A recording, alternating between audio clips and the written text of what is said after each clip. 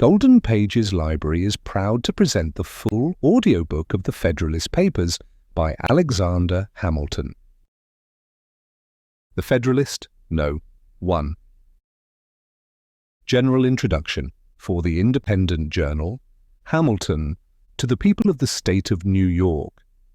After an unequivocal experience of the inefficacy of the subsisting federal government, you are called upon to deliberate on a new constitution for the United States of America. The subject speaks its own importance, comprehending in its consequences nothing less than the existence of the Union, the safety and welfare of the parts of which it is composed, the fate of an empire in many respects the most interesting in the world.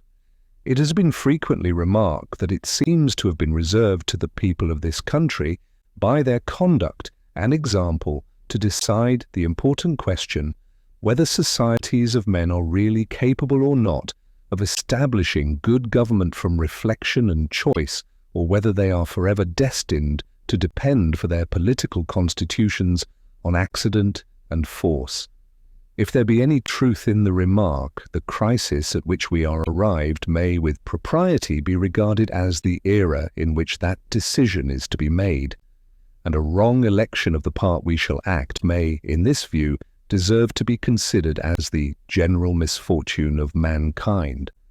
This idea will add the inducements of philanthropy to those of patriotism, to heighten the solicitude which all considerate and good men must feel for the event. Happy will it be if our choice should be directed by a judicious estimate of our true interests, unperplexed and unbiased by considerations not connected with the public good. But this is a thing more ardently to be wished than seriously to be expected. The plan offered to our deliberations affects too many particular interests, innovates upon too many local institutions, not to involve in its discussion a variety of objects foreign to its merits, and of views, passions, and prejudices little favourable to the discovery of truth. Among the most formidable of the obstacles which the new Constitution will have to encounter may readily be distinguished the obvious interest of a certain class of men in every state to resist all changes which may hazard a diminution of the power, emolument, and consequence of the offices they hold under the state establishments, and the perverted ambition of another class of men who will either hope to aggrandize themselves by the confusions of their country, or will flatter themselves with fairer prospects of elevation from the subdivision of the empire into several partial confederacies than from its union under one government. It is not, however, my design to dwell upon observations of this nature. I am well aware that it would be disingenuous to resolve indiscriminately the opposition of any set of men, merely because their situations might subject them to suspicion, into interested or ambitious views. Candour will oblige us to admit that even such men may be actuated by upright intentions, and it cannot be doubted that much of the opposition which has made its appearance, or may hereafter make its appearance, will spring from sources blameless at least, if not respectable, the honest errors of minds led astray by preconceived jealousies and fears. So numerous indeed and so powerful are the causes which serve to give a false bias to the judgment, that we upon many occasions see wise and good men on the wrong as well as on the right side of questions of the first magnitude to society. This circumstance, if duly attended to, would furnish a lesson of moderation to those who are ever so much persuaded of their being in the right in any controversy, and a further reason for caution in this respect might be drawn from the reflection that we are not always sure that those who advocate the truth are influenced by purer principles than their antagonists. Ambition, avarice, personal animosity, party opposition, and many other motives not more laudable than these are apt to operate as well upon those who support as those who oppose the right side of a question. Were there not even these inducements to moderation, nothing could be more ill-judged than that intolerant spirit which has, at all times, characterized political parties.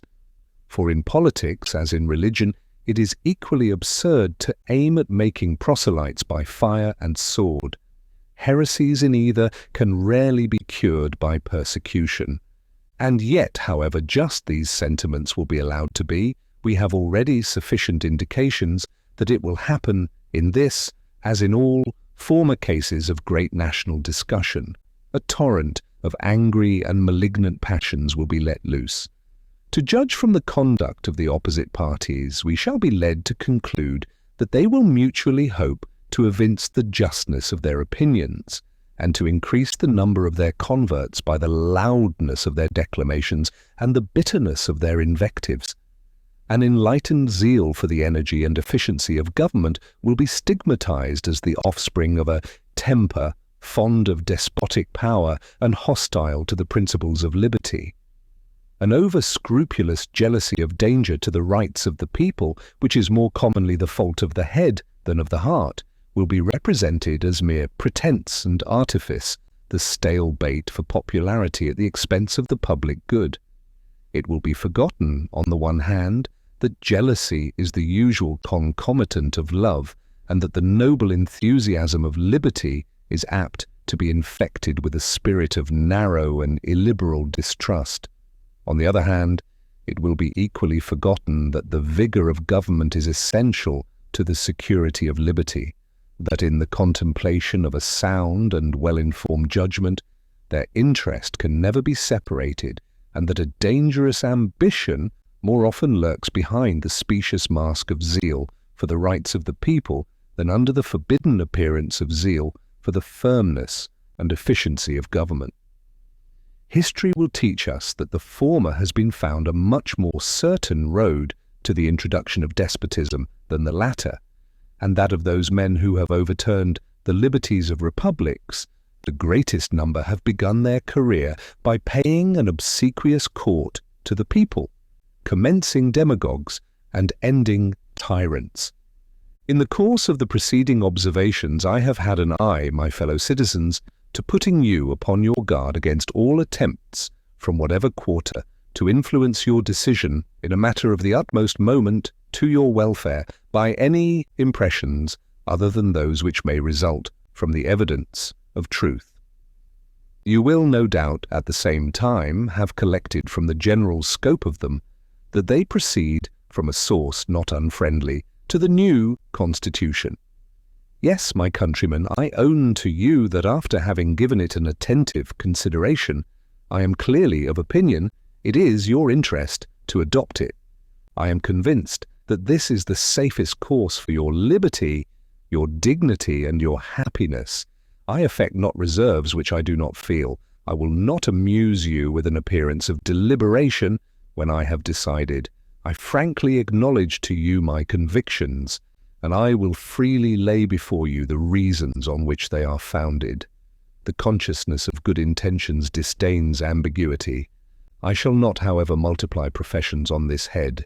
My motives must remain in the depository of my own breast. My arguments will be open to all and may be judged of by all. They shall at least be offered in a spirit which will not disgrace the cause of truth.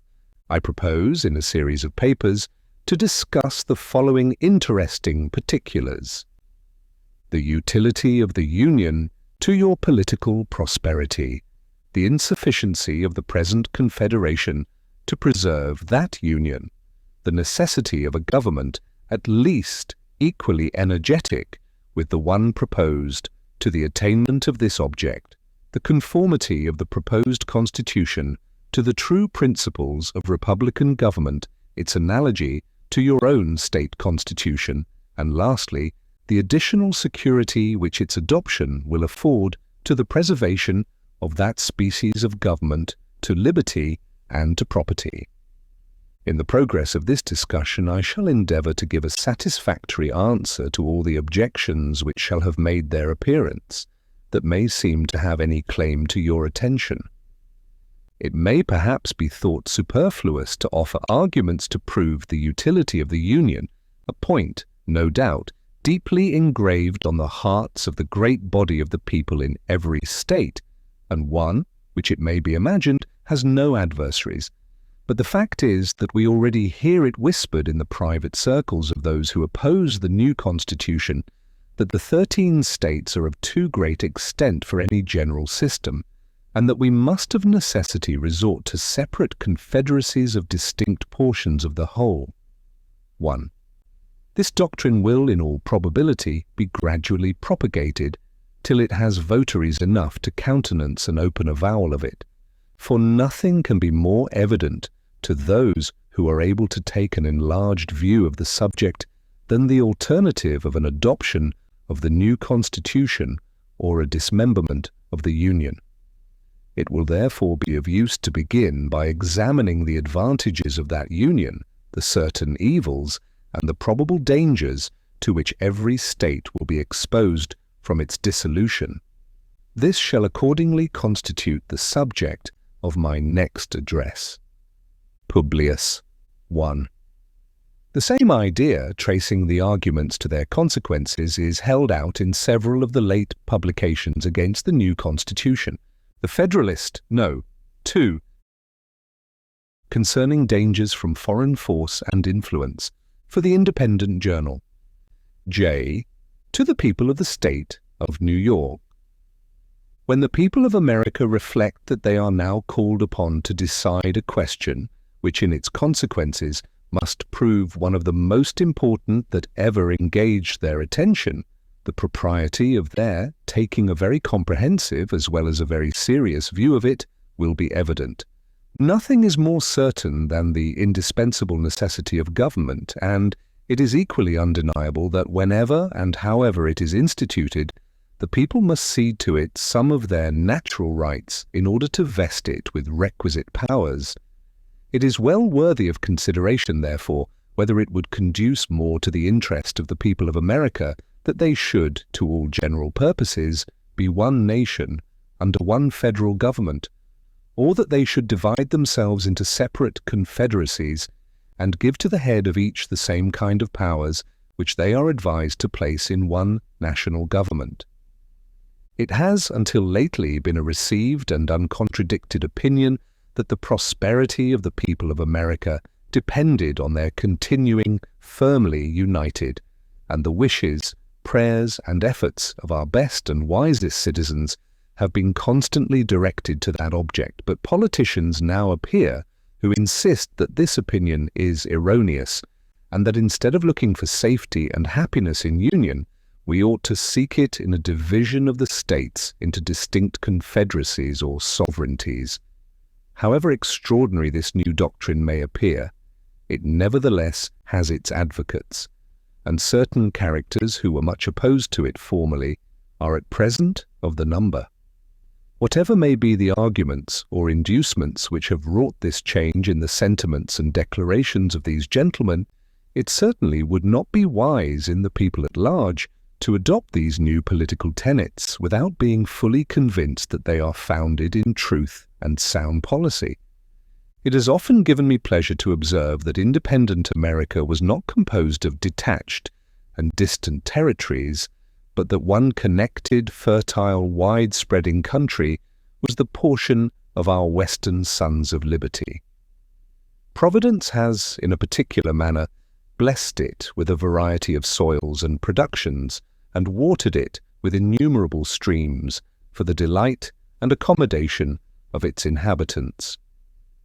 A succession of navigable waters forms a kind of chain round its borders, as if to bind it together, while the most noble rivers in the world, running at convenient distances, present them with highways for the easy communication of friendly aids, and the mutual transportation and exchange of their various commodities.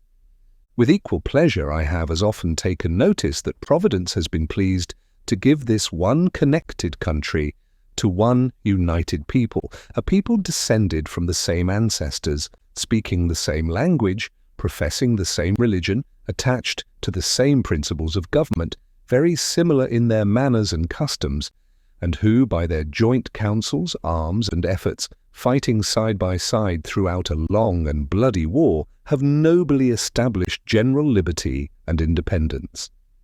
This country and this people seem to have been made for each other, and it appears as if it was the design of Providence that an inheritance so proper and convenient for a band of brethren, united to each other by the strongest ties, should never be split into a number of unsocial, jealous, and alien sovereignties.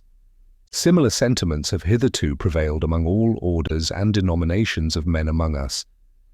To all general purposes we have uniformly been one people, each individual citizen, everywhere, enjoying the same national rights, privileges, and protection. As a nation we have made peace and war. As a nation we have vanquished our common enemies. As a nation we have formed alliances and made treaties, and entered into various compacts and conventions with foreign states. A strong sense of the value and blessings of union induced the people, at a very early period, to institute a federal government to preserve and perpetuate it. They formed it almost as soon as they had a political existence, nay, at a time when their habitations were in flames, when many of their citizens were bleeding, and when the progress of hostility and desolation left little room for those calm and mature inquiries and reflections which must ever precede the formation of a wise and well-balanced government for a free people. It is not to be wondered at that a government instituted in times so inauspicious should on experiment be found greatly deficient and inadequate to the purpose it was intended to answer. This intelligent people perceived and regretted these defects. Still continuing no less attached to union than enamored of liberty, they observed the danger which immediately threatened the former and more remotely the latter, and being persuaded that ample security for both could only be found in a national government more wisely framed, they, as with one voice, convened the late convention at Philadelphia to take that important subject under consideration. This convention, composed of men who possessed the confidence of the people, and many of whom had become highly distinguished by their patriotism, virtue, and wisdom, in times which tried the minds and hearts of men, undertook the arduous task.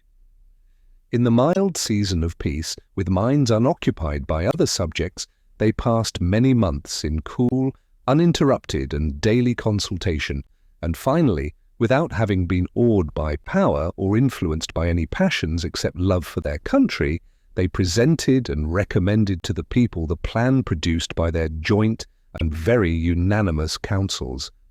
Admit, for so is the fact, that this plan is only recommended, not imposed, yet let it be remembered that it is neither recommended to blind approbation nor to blind reprobation, but to that sedate and candid consideration which the magnitude and importance of the subject demand, and which it certainly ought to receive.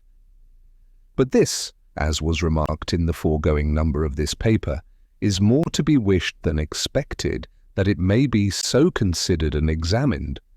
Experience on a former occasion teaches us not to be too sanguine in such hopes.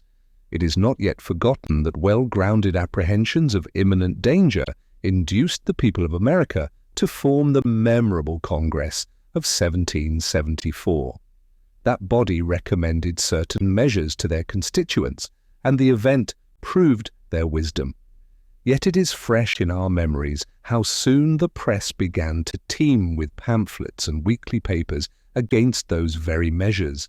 Not only many of the officers of government who obeyed the dictates of personal interest, but others, from a mistaken estimate of consequences or the undue influence of former attachments, or whose ambition aimed at objects which did not correspond with the public good, were indefatigable in their efforts to persuade the people to reject the advice of that patriotic Congress. Many indeed were deceived and deluded, but the great majority of the people reasoned and decided judiciously, and happy they are in reflecting that they did so. They considered that the Congress was composed of many wise and experienced men, that, being convened from different parts of the country, they brought with them and communicated to each other a variety of useful information, that in the course of the time they passed together in inquiring into and discussing the true interests of their country, they must have acquired very accurate knowledge on that head. that they were individually interested in the public liberty and prosperity, and therefore that it was not less their inclination than their duty to recommend only such measures as, after the most mature deliberation, they really thought prudent and advisable. These and similar considerations then induced the people to rely greatly on the judgment and integrity of the Congress, and they took their advice, notwithstanding the various arts and endeavours used to deter them from it. But if the people at large had reason to confide in the men of that Congress, few of whom had been fully tried or generally known, still greater reason have they now to respect the judgment and advice of the Convention, for it is well known that some of the most distinguished members of that Congress, who have been since tried and justly approved for patriotism and abilities, and who have grown old in acquiring political information, were also members of this Convention and carried into it their accumulated knowledge and experience. It is worthy of remark that not only the first, but every succeeding Congress, as well as the late Convention, have invariably joined with the people in thinking that the prosperity of America depended on its union. To preserve and perpetuate it was the great object of the people in forming that Convention, and it is also the great object of the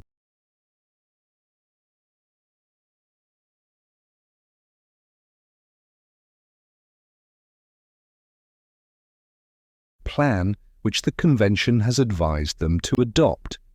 With what propriety, therefore, or for what good purposes, are attempts at this particular period made by some men to depreciate the importance of the Union? Or why is it suggested that 3 or 4 confederacies would be better than one? I am persuaded in my own mind that the people have always thought right on this subject, and that their universal and uniform attachment to the cause of the Union rests on great and weighty reasons, which I shall endeavour to develop and explain in some ensuing papers. They who promote the idea of substituting a number of distinct confederacies in the room of the plan of the Convention seem clearly to foresee that the rejection of it would put the continuance of the Union in the utmost jeopardy. That certainly would be the case, and I sincerely wish that it may be as clearly foreseen by every good citizen that whenever the dissolution of the Union arrives, America will have reason to exclaim, in the words of the poet, "Farewell, a long farewell to all my greatness." Publius. The Federalist, No. 3. The same subject continued, concerning dangers from foreign force and influence. For the Independent Journal, J. To the people of the State of New York.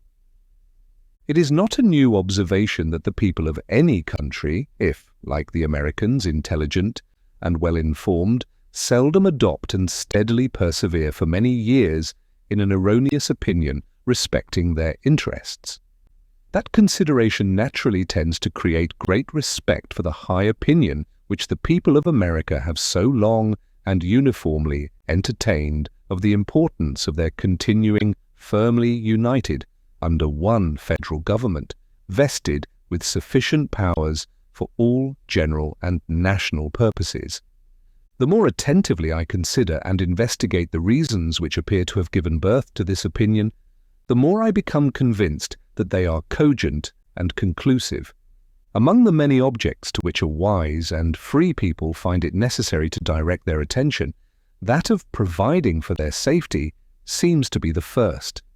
The safety of the people doubtless has relation to a great variety of circumstances and considerations, and consequently affords great latitude to those who wish to define it precisely and comprehensively.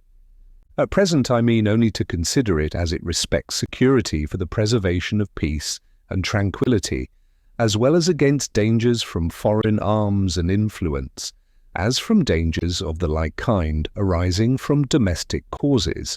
As the former of these comes first in order, it is proper it should be the first discussed. Let us therefore proceed to examine whether the people are not right in their opinion that a cordial union under an efficient national government affords them the best security that can be devised against hostilities from abroad. The number of wars which have happened or will happen in the world will always be found to be in proportion to the number and weight of the causes, whether real or pretended, which provoke or invite them.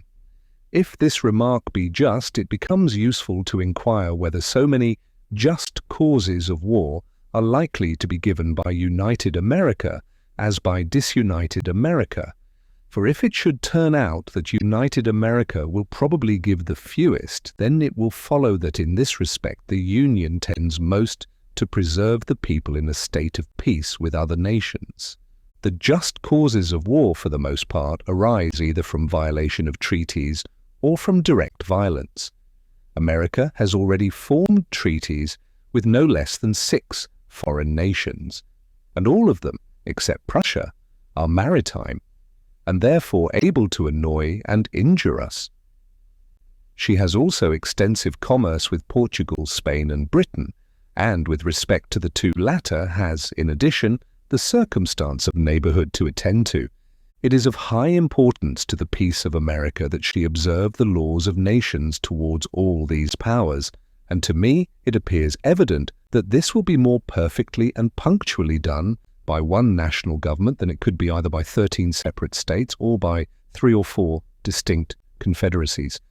Because when once an efficient national government is established, the best men in the country will not only consent to serve, but also will generally be appointed to manage it.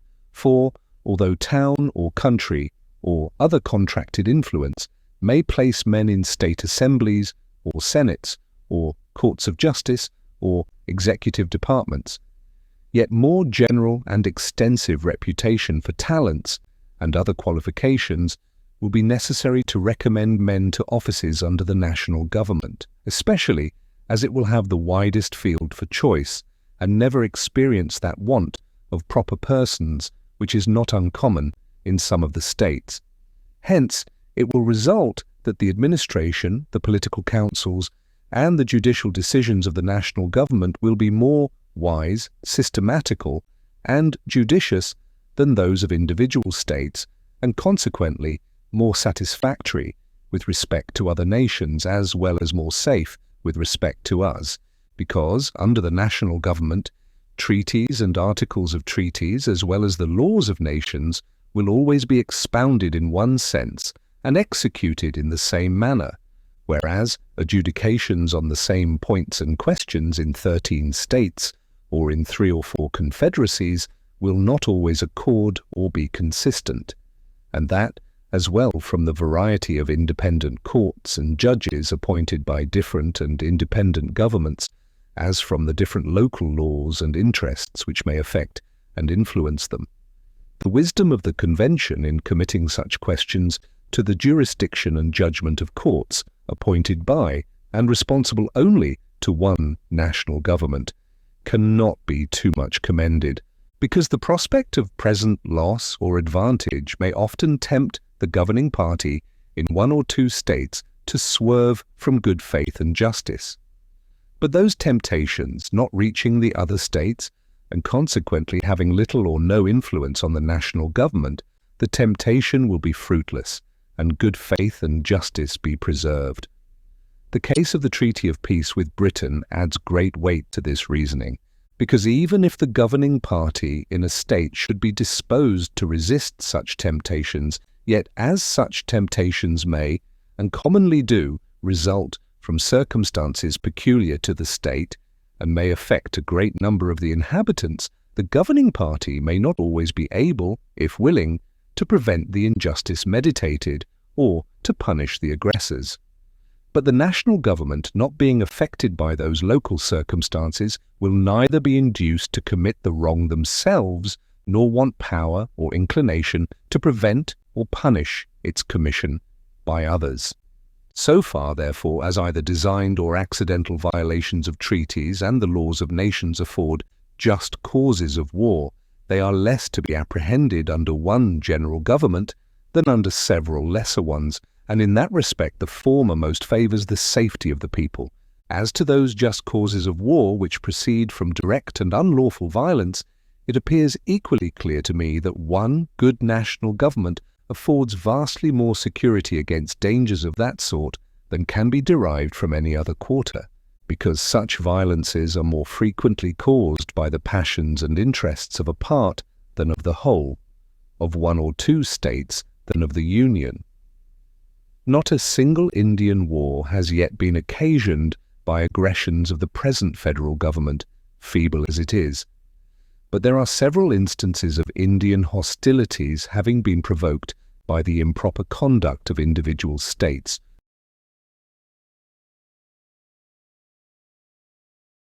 who, either unable or unwilling to restrain or punish offences, have given occasion to the slaughter of many innocent inhabitants. The neighbourhood of Spanish and British territories bordering on some states and not on others naturally confines the causes of quarrel more immediately to the borderers. The bordering states, if any, will be those who, under the impulse of sudden irritation and a quick sense of apparent interest or injury, will be most likely, by direct violence, to excite war with these nations. And nothing can so effectually obviate that danger as a national government whose wisdom and prudence will not be diminished by the passions which actuate the parties immediately interested. But not only fewer just causes of war will be given by the national government, but it will also be more in their power to accommodate and settle them amicably.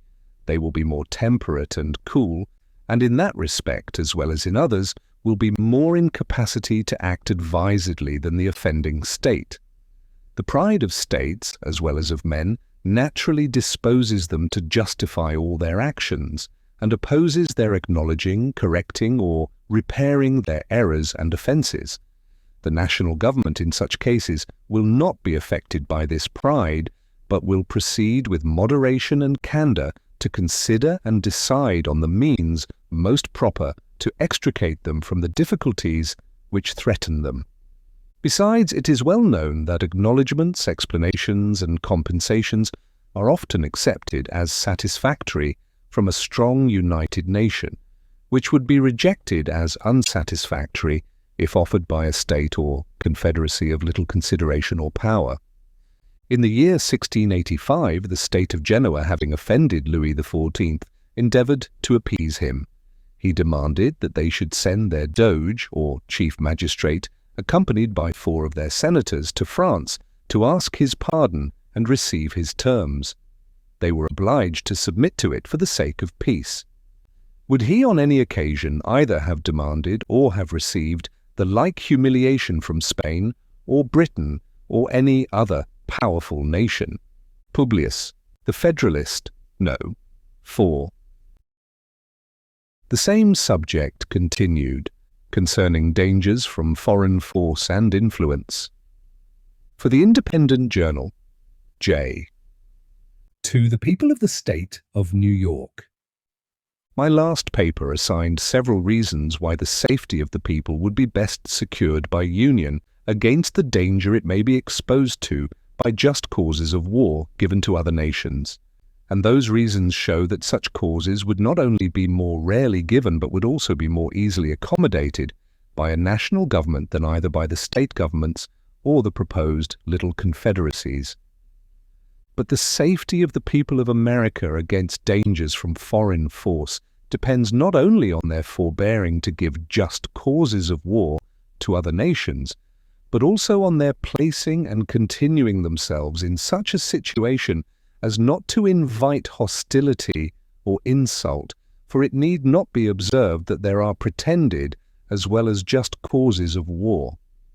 It is too true, however disgraceful it may be to human nature, that nations in general will make war whenever they have a prospect of getting anything by it.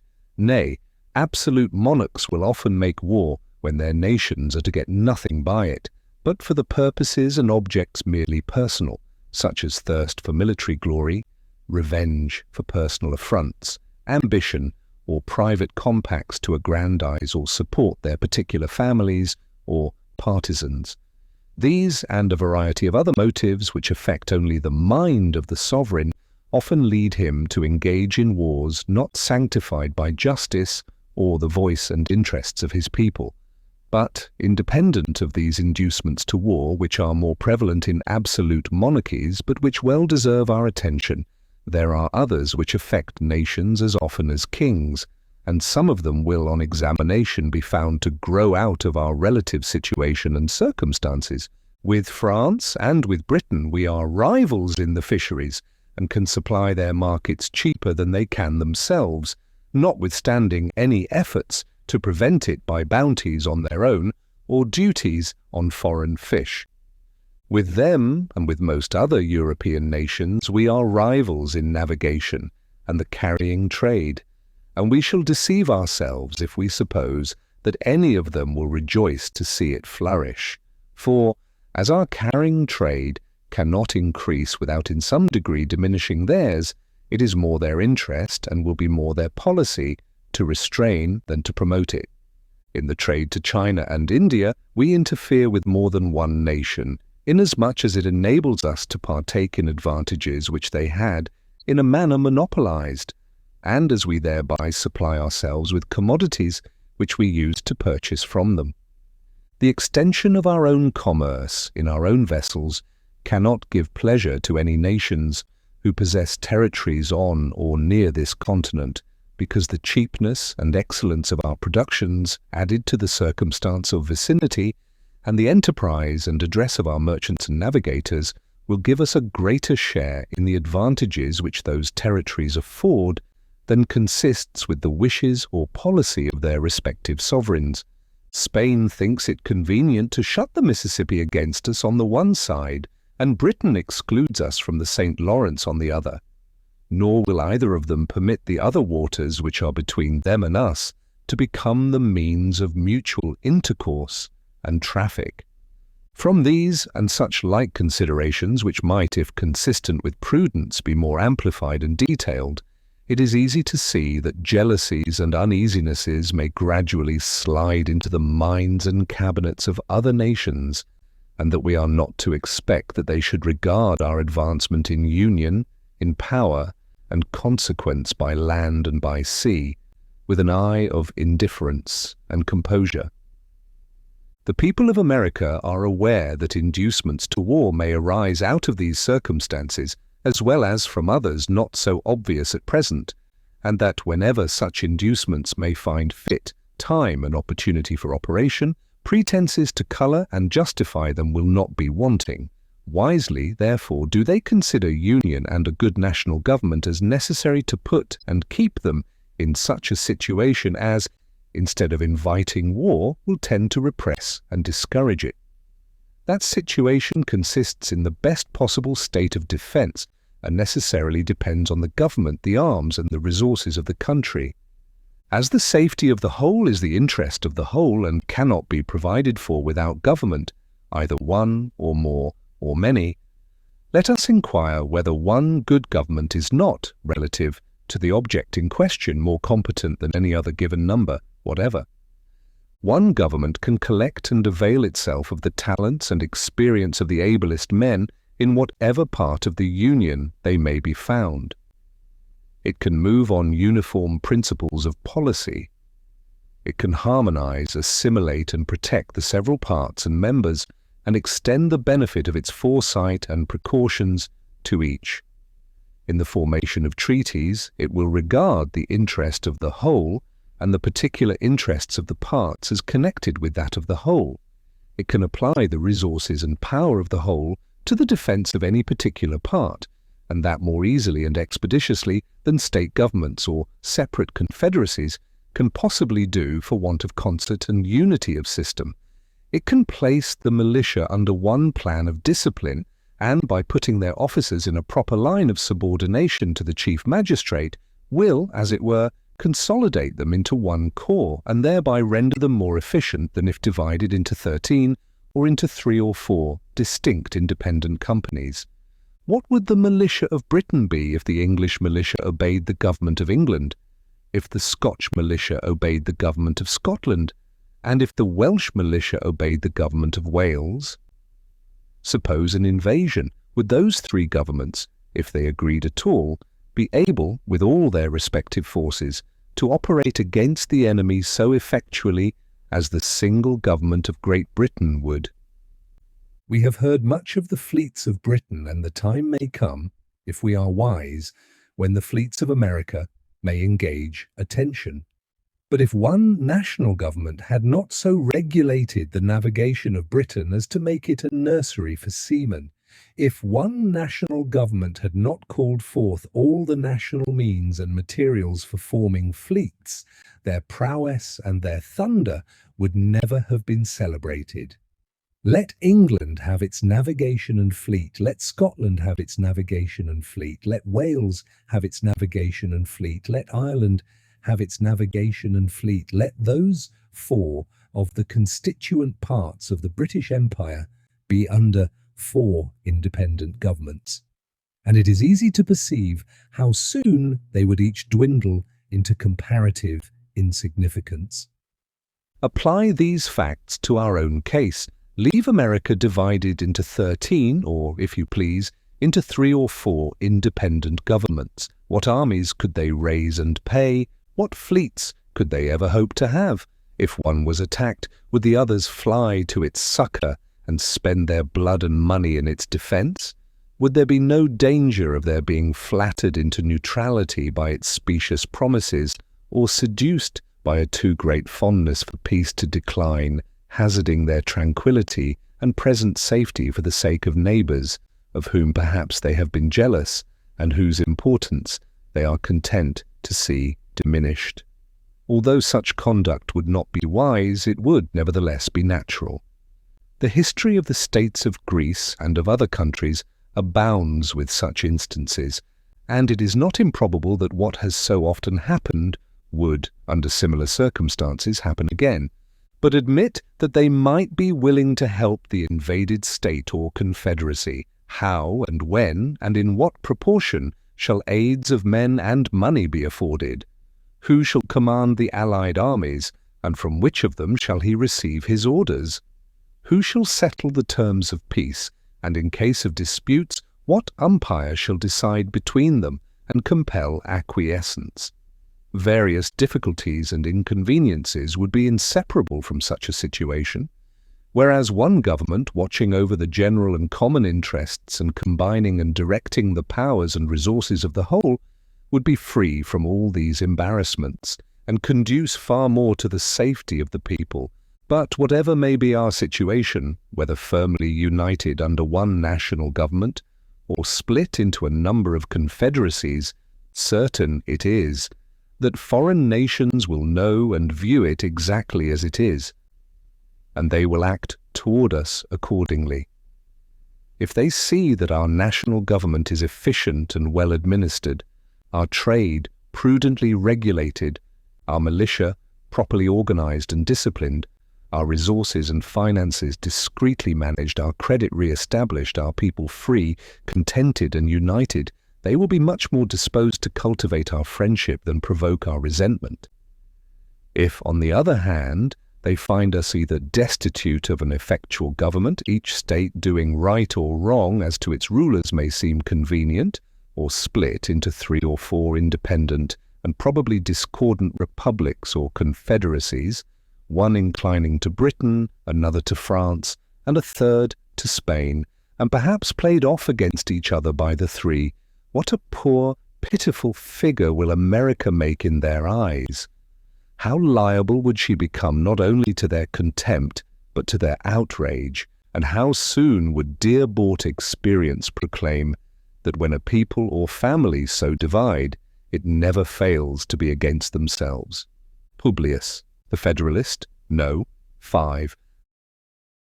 The same subject continued, concerning dangers from foreign force and influence. For the Independent Journal, J. To the people of the state of New York. Queen Anne, in her letter of the 1st of July, 1706, to the Scotch Parliament, makes some observations on the importance of the union then forming between England and Scotland, which merit our attention. I shall present the public with 1 or 2 extracts from it. An entire and perfect union will be the solid foundation of lasting peace. It will secure your religion, liberty, and property. remove the animosities amongst yourselves, and the jealousies and differences betwixt our two kingdoms. It must increase your strength, riches, and trade, and by this union the whole island, being joined in affection and free from all apprehensions of different interest, will be enabled to resist all its enemies. We most earnestly recommend to you calmness and unanimity in this great and weighty affair, that the union may be brought to a happy conclusion, being the only effectual way to secure our present and future happiness, and disappoint the designs of our and your enemies, who will doubtless, on this occasion, use their utmost endeavours to prevent or delay this union. It was remarked in the preceding paper that weakness and divisions at home would invite dangers from abroad, and that nothing would tend more to secure us from them than union, strength, and good government within ourselves. This subject is copious and cannot easily be exhausted. The history of Great Britain is the one with which we are in general the best acquainted, and it gives us many useful lessons. We may profit by their experience without paying the price which it cost them. Although it seems obvious to common sense that the people of such an island should be but one nation, yet we find that they were for ages divided into three, and that those three were almost constantly embroiled in quarrels and wars with one another. Notwithstanding their true interest with respect to the continental nations was really the same, yet by the arts and policy and practices of those nations, their mutual jealousies were perpetually kept inflamed, and for a long series of years they were far more inconvenient and troublesome than they were useful and assisting to each other. Should the people of America divide themselves into 3 or 4 nations, would not the same thing happen? Would not similar jealousies arise and be in like manner cherished?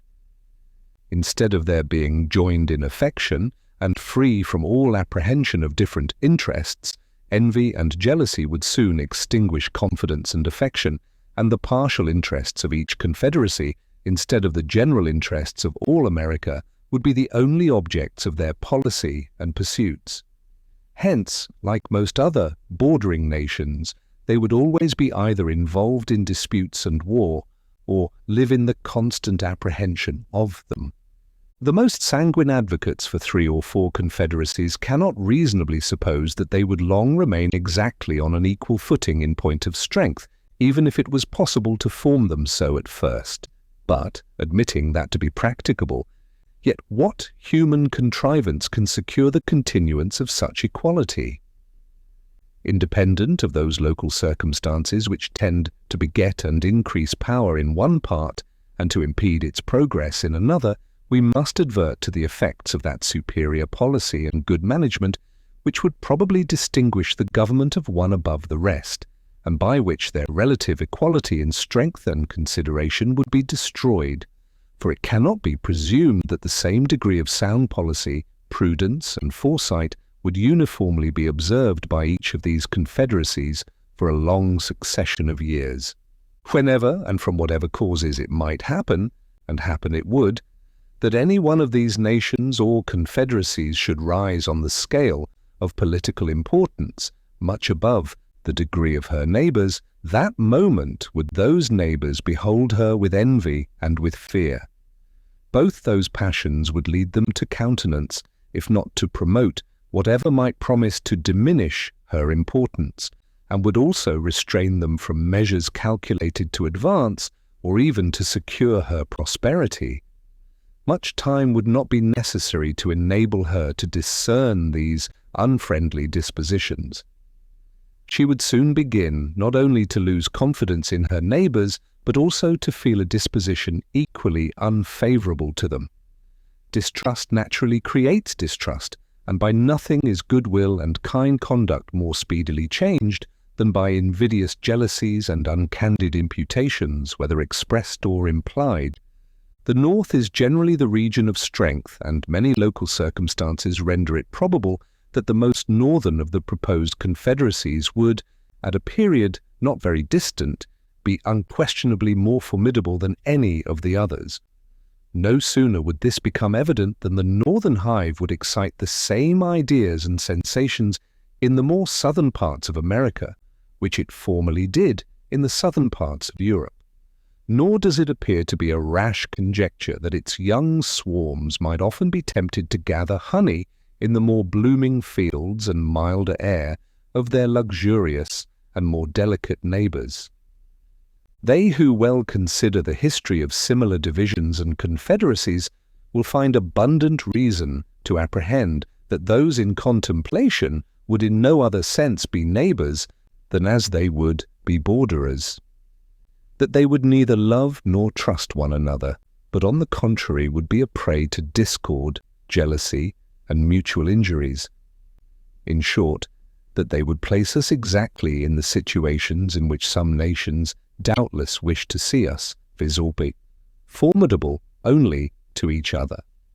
From these considerations it appears that those gentlemen are greatly mistaken who suppose that alliances offensive and defensive might be formed between these confederacies, and would produce that combination and union of wills of arms and of resources which would be necessary to put and keep them in a formidable state of defence against foreign enemies.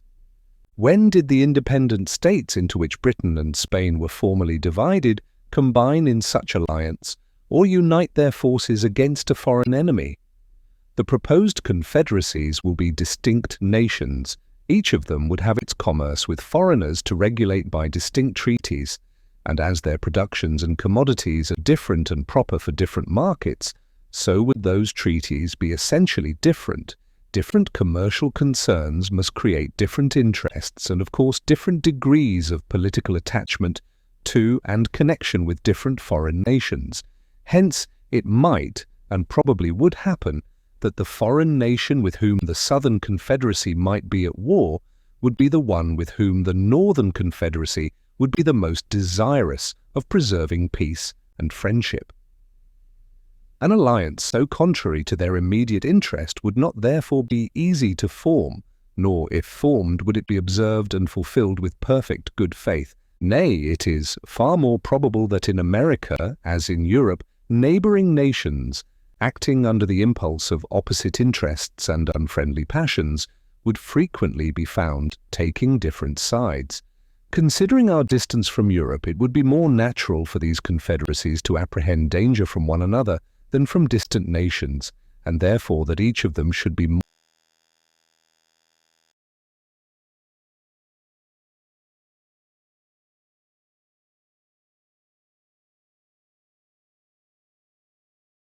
more desirous to guard against the others by the aid of foreign alliances than to guard against foreign dangers by alliances between themselves. And here let us not forget how much more easy it is to receive foreign fleets into our ports and foreign armies into our country than it is to persuade or compel them to depart. How many conquests did the Romans and others make in the characters of allies, and what innovations did they, under the same character, introduce into the governments of those whom they pretended to protect? Let candid men judge then whether the division of America into any given number of independent sovereignties would tend to secure us against the hostilities and improper interference of foreign nations. Publius, the Federalist, No. 6. Concerning dangers from dissensions between the states, for the Independent Journal, Hamilton, to the people of the state of New York. The 3 last numbers of this paper have been dedicated to an enumeration of the dangers to which we should be exposed in a state of disunion from the arms and arts of foreign nations. I shall now proceed to delineate dangers of a different, and perhaps still more alarming kind, those which will in all probability flow from dissensions between the states themselves and from domestic factions and convulsions. These have been already, in some instances, slightly anticipated, but they deserve a more particular and more full investigation. A man must be far gone in utopian speculations who can seriously doubt that, if these states should either be wholly disunited or only united in partial confederacies, the subdivisions into which they might be thrown would have frequent and violent contests with each other. To presume a want of motives for such contests as an argument against their existence would be to forget that men are ambitious, vindictive, and rapacious. To look for a continuation of harmony between a number of independent, unconnected sovereignties in the same neighborhood would be to disregard the uniform course of human events and to set at defiance the accumulated experience of ages. The causes of hostility among nations are innumerable. There are some which have a general and almost constant operation upon the collective bodies of society. Of this description are the love of power or the desire of preeminence and dominion, the jealousy of power or the desire of equality and safety. There are others which have a more circumscribed though an equally operative influence within their spheres. Such are the rivalships and competitions of commerce between commercial nations. And there are others, not less numerous than either of the former, which take their origin entirely in private passions, in the attachments, enmities, interests, hopes, and fears of leading individuals in the communities of which they are members. Men of this class, whether the favorites of a king or of a people, have in too many instances abused the confidence they possessed, and assuming the pretext of some public motive, have not scrupled to sacrifice the national tranquility to personal advantage or personal gratification. The celebrated Pericles, in compliance with the resentment of a prostitute, won at the expense of much of the blood and treasure of his countrymen, attacked, vanquished, and destroyed the city of the Samnians. The same man, stimulated by private pique against the Megarensians to another nation of Greece, or to avoid a prosecution with which he was threatened as an accomplice of a supposed theft of the statuary Phidias, 3, or to get rid of the accusations prepared to be brought against him for dissipating the funds of the state in the purchase of popularity, 4, or from a combination of all these causes, was the primitive author of that famous and fatal war distinguished in the Grecian annals by the name of the Peloponnesian War, which, after various vicissitudes, intermissions, and renewals, terminated in the ruin of the Athenian Commonwealth. The ambitious cardinal, who was prime minister to Henry VIII, permitting his vanity to aspire to the triple crown, 5, entertained hopes of succeeding in the acquisition of that splendid prize by the influence of the Emperor Charles V. To secure the favour and interest of this enterprising and powerful monarch, he precipitated England into a war with France, contrary to the plainest dictates of policy, and at the hazard of the safety and independence, as well of the kingdom over which he presided by his counsels, as of Europe in general. For if there ever was a sovereign who bid fair to realize the project of universal monarchy, it was the Emperor Charles V, of whose intrigues Wolsey was at once the instrument and the dupe. The influence which the bigotry of one female, 6, the petulance of another, 7, and the cabals of a third, 8, had, in the contemporary policy, ferments, and pacifications of a considerable part of Europe, are topics that have been too often descanted upon not to be generally known. To multiply examples of the agency of personal considerations in the production of great national events, either foreign or domestic according to their direction, would be an unnecessary waste of time. Those who have but a superficial acquaintance with the sources from which they are to be drawn will themselves recollect a variety of instances, and those who have a tolerable knowledge of human nature will not stand in need of such lights to form their opinion either of the reality or extent of that agency. Perhaps, however, a reference tending to illustrate the general principle may with propriety be made to a case which has lately happened among ourselves. If Shays had not been a desperate debtor, it is much to be doubted whether Massachusetts would have been plunged into a civil war. But notwithstanding the concurring testimony of experience in this particular, there are still to be found visionary or designing men who stand ready to advocate the paradox of perpetual peace between the states, though dismembered and alienated from each other. The genius of republics, say they, is pacific. The spirit of commerce has a tendency to soften the manners of men and to extinguish those inflammable humours which have so often kindled into wars. Commercial republics like ours will never be disposed to waste themselves in ruinous contentions with each other. They will be governed by mutual interest and will cultivate a spirit of mutual amity and concord. Is it not, we may ask these projectors in politics, the true interest of all nations to cultivate the same benevolent and philosophic spirit? If this be their true interest, have they in fact pursued it? Has it not, on the contrary, invariably been found that momentary passions and immediate interest have a more active and imperious control over human conduct than general or remote considerations of policy, utility, or justice? Have republics in practice been less addicted to war than monarchies? Are not the former administered by men as well as the latter? Are there not aversions, predilections, rivalships, and desires of unjust acquisitions that affect nations as well as kings? Are not popular assemblies frequently subject to the impulses of rage, resentment, jealousy, avarice, and of other irregular and violent propensities? Is it not well known that their determinations are often governed by a few individuals in whom they place confidence, and are, of course, liable to be tinctured by the passions and views of those individuals? Has commerce hitherto done anything more than change the objects of war? Is not the love of wealth as domineering and enterprising a passion as that of power or glory? Have there not been as many wars founded upon commercial motives, since that has become the prevailing system of nations, as were before occasioned by the cupidity of territory or dominion?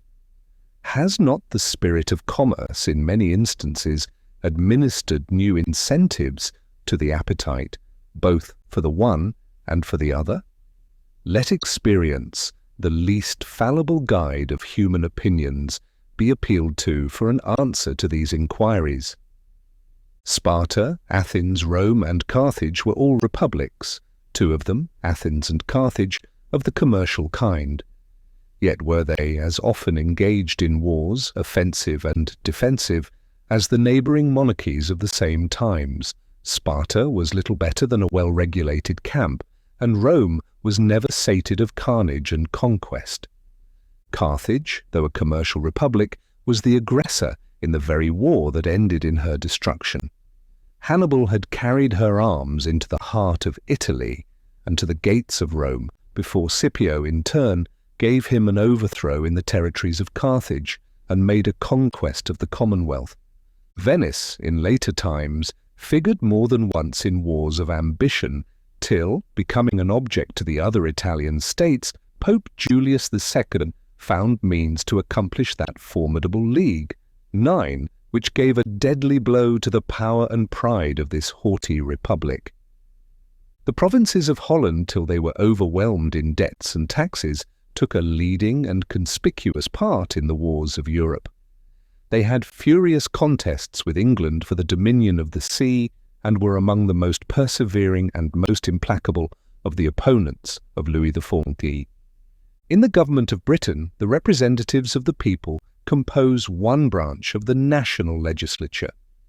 Commerce has been for ages the predominant pursuit of that country. Few nations, nevertheless, have been more frequently engaged in war, and the wars in which that kingdom has been engaged have, in numerous instances, proceeded from the people.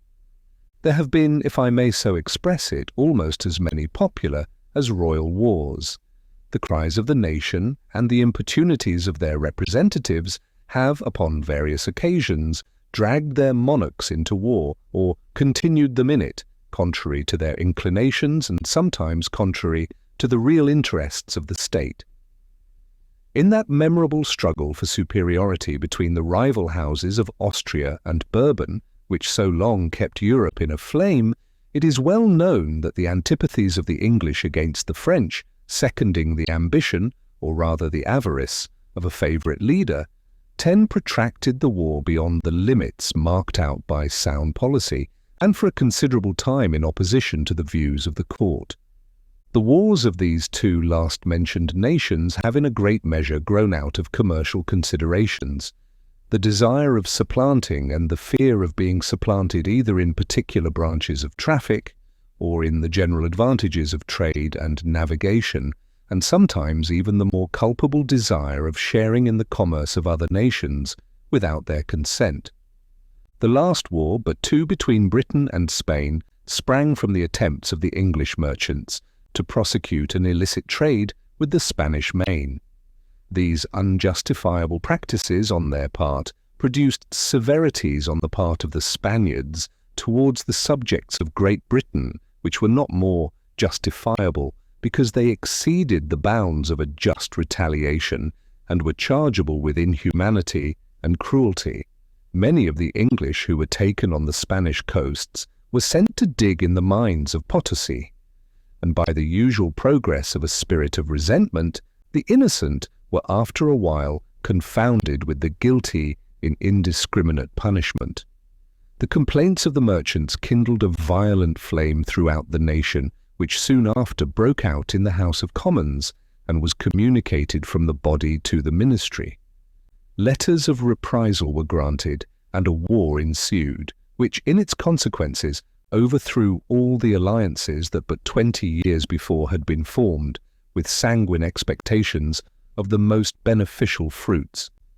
From this summary of what has taken place in other countries, whose situations have borne the nearest resemblance to our own, what reason can we have to confide in those reveries which would seduce us into an expectation of peace and cordiality between the members of the present Confederacy in a state of separation? Have we not already seen enough of the fallacy and extravagance of those idle theories which have amused us with promises of an exemption from the imperfections, weaknesses, and evils incident to society in every shape? Is it not time to awake from the deceitful dream of a golden age, and to adopt as a practical maxim for the direction of our political conduct that we, as well as the other inhabitants of the globe, are yet remote from the happy empire of perfect wisdom and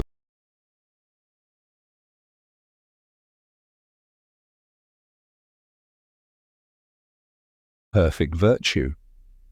Let the point of extreme depression to which our national dignity and credit have sunk, let the inconveniences felt everywhere from a lax and ill administration of government, let the revolt of a part of the state of North Carolina, the late menacing disturbances in Pennsylvania, and the actual insurrections and rebellions in Massachusetts declare.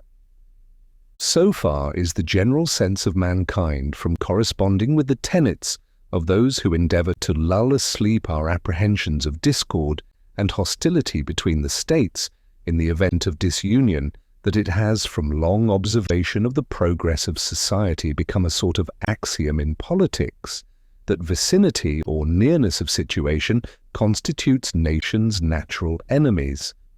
An intelligent writer expresses himself on this subject to this effect.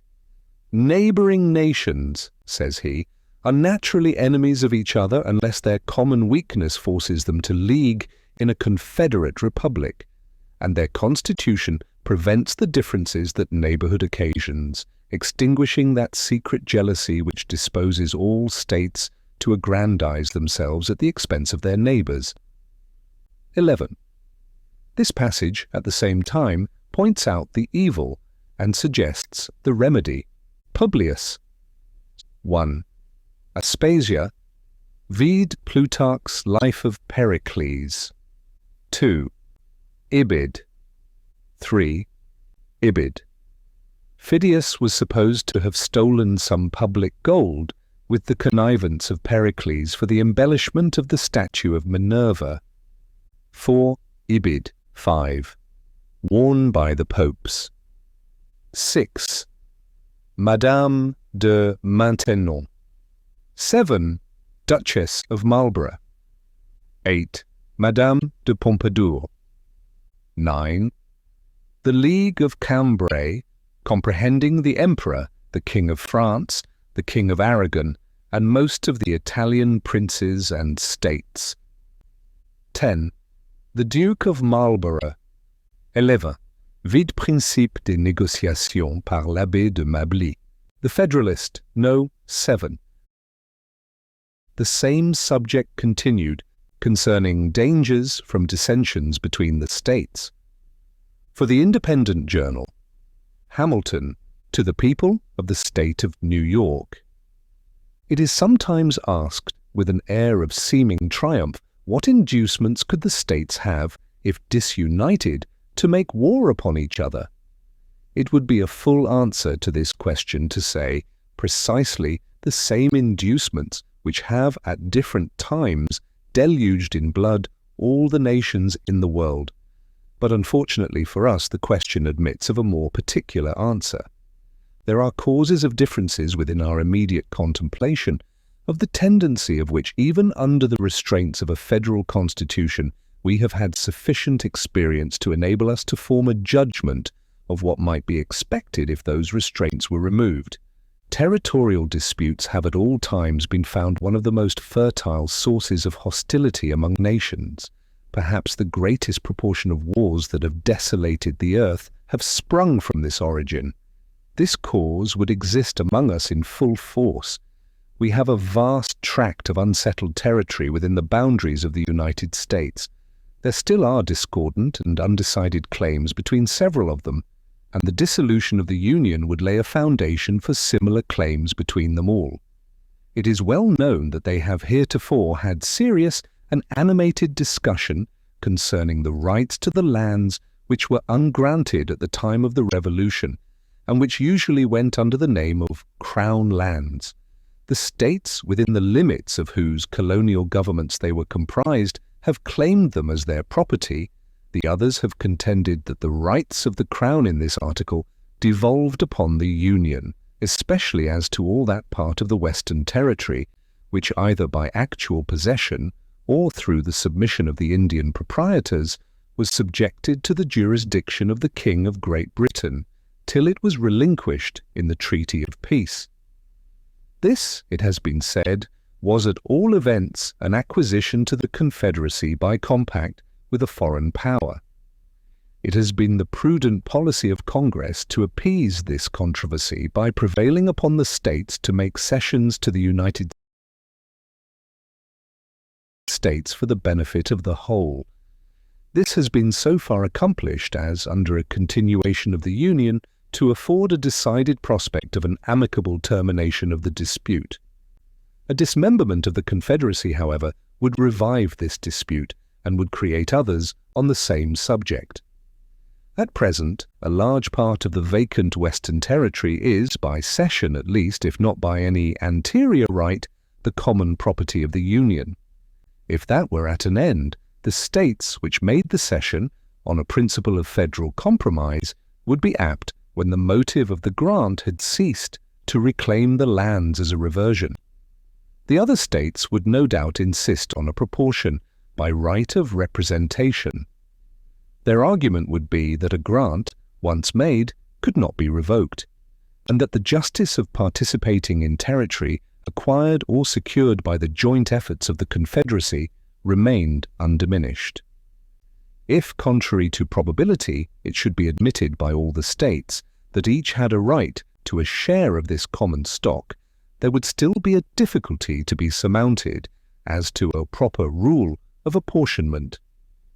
Different principles would be set up by different states for this purpose, and as they would affect the opposite interests of the parties, they might not easily be susceptible of a pacific adjustment. In the wide field of Western Territory, therefore, we perceive an ample theatre for hostile pretensions, without any umpire or common judge to interpose between the contending parties. To reason from the past to the future, we shall have good ground to apprehend that the sword would sometimes be appealed to as the arbiter of their differences. The circumstances of the dispute between Connecticut and Pennsylvania respecting the land at Wyoming admonish us not to be sanguine in expecting an easy accommodation of such differences the Articles of Confederation obliged the parties to submit the matter to the decision of a federal court. The submission was made and the court decided in favor of Pennsylvania. But Connecticut gave strong indications of dissatisfaction with that determination, nor did she appear to be entirely resigned to it, till, by negotiation and management, something like an equivalent was found for the loss she supposed herself to have sustained. Nothing here said is intended to convey the slightest censure on the conduct of that state. She no doubt sincerely believed herself to have been injured by the decision, and states, like individuals, acquiesce with great reluctance in determinations to their disadvantage. Those who had an opportunity of seeing the inside of the transactions which attended the progress of the controversy between this state and the District of Vermont can vouch the opposition we experienced, as well from states not interested as from those which were interested in the claim, and can attest the danger to which the peace of the Confederacy might have been exposed had this state attempted to assert its rights by force. Two motives preponderated in that opposition. One, a jealousy entertained of our future power, and the other, the interest of certain individuals of influence in the neighboring states, who had obtained grants of lands under the actual government of that district. Even the states which brought forward claims, in contradiction to ours, seemed more solicitous to dismember this state than to establish their own pretensions. These were New Hampshire, Massachusetts, and Connecticut. New Jersey and Rhode Island upon all occasions discovered a warm zeal for the independence of Vermont, and Maryland, till alarmed by the appearance of a connection between Canada and that state, entered deeply into the same views. These being small states, saw with an unfriendly eye the perspective of our growing greatness.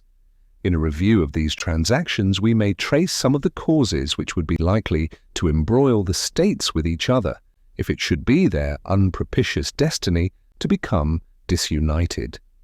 The competitions of commerce would be another fruitful source of contention. The states, less favorably circumstanced, would be desirous of escaping from the disadvantages of local situation and of sharing in the advantages of their more fortunate neighbors. Each state, or separate confederacy, would pursue a system of commercial policy peculiar to itself. This would occasion distinctions, preferences, and exclusions, which would beget discontent. The habits of intercourse on the basis of equal privileges to which we have been accustomed since the earliest settlement of the country would give a keener edge to those causes of discontent than they would naturally have independent of this circumstance. We should be ready to denominate injuries, those things which were in reality the justifiable acts of independent sovereignties consulting a distinct interest. The spirit of enterprise which characterizes the commercial part of America has left no occasion of displaying itself unimproved. It is not at all probable that this unbridled spirit would pay much respect to those regulations of trade by which particular states might endeavor to secure exclusive benefits to their own citizens. The infractions of these regulations on one side, the efforts to prevent and repel them, on the other, would naturally lead to outrages, and these to reprisals and wars. The opportunities which some states would have of rendering others tributary to them by commercial regulations would be impatiently submitted to by the tributary states. The relative situation of New York, Connecticut, and New Jersey would afford an example of this kind. New York, from the necessities of revenue, must lay duties on her importations. A great part of these duties must be paid by the inhabitants of the two other states in the capacity of consumers of what we import. New York would neither be willing nor able to forego this advantage.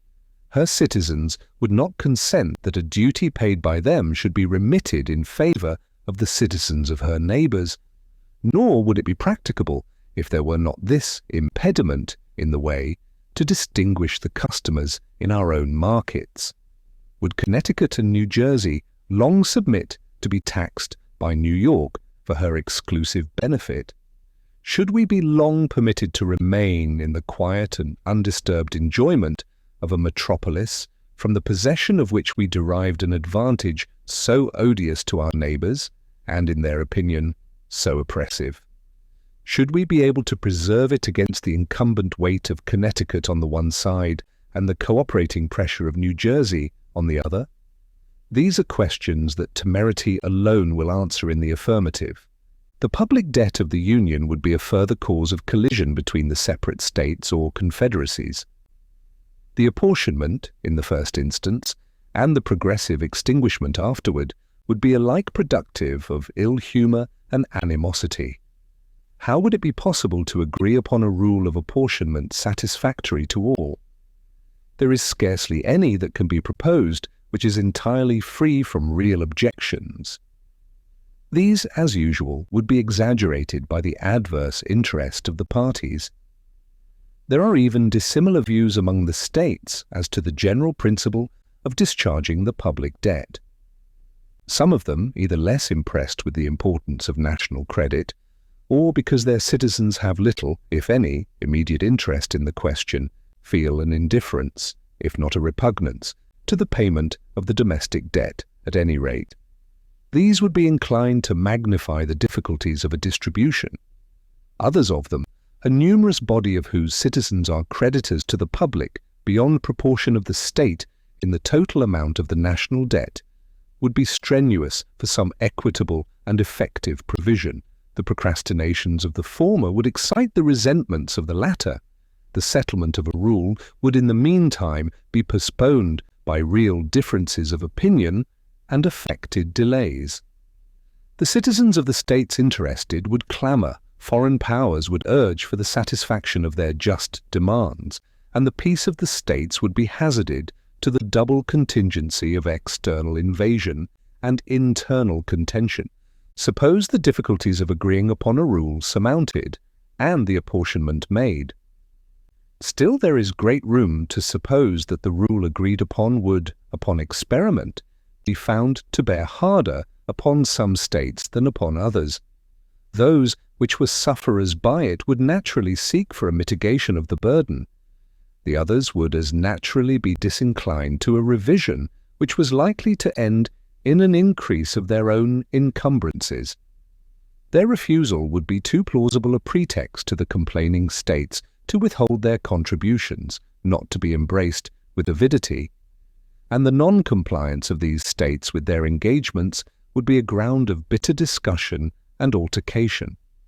If even the rule adopted should in practice justify the equality of its principle, still delinquencies in payments on the part of some of the states would result from a diversity of other causes: the real deficiency of resources, the mismanagement of their finances, accidental disorders in the management of the government, and in addition to the rest, the reluctance with which men commonly part with money for purposes that have outlived the exigencies which produce them and interfere with the supply of immediate wants. Delinquencies, from whatever causes, would be productive of complaints, recriminations, and quarrels. There is perhaps nothing more likely to disturb the tranquillity of nations than their being bound to mutual contributions for any common object that does not yield an equal and coincident benefit. For it is an observation, as true as it is trite, that there is nothing men differ so readily about as the payment of money. Laws in violation of private contracts, as they amount to aggressions on the rights of those states whose citizens are injured by them, may be considered as another probable source of hostility. We are not authorized to expect that a more liberal or more equitable spirit would preside over the legislations of the individual states hereafter, if unrestrained by any additional checks than we have heretofore seen, in too many instances disgracing their several codes. We have observed the disposition to retaliation excited in Connecticut in consequence of the enormities perpetrated by the legislature of Rhode Island, and we reasonably infer that in similar cases, under other circumstances, a war, not of parchment but of the sword, would chastise such atrocious breaches of moral obligation and social justice. The probability of incompatible alliances between the different states or confederacies and different foreign nations, and the effects of this situation upon the peace of the whole, have been sufficiently unfolded in some preceding papers. From the view they have exhibited of this part of the subject, this conclusion is to be drawn that America, if not connected at all, or only by the feeble tie of a simple league, offensive and defensive, would, by the operation of such jarring alliances, be gradually entangled in all the pernicious labyrinths of European politics and wars, and by the destructive contentions of the parts into which she was divided, would be likely to become a prey to the artifices and machinations of powers equally the enemies of them all. Divide et impera, one, must be the motto of every nation that either hates or fears us. 2. Publius, 1. Divide and command. 2. In order that the whole subject of these papers may as soon as possible be laid before the public, it is proposed to publish them 4 times a week, on Tuesday in the New York Packet and on Thursday in the Daily Advertiser. The Federalist, No. 8. The consequences of hostilities between the states, from the New York Packet. Tuesday, November 20th, 1787. Hamilton, to the people of the state of New York, assuming it therefore as an established truth that the several states, in case of disunion, or such combinations of them as might happen to be formed out of the wreck of the general confederacy, would be subject to those vicissitudes of peace and war, of friendship and enmity with each other, which have fallen to the lot of all neighbouring nations, not united under one government, let us enter into a concise detail of some of the consequences that would attend such a situation. War between the states in the first period of their separate existence would be accompanied with much greater distresses than it commonly is in those countries where regular military establishments have long obtained. The disciplined armies always kept on foot on the continent of Europe, though they bear a malignant aspect to liberty and economy, have notwithstanding been productive of the signal advantage of rendering sudden conquests impracticable and of preventing that rapid desolation which used to mark the progress of war prior to their introduction. The art of fortification has contributed to the same ends. The nations of Europe are encircled with chains of fortified places which mutually obstruct invasion. Campaigns are wasted in reducing 2 or 3 frontier garrisons to gain admittance into an enemy's country. Similar impediments occur at every step to exhaust the strength and delay the progress of an invader. Formerly, an invading army would penetrate into the heart of a neighbouring country almost as soon as intelligence of its approach could be received.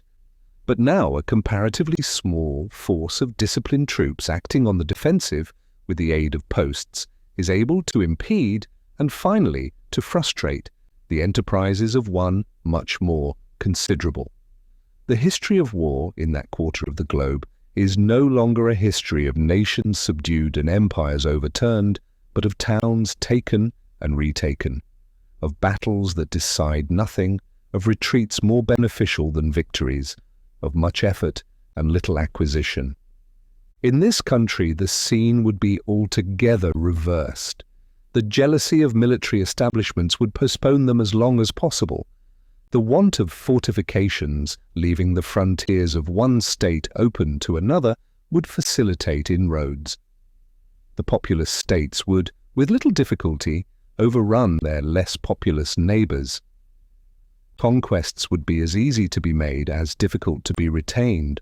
War, therefore, would be desultory and predatory. Plunder and devastation ever march in the train of irregulars. The calamities of individuals would make the principal figure in the events which would characterize our military exploits. This picture is not too highly wrought, though I confess it would not long remain a just one. Safety from external danger is the most powerful director of national conduct. Even the ardent love of liberty will after a time give way to its dictates. The violent destruction of life and property incident to war, the continual effort and alarm attendant on a state of continual danger, will compel nations the most attached to liberty to resort for repose and security to institutions which have a tendency to destroy their civil and political rights. To be more safe, they at length become willing to run the risk of being less free. The institutions chiefly alluded to are standing armies and the correspondent appendages of military establishments. Standing armies, it is said, are not provided against in the new constitution, and it is therefore inferred that they may exist under it. 1. Their existence, however, from the very terms of the proposition, is at most problematical and uncertain. But standing armies, it may be replied, must inevitably result from a dissolution of the Confederacy. Frequent war and constant apprehension, which require a state of as constant preparation, will infallibly produce them. The weaker states or confederacies would first have recourse to them to put themselves upon an equality with their more potent neighbours. They would endeavour to supply the inferiority of population and resources by a more regular and effective system of defence, by disciplined troops and by fortifications. They would, at the same time, be necessitated to strengthen the executive arm of government, in doing which their constitutions would acquire a progressive direction toward monarchy. It is of the nature of war to increase the executive at the expense of the legislative authority. The expedients which have been mentioned would soon give the states or confederacies that made use of them a superiority over their neighbours. Small states, or states of less natural strength, under vigorous governments, and with the assistance of disciplined armies, have often triumphed over large states, or states of greater natural strength, which have been destitute of these advantages. Neither the pride nor the safety of the more important states or confederacies would permit them long to submit to this mortifying and adventitious superiority. They would quickly resort to means similar to those by which it had been effected to reinstate themselves in their lost preeminence.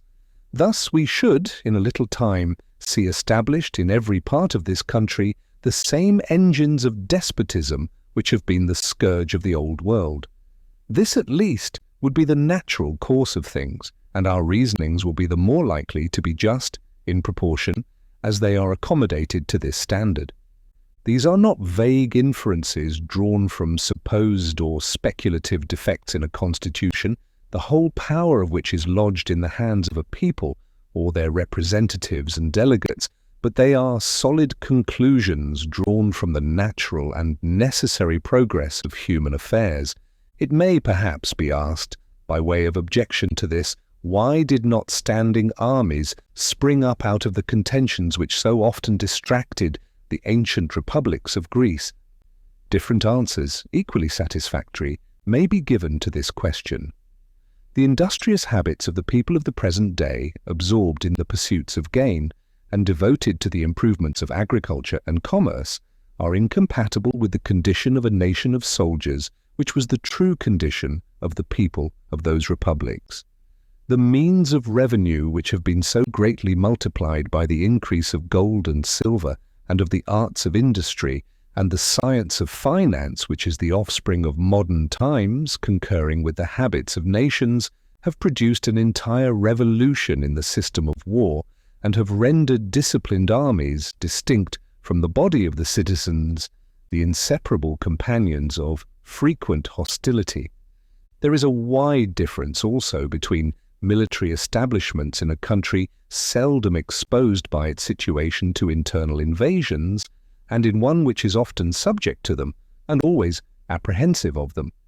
The rulers of the former can have a good pretext, if they are even so inclined, to keep on foot armies so numerous as must of necessity be maintained in the latter. These armies being, in the first case, rarely, if at all, called into activity for interior defence, the people are in no danger of being broken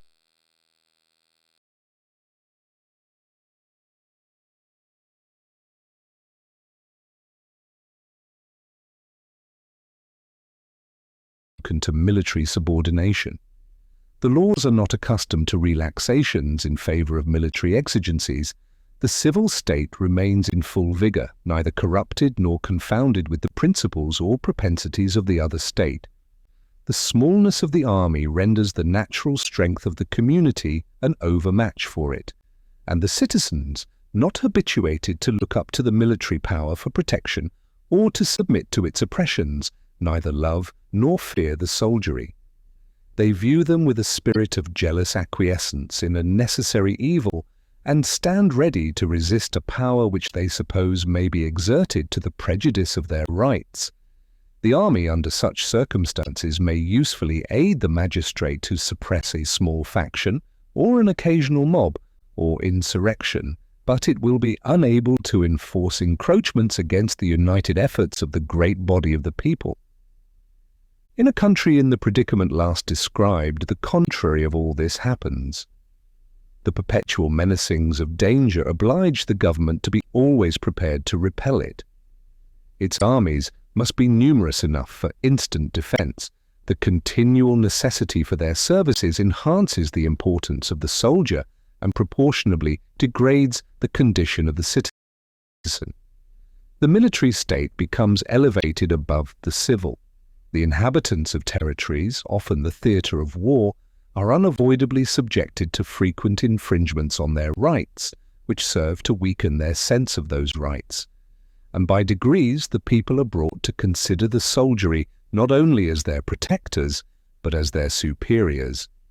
The transition from this disposition to that of considering them masters is neither remote nor difficult, but it is very difficult to prevail upon a people under such impressions to make a bold or effectual resistance to usurpation supported by the military power.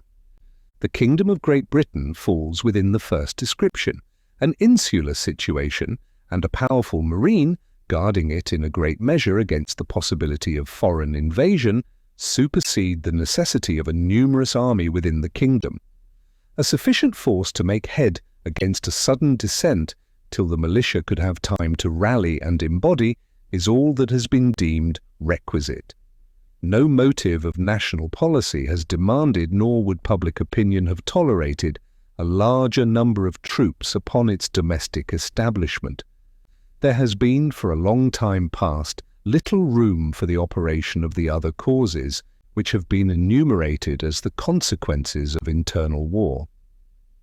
This peculiar felicity of situation has, in a great degree, contributed to preserve the liberty which that country to this day enjoys, in spite of the prevalent venality and corruption. If, on the contrary, Britain had been situated on the continent, and had been compelled, as she would have been by that situation, to make her military establishments at home coextensive with those of the other great powers of Europe, she, like them, would in all probability be at this day a victim to the absolute power of a single man. It is possible, though not easy, that the people of that island may be enslaved from other causes, but it cannot be by the prowess of an army so inconsiderable as that which has been usually kept up within the kingdom. If we are wise enough to preserve the Union, we may for ages enjoy an advantage similar to that of an insulated situation. Europe is at a great distance from us. Her colonies in our vicinity will be likely to continue too much disproportioned in strength to be able to give us any dangerous annoyance. Extensive military establishments cannot, in this position, be necessary to our security, but if we should be disunited and the integral parts should either remain separated, or, which is most probable, should be thrown together into 2 or 3 confederacies, we should be, in a short course of time, in the predicament of the continental powers of Europe. Our liberties would be a prey to the means of defending ourselves against the ambition and jealousy of each other. This is an idea not superficial or futile, but solid and weighty. It deserves the most serious and mature consideration of every prudent and honest man of whatever party. If such men will make a firm and solemn pause and meditate dispassionately on the importance of this interesting idea, if they will contemplate it in all its attitudes and trace it to all its consequences, they will not hesitate to part with trivial objections to a constitution, the rejection of which would, in all probability, put a final period to the Union. The airy phantoms that flit before the distempered imaginations of some of its adversaries would quickly give place to the more substantial forms of dangers, real, certain, and formidable. Publius 1. This objection will be fully examined in its proper place, and it will be shown that the only natural precaution which could have been taken on this subject has been taken, and a much better one than is to be found in any constitution that has been heretofore framed in America, most of which contain no guard at all on this subject. The Federalist, Note 9. The Union as a safeguard against domestic faction and insurrection. For the Independent Journal, Hamilton, to the people of the state of New York, a firm union will be of the utmost moment to the peace and liberty of the states as a barrier against domestic faction and insurrection. It is impossible to read the history of the petty republics of Greece and Italy without feeling sensations of horror and disgust at the distractions with which they were continually agitated, and at the rapid succession of revolutions by which they were kept in a state of perpetual vibration between the extremes of tyranny and anarchy. If they exhibit occasional calms, these only serve as short-lived contrast to the furious storms that are to succeed. If now and then intervals of felicity open to view, we behold them with a mixture of regret arising from the reflection that the pleasing scenes before us are soon to be overwhelmed by the tempestuous waves of sedition and party rage. If momentary rays of glory break forth from the gloom, while they dazzle us with a transient and fleeting brilliancy, they at the same time admonish us to lament that the vices of government should pervert the direction and tarnish the lustre of those bright talents and exalted endowments for which the favoured soils that produced them have been so justly celebrated. From the disorders that disfigure the annals of those republics, the advocates of despotism have drawn arguments, not only against the forms of republican government, but against the very principles of civil liberty. They have decried all free government as inconsistent with the order of society, and have indulged themselves in malicious exultation over its friends and partisans. Happily for mankind, stupendous fabrics reared on the basis of liberty, which have flourished for ages, have in a few glorious instances refuted their gloomy sophisms. And I trust America will be the broad and solid foundation of other edifices not less magnificent, which will be equally permanent monuments of their errors. But it is not to be denied that the portraits they have sketched of republican government were too just copies of the originals from which they were taken. If it had been found impracticable to have devised models of a more perfect structure, the enlightened friends to liberty would have been obliged to abandon the cause of that species of government as indefensible. The science of politics, however, like most other sciences, has received great improvement. The efficacy of various principles is now well understood, which were either not known at all or imperfectly known to the ancients. The regular distribution of power into distinct departments, the introduction of legislative balances and checks, the institution of courts composed of judges holding their offices during good behavior, the representation of the people in the legislature by deputies of their own election. These are wholly new discoveries, or have made their principal progress towards perfection in modern times.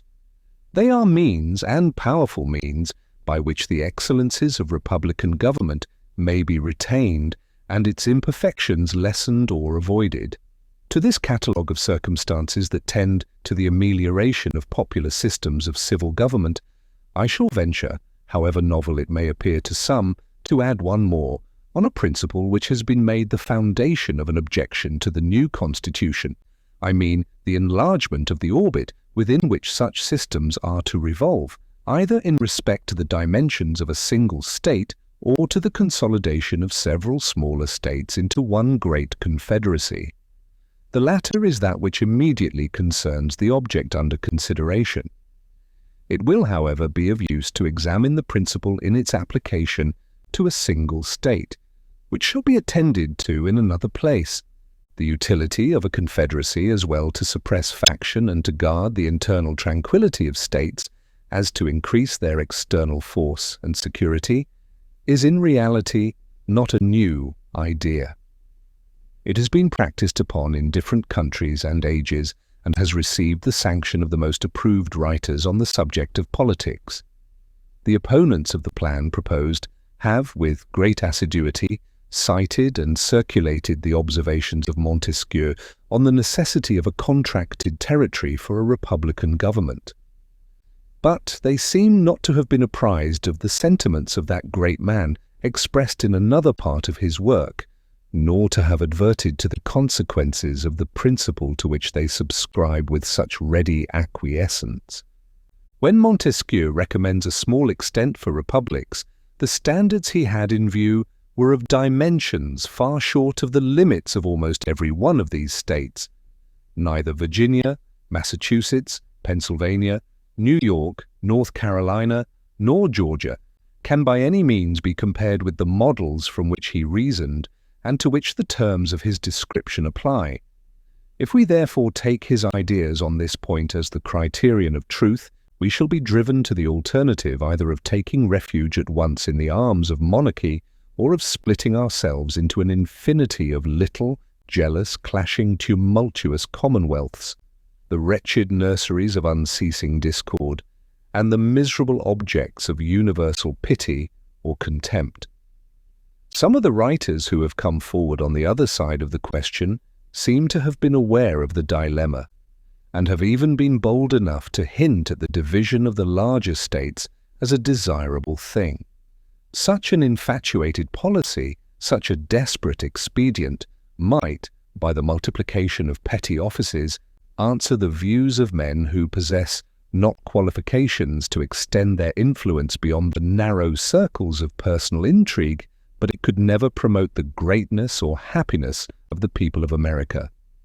Referring the examination of the principle itself to another place, as has been already mentioned, it will be sufficient to remark here that in the sense of the author who has been most emphatically quoted upon the occasion, it would only dictate a reduction of the size of the more considerable members of the Union, but would not militate against their being all comprehended in one confederate government. And this is the true question in the discussion of which we are at present interested. So far are the suggestions of Montesquieu from standing in opposition to a general union of the states, that he explicitly treats of a confederate republic as the expedient for extending the sphere of popular government and reconciling the advantages of monarchy with those of republicanism. It is very probable, says he, that mankind would have been obliged at length to live constantly under the government of a single person, had they not contrived a kind of constitution that has all the internal advantages of a republican, together with the external force of a monarchical government, a confederate republic. This form of government is a convention by which several smaller states agree to become members of a larger one which they intend to form. It is a kind of assemblage of societies that constitute a new one, capable of increasing by means of new associations till they arrive to such a degree of power as to be able to provide for the security of the united body. A republic of this kind, able to withstand an external force, may support itself without any internal corruptions. The form of this society prevents all manner of inconveniences. If a single member should attempt to usurp the supreme authority, he could not be supposed to have an equal authority and credit in all the confederate states. Were he to have too great influence over one, this would alarm the rest. Were he to subdue a part, that which would still remain free might oppose him with forces independent of those which he had usurped, and overpower him before he could be settled in his usurpation. Should a popular insurrection happen in one of the confederate states, the others are able to quell it. Should abuses creep into one part, they are reformed by those that remain sound. The state may be destroyed on one side and not on the other. The confederacy may be dissolved, and the confederates preserve their sovereignty. As this government is composed of small republics, it enjoys the internal happiness of each, and with respect to its external situation, it is possessed by means of the association of all the advantages of large monarchies. I have thought it proper to quote at length these interesting passages because they contain a luminous abridgment of the principal arguments in favour of the Union, and must effectually remove the false impressions which a misapplication of other parts of the work was calculated to make. They have, at the same time, an intimate connection with the more immediate design of this paper, which is to illustrate the tendency of the Union to repress domestic faction and insurrection. A distinction, more subtle than accurate, has been raised between a confederacy and a consolidation of the states. The essential characteristic of the first is said to be the restriction of its authority to the members in their collective capacities, without reaching to the individuals of whom they are composed. It is contended that the National Council ought to have no concern with any object of internal administration. An exact equality of suffrage between the members has also been insisted upon as a leading feature of a confederate government. These positions are, in the main, arbitrary. They are supported neither by principle nor precedent. It has indeed happened that governments of this kind have generally operated in the manner which the distinction taken notice of supposes to be inherent in their nature. But there have been in most of them extensive exceptions to the practice which serve to prove, as far as example will go, that there is no absolute rule on the subject. And it will be clearly shown in the course of this investigation that as far as the principle contended for has prevailed, it has been the cause of incurable disorder and imbecility in the government. The definition of a confederate republic seems simply to be an assemblage of societies, or an association of two or more states into one state. The extent, modifications, and objects of the federal authority are mere matters of discretion. So long as the separate organization of the members be not abolished, so long as it exists by a constitutional necessity for local purposes, though it should be in perfect subordination to the general authority of the Union, it would still be, in fact and in theory, an association of states or a confederacy. The proposed constitution, so far from implying an abolition of the state governments, makes them constituent parts of the national sovereignty by allowing them a direct representation in the Senate, and leaves in their possession certain exclusive and very important portions of sovereign power. This fully corresponds in every rational import of the terms with the idea of a federal government. In the Lycian Confederacy, which consisted of 23 cities or republics, the largest were entitled to 3 votes in the Common Council, those of the middle class to 2, and the smallest to 1. The Common Council had the appointment of all the judges and magistrates of the respective cities. This was certainly the most delicate species of interference in their internal administration, for if there be anything that seems exclusively appropriated to the local jurisdictions, it is the appointment of their own officers. Yet Montesquieu, speaking of this association, says, "Were I to give a model of an excellent confederate republic, it would be that of Lycia." Thus we perceive that the distinctions insisted upon were not within the contemplation of this enlightened civilian, and we shall be led to conclude that they are the novel refinements of an erroneous theory. Publius 1. Spirit of Laws Voluntae, Book X, Chap I. The Federalist, No. 10. The same subject continued, the Union as a safeguard against domestic faction and insurrection. From a New York packet, Friday, November 23rd, 1787. Madison, to the people of the state of New York. Among the numerous advantages promised by a well-constructed union, none deserves to be more accurately developed than its tendency to break and control the violence of faction. The friend of popular governments never finds himself so much alarmed for their character and fate as when he contemplates their propensity to this dangerous vice. He will not fail, therefore, to set a due value on any plan which, without violating the principles to which he is attached, provides a proper cure for it. The instability, injustice, and confusion introduced into the public councils have, in truth, been the mortal diseases under which popular governments have everywhere perished, as they continue to be the favourite and fruitful topics from which the adversaries to liberty derive their most specious declamations. The valuable improvements made by the American constitutions on the popular models, both ancient and modern, cannot certainly be too much admired, but it would be an unwarrantable partiality to contend that they have as effectually obviated the danger on this side, as was wished and expected. Complaints are everywhere heard from our most considerate and virtuous citizens, equally the friends of public and private faith, and of public and personal liberty, that our governments are too unstable, that the public good is disregarded in the conflicts of rival parties, and that measures are too often decided not according to the rules of justice and the rights of the minor party, but by the superior force of an interested and overbearing majority. However anxiously we may wish that these complaints had no foundation, the evidence of known facts will not permit us to deny that they are in some degree true. It will be found, indeed, on a candid review of our situation, that some of the distresses under which we labour have been erroneously charged on the operation of our governments.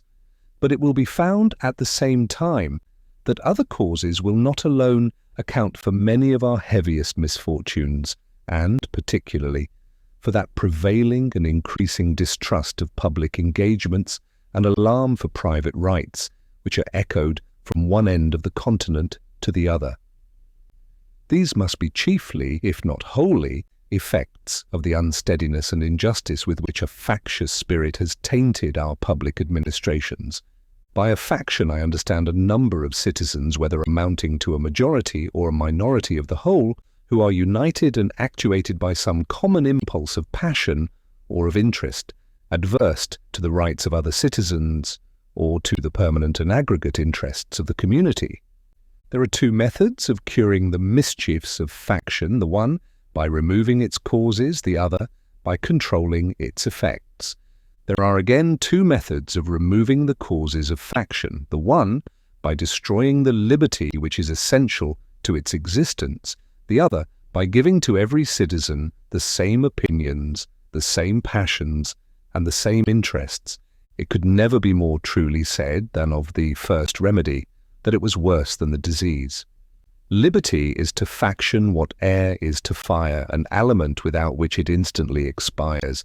But it could not be less folly to abolish liberty, which is essential to political life because it nourishes faction, than it would be to wish the annihilation of air, which is essential to animal life because it imparts to fire its destructive agency.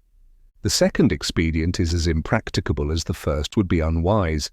As long as the reason of man continues fallible, and he is at liberty to exercise it, different opinions will be formed. As long as the connection subsists between his reason and his self-love, his opinions and his passions will have a reciprocal influence on each other, and the former will be objects to which the latter will attach themselves. The diversity in the faculties of men from which the rights of property originate is not less an insuperable obstacle to a uniformity of interests. The protection of these faculties is the first object of government. From the protection of different and unequal faculties of acquiring property, the possession of different degrees and kinds of property immediately results, and from the influence of these on the sentiments and views of the respective proprietors ensues a division of the society into different interests and parties. The latent causes of faction are thus sown in the nature of man, and we see them everywhere brought into different degrees of activity according to the different circumstances of civil society.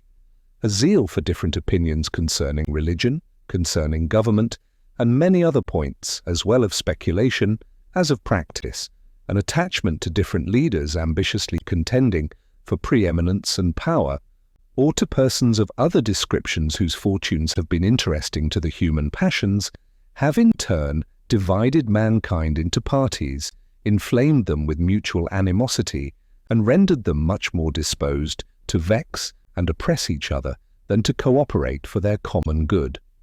So strong is this propensity of mankind to fall into mutual animosities that where no substantial occasion presents itself, the most frivolous and fanciful distinctions have been sufficient to kindle their unfriendly passions and excite their most violent conflicts. But the most common and durable source of factions has been the various and unequal distribution of property. Those who hold and those who are without property have ever formed distinct interests in society.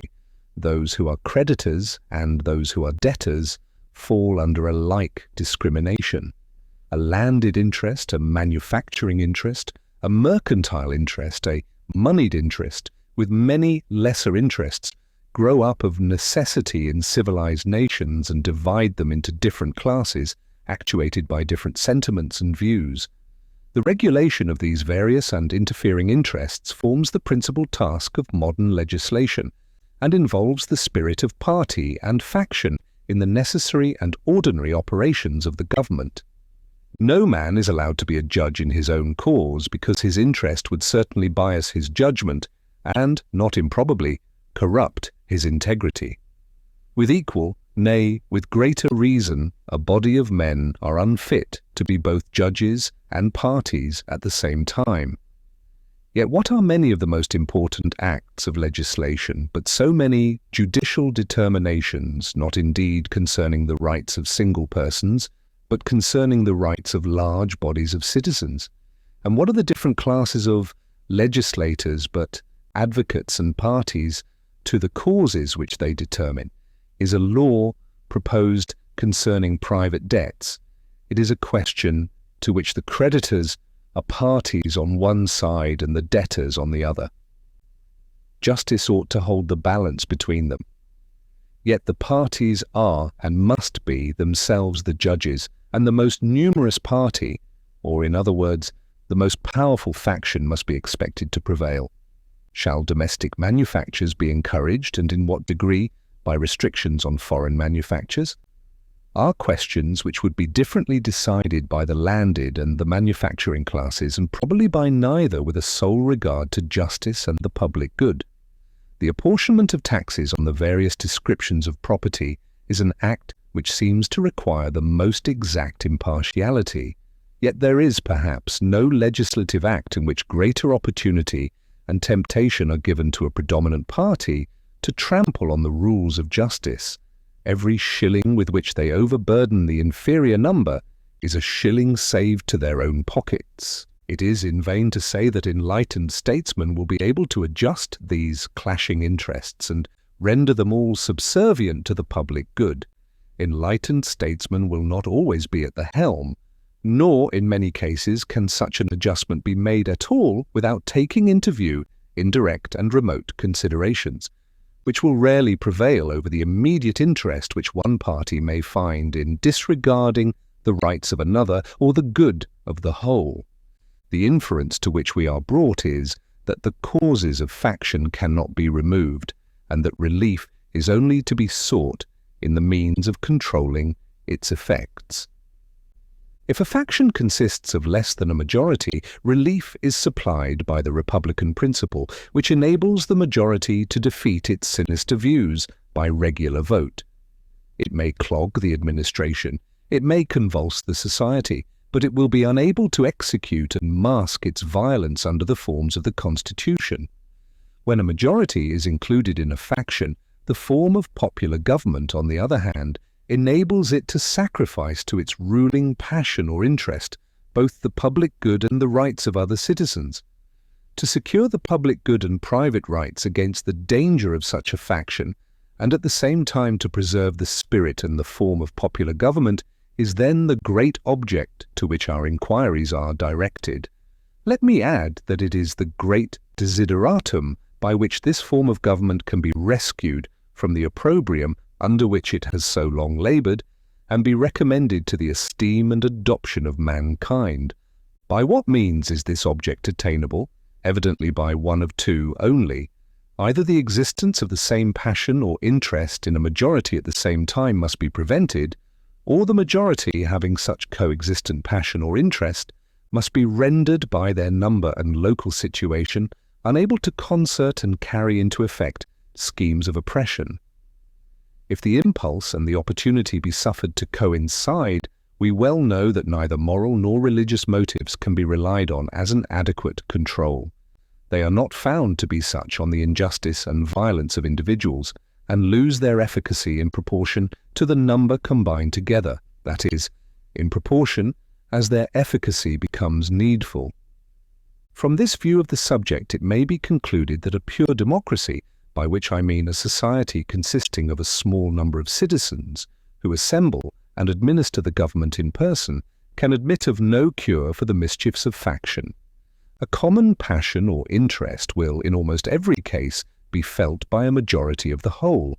A communication and concert result from the form of government itself, and there is nothing to check the inducements to sacrifice the weaker party or an obnoxious individual.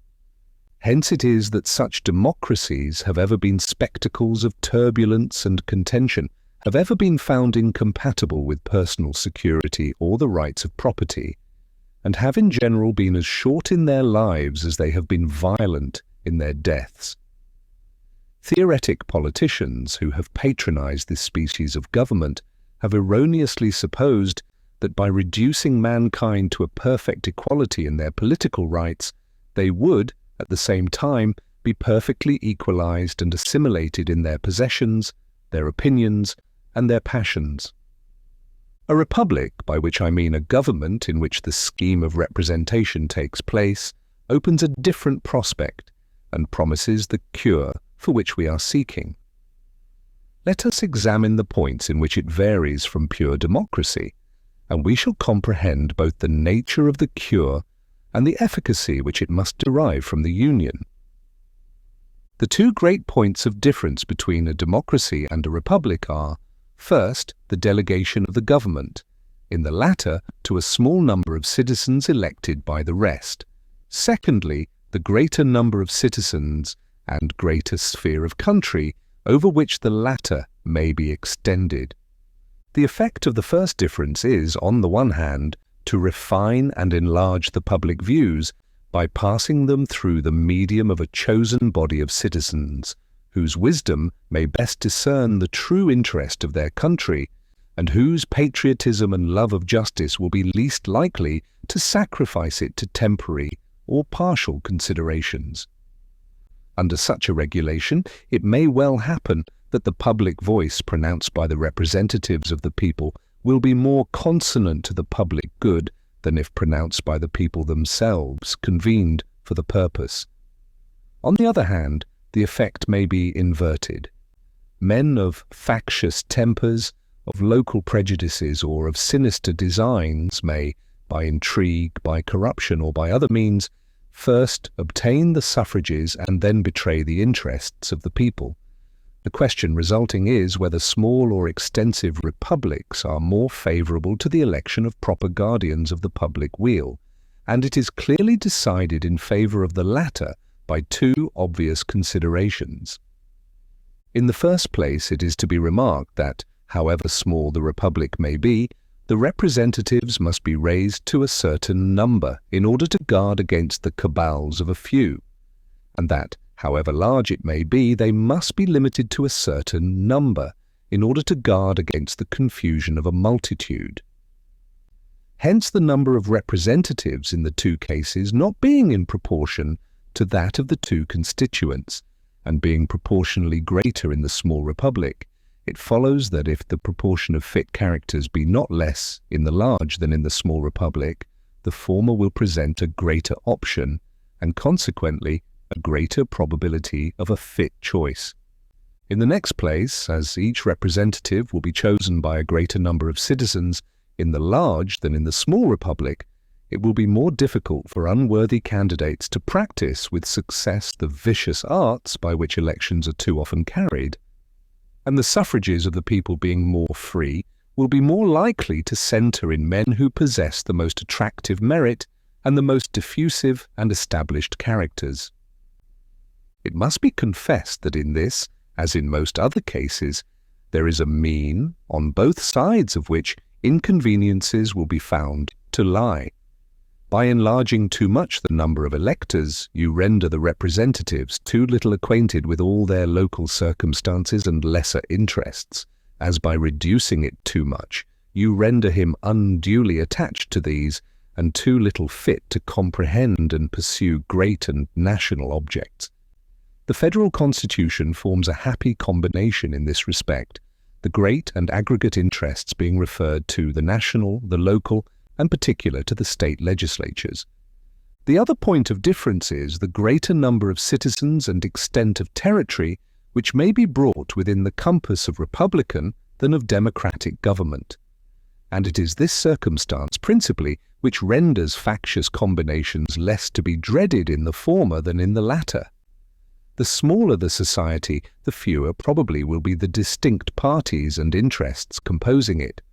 The fewer the distinct parties and interests, the more frequently will a majority be found of the same party. And the smaller the number of individuals composing a majority, and the smaller the compass within which they are placed, the more easily will they concert and execute their plans of oppression. Extend the sphere, and you take in a greater variety of parties and interests. You make it less probable that a majority of the whole will have a common motive to invade the rights of other citizens. Or if such a common motive exists, it will be more difficult for all who feel it to discover their own strength and to act in unison with each other. Besides other impediments, it may be remarked that where there is a consciousness of unjust or dishonorable purposes, communication is always checked by distrust in proportion to the number whose concurrence is necessary. Hence it clearly appears that the same advantage which a republic has over a democracy in controlling the effects of faction is enjoyed by a large over a small republic, is enjoyed by the Union over the states composing it. Does the advantage consist in the substitution of representatives whose enlightened views and virtuous sentiments render them superior to local prejudices and schemes of injustice? It will not be denied that the representation of the Union will be most likely to possess these requisite endowments. Does it consist in the greater security afforded by a greater variety of parties against the event of any one party being able to outnumber and oppress the rest? In an equal degree does the increased variety of parties comprised within the Union increase this security. Does it, in fine, consist in the greater obstacles opposed to the concert and accomplishment of the secret wishes of an unjust and interested majority? Here, again, the extent of the Union gives it the most palpable advantage. The influence of factious leaders may kindle a flame within their particular states, but will be unable to spread a general conflagration through the other states. A religious sect may degenerate into a political faction in a part of the Confederacy, but the variety of sects dispersed over the entire face of it must secure the national councils against any danger from that source. A rage for paper money, for an abolition of debts, for an equal division of property, or for any other improper or wicked project will be less apt to pervade the whole body of the Union than a particular member of it, in the same proportion as such a malady is more likely to taint a particular county or district than an entire state. In the extent and proper structure of the Union, therefore, we behold a republican remedy for the diseases most incident to republican government. And according to the degree of pleasure and pride we feel in being republicans, ought to be our zeal in cherishing the spirit and supporting the character of Federalists. Publius, the Federalist? No. 11. The utility of the Union in respect to commercial relations and a navy. For the Independent Journal, Hamilton. To the people of the state of New York. The importance of the Union in a commercial light is one of those points about which there is least room to entertain a difference of opinion, and which has, in fact, commanded the most general assent of men who have any acquaintance with the subject. This applies as well to our intercourse with foreign countries as with each other. There are appearances to authorize a supposition that the adventurous spirit, which distinguishes the commercial character of America, has already excited uneasy sensations in several of the maritime powers of Europe. They seem to be apprehensive of our too great interference in that carrying trade, which is the support of their navigation and the foundation of their naval strength. Those of them which have colonies in America look forward to what this country is capable of becoming with painful solicitude. They foresee the dangers that may threaten their American dominions from the neighborhood of states which have all the dispositions and would possess all the means requisite to the creation of a powerful marine. Impressions of this kind will naturally indicate the policy of fostering divisions among us and of depriving us, as far as possible, of an active commerce in our own bottoms. This would answer the threefold purpose of preventing our interference in their navigation, of monopolizing the profits of our trade, and of clipping the wings by which we might soar to a dangerous greatness. Did not prudence forbid the detail, it would not be difficult to trace, by facts, the workings of this policy to the cabinets of ministers. If we continue united, we may counteract a policy so unfriendly to our prosperity in a variety of ways. By prohibitory regulations extending at the same time throughout the states, we may oblige foreign countries to bid against each other for the privileges of our markets. This assertion will not appear chimerical to those who are able to appreciate the importance of the markets of 3 millions of people, increasing in rapid progression, for the most part exclusively addicted to agriculture, and likely from local circumstances to remain so, to any manufacturing nation. And the immense difference there would be to the trade and navigation of such a nation between a direct communication in its own ships and an indirect conveyance of its products and returns to and from America in the ships of another country. Suppose, for instance, we had a government in America capable of excluding Great Britain, with whom we have at present no treaty of commerce, from all our ports. What would be the probable operation of this step upon her politics? Would it not enable us to negotiate with the fairest prospect of success for commercial privileges of the most valuable and extensive kind in the dominions of that kingdom? When these questions have been asked upon other occasions, they have received a plausible but not a solid or satisfactory answer. It has been said that prohibitions on our part would produce no change in the system of Britain, because she could prosecute her trade with us through the medium of the Dutch, who would be her immediate customers and paymasters for those articles which were wanted for the supply of our markets. But would not her navigation be materially injured by the loss of the important advantage of being her own carrier in that trade? Would not the principal part of its profits be intercepted by the Dutch as a compensation for their agency and risk? Would not the mere circumstance of freight occasion a considerable deduction? Would not so circuitous an intercourse facilitate the competitions of other nations by enhancing the price of British commodities in our markets, and by transferring to other hands the management of this interesting branch of the British commerce? A mature consideration of the objects suggested by these questions will justify a belief that the real disadvantages to Britain from such a state of things, conspiring with the prepossessions of a great part of the nation in favor of the American trade, and with the importunities of the West India Islands, would produce a relaxation in her present system, and would let us into the enjoyment of privileges in the markets of those islands elsewhere, from which our trade would derive the most substantial benefits.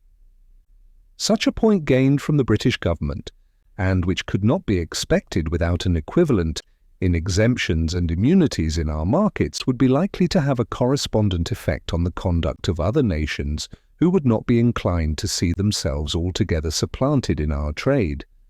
A further resource for influencing the conduct of European nations toward us in this respect would arise from the establishment of a federal navy.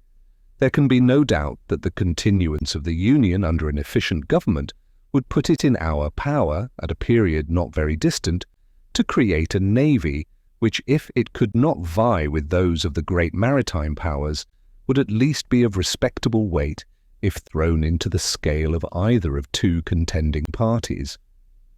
This would be more peculiarly the case in relation to operations in the West Indies.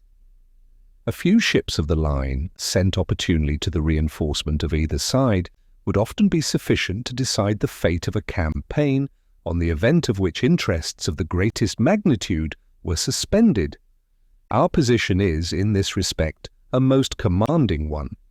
And if to this consideration we add that of the usefulness of supplies from this country in the prosecution of military operations in the West Indies, it will readily be perceived that a situation so favourable would enable us to bargain with great advantage for commercial privileges.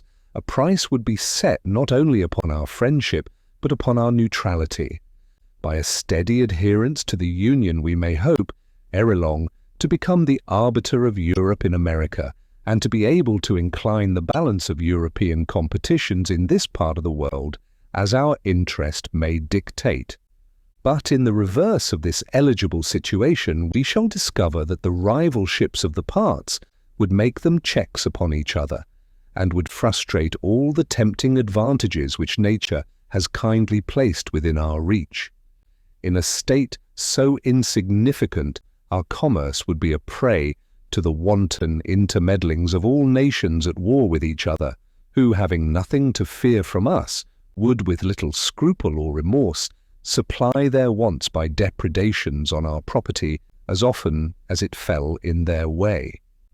The rights of neutrality will only be respected when they are defended by an adequate power. A nation, despicable by its weakness, forfeits even the privilege of being neutral.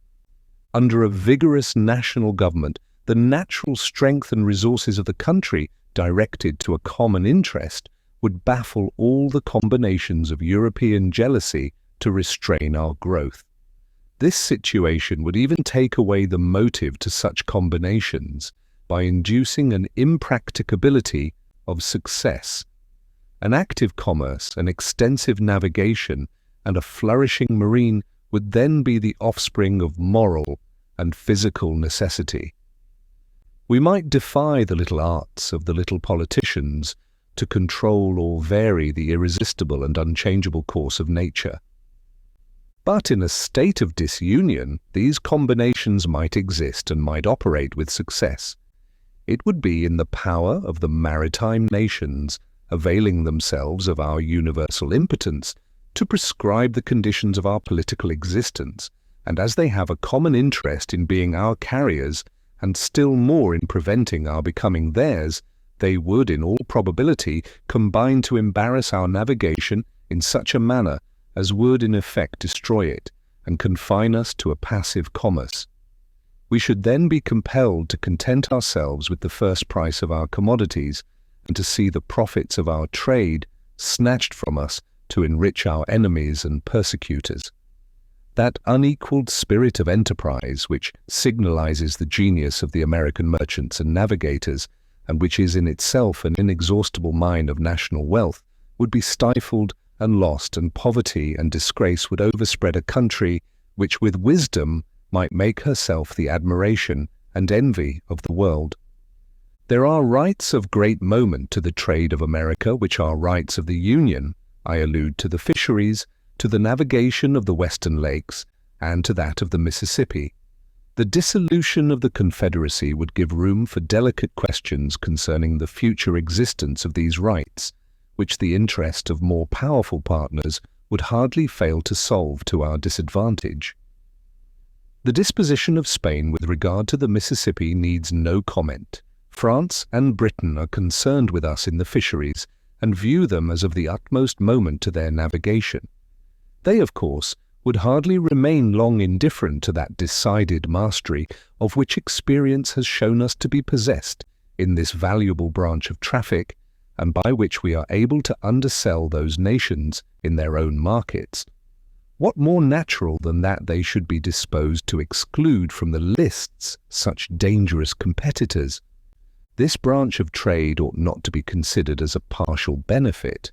All the navigating states may in different degrees advantageously participate in it, and under circumstances of a greater extension of mercantile capital would not be unlikely to do it.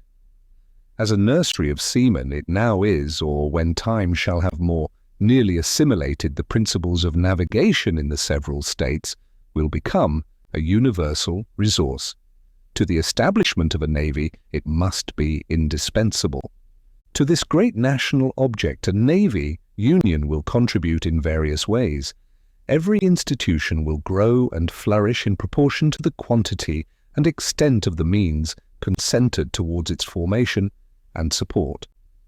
A navy of the United States, as it would embrace the resources of all, is an object far less remote than a navy of any single state or partial confederacy, which would only embrace the resources of a single part. It happens, indeed, that different portions of confederated America possess each some peculiar advantage for this essential establishment. The more southern states furnish in greater abundance certain kinds of naval stores, tar, pitch, and turpentine. Their wood for the construction of ships is also of a more solid and lasting texture. The difference in the duration of the ships of which the navy might be composed, if chiefly constructed of southern wood, would be of signal importance, either in the view of naval strength or of national economy. Some of the southern and of the middle states yield a greater plenty of iron and of better quality. Seamen must chiefly be drawn from the northern hive. The necessity of naval protection to external or maritime commerce does not require a particular elucidation, no more than the conduciveness of that species of commerce to the prosperity of a navy. An unrestrained intercourse between the states themselves will advance the trade of each by an interchange of their respective productions, not only for the supply of reciprocal wants at home, but for exportation to foreign markets. The veins of commerce in every part will be replenished, and will acquire additional motion and vigor from a free circulation of the commodities of every part. Commercial enterprise will have much greater scope from the diversity in the productions of different states. When the staple of one fails from a bad harvest or unproductive crop, it can call to its aid the staple of another. The variety, not less than the value, of products for exportation contributes to the activity of foreign commerce. It can be conducted upon much better terms with a large number of materials of a given value than with a small number of materials of the same value, arising from the competitions of trade and from the fluctuations of markets. Particular articles may be in great demand at certain periods and unsaleable at others, but if there be a variety of articles, it can scarcely happen that they should all be at one time in the latter predicament, and on this account the operations of the merchant would be less liable to any considerable obstruction or stagnation.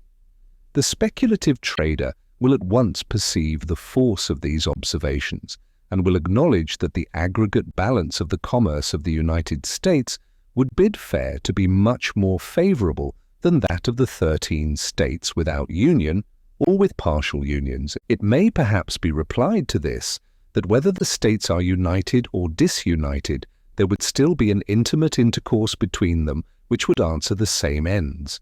This intercourse would be fettered, interrupted, and narrowed by a multiplicity of causes, which in the course of these papers have been amply detailed. A unity of commercial as well as political interests can only result from a unity of government. There are other points of view in which this subject might be placed, of a striking and animating kind, but they would lead us too far into the regions of futurity and would involve topics not proper for a newspaper discussion. I shall briefly observe that our situation invites and our interests prompt us to aim at an ascendant in the system of American affairs.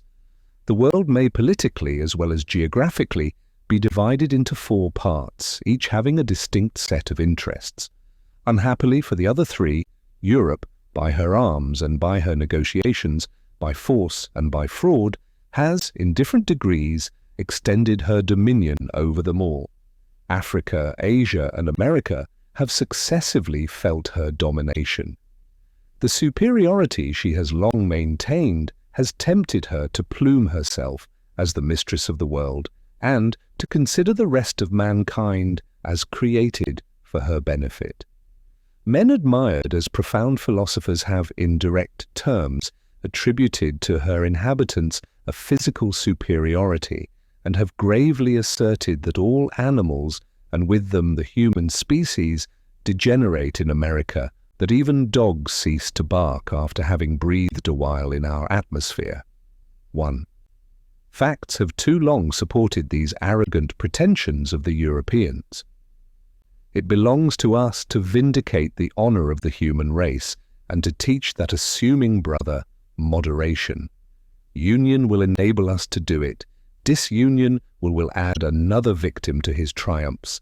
Let Americans disdain to be the instruments of European greatness.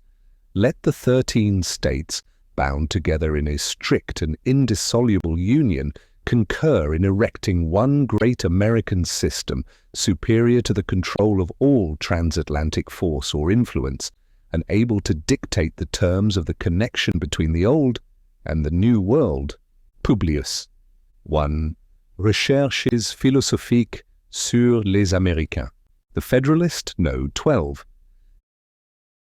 The utility of the Union in respect to revenue from the New York Packet. Tuesday, November 27th, 1787. Hamilton, to the people of the state of New York. The effects of union upon the commercial prosperity of the states have been sufficiently delineated. Its tendency to promote the interests of revenue will be the subject of our present inquiry. The prosperity of commerce is now perceived and acknowledged by all enlightened statesmen to be the most useful as well as the most productive source of national wealth, and has accordingly become a primary object of their political cares. By multiplying the means of gratification, by promoting the introduction and circulation of the precious metals, those darling objects of human avarice and enterprise, it serves to vivify and invigorate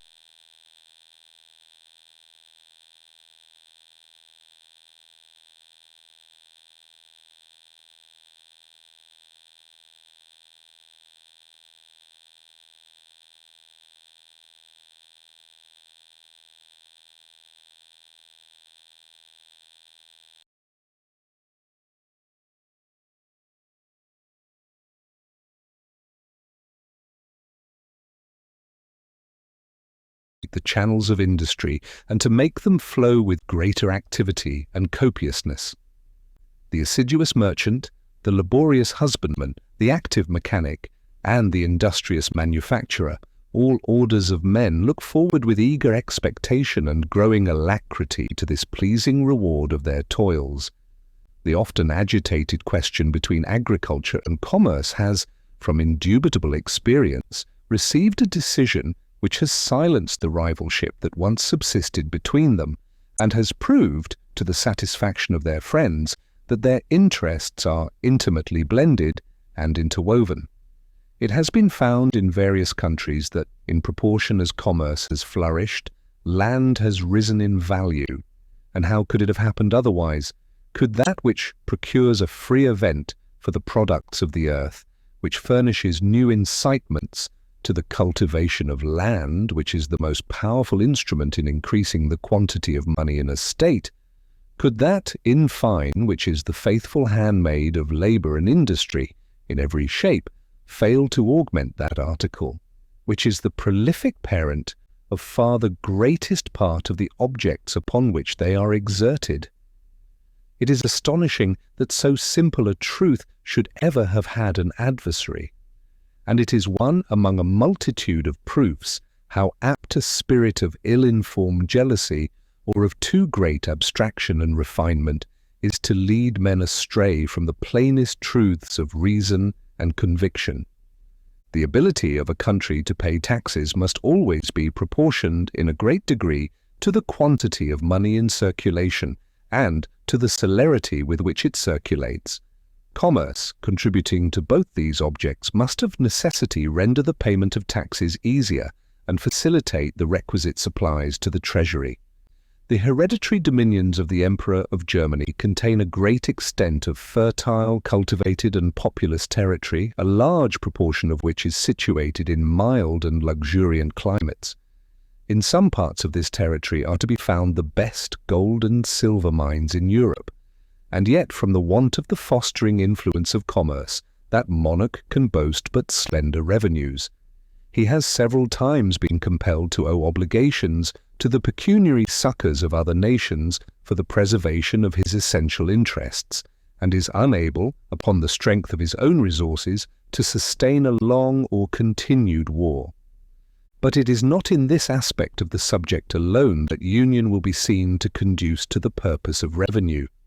There are other points of view in which its influence will appear more immediate and decisive.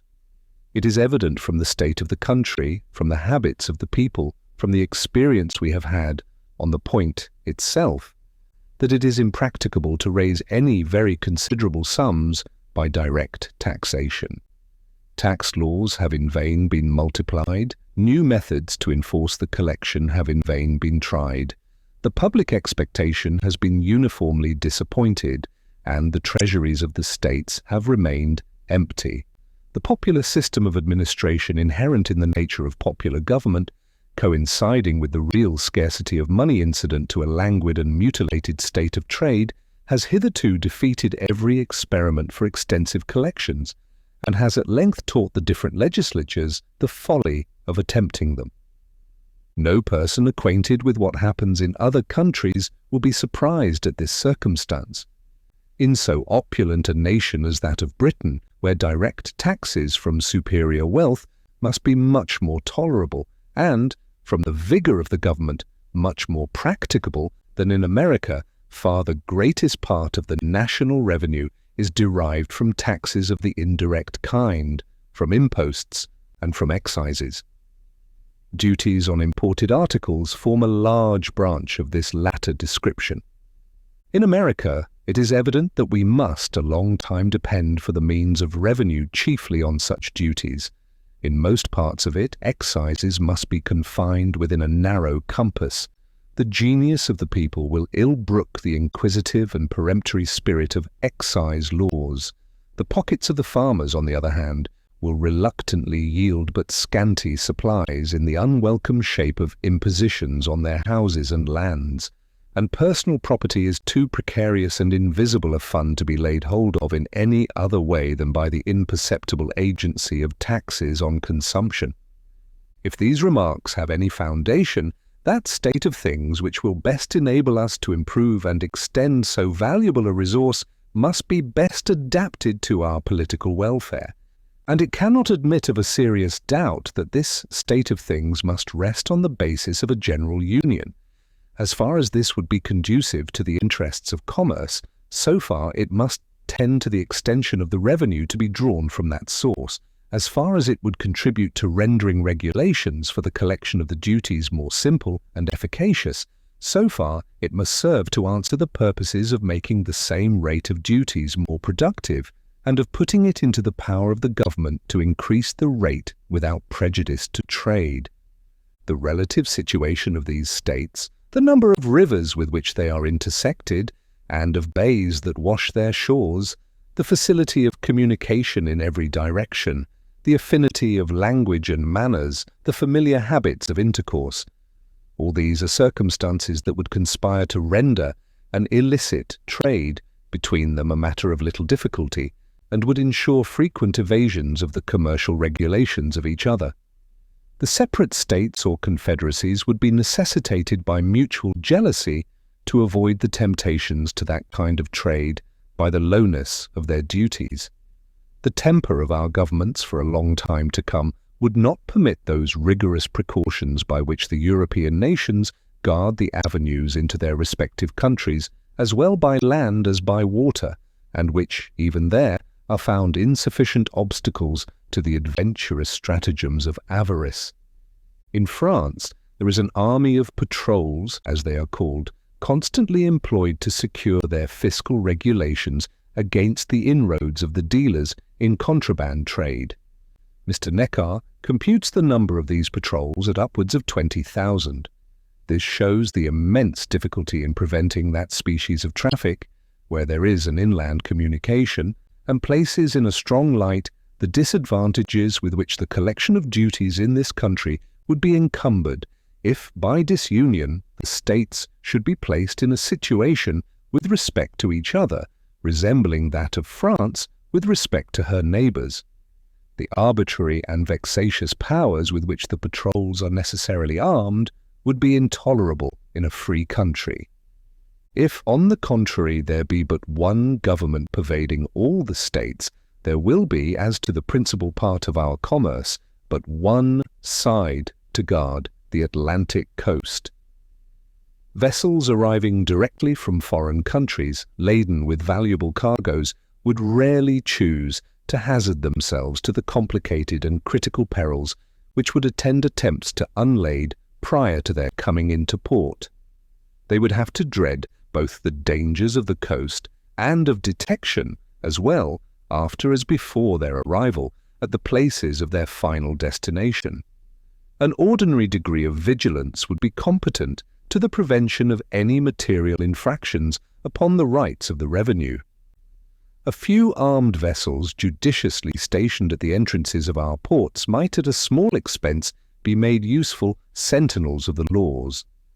And the government having the same interest to provide against violations everywhere, the cooperation of its measures in each state would have a powerful tendency to render them effectual. Here also we should preserve by union an advantage which nature holds out to us, and which would be relinquished by separation. The United States lie at a great distance from Europe, and at a considerable distance from all other places with which they would have extensive connections of foreign trade. The passage from them to us in a few hours, or in a single night, as between the coasts of France and Britain, and of other neighbouring nations, would be impracticable. This is a prodigious security against a direct contraband with foreign countries. But a circuitous contraband to one state through the medium of another would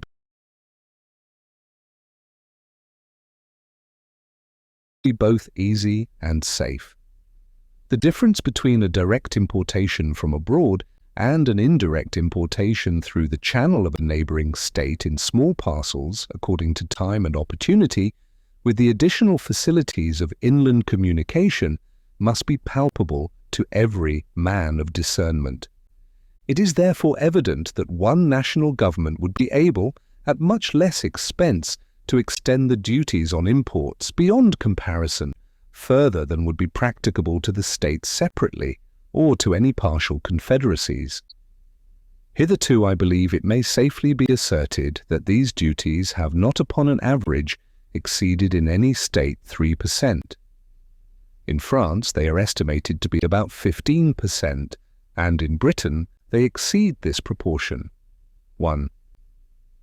There seems to be nothing to hinder their being increased in this country to at least treble their present amount. The single article of ardent spirits under federal regulation might be made to furnish a considerable revenue. Upon a ratio to the importation into this state, the whole quantity imported into the United States may be estimated at 4 millions of gallons, which at a shilling per gallon would produce £200,000. That article would well bear this rate of duty, and if it should tend to diminish the consumption of it, such an effect would be equally favourable to the agriculture, to the economy, to the morals, and to the health of the society. There is perhaps nothing so much a subject of national extravagance as these spirits. What will be the consequence if we are not able to avail ourselves of the resource in question in its full extent? A nation cannot long exist without revenues. Destitute of this essential support, it must resign its independence and sink into the degraded condition of a province. This is an extremity to which no government will of choice accede. Revenue, therefore, must be had at all events. In this country, if the principal part be not drawn from commerce, it must fall with oppressive weight upon land. It has been already intimated that excises in their true signification are too little in unison with the feelings of the people to admit of great use being made of that mode of taxation. Nor indeed, in the states where almost the sole employment is agriculture, are the objects proper for excise sufficiently numerous to permit very ample collections in that way. Personal estate, as has been before remarked, from the difficulty in tracing it, cannot be subjected to large contributions by any other means than by taxes on consumption. In populous cities, it may be enough the subject of conjecture to occasion the oppression of individuals without much aggregate benefit to the state, but beyond these circles it must, in a great measure, escape the eye and the hand of the tax-gatherer. As the necessities of the state, nevertheless, must be satisfied in some mode or other, the defect of other resources must throw the principal weight of public burdens on the possessors of land, and as, on the other hand, the wants of the government can never obtain an adequate supply unless all the sources of revenue are open to its demands, the finances of the community, under such embarrassments, cannot be put into a situation consistent with its respectability or its security. Thus we shall not even have the consolations of a full treasury to atone for the oppression of that valuable class of the citizens who are employed in the cultivation of the soil. But public and private distress will keep pace with each other in gloomy concert, and unite in deploring the infatuation of those counsels which led to disunion. Publius. 1. If my memory be right, they amount to 20%. The Federalist, no. 13. Advantage of the Union in respect to economy in government. For the Independent Journal. Hamilton, to the people of the State of New York. As connected with the subject of revenue, we may with propriety consider that of economy. The money saved from one object may be usefully applied to another, and there will be so much the less to be drawn from the pockets of the people. If the states are united under one government, there will be but one national civil list to support. If they are divided into several confederacies, there will be as many different national civil lists to be provided for, and each of them, as to the principal departments, coextensive with that which would be necessary for a government of the whole. The entire separation of the states into 13 unconnected sovereignties is a project too extravagant and too replete with danger to have many advocates. The ideas of men who speculate upon the dismemberment of the empire seem generally turned toward 3 confederacies, one consisting of the 4 northern, another of the 4 middle, and a third of the 5 southern states. There is little probability that there would be a greater number. According to this distribution, each confederacy would comprise an extent of territory larger than that of the Kingdom of Great Britain. No well-informed man will suppose that the affairs of such a confederacy can be properly regulated by a government less comprehensive in its organs or institutions than that which has been proposed by the Convention. When the dimensions of a state attain to a certain magnitude, it requires the same energy of government and the same forms of administration which are requisite in one of much greater extent.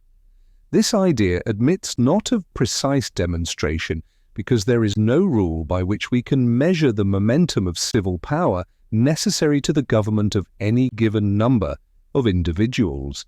But when we consider that the island of Britain, nearly commensurate with each of the supposed confederacies, contains about 8 millions of people, and when we reflect upon the degree of authority required to direct the passions of so large a society to the public good, we shall see no reason to doubt that the like portion of power would be sufficient to perform the same task in a society far more numerous. Civil power, properly organized and exerted, is capable of diffusing its force to a very great extent and can, in a manner, reproduce itself in every part of a great empire by a judicious arrangement of subordinate institutions. The supposition that each confederacy into which the states would be likely to be divided would require a government not less comprehensive than the one proposed will be strengthened by another supposition, more probable than that which presents us with 3 confederacies as the alternative to a general union. If we attend carefully to geographical and commercial considerations, in conjunction with the habits and prejudices of the different states, we shall be led to conclude that in case of disunion, they will most naturally league themselves under 2 governments. The 4 eastern states, from all the causes that form the links of national sympathy and connection, may with certainty be expected to unite. New York, situated as she is, would never be unwise enough to oppose a feeble and unsupported flank to the weight of that confederacy. There are other obvious reasons that would facilitate her accession to it. New Jersey is too small a state to think of being a frontier in opposition to this still more powerful combination, nor do there appear to be any obstacles to her admission into it. Even Pennsylvania would have strong inducements to join the Northern League. An active foreign commerce on the basis of her own navigation is her true policy, and coincides with the opinions and dispositions of her citizens. The more southern states, from various circumstances, may not think themselves much interested in the encouragement of navigation. They may prefer a system which would give unlimited scope to all nations to be the carriers as well as the purchasers of their commodities. Pennsylvania may not choose to confound her interests in a connection so adverse to her policy. As she must at all events be a frontier, she may deem it most consistent with her safety to have her exposed side turn towards the weaker power of the southern, rather than towards the stronger power of the northern confederacy.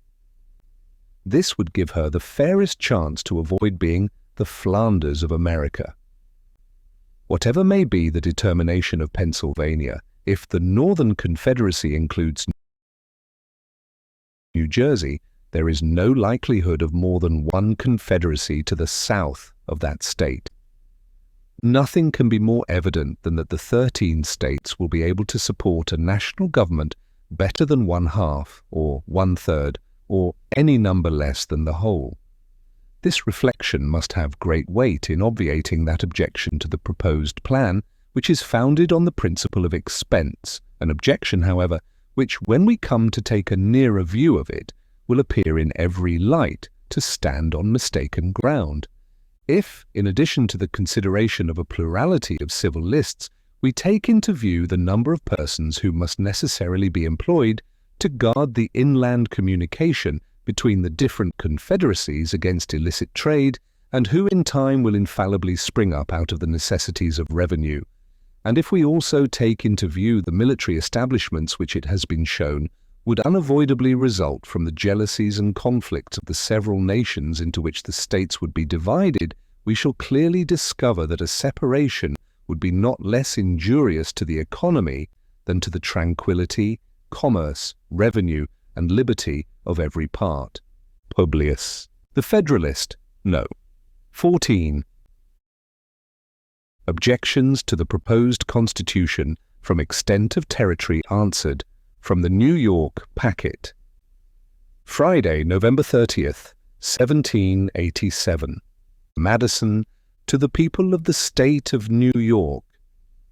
We have seen the necessity of the Union as our bulwark against foreign danger, as the conservator of peace among ourselves, as the guardian of our commerce and other common interests, as the only substitute for those military establishments which have subverted the liberties of the Old World, and as the proper antidote for the diseases of faction which have proved fatal to other popular governments, and of which alarming symptoms have been betrayed by our own.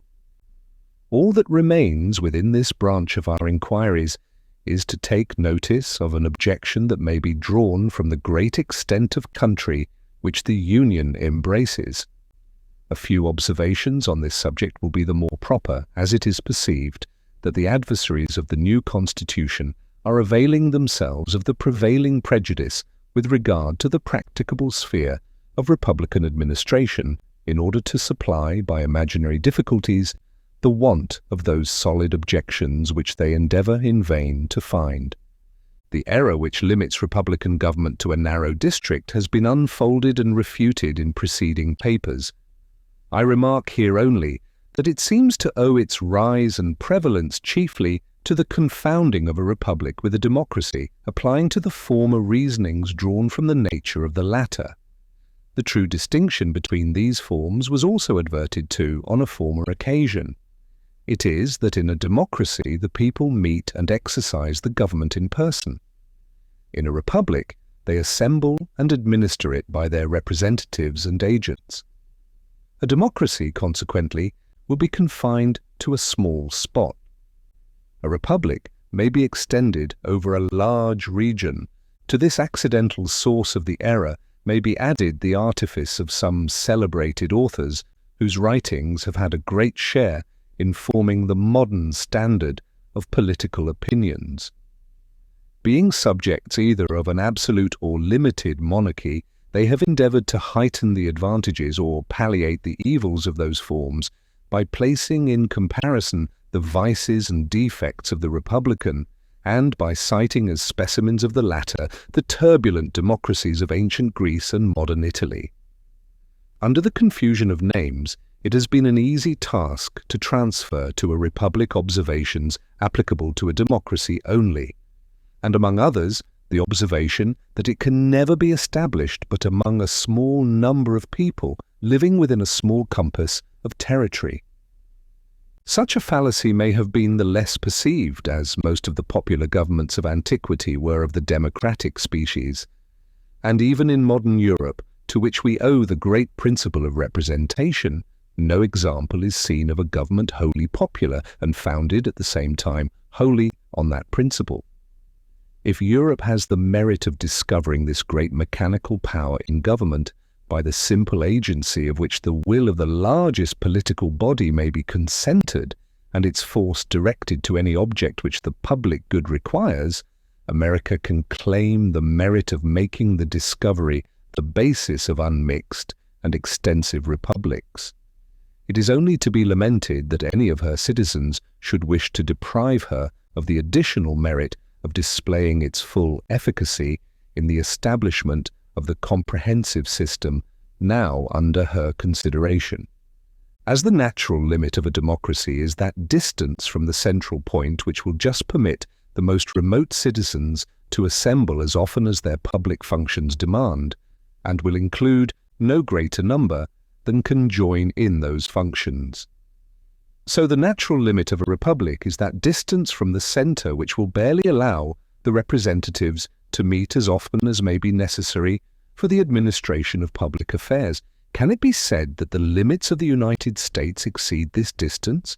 It will not be said by those who recollect that the Atlantic coast is the longest side of the Union, that during the term of 13 years, the representatives of the states have been almost continually assembled, and that the members from the most distant states are not chargeable with greater intermissions of attendance than those from the states in the neighbourhood of Congress. That we may form a juster estimate with regard to this interesting subject, let us resort to the actual dimensions of the Union.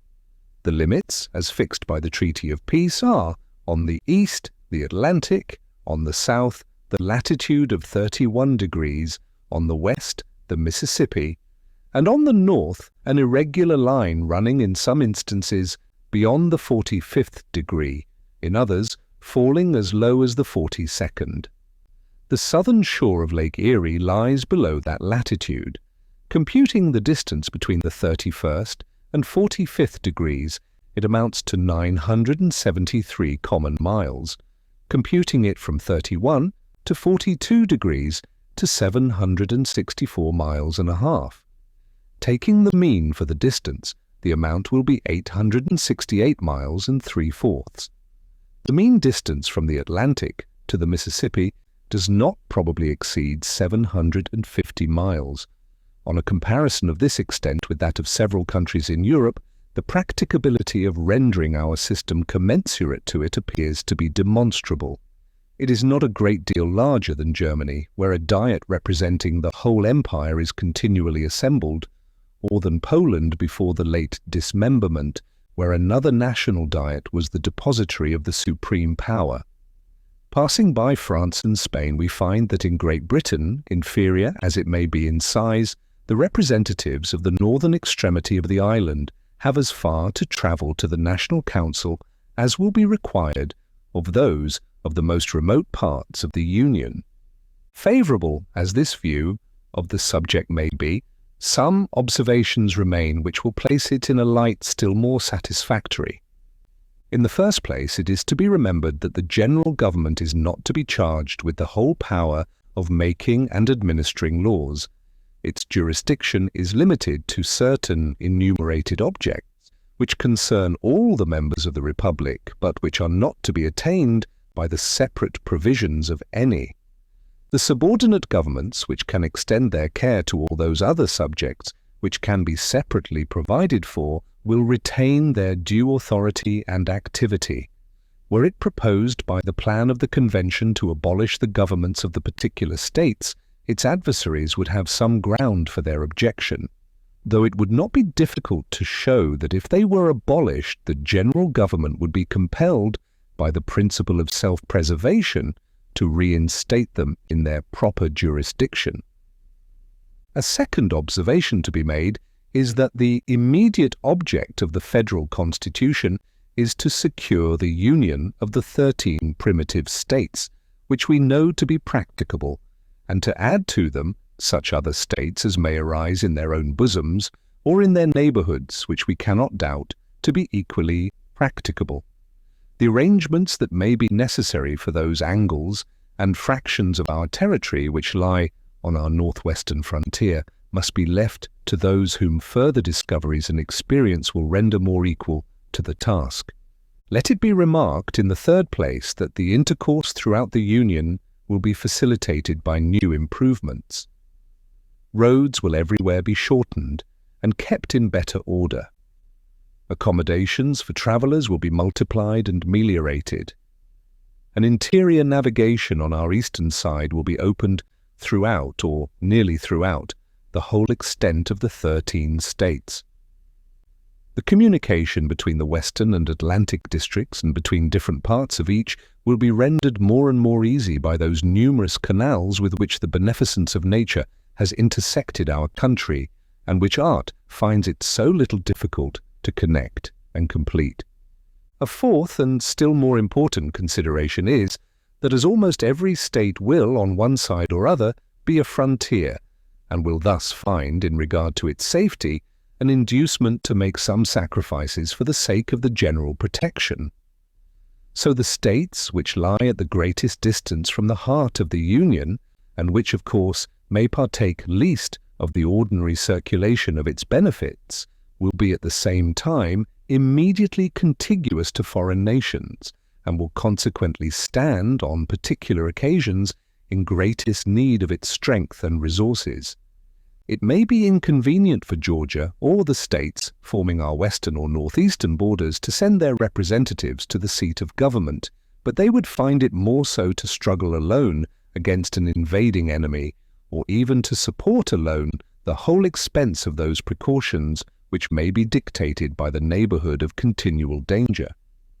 If they should derive less benefit, therefore, from the Union in some respects than the less distant states, they will derive greater benefit from it in other respects, and thus the proper equilibrium will be maintained throughout. I submit to you, my fellow citizens, these considerations in full confidence that the good sense which has so often marked your decisions will allow them their due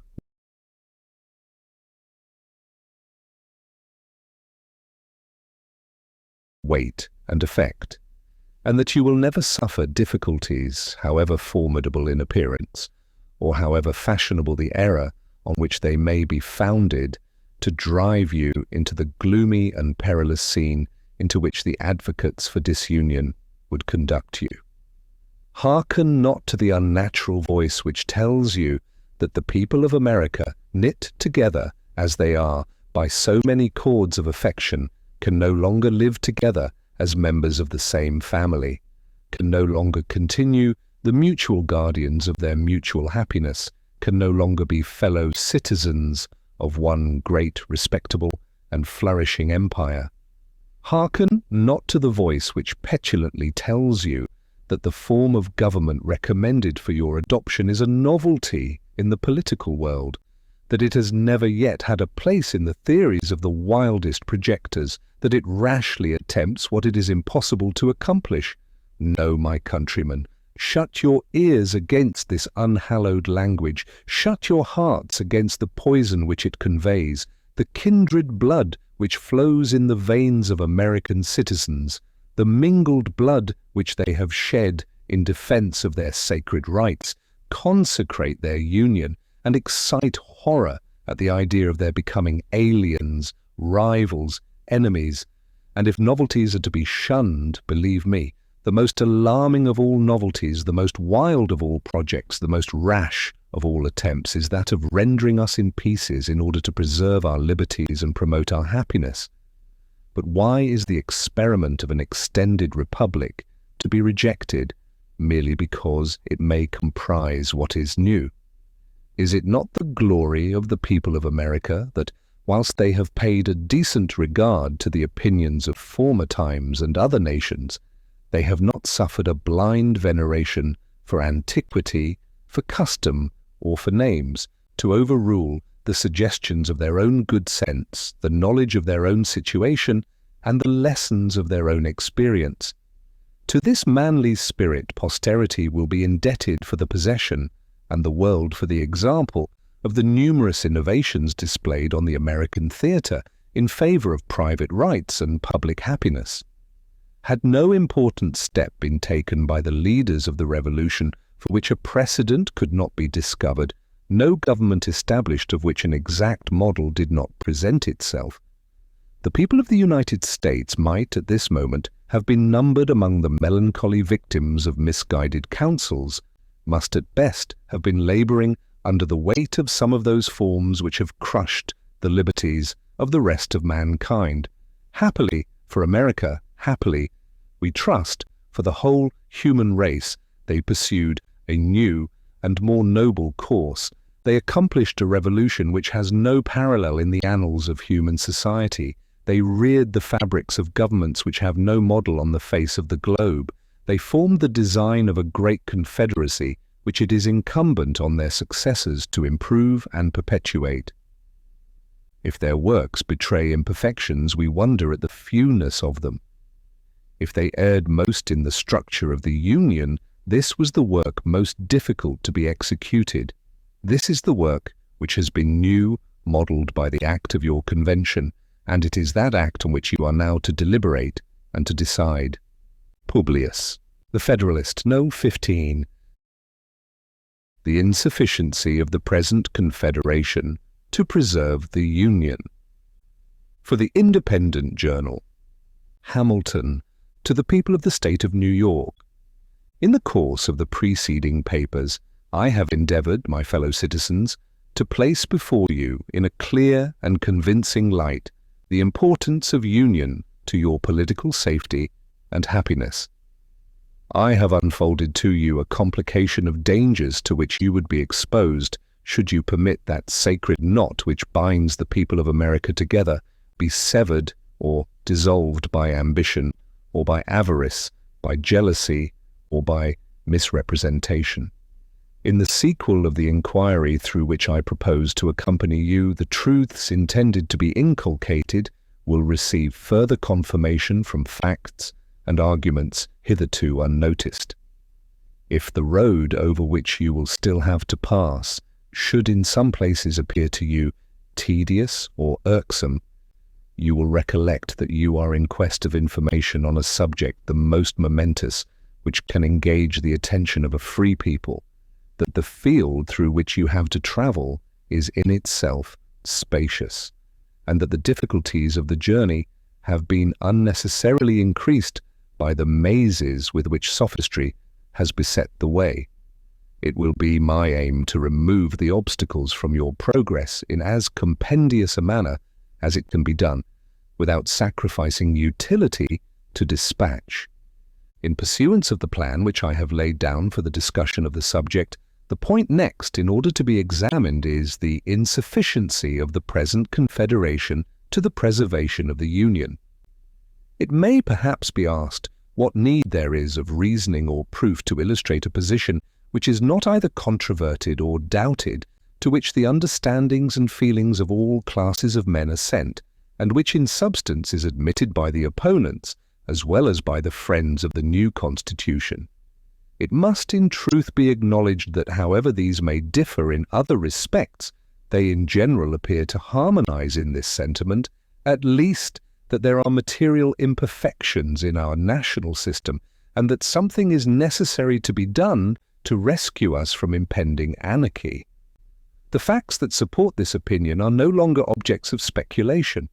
They have forced themselves upon the sensibility of the people at large, and have at length extorted from those whose mistaken policy has had the principal share in precipitating the extremity at which we are arrived, a reluctant confession of the reality of those defects in the scheme of our federal government, which have been long pointed out and regretted by the intelligent friends of the Union. We may indeed with propriety be said to have reached almost the last stage of national humiliation. There is scarcely anything that can wound the pride or degrade the character of an independent nation which we do not experience. Are there engagements to the performance of which we are held by every tie respectable among men? These are the subjects of constant and unblushing violation. Do we owe debts to foreigners and to our own citizens, contracted in a time of imminent peril for the preservation of our political existence? These remain without any proper or satisfactory provision for their discharge. Have we valuable territories and important posts in the possession of a foreign power, which by express stipulations ought long since to have been surrendered? These are still retained to the prejudice of our interests, not less than of our rights. Are we in a condition to resent or to repel the aggression? We have neither troops, nor treasury, nor government. One, are we even in a condition to remonstrate with dignity? The just imputations on our own faith in respect to the same treaty ought first to be removed. Are we entitled by nature and compact to a free participation in the navigation of the Mississippi? Spain excludes us from it. Is public credit an indispensable resource in time of public danger? We seem to have abandoned its cause as desperate and irretrievable. Is commerce of importance to national wealth? Ours is at the lowest point of declension. Is respectability in the eyes of foreign powers a safeguard against foreign encroachments? The imbecility of our government even forbids them to treat with us. Our ambassadors abroad are the mere pageants of mimic sovereignty. Is a violent and unnatural decrease in the value of land a symptom of national distress? The price of improved land in most parts of the country is much lower than can be accounted for by the quantity of waste land at market, and can only be fully explained by that want of private and public confidence, which are so alarmingly prevalent among all ranks, and which have a direct tendency to depreciate property of every kind. Is private credit the friend and patron of industry? That most useful kind which relates to borrowing and lending is reduced within the narrowest limits, and this still more from an opinion of insecurity than from the scarcity of money. To shorten an enumeration of particulars which can afford neither pleasure nor instruction, it may in general be demanded, what indication is there of national disorder, poverty, and insignificance that could befall a community so peculiarly blessed with natural advantages as we are, which does not form a part of the dark catalogue of our public misfortunes? This is the melancholy situation to which we have been brought by those very maxims and counsels which would now deter us from adopting the proposed constitution, and which, not content with having conducted us to the brink of a precipice, seem resolved to plunge us into the abyss that awaits us below. Here, my countrymen, impelled by every motive that ought to influence an enlightened people, let us make a firm stand for our safety, our tranquillity, our dignity, our reputation. Let us at last break the fatal charm which has too long seduced us from the paths of felicity and prosperity. It is true, as has been before observed, that facts too stubborn to be resisted have produced a species of general assent to the abstract proposition that there exist material defects in our national system. But the usefulness of the concession on the part of the old adversaries of federal measures is destroyed by a strenuous opposition to a remedy upon the only principles that can give it a chance of success. While they admit that the government of the United States is destitute of energy, they contend against conferring upon it those powers which are requisite to supply that energy. They seem still to aim at things repugnant and irreconcilable, at an augmentation of federal authority without a diminution of state authority, at sovereignty in the Union and complete independence in the members. They still, in fine, seem to cherish with blind devotion the political monster of an imperium in imperio. This renders a full display of the principal defects of the Confederation necessary in order to show that the evils we experience do not proceed from minute or partial imperfections, but from fundamental errors in the structure of the building, which cannot be amended otherwise than by an alteration in the first principles and main pillars of the fabric. The great and radical vice in the construction of the existing Confederation is in the principle of legislation for states or governments in their corporate or collective capacities, and as contradistinguished from the individuals of which they consist.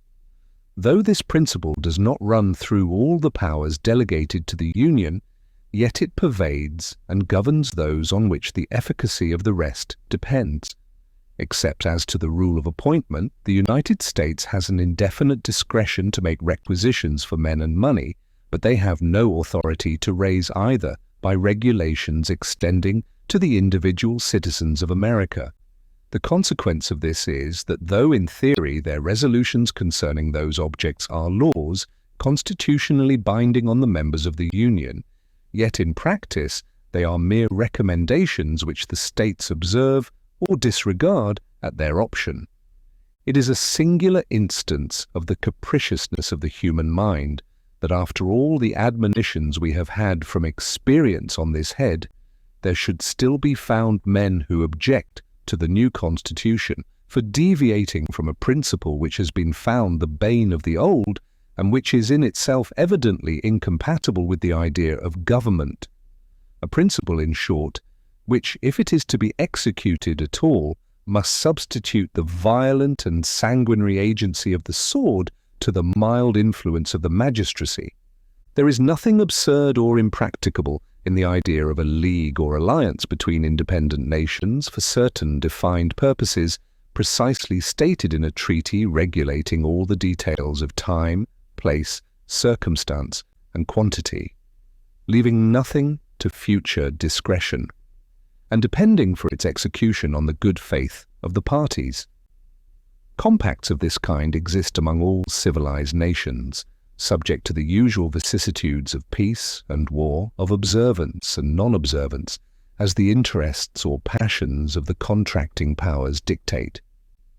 In the early part of the present century, there was an epidemical rage in Europe for this species of compacts, from which the politicians of the times fondly hoped for benefits which were never realized. With a view to establishing the equilibrium of power and the peace of that part of the world, all the resources of negotiation were exhausted and triple and quadruple alliances were formed. But they were scarcely formed before they were broken, giving an instructive but afflicting lesson to mankind, how little dependence is to be placed on treaties which have no other sanction than the obligations of good faith, and which oppose general considerations of peace and justice to the impulse of any immediate interest or passion.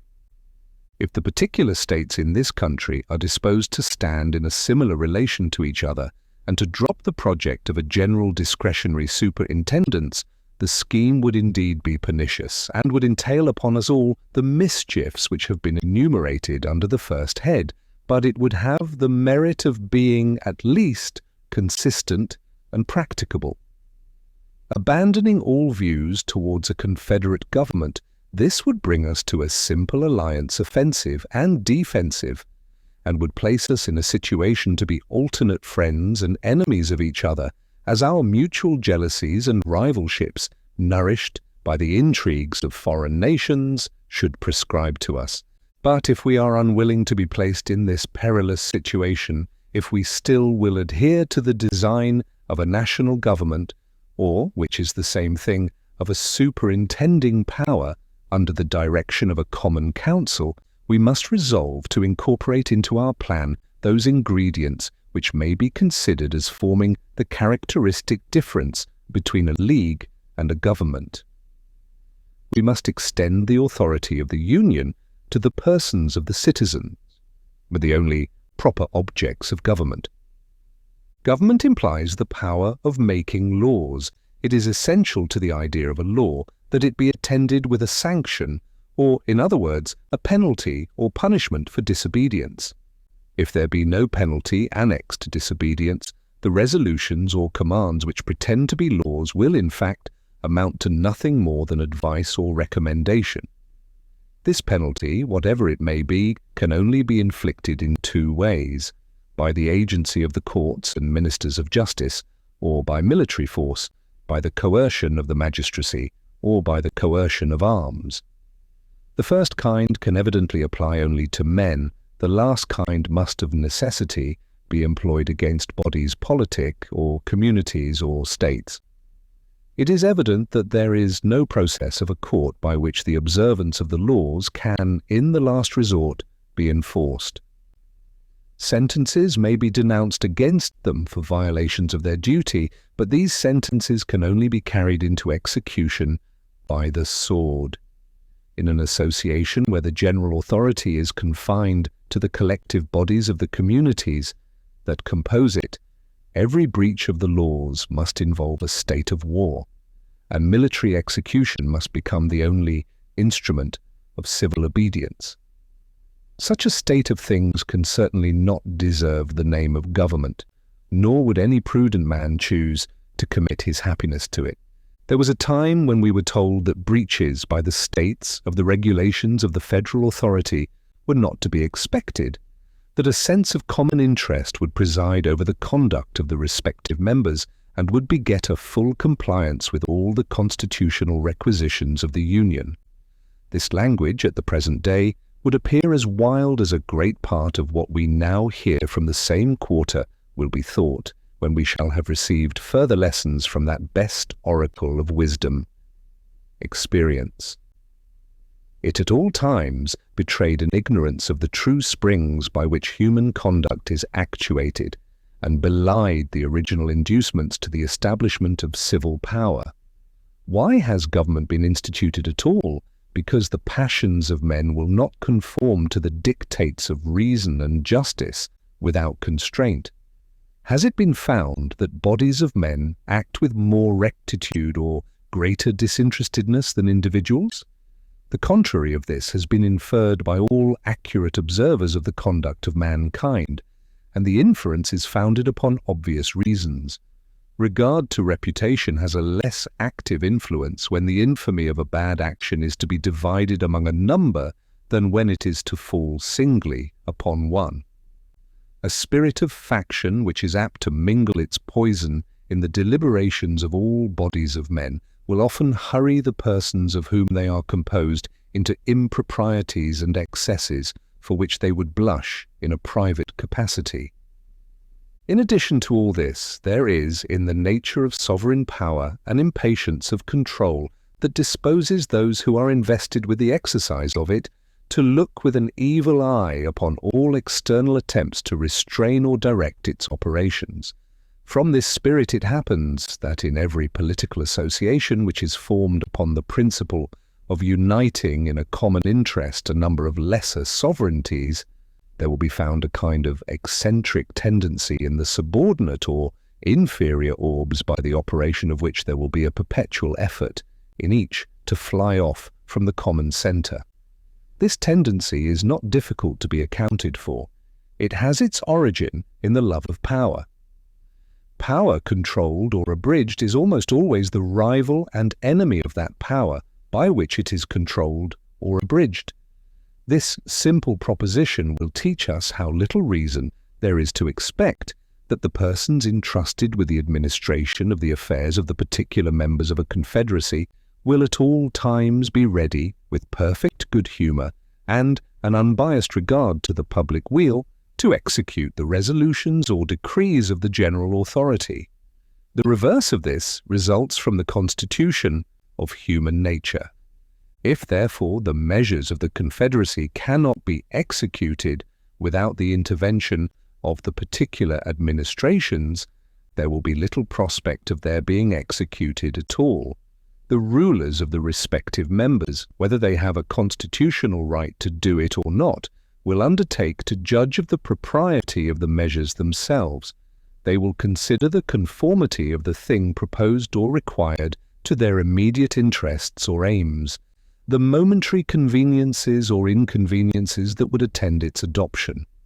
All this will be done, and in a spirit of interested and suspicious scrutiny, without that knowledge of national circumstances and reasons of state which is essential to a right judgment, and with that strong predilection in favour of local objects which can hardly fail to mislead the decision.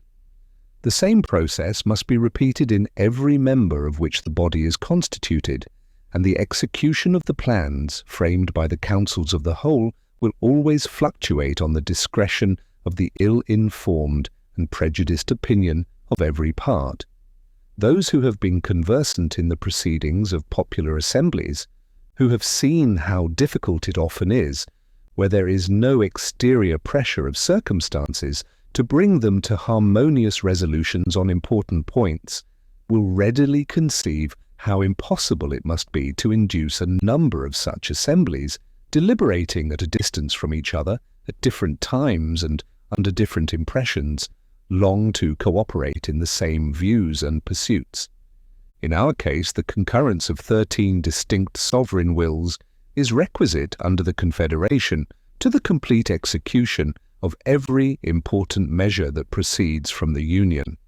It has happened as was to have been foreseen.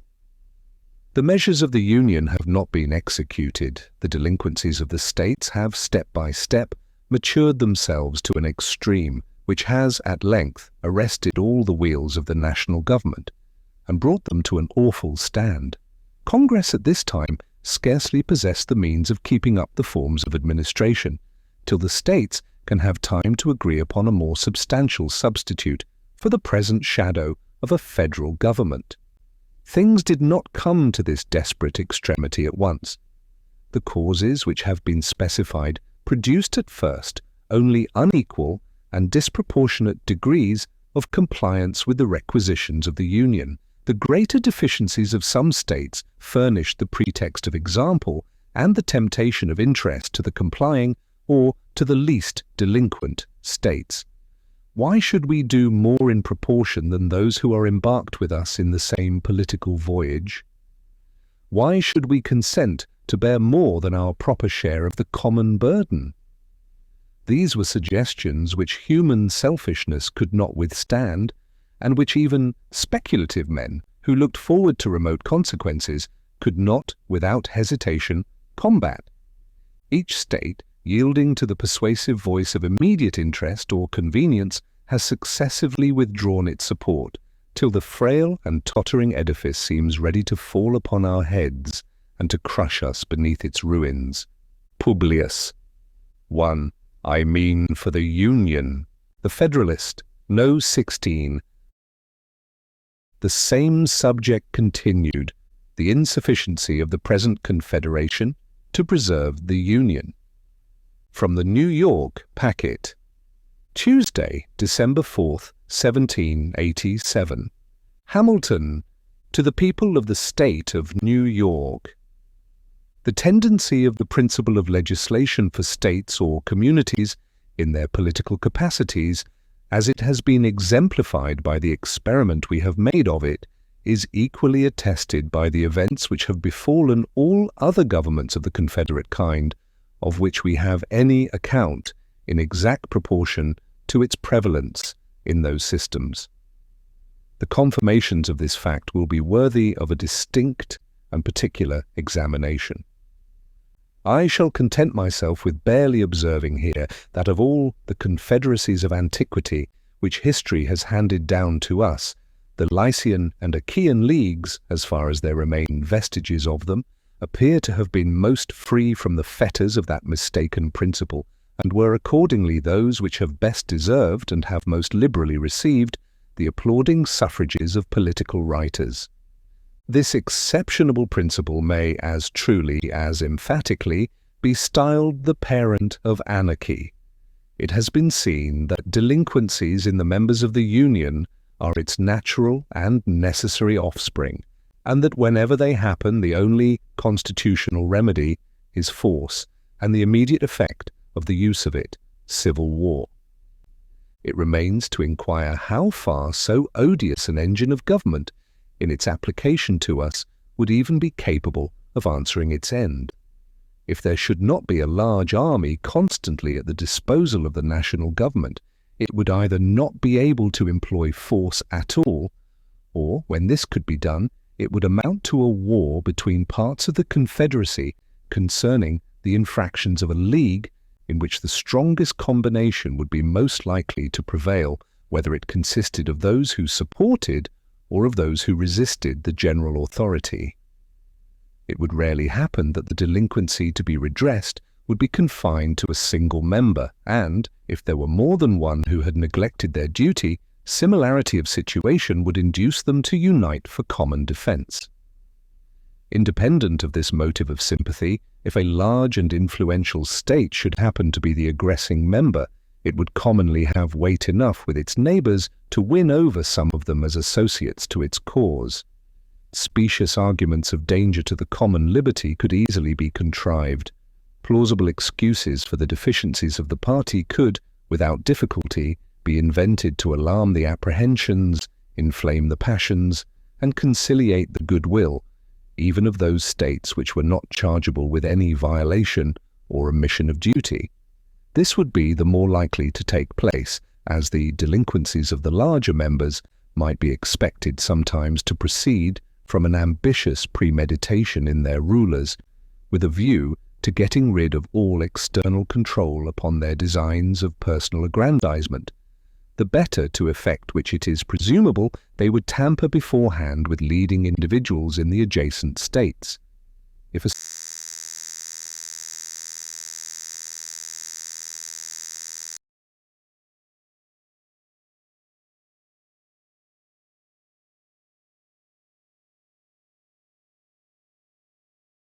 associates could not be found at home, recourse would be had to the aid of foreign powers, who would seldom be disinclined to encouraging the dissensions of a confederacy from the firm union of which they had so much to fear.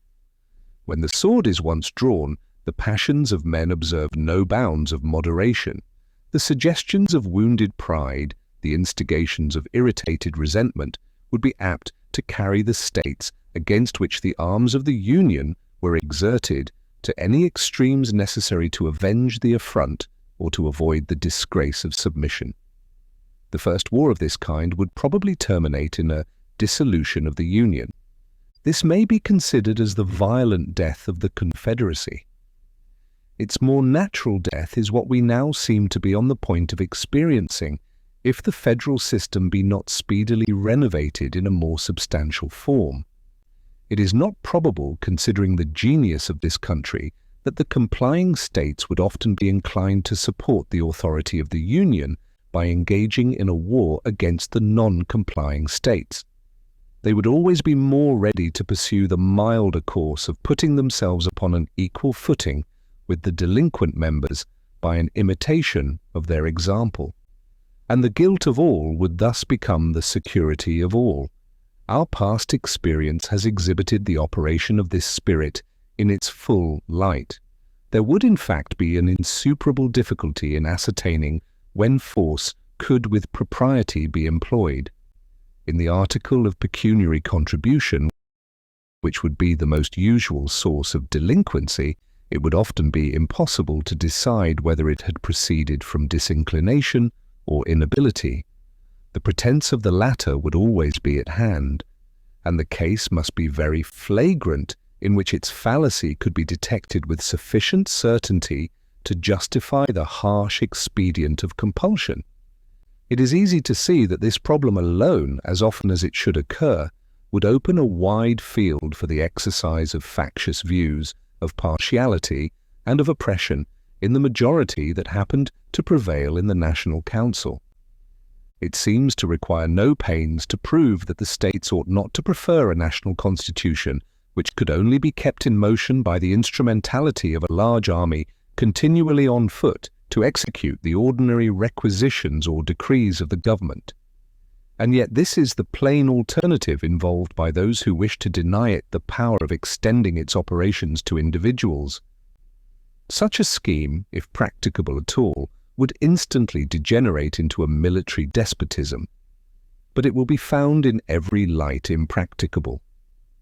The resources of the Union would not be equal to the maintenance of an army considerable enough to confine the larger states within the limits of their duty, nor would the means ever be furnished of forming such an army in the first instance. Whoever considers the populousness and strength of several of these states singly at the present juncture, and looks forward to what they will become, even at the distance of half a century, will at once dismiss as idle and visionary any scheme which aims at regulating their movements by laws to operate upon them in their collective capacities, and to be executed by a coercion applicable to them in the same capacities. A project of this kind is little less romantic than the monster-taming spirit which is attributed to the fabulous heroes and demigods of antiquity. Even in those confederacies which have been composed of members smaller than many of our counties, the principle of legislation for sovereign states, supported by military coercion, has never been found effectual. It has rarely been attempted to be employed, but against the weaker members, and in most instances attempts to coerce the refractory and disobedient have been the signals of bloody wars, in which one half of the confederacy has displayed its banners against the other half. The result of these observations to an intelligent mind must be clearly this, that if it be possible at any rate to construct a federal government capable of regulating the common concerns and preserving the general tranquillity, it must be founded, as to the objects committed to its care, upon the reverse of the principle contended for by the opponents of the proposed constitution. It must carry its agency to the persons of the citizens. It must stand in need of no intermediate legislations, but must itself be empowered to employ the arm of the ordinary magistrate to execute its own resolutions. The majesty of the national authority must be manifested through the medium of the courts of justice. The government of the Union, like that of each state, must be able to address itself immediately to the hopes and fears of individuals, and to attract to its support those passions which have the strongest influence upon the human heart. It must, in short, possess all the means and have a right to resort to all the methods of executing the powers with which it is entrusted, that are possessed and exercised by the government of the particular states. To this reasoning it may perhaps be objected that if any state should be disaffected to the authority of the Union, it could at any time obstruct the execution of its laws, and bring the matter to the same issue of force, with the necessity of which the opposite scheme is reproached. The plausibility of this objection will vanish the moment we advert to the essential difference between a mere non-compliance and a direct and active resistance. If the interposition of the state legislatures be necessary to give effect to a measure of the Union, they have only not to act, or to act evasively, and the measure is defeated. This neglect of duty may be disguised under affected but unsubstantial provisions, so as not to appear, and of course not to excite any alarm in the people for the safety of the Constitution. The state leaders may even make a merit of their surreptitious invasions of it on the ground of some temporary convenience, exemption, or advantage. But if the execution of the laws of the national government should not require the intervention of the state legislatures, if they were to pass into immediate operation upon the citizens themselves, the particular governments could not interrupt their progress without an open and violent exertion of an unconstitutional power. No omissions nor evasions would answer the end. They would be obliged to act, and in such a manner as would leave no doubt that they had encroached on the national rights. An experiment of this nature would always be hazardous in the face of a constitution in any degree competent to its own defense, and of a people enlightened enough to distinguish between a legal exercise and an illegal usurpation of authority.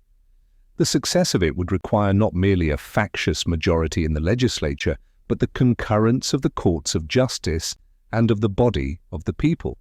If the judges were not embarked in a conspiracy with the legislature, they would pronounce the resolutions of such a majority to be contrary to the supreme law of the land, unconstitutional, and void. If the people were not tainted with the spirit of their state representatives, they, as the natural guardians of the Constitution, would throw their weight into the national scale and give it a decided preponderancy in the contest. Attempts of this kind would not often be made with levity or rashness, because they could seldom be made without danger to the authors, unless in cases of a tyrannical exercise of the federal authority. If opposition to the national government should arise from the disorderly conduct of refractory or seditious individuals, it could be overcome by the same means which are daily employed against the same evil under the state governments. The magistracy, being equally the ministers of the law of the land, from whatever source it might emanate, would doubtless be as ready to guard the national as the local regulations from the inroads of private licentiousness. As to those partial commotions and insurrections which sometimes disquiet society, from the intrigues of an inconsiderable faction, or from sudden or occasional ill humours that do not infect the great body of the community, the general government could command more extensive resources for the suppression of disturbances of that kind than would be in the power of any single member. And as to those mortal feuds which in certain conjunctures spread a conflagration through a whole nation, or through a very large proportion of it, proceeding either from weighty causes of discontent given by the government, or from the contagion of some violent popular paroxysm, they do not fall within any ordinary rules of calculation. When they happen, they commonly amount to revolutions and dismemberments of empire. No form of government can always either avoid or control them. It is in vain to hope to guard against events too mighty for human foresight or precaution, and it would be idle to object to a government because it could not perform impossibilities. Publius. The Federalist, No. 17. The same subject continued, the insufficiency of the present Confederation to preserve the Union. For the Independent Journal. Hamilton, to the people of the state of New York. An objection of a nature different from that which has been stated and answered in my last address may perhaps be likewise urged against the principle of legislation for the individual citizens of America. It may be said that it would tend to render the government of the Union too powerful, and to enable it to absorb those residuary authorities, which it might be judged proper to leave with the states for local purposes. Allowing the utmost latitude to the love of power which any reasonable man can require, I confess I am at a loss to discover what temptation the persons entrusted with the administration of the general government could ever feel to divest the states of the authorities of that description. The regulation of the mere domestic police of a state appears to me to hold out slender allurements to ambition. Commerce, finance, negotiation, and war seem to comprehend all the objects which have charms for minds governed by that passion. And all the powers necessary to those objects ought, in the first instance, to be lodged in the national depository. The administration of private justice between the citizens of the same state, the supervision of agriculture, and of other concerns of a similar nature, all those things, in short, which are proper to be provided for by local legislation, can never be desirable cares of a general jurisdiction.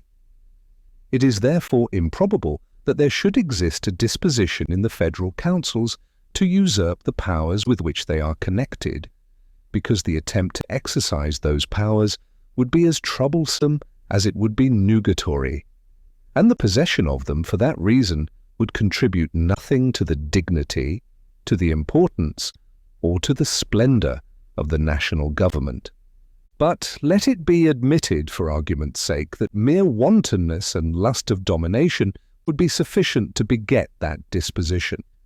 Still it may be safely affirmed that the sense of the constituent body of the national representatives, or in other words the people of the several states, would control the indulgence of so extravagant an appetite.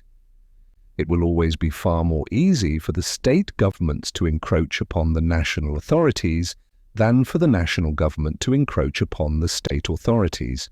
The proof of this proposition turns upon the greater degree of influence which the state governments, if they administer their affairs with uprightness and prudence, will generally possess over the people, a circumstance which at the same time teaches us that there is an inherent and intrinsic weakness in all federal constitutions, and that too much pains cannot be taken in their organization to give them all the force which is compatible with the principles of liberty. The superiority of influence in favor of the particular governments would result partly from the diffusive construction of the national government, but chiefly from the nature of the objects to which the attention of the state administrations would be directed. It is a known fact in human nature that its affections are commonly weak in proportion to the distance or diffusiveness of the object. Upon the same principle that a man is more attached to his family than to his neighborhood than to the community at large, the people of each state would be apt to feel a stronger bias towards their local governments than towards the government of the Union. Unless the force of that principle should be destroyed by a much better administration of the latter, this strong propensity of the human heart would find powerful auxiliaries in the objects of state regulation.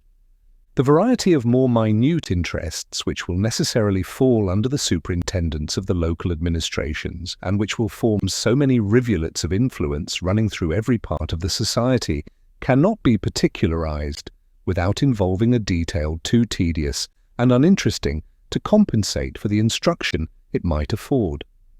There is one transcendent advantage belonging to the province of the state governments, which alone suffices to place the matter in a clear and satisfactory light. I mean the ordinary administration of criminal and civil justice. This of all others is the most powerful, most universal, and most attractive source of popular obedience and attachment. It is that which, being the immediate and visible guardian of life and property, having its benefits and its terrors in constant activity before the public eye, regulating all those personal interests and familiar concerns to which the sensibility of individuals is more immediately awake, contributes, more than any other circumstance, to impressing upon the minds of the people affection, esteem, and reverence towards the government. This great cement of society, which will diffuse itself almost wholly through the channels of the particular governments, independent of all other causes of influence, would ensure them so decided an empire over their respective citizens as to render them at all times a complete counterpoise, and not unfrequently dangerous rivals to the power of the Union. The operations of the national government, on the other hand, falling less immediately under the observation of the mass of the citizens, the benefits derived from it will chiefly be perceived and attended to by speculative men. Relating to more general interests, they will be less apt to come home to the feelings of the people and, in proportion, less likely to inspire an habitual sense of obligation and an active sentiment of attachment. The reasoning on this head has been abundantly exemplified by the experience of all federal constitutions with which we are acquainted, and of all others which have borne the least analogy to them. Though the ancient feudal systems were not, strictly speaking, confederacies, yet they partook of the nature of that species of association. There was a common head, chieftain, or sovereign, whose authority extended over the whole nation, and a number of subordinate vassals, or feudatories, who had large portions of land allotted to them, and numerous trains of inferior vassals or retainers, who occupied and cultivated that land upon the tenure of fealty or obedience to the persons of whom they held it. Each principal vassal was a kind of sovereign within his particular domains. The consequences of this situation were a continual opposition to authority of the sovereign, and frequent wars between the great barons or chief feudatories themselves. The power of the head of the nation was commonly too weak either to preserve the public peace or to protect the people against the oppressions of their immediate lords. This period of European affairs is emphatically styled by historians the times of feudal anarchy. When the sovereign happened to be a man of vigorous and warlike temper and of superior abilities, he would acquire a personal weight and influence which answered, for the time, the purpose of a more regular authority. But in general the power of the barons triumphed over that of the prince, and in many instances his dominion was entirely thrown off, and the great fiefs were erected into independent principalities or states. In those instances in which the monarch finally prevailed over his vassals, his success was chiefly owing to the tyranny of those vassals over their dependents. The barons or nobles, equally, the enemies of the sovereign and the oppressors of the common people, were dreaded and detested by both, till mutual danger and mutual interest effected a union between them fatal to the power of the aristocracy. Had the nobles, by a conduct of clemency and justice, preserved the fidelity and devotion of their retainers and followers, the contests between them and the prince must almost always have ended in their favour and in the abridgment or subversion of the royal authority. This is not an assertion founded merely in speculation or conjecture. Among other illustrations of its truth which might be cited, Scotland will furnish a cogent example. The spirit of clanship which was, at an early day, introduced into that kingdom, uniting the nobles and their dependents by ties equivalent to those of kindred, rendered the aristocracy a constant overmatch for the power of the monarch, till the incorporation with England subdued its fierce and ungovernable spirit, and reduced it within those rules of subordination which a more rational and more energetic system of civil polity had previously established in the latter kingdom. The separate governments in a confederacy may aptly be compared with the feudal baronies, with this advantage in their favour that from the reasons already explained, they will generally possess the confidence and goodwill of the people, and with so important a support, will be able effectually to oppose all encroachments of the national government. It will be well if they are not able to counteract its legitimate and necessary authority. The points of similitude consist in the rivalship of power applicable to both, and in the concentration of large portions of the strength of the community into particular deposits, in one case at the disposal of individuals, in the other case at the disposal of political bodies. A concise review of the events that have attended confederate governments will further illustrate this important doctrine, an inattention to which has been the great source of our political mistakes, and has given our jealousy a direction to the wrong side. This review shall form the subject of some ensuing papers. Publius, the Federalist? No. 18. the same subject continued: the insufficiency of the present Confederation to preserve the Union. For the Independent Journal, Hamilton and Madison. To the people of the state of New York. Among the confederacies of antiquity, the most considerable was that of the Grecian republics associated under the Amphictyonic Council. From the best accounts transmitted of this celebrated institution, it bore a very instructive analogy to the present confederation of the American states. The members retained the character of independent and sovereign states and had equal votes in the Federal Council. This council had a general authority to propose and resolve whatever it judged necessary for the common welfare of Greece, to declare and carry on war, to decide in the last resort all controversies between the members, to fine the aggressing party, to employ the whole force of the Confederacy against the disobedient, to admit new members. The Amphictyons were the guardians of religion and of the immense riches belonging to the Temple of Delphos, where they had the right of jurisdiction in controversies between the inhabitants and those who came to consult the oracle.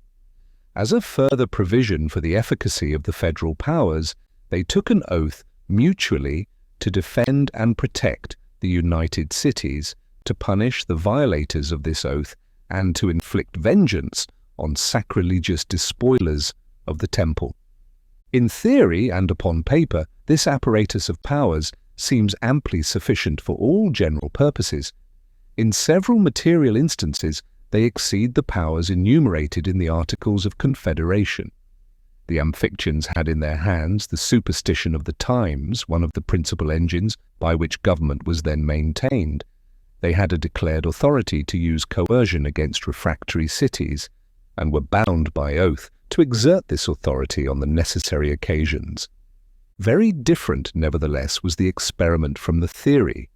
The powers, like those of the present Congress, were administered by deputies appointed wholly by the cities in their political capacities, and exercised over them in the same capacities, hence the weakness, the disorders, and finally the destruction of the Confederacy. The more powerful members, instead of being kept in awe and subordination, tyrannized successively over all the rest. Athens, as we learn from Demosthenes, was the arbiter of Greece 73 years. The Lacedaemonians next governed it 29 years. At a subsequent period, after the Battle of Leuctra, the Thebans had their turn of domination. It happened but too often, according to Plutarch, that the deputies of the strongest cities awed and corrupted those of the weaker, and that judgment went in favor of the most powerful party. Even in the midst of defensive and dangerous wars with Persia and Macedon, the members never acted in concert, and were, more or fewer of them, eternally the dupes or the hirelings of the common enemy. The intervals of foreign war were filled up by domestic vicissitudes, convulsions, and carnage. After the conclusion of the war with Xerxes, it appears that the Lacedaemonians required that a number of the cities should be turned out of the Confederacy for the unfaithful part they had acted. The Athenians, finding that the Lacedaemonians would lose fewer partisans by such a measure than themselves, and would become masters of the public deliberations, vigorously opposed and defeated the attempt. This piece of history proves at once the inefficiency of the Union, the ambition and jealousy of its most powerful members, and the dependent and degraded condition of the rest. The smaller members, though entitled by the theory of their system to revolve in equal pride and majesty around the common centre, had become, in fact, satellites of the orbs of primary magnitude. Had the Greeks, says the Abbé Milo, been as wise as they were courageous, they would have been admonished by experience of the necessity of a closer union, and would have availed themselves of the peace which followed their success against the Persian arms to establish such a reformation. Instead of this obvious policy, Athens and Sparta, inflated with the victories and the glory they had acquired, became first rivals and then enemies, and did each other infinitely more mischief than they had suffered from Xerxes. Their mutual jealousies, fears, hatreds, and injuries ended in the celebrated Peloponnesian War, which itself ended in the ruin and slavery of the Athenians who had begun it. As a weak government, when not at war, is ever agitated by internal dissensions, so these never failed to bring on fresh calamities from abroad. The Phocians, having ploughed up some consecrated ground belonging to the temple of Apollo, the Amphictyonic Council, according to the superstition of the age, imposed a fine on the sacrilegious offenders. The Phocians, being abetted by Athens and Sparta, refused to submit to the decree. The Thebans, with others of the cities, undertook to maintain the authority of the Amphictyons and to avenge the violated god. The latter, being the weaker party, invited the assistance of Philip of Macedon, who had secretly fostered the contest. Philip gladly seized the opportunity of executing the designs he had long planned against the liberties of Greece. By his intrigues and bribes, he won over to his interests the popular leaders of several cities. By their influence and votes, gained admission into the Amphictyonic Council, and by his arts and his arms, made himself master of the confederacy. Such were the consequences of the fallacious principle on which this interesting establishment was founded. Had Greece, says a judicious observer on her fate, been united by a stricter confederation, and persevered in her union, she would never have worn the chains of Macedon, and might have proved a barrier to the vast projects of Rome. The Achaean League, as it is called, was another society of Grecian republics, which supplies us with valuable instruction. The union here was far more intimate and its organization much wiser than in the preceding instance. It will accordingly appear that though not exempt from a similar catastrophe, it by no means equally deserved it. The cities composing this league retained their municipal jurisdiction, appointed their own officers, and enjoyed a perfect equality. The Senate, in which they were represented, had the sole and exclusive right of peace and war, of sending and receiving ambassadors, of entering into treaties and alliances, of appointing a chief magistrate or praetor, as he was called, who commanded their armies, and who, with the advice and consent of 10 of the senators, not only administered the government in the recess of the Senate, but had a great share in its deliberations when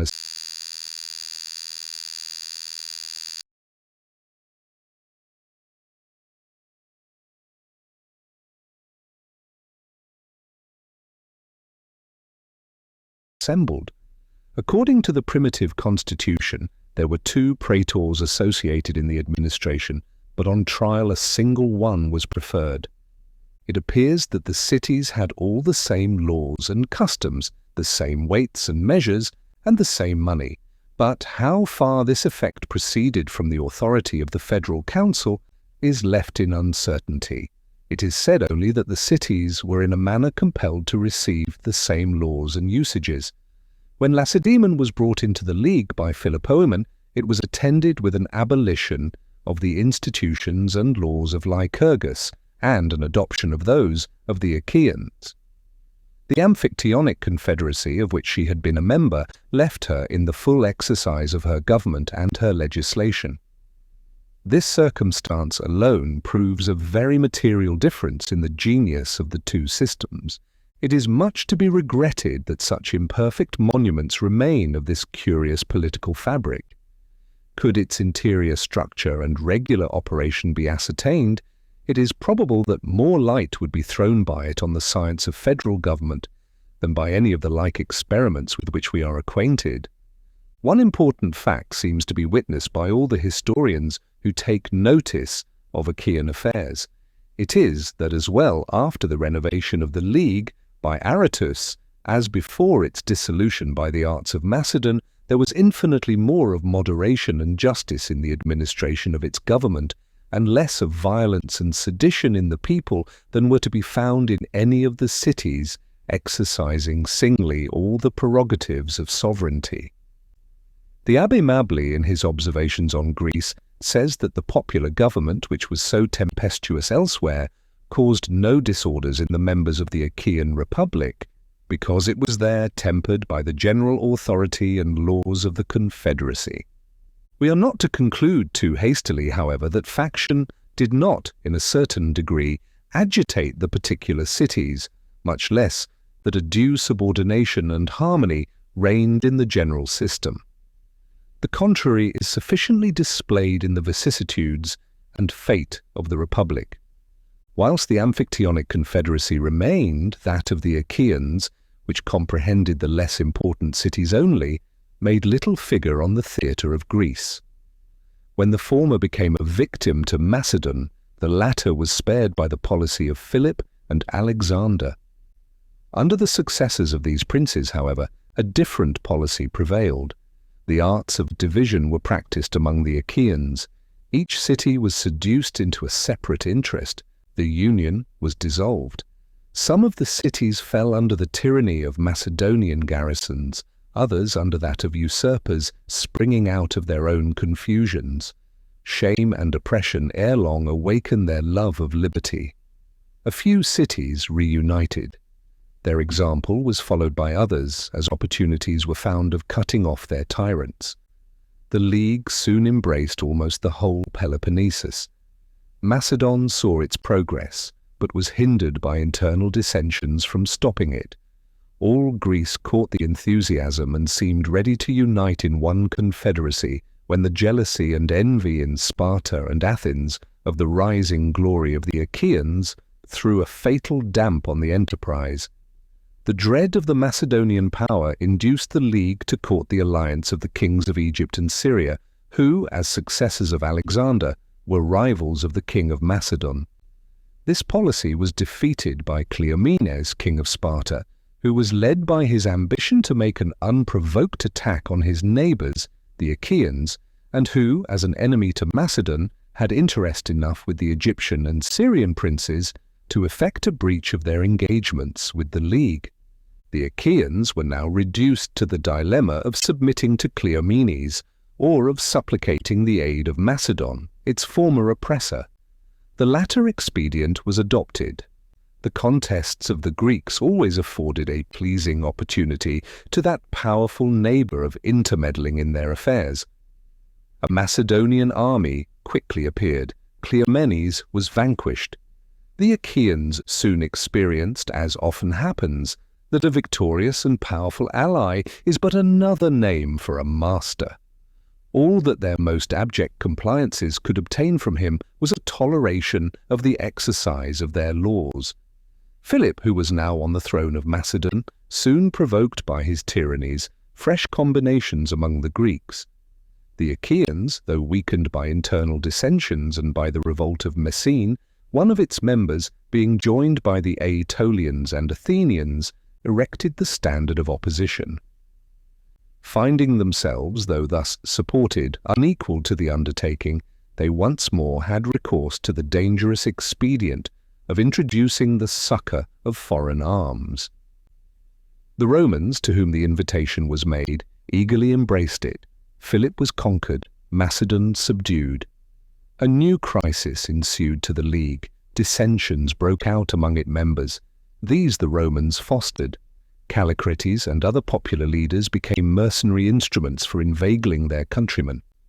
The more effectually to nourish discord and disorder the Romans had, to the astonishment of those who confided in their sincerity, already proclaimed universal liberty won throughout Greece. With the same insidious views, they now seduced the members from the League by representing to their pride the violation it committed on their sovereignty.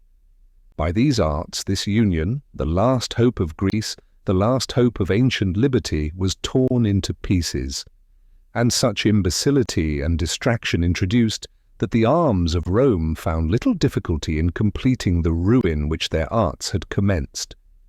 The Achaeans were cut to pieces, and Achaia loaded with chains, under which it is groaning at this hour.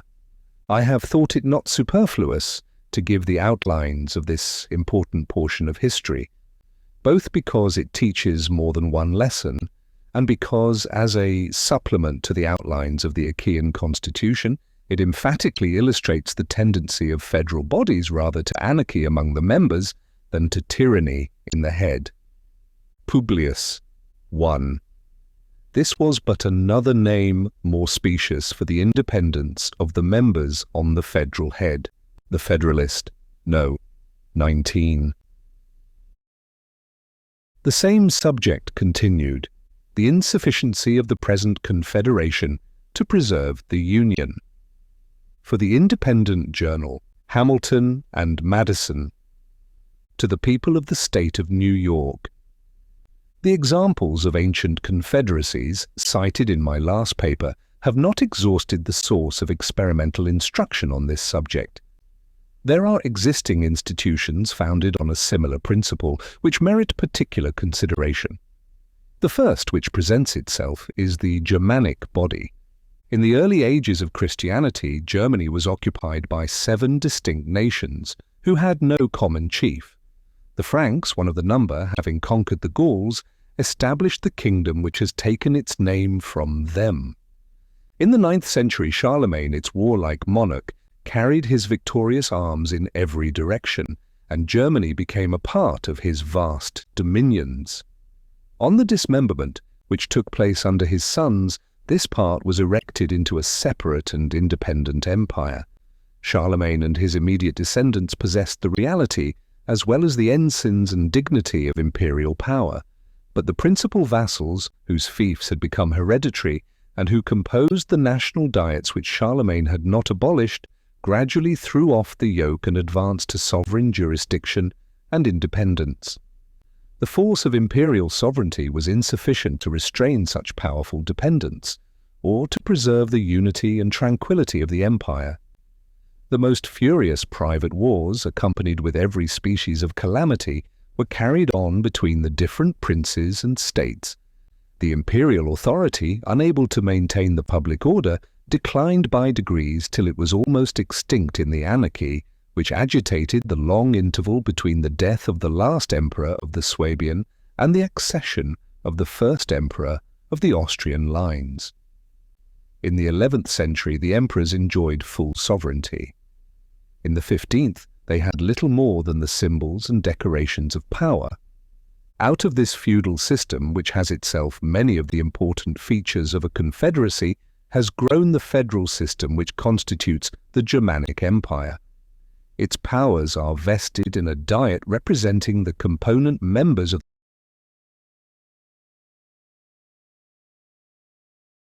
the confederacy, in the emperor, who is the executive magistrate, with a negative on the decrees of the diet, and in the imperial chamber and the Aulic Council, 2 judiciary tribunals having supreme jurisdiction in controversies which concern the empire or which happen among its members. The Diet possesses the general power of legislating for the empire, of making war and peace, contracting alliances, assessing quotas of troops and money, constructing fortresses, regulating coin, admitting new members, and subjecting disobedient members to the ban of the empire, by which the party is degraded from his sovereign rights and his possessions forfeited. The members of the Confederacy are expressly restricted from entering into compacts prejudicial to the empire, from imposing tolls and duties on their mutual intercourse without the consent of the emperor and diet, from altering the value of money, from doing injustice to one another, or from affording assistance or retreat to disturbers of the public peace. And the ban is denounced against such as shall violate any of these restrictions. The members of the Diet, as such, are subject in all cases to be judged by the Emperor and Diet, and in their private capacities by the Aulic Council and Imperial Chamber. The prerogatives of the Emperor are numerous. The most important of them are his exclusive right to make propositions to the Diet, to negative its resolutions, to name ambassadors, to confer dignities and titles, to fill vacant electorates, to found universities, to grant privileges not injurious to the states of the empire, to receive and apply the public revenues, and generally to watch over the public safety. In certain cases, the electors form a council to him. In quality of emperor, he possesses no territory within the empire, nor receives any revenue for his support, but his revenue and dominions, in other qualities, constitute him one of the most powerful princes in Europe. From such a parade of constitutional powers in the representatives and head of this confederacy, the natural supposition would be that it must form an exception to the general character which belongs to its kindred systems. Nothing would be further from the reality. The fundamental principle on which it rests, that the empire is a community of sovereigns, that the Diet is a representation of sovereigns, and that the laws are addressed to sovereigns, renders the empire a nerveless body, incapable of regulating its own members, insecure against external dangers, and agitated with unceasing fermentations in its own bowels. The history of Germany is a history of wars between the emperor and the princes and states, of wars among the princes and states themselves, of the licentiousness of the strong and the oppression of the weak, of foreign intrusions and foreign intrigues, of requisitions of men and money disregarded or partially complied with, of attempts to enforce them, altogether abortive or attended with slaughter and desolation, involving the innocent with the guilty, of general imbecility, confusion, and misery. In the 16th century, the emperor, with one part of the empire on his side, was seen engaged against the other princes and states. In one of the conflicts, the emperor himself was put to flight, and very near being made prisoner by the Elector of Saxony. The late King of Prussia was more than once pitted against his imperial sovereign, and commonly proved an overmatch for him. Controversies and wars among the members themselves have been so common that the German annals are crowded with the bloody pages which describe them. Previous to the Peace of Westphalia, Germany was desolated by a war of 30 years, in which the emperor, with one half of the empire, was on one side, and Sweden, with the other half, on the opposite side. Peace was at length negotiated and dictated by foreign powers, and the articles of it, to which foreign powers are parties, made a fundamental part of the Germanic constitution. If the nation happens, on any emergency, to be more united by the necessity of self-defense, its situation is still deplorable.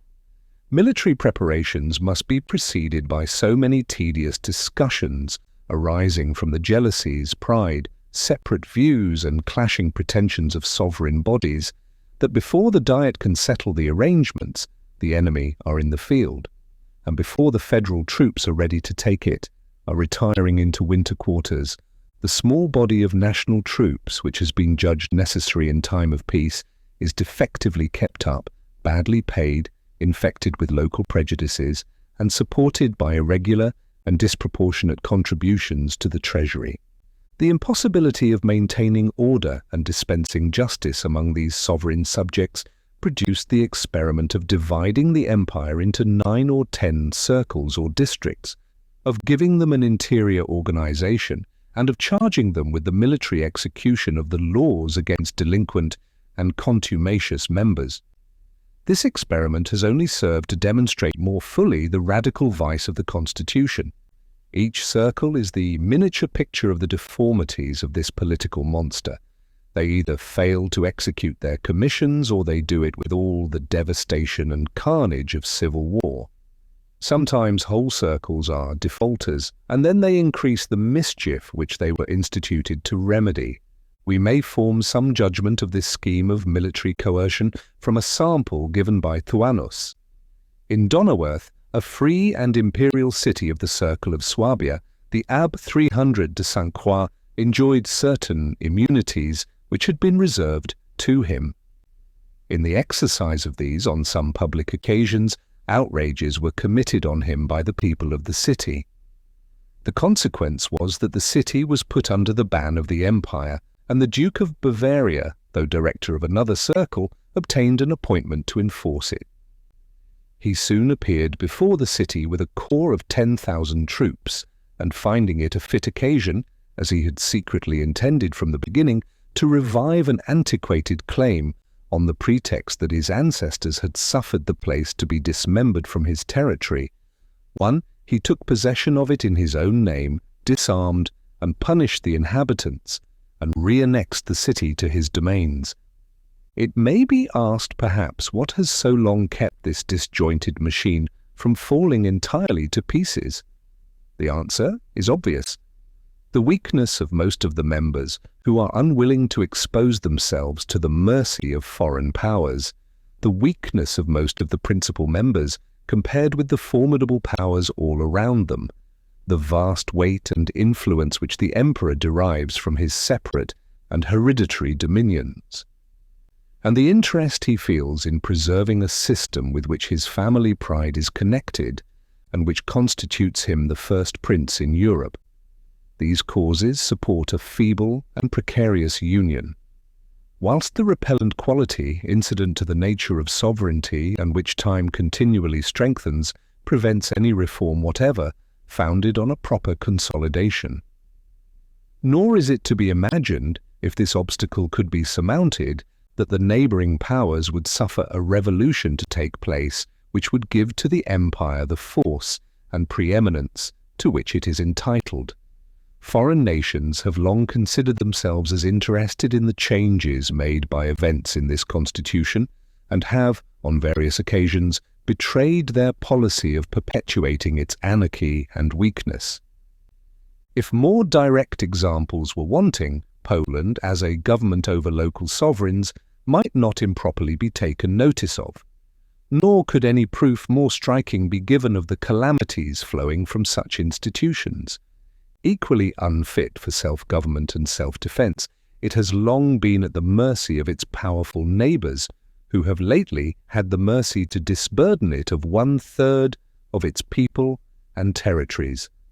The connection among the Swiss cantons scarcely amounts to a confederacy, though it is sometimes cited as an instance of the stability of such institutions. They have no common treasury, no common troops even in war, no common coin, no common judicatory, nor any other common mark of sovereignty. They are kept together by the peculiarity of their topographical position, by their individual weakness and insignificancy, by the fear of powerful neighbours, to one of which they were formerly subject, by the few sources of contention among a people of such simple and homogeneous manners, by their joint interest in their dependent possessions, by the mutual aid they stand in need of for suppressing insurrections and rebellions, an aid expressly stipulated and often required and afforded, and by the necessity of some regular and permanent provision for accommodating disputes among the cantons. The provision is that the parties at variance shall each choose 4 judges out of the neutral cantons, who, in case of disagreement, choose an umpire. This tribunal, under an oath of impartiality, pronounces definitive sentence, which all the cantons are bound to enforce. The competency of this regulation may be estimated by a clause in their treaty of 1683 with Victor Amadeus of Savoy, in which he obliges himself to interpose as mediator in disputes between the cantons,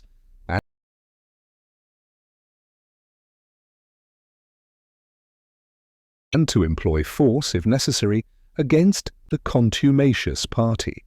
So far as the peculiarity of their case will admit of comparison with that of the United States, it serves to confirm the principle intended to be established.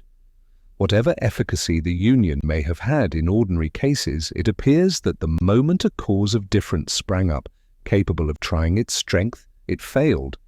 The controversies on the subject of religion, which in 3 instances have kindled violent and bloody contests, may be said, in fact, to have severed the league. The Protestant and Catholic cantons have since had their separate diets, where all the most important concerns are adjusted, and which have left the general diet little other business than to take care of the common bailages. That separation had another consequence which merits attention. It produced opposite alliances with foreign powers. Of Bern, at the head of the Protestant Association, with the United Provinces, and of Luzerne, at the head of the Catholic Association, with France. Publius. 1. Pfeffel, Nouvelle Abrègue, Chronole del Hist, etc., d'Allemagne, says the pretext was to indemnify himself for the expense of the expedition. The Federalist, No. 20. The same subject continued, the insufficiency of the present Confederation to preserve the Union. From the New York Packet, Tuesday, December 11th, 1787. Hamilton and Madison, to the people of the state of New York. The United Netherlands are a confederacy of republics, or rather of aristocracies, of a very remarkable texture, yet confirming all the lessons derived from those which we have already reviewed. The Union is composed of 7 co-equal and sovereign states, and each state or province is a composition of equal and independent cities. In all important cases, not only the provinces but the cities must be unanimous. The sovereignty of the Union is represented by the States General, consisting usually of about 50 deputies appointed by the provinces. They hold their seats, some for life, some for 6, 3, and 1 years. From 2 provinces they continue in appointment during pleasure. The States General have authority to enter into treaties and alliances, to make war and peace, to raise armies and equip fleets, to ascertain quotas and demand contributions. In all these cases, however, unanimity and the sanction of their constituents are requisite. They have authority to appoint and receive ambassadors, to execute treaties and alliances already formed, to provide for the collection of duties on imports and exports, to regulate the mint with a saving to the provincial rights, to govern as sovereigns the dependent territories. The provinces are restrained, unless with the general consent, from entering into foreign treaties, from establishing imposts injurious to others, or charging their neighbours with higher duties than their own subjects. A Council of State, a Chamber of Accounts, with 5 colleges of admiralty, aid and fortify the federal administration. The executive magistrate of the Union is the stadtholder, who is now an hereditary prince. His principal weight and influence in the Republic are derived from this independent title, from his great patrimonial estates, from his family connections with some of the chief potentates of Europe, and more than all, perhaps, from his being stadtholder in the several provinces, as well as for the Union, in which provincial quality he has the appointment of town magistrates under certain regulations, executes provincial decrees, presides when he pleases in the provincial tribunals, and has throughout the power of pardon. As stadtholder of the Union he has, however, considerable prerogatives. In his political capacity he has authority to settle disputes between the provinces when other methods fail, to assist at the deliberations of the States General, and at their particular conferences, to give audiences to foreign ambassadors, and to keep agents for his particular affairs at foreign courts. In his military capacity he commands the federal troops, provides for garrisons, and in general regulates military affairs, disposes of all appointments, from colonels to ensigns, and of the governments and posts of fortified towns. In his marine capacity he is Admiral General, and superintends and directs everything relative to naval forces and other naval affairs, presides in the admiralties in person or by proxy, appoints lieutenant admirals and other officers, and establishes councils of war, whose sentences are not executed till he approves them. His revenue, exclusive of his private income, amounts to 300,000 florins. The standing army which he commands consists of about 40,000 men. Such is the nature of the celebrated Belgic Confederacy as delineated on parchment.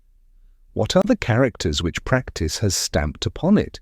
Imbecility in the government, discord among the provinces, foreign influence and indignities, a precarious existence in peace, and peculiar calamities from war. It was long ago remarked by Grotius that nothing but the hatred of his countrymen to the House of Austria kept them from being ruined by the vices of their constitution. The Union of Utrecht, says another respectable writer, reposes an authority in the States General, seemingly sufficient to secure harmony, but the jealousy in each province renders the practice very different from the theory. The same instrument, says another, obliges each province to levy certain contributions, but this article never could, and probably never will, be executed, because the inland provinces who have little commerce cannot pay an equal quota. In matters of contribution, it is the practice to waive the articles of the Constitution. The danger of delay obliges the consenting provinces to furnish their quotas without waiting for the others, and then to obtain reimbursement from the others by deputations, which are frequent or otherwise as they can. The great wealth and influence of the province of Holland enable her to effect both these purposes.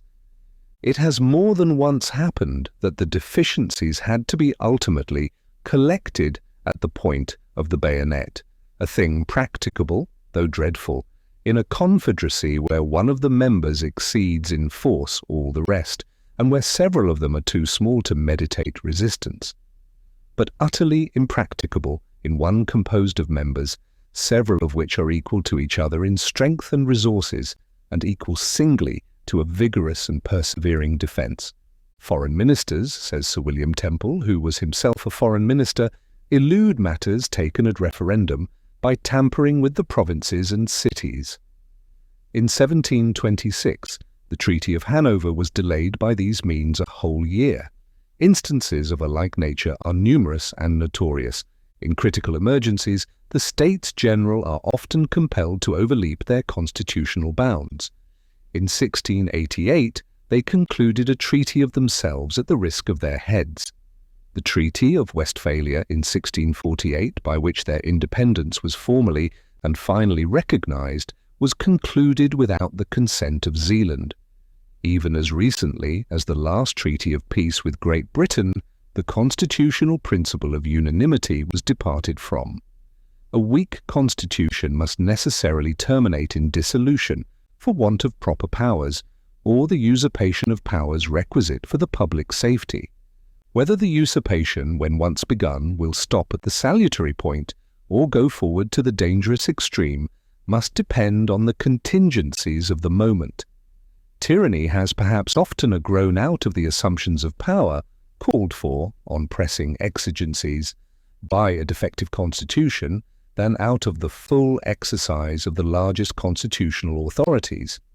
Notwithstanding the calamities produced by the stadtholdership, it has been supposed that without his influence in the individual provinces, the causes of anarchy manifest in the Confederacy would long ago have dissolved it. Under such a government, says the Abbé Marbly, the Union could never have subsisted if the provinces had not a spring within themselves capable of quickening their tardiness and compelling them to the same way of thinking. This spring is the stadtholder. It is remarked by Sir William Temple that in the intermissions of the stadtholdership, Holland, by her riches and her authority, which drew the others into a sort of dependence, supplied the place. These are not the only circumstances which have controlled the tendency to anarchy and dissolution. The surrounding powers impose an absolute necessity of union to a certain degree, at the same time that they nourish by their intrigues the constitutional vices which keep the Republic in some degree always at their mercy.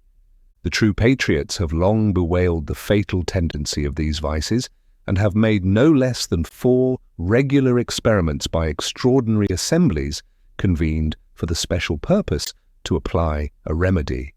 As many times has their laudable zeal found it impossible to unite the public councils in reforming the known, the acknowledged, the fatal evils of the existing constitution. Let us pause, my fellow citizens, for one moment over this melancholy and monetary lesson of history, and with the tear that drops for the calamities brought on mankind by their adverse opinions and selfish passions, let our gratitude mingle an ejaculation to heaven for the propitious concord which has distinguished the consultations for our political happiness. A design was also conceived of establishing a general tax to be administered by the federal authority. This also had its adversaries and failed. This unhappy people seemed to be now suffering from popular convulsions, from dissensions among the states, and from the actual invasion of foreign arms, the crisis of their destiny. All nations have their eyes fixed on the awful spectacle. The first wish prompted by humanity is that this severe trial may issue in such a revolution of their government as will establish their union and render it the parent of tranquility, freedom, and happiness. The next, that the asylum under which we trust the enjoyment of these blessings will speedily be secured in this country, may receive and console them for the catastrophe of their own. I make no apology for having dwelt so long on the contemplation of these federal precedents.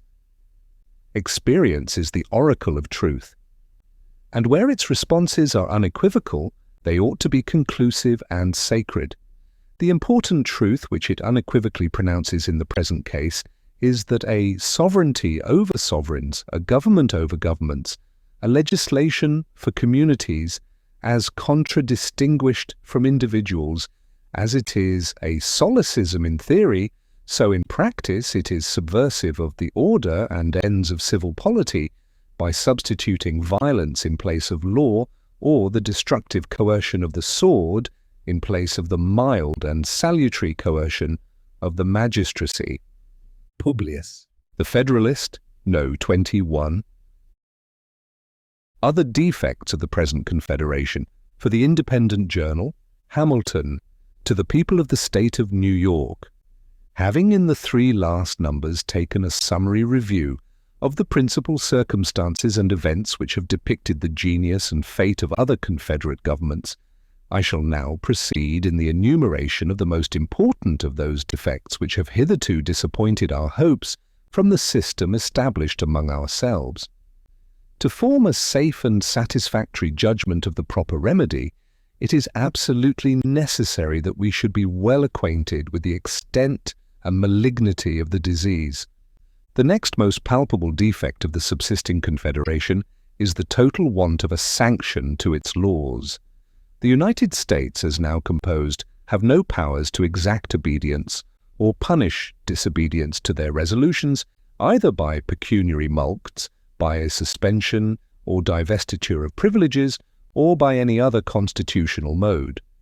There is no express delegation of authority to them to use force against delinquent members, and if such a right should be ascribed to the federal head, as resulting from the nature of the social compact between the states, it must be by inference and construction in the face of that part of the second article by which it is declared that each state shall retain every power, jurisdiction, and right not expressly delegated to the United States in Congress assembled.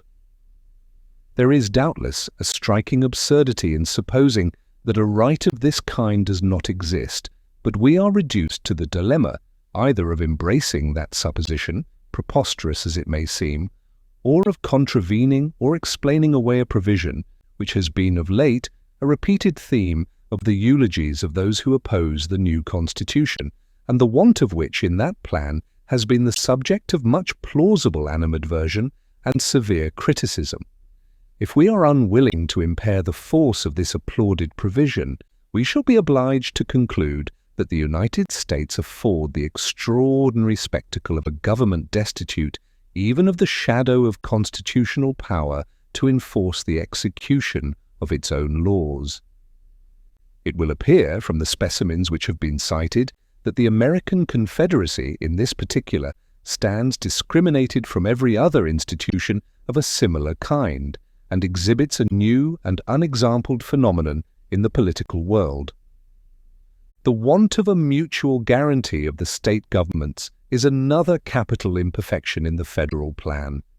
There is nothing of this kind declared in the articles that compose it, and to imply a tacit guarantee from considerations of utility would be a still more flagrant departure from the clause which has been mentioned than to imply a tacit power of coercion from the like considerations. The want of a guarantee, though it might in its consequences endanger the Union, does not so immediately attack its existence as the want of a constitutional sanction to its laws. Without a guarantee, the assistance to be derived from the Union in repelling those domestic dangers which may sometimes threaten the existence of the state constitutions, must be renounced.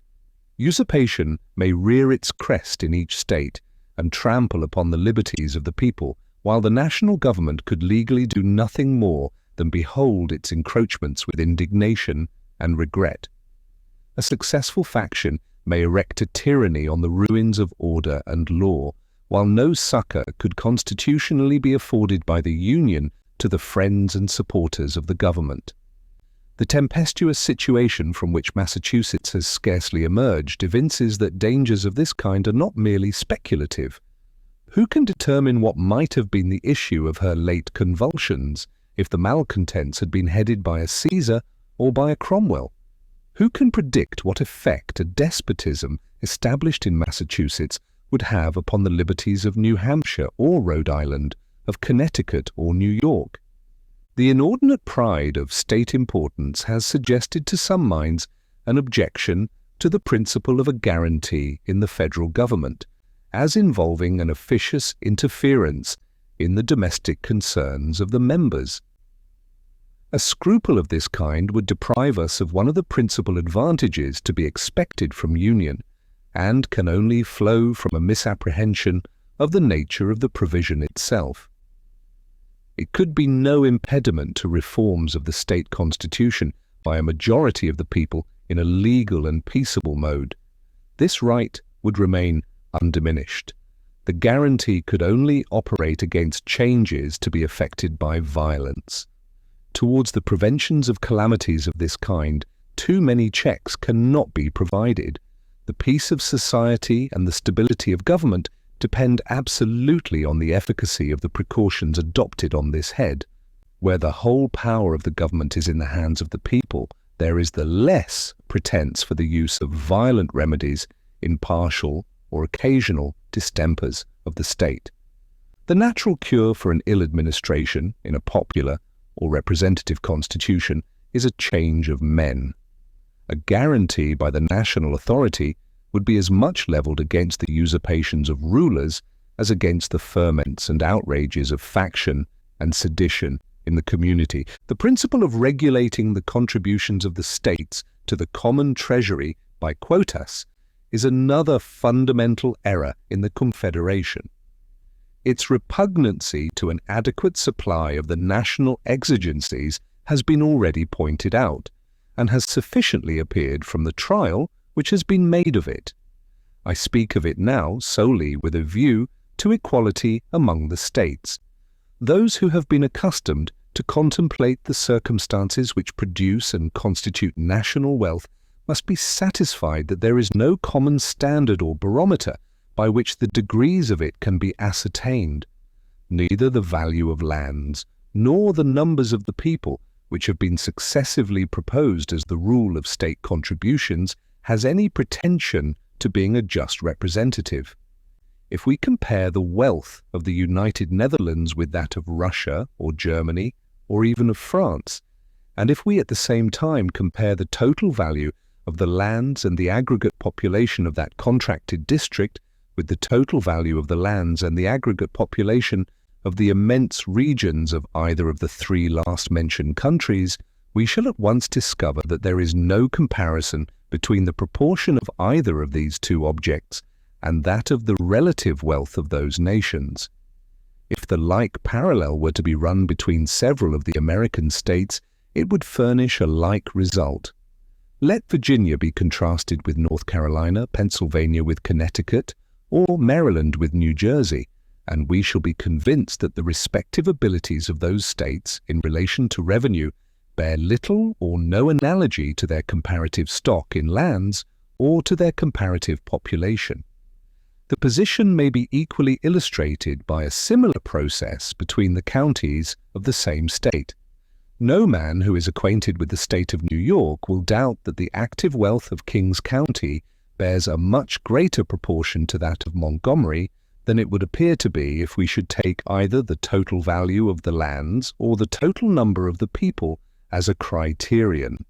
The wealth of nations depends upon an infinite variety of causes: situation, soil, climate, the nature of the productions, the nature of the government, the genius of the citizens, the degree of information they possess, the state of commerce, of arts, of industry. These circumstances and many more, too complex, minute, or adventitious to admit of a particular specification, occasion differences hardly conceivable in the relative opulence and riches of different countries. The consequence clearly is that there can be no common measure of national wealth, and of course no general or stationary rule by which the ability of a state to pay taxes can be determined. The attempt, therefore, to regulate the contributions of the members of a confederacy by any such rule cannot fail to be productive of glaring inequality and extreme oppression.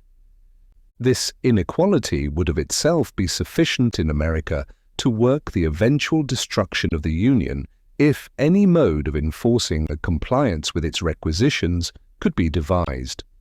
The suffering states would not long consent to remain associated upon a principle which distributes the public burdens with so unequal a hand, and which was calculated to impoverish and oppress the citizens of some states, while those of others would scarcely be conscious of the small proportion of the weight they were required to sustain. This, however, is an evil inseparable from the principle of quotas and requisitions. There is no method of steering clear of this inconvenience but by authorizing the national government to raise its own revenues in its own way. Imposts, excises, and, in general, all duties upon articles of consumption may be compared to a fluid which will, in time, find its level with the means of paying them. The amount to be contributed by each citizen will, in a degree, be at his own option, and can be regulated by an attention to his resources.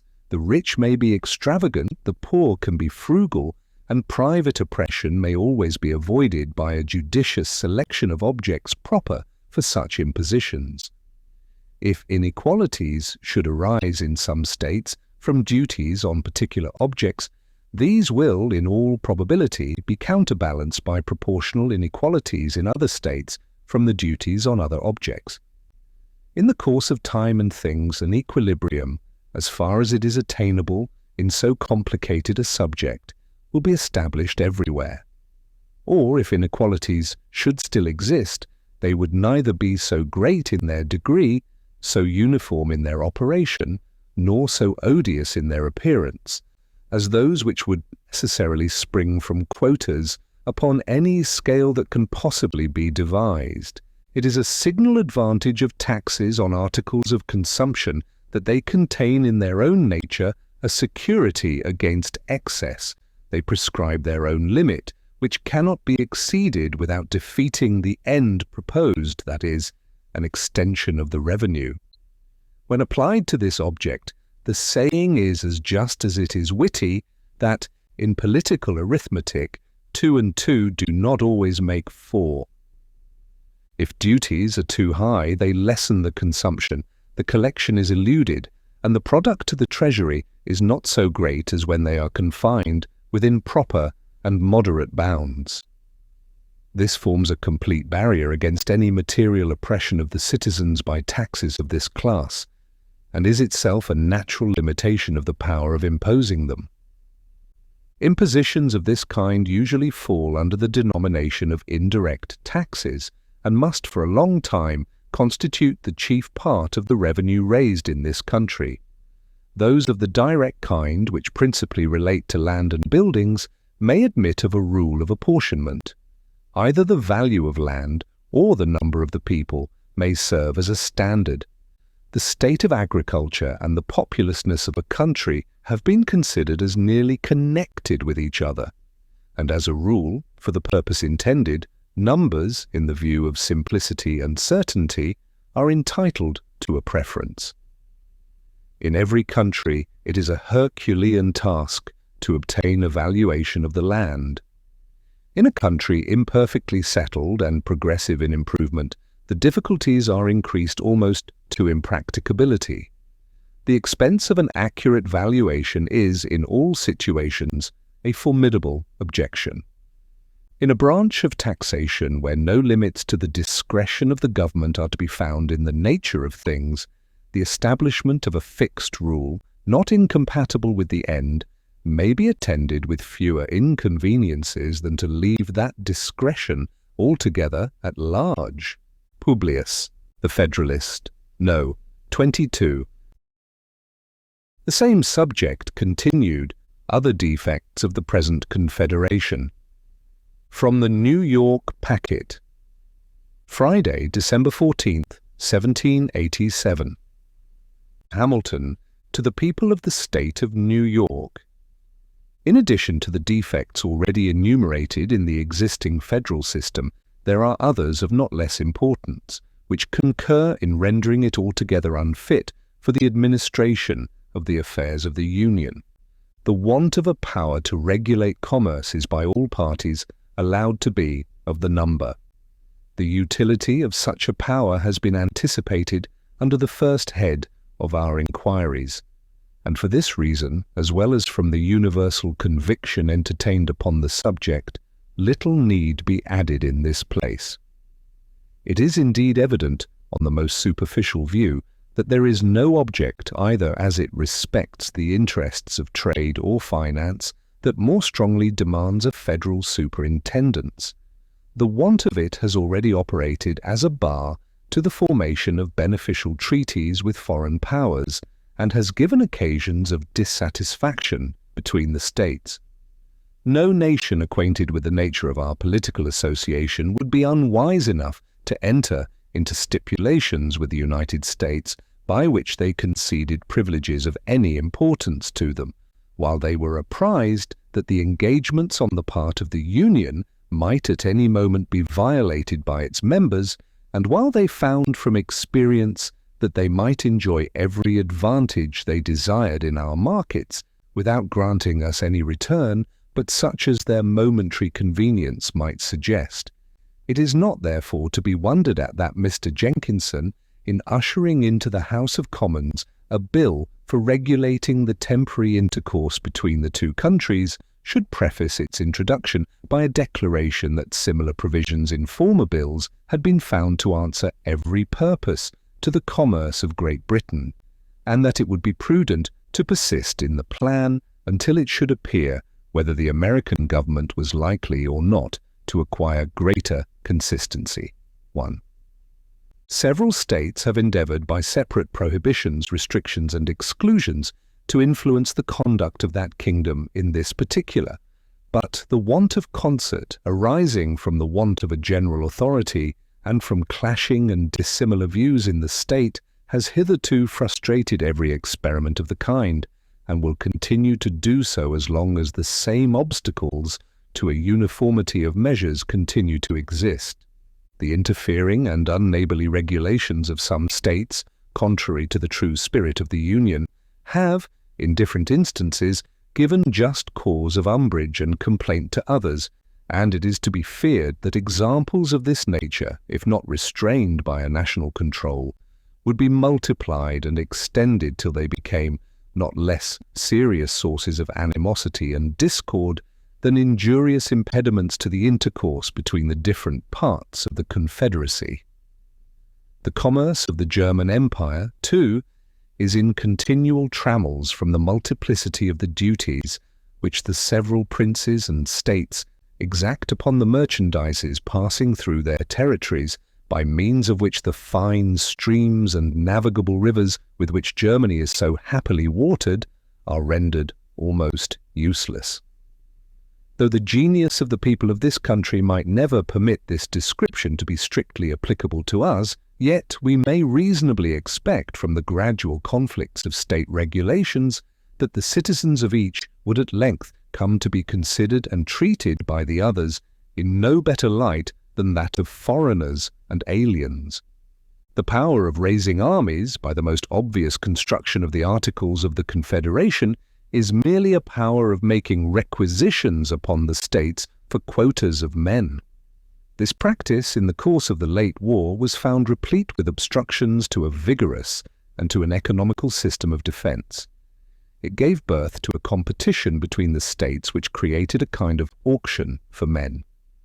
In order to furnish the quotas required of them, they outbid each other till bounties grew to an enormous and insupportable size. The hope of a still further increase afforded an inducement to those who were disposed to serve to procrastinate their enlistment, and disinclined them from engaging for any considerable periods. Hence, slow and scanty levies of men in the most critical emergencies of our affairs, short enlistments at an unparalleled expense, continual fluctuations in the troops, ruinous to their discipline, and subjecting the public safety frequently to the perilous crisis of a disbanded army. Hence also those oppressive expedients for raising men which were upon several occasions practiced, and which nothing but the enthusiasm of liberty would have induced the people to endure. This method of raising troops is not more unfriendly to economy and vigour than it is to an equal distribution of the burden. The states near the seat of war, influenced by motives of self-preservation, made efforts to furnish their quotas which even exceeded their abilities, while those at a distance from danger were, for the most part, as remiss as the others, were diligent in their exertions. The immediate pressure of this inequality was not in this case, as in that of the contributions of money, alleviated by the hope of a final liquidation. The states which did not pay their proportions of money might at least be charged with their deficiencies, but no account could be formed of the deficiencies in the supplies of men. We shall not, however, see much reason to re-get the want of this hope when we consider how little prospect there is that the most delinquent states will ever be able to make compensation for their pecuniary failures. The system of quotas and requisitions, whether it be applied to men or money, is, in every view, a system of imbecility in the Union and of inequality and injustice among the members. The right of equal suffrage among the states is another exceptionable part of the Confederation. Every idea of proportion and every rule of fair representation conspire to condemn a principle, which gives to Rhode Island an equal weight in the scale of power with Massachusetts, or Connecticut, or New York, and to Delaware an equal voice in the national deliberations with Pennsylvania, or Virginia, or North Carolina. Its operation contradicts the fundamental maxim of republican government, which requires that the sense of the majority should prevail. Sophistry may reply that sovereigns are equal, and that a majority of the votes of the states will be a majority of confederated America, but this kind of logical legerdemain will never counteract the plain suggestions of justice and common sense. It may happen that this majority of states is a small minority of the people of America. 3 2/3 of the people of America could not long be persuaded, upon the credit of artificial distinctions and syllogistic subtleties, to submit their interests to the management and disposal of 1/3. The larger states would after a while revolt from the idea of receiving the law from the smaller. To acquiesce in such a privation of their due importance in the political scale would be not merely to be insensible to the love of power, but even to sacrifice the desire of equality. It is neither rational to expect the first, nor just to require the last. The smaller states, considering how peculiarly their safety and welfare depend on union, ought readily to renounce a pretension which, if not relinquished, would prove fatal to its duration. It may be objected to this that not 7 but 9 states, or 2/3 of the whole number, must consent to the most important resolutions, and it may be thence inferred that 9 states would always comprehend a majority of the Union. But this does not obviate the impropriety of an equal vote between states of the most unequal dimensions and populousness, nor is the inference accurate in point of fact, for we can enumerate 9 states which contain less than a majority of the people. 4. And it is constitutionally possible that these 9 may give the vote. Besides, there are matters of considerable moment determinable by a bare majority, and there are others concerning which doubts have been entertained, which, if interpreted in favour of the sufficiency of a vote of 7 states, would extend its operation to interests of the first magnitude. In addition to this, it is to be observed that there is a probability of an increase in the number of states, and no provision for a proportional augmentation of the ratio of votes. But this is not all. What at first sight may seem a remedy is in reality a poison. To give a minority a negative upon the majority, which is always the case where more than a majority is requisite to a decision, is in its tendency to subject the sense of the greater number to that of the lesser.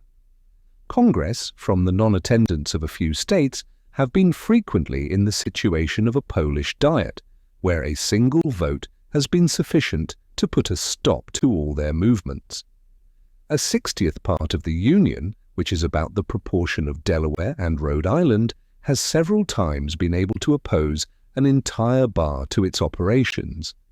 This is one of those refinements which in practice has an effect the reverse of what is expected from it in theory.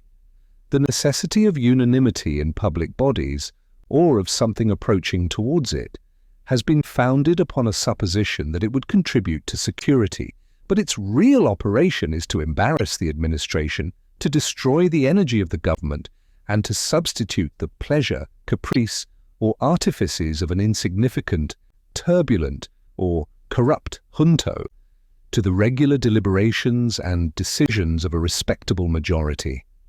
In those emergencies of a nation in which the goodness or badness, the weakness or strength of its government is of the greatest importance, there is commonly a necessity for action. The public business must in some way or other go forward. If a pertinacious minority can control the opinion of a majority respecting the best mode of conducting it, the majority, in order that something may be done, must conform to the views of the minority, and thus the sense of the smaller number will overrule that of the greater and give a tone to the national proceedings. Hence, tedious delays, continual negotiation and intrigue, contemptible compromises of the public good. And yet in such a system it is even happy when such compromises can take place, for upon some occasions things will not admit of accommodation, and then the measures of government must be injuriously suspended or fatally defeated. It is often by the impracticability of obtaining the concurrence of the necessary number of votes kept in a state of inaction. Its situation must always savour of weakness, sometimes border upon anarchy. It is not difficult to discover that a principle of this kind gives greater scope to foreign corruption, as well as to domestic faction, than that which permits the sense of the majority to decide, though the contrary of this has been presumed. The mistake has proceeded from not attending with due care to the mischiefs that may be occasioned by obstructing the progress of government at certain critical seasons. When the concurrence of a large number is required by the Constitution to the doing of any national act, we are apt to rest satisfied that all is safe, because nothing improper will be likely to be done, but we forget how much good may be prevented and how much ill may be produced by the power of hindering the doing what may be necessary and of keeping affairs in the same unfavourable posture in which they may happen to stand at particular periods. Suppose, for instance, we were engaged in a war in conjunction with one foreign nation against another. Suppose the necessity of our situation demanded peace, and the interest or ambition of our ally led him to seek the prosecution of the war with views that might justify us in making separate terms. In such a state of things, this ally of ours would evidently find it much easier by his bribes and intrigues to tie up the hands of government from making peace, where 2/3 of all the votes were requisite to that object, than where a simple majority would suffice. In the first case, he would have to corrupt a smaller number, in the last, a greater number. Upon the same principle, it would be much easier for a foreign power with which we were at war to perplex our counsels and embarrass our exertions. And, in a commercial view, we may be subjected to similar inconveniences. A nation with which we might have a treaty of commerce could with much greater facility prevent our forming a connection with her competitor in trade. Though such a connection should be ever so beneficial to ourselves, evils of this description ought not to be regarded as imaginary. One of the weak sides of republics, among their numerous advantages, is that they afford too easy an inlet to foreign corruption. An hereditary monarch, though often disposed to sacrifice his subjects to his ambition, has so great a personal interest in the government and in the external glory of the nation that it is not easy for a foreign power to give him an equivalent for what he would sacrifice by treachery to the state. The world has accordingly been witness to few examples of this species of royal prostitution, though there have been abundant specimens of every other kind. In republics, persons elevated from the mass of the community by the suffrages of their fellow citizens to stations of great preeminence and power may find compensations for betraying their trust, which, to any but minds animated and guided by superior virtue, may appear to exceed the proportion of interest they have in the common stock, and to overbalance the obligations of duty. Hence it is that history furnishes us with so many mortifying examples of the prevalency of foreign corruption in republican governments. How much this contributed to the ruin of the ancient commonwealths has been already delineated. It is well known that the deputies of the United Provinces have, in various instances, been purchased by the emissaries of the neighbouring kingdoms. The Earl of Chesterfield, if my memory serves me right, in a letter to his court, intimates that his success in an important negotiation must depend on his obtaining a major's commission for one of those deputies. And in Sweden, the parties were alternately bought by France and England in so barefaced and notorious a manner that it excited universal disgust in the nation, and was a principal cause that the most limited monarch in Europe, in a single day, without tumult, violence, or opposition, became one of the most absolute and uncontrolled. A circumstance which crowns the defects of the Confederation remains yet to be mentioned, the want of a judiciary power. Laws are a dead letter without courts to expound and define their true meaning and operation. The treaties of the United States, to have any force at all, must be considered as part of the law of the land. Their true import, as far as respects individuals, must, like all other laws, be ascertained by judicial determinations. To produce uniformity in these determinations, they ought to be submitted, in the last resort, to one supreme tribunal.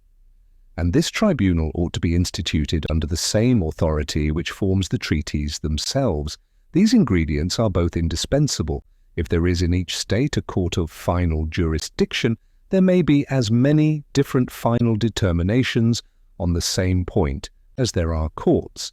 There are endless diversities in the opinions of men. We often see not only different courts, but the judges of the same court differing from each other.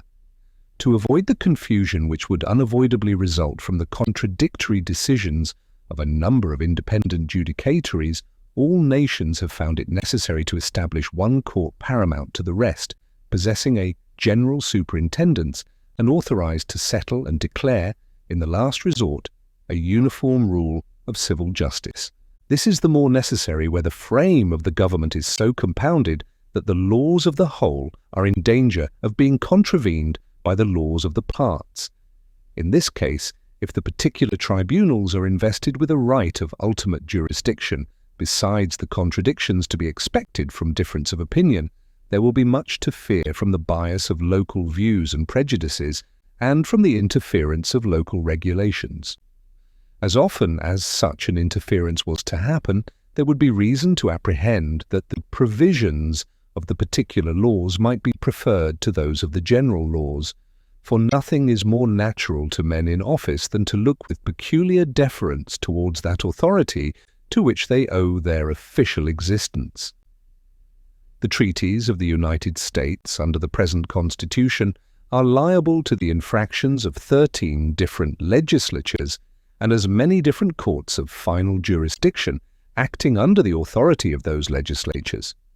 The faith, the reputation, the peace of the whole Union are thus continually at the mercy of the prejudices, the passions, and the interests of every member of which it is composed.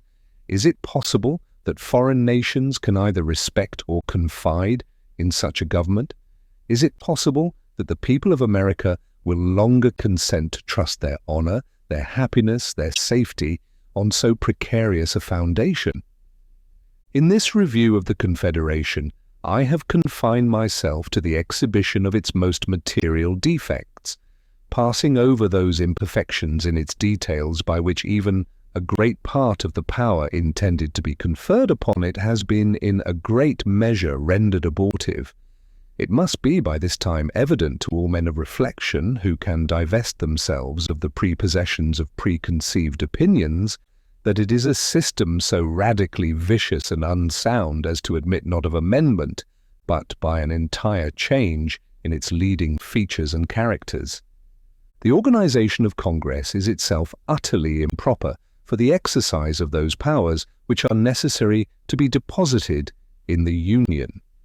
A single assembly may be a proper receptacle of those slender, or rather fettered, authorities which have been heretofore delegated to the federal head, but it would be inconsistent with all the principles of good government to entrust it with those additional powers which even the moderate and more rational adversaries of the proposed Constitution admit ought to reside in the United States.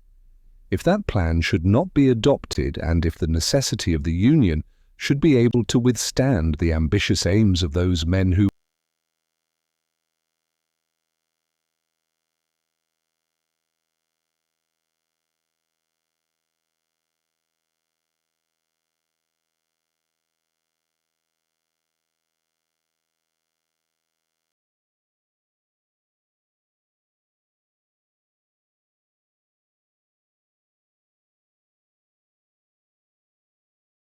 may indulge magnificent schemes of personal aggrandizement from its dissolution, the probability would be that we should run into the project of conferring supplementary powers upon Congress, as they are now constituted, and either the machine, from the intrinsic feebleness of its structure, will moulder into pieces in spite of our ill-judged efforts to prop it, or by successive augmentations of its force and energy, as necessity might prompt, we shall finally accumulate in a single body all the most important prerogatives of sovereignty, and thus entail upon our posterity one of the most execrable forms of government that human infatuation ever contrived. Thus we should create in reality that very tyranny which the adversaries of the new Constitution either are or affect to be solicitous to avert. It has not a little contributed to the infirmities of the existing federal system that it never had a ratification by the people, resting on no better foundation than the consent of the several legislatures. It has been exposed to frequent and intricate questions concerning the validity of its powers, and has, in some instances, given birth to the enormous doctrine of a right of legislative repeal. Owing its ratification to the law of a state, it has been contended that the same authority might repeal the law by which it was ratified. However gross a heresy it may be to maintain that a party to a compact has a right to revoke that compact, the doctrine itself has had respectable advocates. The possibility of a question of this nature proves the necessity of laying the foundations of our national government deeper than in the mere sanction of delegated authority. The fabric of American empire ought to rest on the solid basis of the consent of the people. The streams of national power ought to flow immediately from that pure, original fountain of all legitimate authority. Publius 1. This, as nearly as I can recollect, was the sense of his speech on introducing the last bill. 2. Encyclopedia, Article Empire. 3. New Hampshire, Rhode Island, New Jersey, Delaware, Georgia, South Carolina, and Maryland are a majority of the whole number of the states, but they do not contain 1/3 of the people. 4. Add New York and Connecticut to the foregoing 7, and they will be less than a majority. The Federalist, no. 23. The necessity of a government as energetic as the one proposed to the preservation of the Union. From the New York Packet. Tuesday, December 18th, 1787. Hamilton, to the people of the state of New York. The necessity of a constitution, at least equally energetic with the one proposed to the preservation of the Union, is the point at the examination of which we are now arrived. This inquiry will naturally divide itself into 3 branches: the objects to be provided for by the federal government, the quantity of power necessary to the accomplishment of those objects, the persons upon whom that power ought to operate.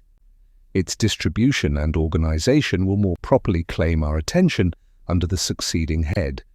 The principal purposes to be answered by union are these: the common defense of the members, the preservation of the public peace as well against internal convulsions as external attacks, the regulation of commerce with other nations and between the states, the superintendence of our intercourse, political and commercial, with foreign countries. The authorities essential to the common defense are these: to raise armies, to build and equip fleets, to prescribe rules for the government of both, to direct their operations, to provide for their support. These powers ought to exist without limitation, because it is impossible to foresee or define the extent and variety of national exigencies. Oregon. The correspondent extent and variety of the means which may be necessary to satisfy them. The circumstances that endanger the safety of nations are infinite, and for this reason no constitutional shackles can wisely be imposed on the power to which the care of it is committed. This power ought to be coextensive with all the possible combinations of such circumstances, and ought to be under the direction of the same councils which are appointed to preside over the common defense. This is one of those truths which, to a correct and unprejudiced mind, carries its own evidence along with it, and may be obscured, but cannot be made plainer by argument or reasoning. It rests upon axioms as simple as they are universal. The means ought to be proportioned to the end. The persons from whose agency the attainment of any end is expected ought to possess the means by which it is to be attained. Whether there ought to be a federal government entrusted with the care of the common defense is a question in the first instance open for discussion. But the moment it is decided in the affirmative, it will follow that that government ought to be clothed with all the powers requisite to complete execution of its trust. And unless it can be shown that the circumstances which may affect the public safety are reducible within certain determinate limits, unless the contrary of this position can be fairly and rationally disputed, it must be admitted as a necessary consequence that there can be no limitation of that authority which is to provide for the defense and protection of the community in any matter essential to its efficacy, that is, in any matter essential to the formation, direction, or support of the national forces. Defective as the present Confederation has been proved to be, this principle appears to have been fully recognized by the framers of it, though they have not made proper or adequate provision for its exercise. Congress have an unlimited discretion to make requisitions of men and money, to govern the army and navy, to direct their operations. As their requisitions are made constitutionally binding upon the states, who are in fact under the most solemn obligations to furnish the supplies required of them, the intention evidently was that the United States should command whatever resources were by them judged requisite to the common defense and general welfare. It was presumed that a sense of their true interests and a regard to the dictates of good faith would be found sufficient pledges for the punctual performance of the duty of the members to the federal head. The experiment has, however, demonstrated that this expectation was ill-founded and illusory, and the observations made under the last head will, I imagine, have sufficed to convince the impartial and discerning that there is an absolute necessity for an entire change in the first principles of the system, that if we are in earnest about giving the Union energy and duration, we must abandon the vain project of legislating upon the states in their collective capacities. We must extend the laws of the federal government to the individual citizens of America. We must discard the fallacious scheme of quotas and requisitions as equally impracticable and unjust. The result from all this is that the Union ought to be invested with full power to levy troops, to build and equip fleets, and to raise the revenues which will be required for the formation and support of an army and navy in the customary and ordinary modes practiced in other governments. If the circumstances of our country are such as to demand a compound instead of a simple, a confederate instead of a sole government, the essential point which will remain to be adjusted will be to discriminate the objects as far as it can be done, which shall appertain to the different provinces or departments of power, allowing to each the most ample authority for fulfilling the objects committed to its charge. Shall the Union be constituted the guardian of the common safety? Are fleets and armies and revenues necessary to this purpose? The government of the Union must be empowered to pass all laws and to make all regulations which have relation to them. The same must be the case in respect to commerce and to every other matter to which its jurisdiction is permitted to extend. Is the administration of justice between the citizens of the same state the proper department of the local governments? These must possess all the authorities which are connected with this object, and with every other that may be allotted to their particular cognizance and direction. Not to confer in each case a degree of power commensurate to the end would be to violate the most obvious rules of prudence and propriety, and improvidently to trust the great interests of the nation to hands which are disabled from managing them with vigour and success. Who is likely to make suitable provisions for the public defence, as that body to which the guardianship of the public safety is confided, which, as the centre of information, will best understand the extent and urgency of the dangers that threaten? As the representative of the whole, will feel itself most deeply interested in the preservation of every part, which, from the responsibility implied in the duty assigned to it, will be most sensibly impressed with the necessity of proper exertions, and which by the extension of its authority throughout the states can alone establish uniformity and concert in the plans and measures by which the common safety is to be secured? Is there not a manifest inconsistency in devolving upon the federal government the care of the general defence, and leaving in the state governments the effective powers by which it is to be provided for? Is not a want of cooperation the infallible consequence of such a system? And will not weakness, disorder, an undue distribution of the burdens and calamities of war, an unnecessary and intolerable increase of expense, be its natural and inevitable concomitants? Have we not had unequivocal experience of its effects in the course of the revolution which we have just accomplished? Every view we may take of the subject as candid inquirers after truth will serve to convince us that it is both unwise and dangerous to deny the federal government an unconfined authority as to all those objects which are entrusted to its management. It will indeed deserve the most vigilant and careful attention of the people to see that it be modelled in such a manner as to admit of its being safely vested with the requisite powers. If any plan which has been or may be offered to our consideration should not, upon a dispassionate inspection, be found to answer this description, it ought to be rejected.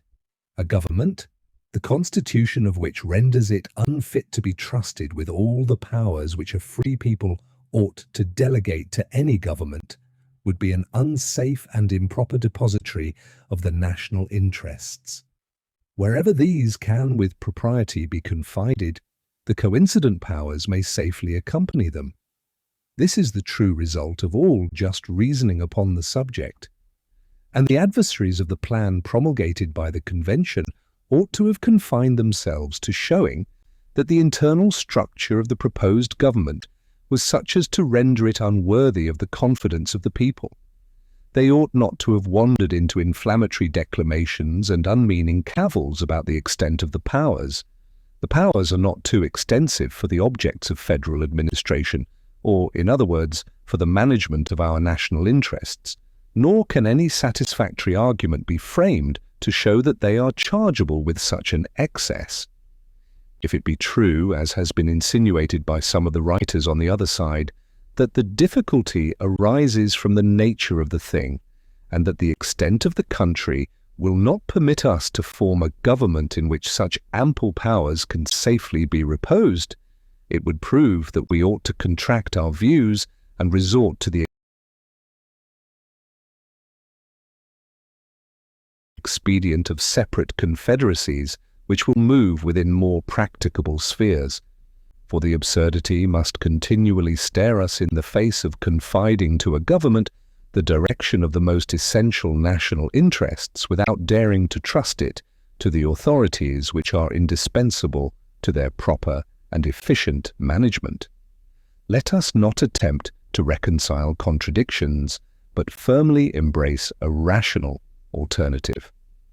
I trust, however, that the impracticability of one general system cannot be shown.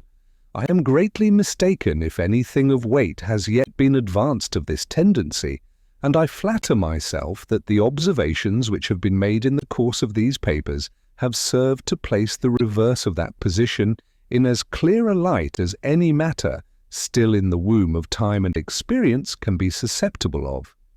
This, at all events, must be evident, that the very difficulty itself drawn from the extent of the country is the strongest argument in favour of an energetic government, for any other can certainly never preserve the union of so large an empire.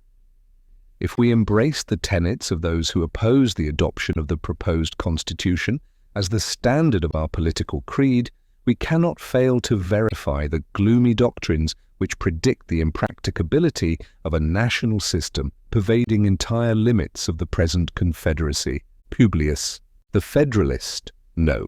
24. The powers necessary to the common defence. Further considered. For the Independent Journal, Hamilton, to the people of the state of New York. To the powers proposed to be conferred upon the federal government in respect to the creation and direction of the national forces, I have met with but one specific objection, which, if I understand it right, is this: that proper provision has not been made against the existence of standing armies in time of peace, an objection which, I shall now endeavour to show, rests on weak and unsubstantial foundations. It has indeed been brought forward in the most vague and general form, supported only by bold assertions, without the appearance of argument, without even the sanction of theoretical opinions, in contradiction to the practice of other free nations and to the general sense of America, as expressed in most of the existing constitutions.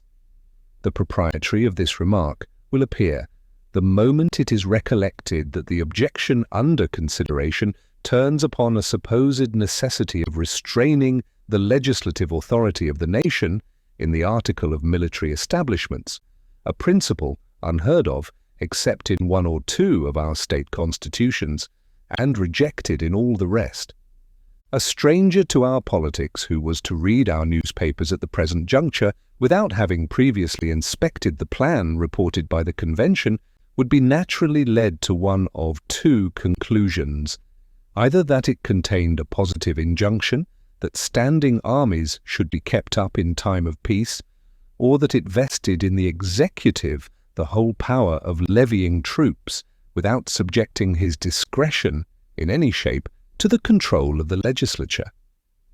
If he came afterwards to peruse the plan itself, he would be surprised to discover that neither the one nor the other was the case, that the whole power of raising armies was lodged in the legislature, not in the executive, that this legislature was to be a popular body, consisting of the representatives of the people periodically elected, and that instead of the provision he had supposed in favour of standing armies, there was to be found, in respect to this object, an important qualification even of the legislative discretion in that clause which forbids the appropriation of money for the support of an army for any longer period than 2 years, a precaution which, upon a nearer view of it, will appear to be a great and real security against the keeping up of troops without evident necessity.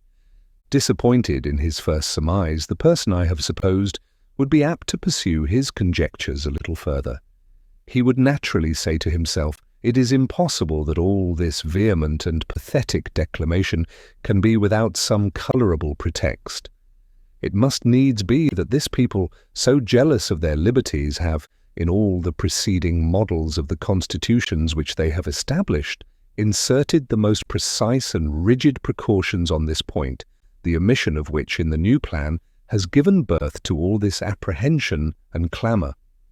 If, under this impression, he proceeded to pass in review the several state constitutions, how great would be his disappointment to find that 2 only of them, 1, contained an interdiction of standing armies in time of peace, that the other 11 had either observed a profound silence on the subject, or had in express terms admitted the right of the legislature to authorize their existence. Still, however, he would be persuaded that there must be some plausible foundation for the cry raised on this head. He would never be able to imagine, while any source of information remained unexplored, that it was nothing more than an experiment upon the public credulity, dictated either by a deliberate intention to deceive or by the overflowings of a zeal too intemperate to be ingenuous.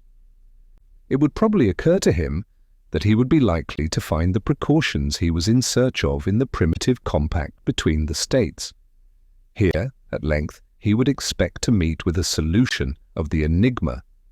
No doubt he would observe to himself the existing confederation must contain the most explicit provisions against military establishments in time of peace, and a departure from this model in a favourite point has occasioned the discontent which appears to influence these political champions. If he should now apply himself to a careful and critical survey of the Articles of Confederation, his astonishment would not only be increased, but would acquire a mixture of indignation at the unexpected discovery that these articles, instead of containing the prohibition he looked for, and though they had, with jealous circumspection, restricted the authority of the state legislatures, in this particular had not imposed a single restraint on that of the United States. If he happened to be a man of quick sensibility or ardent temper, he could now no longer refrain from regarding these clamours as the dishonest artifices of a sinister and unprincipled opposition to a plan which ought at least to receive a fair and candid examination from all sincere lovers of their country. How else, he would say, could the authors of them have been tempted to vent such loud censures upon that plan about a point in which it seems to have conformed itself to the general sense of America as declared in its different forms of government, and in which it has even superadded a new and powerful guard unknown to any of them? If, on the contrary, he happened to be a man of calm and dispassionate feelings, he would indulge a sigh for the frailty of human nature, and would lament that in a matter so interesting to the happiness of millions, the true merits of the question should be perplexed and entangled by expedients so unfriendly to an impartial and right determination. Even such a man could hardly forbear remarking that a conduct of this kind has too much the appearance of an intention to mislead the people by alarming their passions, rather than to convince them by arguments addressed to their understandings.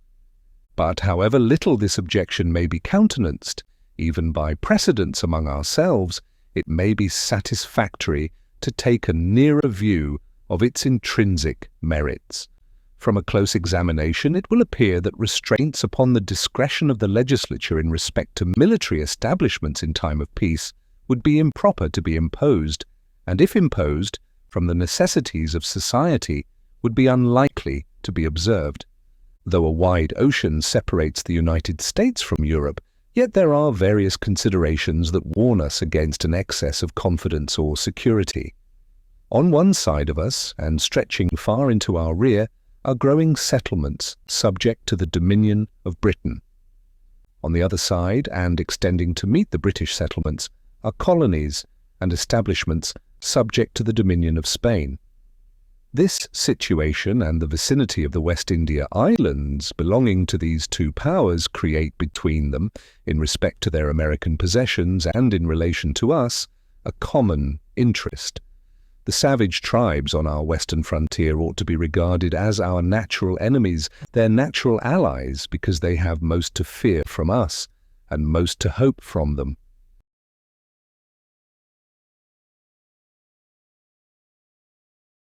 The improvements in the art of navigation have, as to the facility of communication, rendered distant nations in a great measure neighbours. Britain and Spain are among the principal maritime powers of Europe. A future concert of views between these nations ought not to be regarded as improbable. The increasing remoteness of consanguinity is every day diminishing the force of the family compact between France and Spain, and politicians have ever, with great reason, considered the ties of blood as feeble and precarious links of political connection. These circumstances combined admonish us not to be too sanguine in considering ourselves as entirely out of the reach of danger. Previous to the Revolution, and ever since the peace, there has been a constant necessity for keeping small garrisons on our western frontier. No person can doubt that these will continue to be indispensable if it should only be against the ravages and depredations of the Indians. These garrisons must either be furnished by occasional detachments from the militia or by permanent corps in the pay of the government. The first is impracticable, and if practicable, would be pernicious. The militia would not long, if at all, submit to be dragged from their occupations and families to perform that most disagreeable duty in times of profound peace. And if they could be prevailed upon or compelled to do it, the increased expense of a frequent rotation of service and the loss of labour and disconcertion of the industrious pursuits of individuals would form conclusive objections to the scheme. It would be as burdensome and injurious to the public as ruinous to private citizens.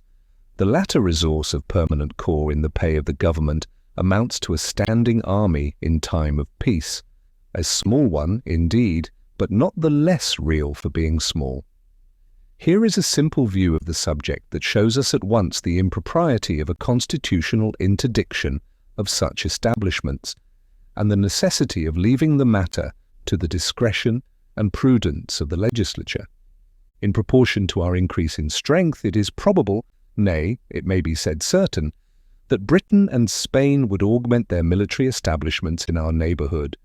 If we should not be willing to be exposed in a naked and defenceless condition to their insults and encroachments, we should find it expedient to increase our frontier garrisons in some ratio to the force by which our western settlements might be annoyed. There are, and will be, particular posts, the possession of which will include the command of large districts of territory and facilitate future invasions of the remainder.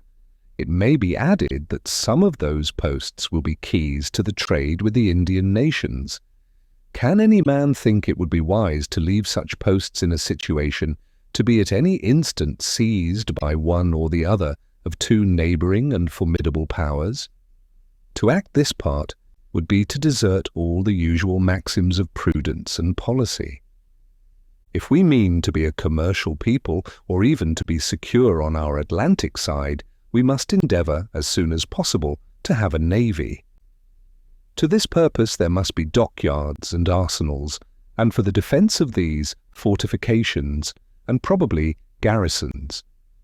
When a nation has become so powerful by sea that it can protect its dockyards by its fleets, this supersedes the necessity of garrisons for that purpose. But when naval establishments are in their infancy, moderate garrisons will, in all likelihood, be found an indispensable security against descents for the destruction of the arsenals and dockyards and sometimes of the fleet itself. Publius 1. This statement of the matter is taken from the printed collection of state constitutions. Pennsylvania and North Carolina are the two which contain the interdiction in these words. As standing armies in time of peace are dangerous to liberty, they ought not to be kept up. This is, in truth, rather a caution than a prohibition. New Hampshire, Massachusetts, Delaware, and Maryland have, in each of their Bills of Rights, a clause to this effect. Standing armies are dangerous to liberty and ought not to be raised or kept up without the consent of the legislature, which is a formal admission of the authority of the legislature. New York has no Bills of Rights, and her constitution says not a word about the matter. No Bills of Rights appear annexed to the constitutions of the other states except the foregoing, and their constitutions are equally silent. I am told, however, that one or two states have Bills of Rights which do not appear in this collection, but that those also recognize the right of the legislative authority in this respect. The Federalist, No. 25. The same subject continued, the powers necessary to the common defense further considered, from the New York packet. Friday, December 21st, 1787. Hamilton, to the people of the state of New York. It may perhaps be urged that the objects enumerated in the preceding number ought to be provided for by the state governments under the direction of the Union. But this would be in reality an inversion of the primary principle of our political association, as it would in practice transfer the care of the common defense from the federal head to the individual members, a project oppressive to some states, dangerous to all, and baneful to the Confederacy. The territories of Britain, Spain, and of the Indian nations in our neighborhood do not border on particular states, but encircle the Union from Maine to Georgia. The danger, though in different degrees, is therefore common, and the means of guarding against it ought, in like manner, to be the objects of common councils and of a common treasury. It happens that some states from local situation are more directly exposed. New York is of this class. Upon the plan of separate provisions, New York would have to sustain the whole weight of the establishments requisite to her immediate safety and to the mediate or ultimate protection of her neighbors. This would neither be equitable as it respected New York, nor safe as it respected the other states. Various inconveniences would attend such a system. The states, to whose lot it might fall to support the necessary establishments, would be as little able as willing, for a considerable time to come, to bear the burden of competent provisions. The security of all would thus be subjected to the parsimony, improvidence, or inability of a part. If the resources of such part becoming more abundant and extensive, its provisions should be proportionally enlarged, the other states would quickly take the alarm at seeing the whole military force of the Union in the hands of 2 or 3 of its members, and those probably amongst the most powerful. They would each choose to have some counterpoise, and pretenses could easily be contrived. In this situation, military establishments, nourished by mutual jealousy, would be apt to swell beyond their natural or proper size, and being at the separate disposal of the members, they would be engines for the abridgment or demolition of the national authority. Reasons have been already given to induce a supposition that the state governments will too naturally be prone to a rivalship with that of the Union, the foundation of which will be the love of power, and that in any contest between the federal head and one of its members, the people will be most apt to unite with their local government. If, in addition to this immense advantage, the ambition of the members should be stimulated by the separate and independent possession of military forces, it would afford too strong a temptation and too great a facility to them to make enterprises upon, and finally to subvert, the constitutional authority of the Union, On the other hand, the liberty of the people would be less safe in this state of things than in that which left the national forces in the hands of the national government. As far as an army may be considered as a dangerous weapon of power, it had better be in those hands of which the people are most likely to be jealous than in those of which they are least likely to be jealous. For it is a truth which the experience of ages has attested, that the people are always most in danger when the means of injuring their rights are in the possession of those of whom they entertain the least suspicion. The framers of the existing confederation, fully aware of the danger to the Union from the separate possession of military forces by the states, have, in express terms, prohibited them from having either ships or troops unless with the consent of Congress.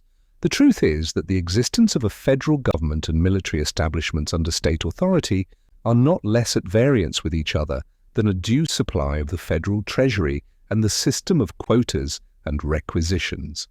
There are other lights besides those already taken notice of, in which the impropriety of restraints on the discretion of the national legislature will be equally manifest. The design of the objection which has been mentioned is to preclude standing armies in time of peace. Though we have never been informed how far it is designed, the prohibition should extend, whether to raising armies as well as to keeping them up in a season of tranquility or not. If it be confined to the latter, it will have no precise signification, and it will be ineffectual for the purpose intended.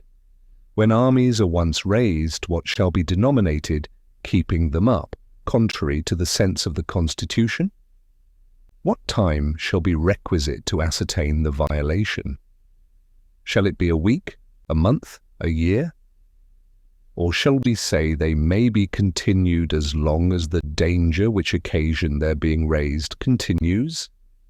This would be to admit that they might be kept up in time of peace against threatening or impending danger, which would be at once to deviate from the literal meaning of the prohibition and to introduce an extensive latitude of construction. Who shall judge of the continuance of the danger? This must undoubtedly be submitted to the national government, and the matter would then be brought to this issue, that the national government, to provide against apprehended danger, might in the first instance raise troops and might afterwards keep them on foot as long as they supposed the peace or safety of the community was in any degree of jeopardy. It is easy to perceive that a discretion so latitudinary as this would afford ample room for eluding the force of the provision. The supposed utility of a provision of this kind can only be founded on the supposed probability, or at least possibility, of a combination between the executive and the legislative in some scheme of usurpation. Should this at any time happen, how easy would it be to fabricate pretenses of approaching danger? Indian hostilities instigated by Spain or Britain would always be at hand. Provocations to produce the desired appearances might even be given to some foreign power and appeased again by timely concessions.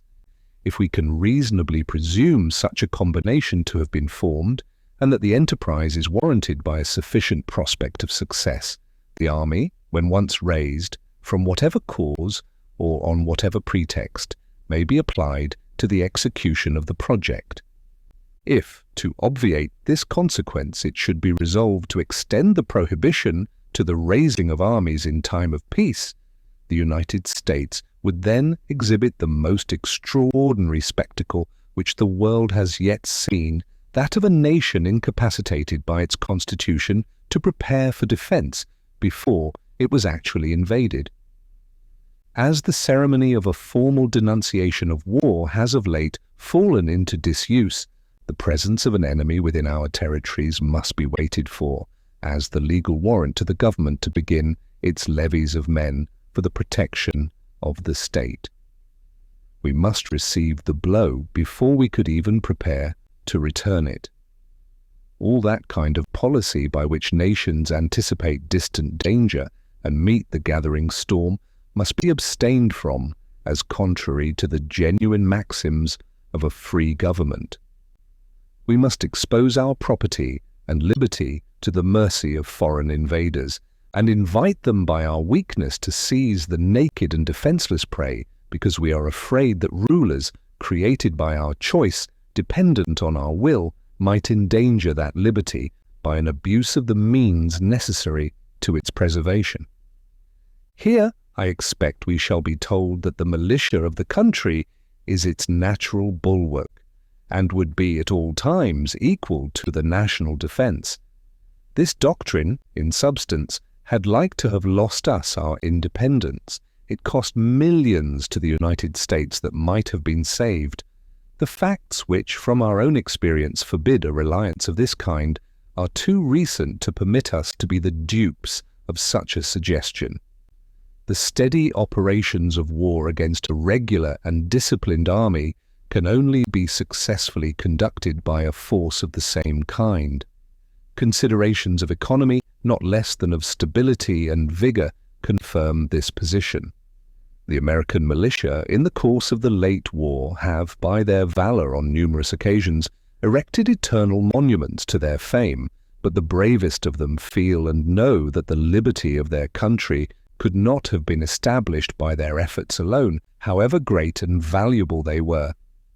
War, like most other things, is a science to be acquired and perfected by diligence, by perseverance, by time, and by practice.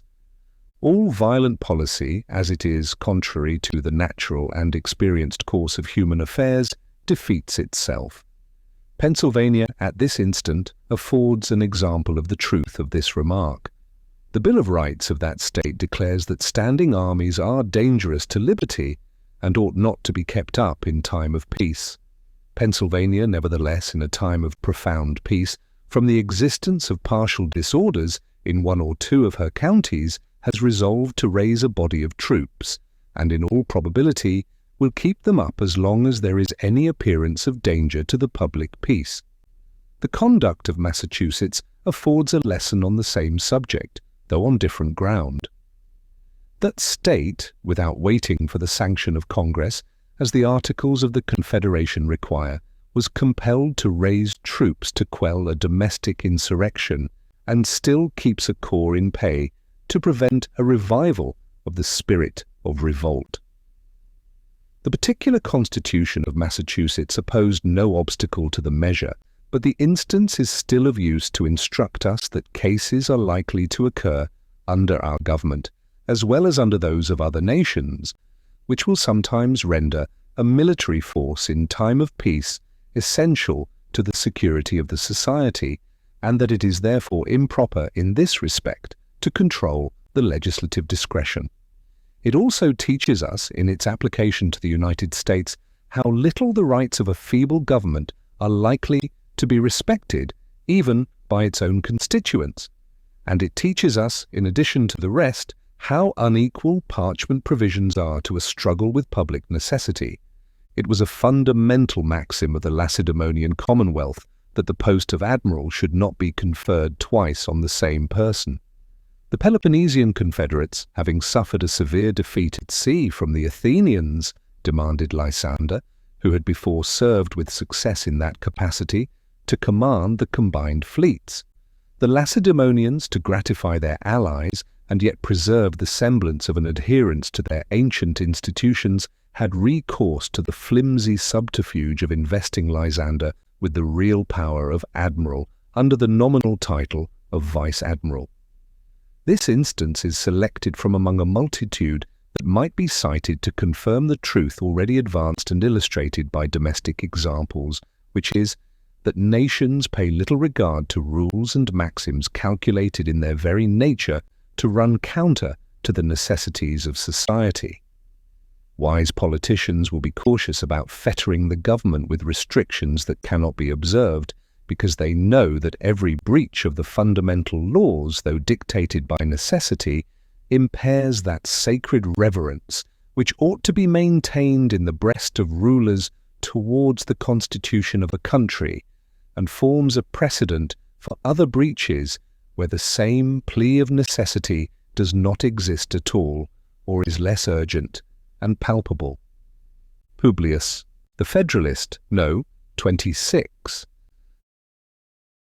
the idea of restraining the legislative authority in regard to the common defense considered. For the Independent Journal, Hamilton, to the people of the state of New York. It was a thing hardly to be expected that in a popular revolution the minds of men should stop at that happy mean which marks the salutary boundary between power and privilege and combines the energy of government with the security of private rights. A failure in this delicate and important point is the great source of the inconveniences we experience, and if we are not cautious to avoid a repetition of the error in our future attempts to rectify and ameliorate our system, we may travel from one chimerical project to another.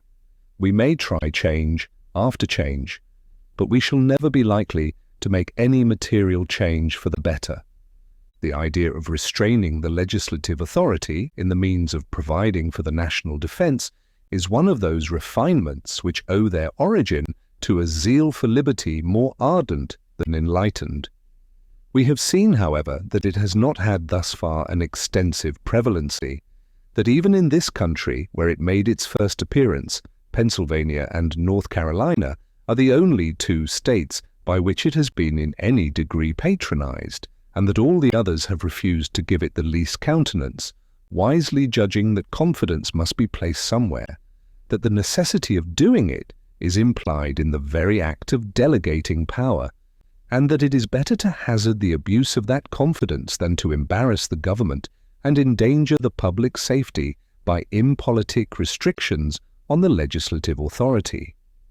The opponents of the proposed Constitution combat in this respect the general decision of America, and instead of being taught by experience the propriety of correcting any extremes into which we may have heretofore run, they appear disposed to conduct us into others still more dangerous and more extravagant.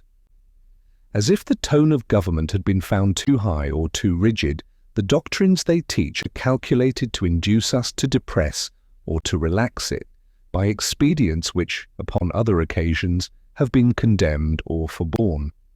It may be affirmed without the imputation of invective that if the principles they inculcate on various points could so far obtain as to become the popular creed, they would utterly unfit the people of this country for any species of government whatever.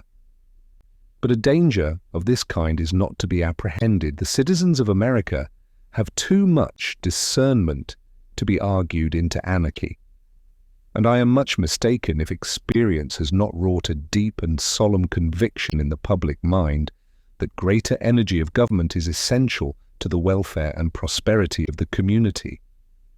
It may not be amiss in this place concisely to remark the origin and progress of the idea which aims at the exclusion of military establishments in time of peace, though in speculative minds it may arise from a contemplation of the nature and tendency of such institutions, fortified by the events that have happened in other ages and countries. Yet as a national sentiment it must be traced to those habits of thinking which we derive from the nation from whom the inhabitants of these states have in general sprung. In England, for a long time after the Norman conquest, the authority of the monarch was almost unlimited. Inroads were gradually made upon the prerogative in favour of liberty, first by the barons and afterwards by the people, till the greatest part of its most formidable pretensions became extinct. But it was not till the Revolution in 1688, which elevated the Prince of Orange to the throne of Great Britain, that English liberty was completely triumphant.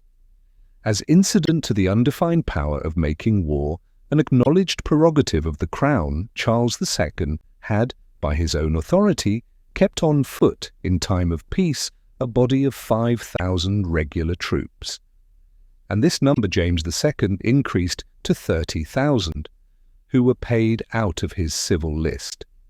At the Revolution, to abolish the exercise of so dangerous an authority, it became an article of the Bill of Rights then framed that the raising or keeping a standing army within the kingdom in time of peace, unless with the consent of Parliament, was against law.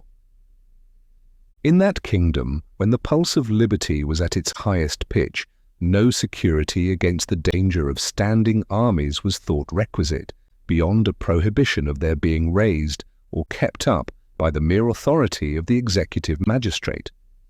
The patriots who effected that memorable revolution were too temperate, too well informed to think of any restraint on the legislative discretion.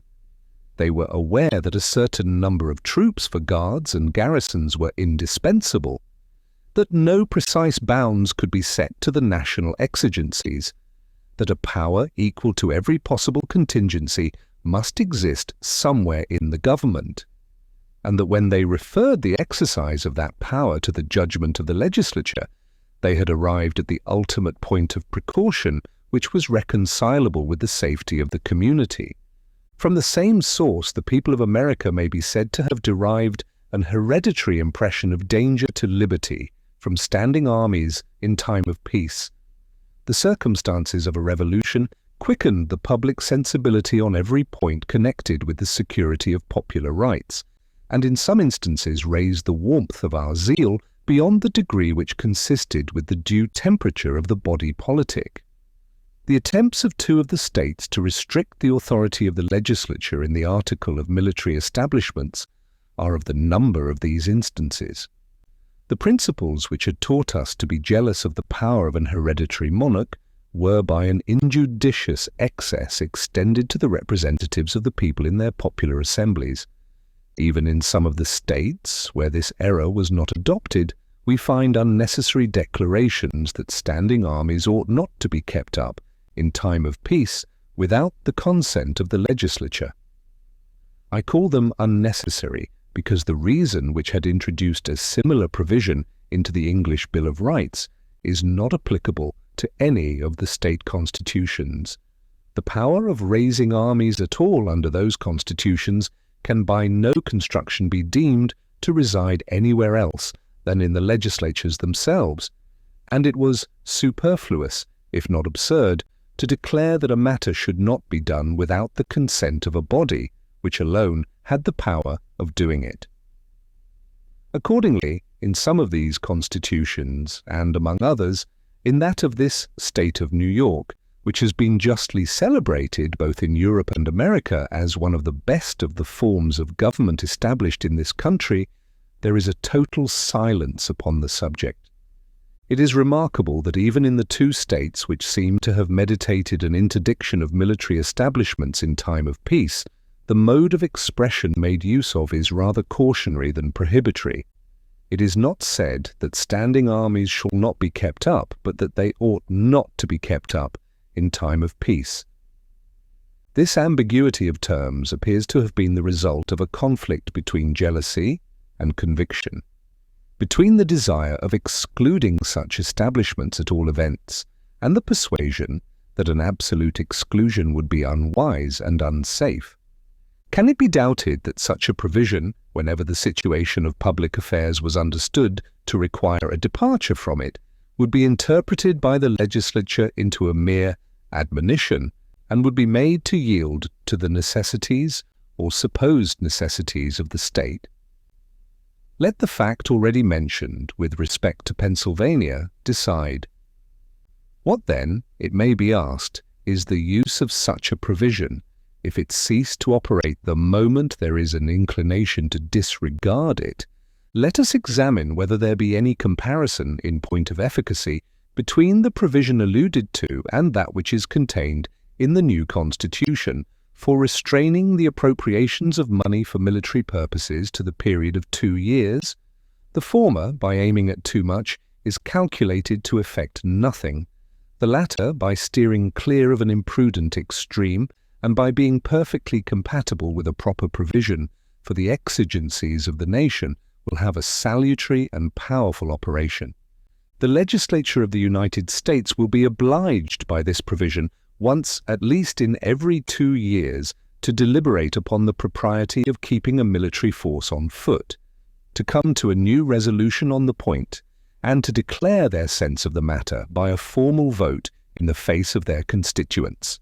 They are not at liberty to vest in the executive department permanent funds for the support of an army, if they were even incautious enough to be willing to repose in it so improper a confidence.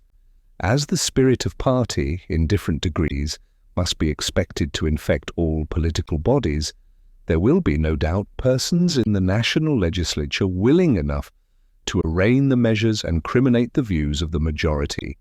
The provision for the support of a military force will always be a favorable topic for declamation.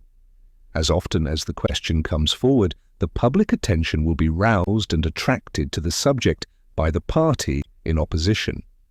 And if the majority should be really disposed to exceed the proper limits, the community will be warned of the danger and will have an opportunity of taking measures to guard against it.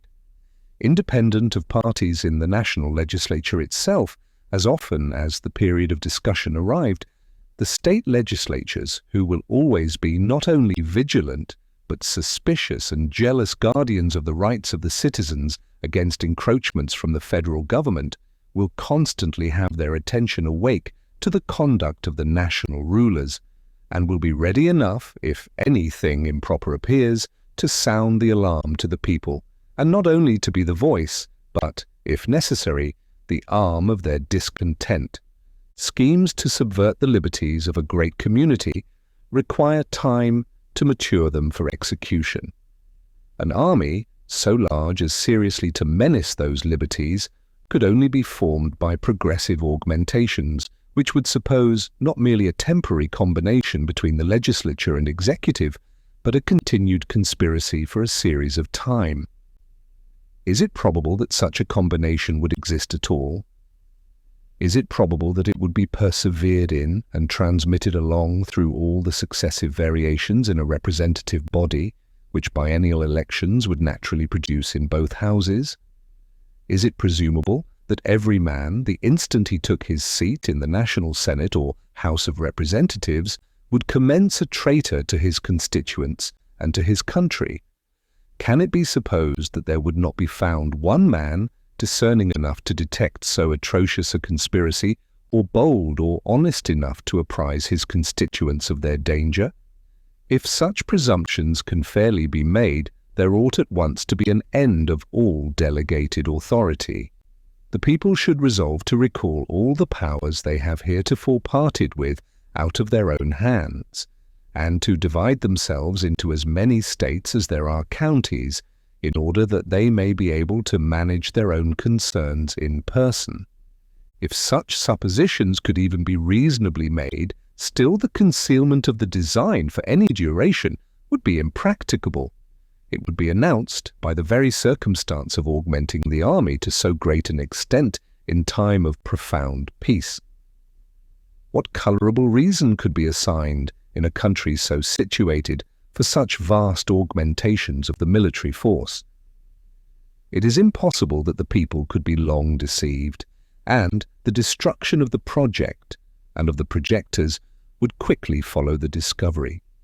It has been said that the provision which limits the appropriation of money for the support of an army to the period of 2 years would be unavailing, because the executive, when once possessed of a force large enough to awe the people into submission, would find resources in that very force sufficient to enable him to dispense with supplies from the acts of the legislature. But the question again recurs, upon what pretence could he be put in possession of a force of that magnitude in time of peace? If we suppose it to have been created in consequence of some domestic insurrection or foreign war, then it becomes a case not within the principles of the objection, for this is levelled against the power of keeping up troops in time of peace.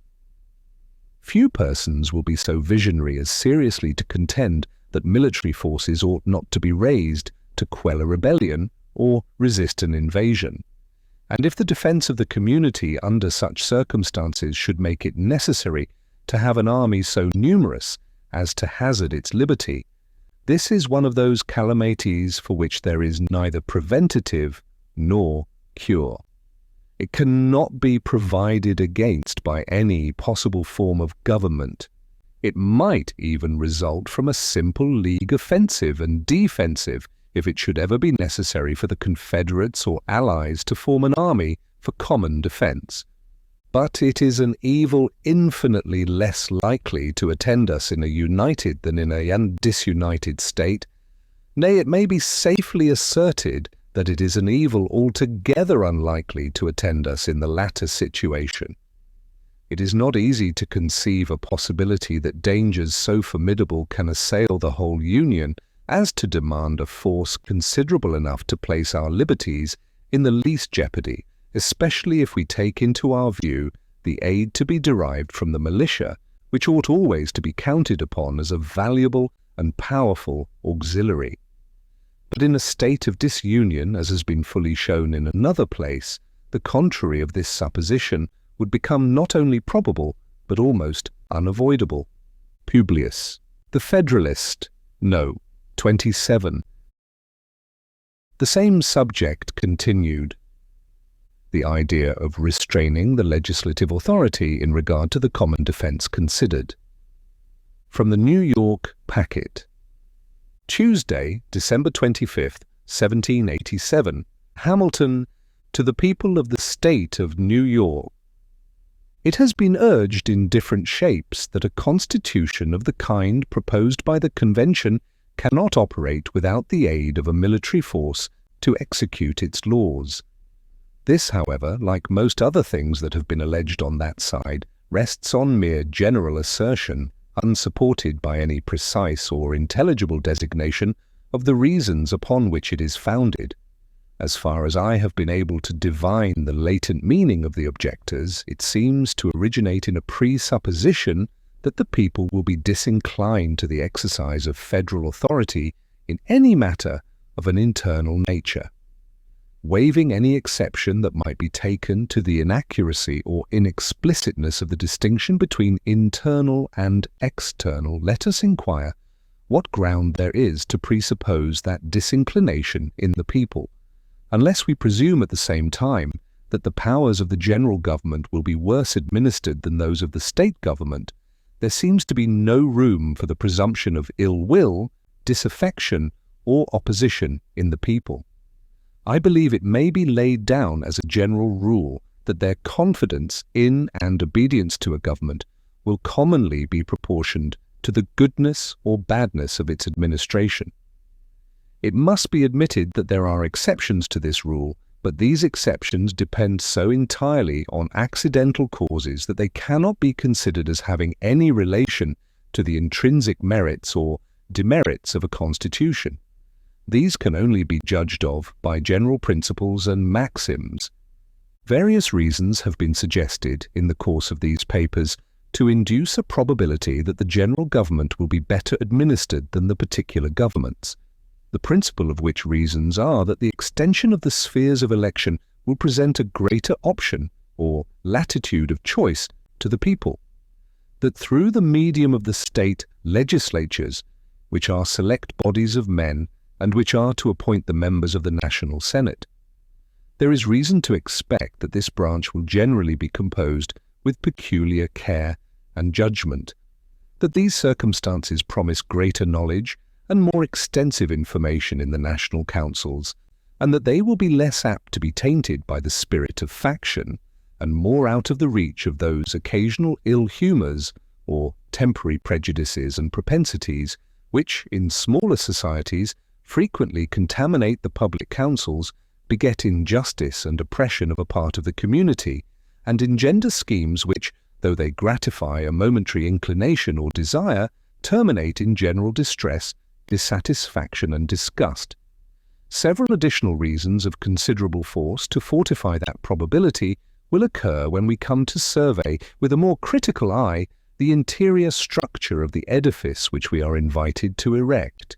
It will be sufficient here to remark that until satisfactory reasons can be assigned to justify an opinion that the federal government is likely to be administered in such a manner as to render it odious or contemptible to the people, there can be no reasonable foundation for the supposition that the laws of the Union will meet with any greater obstruction from them, or will stand in need of any other methods to enforce their execution than the laws of the particular members. The hope of impunity is a strong incitement to sedition, the dread of punishment, a proportionably strong discouragement to it. Will not the government of the Union, which, if possessed of a due degree of power, can call to its aid the collective resources of the whole Confederacy, be more likely to repress the former sentiment and to inspire the latter than that of a single state, which can only command the resources within itself?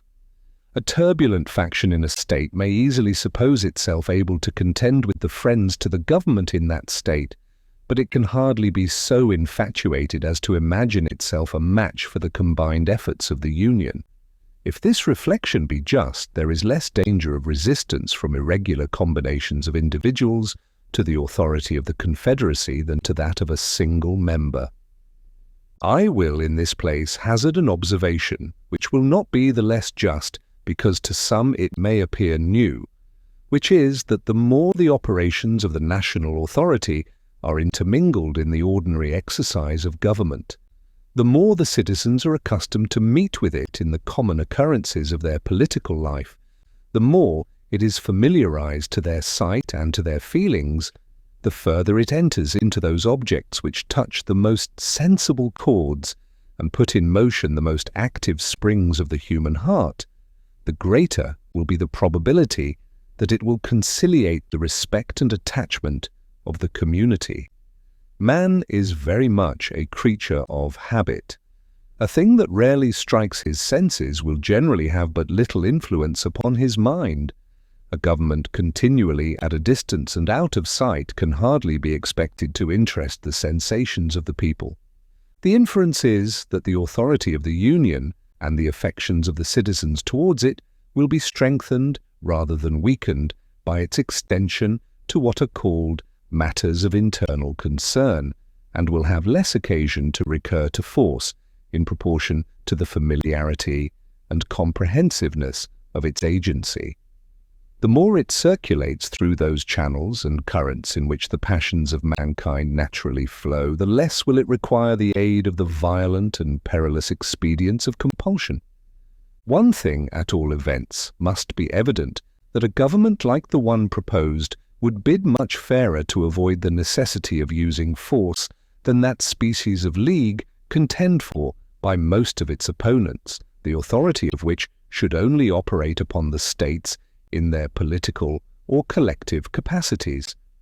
It has been shown that in such a confederacy there can be no sanction for the laws but force, that frequent delinquencies in the members are the natural offspring of the very frame of the government, and that as often as these happen, they can only be redressed, if at all, by war and violence. The plan reported by the Convention, by extending the authority of the federal head to the individual citizens of the several states, will enable the government to employ the ordinary magistracy of each in the execution of its laws. It is easy to perceive that this will tend to destroy, in the common apprehension, all distinction between the sources from which they might proceed, and will give the federal government the same advantage for securing a due obedience to its authority which is enjoyed by the government of each state, in addition to the influence on public opinion which will result from the important consideration of its having power to call to its assistance and support the resources of the whole Union. It merits particular attention in this place that the laws of the Confederacy, as to the enumerated and legitimate objects of its jurisdiction, will become the supreme law of the land, to the observance of which all officers, legislative, executive, and judicial, in each state, will be bound by the sanctity of an oath. Thus the legislatures, courts, and magistrates of the respective members will be incorporated into the operations of the national government as far as its just and constitutional authority extends, and will be rendered auxiliary to the enforcement of its laws. 1. Any man who will pursue by his own reflections the consequences of this situation will perceive that there is good ground to calculate upon a regular and peaceable execution of the laws of the Union, if its powers are administered with a common share of prudence. If we will arbitrarily suppose the contrary, we may deduce any inferences we please from the supposition, for it is certainly possible by an injudicious exercise of the authorities of the best government that ever was or ever can be instituted to provoke and precipitate the people into the wildest excesses. But though the adversaries of the proposed constitution should presume that the national rulers would be insensible to the motives of public good or to the obligations of duty, I would still ask them how the interests of ambition or the views of encroachment can be promoted by such a conduct. Publius. 1. The sophistry which has been employed to show that this will tend to the destruction of the state governments will, in its proper place, be fully detected. The Federalist. No.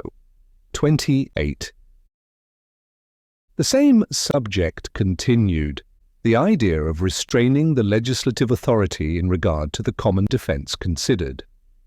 For the Independent Journal. Hamilton, to the people of the state of New York. That there may happen cases in which the national government may be necessitated to resort to force cannot be denied. Our own experience has corroborated the lessons taught by the examples of other nations. That emergencies of this sort will sometimes arise in all societies, however constituted. That seditions and insurrections are, unhappily, maladies as inseparable from the body politic as tumours and eruptions from the natural body. That the idea of governing at all times by the simple force of law, which we have been told is the only admissible principle of republican government, has no place but in the reveries of those political doctors whose sagacity disdains the admonitions of experimental instruction. Should such emergencies at any time happen under the national government, there could be no remedy but force. The means to be employed must be proportioned to the extent of the mischief. If it should be a slight commotion in a small part of a state, the militia of the residue would be adequate to its suppression, and the national presumption is that they would be ready to do their duty. An insurrection, whatever may be its immediate cause, eventually endangers all government. Regard to the public peace, if not to the rights of the Union, would engage the citizens to whom the contagion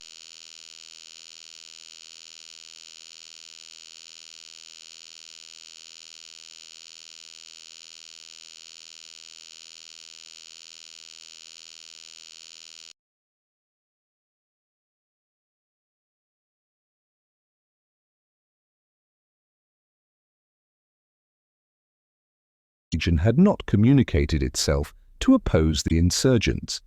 And if the general government should be found in practice conducive to the prosperity and felicity of the people, it were irrational to believe that they would be disinclined to its support. If, on the contrary, the insurrection should pervade a whole state or a principal part of it, the employment of a different kind of force might become unavoidable. It appears that Massachusetts found it necessary to raise troops for repressing the disorders within that state, that Pennsylvania, from the mere apprehension of commotions among a part of her citizens, has thought proper to have recourse to the same measure. Suppose the state of New York had been inclined to re-establish her lost jurisdiction over the inhabitants of Vermont, could she have hoped for success in such an enterprise from the efforts of the militia alone? Would she not have been compelled to raise and to maintain a more regular force for the execution of her design? If it must then be admitted that the necessity of recurring to a force different from the militia, in cases of this extraordinary nature, is applicable to the state governments themselves, why should the possibility that the national government might be under a like necessity in similar extremities be made an objection to its existence? Is it not surprising that men who declare an attachment to the Union in the abstract should urge as an objection to the proposed Constitution what applies with tenfold weight to the plan for which they contend, and what, as far as it has any foundation in truth, is an inevitable consequence of civil society upon an enlarged scale? Who would not prefer that possibility to the unceasing agitations and frequent revolutions which are the continual scourges of petty republics? Let us pursue this examination in another light. Suppose, in lieu of one general system, 2 or 3 or even 4 confederacies were to be formed. would not the same difficulty oppose itself to the operations of either of these confederacies? Would not each of them be exposed to the same casualties? And when these happened, be obliged to have recourse to the same expedients for upholding its authority which are objected to in a government for all the states? Would the militia, in this supposition, be more ready or more able to support the federal authority than in the case of a general union? All candid and intelligent men must, upon due consideration, acknowledge that the principle of the objection is equally applicable to either of the two cases, and that whether we have one government for all the states, or different governments for different parcels of them, or even if there should be an entire separation of the states, there might sometimes be a necessity to make use of a force constituted differently from the militia, to preserve the peace of the community and to maintain the just authority of the laws against those violent invasions of them which amount to insurrections and rebellions. Independent of all other reasonings upon the subject, it is a full answer to those who require a more peremptory provision against military establishments in time of peace, to say that the whole power of the proposed government is to be in the hands of the representatives of the people. This is the essential and, after all, only efficacious security for the rights and privileges of the people, which is attainable in civil society. 1. If the representatives of the people betray their constituents, there is then no resource left but in the exertion of that original right of self-defense which is paramount to all positive forms of government, and which against the usurpations of the national rulers may be exerted with infinitely better prospect of success than against those of the rulers of an individual state. In a single state, if the persons entrusted with supreme power become usurpers, the different parcels, subdivisions, or districts of which it consists, having no distinct government in each, can take no regular measures for defence. The citizens must rush tumultuously to arms, without concert, without system, without resource, except in their courage and despair. The usurpers, clothed with the forms of legal authority, can too often crush the opposition in embryo. The smaller the extent of the territory, the more difficult will it be for the people to form a regular or systematic plan of opposition, and the more easy will it be to defeat their early efforts. Intelligence can be more speedily obtained of their preparations and movements, and the military force in the possession of the usurpers can be more rapidly directed against the part where the opposition has begun. In this situation there must be a peculiar coincidence of circumstances to ensure success to the popular resistance. The obstacles to usurpation and the facilities of resistance increase with the increased extent of the state, provided the citizens understand their rights and are disposed to defend them. The natural strength of the people in a large community, in proportion to the artificial strength of the government, is greater than in a small, and of course more competent, to a struggle with the attempts of the government to establish a tyranny. But in a confederacy, the people, without exaggeration, may be said to be entirely the masters of their own fate. Power being almost always the rival of power, the general government will at all times stand ready to check the usurpations of the state governments, and these will have the same disposition towards the general government. The people, by throwing themselves into either scale, will infallibly make it preponderate. If their rights are invaded by either, they can make use of the other as the instrument of redress. How wise will it be in them, by cherishing the union, to preserve to themselves an advantage which can never be too highly prized. It may safely be received as an axiom in our political system that the state governments will, in all possible contingencies, afford complete security against invasions of the public liberty by the national authority. Projects of usurpation cannot be masked under pretenses so likely to escape the penetration of select bodies of men as of the people at large. The legislatures will have better means of information. They can discover the danger at a distance, and possessing all the organs of civil power and the confidence of the people, they can at once adopt a regular plan of opposition in which they can combine all the resources of the community. They can readily communicate with each other in the different states and unite their common forces for the protection of their common liberty. The great extent of the country is a further security. We have already experienced its utility against the attacks of a foreign power, and it would have precisely the same effect against the enterprises of ambitious rulers in the national councils.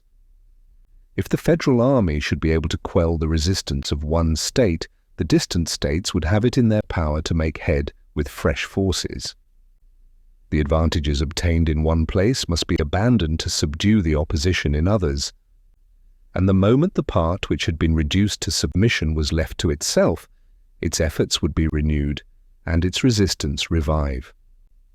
We should recollect that the extent of the military force must, at all events, be regulated by the resources of the country. For a long time to come, it will not be possible to maintain a large army, and as the means of doing this increase, the population and natural strength of the community will proportionably increase. When will the time arrive that the federal government can raise and maintain an army capable of erecting a despotism over the great body of the people of an immense empire who are in a situation, through the medium of their state governments, to take measures for their own defense with all the celerity, regularity, and system of independent nations? The apprehension may be considered as a disease for which there can be found no cure in the resources of argument and reasoning. Publius 1. Its full efficacy will be examined hereafter. The Federalist, No. 29. Concerning the militia, from the Daily Advertiser, Thursday, January 10th, 1788. Hamilton.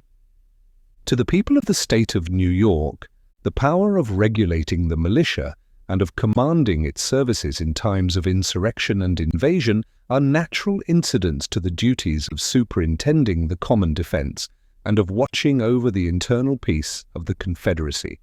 It requires no skill in the science of war to discern that uniformity in the organization and discipline of the militia would be attended with the most beneficial effect whenever they were called into service for the public defense. It would enable them to discharge the duties of the camp and of the field with mutual intelligence and concert, an advantage of peculiar moment in the operations of an army, and it would fit them much sooner to acquire the degree of proficiency in military functions which would be essential to their usefulness. This desirable uniformity can only be accomplished by confiding the regulation of the militia to the direction of the national authority. It is, therefore, with the most evident propriety that the plan of the Convention proposes to empower the Union to provide for organizing, arming, and disciplining the militia, and for governing such part of them as may be employed in the service of the United States, reserving to the states respectively the appointment of the officers and the authority of training the militia according to the discipline prescribed by Congress. Of the different grounds which have been taken in opposition to the plan of the Convention, there is none that was so little to have been expected or is so untenable in itself as the one from which this particular provision has been attacked. If a well-regulated militia be the most natural defense of a free country, it ought certainly to be under the regulation and at the disposal of that body which is constituted the guardian of the national security. If standing armies are dangerous to liberty, an efficacious power over the militia, in the body to whose care the protection of the state is committed, ought, as far as possible, to take away the inducement and the pretext to such unfriendly institutions. If the federal government can command the aid of the militia in those emergencies which call for the military arm in support of the civil magistrate, it can the better dispense with the employment of a different kind of force. If it cannot avail itself of the former, it will be obliged to recur to the latter. To render an army unnecessary will be a more certain method of preventing its existence than 1,000 prohibitions upon paper. In order to cast an odium upon the power of calling forth the militia to execute the laws of the Union, it has been remarked that there is nowhere any provision in the proposed Constitution for calling out the posse comitatus to assist the magistrate in the execution of his duty, whence it has been inferred that military force was intended to be his only auxiliary. There is a striking incoherence in the objections which have appeared, and sometimes even from the same quarter, not much calculated to inspire a very favourable opinion of the sincerity or fair dealing of their authors. The same persons who tell us in one breath that the powers of the federal government will be despotic and unlimited inform us in the next that it has not authority sufficient even to call out the posse comitatus. The latter, fortunately, is as much short of the truth as the former exceeds it.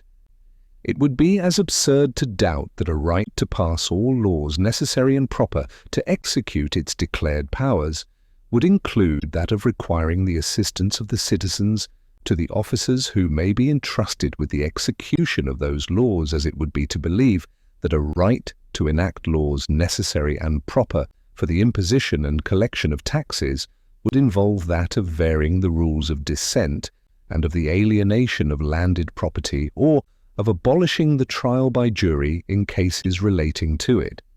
It being therefore evident that the supposition of a want of power to require the aid of the posse comitatus is entirely destitute of colour, it will follow that the conclusion which has been drawn from it in its application to the authority of the federal government over the militia is as uncandid as it is illogical. What reason could there be to infer that force was intended to be the sole instrument of authority merely because there is a power to make use of it when necessary? What shall we think of the motives which could induce men of sense to reason in this manner? How shall we prevent a conflict between charity and judgment?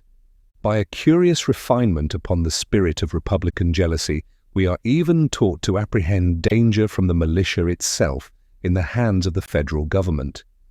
It is observed that select corps may be formed composed of the young and ardent, who may be rendered subservient to the views of arbitrary power. What plan for the regulation of the militia may be pursued by the national government is impossible to be foreseen. But so far from viewing the matter in the same light with those who object to select corps as dangerous, were the Constitution ratified, and were I to deliver my sentiments to a member of the federal legislature from this state on the subject of a militia establishment, I should hold to him, in substance, the following discourse. The project of disciplining all the militia of the United States is as futile as it would be injurious if it were capable of being carried into execution. A tolerable expertness in military movements is a business that requires time and practice. It is not a day or even a week that will suffice for the attainment of it. To oblige the great body of the yeomanry and of the other classes of the citizens to be under arms for the purpose of going through military exercises and evolutions as often as might be necessary to acquire the degree of perfection which would entitle them to the character of a well-regulated militia, would be a real grievance to the people and a serious public inconvenience and loss. It would form an annual deduction from the productive labour of the country to an amount which, calculating upon the present numbers of the people, would not fall far short of the whole expense of the civil establishments of all the states. To attempt a thing which would abridge the mass of labour and industry to so considerable an extent would be unwise, and the experiment, if made, could not succeed because it would not long be endured. Little more can reasonably be aimed at with respect to the people at large than to have them properly armed and equipped, and in order to see that this be not neglected, it will be necessary to assemble them once or twice in the course of a year.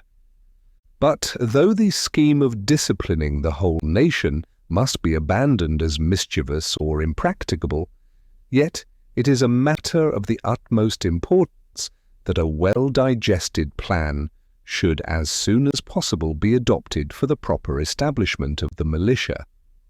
The attention of the government ought particularly to be directed to the formation of a select corps of moderate extent upon such principles as will really fit them for service in case of need.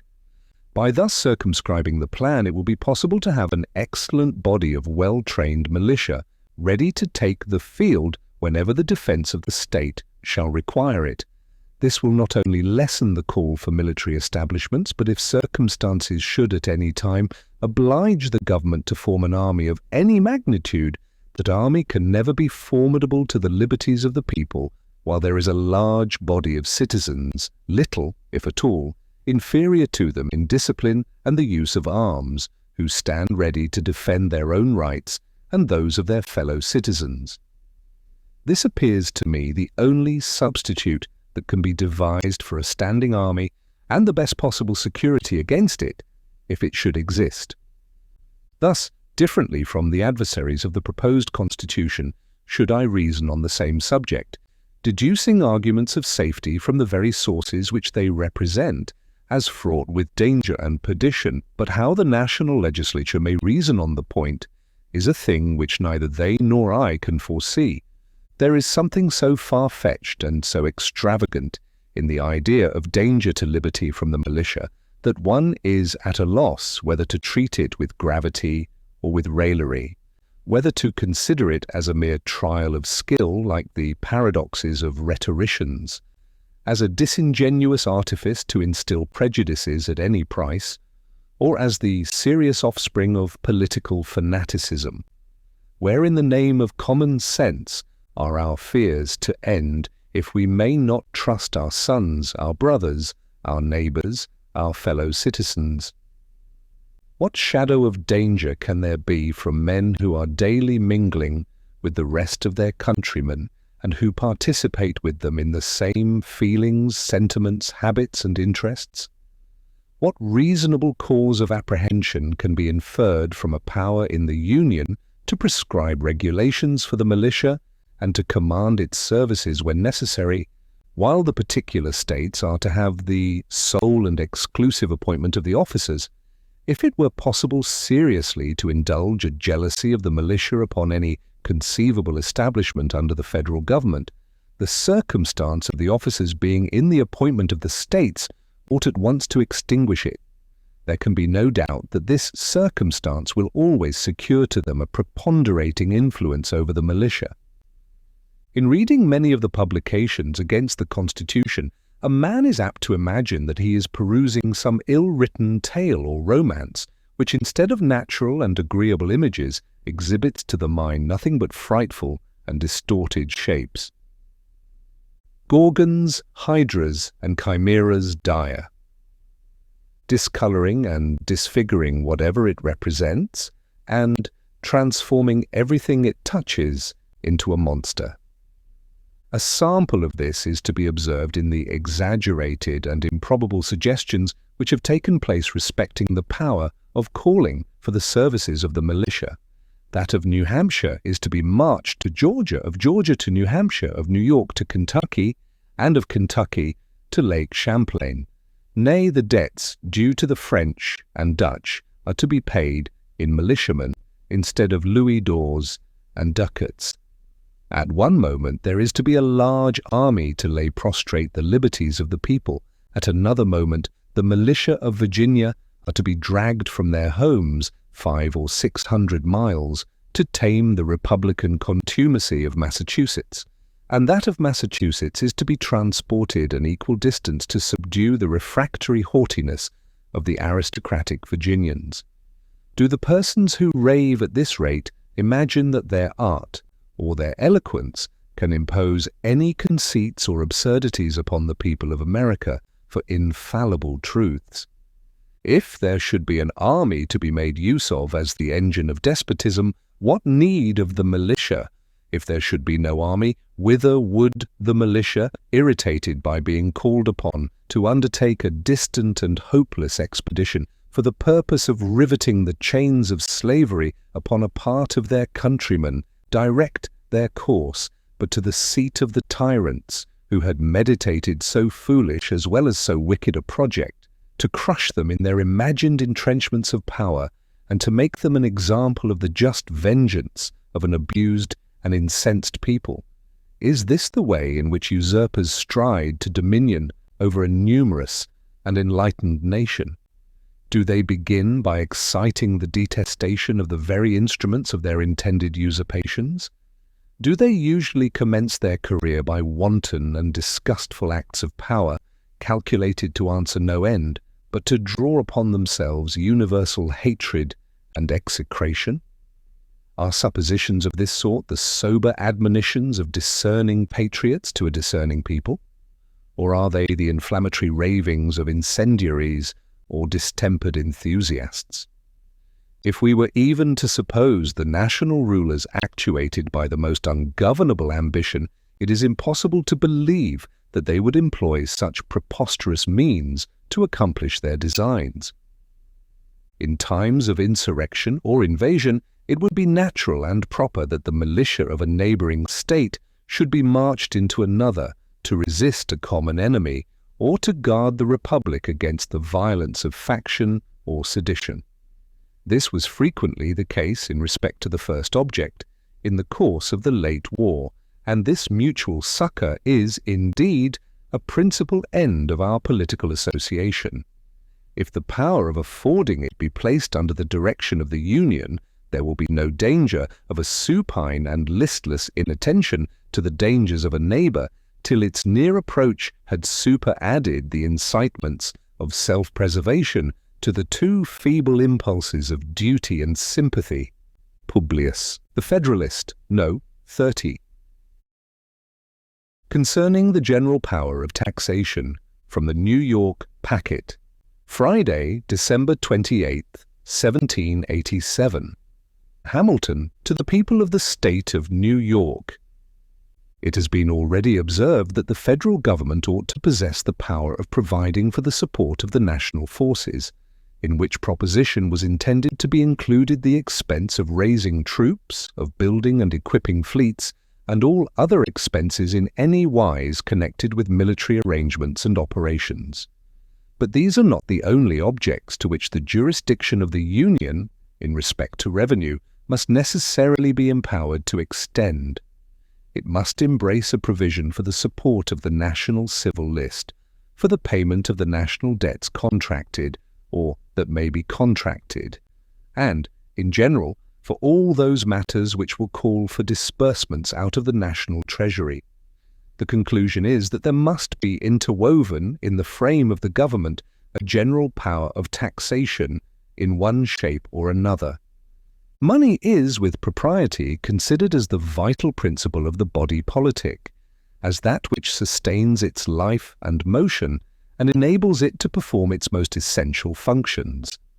A complete power, therefore, to procure a regular and adequate supply of it, as far as the resources of the community will permit, may be regarded as an indispensable ingredient in every constitution. From a deficiency in this particular, one of two evils must ensue. Either the people must be subjected to continual plunder as a substitute for a more eligible mode of supplying the public wants, or the government must sink into a fatal atrophy and, in a short course of time, perish. In the Ottoman or Turkish Empire, the sovereign, though in other respects absolute master of the lives and fortunes of his subjects, has no right to impose a new tax. The consequence is that he permits the bashaws or governors of provinces to pillage the people without mercy, and, in turn, squeezes out of them the sums of which he stands in need to satisfy his own exigencies and those of the state.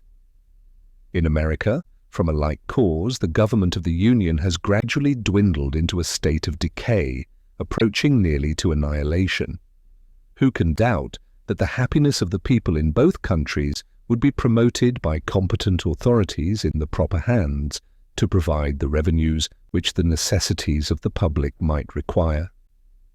The present Confederation, feeble as it is intended to repose in the United States, an unlimited power of providing for the pecuniary wants of the Union, but proceeding upon an erroneous principle, it has been done in such a manner as entirely to have frustrated the intention.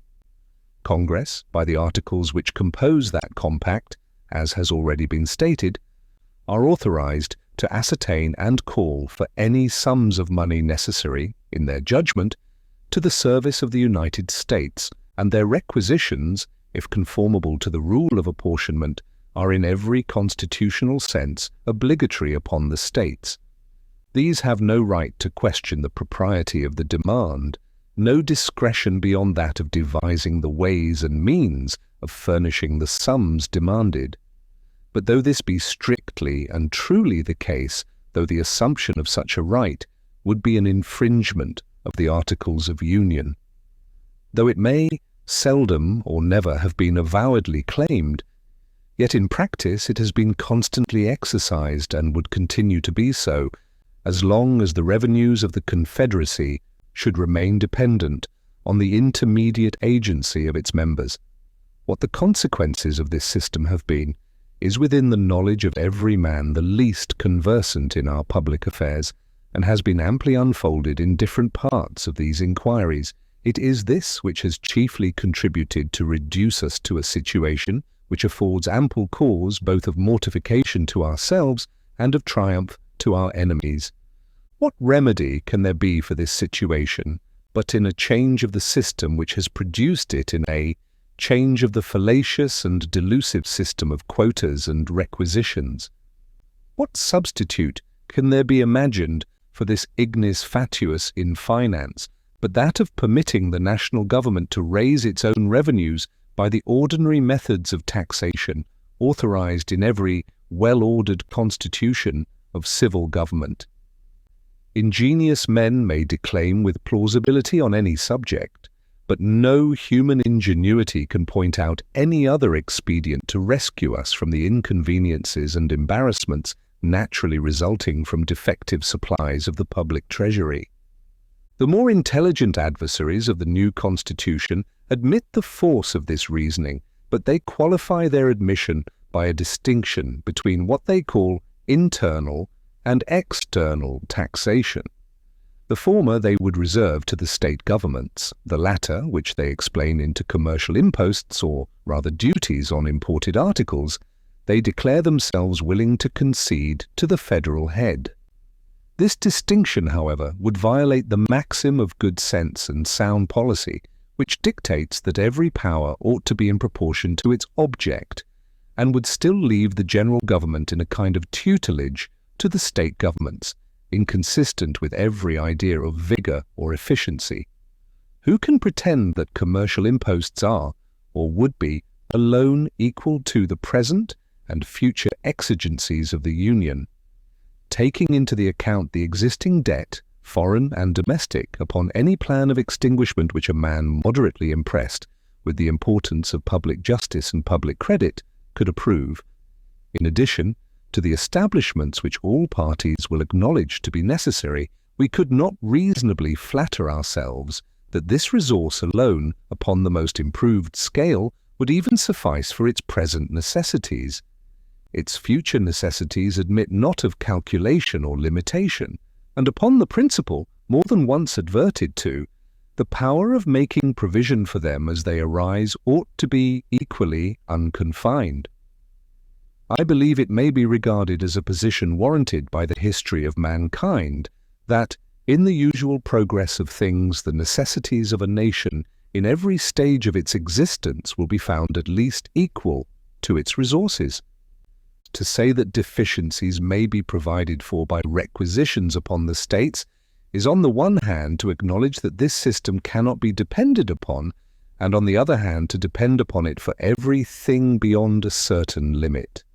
Those who have carefully attended to its vices and deformities as they have been exhibited by experience or delineated in the course of these papers must feel invincible repugnancy to trusting the national interests in any degree to its operation. Its inevitable tendency, whenever it is brought into activity, must be to enfeeble the Union and sow the seeds of discord and contention between the federal head and its members, and between the members themselves. can it be expected that the deficiencies would be better supplied in this mode than the total wants of the Union have heretofore been supplied in the same mode?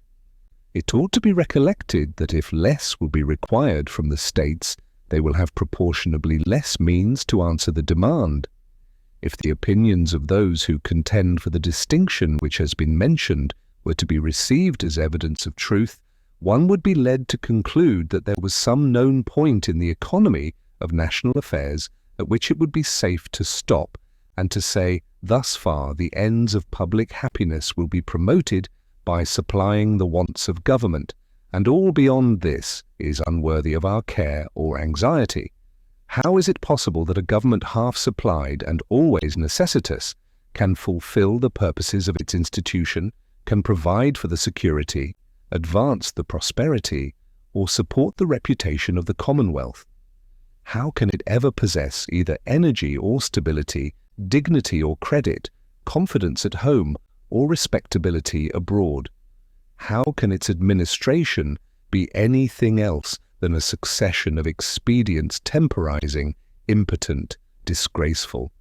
How will it be able to avoid a frequent sacrifice of its engagements to immediate necessity? How can it undertake or execute any liberal or enlarged plans of public good? Let us attend to what would be the effects of this situation in the very first war in which we should happen to be engaged. We will presume, for argument's sake, that the revenue arising from the impost duties answers the purposes of a provision for the public debt and of a peace establishment for the Union. Thus circumstanced, a war breaks out. What would be the probable conduct of the government in such an emergency? Taught by experience that proper dependence could not be placed on the success of requisitions, unable by its own authority to lay hold of fresh resources, and urged by considerations of national danger, would it not be driven to the expedient of diverting the funds already appropriated from their proper objects to the defence of the state? It is not easy to see how a step of this kind could be avoided, and if it should be taken, it is evident that it would prove the destruction of public credit at the very moment that it was becoming essential to the public safety. To imagine that at such a crisis credit might be dispensed with would be the extreme of infatuation. In the modern system of war, nations the most wealthy are obliged to have recourse to large loans.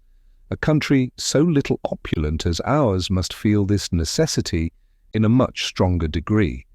But who would lend to a government that prefaced its overtures for borrowing by an act which demonstrated that no reliance could be placed on the steadiness of its measures for paying? The loans it might be able to procure would be as limited in their extent as burdensome in their conditions. They would be made upon the same principles that usurers commonly lend to bankrupt and fraudulent debtors, with a sparing hand and at enormous premiums. It may perhaps be imagined that from the scantiness of the resources of the country, the necessity of diverting the established funds in the case supposed would exist, though the national government should possess an unrestrained power of taxation. But two considerations will serve to quiet all apprehension on this head. One is that we are sure the resources of the community, in their full extent, will be brought into activity for the benefit of the Union. The other is that whatever deficiencies there may be can without difficulty be supplied by loans. The power of creating new funds upon new objects of taxation, by its own authority, would enable the national government to borrow as far as its necessities might require. Foreigners, as well as the citizens of America, could then reasonably repose confidence in its engagements. But to depend upon a government that must itself depend upon 13 other governments for the means of fulfilling its contracts, when once its situation is clearly understood, would require a degree of credulity not often to be met with in the pecuniary transactions of mankind, and little reconcilable with the usual sharp-sightedness of avarice. Reflections of this kind may have trifling weight with men who hope to see realized in America the halcyon scenes of the poetic or fabulous age. But to those who believe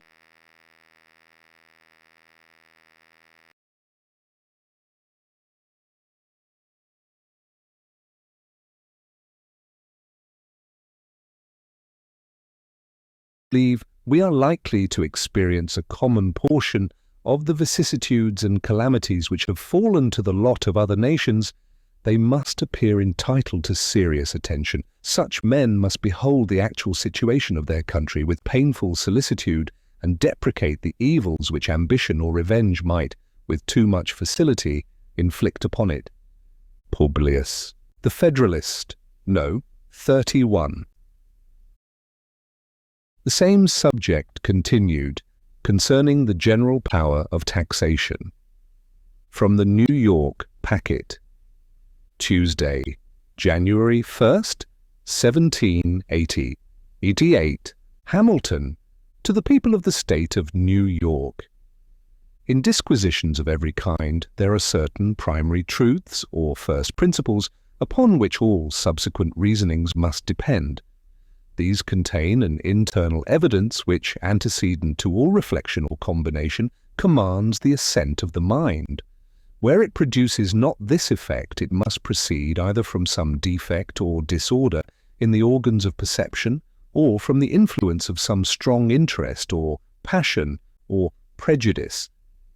Of this nature are the maxims in geometry that the whole is greater than its part, things equal to the same are equal to one another.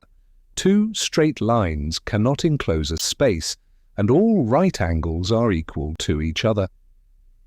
Of the same nature are these other maxims in ethics and politics, that there cannot be an effect without a cause, that the means ought to be proportioned to the end, that every power ought to be commensurate with its object, that there ought to be no limitation of a power destined to effect a purpose which is itself incapable of limitation. And there are other truths in the two latter sciences which, if they cannot pretend to rank in the class of axioms, are yet such direct inferences from them, and so obvious in themselves, and so agreeable to the natural and unsophisticated dictates of common sense, that they challenge the assent of a sound and unbiased mind with a degree of force and conviction almost equally irresistible. The objects of geometrical inquiry are so entirely abstracted from those pursuits which stir up and put in motion the unruly passions of the human heart, that mankind, without difficulty, adopt not only the more simple theorems of the science, but even those abstruse paradoxes which, however they may appear susceptible of demonstration, are at variance with the natural conceptions which the mind, without the aid of philosophy, would be led to entertain upon the subject. The infinite divisibility of matter, or in other words, the infinite divisibility of a finite thing, extending even to the minutest atom, is a point agreed among geometricians, though not less incomprehensible to common sense than any of those mysteries in religion against which the batteries of infidelity have been so industriously levelled. But in the sciences of morals and politics, men are found far less tractable. To a certain degree, it is right and useful that this should be the case. Caution and investigation are a necessary armour against error and imposition. But this untractableness may be carried too far and may degenerate into obstinacy, perverseness, or disingenuity.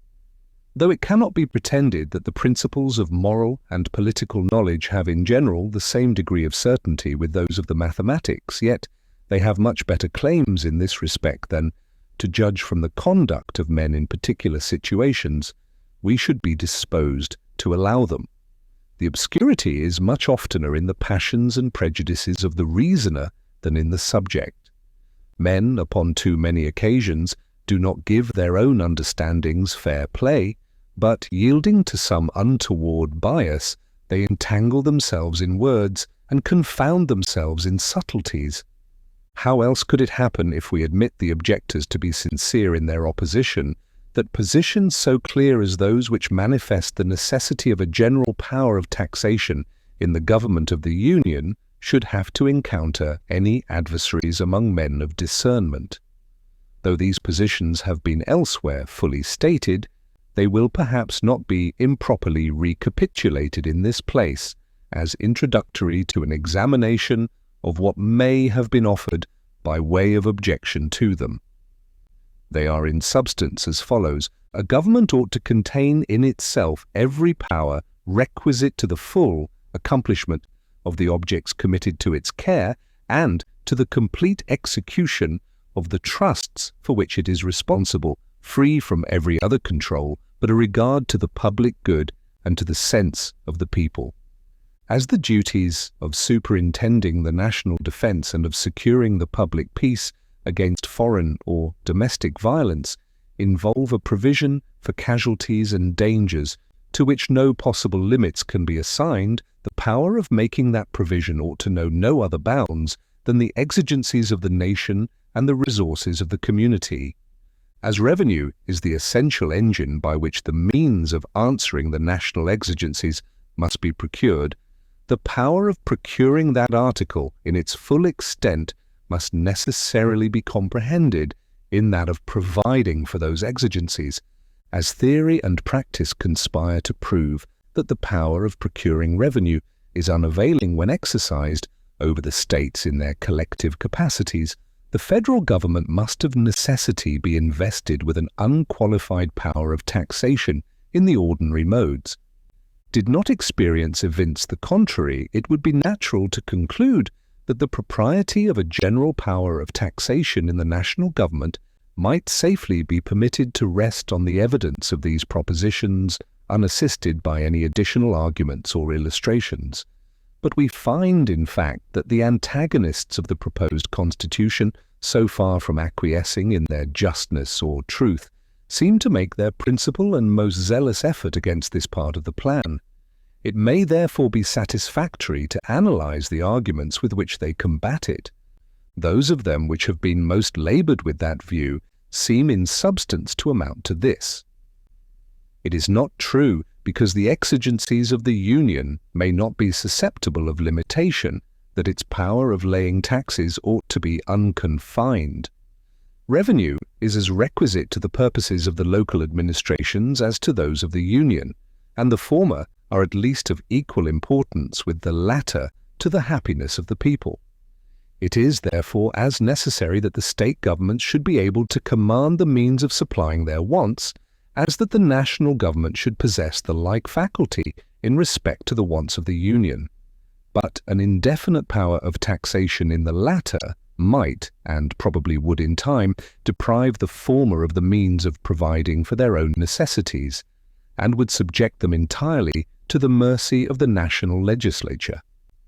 As the laws of the Union are to become the supreme law of the land, as it is to have power to pass all laws that may be necessary for carrying into execution the authorities with which it is proposed to vest it, the national government might at any time abolish the taxes imposed for state objects upon the pretense of an interference with its own. It might allege a necessity of doing this in order to give efficacy to the national revenues, and thus all the resources of taxation might by degrees become the subjects of federal monopoly, to the entire exclusion and destruction of the state governments. This mode of reasoning appears sometimes to turn upon the supposition of usurpation in the national government. At other times it seems to be designed only as a deduction from the constitutional operation of its intended powers. It is only in the latter light that it can be admitted to have any pretensions to fairness. The moment we launch into conjectures about the usurpations of the federal government, we get into an unfathomable abyss and fairly put ourselves out of the reach of all reasoning. Imagination may range at pleasure till it gets bewildered amidst the labyrinths of an enchanted castle, and knows not on which side to turn to extricate itself from the perplexities into which it has so rashly adventured. Whatever may be the limits or modifications of the powers of the Union, it is easy to imagine an endless train of possible dangers, and by indulging an excess of jealousy and timidity, we may bring ourselves to a state of absolute skepticism and irresolution. I repeat here what I have observed in substance in another place, that all observations founded upon the danger of usurpation ought to be referred to the composition and structure of the government, not to the nature or extent of its powers. The state governments, by their original constitutions, are invested with complete sovereignty. In what does our security consist against usurpation from that quarter? Doubtless, in the manner of their formation, and in a due dependence of those who are to administer them upon the people. If the proposed construction of the federal government be found, upon an impartial examination of it, to be such as to afford, to a proper extent, the same species of security, all apprehensions on the score of usurpation ought to be discarded. It should not be forgotten that a disposition in the state governments to encroach upon the rights of the Union is quite as probable as a disposition in the Union to encroach upon the rights of the state governments. What side would be likely to prevail in such a conflict must depend on the means which the contending parties could employ toward ensuring success. As in republics, strength is always on the side of the people, and as there are weighty reasons to induce a belief that the state governments will commonly possess most influence over them, the natural conclusion is that such contests will be most apt to end to the disadvantage of the Union, and that there is greater probability of encroachments by the members upon the federal head than by the federal head upon the members. But it is evident that all conjectures of this kind must be extremely vague and fallible, and that it is by far the safest course to lay them altogether aside and to confine our attention wholly to the nature and extent of the powers as they are delineated in the Constitution. Everything beyond this must be left to the prudence and firmness of the people, who, as they will hold the scales in their own hands, it is to be hoped, will always take care to preserve the constitutional equilibrium between the general and the state governments. Upon this ground, which is evidently the true one, it will not be difficult to obviate the objections which have been made to an indefinite power of taxation in the United States. Publius. The Federalist, No. 32. The same subject continued concerning the general power of taxation. From the Daily Advertiser. Thursday, January 3rd, 1788. Hamilton to the people of the state of New York. Although I am of opinion that there would be no real danger of the consequences which seem to be apprehended to the state governments from a power in the Union to control them in the levies of money, because I am persuaded that the sense of the people, the extreme hazard of provoking the resentments of the state governments, and a conviction of the utility and necessity of local administrations for local purposes, would be a complete barrier against the oppressive use of such a power. Yet I am willing here to allow, in its full extent, the justness of the reasoning which requires that the individual states should possess an independent and uncontrollable authority to raise their own revenues for the supply of their own wants. And making this concession, I affirm that, with the sole exception of duties on imports and exports, they would, under the plan of the Convention, retain that authority in the most absolute and unqualified sense, and that an attempt on the part of the national government to abridge them in the exercise of it would be a violent assumption of power unwarranted by any article or clause of its constitution.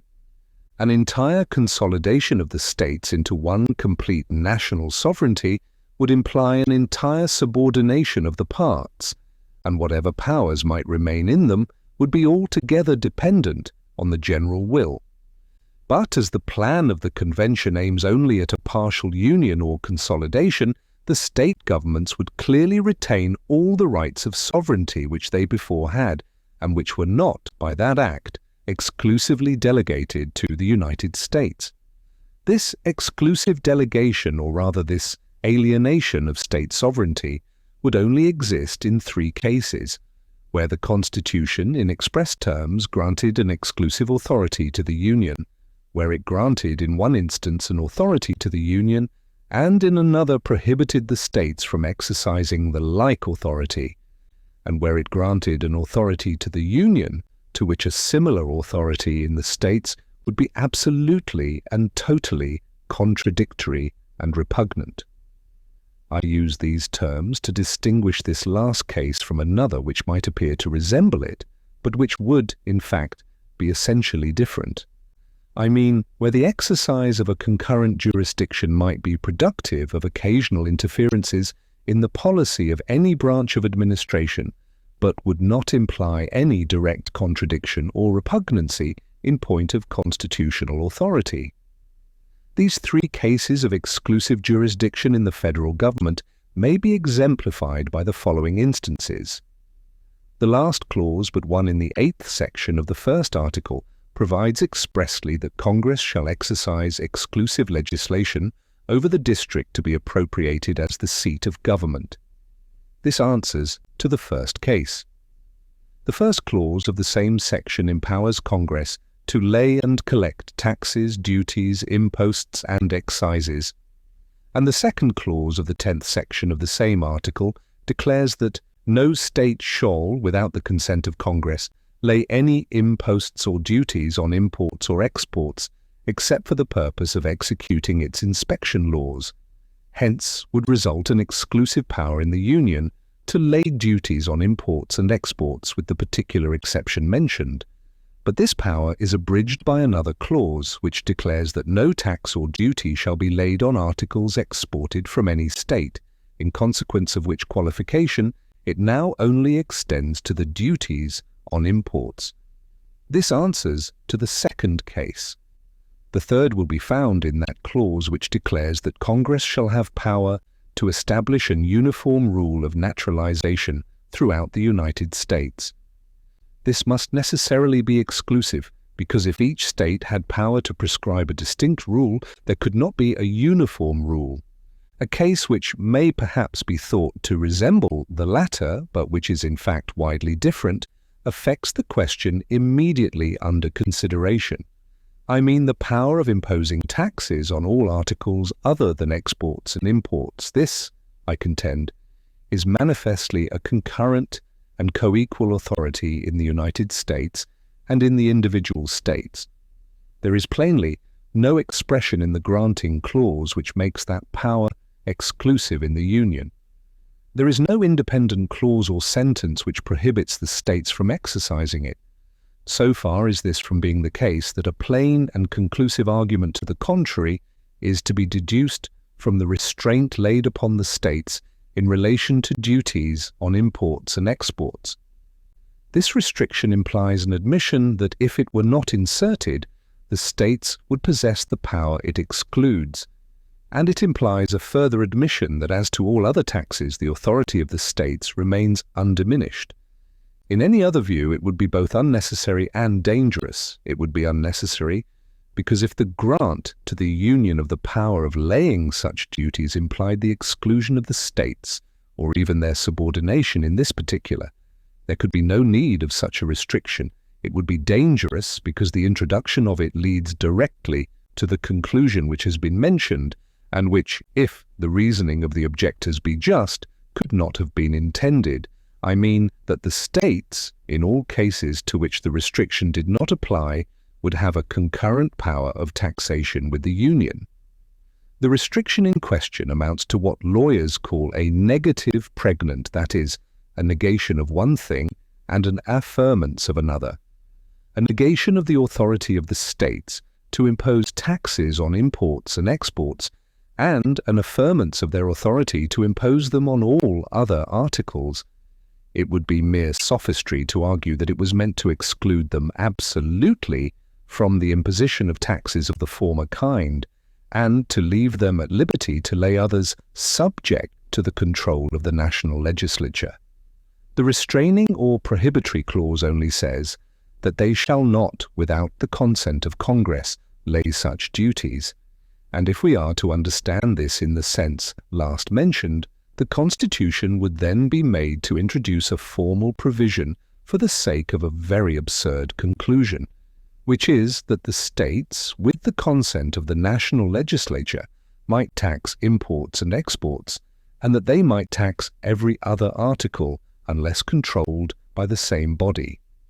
If this was the intention, why not leave it, in the first instance, to what is alleged to be the natural operation of the original clause conferring a general power of taxation upon the Union. It is evident that this could not have been the intention, and that it will not bear a construction of the kind. As to a supposition of repugnancy between the power of taxation in the states and in the Union, it cannot be supported in that sense which would be requisite to work an exclusion of the states. It is indeed possible that a tax might be laid on a particular article by a state which might render it inexpedient that thus a further tax should be laid on the same article by the Union, but it would not imply a constitutional inability to impose a further tax. The quantity of the imposition, the expediency or inexpediency of an increase on either side would be mutually questions of prudence, but there would be involved no direct contradiction of power. The particular policy of the national and of the state systems of finance might now and then not exactly coincide, and might require reciprocal forbearances. It is not, however, a mere possibility of inconvenience in the exercise of powers, but an immediate constitutional repugnancy that can, by implication, alienate and extinguish a pre-existing right of sovereignty. The necessity of a concurrent jurisdiction in certain cases results from the division of the sovereign power, and the rule that all authorities, of which the states are not explicitly divested in favour of the Union, remain with them in full vigour, is not a theoretical consequence of that division, but is clearly admitted by the whole tenor of the instrument which contains the articles of the proposed constitution.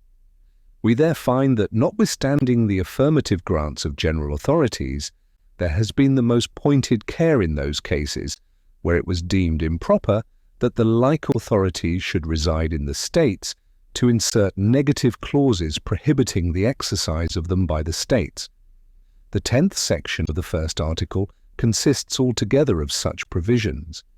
This circumstance is a clear indication of the sense of the Convention, and furnishes a rule of interpretation out of the body of the Act, which justifies the position I have advanced and refutes every hypothesis to the contrary. Publius, the Federalist, No. 33. The same subject continued concerning the general power of taxation. From the Daily Advertiser, January 3rd, 1788. Hamilton, to the people of the state of New York. The residue of the argument against the provisions of the Constitution in respect to taxation is ingrafted upon the following clause. The last clause of the 8th section of the first article of the plan under consideration authorizes the national legislature to make all laws which shall be necessary and proper for carrying into execution the powers by that Constitution vested in the government of the United States, or in any department or officer thereof. And the second clause of the 6th article declares that the Constitution and the laws of the United States made in pursuance thereof, and the treaties made by their authority shall be the supreme law of the land, anything in the Constitution or laws of any state to the contrary notwithstanding. These two clauses have been the source of much virulent invective and petulant declamation against the proposed Constitution. They have been held up to the people in all the exaggerated colours of misrepresentation as the pernicious engines by which their local governments were to be destroyed and their liberties exterminated, as the hideous monster whose devouring jaws would spare neither sex, nor age, nor high, nor low, nor sacred, nor profane. And yet, strange as it may appear, after all this clamour, to those who may not have happened to contemplate them in the same light, it may be affirmed with perfect confidence that the constitutional operation of the intended government would be precisely the same if these clauses were entirely obliterated as if they were repeated in every article. They are only declaratory of a truth which would have resulted by necessary and unavoidable implication from the very act of constituting a federal government and vesting it with certain specified powers. This is so clear a proposition that moderation itself can scarcely listen to the railings which have been so copiously vented against this part of the plan, without emotions that disturb its equanimity. What is a power but the ability or faculty of doing a thing? What is the ability to do a thing but the power of employing the means necessary to its execution? What is a legislative power but a power of making laws? What are the means to execute a legislative power but laws? What is the power of laying and collecting taxes but a legislative power or a power of making laws to lay and collect taxes? What are the proper means of executing such a power but necessary and proper laws? This simple train of inquiry furnishes us at once with a test by which to judge of the true nature of the clause complained of. It conducts us to this palpable truth that a power to lay and collect taxes must be a power to pass all laws necessary and proper for the execution of that power.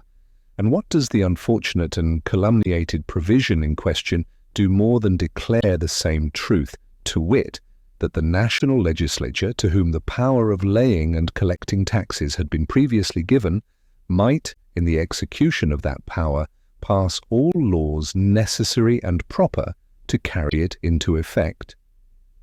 I have applied these observations thus particularly to the power of taxation because it is the immediate subject under consideration and because it is the most important of the authorities proposed to be conferred upon the Union. But the same process will lead to the same result in relation to all other powers declared in the Constitution. And it is expressly to execute these powers that the sweeping clause, as it has been affectedly called, authorizes the national legislature to pass all necessary and proper laws.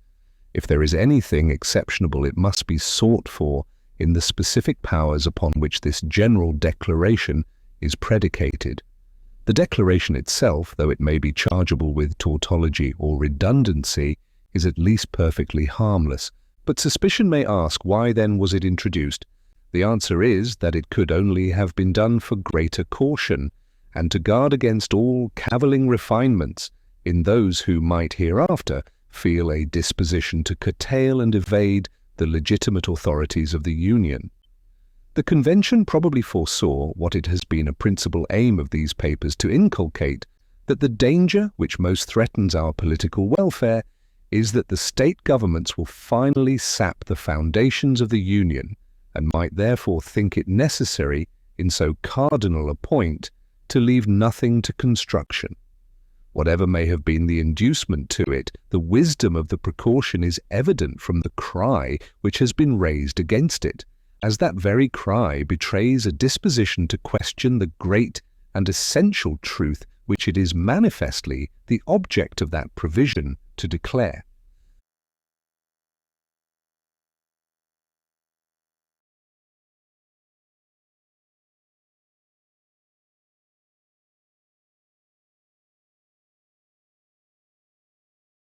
But it may be again asked, who is to judge of the necessity and propriety of the laws to be passed for executing the powers of the Union? I answer, first, that this question arises as well, and as fully upon the simple grant of those powers as upon the declaratory clause.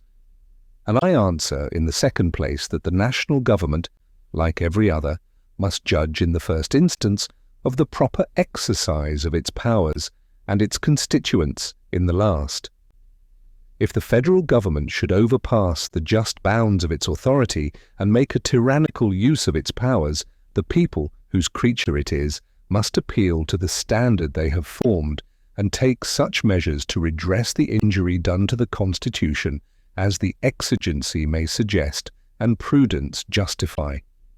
The propriety of a law, in a constitutional light, must always be determined by the nature of the powers upon which it is founded.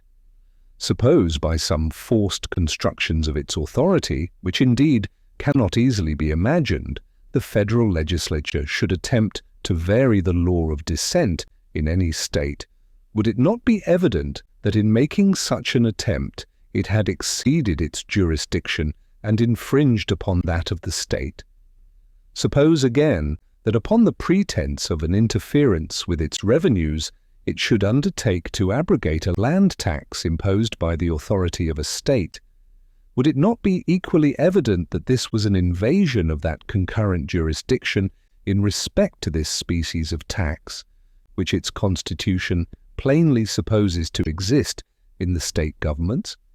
If there ever should be a doubt on this head, the credit of it will be entirely due to those reasoners who, in the imprudent zeal of their animosity to the plan of the Convention, have laboured to envelop it in a cloud calculated to obscure the plainest and simplest truths.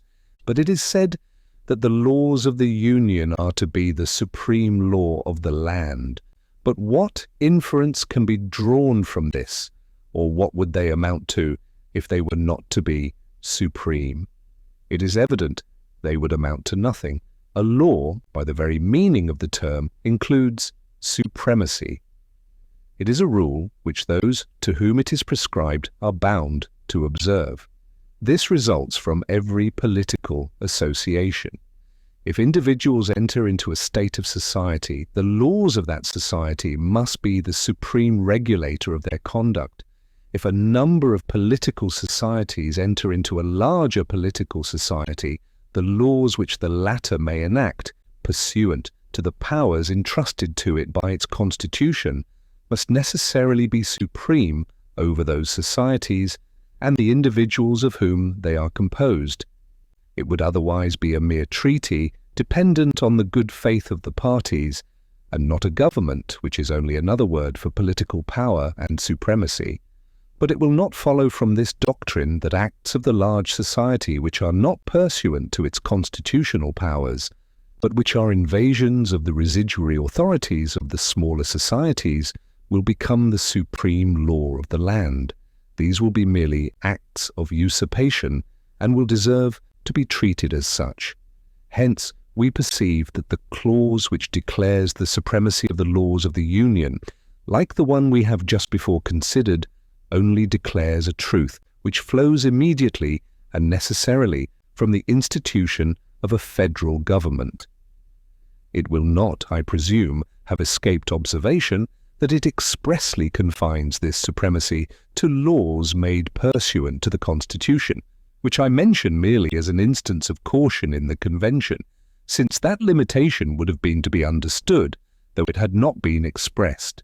Though a law, therefore, laying a tax for the use of the United States would be supreme in its nature, and could not legally be opposed or controlled, yet a law for abrogating or preventing the collection of a tax laid by the authority of the state, unless upon imports and exports, would not be the supreme law of the land, but a usurpation of power not granted by the Constitution.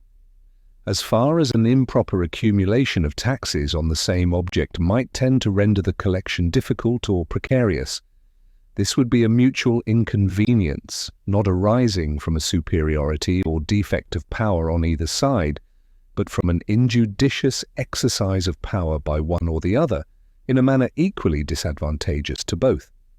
It is to be hoped and presumed, however, that mutual interest would dictate a concert in this respect, which would avoid any material inconvenience.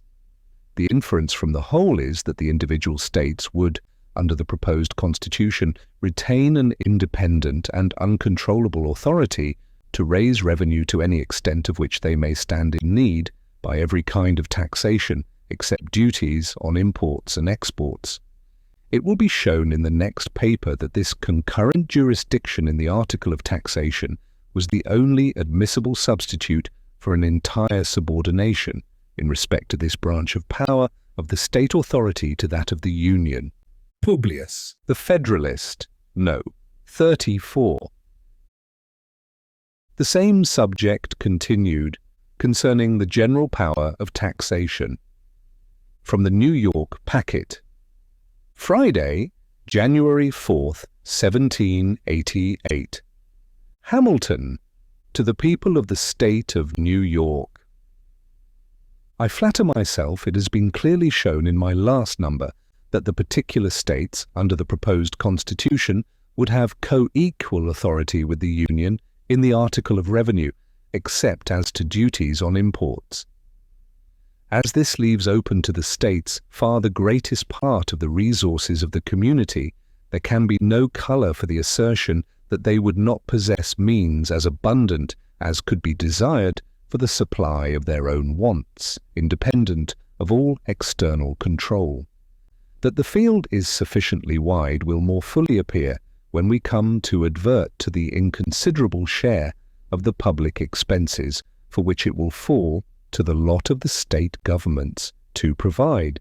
To argue upon abstract principles that this coordinate authority cannot exist is to set up supposition and theory against fact and reality. However proper such reasonings might be to show that a thing ought not to exist, they are wholly to be rejected when they are made use of to prove that it does not exist contrary to the evidence of the fact itself. It is well known that in the Roman Republic the legislative authority, in the last resort, resided for ages in two different political bodies, not as branches of the same legislature, but as distinct and independent legislatures, in each of which an opposite interest prevailed. In one, the patrician; in the other, the plebeian. Many arguments might have been adduced to prove the unfitness of two such seemingly contradictory authorities, each having power to annul or repeal the acts of the other. But a man would have been regarded as frantic who should have attempted at Rome to disprove their existence. It will be readily understood that I allude to the Comitia Centuriata and the Comitia Tributa. The former, in which the people voted by centuries, was so arranged as to give a superiority to the patrician interest. In the latter, in which numbers prevailed, the plebeian interest had an entire predominancy. And yet these two legislatures coexisted for ages, and the Roman Republic attained to the utmost height of human greatness. In the case particularly under consideration, there is no such contradiction as appears in the example cited. There is no power on either side to annul the acts of the other, and in practice there is little reason to apprehend any inconvenience, because, in a short course of time, the wants of the states will naturally reduce themselves within a very narrow compass, and in the interim the United States will, in all probability, find it convenient to abstain wholly from those objects to which the particular states would be inclined to resort. To form a more precise judgment of the true merits of this question, it will be well to advert to the proportion between the objects that will require a federal provision in respect to revenue and those which will require a state provision.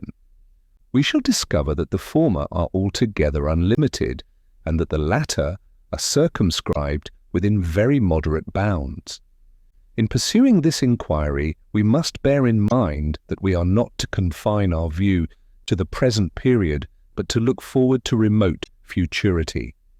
Constitutions of civil government are not to be framed upon a calculation of existing exigencies, but upon a combination of these with the probable exigencies of ages according to the natural and tried course of human affairs. Nothing, therefore, can be more fallacious than to infer the extent of any power proper to be lodged in the national government from an estimate of its immediate necessities. There ought to be a capacity to provide for future contingencies as they may happen, and as these are illimitable in their nature, it is impossible safely to limit that capacity. It is true, perhaps, that a computation might be made with sufficient accuracy to answer the purpose of the quantity of revenue requisite to discharge the subsisting engagements of the Union, and to maintain those establishments which for some time to come would suffice in time of peace. But would it be wise, or would it not rather be the extreme of folly, to stop at this point, and to leave the government entrusted with the care of the national defence in a state of absolute incapacity to provide for the protection of the community against future invasions of the public peace by foreign war or domestic convulsions? If, on the contrary, we ought to exceed this point, where can we stop short of and indefinite power of providing for emergencies as they may arise? Though it is easy to assert, in general terms, the possibility of forming a rational judgment of a due provision against probable dangers, Yet we may safely challenge those who make the assertion to bring forward their data, and may affirm that they would be found as vague and uncertain as any that could be produced to establish the probable duration of the world. Observations confined to the mere prospects of internal attacks can deserve no weight, though even these will admit of no satisfactory calculation. But if we mean to be a commercial people, it must form a part of our policy to be able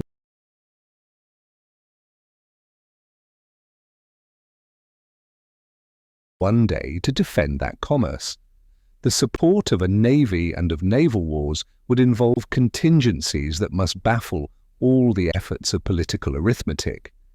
Admitting that we ought to try the novel and absurd experiment in politics of tying up the hands of government from offensive war founded upon reasons of state, yet certainly we ought not to disable it from guarding the community against the ambition or enmity of other nations. A cloud has been for some time hanging over the European world. If it should break forth into a storm, who can ensure us that in its progress a part of its fury would not be spent upon us? No reasonable man would hastily pronounce that we are entirely out of its reach. Or if the combustible materials that now seem to be collecting should be dissipated without coming to maturity, or if a flame should be kindled without extending to us, what security can we have that our tranquillity will long remain undisturbed from some other cause or from some other quarter? Let us recollect that peace or war will not always be left to our option, that however moderate or unambitious we may be, we cannot count upon the moderation or hope to extinguish the ambition of others. Who could have imagined at the conclusion of the last war that France and Britain, wearied and exhausted as they both were, would so soon have looked with so hostile an aspect upon each other? To judge from the history of mankind, we shall be compelled to conclude that the fiery and destructive passions of war reign in the human breast with much more powerful sway than the mild and beneficent sentiments of peace, and that to model our political systems upon speculations of lasting tranquillity is to calculate on the weaker springs of the human character. What are the chief sources of expense in every government? What has occasioned that enormous accumulation of debts with which several of the European nations are oppressed? The answer plainly is wars and rebellions, the support of those institutions which are necessary to guard the body politic against these two most mortal diseases of society.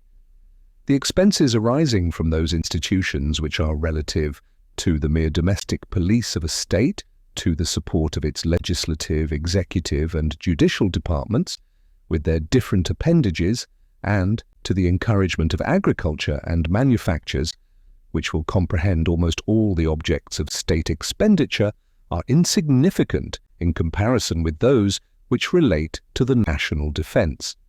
In the Kingdom of Great Britain, where all the ostentatious apparatus of monarchy is to be provided for, not above a 15th part of the annual income of the nation is appropriated to the class of expenses last mentioned.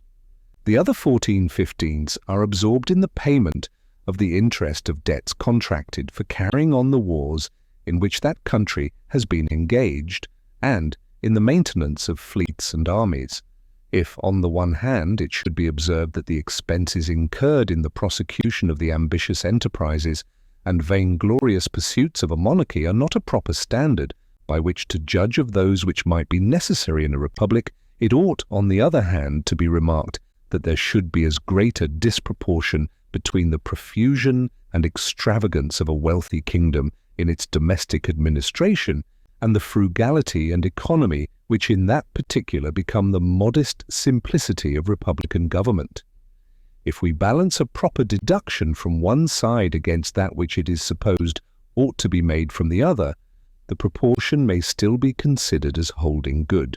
But let us advert to the large debt which we have ourselves contracted in a single war, and let us only calculate on a common share of the events which disturb the peace of nations, and we shall instantly perceive, without the aid of any elaborate illustration, that there must always be an immense disproportion between the objects of federal and state expenditures.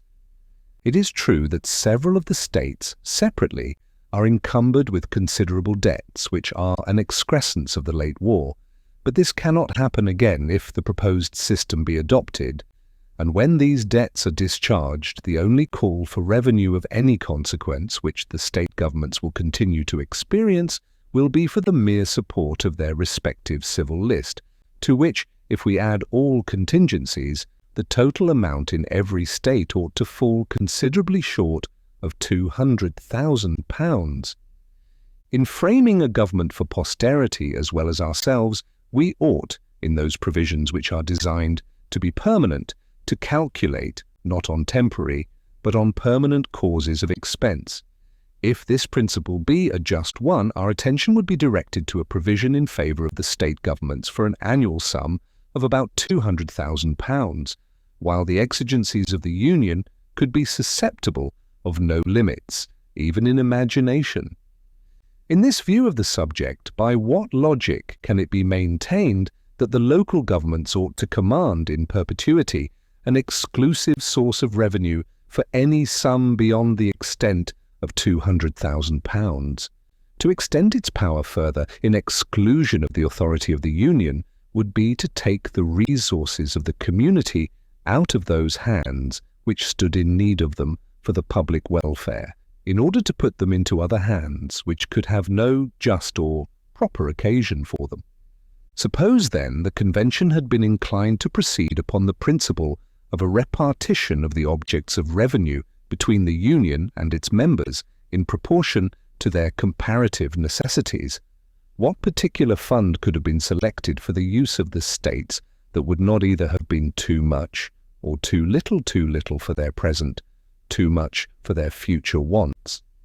As to the line of separation between external and internal taxes, this would leave to the states, at a rough computation, the command of 2/3 of the resources of the community to defray from 1/10 to 1/20th part of its expenses, and to the Union 1/3 of the resources of the community to defray from 9/10 to 19/20 of its expenses.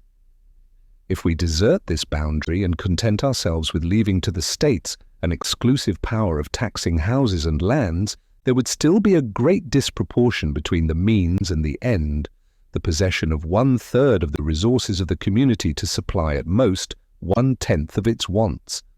If any fund could have been selected and appropriated equal to and not greater than the object, it would have been inadequate to the discharge of the existing debts of the particular states, and would have left them dependent on the Union for a provision for this purpose.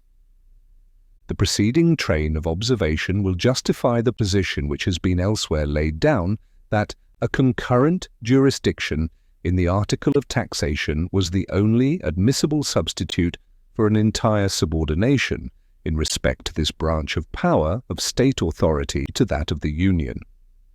Any separation of the objects of revenue that could have been fallen upon would have amounted to a sacrifice of the great interests of the Union to the power of the individual states.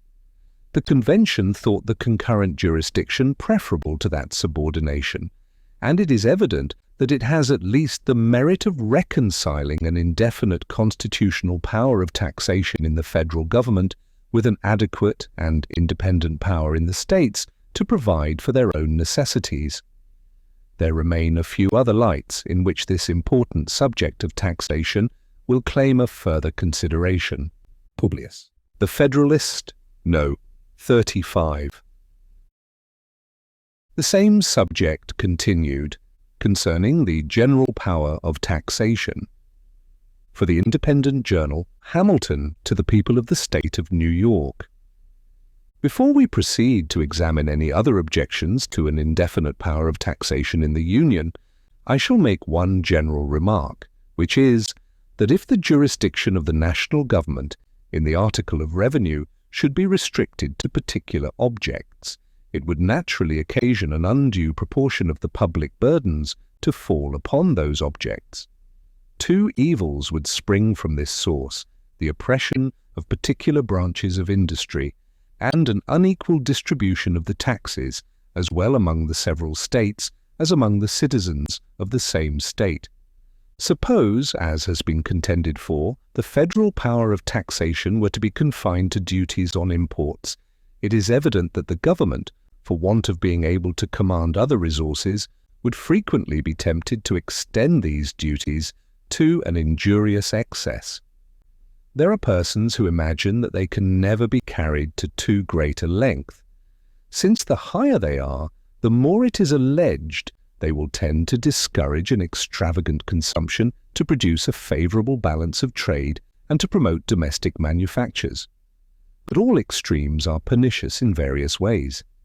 Exorbitant duties on imported articles would beget a general spirit of smuggling, which is always prejudicial to the fair trader and eventually to the revenue itself. They tend to render other classes of the community tributary in an improper degree to the manufacturing classes, to whom they give a premature monopoly of the markets. They sometimes force industry out of its more natural channels into others in which it flows with less advantage. And in the last place, they oppress the merchant, who is often obliged to pay them himself without any retribution from the consumer.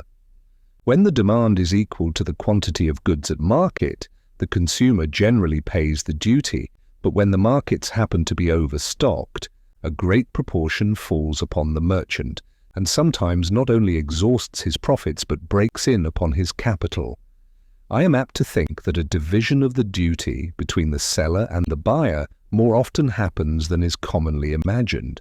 It is not always possible to raise the price of a commodity in exact proportion to every additional imposition laid upon it. The merchant, especially in a country of small commercial capital, is often under a necessity of keeping prices down in order to a more expeditious sale. The maxim that the consumer is the payer is so much oftener true than the reverse of the proposition that it is far more equitable that the duties on imports should go into a common stock than that they should redound to the exclusive benefit of the importing states. But it is not so generally true as to render it equitable that those duties should form the only national fund. When they are paid by the merchant, they operate as an additional tax upon the importing state, whose citizens pay their proportion of them in the character of consumers. In this view, they are productive of inequality among the states, which inequality would be increased with the increased extent of the duties. The confinement of the national revenues to this species of imposts would be attended with inequality from a different cause between the manufacturing and the non-manufacturing states. The states which can go farthest towards the supply of their own wants by their own manufactures will not, according to their numbers or wealth, consume so great a proportion of imported articles as those states which are not in the same favourable situation. They would not, therefore, in this mode alone contribute to the public treasury in a ratio to their abilities. To make them do this, it is necessary that recourse be had to excises, the proper objects of which are particular kinds of manufactures. New York is more deeply interested in these considerations than such of her citizens as contend for limiting the power of the Union to external taxation may be aware of. New York is an importing state and is not likely speedily to be, to any great extent, a manufacturing state. She would, of course, suffer in a double light from restraining the jurisdiction of the Union to commercial imposts.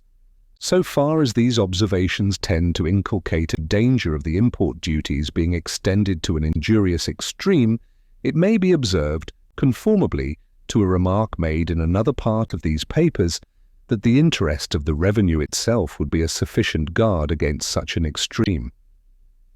I readily admit that this would be the case as long as other resources were open, but if the avenues to them were closed, hope, stimulated by necessity, would beget experiments fortified by rigorous precautions and additional penalties, which for a time would have the intended effect till there had been leisure to contrive expedients to elude these new precautions.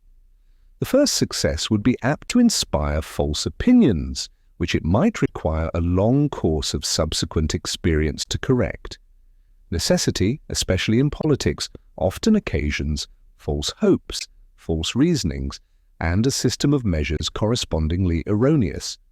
But even if this supposed excess should not be a consequence of the limitation of the federal power of taxation, the inequalities spoken of would still ensue, though not in the same degree, from the other causes that have been noticed. Let us now return to the examination of objections.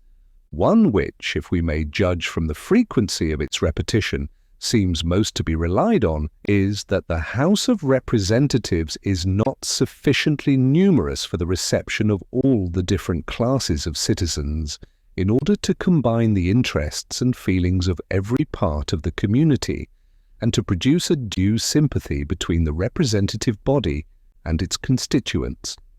This argument presents itself under a very specious and seducing form, and is well calculated to lay hold of the prejudices of those to whom it is addressed. But when we come to dissect it with attention, it will appear to be made up of nothing but fair-sounding words. The object it seems to aim at is, in the first place, impracticable, and in the sense in which it is contended for, is unnecessary. I reserve for another place the discussion of the question which relates to the sufficiency of the representative body in respect to numbers, and shall content myself with examining here the particular use which has been made of a contrary supposition in reference to the immediate subject of our inquiries. The idea of an actual representation of all classes of the people by persons of each class is altogether visionary. Unless it were expressly provided in the Constitution that each different occupation should send one or more members, the thing would never take place in practice. Mechanics and manufacturers will always be inclined, with few exceptions, to give their votes to merchants in preference to persons of their own professions or trades.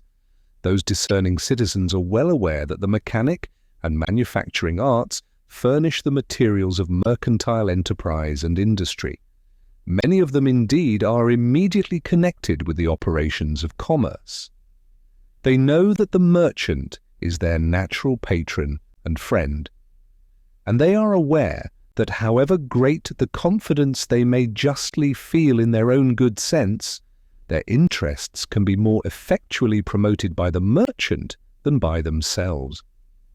They are sensible that their habits in life have not been such as to give them those acquired endowments, without which, in a deliberative assembly, the greatest natural abilities are for the most part useless, and that the influence and weight and superior acquirements of the merchants render them more equal to a contest with any spirit which might happen to infuse itself into the public councils, unfriendly to the manufacturing and trading interests.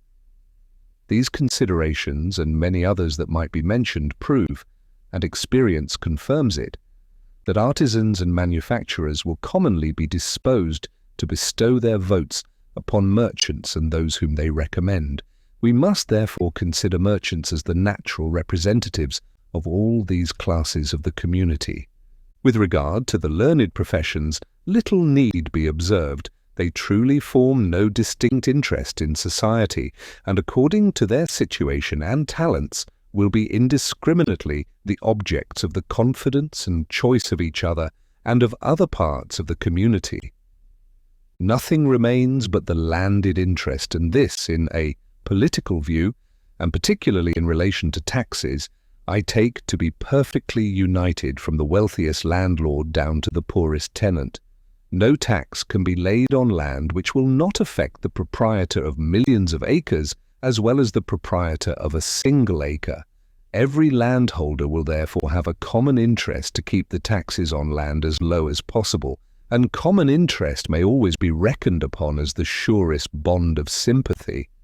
But if we even could suppose a distinction of interest between the opulent landholder and the middling farmer, what reason is there to conclude that the first would stand a better chance of being deputed to the national legislature than the last? If we take fact as our guide and look into our own Senate and Assembly, we shall find that moderate proprietors of land prevail in both. Nor is this less the case in the Senate, which consists of a smaller number than in the Assembly, which is composed of a greater number. Where the qualifications of the electors are the same, whether they have to choose a small or a large number, their votes will fall upon those in whom they have most confidence. Whether these happen to be men of large fortunes, or of moderate property, or of no property at all. It is said to be necessary that all classes of citizens should have some of their own number in the representative body, in order that their feelings and interests may be the better understood and attended to, but we have seen that this will never happen under any arrangement that leaves the votes of the people free. Where this is the case, the representative body, with too few exceptions to have any influence on the spirit of the government, will be composed of landholders, merchants, and men of the learned professions. But where is the danger that the interests and feelings of the different classes of citizens will not be understood or attended to by these three descriptions of men? Will not the landholder know and feel whatever will promote or ensure the interest of landed property? And will he not, from his own interest in that species of property, be sufficiently prone to resist every attempt to prejudice or encumber it?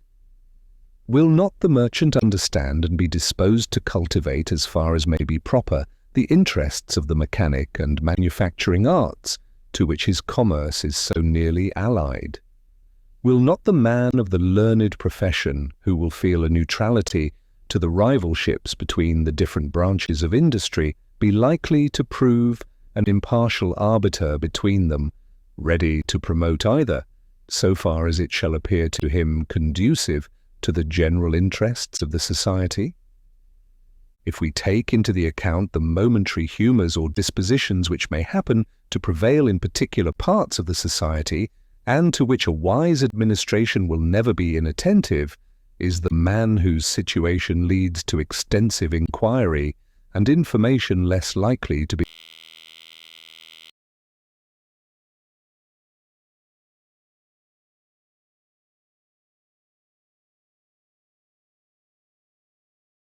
a competent judge of their nature, extent, and foundation, than one whose observation does not travel beyond the circle of his neighbours and acquaintances? Is it not natural that a man who is a candidate for the favour of the people, and who is dependent on the suffrages of his fellow citizens for the continuance of his public honours, should take care to inform himself of their dispositions and inclinations, and should be willing to allow them their proper degree of influence upon his conduct? This dependence, and the necessity of being bound himself and his posterity by the laws to which he gives his assent, are the true, and they are the strong cords of sympathy between the representative and the constituent. There is no part of the administration of government that requires extensive information and a thorough knowledge of the principles of political economy, so much as the business of taxation. The man who understands those principles best will be least likely to resort to oppressive expedients, or sacrifice any particular class of citizens to the procurement of revenue. It might be demonstrated that the most productive system of finance will always be the least burdensome. There can be no doubt that in order to a judicious exercise of the power of taxation, it is necessary that the person in whose hands it should be acquainted with the general genius, habits, and modes of thinking of the people at large, and with the resources of the country. And this is all that can be reasonably meant by a knowledge of the interests and feelings of the people. In any other sense, the proposition has either no meaning or an absurd one. And in that sense, let every considerate citizen judge for himself where the requisite qualification is most likely to be found. Publius. The Federalist. No. 36.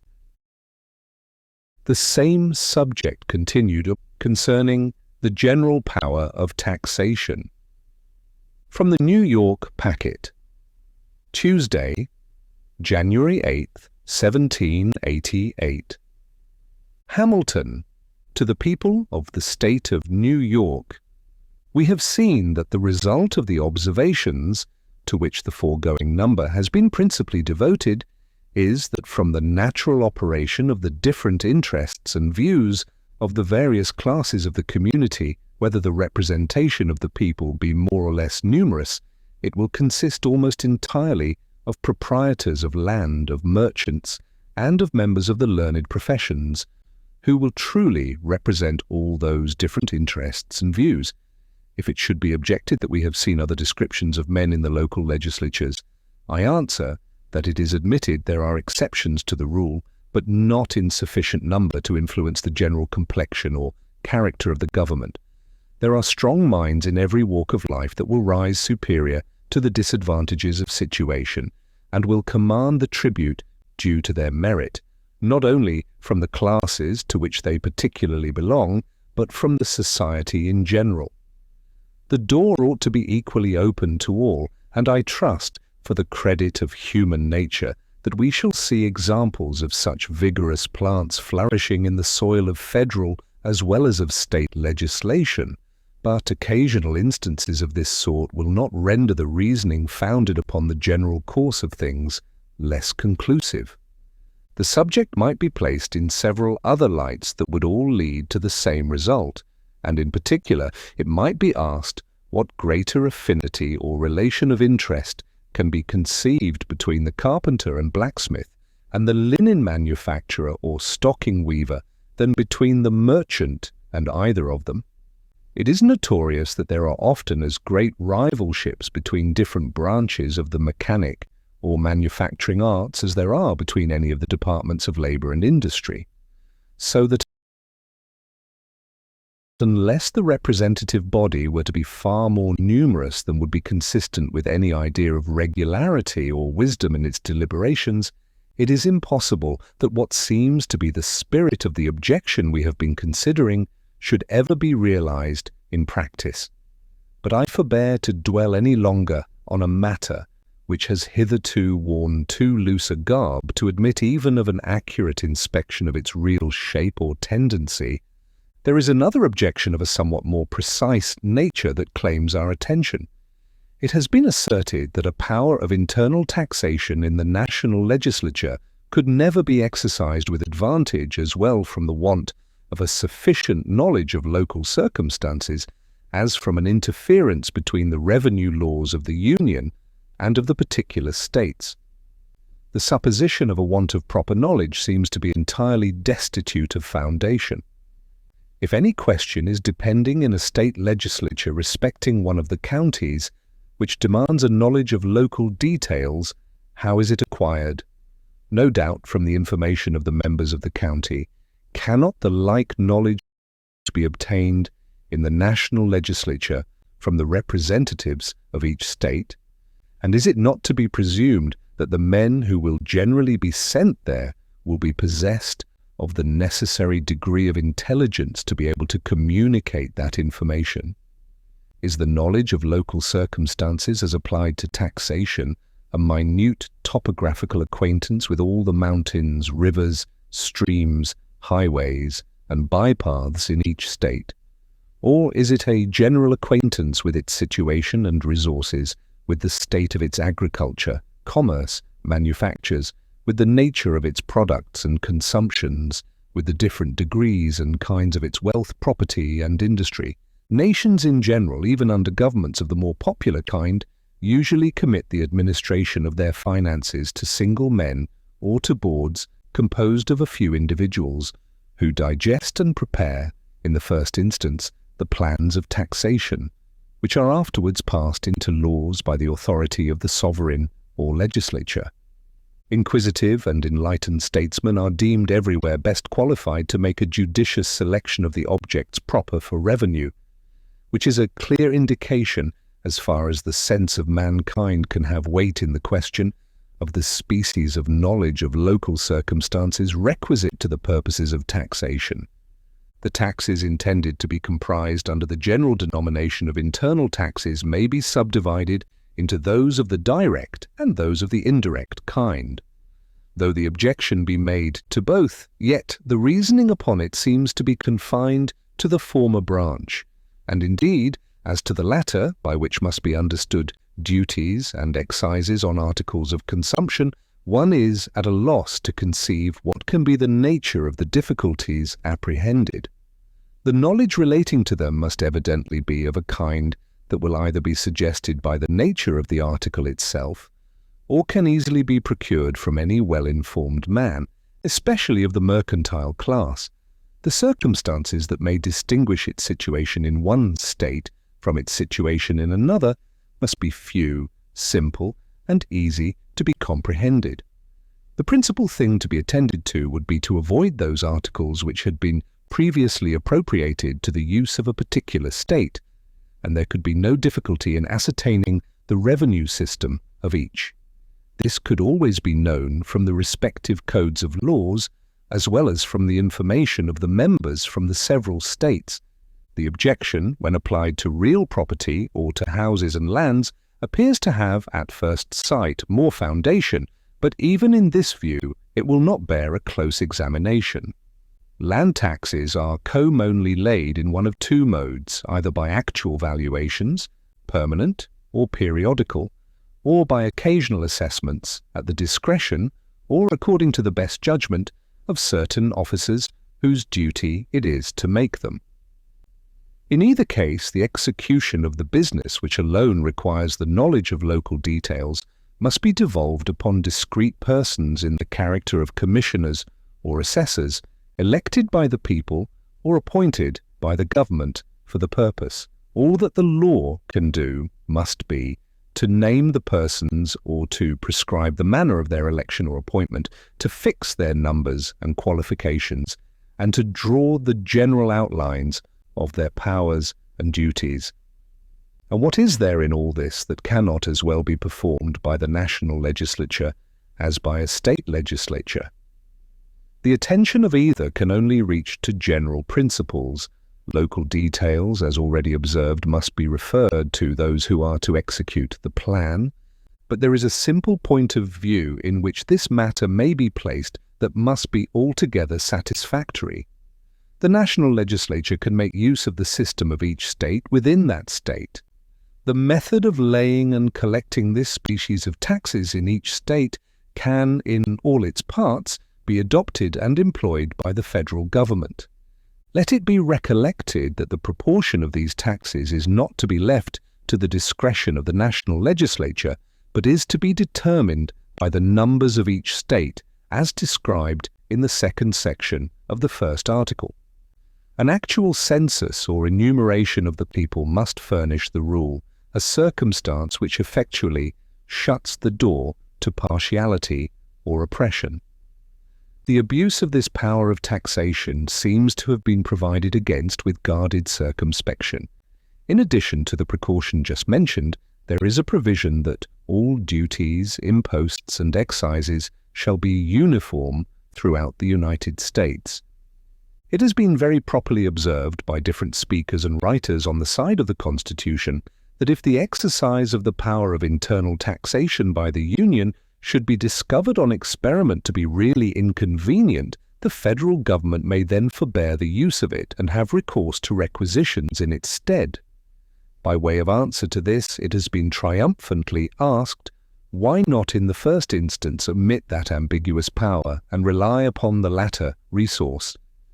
Two solid answers may be given. The first is that the exercise of that power, if convenient, will be preferable, because it will be more effectual, and it is impossible to prove in theory or otherwise than by the experiment that it cannot be advantageously exercised. The contrary indeed appears most probable. The second answer is that the existence of such a power in the Constitution will have a strong influence in giving efficacy to requisitions. When the states know that the Union can apply itself without their agency, it will be a powerful motive for exertion on their part. As to the interference of the revenue laws of the Union and of its members, we have already seen that there can be no clashing or repugnancy of authority.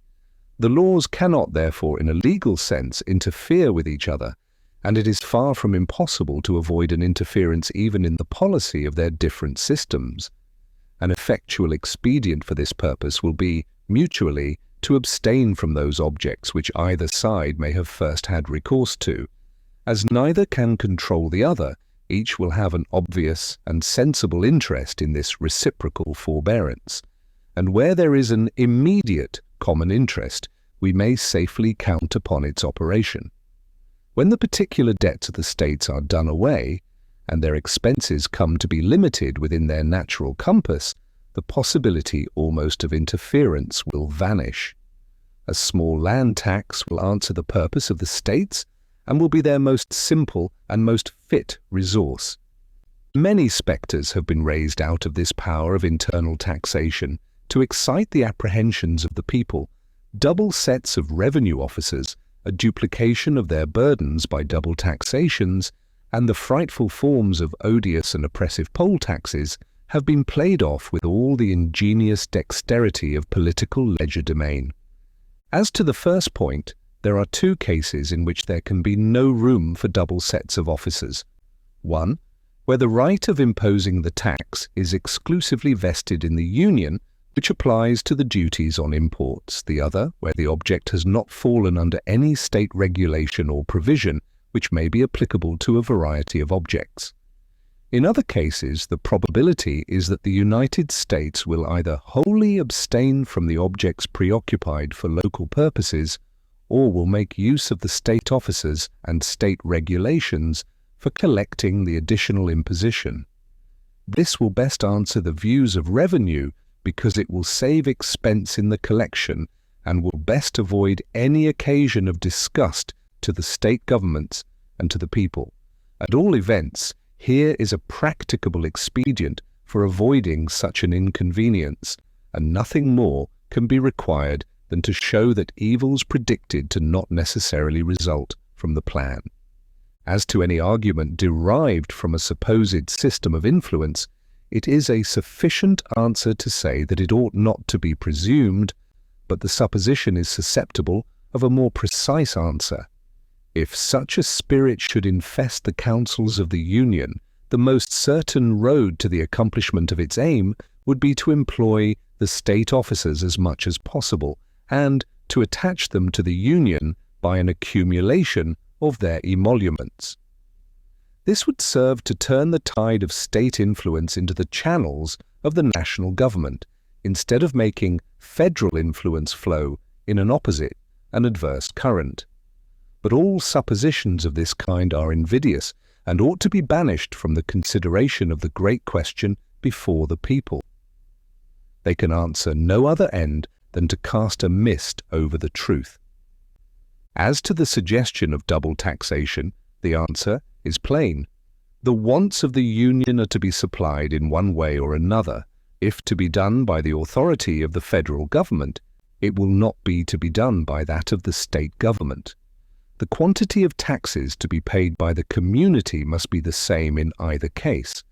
With this advantage, if the provision is to be made by the Union that the capital resource of commercial imposts, which is the most convenient branch of revenue, can be prudently improved to a much greater extent under federal than under state regulation, and of course will render it less necessary to recur to more inconvenient methods, and with this further advantage that as far as there may be any real difficulty in the exercise of the power of internal taxation, it will impose a disposition to greater care in the choice and arrangement of the means, and must naturally tend to make it a fixed point of policy in the national administration to go as far as may be practicable in making the luxury of the rich tributary to the public treasury, in order to diminish the necessity of those impositions which might create dissatisfaction in the poorer and most numerous classes of the society. Happy it is when the interest which the government has in the preservation of its own power coincides with a proper distribution of the public burdens, and tends to guard the least wealthy part of the community from oppression. As to poll taxes, I, without scruple, confess my disapprobation of them, and though they have prevailed from an early period in those states, one which have uniformly been the most tenacious of their rights, I should lament, to see them introduced into practice under the national government. But does it follow because there is a power to lay them that they will actually be laid? Every state in the Union has power to impose taxes of this kind, and yet in several of them they are unknown in practice. Are the state governments to be stigmatized as tyrannies because they possess this power? If they are not, with what propriety can the like power justify such a charge against the national government, or even be urged as an obstacle to its adoption? As little friendly as I am to the species of imposition, I still feel a thorough conviction that the power of having recourse to it ought to exist in the federal government. There are certain emergencies of nations in which expedients that in the ordinary state of things ought to be forborne become essential to the public weal, and the government, from the possibility of such emergencies, ought ever to have the option of making use of them. The real scarcity of objects in this country, which may be considered as productive sources of revenue, is a reason peculiar to itself for not abridging the discretion of the national councils in this respect. There may exist certain critical and tempestuous conjunctures of the state in which a poll tax may become an inestimable resource.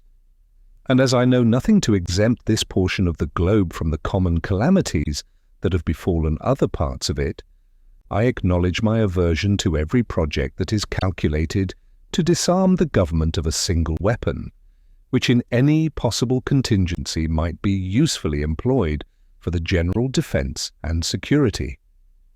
I have now gone through the examination of such of the powers proposed to be vested in the United States, which may be considered as having an immediate relation to the energy of the government, and have endeavored to answer the principal objections which have been made to them. I have passed over in silence those minor authorities which are either too inconsiderable to have been thought worthy of the hostilities of the opponents of the Constitution, or of too manifest propriety to admit of controversy. The mass of judiciary power, however, might have claimed an investigation under this head, had it not been for the consideration that its organization and its extent may be more advantageously considered in connection. This has determined me to refer it to the branch of our inquiries upon which we shall next enter. Publius. 1. The New England States. The Federalist. No. 37. Concerning the difficulties of the Convention in devising a proper form of government. From the Daily Advertiser, Friday, January 11th, 1788. Madison, to the people of the state of New York. In reviewing the defects of the existing Confederation, and showing that they cannot be supplied by a government of less energy than that before the public, several of the most important principles of the latter fell of course under consideration, but as the ultimate object of these papers is to determine clearly and fully the merits of this Constitution and the expediency of adopting it, our plan cannot be complete without taking a more critical and thorough survey of the work of the Convention, without examining it on all its sides, comparing it in all its parts, and calculating its probable effects. That this remaining task may be executed under impressions conducive to a just and fair result, some reflections must in this place be indulged, which candour previously suggests. It is a misfortune inseparable from human affairs that public measures are rarely investigated with that spirit of moderation which is essential to a just estimate of their real tendency to advance or obstruct the public good, and that this spirit is more apt to be diminished than promoted by those occasions which require an unusual exercise of it. To those who have been led by experience to attend to this consideration, it could not appear surprising that the act of the Convention, which recommends so many important changes and innovations, which may be viewed in so many lights and relations, and which touches the springs of so many passions and interests, should find or excite dispositions unfriendly, both on one side and on the other, to a fair discussion and accurate judgment of its merits. In some, it has been too evident from their own publications that they have scanned the proposed constitution not only with a predisposition to censure, but with a predetermination to condemn, as the language held by others betrays an opposite predetermination or bias, which must render their opinions also of little moment in the question. In placing, however, these different characters on a level with respect to the weight of their opinions, I wish not to insinuate that there may not be a material difference in the purity of their intentions.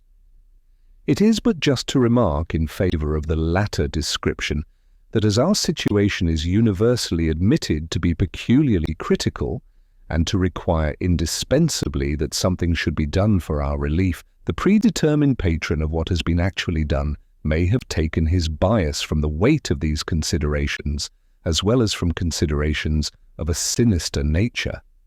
The predetermined adversary, on the other hand, can have been governed by no venial motive whatever. The intentions of the first may be upright, as they may, on the contrary, be culpable. The views of the last cannot be upright and must be culpable. But the truth is that these papers are not addressed to persons falling under either of these characters. They solicit the attention of those only who add to a sincere zeal for the happiness of their country, a temper favourable to a just estimate of the means of promoting it.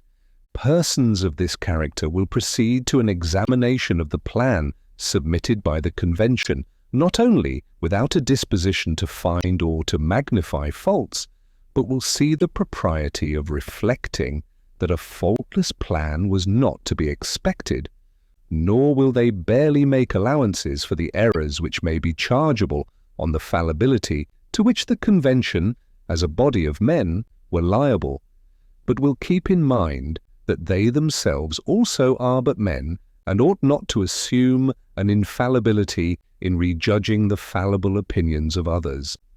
With equal readiness will it be perceived that besides these inducements to candour, many allowances ought to be made for the difficulties inherent in the very nature of the undertaking referred to the Convention. The novelty of the undertaking immediately strikes us. It has been shown in the course of these papers that the existing confederation is founded on principles which are fallacious, that we must consequently change this first foundation, and with it the superstructure resting upon it. It has been shown that the other confederacies which could be consulted as precedents have been vitiated by the same erroneous principles, and can therefore furnish no other light than that of beacons which give warning of the course to be shunned without pointing out that which ought to be pursued. The most that the Convention could do in such a situation was to avoid the errors suggested by the past experience of other countries as well as of our own, and to provide a convenient mode of rectifying their own errors as future experiences may unfold them. Among the difficulties encountered by the Convention, a very important one must have lain in combining the requisite stability and energy in government with the inviolable attention due to liberty and to the republican form. Without substantially accomplishing this part of their undertaking, they would have very imperfectly fulfilled the object of their appointment or the expectation of the public. Yet, that it could not be easily accomplished will be denied by no one who is unwilling to betray his ignorance of the subject. Energy in government is essential to that security against external and internal danger, and to that prompt and salutary execution of the laws which enter into the very definition of good government. Stability in government is essential to national character and to the advantages annexed to it, as well as to that repose and confidence in the minds of the people which are among the chief blessings of civil society. An irregular and mutable legislation is not more an evil in itself than it is odious to the people, and it may be pronounced with assurance that the people of this country, enlightened as they are with regard to the nature and interested, as the great body of them are, in the effects of good government, will never be satisfied till some remedy be applied to the vicissitudes and uncertainties which characterize the state administrations. On comparing, however, these valuable ingredients with the vital principles of liberty, we must perceive at once the difficulty of mingling them together in their due proportions. The genius of republican liberty seems to demand on one side not only that all power should be derived from the people, but that those entrusted with it should be kept in independence on the people by a short duration of their appointments, and that even during this short period the trust should be placed not in a few, but a number of hands. Stability, on the contrary, requires that the hands in which power is lodged should continue for a length of time the same. A frequent change of men will result from a frequent return of elections, and a frequent change of measures from a frequent change of men, whilst energy in government requires not only a certain duration of power, but the execution of it by a single hand. How far the Convention may have succeeded in this part of their work will better appear on a more accurate view of it. From the cursory view here taken, it must clearly appear to have been an arduous part. Not less arduous must have been the task of marking the proper line of partition between the authority of the general and that of the state governments. Every man will be sensible of this difficulty in proportion as he has been accustomed to contemplate and discriminate objects extensive and complicated in their nature.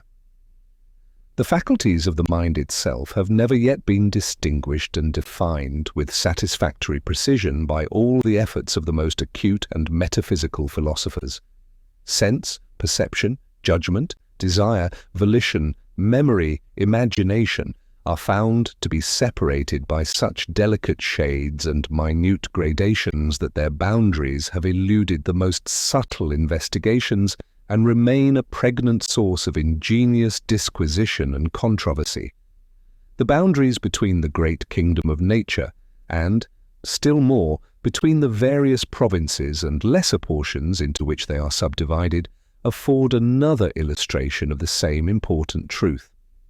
The most sagacious and laborious naturalists have never yet succeeded in tracing with certainty the line which separates the district of vegetable life from the neighboring region of unorganized matter, or which marks the termination of the former and the commencement of the animal empire.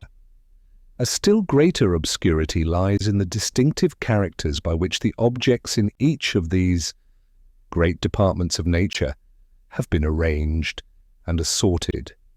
When we pass from the works of nature, in which all the delineations are perfectly accurate and appear to be otherwise only from the imperfection of the eye which surveys them, to the institutions of man, in which the obscurity arises as well from the object itself as from the organ by which it is contemplated, we must perceive the necessity of moderating still further our expectations and hopes from the efforts of human sagacity.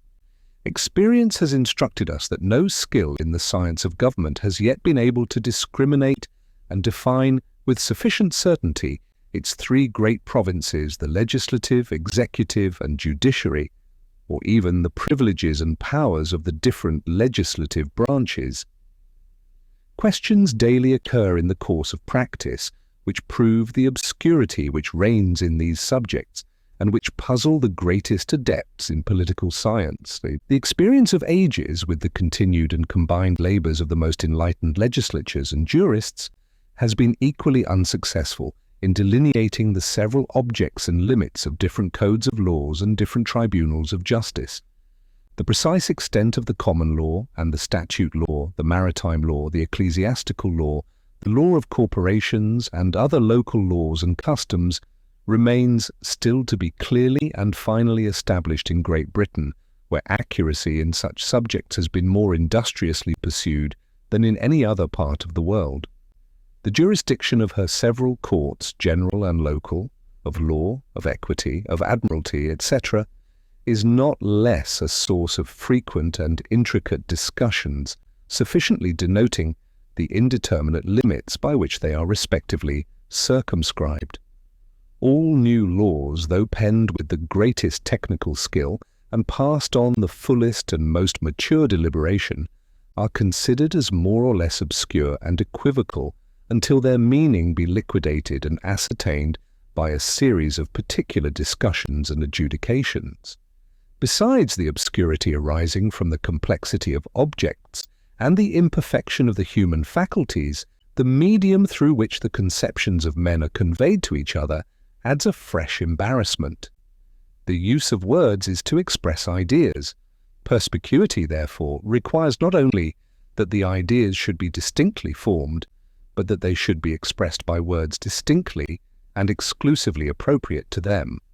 But no language is so copious as to supply words and phrases for every complex idea, or so correct as not to include many equivocally denoting different ideas. Hence it must happen that however accurately objects may be discriminated in themselves, and however accurately the discrimination may be considered, the definition of them may be rendered inaccurate by the inaccuracy of the terms in which it is delivered, and this unavoidable inaccuracy must be greater or less according to the complexity and novelty of the objects defined.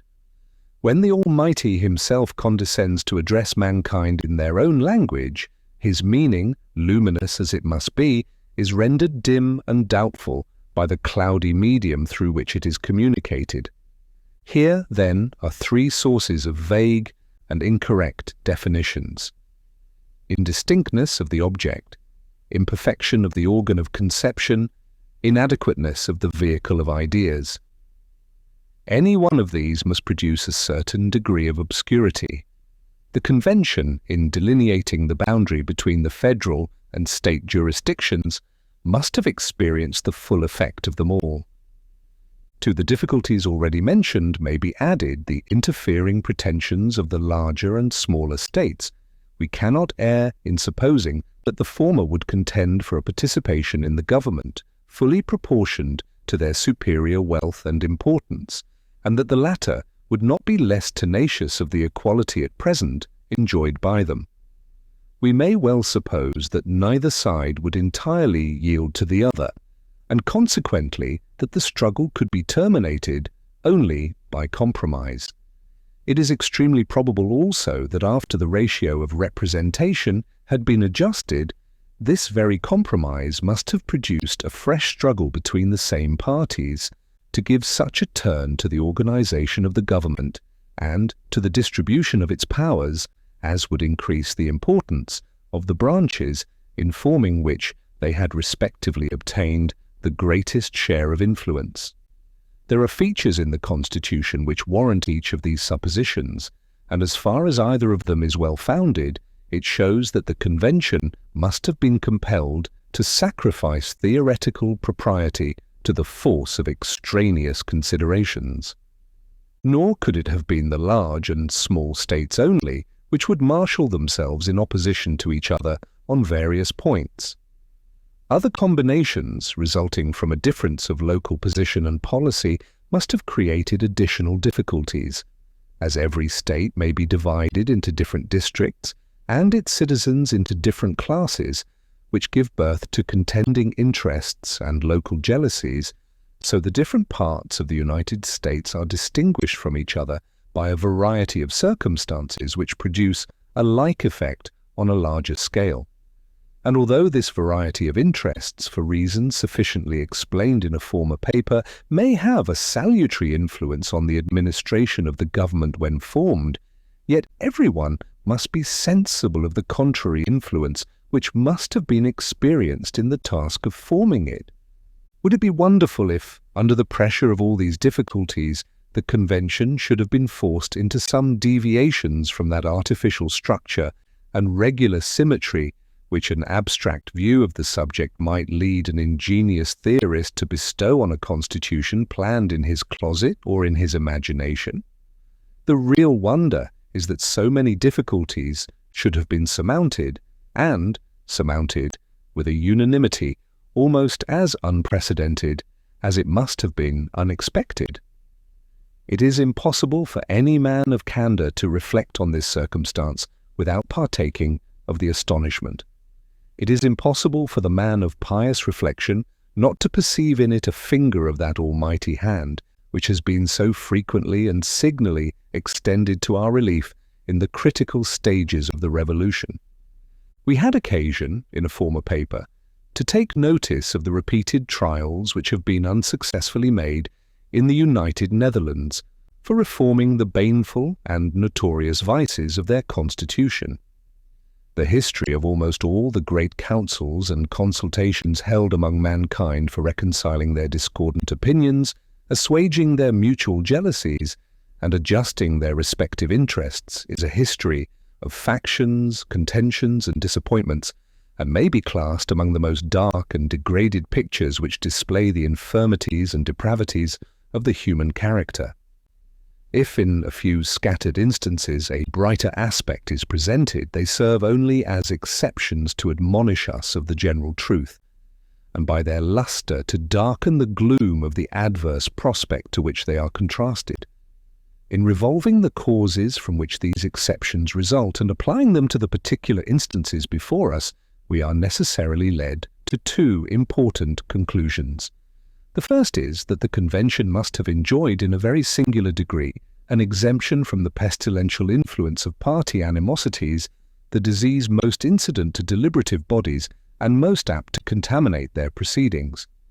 The second conclusion is that all the deputations composing the Convention were satisfactorily accommodated by the final act, or were induced to accede to it by a deep conviction of the necessity of sacrificing private opinions and partial interests to the public good, and by a despair of seeing this necessity diminished by delays or by new experiments.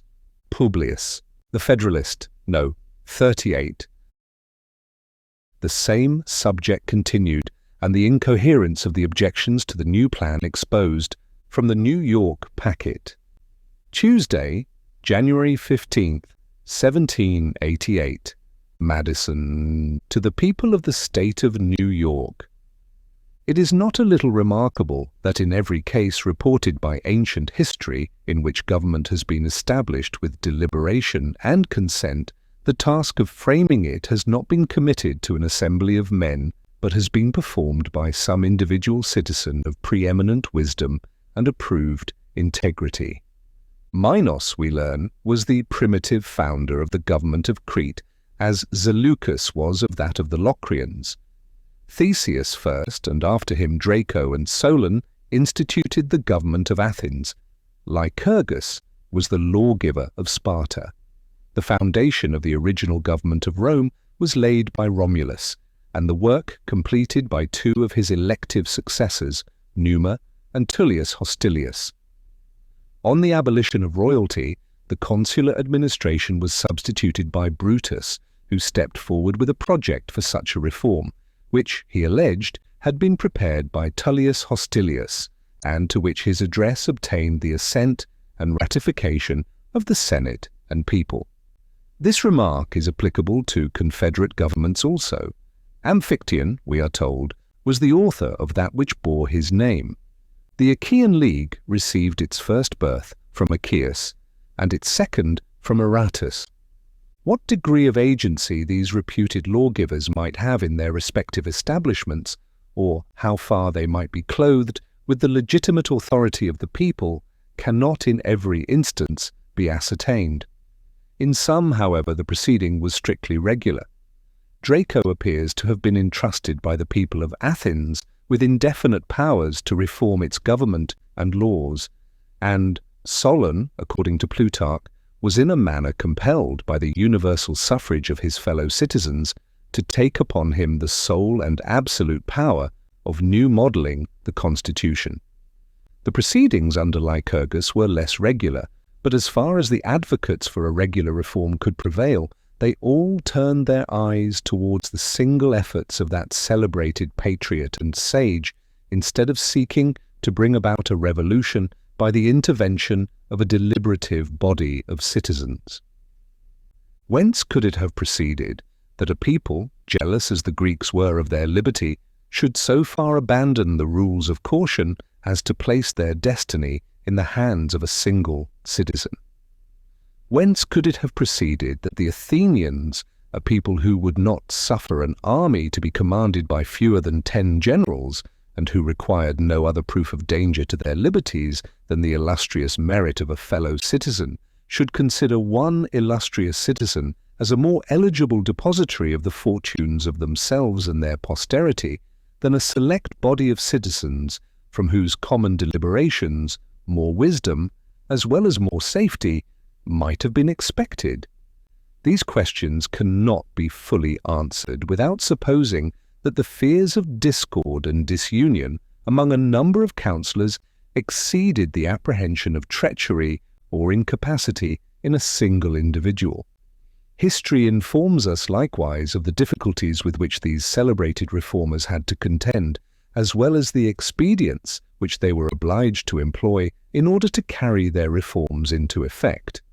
Solon, who seems to have indulged a more temporizing policy, confessed that he had not given to his countrymen the government best suited to their happiness, but most tolerable to their prejudices, and Lycurgus, more true to his object, was under the necessity of mixing a portion of violence with the authority of superstition and of securing his final success by a voluntary renunciation, first of his country and then of his life.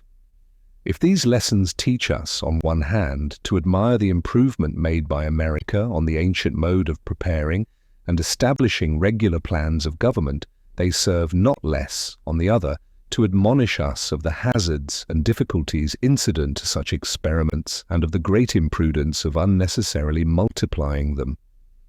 Is it an unreasonable conjecture that the errors which may be contained in the plan of the Convention are such as have resulted rather from the defect of antecedent experience on this complicated and difficult subject than from a want of accuracy or care in the investigation of it, and consequently such as will not be ascertained until an actual trial shall have pointed them out? This conjecture is rendered probable not only by many considerations of a general nature, but by the particular case of the Articles of Confederation. It is observable that among the numerous objections and amendments suggested by the several states, when these articles were submitted for their ratification, not one is found which alludes to the great and radical error which on actual trial has discovered itself. And if we accept the observations which New Jersey was led to make, rather by her local situation than by her peculiar foresight, it may be questioned whether a single suggestion was of sufficient moment to justify a revision of the system. There is abundant reason, nevertheless, to suppose that immaterial as these objections were, they would have been adhered to with a very dangerous inflexibility in some states had not a zeal for their opinions and supposed interests been stifled by the more powerful sentiment of self-preservation. One state, we may remember, persisted for several years in refusing her concurrence, although the enemy remained the whole period at our gates, or rather, in the very bowels of our country. Nor was her pliancy in the end affected by a less motive than the fear of being chargeable with protracting the public calamities and endangering the event of the contest. Every candid reader will make the proper reflections on these important facts.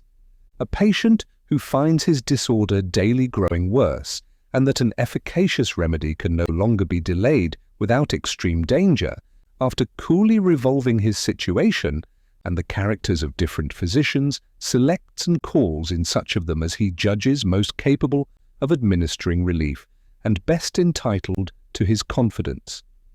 The physicians attend, the case of the patient is carefully examined, a consultation is held.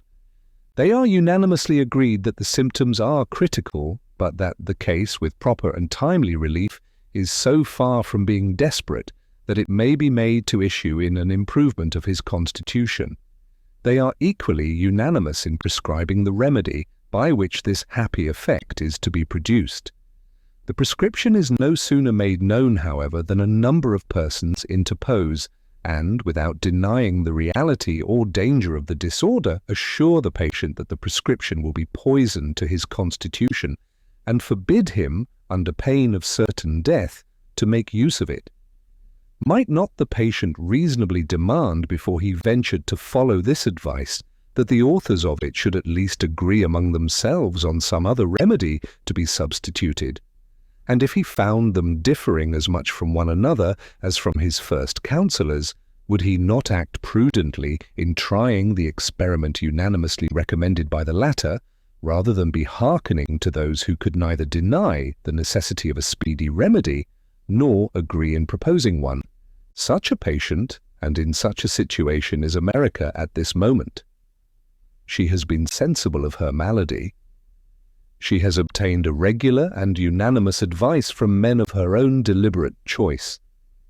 And she is warned by others against following this advice under pain of the most fatal consequences. Do the monitors deny the reality of her danger? No. Do they deny the necessity of some speedy and powerful remedy? No. Are they agreed? Are any two of them agreed in their objections to the remedy proposed, or in the proper one to be substituted? Let them speak for themselves. This one tells us that the proposed constitution ought to be rejected because it is not a confederation of the states, but a government over individuals. Another admits that it ought to be a government over individuals to a certain extent, but by no means to the extent proposed. A third does not object to the government over individuals, or to the extent proposed, but to the want of a Bill of Rights.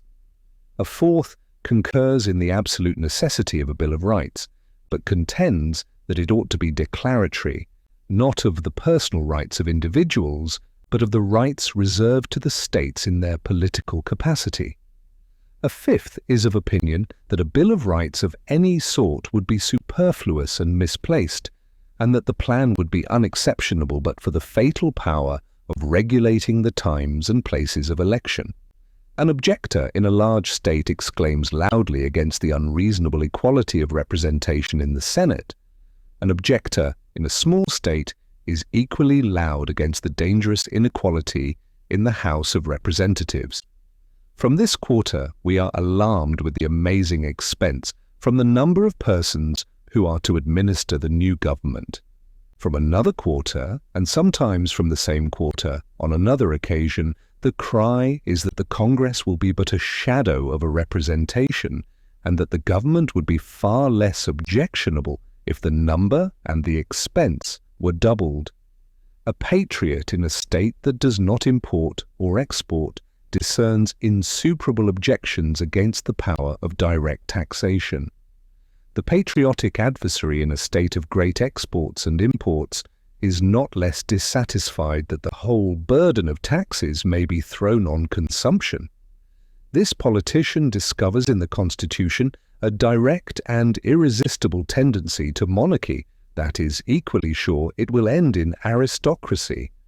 Another is puzzled to say which of these shapes it will ultimately assume, but sees clearly it must be one or other of them. Whilst a fourth is not wanting who with no less confidence affirms that the Constitution is so far from having a bias towards either of these dangers that the weight on that side will not be sufficient to keep it upright and firm against its opposite propensities. With another class of adversaries to the Constitution, the language is that the legislative, executive, and judiciary departments are intermixed in such a manner as to contradict all the ideas of regular government and all the requisite precautions in favour of liberty.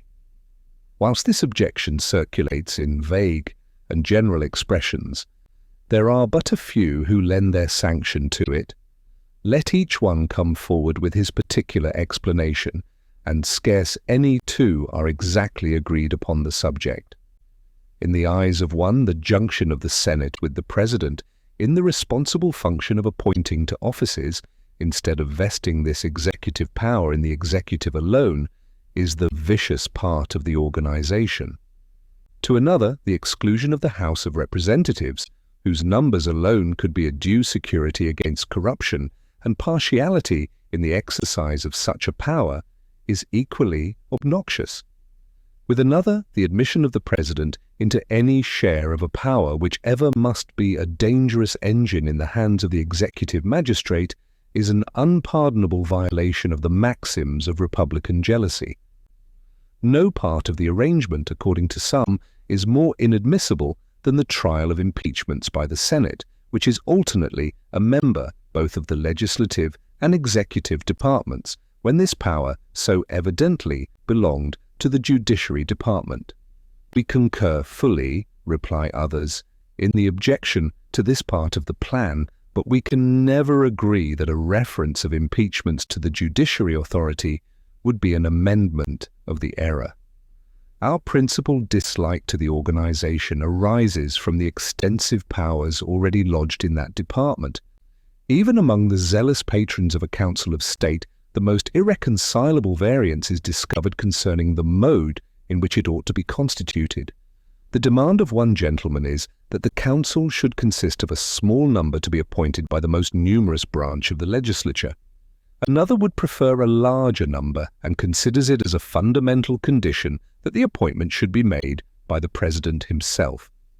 As it can give no umbrage to the writers against the plan of the federal constitution, let us suppose that as they are the most zealous, so they are also the most sagacious of those who think the late convention were unequal to the task assigned them, and that a wiser and better plan might, and ought to be, substituted. Let us further suppose that their country should concur both in this favourable opinion of their merits and in their unfavourable opinion of the convention, and should accordingly proceed to form them into a second convention with full powers and for the express purpose of revising and remoulding the work of the first.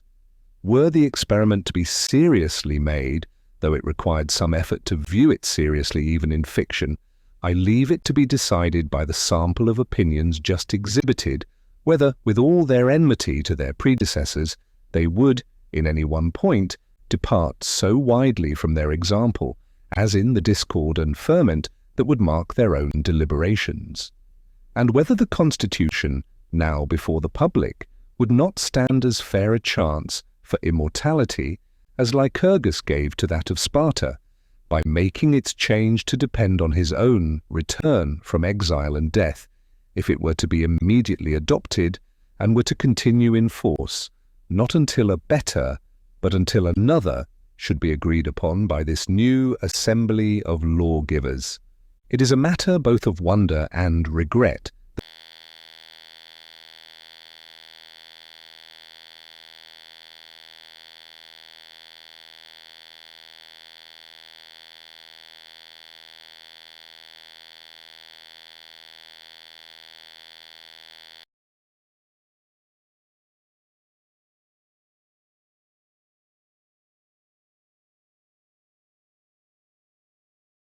that those who raise so many objections against the new constitution should never call to mind the defects of that which is to be exchanged for it.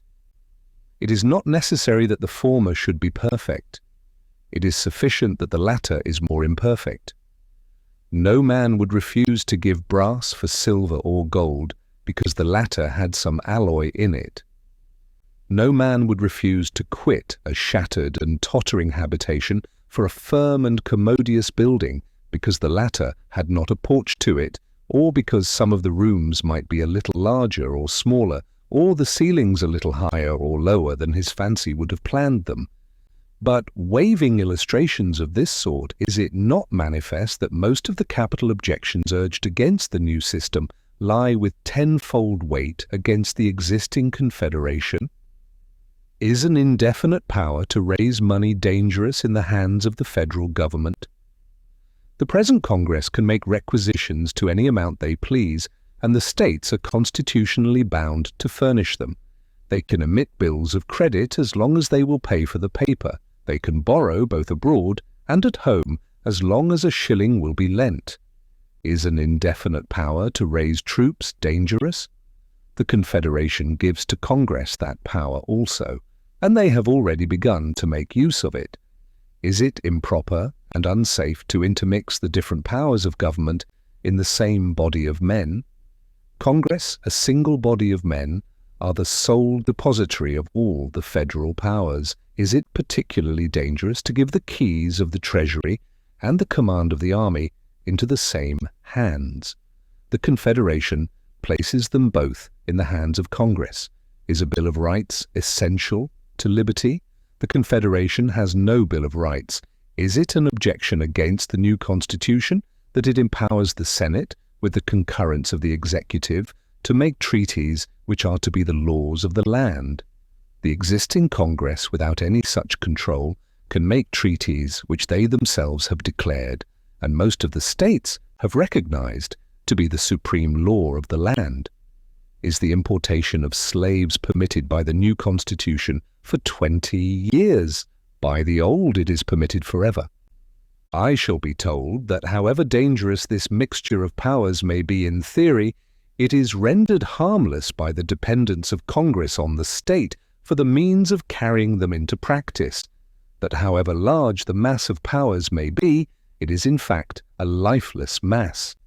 Then say I, in the first place, that the Confederation is chargeable with the still greater folly of declaring certain powers in the federal government to be absolutely necessary and at the same time rendering them absolutely nugatory, and in the next place that if the Union is to continue and no better government be substituted, effective powers must either be granted to, or assumed by, the existing Congress, in either of which events the contrast just stated will hold good.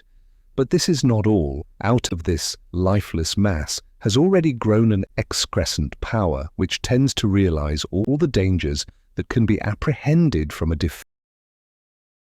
defective construction of the supreme government of the Union.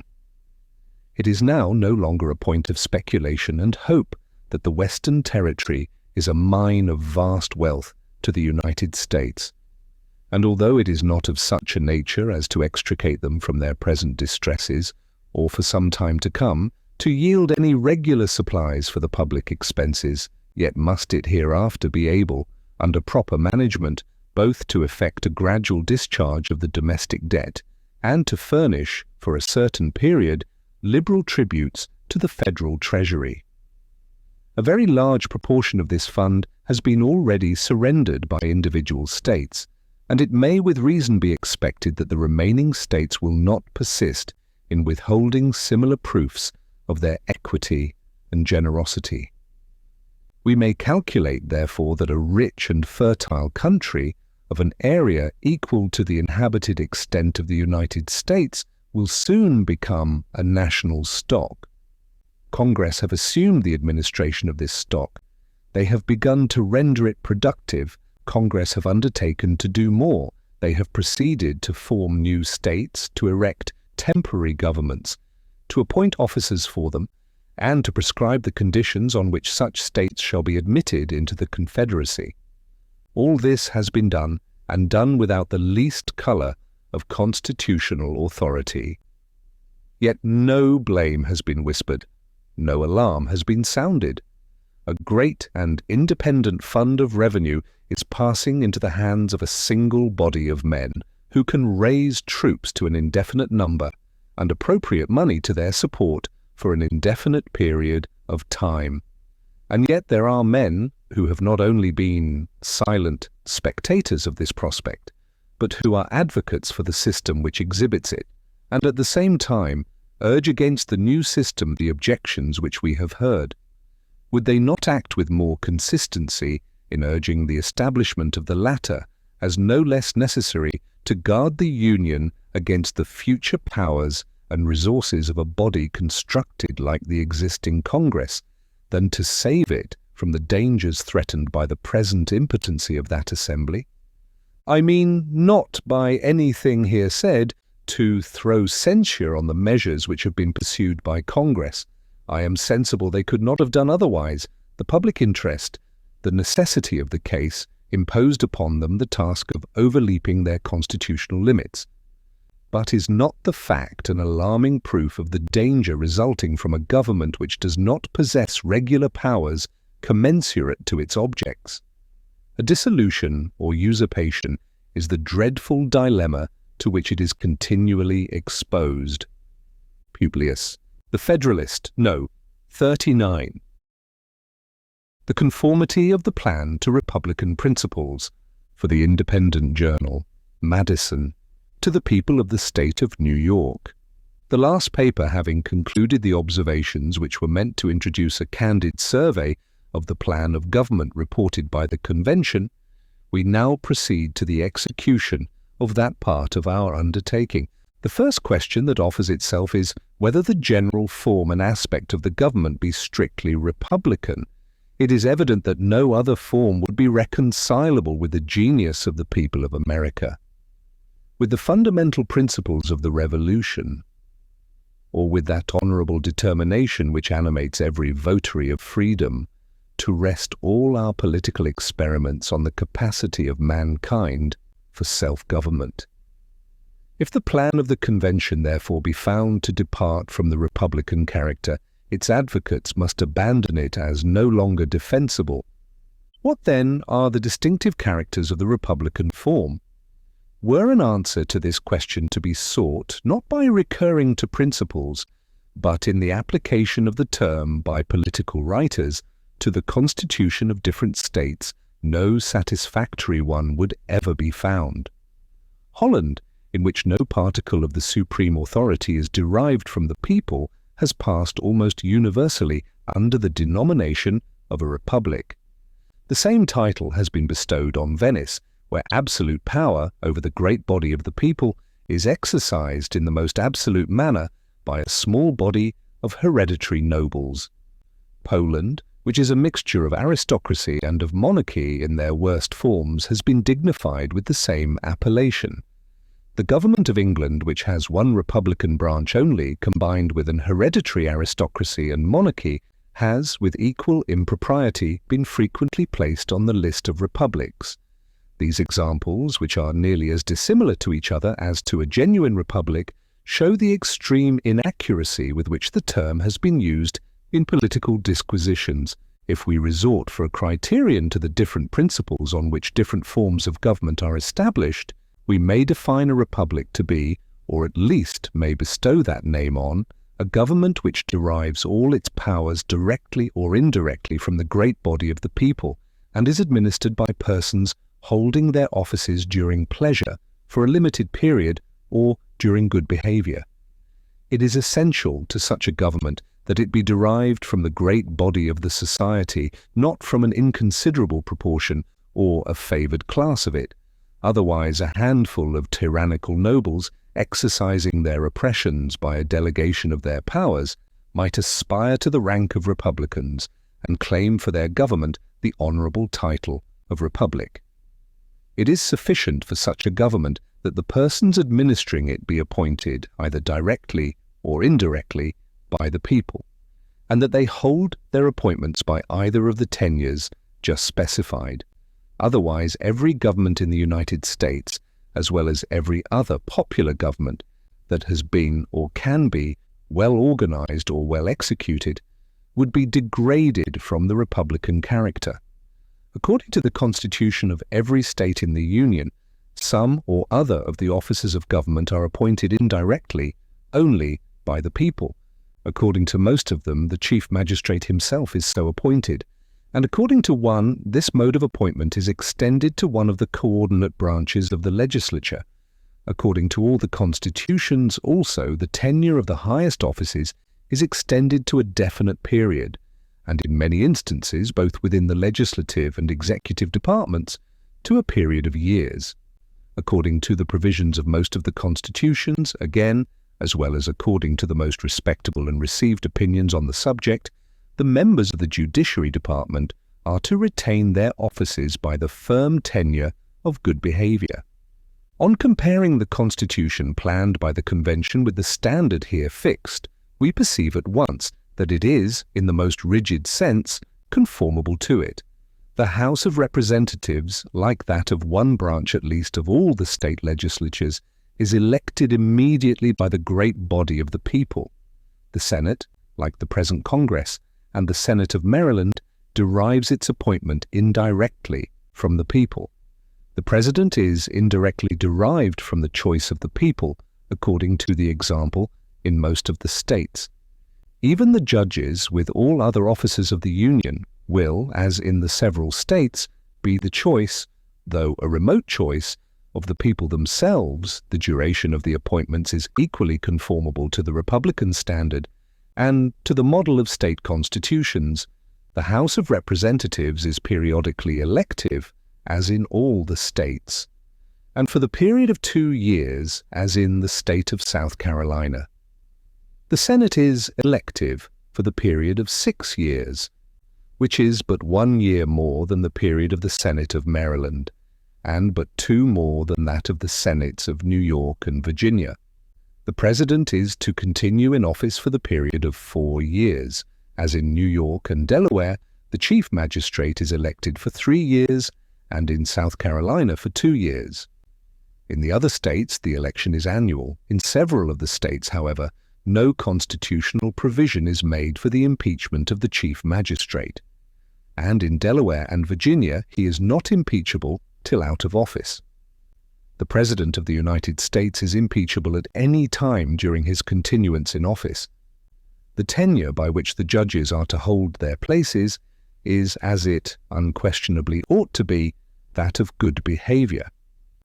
The tenure of the ministerial offices generally will be a subject of legal regulation, conformably to the reason of the case and the example of the state constitutions. Could any further proof be required of the republican complexion of this system, the most decisive one might be found in its absolute prohibition of titles of nobility, both under the federal and the state governments, and in its express guarantee of the republican form to each of the latter. But it was not sufficient, say the adversaries of the proposed Constitution, for the Convention to adhere to the republican form. They ought, with equal care, to have preserved the federal form, which regards the Union as a confederacy of sovereign states, instead of which they have framed a national government, which regards the Union as a consolidation of the states. And it is asked, by what authority this bold and radical innovation was undertaken? The handle which has been made of this objection requires that it should be examined with some precision. Without inquiring into the accuracy of the distinction on which the objection is founded, it will be necessary to a just estimate of its force. First, to ascertain the real character of the government in question. Secondly, to inquire how far the Convention were authorized to propose such a government, and thirdly, how far the duty they owed to their country could supply any defect of regular authority. First, in order to ascertain the real character of the government, it may be considered in relation to the foundation on which it is to be established, to the sources from which its ordinary powers are to be drawn, to the operation of those powers, to the extent of them, and to the authority by which future changes in the government are to be introduced. On examining the first relation, it appears on one hand that the Constitution is to be founded on the assent and ratification of the people of America, given by deputies elected for the special purpose, but on the other that this assent and ratification is to be given by the people, not as individuals composing one entire nation, but as composing the distinct and independent states to which they respectively belong. It is to be the assent and ratification of the several states, derived from the supreme authority in each state, the authority of the people themselves.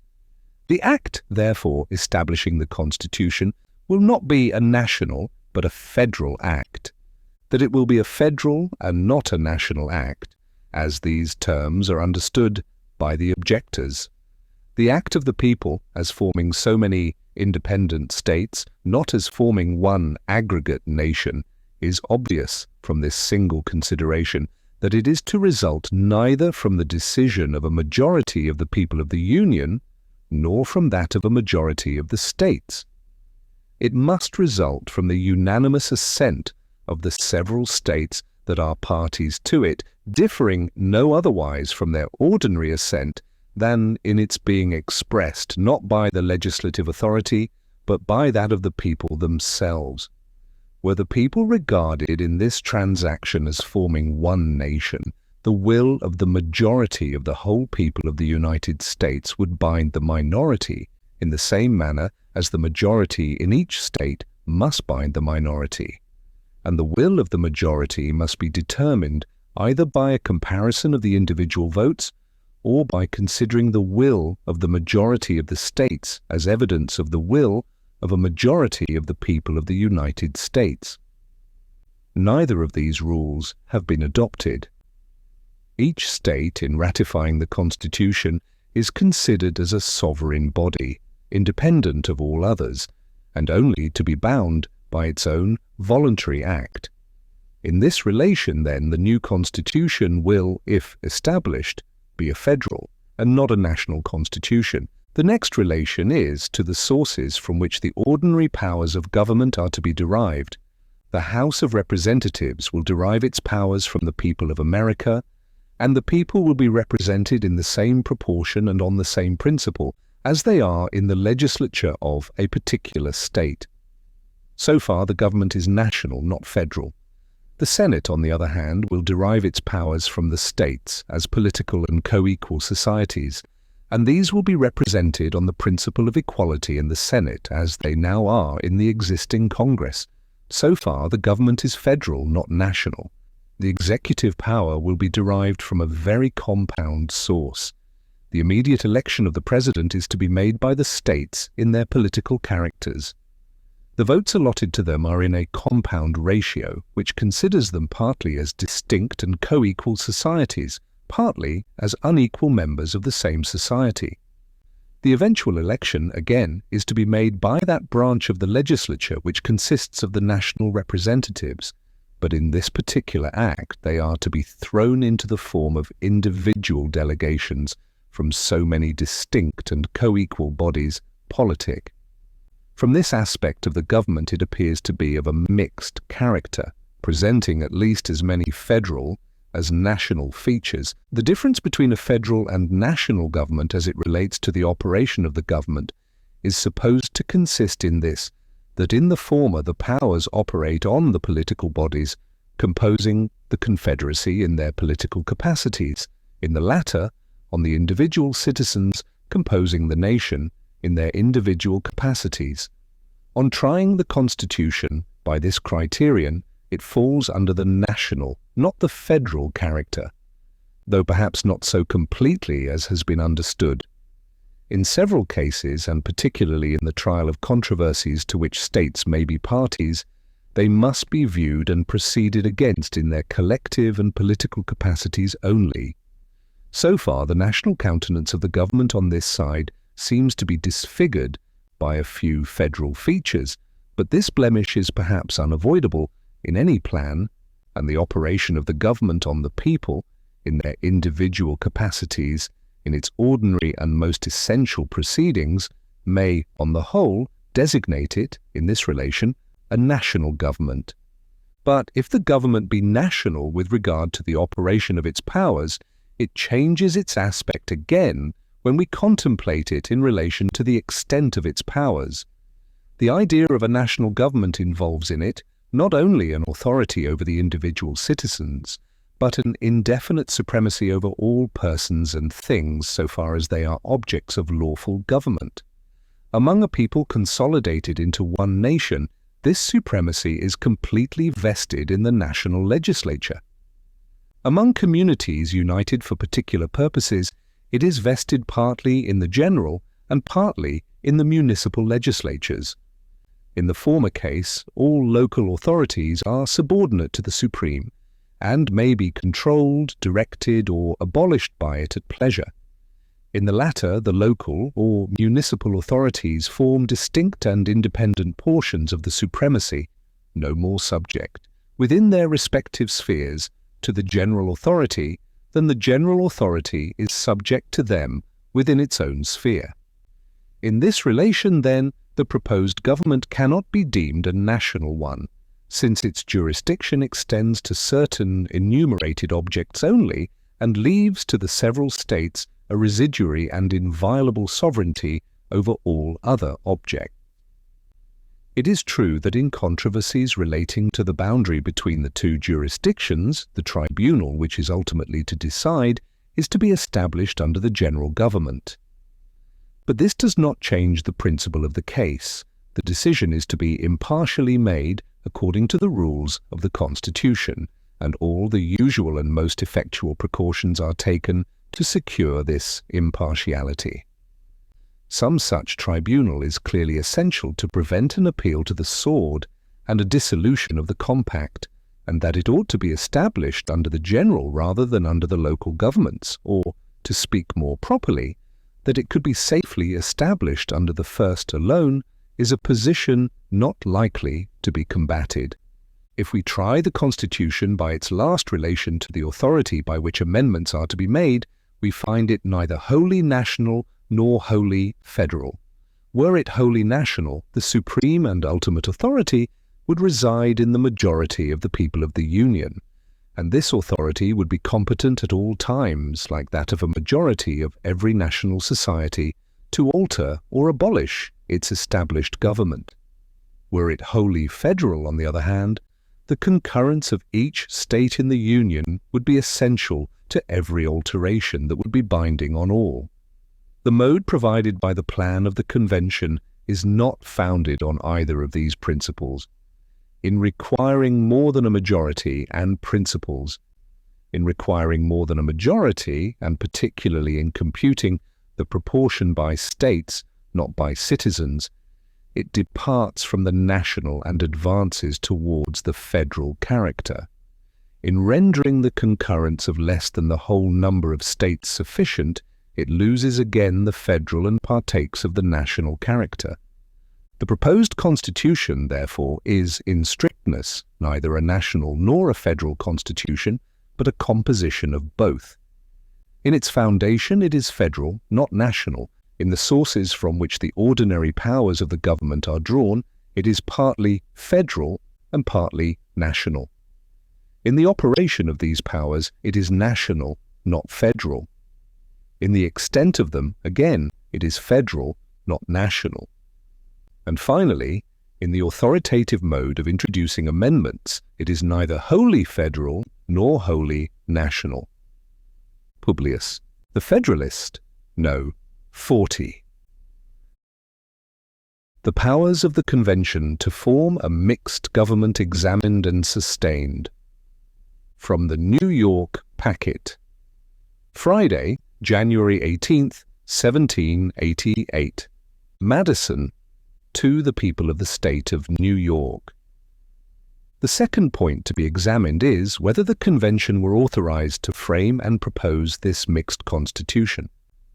The powers of the Convention ought, in strictness, to be determined by an inspection of the commissions given to the members by their respective constituents. As all of these, however, had reference either to the recommendation from the meeting at Annapolis in September 1786, or to that from Congress. In February 1787, it will be sufficient to recur to these particular acts. The act from Annapolis recommends the appointment of commissioners to take into consideration the situation of the United States, to devise such further provisions as shall appear to them necessary to render the Constitution of the federal government adequate to the exigencies of the Union, and to report such an act for that purpose to the United States in Congress assembled, as when agreed to by them, and afterwards confirmed by the legislature of every state, will effectually provide for the same. The recommendatory act of Congress is in the words following: whereas there is provision in the Articles of Confederation and Perpetual Union for making alterations therein by the assent of a Congress of the United States, and of the legislatures of the several states, and whereas experience hath evinced that there are defects in the present Confederation, as a mean to remedy which several of the states, and particularly the state of New York, by express instructions to their delegates in Congress, have suggested a convention for the purposes expressed in the following resolution, and such convention appearing to be the most probable mean of establishing in these states a firm national government, resolved that in the opinion of Congress it is expedient that on the second Monday of May next a convention of delegates who shall have been appointed by the several states be held at Philadelphia for the sole and express purpose of revising the Articles of Confederation and reporting to Congress and the several legislatures such alterations and provisions therein as shall, when agreed to in Congress and confirmed by the states, render the federal Constitution adequate to the exigencies of government and the preservation of the Union. From these two acts it appears, first, that the object of the convention was to establish in these states a firm national government. 2 days, that this government was to be such as would be adequate to the exigencies of government and the preservation of the Union. 3 days, that these purposes were to be effected by alterations and provisions in the Articles of Confederation, as it is expressed in the Act of Congress, or by such further provisions as should appear necessary, as it stands in the Recommendatory Act from Annapolis. Fourth, that the alterations and provisions were to be reported to Congress and to the states in order to be agreed to by the former and confirmed by the latter. From a comparison and fair construction of these several modes of expression is to be deduced the authority under which the convention acted. They were to frame a national government adequate to the exigencies of government and of the Union, and to reduce the Articles of Confederation into such form as to accomplish these purposes. There are 2 rules of construction dictated by plain reason, as well as founded on legal axioms. The one is that every part of the expression ought, if possible, to be allowed some meaning and be made to conspire to some common end. The other is that where the several parts cannot be made to coincide, the less important should give way to the more important part. The means should be sacrificed to the end rather than the end to the means. Suppose then that the expressions defining the authority of the convention were irreconcilably at variance with each other, that a national and adequate government could not possibly, in the judgment of the convention, be affected by alterations and provisions in the Articles of Confederation. Which part of the definition ought to have been embraced, and which rejected? Which was the more important, which the less important part? Which the end, which the means? Let the most scrupulous expositors of delegated powers, let the most inveterate objectors against those exercised by the convention, answer these questions.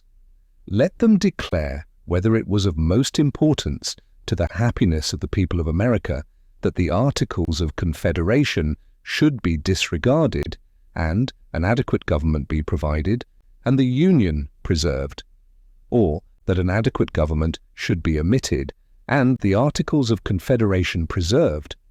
Let them declare whether the preservation of these articles was the end for securing which a reform of the government was to be introduced as the means, or whether the establishment of a government adequate to the national happiness was the end at which these articles themselves originally aimed, and to which they ought, as insufficient means, to have been sacrificed. But is it necessary to suppose that these expressions are absolutely irreconcilable to each other, that no alterations or provisions in the Articles of the Confederation could possibly mould them into a national and adequate government, into such a government as has been proposed by the Convention? No stress, it is presumed, will in this case be laid on the title. A change of that could never be deemed an exercise of ungranted power. Alterations in the body of the instrument are expressly authorized. New provisions therein are also expressly authorized. Here, then, is a power to change the title, to insert new articles, to alter old ones.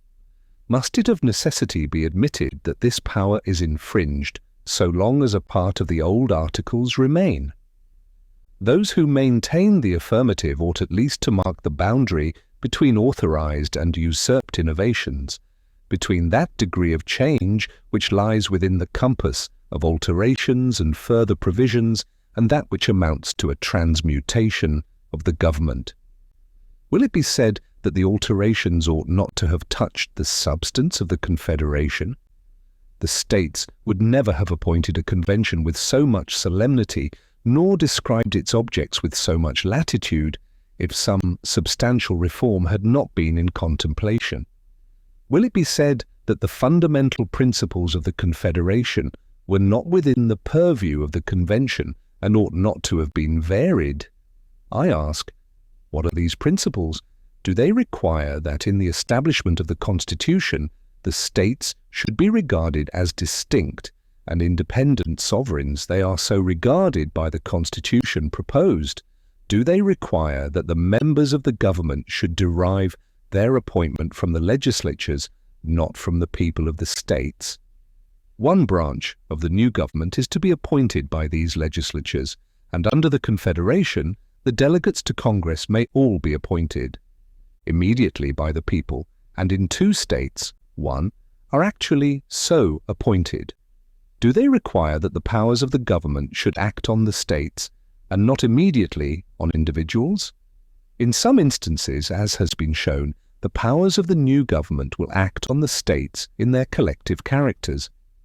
In some instances also, those of the existing government act immediately on individuals. In cases of capture, of piracy, of the post office, of coins, weights and measures, of trade with the Indians, of claims under grants of land by different states, and above all, in the case of trials by courts-martial in the army and navy, by which death may be inflicted without the intervention of a jury or even of a civil magistrate. In all these cases, the powers of the Confederation operate immediately on the persons and interests of individual citizens. Do these fundamental principles require particularly that no tax should be levied without the intermediate agency of the states?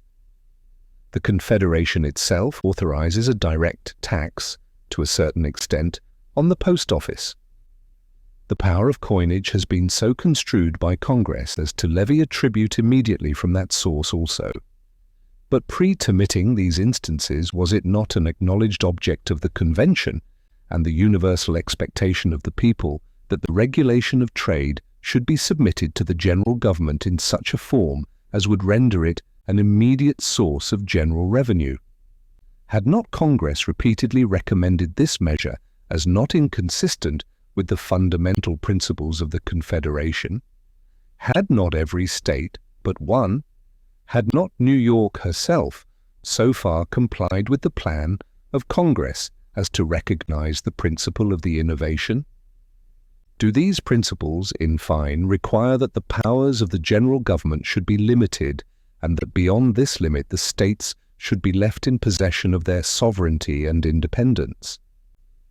We have seen that in the new government, as in the old, the general powers are limited, and that the states, in all unenumerated cases, are left in the enjoyment of their sovereign and independent jurisdiction.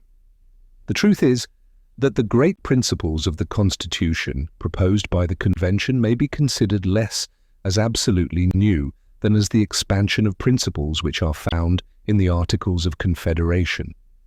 The misfortune under the latter system has been that these principles are so feeble and confined as to justify all the charges of inefficiency which have been urged against it, and to require a degree of enlargement which gives to the new system the aspect of an entire transformation of the old. In one particular, it is admitted that the Convention have departed from the tenor of their commission. Instead of reporting a plan requiring the confirmation of the legislatures of all the states, they have reported a plan which is to be confirmed by the people and may be carried into effect by 9 states only. It is worthy of remark that this objection, though the most plausible, has been the least urged in the publications which have swarmed against the Convention. The forbearance can only have proceeded from an irresistible conviction of the absurdity of subjecting the fate of 12 states to the perverseness or corruption of a 13th, from the example of inflexible opposition given by a majority of 1/60th of the people of America to a measure approved and called for by the voice of 12 states, comprising 59/60ths of the people, an example still fresh in the memory and indignation of every citizen who has felt for the wounded honor and prosperity of his country. As this objection, therefore, has been in a manner waived by those who have criticized the powers of the Convention, I dismiss it without further observation. The third point to be inquired into is how far considerations of duty arising out of the case itself could have supplied any defect of regular authority.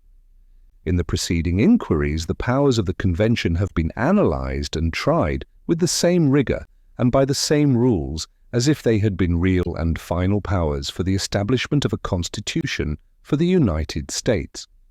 We have seen in what manner they have borne the trial even on that supposition.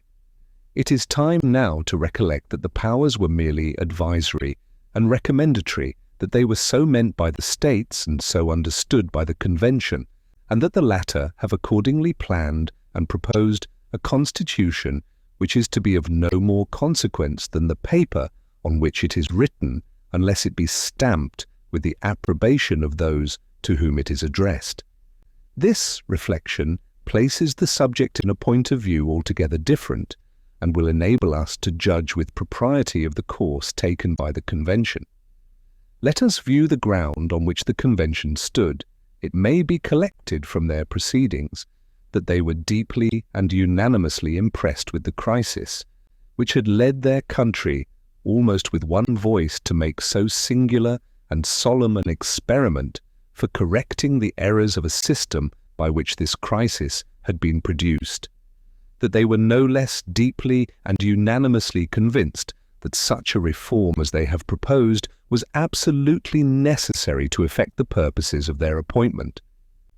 It could not be unknown to them that the hopes and expectations of the great body of citizens throughout this great empire were turned with the keenest anxiety to the event of their deliberations. They had every reason to believe that the contrary sentiments agitated the minds and bosoms of every external and internal foe to the liberty and prosperity of the United States. They had seen in the origin and progress of the experiment the alacrity with which the proposition made by a single state, Virginia, towards a partial amendment of the Confederation had been attended to and promoted. They had seen the liberty assumed by a very few deputies from a very few states convened at Annapolis,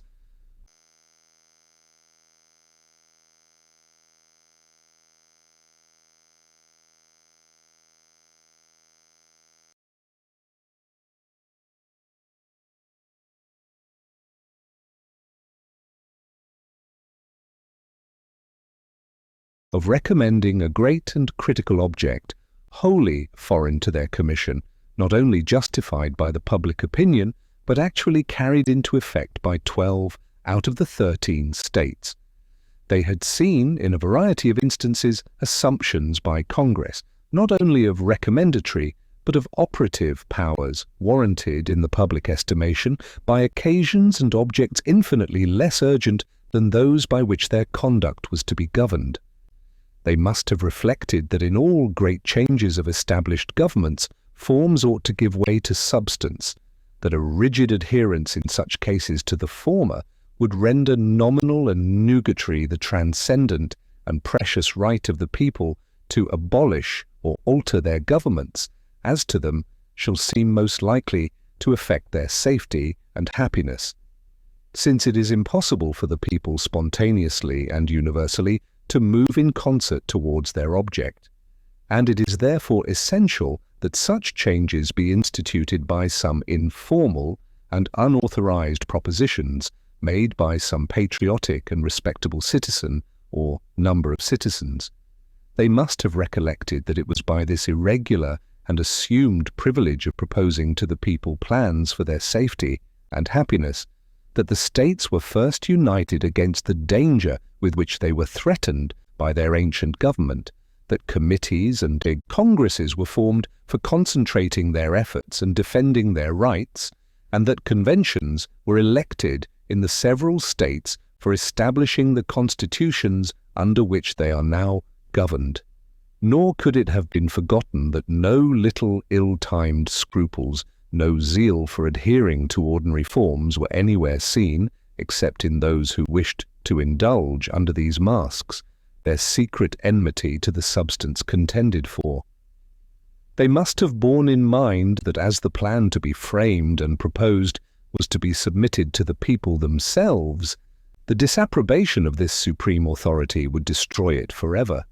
Its approbation blot out antecedent errors and irregularities. It might even have occurred to them that where a disposition to cavil prevailed, their neglect to execute the degree of power vested in them, and still more, their recommendation of any measure whatever not warranted by their commission, would not less excite animadversion than a recommendation at once of a measure fully commensurate to the national exigencies.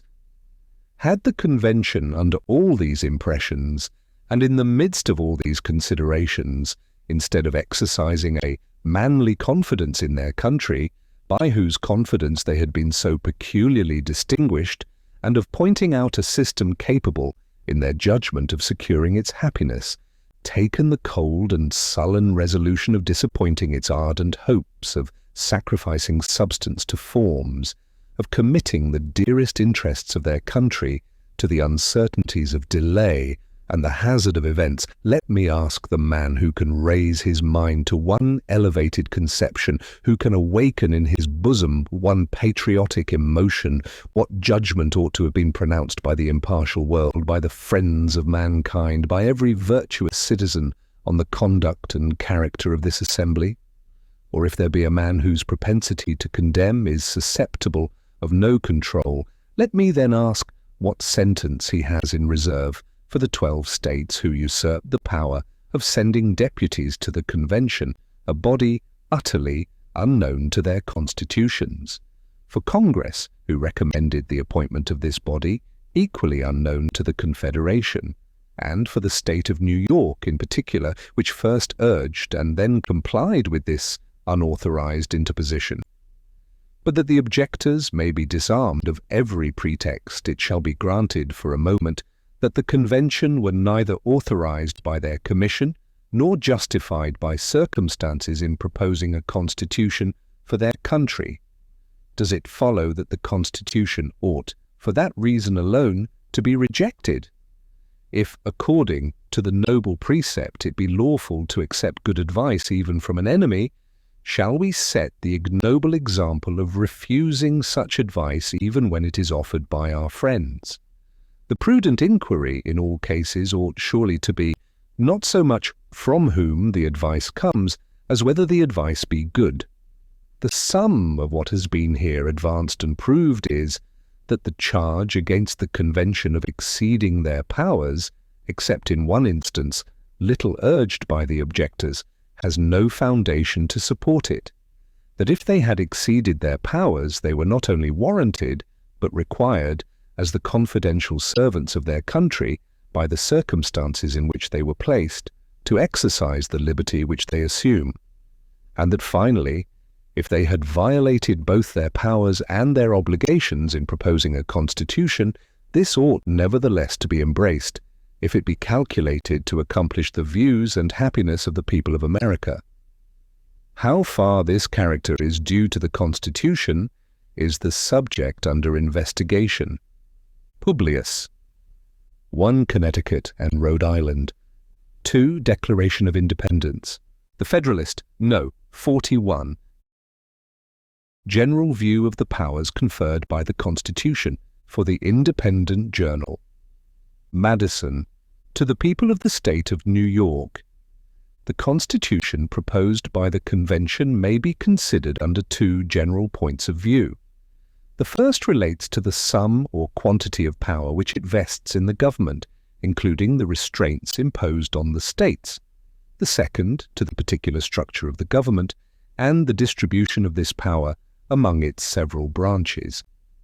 Under the first view of the subject, 2 important questions arise. 1. Whether any part of the powers transferred to the general government be unnecessary or improper. 2. Whether the entire mass of them be dangerous to the portion of jurisdiction left in the several states. Is the aggregate power of the general government greater than ought to have been vested in it? This is the first question.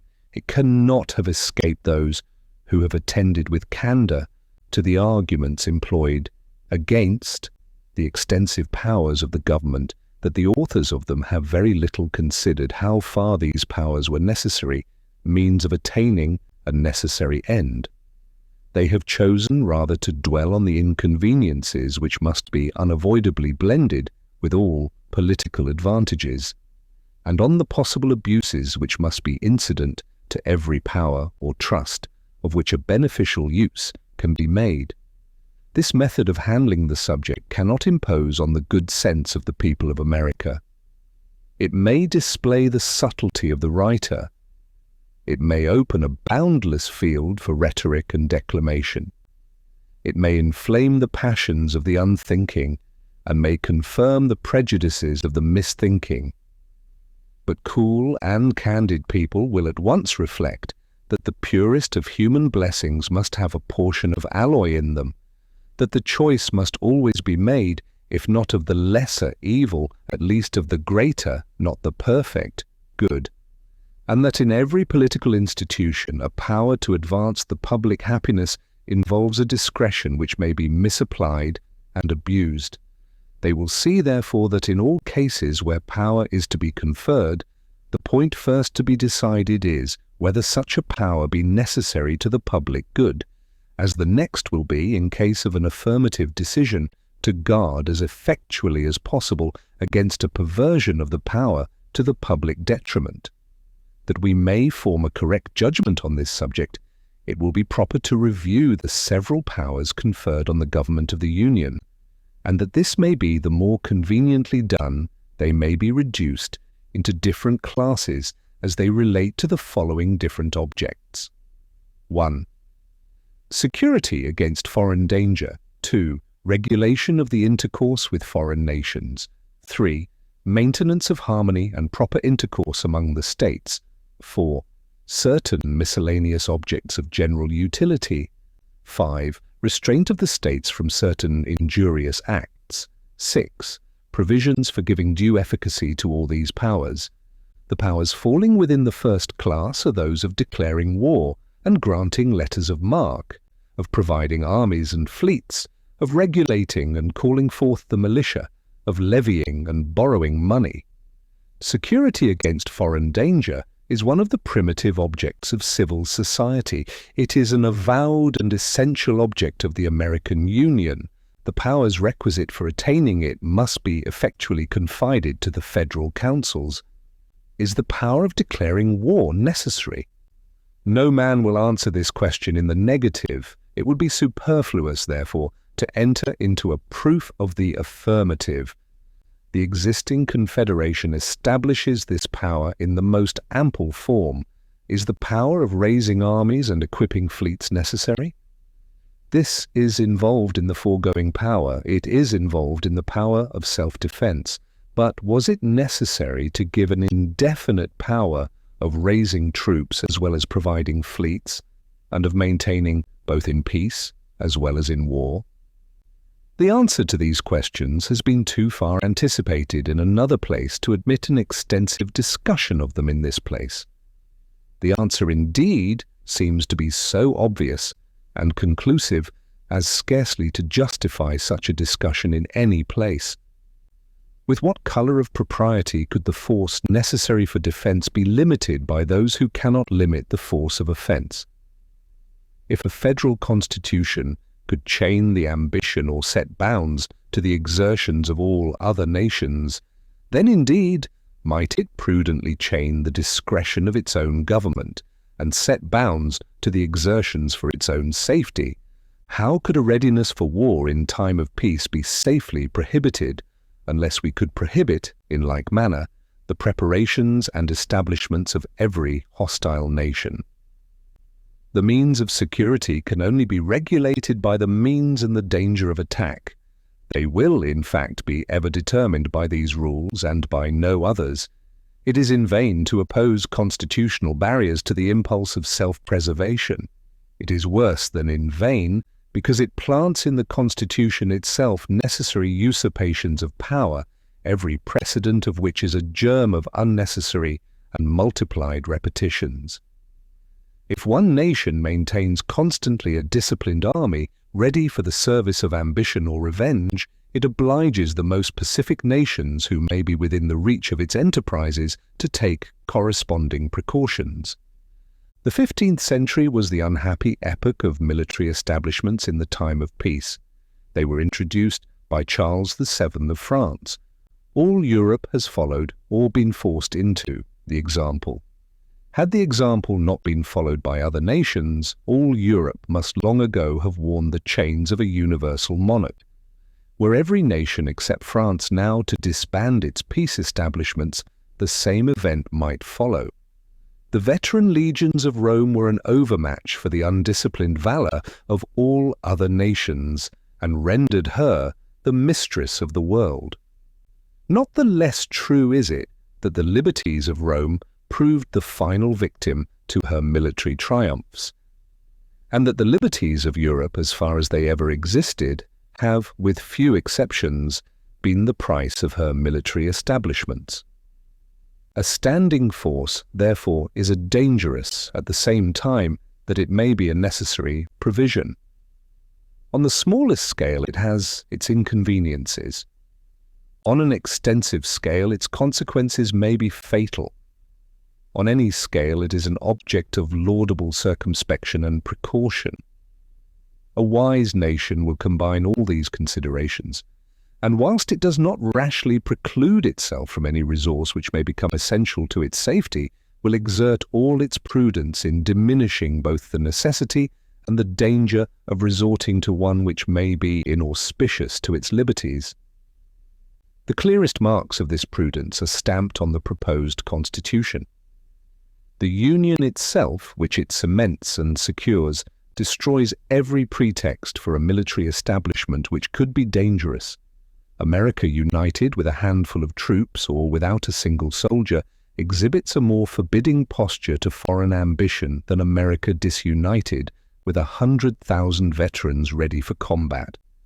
It was remarked on a former occasion that the want of this pretext had saved the liberties of one nation in Europe. Being rendered by her insular situation and her maritime resources impregnable to the armies of her neighbours, the rulers of Great Britain have never been able, by real or artificial dangers, to cheat the public into an extensive peace establishment. The distance of the United States from the powerful nations of the world gives them the same happy security. A dangerous establishment can never be necessary or plausible so long as they continue a united people. But let it never, for a moment, be forgotten that they are indebted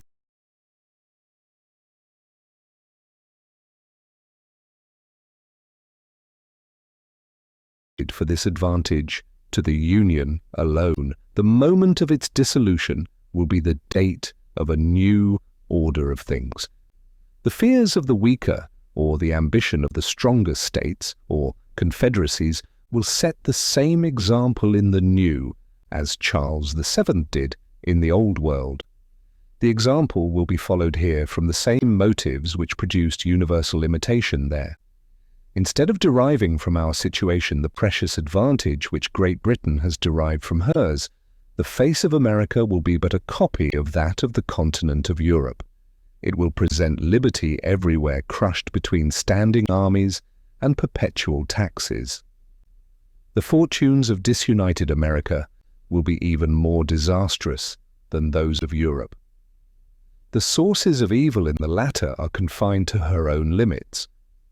No superior powers of another quarter of the globe intrigue among her rival nations, inflame their mutual animosities, and render them the instruments of foreign ambition, jealousy, and revenge. In America, the miseries springing from her internal jealousies, contentions, and wars would form a part only of her lot. A plentiful addition of evils would have their source in that relation in which Europe stands to this quarter of the earth, and which no other quarter of the earth bears to Europe. This picture of the consequences of disunion cannot be too highly coloured or too often exhibited. Every man who loves peace, every man who loves his country, every man who loves liberty, ought to have it ever before his eyes, that he may cherish in his heart a due attachment to the Union of America, and be able to set a due value on the means of preserving it. Next to the effectual establishment of the Union, the best possible precaution against danger from standing armies is a limitation of the term for which revenue may be appropriated to their support. This precaution the Constitution has prudently added. I will not repeat here the observations which I flatter myself have placed this subject in a just and satisfactory light, but it may not be improper to take notice of an argument against this part of the Constitution, which has been drawn from the policy and practice of Great Britain. It is said that the continuance of an army in that kingdom requires an annual vote of the legislature, whereas the American Constitution has lengthened this critical period to 2 years. This is the form in which the comparison is usually stated to the public. But is it a just form? Is it a fair comparison? Does the British Constitution restrain the parliamentary discretion to 1 year? Does the American impose on the Congress appropriations for 2 years? On the contrary, it cannot be unknown to the authors of the fallacy themselves that the British Constitution fixes no limit whatever to the discretion of the legislature, and that the American ties down the legislature to 2 years as the longest admissible term. Had the argument from the British example been truly stated, it would have stood thus: the term for which supplies may be appropriated to the army establishment, though unlimited by the British Constitution, has nevertheless in practice been limited by parliamentary discretion to a single year. Now, if in Great Britain, where the House of Commons is elected for 7 years, where so great a proportion of the members are elected by so small a proportion of the people, where the electors are so corrupted by the representatives and the representatives so corrupted by the Crown, the representative body can possess a power to make appropriations to the army for an indefinite term without desiring or without daring to extend the term beyond a single year, ought not suspicion herself to blush in pretending that the representatives of the United States, elected freely by the whole body of the people every 2nd year, cannot be safely entrusted with the discretion over such appropriations expressly limited to the short period of 2 years. A bad cause seldom fails to betray itself. Of this truth, the management of the opposition to the federal government is an unvaried exemplification, but among all the blunders which have been committed, none is more striking than the attempt to enlist on that side the prudent jealousy entertained by the people of standing armies. The attempt has awakened fully the public attention to that important subject, and has led to investigations which must terminate in a thorough and universal conviction, not only that the Constitution has provided the most effectual guards against danger from that quarter, but that nothing short of a Constitution fully adequate to the national defense and the preservation of the Union can save America from as many standing armies as it may be split into states or confederacies, and from such a progressive augmentation of these establishments in each as will render them as burdensome to the properties and ominous to the liberties of the people as any establishment that can become necessary under a united and efficient government must be tolerable to the former and safe to the latter. The palpable necessity of the power to provide and maintain a navy has protected that part of the Constitution against a spirit of censure which has spared few other parts. It must, indeed, be numbered among the greatest blessings of America, that as her Union will be the only source of her maritime strength, so this will be a principal source of her security against danger from abroad. In this respect, our situation bears another likeness to the insular advantage of Great Britain. The batteries most capable of repelling foreign enterprises on our safety are happily such as can never be turned by a perfidious government against our liberties. The inhabitants of the Atlantic frontier are all of them deeply interested in this provision for naval protection, and if they have hitherto been suffered to sleep quietly in their beds, if their property has remained safe against the predatory spirit of licentious adventurers, if their maritime towns have not yet been compelled to ransom themselves from the terrors of a conflagration by yielding to the exactions of daring and sudden invaders, these instances of good fortune are not to be ascribed to the capacity of the existing government for the protection of those from whom it claims allegiance, but to causes that are fugitive and fallacious. If we accept perhaps Virginia and Maryland, which are peculiarly vulnerable on their eastern frontiers, no part of the Union ought to feel more anxiety on this subject than New York. Her seacoast is extensive. A very important district of the state is an island. The state itself is penetrated by a large navigable river for more than 50 leagues. The great emporium of its commerce, the great reservoir of its wealth, lies every moment at the mercy of events, and may almost be regarded as a hostage for ignominious compliances with the dictates of a foreign enemy, or even with the rapacious demands of pirates and barbarians. Should a war be the result of the precarious situation of European affairs, and all the unruly passions attending it be let loose on the ocean, our escape from insults and depredations, not only on that element, but every part of the other bordering on it, will be truly miraculous. In the present condition of America, the states more immediately exposed to these calamities have nothing to hope from the phantom of a general government which now exists, and if their single resources were equal to the task of fortifying themselves against the danger, the object to be protected would be almost consumed by the means of protecting them. The power of regulating and calling forth the militia has been already sufficiently vindicated and explained. The power of levying and borrowing money, being the sinew of that which is to be exerted in the national defense, is properly thrown into the same class with it.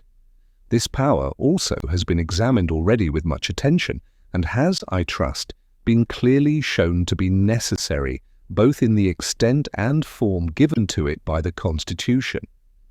I will address one additional reflection only to those who contend that the power ought to have been restrained to external taxation, by which they mean taxes on articles imported from other countries. It cannot be doubted that this will always be a valuable source of revenue, that for a considerable time it must be a principal source, that at this moment it is an essential one. But we may form very mistaken ideas on this subject if we do not call to mind in our calculations that the extent of revenue drawn from foreign commerce must vary with the variations, both in the extent and the kind of imports, and that these variations do not correspond with the progress of population, which must be the general measure of the public wants. As long as agriculture continues the sole field of labor, the importation of manufactures must increase as the consumers multiply. As soon as domestic manufactures are begun by the hands not called for by agriculture, the imported manufactures will decrease as the numbers of people increase. In a more remote stage, the imports may consist in a considerable part of raw materials which will be wrought into articles for exportation, and will therefore require rather the encouragement of bounties than to be loaded with discouraging duties. A system of government meant for duration ought to contemplate these revolutions and be able to accommodate itself to them. Some who have not denied the necessity of the power of taxation have grounded a very fierce attack against the Constitution on the language in which it is defined. It has been urged and echoed that the power to lay and collect taxes, duties, imposts, and excises, to pay the debts and provide for the common defense and general welfare of the United States, amounts to an unlimited commission to exercise every power which may be alleged to be necessary for the common defense or general welfare.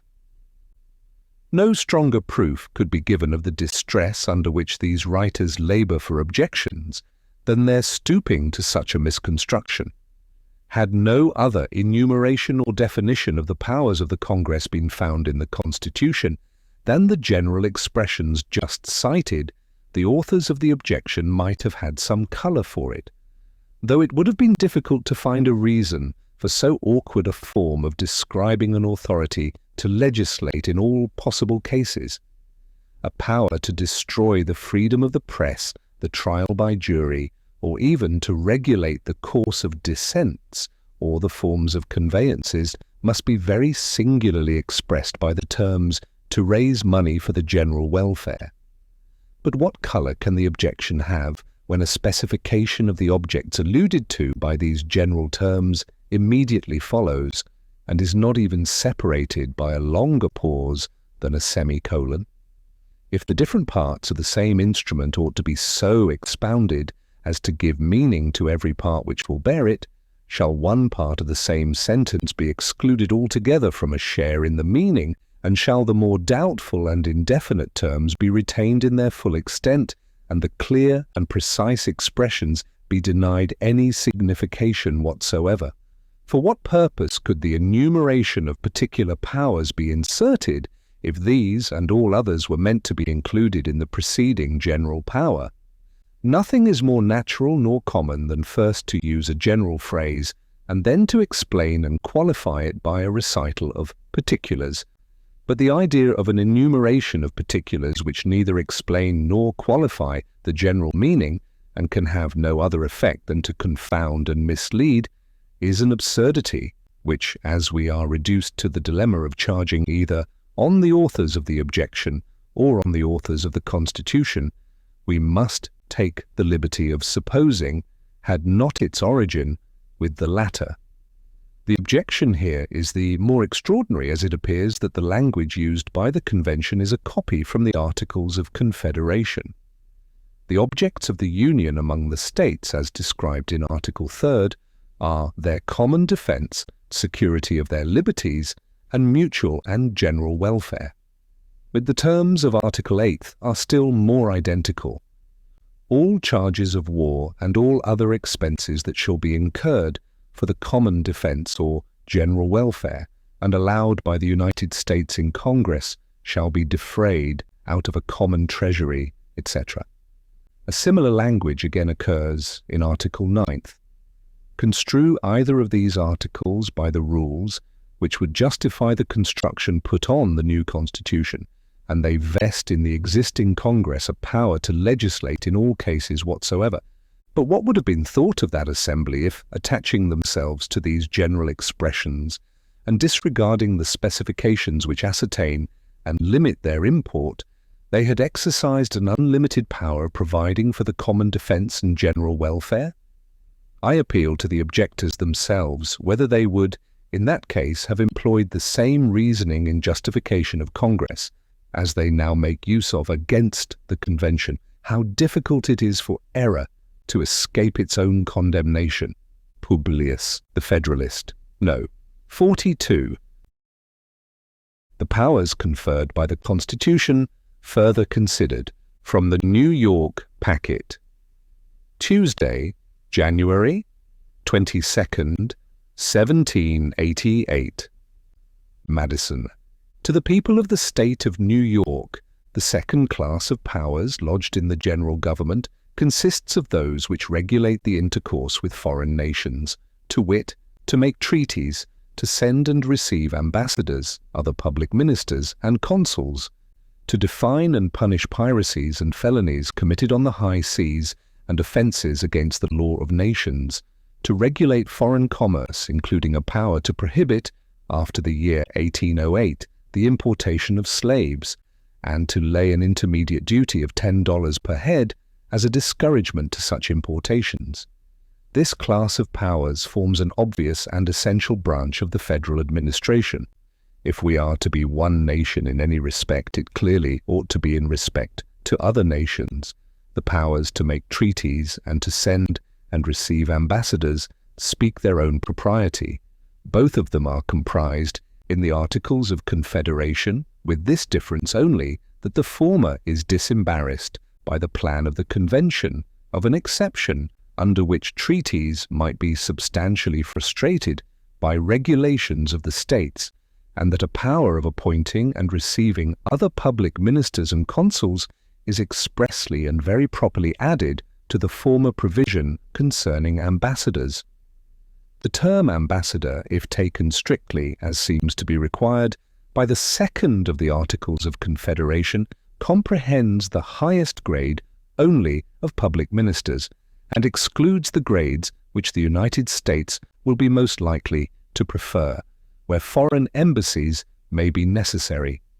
And under no latitude of construction will the term comprehend consuls. Yet it has been found expedient, and has been the practice of Congress, to employ the inferior grades of public ministers, and to send and receive consuls. It is true that where treaties of commerce stipulate for the mutual appointment of consuls, whose functions are connected with commerce, the admission of foreign consuls may fall within the power of making commercial treaties, and that where no such treaties exist, the mission of American consuls into foreign countries may perhaps be covered under the authority given by the 9th Article of the Confederation to appoint all such civil officers as may be necessary for managing the general affairs of the United States. But the admission of consuls into the United States, where no previous treaty has stipulated it, seems to have been nowhere provided for. A supply of the omission is one of the lesser instances in which the Convention have improved on the model before them, but the most minute provisions become important when they tend to obviate the necessity or the pretext for gradual and unobserved usurpations of power. A list of the cases in which Congress have been betrayed or forced by the defects of the Confederation into violations of their chartered authorities would not a little surprise those who have paid no attention to the subject, and would be no inconsiderable argument in favor of the new Constitution, which seems to have provided no less studiously for the lesser than the more obvious and striking defects of the old.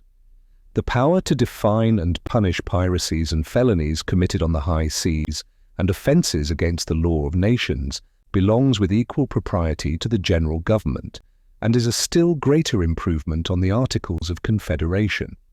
These articles contain no provision for the case of offences against the law of nations, and consequently leave it in the power of any indiscreet member to embroil the Confederacy with foreign nations.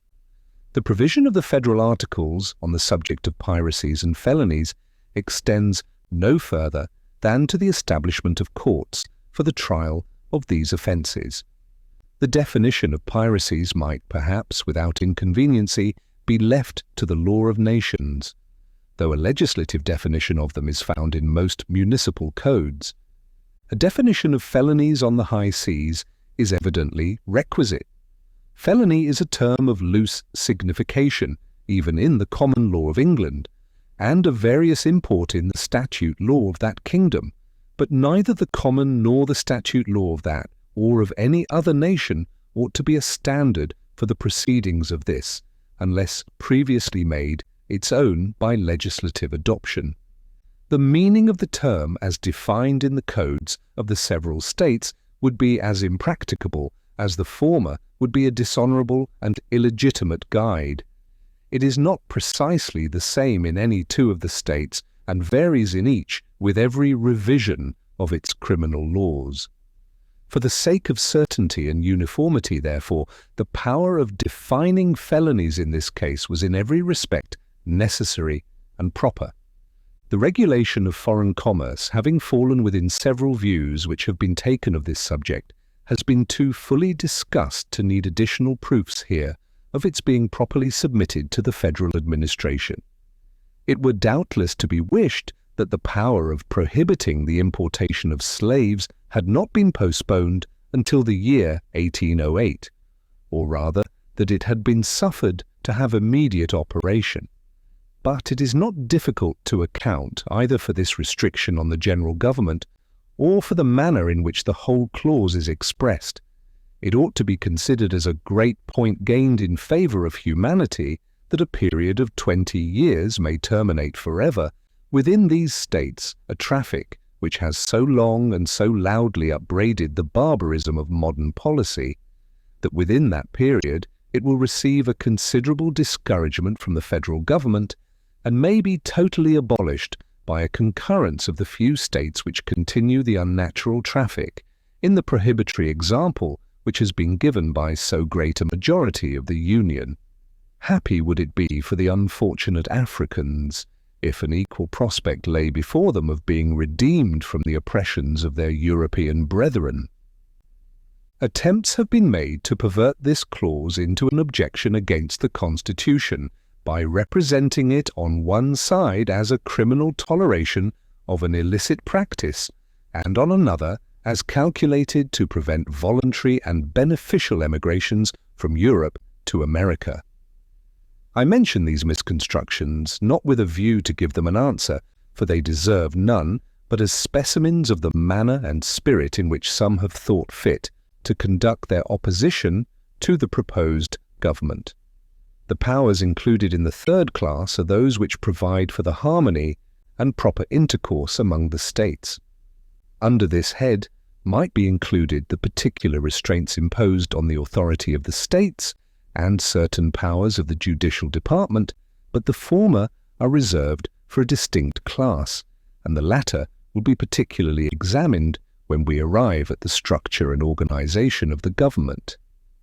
I shall confine myself to a cursory review of the remaining powers comprehended under this third description, to wit, to regulate commerce among the several states and the Indian tribes, to coin money, regulate the value thereof, and of foreign coin, to provide for the punishment of counterfeiting the current coin and securities of the United States, to fix the standard of weights and measures, to establish a uniform rule of naturalization and uniform laws of bankruptcy, to prescribe the manner in which the public acts, records, and judicial proceedings of each state shall be proved, and the effect they shall have in other states, and to establish post offices and post roads.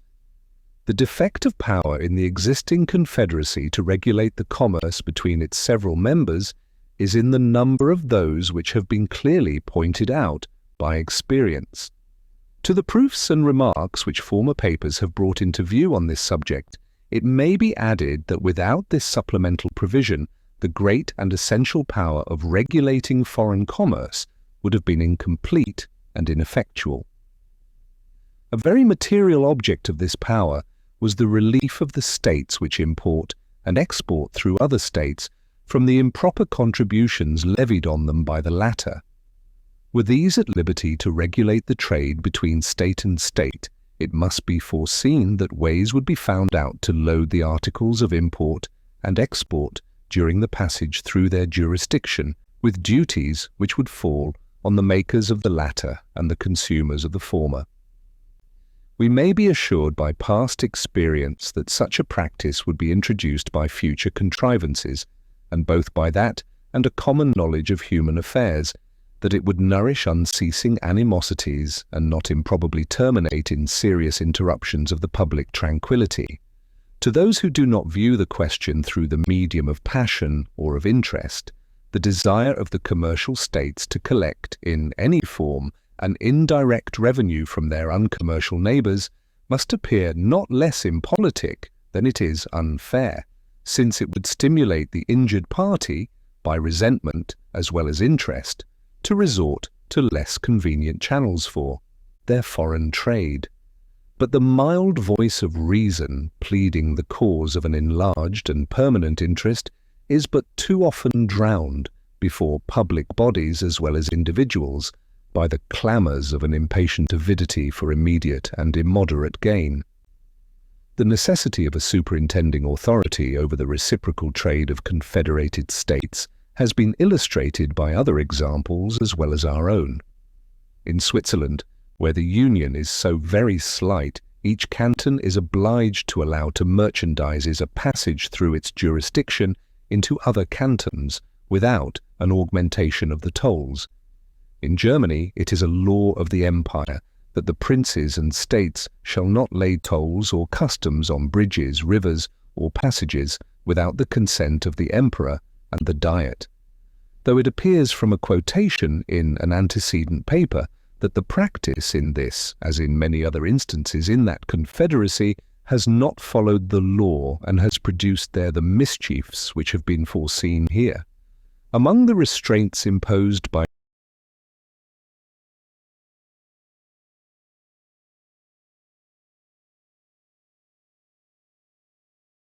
the Union of the Netherlands on its members, one is that they shall not establish imposts disadvantageous to their neighbors without the general permission.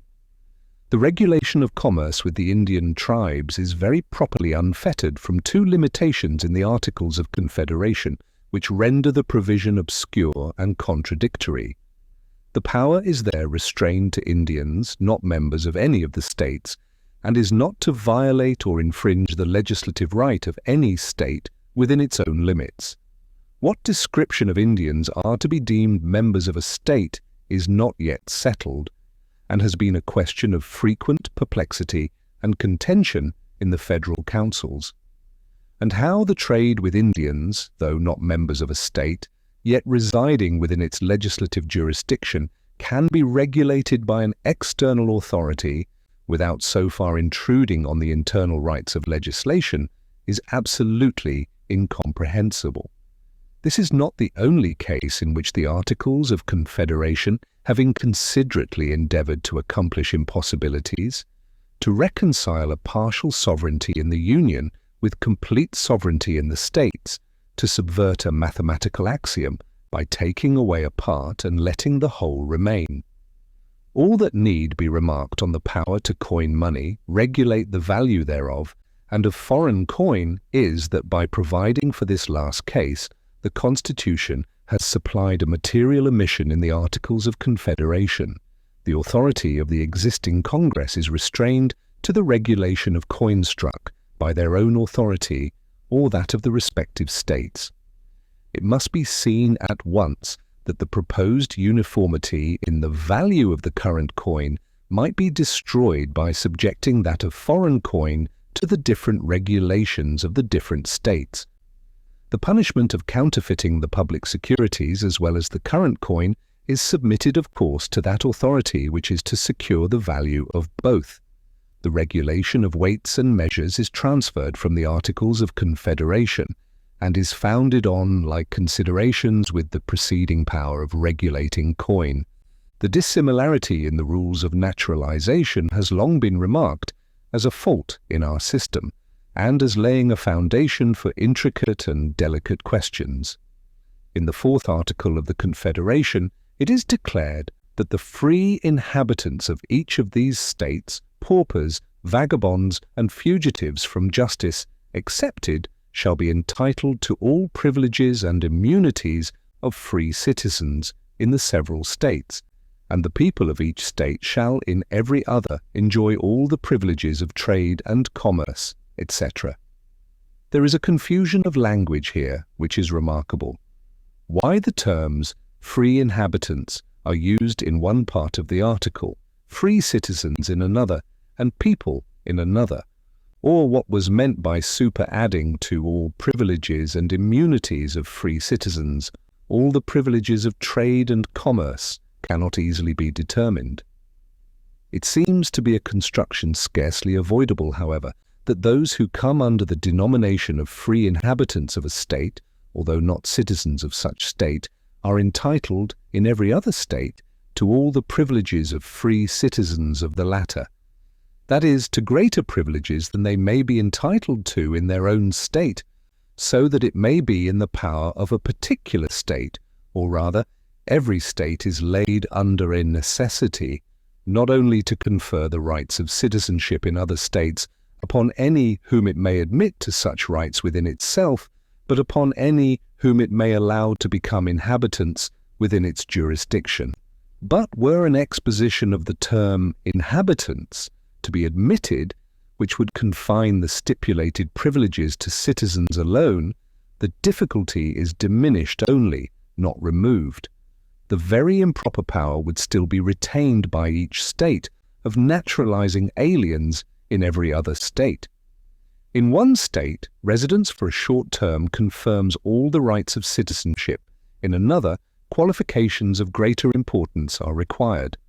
An alien, therefore, legally incapacitated for certain rights in the latter may, by previous residence only in the former, elude his incapacity, and thus the law of one state be preposterously rendered paramount to the law of another within the jurisdiction of the other. We owe it to mere casualty that very serious embarrassments on this subject have been hitherto escaped. By the laws of several states, certain descriptions of aliens who had rendered themselves obnoxious were laid under interdicts inconsistent not only with the rights of citizenship but with the privilege of residence. What would have been the consequence if such persons, by residence or otherwise, had acquired the character of citizens under the laws of another state, and then asserted their rights as such both to residence and citizenship within the state prescribing them? Whatever the legal consequences might have been, other consequences would probably have resulted of too serious a nature not to be provided against.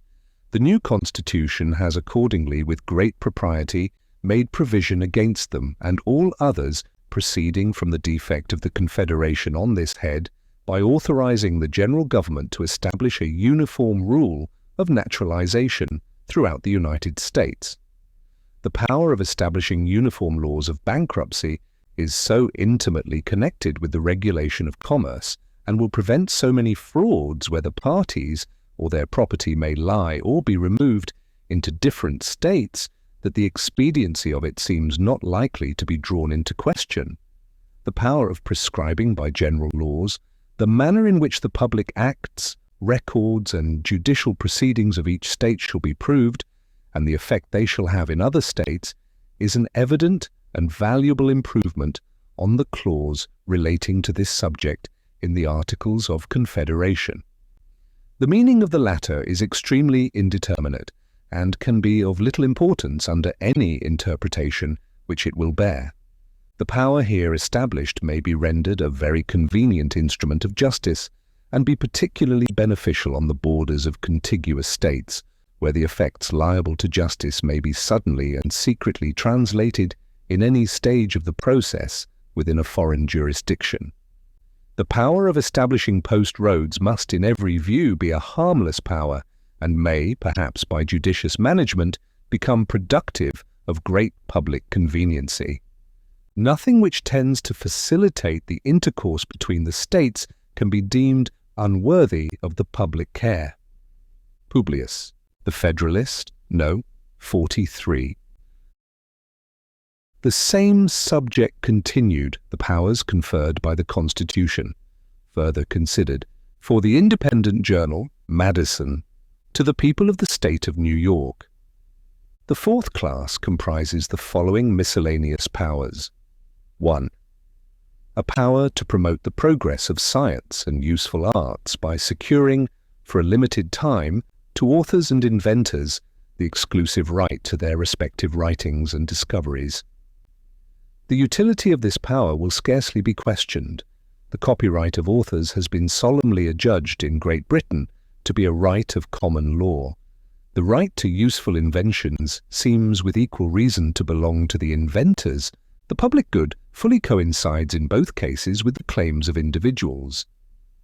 The states cannot separately make effectual provisions for either of the cases, and most of them have anticipated the decision of this point by laws passed at the instance of Congress. 2. To exercise exclusive legislation in all cases whatsoever over such district, not exceeding 10 miles square, as may, by cession of particular states and the acceptance of Congress, become the seat of the government of the United States, and to exercise like authority over all places purchased by the consent of the legislatures of the states, in which the same shall be for the erection of forts, magazines, arsenals, dockyards, and other needful buildings. The indispensable necessity of complete authority at the seat of government carries its own evidence with it. It is a power exercised by every legislature of the Union, I might say, of the world, by virtue of its general supremacy. Without it, not only the public authority might be insulted and its proceedings interrupted with impunity, but a dependence of the members of the general government on the state comprehending the seat of the government for protection in the exercise of their duty might bring on the national councils an imputation of awe or influence, equally dishonourable to the government and dissatisfactory to the other members of the Confederacy. This consideration has the more weight, as the gradual accumulation of public improvements at the stationary residence of the government would be both too great a public pledge to be left in the hands of a single state, and would create so many obstacles to a removal of the government as still further to abridge its necessary independence. The extent of this federal district is sufficiently circumscribed to satisfy every jealousy of an opposite nature, and as it is to be appropriated to this use with the consent of the state ceding it, as the state will no doubt provide in the compact for the rights and the consent of the citizens inhabiting it, as the inhabitants will find sufficient inducements of interest to become willing parties to the cession, as they will have had their voice in the election of the government which is to exercise authority over them, as a municipal legislature for local purposes derived from their own suffrages will of course be allowed them, and as the authority of the legislature of the state and of the inhabitants of the ceded part of it to concur in the cession will be derived from the whole people of the state in their adoption of the Constitution, every imaginable objection seems to be obviated. The necessity of a like authority over forts, magazines, etc., established by the general government, is not less evident. The public money expended on such places and the public property deposited in them requires that they should be exempt from the authority of the particular state. Nor would it be proper for the places on which the security of the entire Union may depend to be in any degree dependent on a particular member of it. All objections and scruples are here also obviated by requiring the concurrence of the states concerned in every such establishment. 3. To declare the punishment of treason, but no attainder of treason shall work corruption of blood or forfeiture, except during the life of the person attainted. As treason may be committed against the United States, the authority of the United States ought to be enabled to punish it.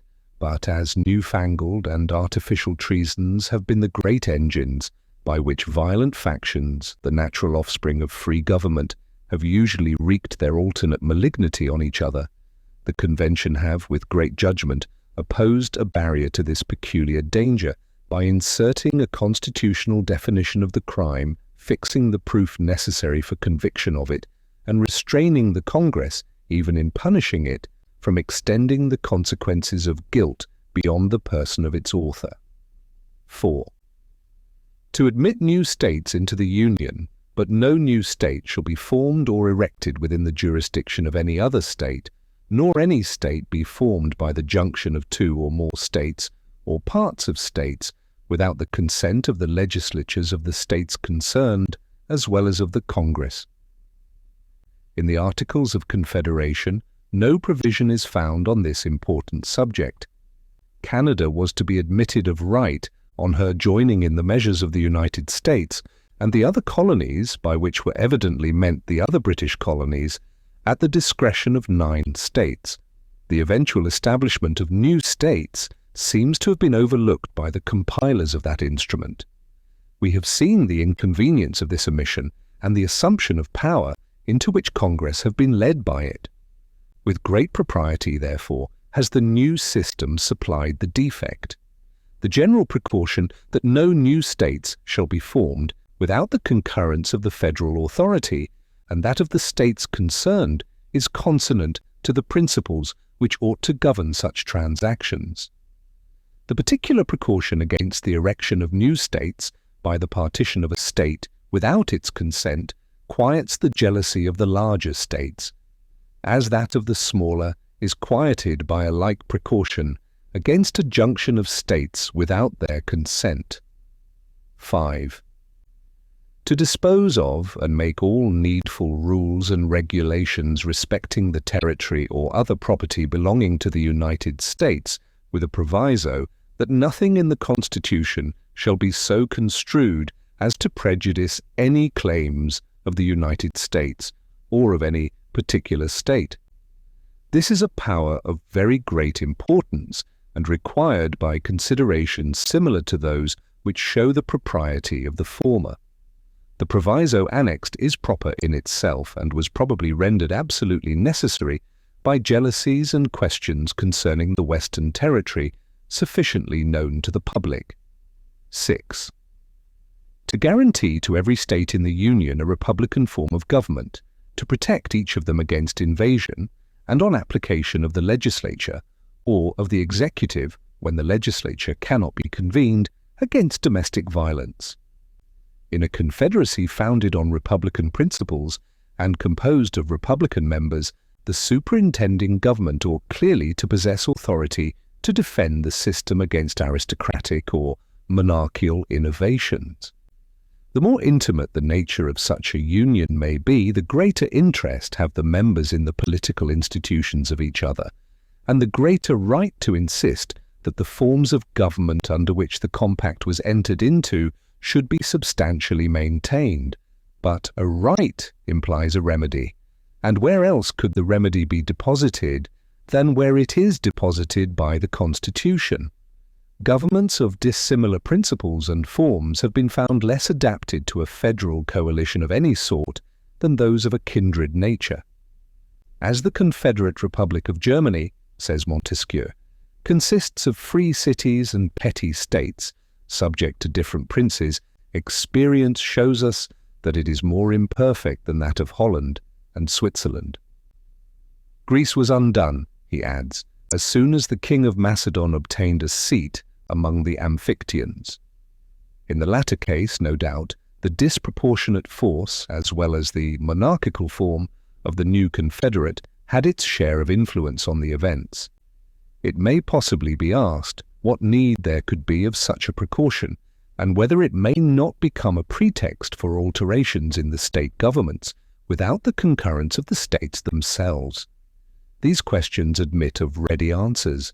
If the interposition of the general government should not be needed, the provision for such an event will be a harmless superfluity only in the Constitution. But who can say what experiments may be produced by the caprice of particular states, by the ambition of enterprising leaders, or by the intrigues and influence of foreign powers? To the second question it may be answered that if the general government should interpose by virtue of this constitutional authority, it will be, of course, bound to pursue the authority. But the authority extends no further than to a guarantee of a republican form of government, which supposes a pre-existing government of the form which is to be guaranteed. As long, therefore, as the existing republican forms are continued by the states, they are guaranteed by the federal constitution. Whenever the states may choose to substitute other republican forms, they have a right to do so and to claim the federal guarantee for the latter. The only restriction imposed on them is that they shall not exchange republican for anti-republican constitutions, a restriction which it is presumed will hardly be considered as a grievance. A protection against invasion is due from every society to the parts composing it. The latitude of the expression here used seems to secure each state not only against foreign hostility, but against ambitious or vindictive enterprises of its more powerful neighbors.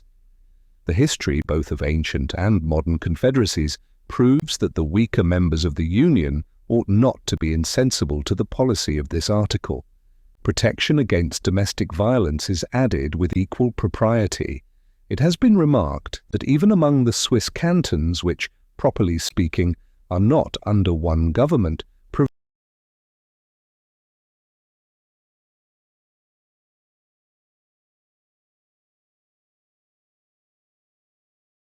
provision is made for this object, and the history of that league informs us that mutual aid is frequently claimed and afforded, and as well by the most democratic as the other cantons.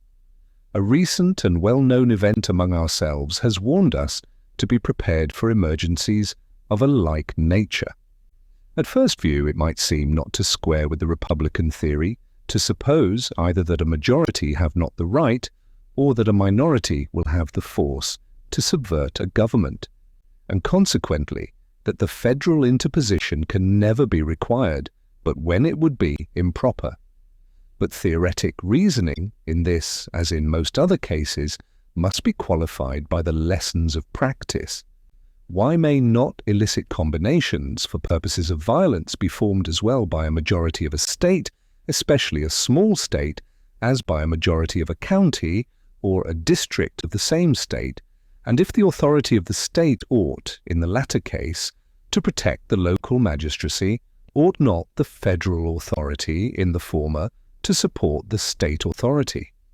Besides, there are certain parts of the state constitutions which are so interwoven with the federal constitution that a violent blow cannot be given to the one without communicating the wound to the other. Insurrections in a state will rarely induce a federal interposition unless the number concerned in them bear some proportion to the friends of government. It will be much better that the violence in such cases should be repressed by the superintending power than that the majority should be left to maintain their cause by a bloody and obstinate contest. The existence of a right to interpose will generally prevent the necessity of exerting it. Is it true that force and right are necessarily on the same side in republican governments? May not the minor party possess such a superiority of pecuniary resources, of military talents and experience, or of secret succors from foreign powers, as will render it superior also in an appeal to the sword? May not a more compact and advantageous position turn the scale on the same side against a superior number so situated as to be less capable of a prompt and collected exertion of its strength? Nothing can be more chimerical than to imagine that in a trial of actual force, victory may be calculated by the rules which prevail in a census of the inhabitants, or which determine the event of an election. May it not happen, in fine, that the minority of citizens may become a majority of persons by the accession of alien residents, of a casual concourse of adventurers, or of those whom the constitution of the state has not admitted to the rights of suffrage? I take no notice of an unhappy species of population abounding in some of the states, who during the calm of regular government are sunk below the level of men, but who, in the tempestuous scenes of civil violence, may emerge into the human character and give a superiority of strength to any party with which they may associate themselves. In cases where it may be doubtful on which side justice lies, what better umpires could be desired by two violent factions flying to arms and tearing a state to pieces than the representatives of confederate states not heated by the local flame? To the impartiality of judges they would unite the affection of friends. Happy would it be if such a remedy for its infirmities could be enjoyed by all free governments, if a project equally effectual could be established for the universal peace of mankind.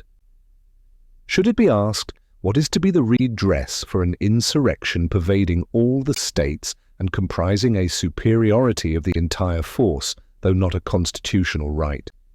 The answer must be that such a case, as it would be without the compass of human remedies, so it is fortunately not within the compass of human probability, and that it is a sufficient recommendation of the federal constitution, that it diminishes the risk of a calamity for which no possible constitution can provide a cure.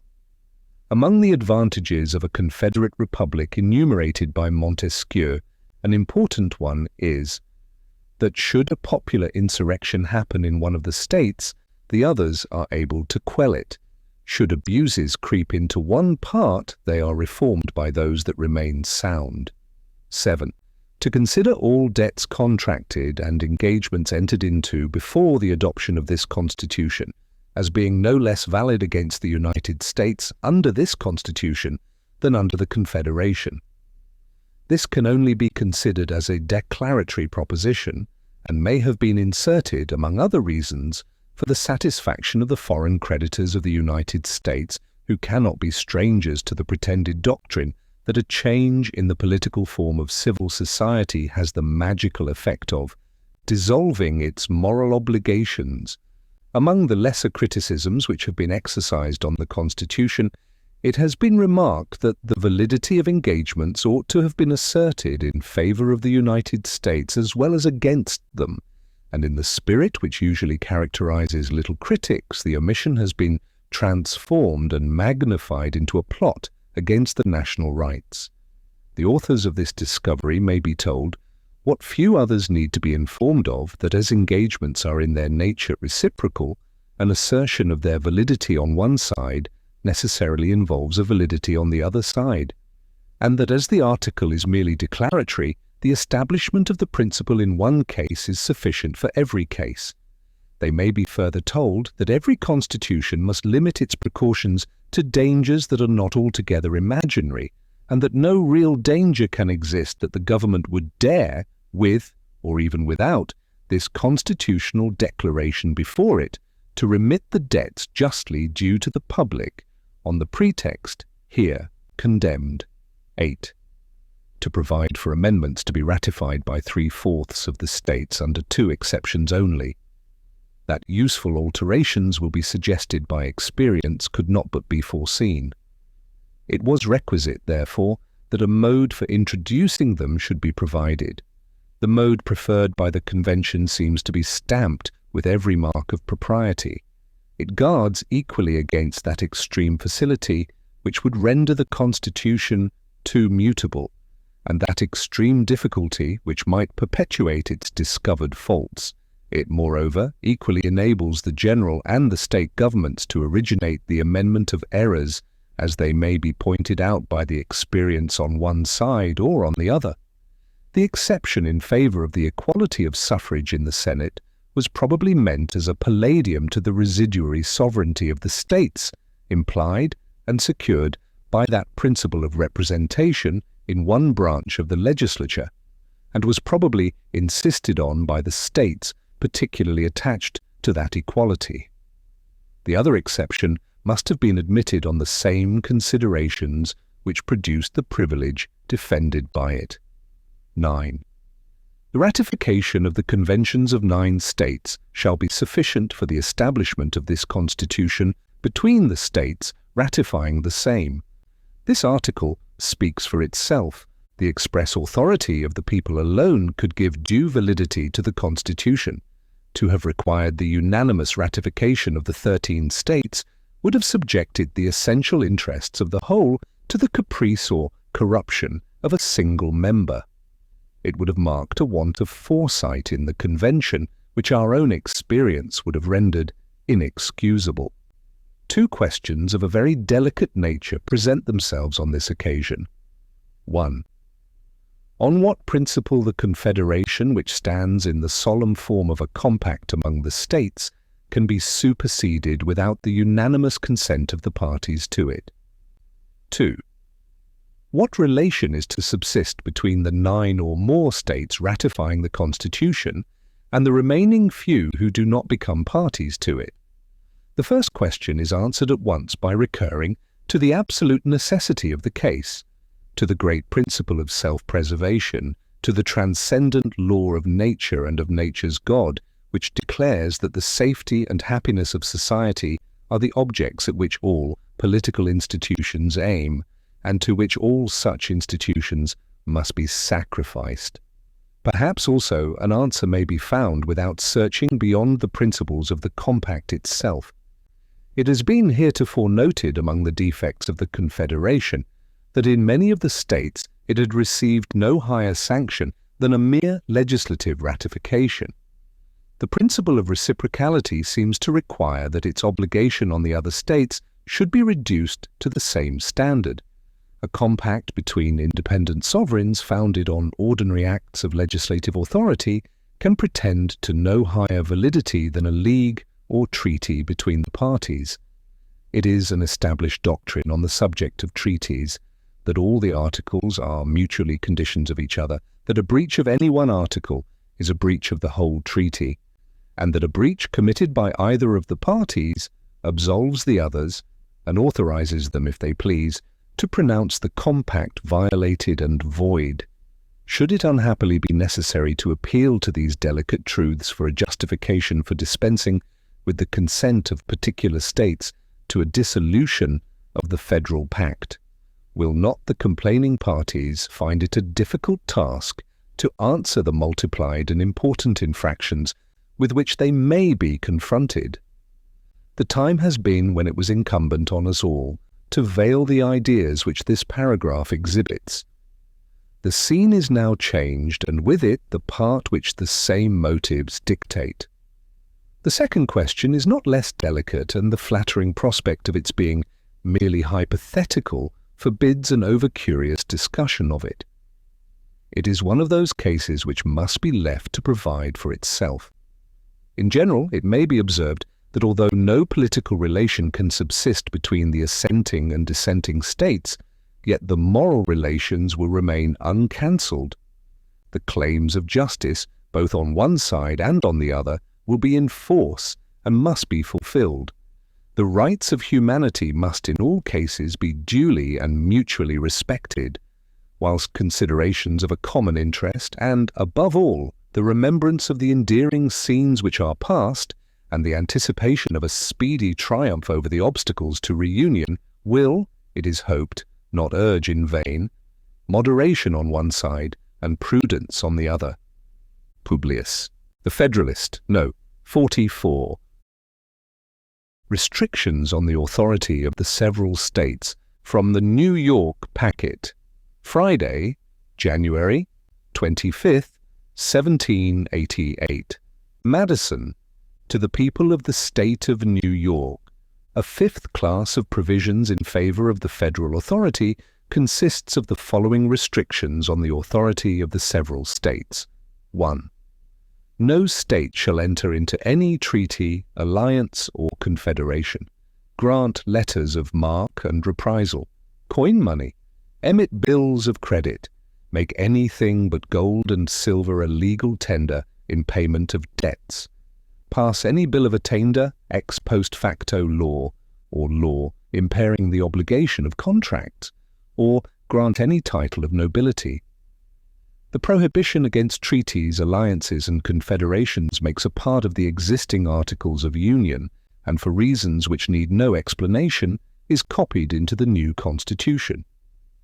The prohibition of letters of marque is another part of the old system, but is somewhat extended in the new. According to the former, letters of marque could be granted by the states after a declaration of war. According to the latter, these licenses must be obtained, as well during war as previous to its declaration, from the government of the United States.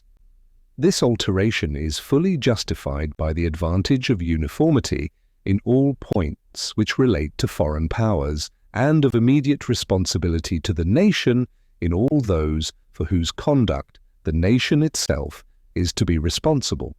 The right of coining money, which is here taken from the states, was left in their hands by the Confederation as a concurrent right with that of Congress, under an exception in favor of the exclusive right of Congress to regulate the alloy and value. In this instance also, the new provision is an improvement on the old.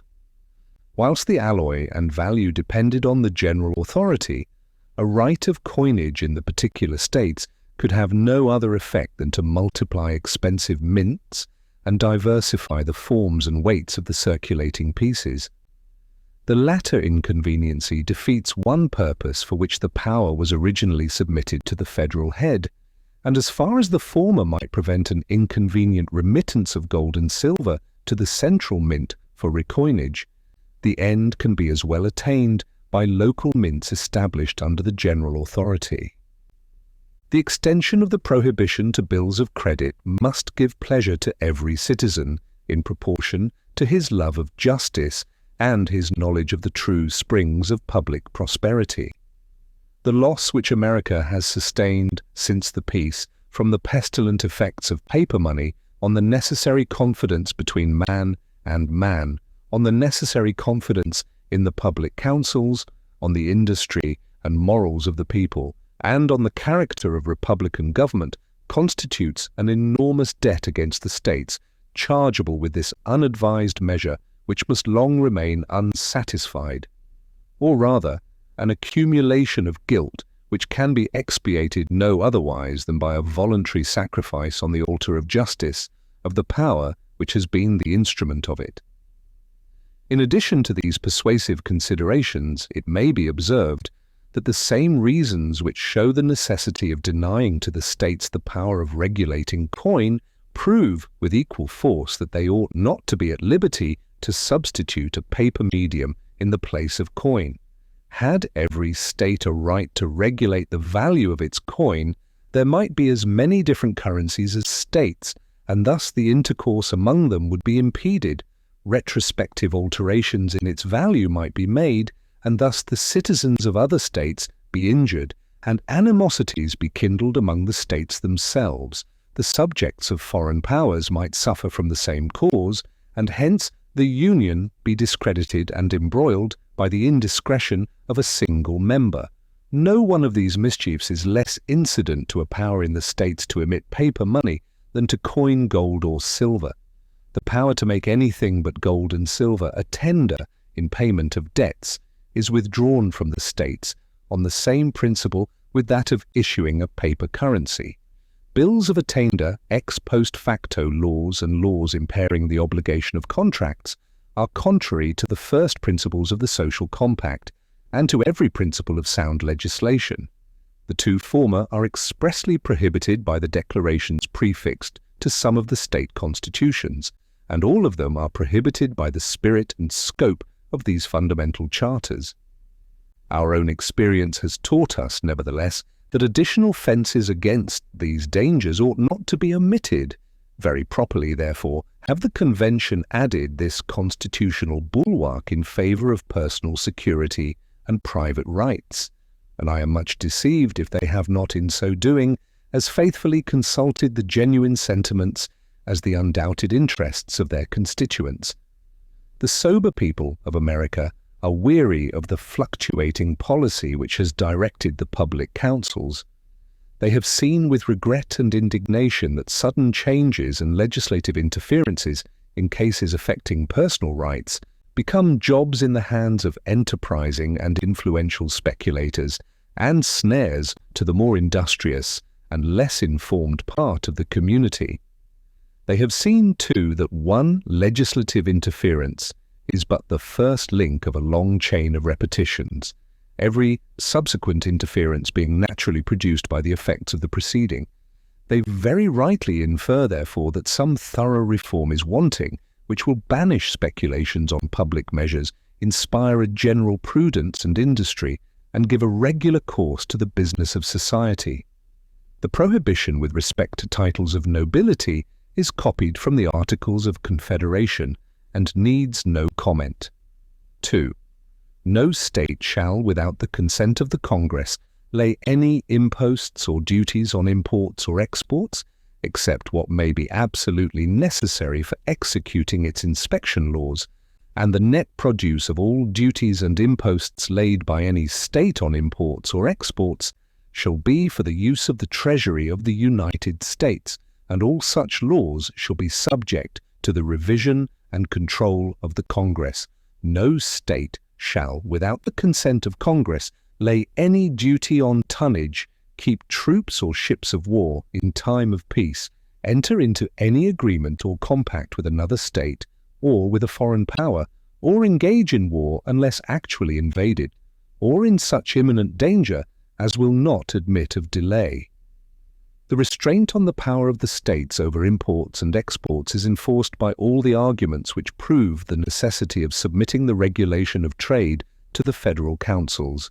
It is needless, therefore, to remark further on this head than that the manner in which the restraint is qualified seems well calculated at once to secure to the states a reasonable discretion in providing for the conveniency of their imports and exports, and to the United States a reasonable check against the abuse of this discretion.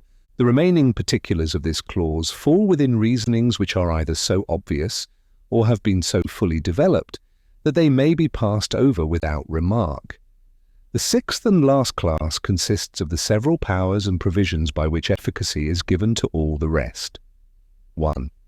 Of these the first is the power to make all laws which shall be necessary and proper for carrying into execution the foregoing powers, and all other powers vested by this Constitution in the government of the United States, or in any department or officer thereof. Few parts of the Constitution have been assailed with more intemperance than this, yet on a fair investigation of it no part can appear more completely invulnerable. Without the substance of this power, the whole Constitution would be a dead letter. Those who object to the article, therefore, as a part of the Constitution, can only mean that the form of the provision is improper. But have they considered whether a better form could have been substituted? There are 4 other possible methods which the Constitution might have taken on this subject.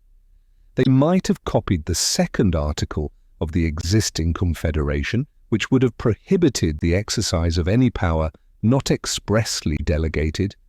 They might have attempted a positive enumeration of the powers comprehended under the general terms necessary and proper. They might have attempted a negative enumeration of them by specifying the powers accepted from the general definition. They might have been altogether silent on the subject, leaving these necessary and proper powers to construction and inference. Had the Convention taken the first method of adopting the second Article of Confederation, it is evident that the new Congress would be continually exposed, as their predecessors have been, to the alternative of construing the term expressly with so much rigour as to disarm the government of all real authority whatever, or with so much latitude as to destroy altogether the force of the restriction.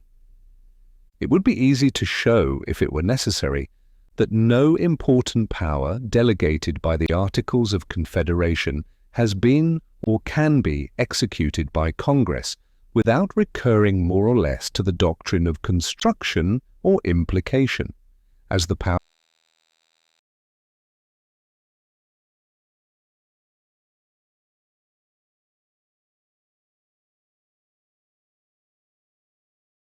delegated under the new system are more extensive, the government which is to administer it would find itself still more distressed with the alternative of betraying the public interests by doing nothing, or of violating the Constitution by exercising powers indispensably necessary and proper, but, at the same time, not expressly granted.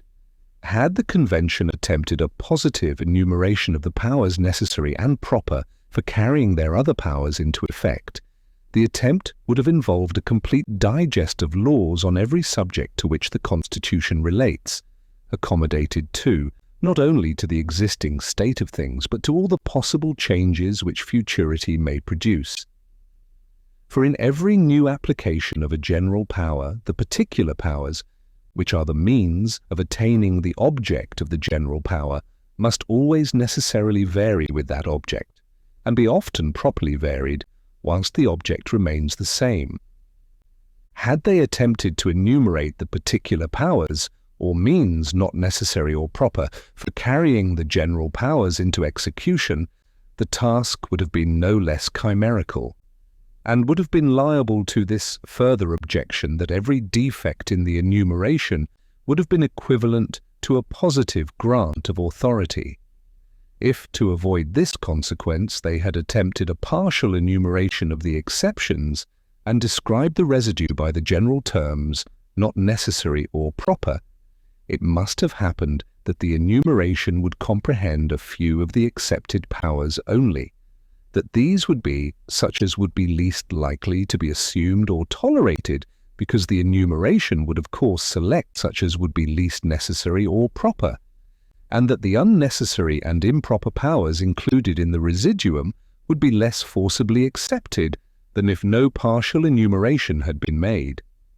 Had the Constitution been silent on this head, there can be no doubt that all the particular powers requisite as means of executing the general powers would have resulted to the government by unavoidable implication. No axiom is more clearly established in law or in reason than that wherever the end is required, the means are authorized. Wherever a general power to do a thing is given, every particular power necessary for doing it is included. Had this last method, therefore, been pursued by the Convention, every objection now urged against their plan would remain in all its plausibility, and the real inconveniency would be incurred of not removing a pretext which may be seized on critical occasions for drawing into question the essential powers of the Union. If it be asked, what is to be the consequence in case the Congress shall misconstrue this part of the Constitution and exercise powers not warranted by its true meaning, I answer, the same as if they should misconstrue or enlarge any other power vested in them, as if the general power had been reduced to particulars, and any one of these were to be violated, the same, in short, as if the state legislatures should violate the irrespective constitutional authorities. In the first instance, the success of the usurpation will depend on the executive and judiciary departments, which are to expound and give effect to the legislative acts. And in the last resort, a remedy must be obtained from the people who can, by the election of more faithful representatives, annul the acts of the usurpers. The truth is that this ultimate redress may be more confided in against unconstitutional acts of the federal than of the state legislatures, for this plain reason that as every such act of the former will be an invasion of the rights of the latter, these will be ever ready to mark the innovation, to sound the alarm to the people, and to exert their local influence in effecting a change of federal representatives. There being no such intermediate body between the state legislatures and the people interested in watching the conduct of the former, violations of the state constitutions are more likely to remain unnoticed and unredressed. 2. This Constitution and the laws of the United States which shall be made in pursuance thereof, and all treaties made or which shall be made under the authority of the United States, shall be the supreme law of the land, and the judges in every state shall be bound thereby, anything in the Constitution or laws of any state to the contrary notwithstanding. The indiscreet zeal of the adversaries to the Constitution has betrayed them into an attack on this part of it also, without which it would have been evidently and radically defective. To be fully sensible of this, we need only suppose for a moment that the supremacy of the state constitutions had been left complete by a saving clause in their favour. In the first place, as these constitutions invest the state legislatures with absolute sovereignty in all cases not excepted by the existing Articles of Confederation, all the authorities contained in the proposed Constitution, so far as they exceed those enumerated in the Confederation, would have been annulled, and the new Congress would have been reduced to the same impotent condition with their predecessors. In the next place, as the constitutions of some of the states do not even expressly and fully recognize the existing powers of the Confederacy, an express saving of the supremacy of the former would, in such states, have brought into question every power contained in the proposed Constitution. In the third place, as the constitutions of the states differ much from each other, it might happen that a treaty or national law of great and equal importance to the states would interfere with some and not with other constitutions, and would consequently be valid in some of the states at the same time that it would have no effect in others. In fine, the world would have seen, for the first time, a system of government founded on an inversion of the fundamental principles of all government. It would have seen the authority of the whole society everywhere subordinate to the authority of the parts. It would have seen a monster in which the head was under the direction of the members. 3. The senators and representatives and the members of the several state legislatures and all executive and judicial officers, both of the United States and the several states, shall be bound by oath or affirmation to support this Constitution. It has been asked why it was thought necessary that the state magistracy should be bound to support the federal Constitution, and unnecessary that a like oath should be imposed on the officers of the United States in favor of the state constitutions. Several reasons might be assigned for the distinction. I content myself with one, which is obvious and conclusive. The members of the federal government will have no agency in carrying the state constitutions into effect. The members and officers of the state governments, on the contrary, will have an essential agency in giving effect to the federal constitution. The election of the President and Senate will depend in all cases on the legislatures of the several states, and the election of the House of Representatives will equally depend on the same authority in the first instance, and will, probably, forever be conducted by the officers and according to the laws of the states. 4. Among the provisions for giving efficacy to the federal powers might be added those which belong to the executive and judiciary departments. But as these are reserved for particular examination in another place, I pass them over in this. We have now reviewed in detail all the articles composing the sum or quantity of power delegated by the proposed Constitution to the federal government, and are brought to this undeniable conclusion that no part of the power is unnecessary or improper for accomplishing the necessary objects of the Union. The question, therefore, whether this amount of power shall be granted or not, resolves itself into another question, whether or not a government commensurate to the exigencies of the Union shall be established, or, in other words, whether the Union itself shall be preserved. Publius, the Federalist, No. 45. The alleged danger from the powers of the Union to the state governments considered, for the Independent Journal. Madison, to the people of the state of New York. Having shown that no one of the powers transferred to the federal government is unnecessary or improper, the next question to be considered is whether the whole mass of them will be dangerous to the portion of authority left in the several states. The adversaries to the plan of the convention, instead of considering in the first place what degree of power was absolutely necessary for the purposes of the federal government, have exhausted themselves in a secondary inquiry into the possible consequences of the proposed degree of power to the governments of the particular states. But if the Union, as has been shown, be essential to the security of the people of America against foreign danger, if it be essential to their security against contentions and wars among the different states, if it be essential to guard them against those violent and oppressive factions which embitter the blessings of liberty, and against those military establishments which must gradually poison its very fountain.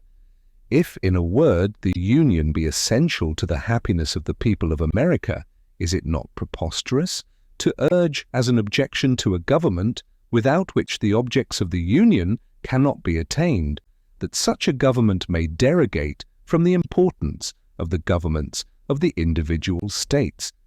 Was, then, the American Revolution effected? Was the American Confederacy formed?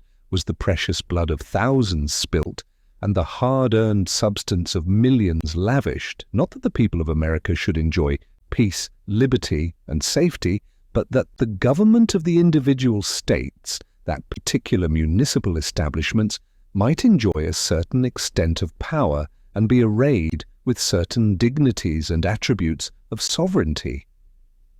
We have heard of the impious doctrine in the Old World that the people were made for kings, not kings for the people.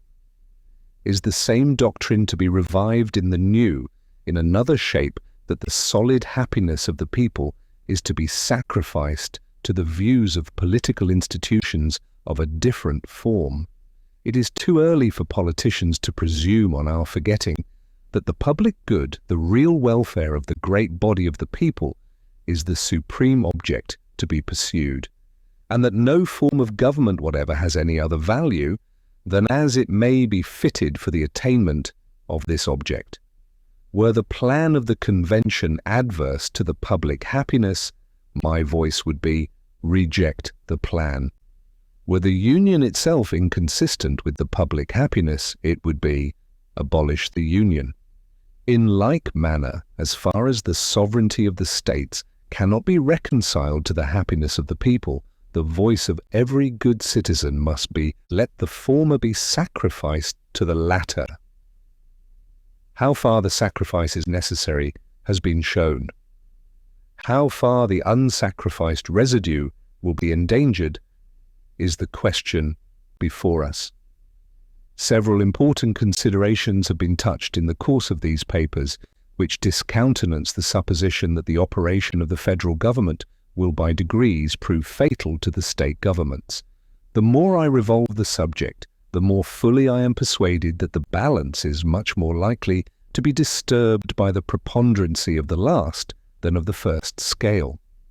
We have seen in all the examples of ancient and modern confederacies the strongest tendency continually betraying itself in the members to despoil the general government of its authorities, with a very ineffectual capacity in the latter to defend itself against the encroachments. Although, in most of these examples, the system has been so dissimilar from that under consideration as greatly to weaken any inference concerning the latter from the fate of the former. Yet, as the states will retain, under the proposed constitution, a very extensive portion of active sovereignty, the inference ought not to be wholly disregarded. In the Achaean League, it is probable that the federal head had a degree and species of power which gave it a considerable likeness to the government framed by the convention. The Lycian Confederacy, as far as its principles and form are transmitted, must have borne a still greater analogy to it. Yet history does not inform us that either of them ever degenerated or tended to degenerate into one consolidated government. On the contrary, we know that the ruin of one of them proceeded from the incapacity of the federal authority to prevent the dissensions, and finally the disunion of the subordinate authorities. These cases are the more worthy of our attention as the external causes by which the component parts were pressed together were much more numerous and powerful than in our case, and consequently less powerful ligaments within would be sufficient to bind the members to the head and to each other. In the feudal system we have seen a similar propensity exemplified, notwithstanding the want of proper sympathy in every instance between the local sovereigns and the people, and the sympathy in some instances between the general sovereign and the latter. It usually happened that the local sovereigns prevailed in the rivalship for encroachments. Had no external dangers enforced internal harmony and subordination, and particularly had the local sovereigns possessed the affections of the people, the great kingdoms in Europe would at this time consist of as many independent princes as there were formerly feudatory barons. The state government will have the advantage of the federal government, whether we compare them in respect to the immediate dependence of the one on the other, to the weight of personal influence which each side will possess, to the powers respectively vested in them, to the predilection and probable support of the people, to the disposition and faculty of resisting and frustrating the measures of each other. The state governments may be regarded as constituent and essential parts of the federal government, whilst the latter is nowise essential to the operation or organization of the former. Without the intervention of the state legislatures, the President of the United States cannot be elected at all. They must in all cases have a great share in his appointment, and will, perhaps in most cases, of themselves determine it. The Senate will be elected absolutely and exclusively by the state legislatures. Even the House of Representatives, though drawn immediately from the people, will be chosen very much under the influence of that class of men whose influence over the people obtains for themselves an election into the state legislatures. Thus, each of the principal branches of the federal government will owe its existence more or less to the favor of the state governments, and must consequently feel a dependence, which is much more likely to beget a disposition too obsequious than too overbearing towards them. On the other side, the component parts of the state governments will in no instance be indebted for their appointment to the direct agency of the federal government, and very little, if at all, to the local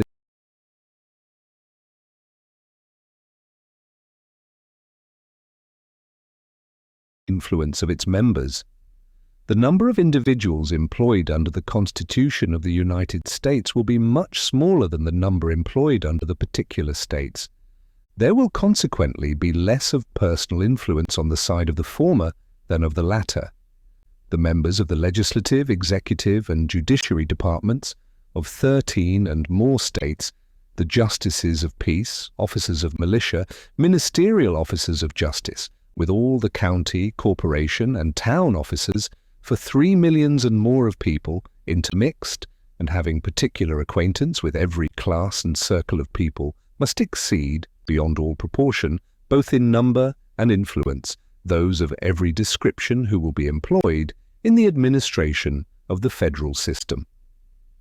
Compare the members of the 3 great departments of the 13 states, excluding from the judiciary department the justices of peace, with the members of the corresponding departments of the single government of the Union.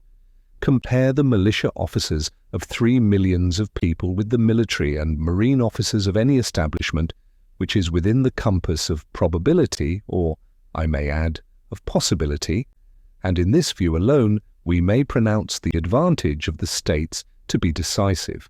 If the federal government is to have collectors of revenue, the state governments will have theirs also, and as those of the former will be principally on the sea coast and not very numerous, whilst those of the latter will be spread over the face of the country and will be very numerous, the advantage in this view also lies on the same side.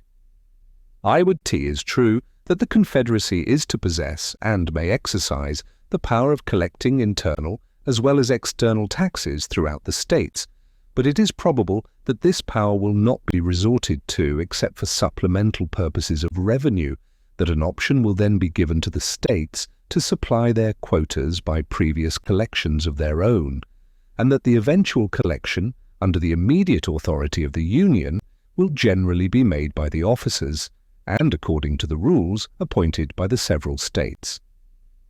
Indeed, it is extremely probable that in other instances, particularly in the organization of the judicial power, the officers of the states will be clothed with the correspondent authority of the Union.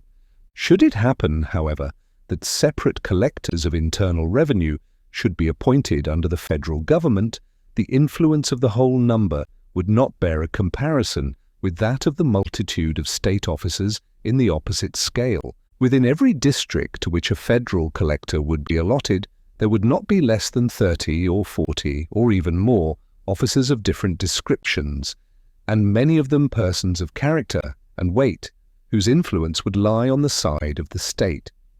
The powers delegated by the proposed constitution to the federal government are few and defined. Those which are to remain in the state governments are numerous and indefinite. The former will be exercised principally on external objects as war, peace, negotiation, and foreign commerce, with which last the power of taxation will, for the most part, be connected. The powers reserved to the several states will extend to all the objects which, in the ordinary course of affairs, concern the lives, liberties, and properties of the people, and the internal order, improvement, and prosperity of the state.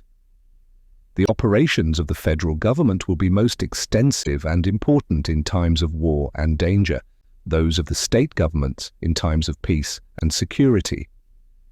As the former periods will probably bear a small proportion to the latter, the state governments will here enjoy another advantage over the federal government.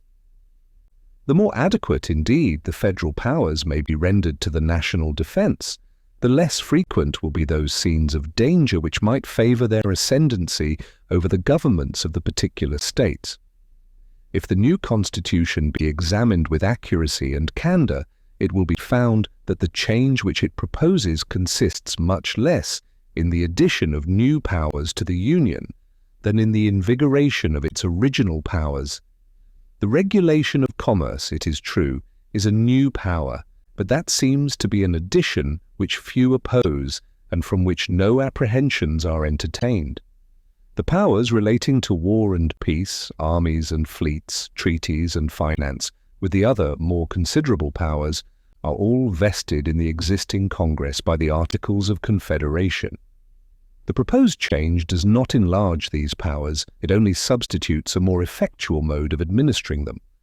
The change relating to taxation may be regarded as the most important, and yet the present Congress have as complete authority to require of the states indefinite supplies of money for the common defense and general welfare, as the future Congress will have to require them of individual citizens, and the latter will be no more bound than the states themselves have been to pay the quotas respectively taxed on them.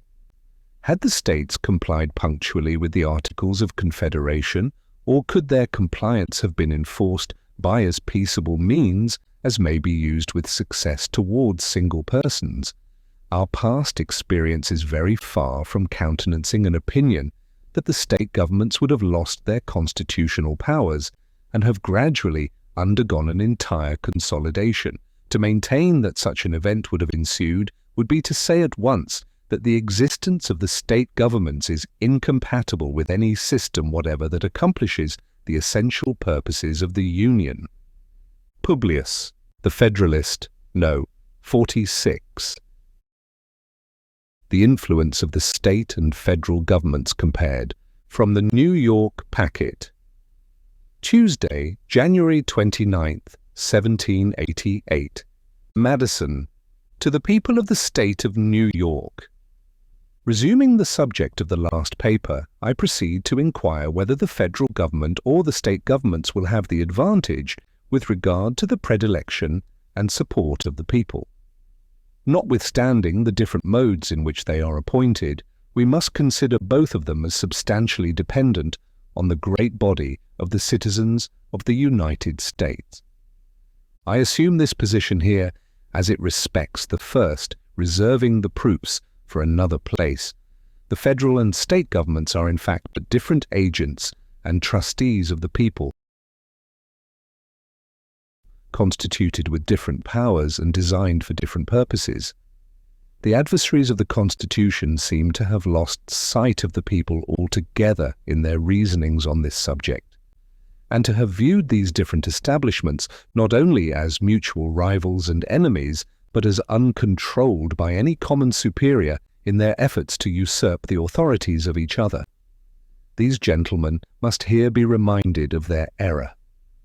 They must be told that the ultimate authority, wherever the derivative may be found, resides in the people alone, and that it will not depend merely on the comparative ambition or address of the different governments, whether either, or which of them, will be able to enlarge its sphere of jurisdiction at the expense of the other. Truth, no less than decency, requires that the event in every case should be supposed to depend on the sentiments and sanction of their common constituents. Many considerations besides those suggested on a former occasion seem to place it beyond doubt that the first and most natural attachment of the people will be to the governments of their respective states. Into the administration of these a greater number of individuals will expect to rise. From the gift of these a greater number of offices and emoluments will flow. By the superintending care of these, all the more domestic and personal interests of the people will be regulated and provided for. With the affairs of these, the people will be more familiarly and minutely conversant, and with the members of these will a greater proportion of the people have the ties of personal acquaintance and friendship, and of family and party attachments. On the side of these, therefore, the popular bias may well be expected most strongly to incline. Experience speaks the same language in this case. The federal administration, though hitherto very defective in comparison with what may be hoped under a better system, had, during the war, and particularly whilst the independent fund of paper emissions was in credit, an activity and importance as great as it can well have in any future circumstances whatever. It was engaged, too, in a course of measures which had for their object the protection of everything that was dear, and the acquisition of everything that could be desirable to the people at large. It was, nevertheless, invariably found after the transient enthusiasm for the early congresses was over, that the attention and attachment of the people were turned anew to their own particular governments, that the Federal Council was at no time the idol of popular favour, and that opposition to proposed enlargements of its powers and importance was the side usually taken by the men who wished to build their political consequence on the prepossessions of their fellow citizens. If, therefore, as has been elsewhere remarked, the people should in future become more partial to the federal than to the state governments, the change can only result from such manifest and irresistible proofs of a better administration as will overcome all their antecedent propensities. And in that case, the people ought not surely to be precluded from giving most of their confidence where they may discover it to be most due. But even in that case, the state governments could have little to apprehend, because it is only within a certain sphere that the federal power can, in the nature of things, be advantageously administered. The remaining points on which I propose to compare the federal and state governments are the disposition and the faculty they may respectively possess to resist and frustrate the measures of each other. It has been already proved that the members of the federal will be more dependent on the members of the state governments than the latter will be on the former. It has appeared also that the prepossessions of the people on whom both will depend will be more on the side of the state governments than of the federal government. So far as the disposition of each towards the other may be influenced by these causes, the state governments must clearly have the advantage. But in a distinct and very important point of view, the advantage will lie on the same side. The prepossessions which the members themselves will carry into the federal government will generally be favourable to the states, whilst it will rarely happen that the members of the state governments will carry into the public councils a bias in favour of the general government. A local spirit will infallibly prevail much more in the members of Congress than a national spirit will prevail in the legislatures of the particular states. Everyone knows that a great proportion of the errors committed by the state legislatures proceeds from the disposition of the members to sacrifice the comprehensive and permanent interest of the state to the particular and separate views of the counties or districts in which they reside. And if they do not sufficiently enlarge their policy to embrace the collective welfare of their particular state, how can it be imagined that they will make the aggregate prosperity of the Union and the dignity and respectability of its government the objects of their affections and consultations? For the same reason that the members of the state legislatures will be unlikely to attach themselves sufficiently to national objects, the members of the federal legislature will be likely to attach themselves too much to local objects. The states will be to the latter what counties and towns are to the former. Measures will too often be decided according to their probable effect, not on the national prosperity and happiness, but on the prejudices, interests, and pursuits of the governments and people of the individual states.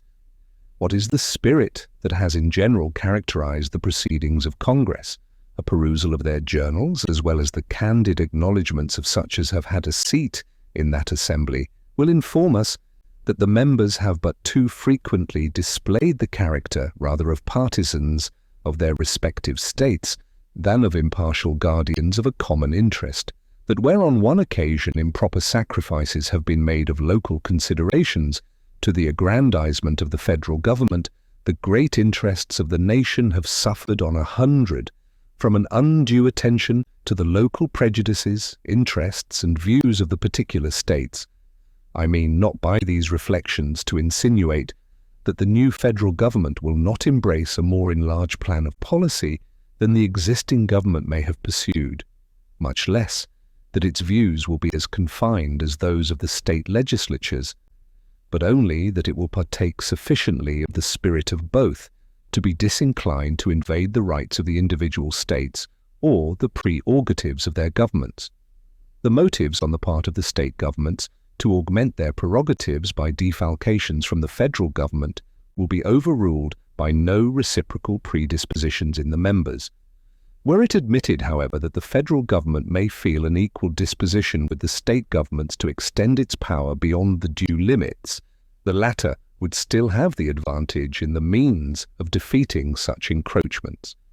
If an act of a particular state, though unfriendly to the national government, be generally popular in that state and should not too grossly violate the oaths of the state officers, it is executed immediately and of course by means on the spot and depending on the state alone. The opposition of the federal government or the interposition of federal officers would but inflame the zeal of all parties on the side of the state, and the evil could not be prevented or repaired, if at all, without the employment of means which must always be resorted to with reluctance and difficulty. On the other hand, should an unwarrantable measure of the federal government be unpopular in particular states, which would seldom fail to be the case, or even a warrantable measure be so, which may sometimes be the case, the means of opposition to it are powerful and at hand. The disquietude of the people, their repugnance and perhaps refusal to cooperate with the officers of the Union, the frowns of the executive magistracy of the state, the embarrassments created by legislative devices which would often be added on such occasions would oppose in any state difficulties not to be despised, would form, in a large state, very serious impediments, and where the sentiments of several adjoining states happened to be in unison, would present obstructions which the federal government would hardly be willing to encounter, but ambitious encroachments of the federal government on the authority of the state governments would not excite the opposition of a single state, or of a few states only. They would be signals of general alarm. Every government would espouse the common cause. A correspondence would be opened, plans of resistance would be concerted, one spirit would animate and conduct the whole. The same combinations, in short, would result from an apprehension of the federal, as was produced by the dread of a foreign yoke. And unless the projected innovation should be voluntarily renounced, the same appeal to a trial of force would be made in the one case as was made in the other. But what degree of madness could ever drive the federal government to such an extremity? In the contest with Great Britain, one part of the empire was employed against the other. The more numerous part invaded the rights of the less numerous part. The attempt was unjust and unwise, but it was not in speculation absolutely chimerical. But what would be the contest in the case we are supposing? Who would be the parties? A few representatives of the people would be opposed to the people themselves, or rather, one set of representatives would be contending against 13 sets of representatives, with the whole body of their common constituents on the side of the latter. The only refuge left for those who prophesy the downfall of the state governments is the visionary supposition that the federal government may previously accumulate a military force for the projects of ambition. The reasonings contained in these papers must have been employed to little purpose indeed, if it could be necessary now to disprove the reality of this danger, that the people and the states should for a sufficient period of time elect an uninterrupted succession of men ready to betray both, that the traitors should throughout this period uniformly and systematically pursue some fixed plan for the extension of the military establishment, that the governments and the people of the states should silently and patiently behold the gathering storm and continue to supply the materials until it should be prepared to burst on their own heads, must appear to everyone more like the incoherent dreams of a delirious jealousy or the misjudged exaggerations of a counterfeit zeal than like the sober apprehensions of genuine patriotism. Extravagant as the supposition is, let it, however, be made. Let a regular army, fully equal to the resources of the country, be formed, and let it be entirely at the devotion of the federal government. Still, it would not be going too far to say that the state governments, with the people on their side, would be able to repel the danger. The highest number to which, according to the best computation, a standing army can be carried in any country does not exceed 1/100th part of the whole number of souls, or 1/25th part of the number able to bear arms. This proportion would not yield in the United States an army of more than 25 or 30,000 men. To these would be opposed a militia amounting to near 500,000 of citizens with arms in their hands, officered by men chosen from among themselves, fighting for their common liberties, and united and conducted by governments possessing their affections and confidence. It may well be doubted whether a militia thus circumstanced could ever be conquered by such a proportion of regular troops. Those who are best acquainted with the last successful resistance of this country against the British arms will be most inclined to deny the possibility of it.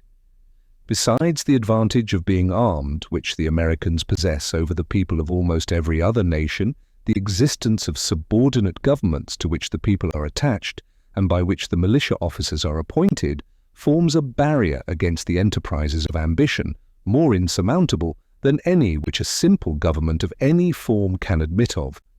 Notwithstanding the military establishments in the several kingdoms of Europe, which are carried as far as the public resources will bear, The governments are afraid to trust the people with arms, and it is not certain that with this aid alone they would not be able to shake off their yokes. But were the people to possess the additional advantages of local governments chosen by themselves, who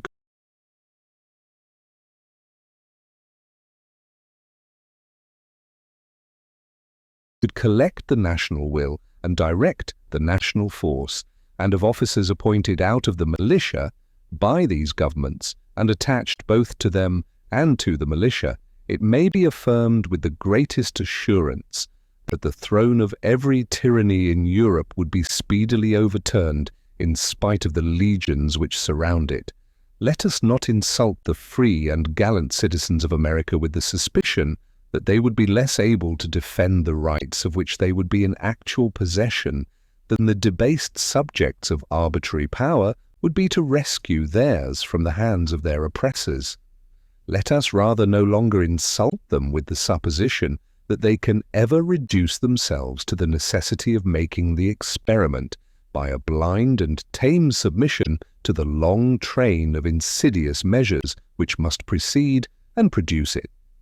The argument under the present head may be put into a very concise form which appears altogether conclusive. Either the mode in which the federal government is to be constructed will render it sufficiently dependent on the people, or it will not. On the first supposition, it will be restrained by that dependence from forming schemes obnoxious to their constituents. On the other supposition, it will not possess the confidence of the people, and its schemes of usurpation will be easily defeated by the state governments who will be supported by the people.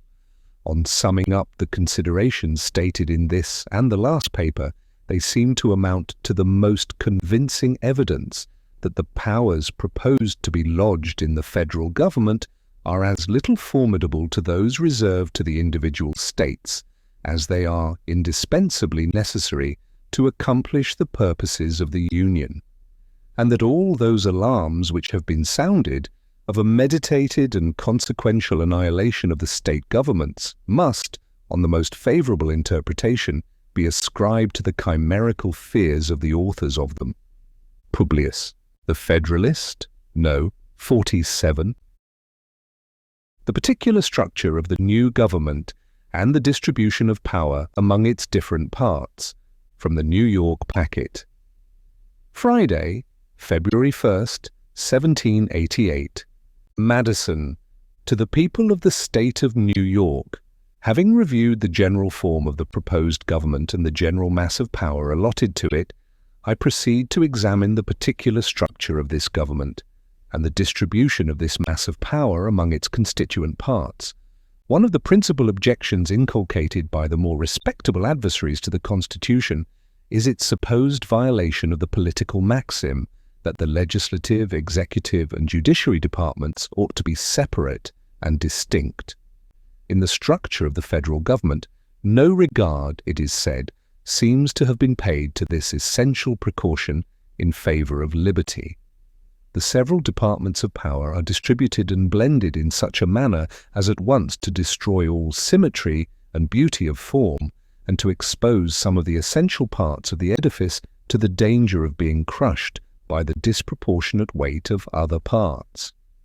No political truth is certainly of greater intrinsic value, or is stamped with the authority of more enlightened patrons of liberty, than that on which the objection is founded. The accumulation of all powers, legislative, executive, and judiciary, in the same hands, whether of one, a few, or many, and whether hereditary, self-appointed, or elective, may justly be pronounced the very definition of tyranny.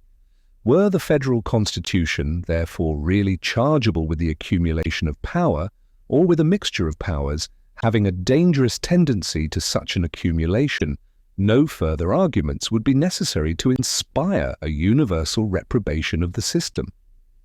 I persuade myself, however, that it will be made apparent to everyone that the charge cannot be supported, and that the maxim on which it relies has been totally misconceived and misapplied.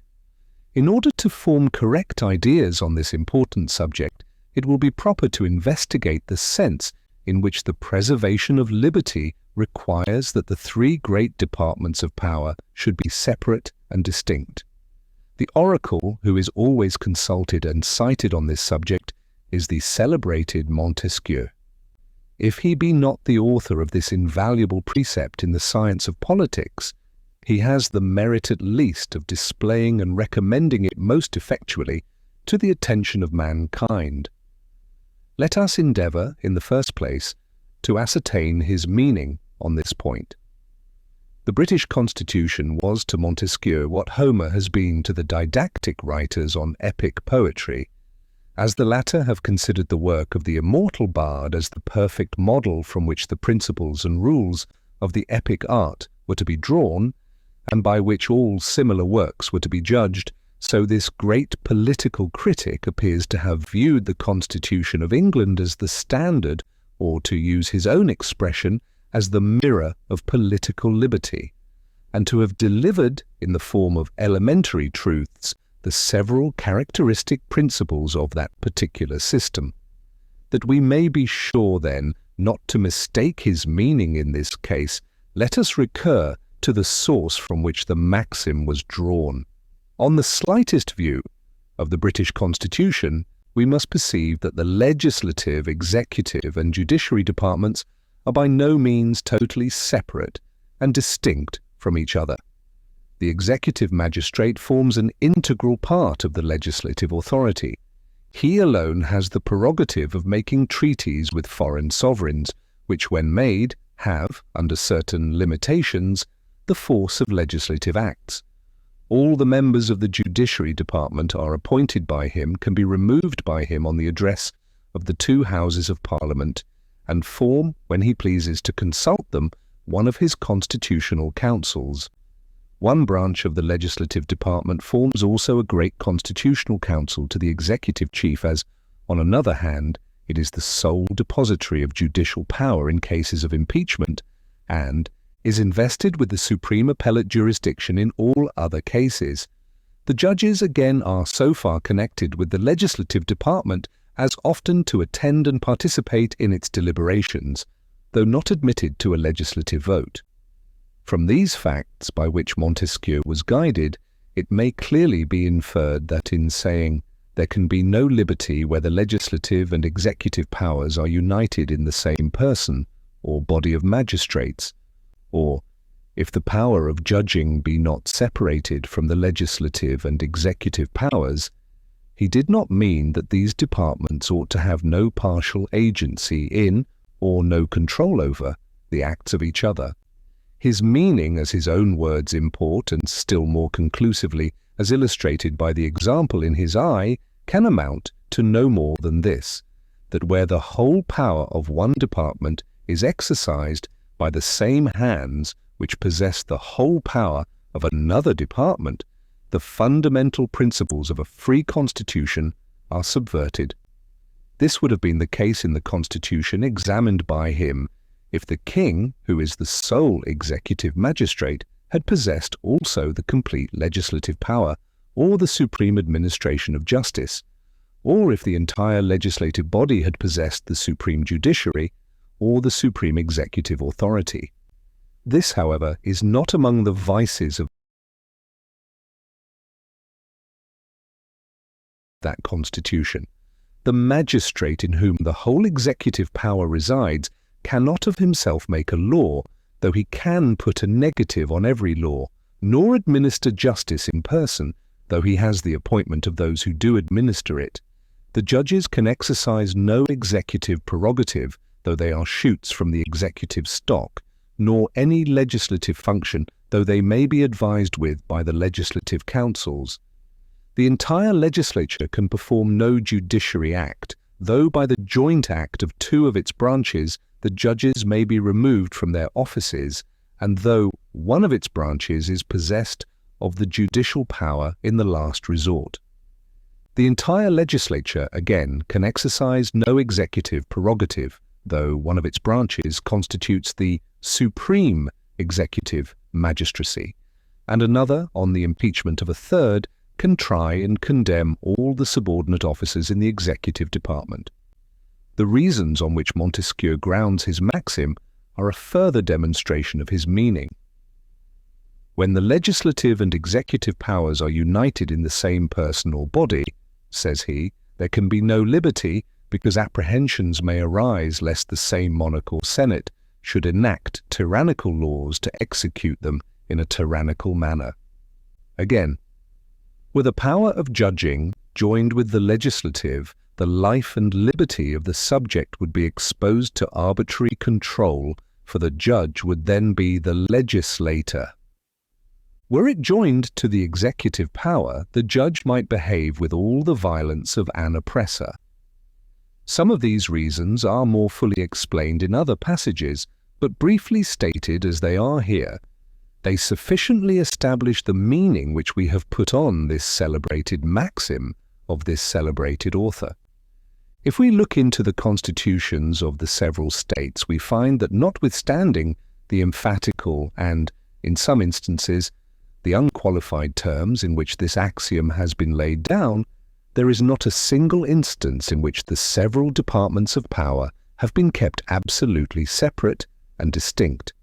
New Hampshire, whose constitution was the last formed, seems to have been fully aware of the impossibility and inexpediency of avoiding any mixture whatever of these departments, and has qualified the doctrine by declaring that the legislative, executive, and judiciary powers ought to be kept as separate from and independent of each other as the nature of a free government will admit, or as is consistent with that chain of connection that binds the whole fabric of the Constitution in one indissoluble bond of unity and amity. Her Constitution accordingly mixes these departments in several respects. The Senate, which is a branch of the legislative department, is also a judicial tribunal for the trial of impeachments. The President, who is the head of the executive department, is the presiding member also of the Senate, and besides an equal vote in all cases, has a casting vote in case of a tie.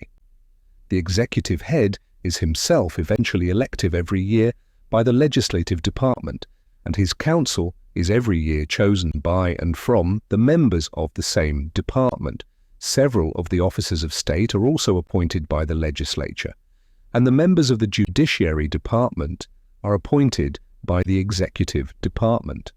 The Constitution of Massachusetts has observed a sufficient though less pointed caution in expressing this fundamental article of liberty. It declares that the legislative department shall never exercise the executive and judicial powers, or either of them. The executive shall never exercise the legislative and judicial powers, or either of them. The judicial shall never exercise the legislative and executive powers, or either of them. This declaration corresponds precisely with the doctrine of Montesquieu, as it has been explained, and is not in a single point violated by the plan of the Convention.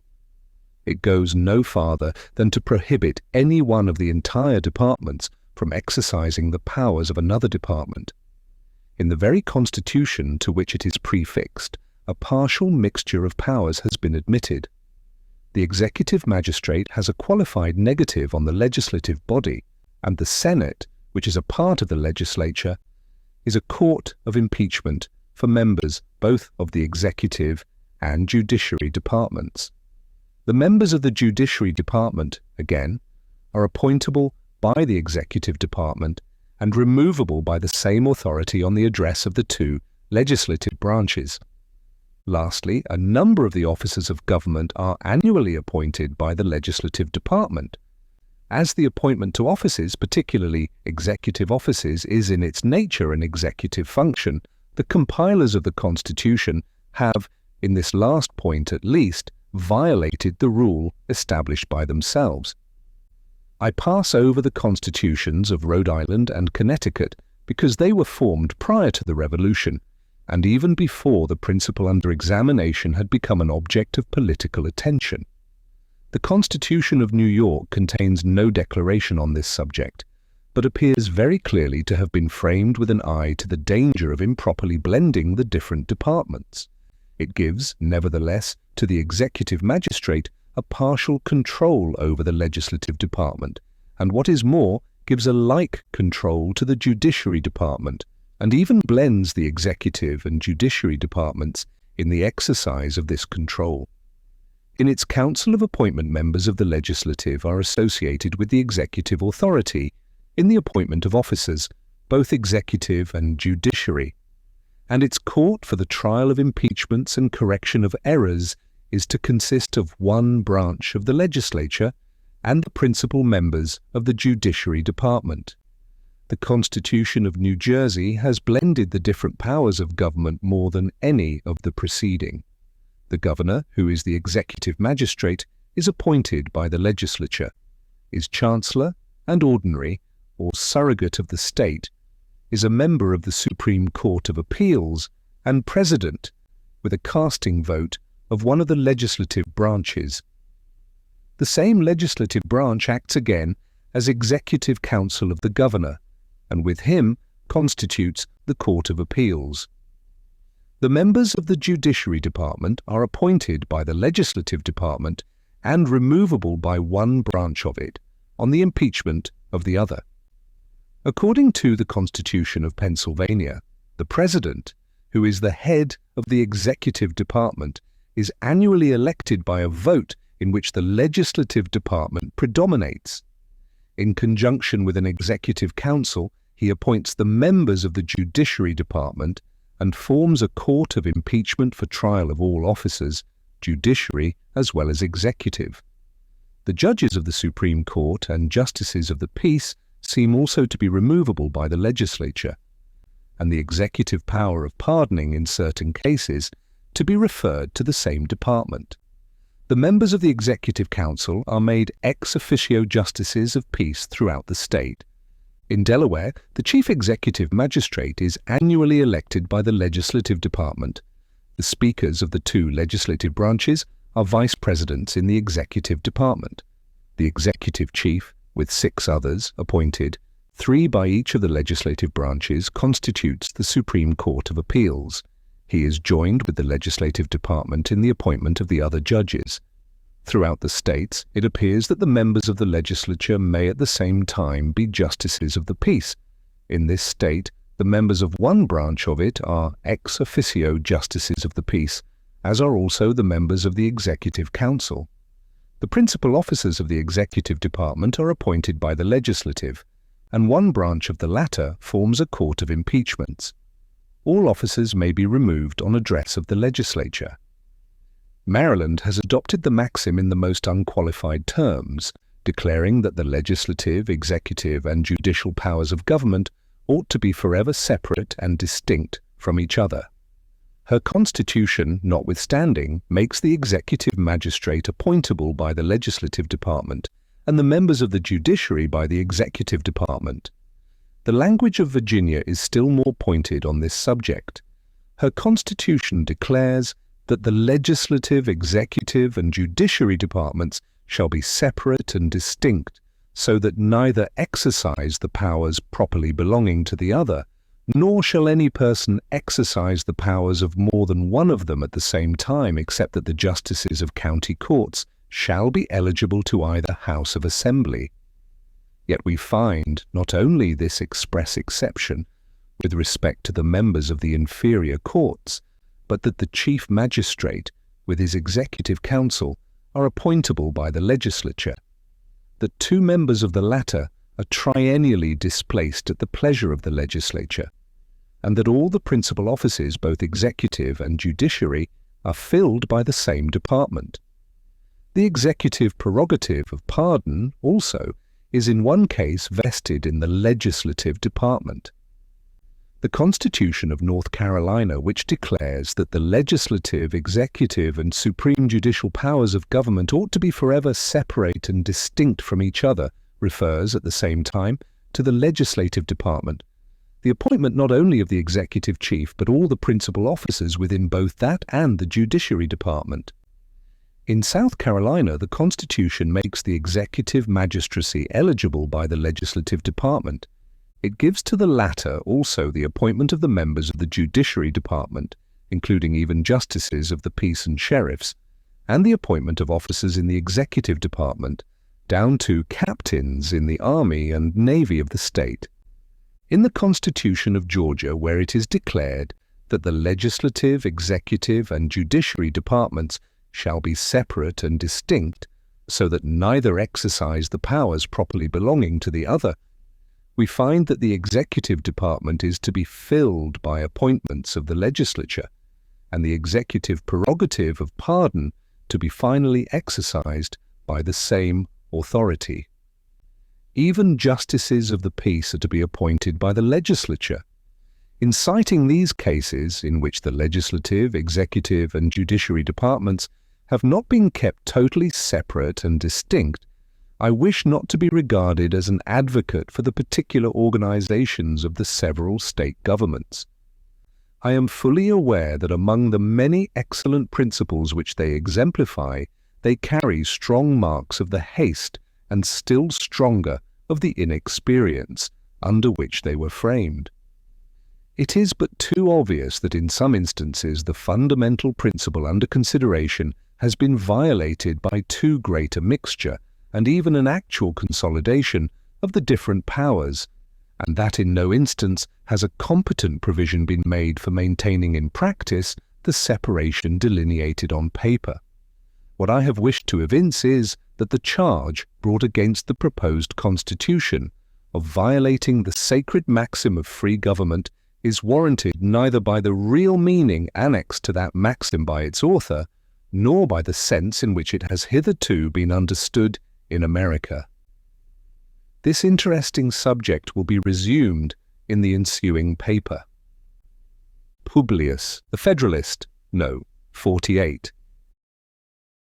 These departments should not be so far separated as to have no constitutional control over each other. From the New York Packet. Friday, February 1st, 1788, Madison. To the people of the state of New York. It was shown in the last paper that the political apothegm there examined does not require that the legislative, executive, and judiciary departments should be wholly unconnected with each other.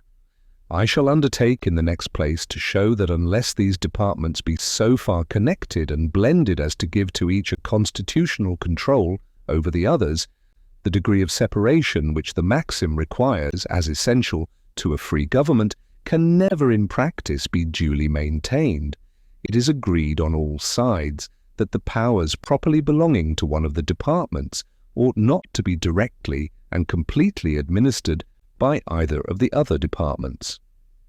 It is equally evident that none of them ought to possess directly or indirectly an overruling influence over the others in the administration of their respective powers. It will not be denied that power is of an encroaching nature and that it ought to be effectually restrained from passing the limits assigned to it. After discriminating, therefore, in theory, the several classes of power, as they may in their nature be legislative, executive, or judiciary, the next and most difficult task is to provide some practical security for each against the invasion of the others. What this security ought to be is the great problem to be solved. Will it be sufficient to mark with precision the boundaries of these departments in the constitution of the government, and to trust to these parchment barriers against the encroaching spirit of power?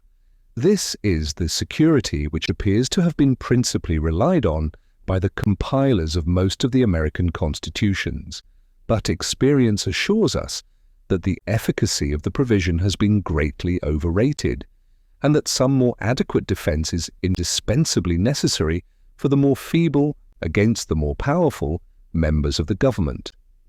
The legislative department is everywhere extending the sphere of its activity and drawing all power into its impetuous vortex. The founders of our republics have so much merit for the wisdom which they have displayed that no task can be less pleasing than that of pointing out the errors into which they have fallen. A respect for truth, however, obliges us to remark that they seem never for a moment to have turned their eyes from the danger to liberty, from the overgrown and all-grasping prerogative of an hereditary magistrate, supported and fortified by an hereditary branch of the legislative authority. they seem never to have recollected the danger from legislative usurpations, which, by assembling all power in the same hands, must lead to the same tyranny as is threatened by executive usurpations. In a government where numerous and extensive prerogatives are placed in the hands of an hereditary monarch, the executive department is very justly regarded as the source of danger and watched with all the jealousy which a zeal for liberty ought to inspire.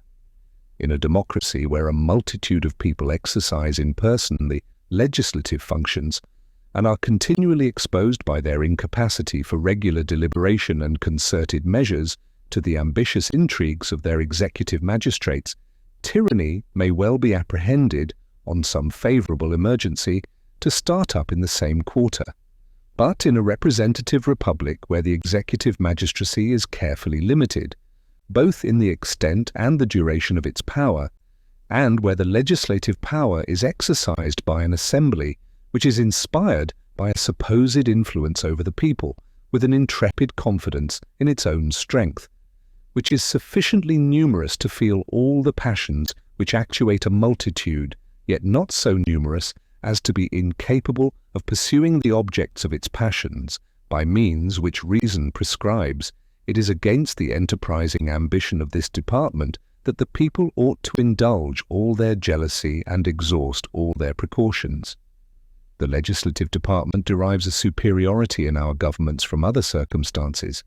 Its constitutional powers being at once more extensive and less susceptible of precise limits, it can, with the greater facility, mask under complicated and indirect measures the encroachments which it makes on the coordinate departments. It is not unfrequently a question of real nicety in legislative bodies whether the operation of a particular measure will, or will not, extend beyond the legislative sphere. On the other side, the executive power being restrained within a narrower compass and being more simple in its nature, and the judiciary being described by landmarks still less uncertain, projects of usurpation by either of these departments would immediately betray and defeat themselves. Nor is this all, as the legislative department alone has access to the pockets of the people and has, in some constitutions, full discretion, and in all a prevailing influence, over the pecuniary rewards of those who fill the other departments. A dependence is thus created in the latter, which gives still greater facility to encroachments of the former.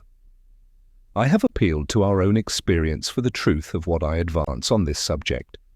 Were it necessary to verify this experience by particular proofs, they might be multiplied without end.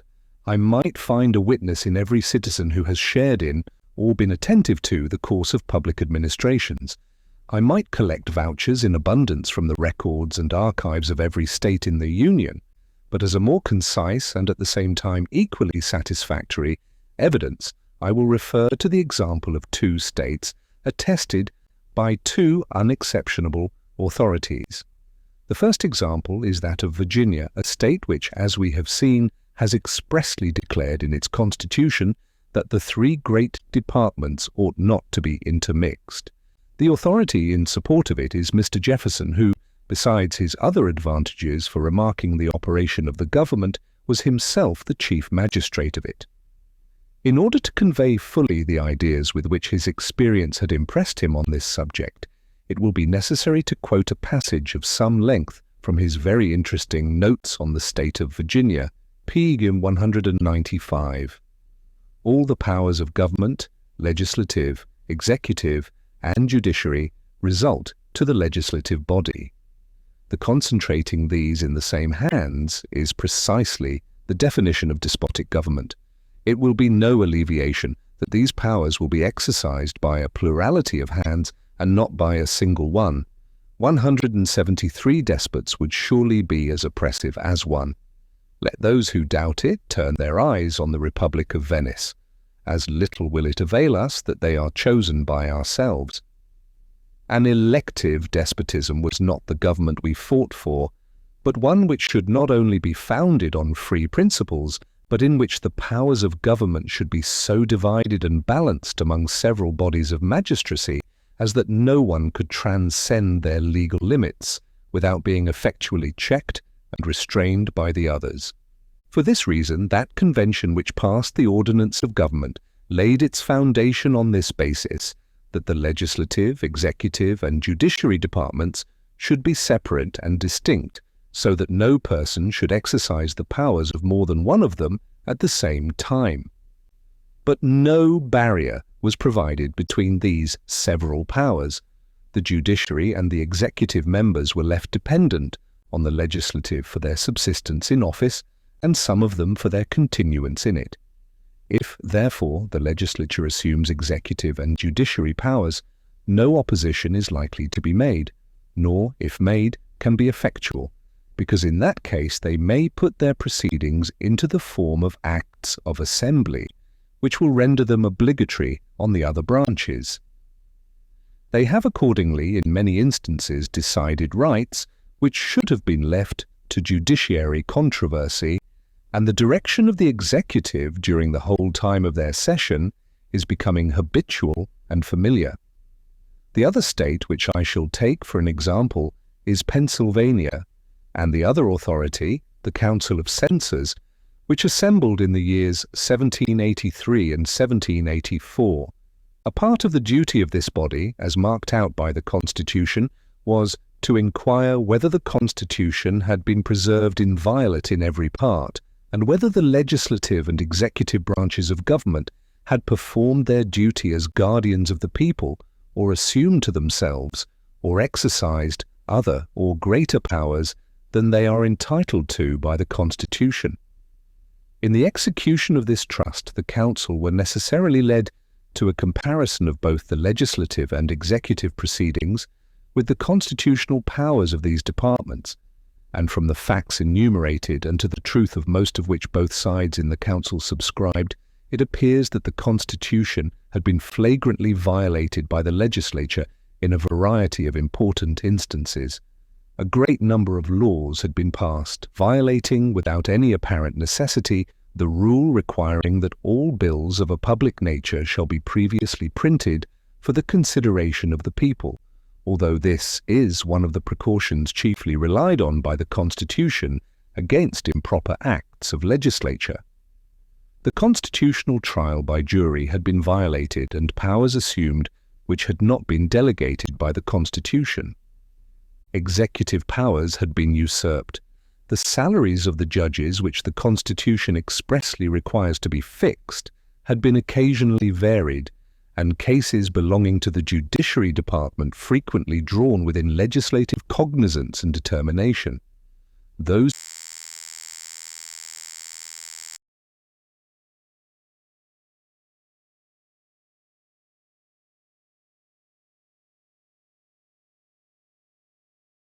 who wish to see the several particulars falling under each of these heads may consult the journals of the Council, which are in print. Some of them, it will be found, may be imputable to peculiar circumstances connected with the war, but the greater part of them may be considered as the spontaneous shoots of an ill-constituted government. It appears also that the executive department had not been innocent of frequent breaches of the Constitution. There are 3 observations, however, which ought to be made on this head. First, a great proportion of the instances were either immediately produced by the necessities of the war or recommended by Congress or the Commander-in-Chief. Secondly, in most of the other instances, they conformed either to the declared or the known sentiments of the legislative department. Thirdly, the executive department of Pennsylvania is distinguished from that of the other states by the number of members composing it.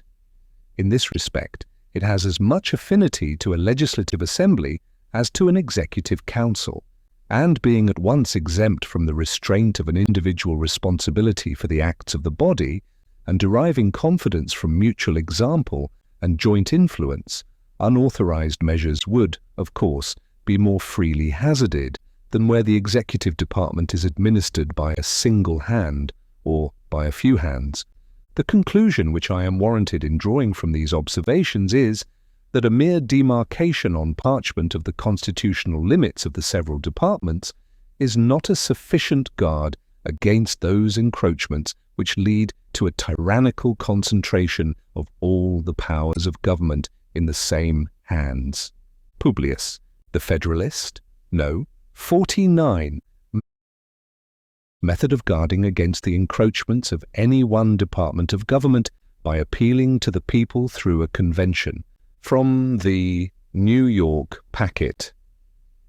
Tuesday, February 5th, 1788. Hamilton or Madison? To the people of the state of New York, the author of the Notes on the State of Virginia, quoted in the last paper, has subjoined to that valuable work the draft of a constitution, which had been prepared in order to be laid before a convention, expected to be called in 1783 by the legislature for the establishment of a constitution for that commonwealth. The plan, like everything from the same pen, marks a turn of thinking, original, comprehensive, and accurate, and is the more worthy of attention as it equally displays a fervent attachment to republican government and an enlightened view of the dangerous propensities against which it ought to be guarded. One of the precautions which he proposes, and on which he appears ultimately to rely as a palladium to the weaker departments of power against the invasions of the stronger, is perhaps altogether his own, and as it immediately relates to the subject of our present inquiry, ought not to be overlooked. His proposition is that whenever any two of the three branches of government shall concur in opinion, each by the voices of 2/3 of their whole number, that a convention is necessary for altering the Constitution or correcting breaches of it, a convention shall be called for the purpose. As the people are the only legitimate fountain of power, and it is from them that the constitutional charter, under which the several branches of government hold their power, is derived, it seems strictly consonant to the republican theory to recur to the same original authority, not only whenever it may be necessary to enlarge, diminish, or new model the powers of the government, but also whenever any one of the departments may commit encroachments on the chartered authorities of the others. The several departments being perfectly coordinate by the terms of their common commission, none of them, it is evident, can pretend to an exclusive or superior right of settling the boundaries between their respective powers. And how are the encroachments of the stronger to be prevented, or the wrongs of the weaker to be redressed, without an appeal to the people themselves, who, as the granters of the commissions, can alone declare its true meaning and enforce its observance? There is certainly great force in this reasoning, and it must be allowed to prove that a constitutional road to the decision of the people ought to be marked out and kept open for certain great and extraordinary occasions. But there appear to be insuperable objections against the proposed recurrence to the people as a provision in all cases for keeping the several departments of power within their constitutional limits. In the first place, the provision does not reach the case of a combination of two of the departments against the third. If the legislative authority, which possesses so many means of operating on the motives of the other departments, should be able to gain to its interest either of the others, or even 1/3 of its members, the remaining department could derive no advantage from its remedial provision. I do not dwell, however, on this objection, because it may be thought to be rather against the modification of the principle than against the principle itself. In the next place, it may be considered as an objection inherent in the principle, that as every appeal to the people would carry an implication of some defect in the government, frequent appeals would, in a great measure, deprive the government of that veneration which time bestows on everything, and without which perhaps the wisest and freest governments would not possess the requisite stability. If it be true that all governments rest on opinion, it is no less true that the strength of opinion in each individual and its practical influence on his conduct depend much on the number which he supposes to have entertained the same opinion. The reason of man, like man himself, is timid and cautious when left alone, and acquires firmness and confidence in proportion to the number with which it is associated. When the examples which fortify opinion are ancient as well as numerous, they are known to have a double effect. In a nation of philosophers, this consideration ought to be disregarded. A reverence for the laws would be sufficiently inculcated by the voice of an enlightened reason, but a nation of philosophers is as little to be expected as the philosophical race of kings wished for by Plato. And in every other nation, the most rational government will not find it a superfluous advantage to have the prejudices of the community on its side. The danger of disturbing the public tranquility by interesting too strongly the public passions is a still more serious objection against a frequent reference of constitutional questions to the decision of the whole society. Notwithstanding the success which has attended the revisions of our established forms of government, and which does so much honor to the virtue and intelligence of the people of America, it must be confessed that the experiments are of too ticklish a nature to be unnecessarily multiplied. We are to recollect that all the existing constitutions were formed in the midst of a danger which repressed the passions most unfriendly to order and concord, of an enthusiastic confidence of the people in their patriotic leaders, which stifled the ordinary diversity of opinions on great national questions, of a universal ardor for new and opposite forms produced by a universal resentment and indignation against the ancient government. And whilst no spirit of party connected with the changes to be made or the abuses to be reformed could mingle its leaven in the operation.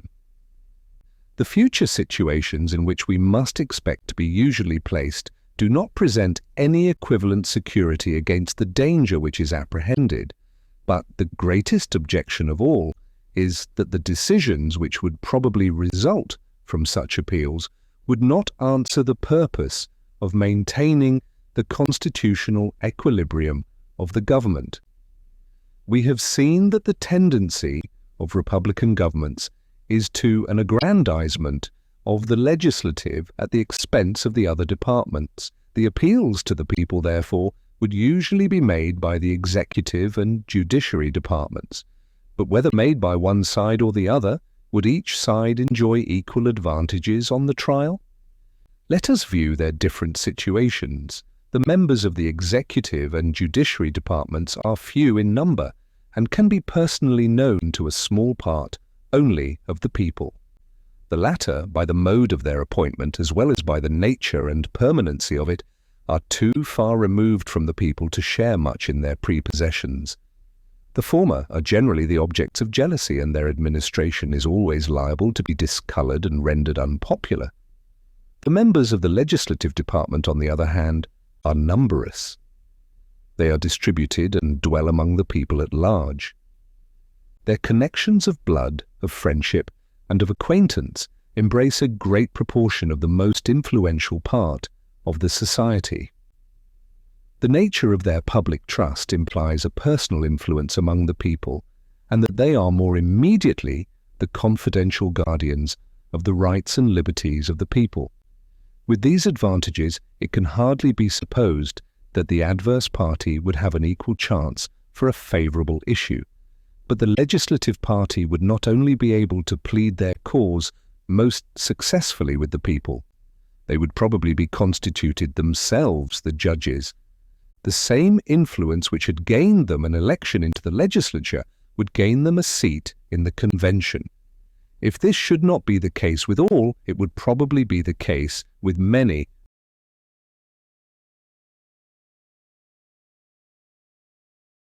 And pretty certainly with those leading characters on whom everything depends in such bodies. The convention, in short, would be composed chiefly of men who had been, who actually were, or who expected to be, members of the department whose conduct was arraigned. They would consequently be parties to the very question to be decided by them. It might, however, sometimes happen that appeals would be made under circumstances less adverse to the executive and judiciary departments. The usurpations of the legislature might be so flagrant and so sudden as to admit of no specious colouring. A strong party among themselves might take side with the other branches. The executive power might be in the hands of a peculiar favourite of the people.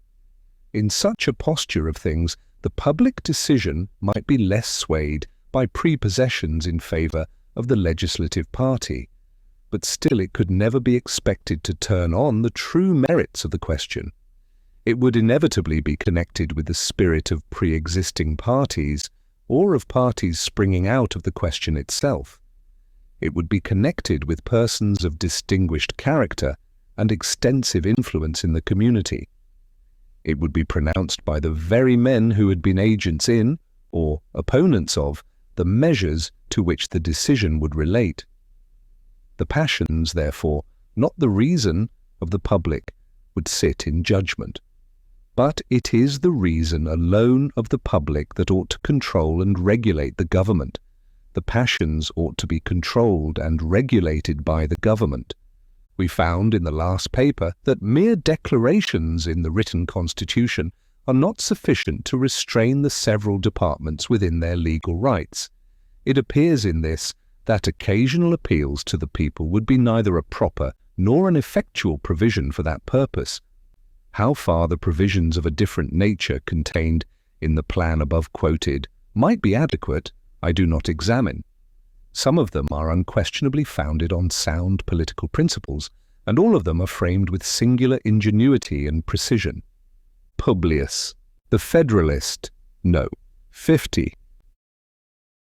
Periodical appeals to the people considered. From the New York Packet. Tuesday, February 5th, 1788. Hamilton or Madison, to the people of the state of New York. It may be contended, perhaps, that instead of occasional appeals to the people, which are liable to the objections urged against them, periodical appeals are the proper and adequate means of preventing and correcting infractions of the Constitution. It will be attended to that in the examination of these expedients I confine myself to their aptitude for enforcing the Constitution, by keeping the several departments of power within their due bounds, without particularly considering them as provisions for altering the Constitution itself. In the first view, appeals to the people at fixed periods appear to be nearly as ineligible as appeals on particular occasions as they emerge. If the periods be separated by short intervals, the measures to be reviewed and rectified will have been of recent date, and will be connected with all the circumstances which tend to vitiate and pervert the result of occasional revisions. If the periods be distant from each other, the same remark will be applicable to all recent measures, and in proportion as the remoteness of the others may favour a dispassionate review of them, this advantage is inseparable from inconveniences which seem to counterbalance it. In the first place, a distant prospect of public censure would be a very feeble restraint on power from those excesses to which it might be urged by the force of present motives. Is it to be imagined that a legislative assembly consisting of 100 or 200 members, eagerly bent on some favourite object, and breaking through the restraints of the Constitution in pursuit of it, would be arrested in their career by considerations drawn from a censorial revision of their conduct at the future distance of 10, 15, or 20 years? In the next place, the abuses would often have completed their mischievous effects before the remedial provision would be applied, and in the last place, where this might not be the case, they would be of long standing, would have taken deep root, and would not easily be extirpated. The scheme of revising the Constitution in order to correct recent breaches of it, as well as for other purposes, has been actually tried in one of the states. One of the objects of the Council of Censors, which met in Pennsylvania in 1783 and 1784, was, as we have seen, to inquire whether the Constitution had been violated and whether the legislative and executive departments had encroached upon each other. But this important and novel experiment in politics merits, in several points of view, very particular attention. In some of them it may perhaps, as a single experiment made under circumstances somewhat peculiar, be thought to be not absolutely conclusive. But as applied to the case under consideration, it involves some facts which I venture to remark as a complete and satisfactory illustration of the reasoning which I have employed. First, it appears from the names of the gentlemen who composed the council that some, at least, of its most active members had also been active and leading characters in the parties which pre-existed in the state. Secondly, it appears that the same active and leading members of the council had been active and influential members of the legislative and executive branches within the period to be reviewed, and even patrons or opponents of the very measures to be thus brought to the test of the Constitution. 2 of the members had been vice presidents of the state, and several other members of the Executive Council within the 7 preceding years. One of them had been Speaker, and a number of others distinguished members of the Legislative Assembly within the same period. Thirdly, every page of their proceedings witnesses the effect of all these circumstances on the temper of their deliberations. Throughout the continuance of the council, it was split into 2 fixed and violent parties. The fact is acknowledged and lamented by themselves. Had this not been the case, the face of their proceedings exhibits a proof equally satisfactory. In all questions, however unimportant in themselves or unconnected with each other, the same names stand invariably contrasted on the opposite columns. Every unbiased observer may infer, without danger of mistake, and at the same time without meaning, to reflect on either party, or any individuals of either party, that unfortunately passion, not reason, must have presided over their decisions. When men exercise their reason coolly and freely on a variety of distinct questions, they inevitably fall into different opinions on some of them. When they are governed by a common passion, their opinions, if they are so to be called, will be the same. Fourthly, it is at least problematical whether the decisions of this body do not, in several instances, misconstrue the limits prescribed for the legislative and executive departments, instead of reducing and limiting them within their constitutional places. Fifthly, I have never understood that the decisions of the Council on constitutional questions, whether rightly or erroneously formed, have had any effect in varying the practice founded on legislative constructions. It even appears, if I mistake not, that in one instance the contemporary legislature denied the constructions of the Council and actually prevailed in the contest. This censorial body, therefore, proves at the same time, by its researches, the existence of the disease and, by its example, the inefficacy of the remedy. This conclusion cannot be invalidated by alleging that the state in which the experiment was made was at that crisis, and had been for a long time before, violently heated and distracted by the rage of party. Is it to be presumed that at any future septennial epoch the same state will be free from parties? Is it to be presumed that any other state at the same or any other given period will be exempt from them? Such an event ought to be neither presumed nor desired, because an extinction of parties necessarily implies either a universal alarm for the public safety or an absolute extinction of liberty. Were the precaution taken of excluding from the assemblies elected by the people to revise the preceding administration of the government all persons who should have been concerned with the government within the given period, the difficulties would not be obviated. The important task would probably devolve on men who, with inferior capacities, would in other respects be little better qualified. Although they might not have been personally concerned in the administration, and therefore not immediately agents in the measures to be examined, they would probably have been involved in the parties connected with these measures, and have been elected under their auspices.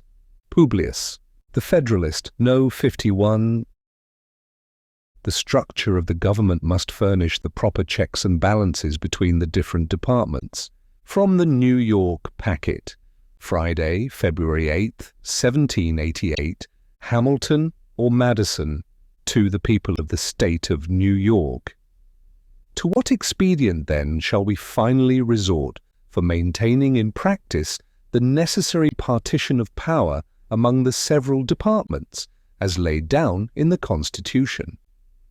The only answer that can be given is that as all these exterior provisions are found to be inadequate, the defect must be supplied by so contriving the interior structure of the government as that its several constituent parts may, by their mutual relations, be the means of keeping each other in their proper places.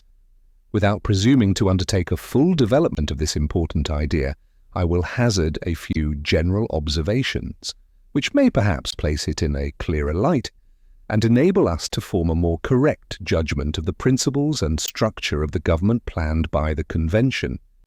In order to lay a due foundation for that separate and distinct exercise of the different powers of government which to a certain extent is admitted on all hands to be essential to the preservation of liberty, it is evident that each department should have a will of its own, and consequently should be so constituted that the members of each should have as little agency as possible in the appointment of the members of the others.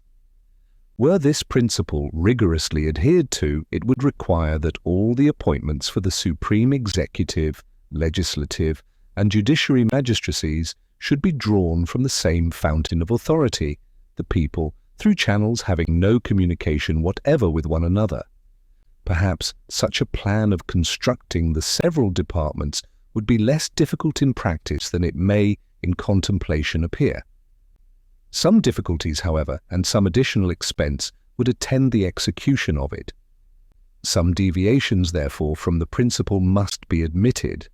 In the constitution of the Judiciary Department in particular, it might be inexpedient to insist rigorously on the principle, first, because peculiar qualifications being essential in the members, the primary consideration ought to be to select that mode of choice which best secures these qualifications.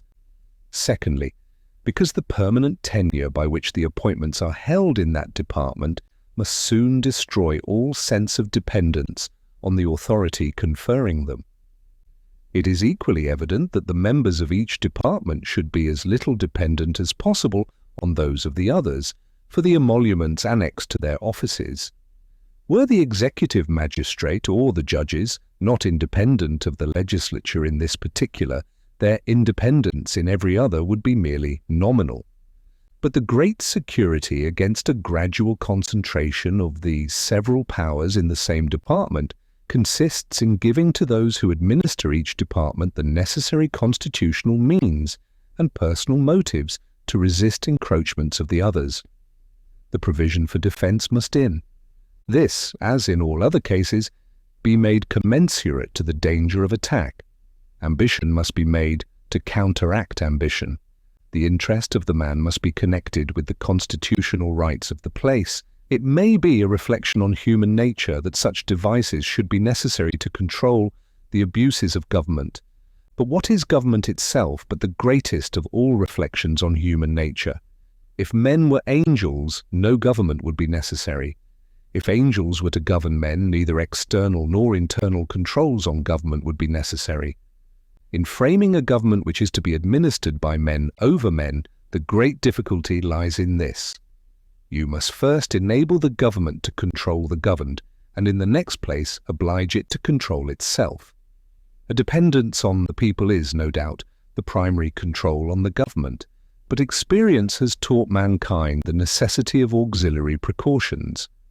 This policy of supplying, by opposite and rival interests, the defect of better motives might be traced through the whole system of human affairs, private as well as public. We see it particularly displayed in all the subordinate distributions of power, where the constant aim is to divide and arrange the several offices in such a manner as that each may be a check on the other, that the private interest of every individual may be a sentinel over the public rights. These inventions of prudence cannot be less requisite in the distribution of the supreme powers of the state. But it is not possible to give to each department an equal power of self-defense. In republican government, the legislative authority necessarily predominates. The remedy for this inconveniency is to divide the legislature into different branches, and to render them, by different modes of election and different principles of action, as little connected with each other as the nature of their common functions and their common dependence on the society will admit. It may even be necessary to guard against dangerous encroachments by still further precautions. as the weight of the legislative authority requires that it should be thus divided, the weakness of the executive may require, on the other hand, that it should be fortified. An absolute negative on the legislature appears, at first view, to be the natural defence with which the executive magistrate should be armed, but perhaps it would be neither altogether safe nor alone sufficient. On ordinary occasions it might not be exerted with the requisite firmness, and on extraordinary occasions it might be perfidiously abused. May not this defect of an absolute negative be supplied by some qualified connection between this weaker department and the weaker branch of the stronger department, by which the latter may be led to support the constitutional rights of the former without being too much detached from the rights of its own department, if the principles on which these observations are founded be just, as I persuade myself they are, and they be applied as a criterion to the several state constitutions, and to the federal constitution, it will be found that if the latter does not perfectly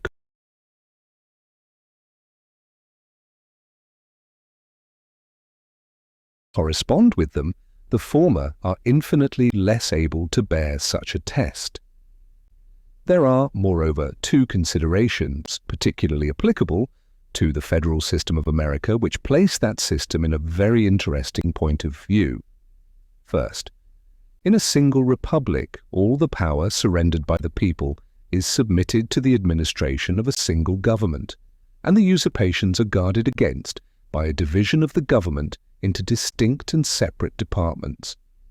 In the compound Republic of America, the power surrendered by the people is first divided between two distinct governments, and then the portion allotted to each subdivided among distinct and separate departments. Hence, a double security arises to the rights of the people. The different governments will control each other at the same time that each will be controlled by itself. Second, it is of great importance in a republic not only to guard the society against the oppression of its rulers, but to guard one part of the society against the injustice of the other part. Different interests necessarily exist in different classes of citizens. If a majority be united by a common interest, the rights of the minority will be insecure. There are but two methods of providing against this evil, the one by creating a will in the community independent of the majority, that is, of the society itself. The other by comprehending in the society so many separate descriptions of citizens as will render an unjust combination of a majority of the whole very improbable, if not impracticable. The first method prevails in all governments possessing an hereditary or self-appointed authority. This, at best, is but a precarious security, because a power independent of the society may as well espouse the unjust views of the major as the rightful interests of the minor party, and may possibly be turned against both parties. The second method will be exemplified in the Federal Republic of the United States. Whilst all authority in it will be derived from and dependent on the society itself will be broken into so many parts, interests, and classes of citizens that the rights of individuals, or of the minority, will be in little danger from interested combinations of the majority. In a free government, the security for civil rights must be the same as that for religious rights. It consists in the one case in the multiplicity of interests, and in the other in the multiplicity of sects. The degree of security in both cases will depend on the number of interests and sects, and this may be presumed to depend on the extent of country and number of people comprehended under the same government.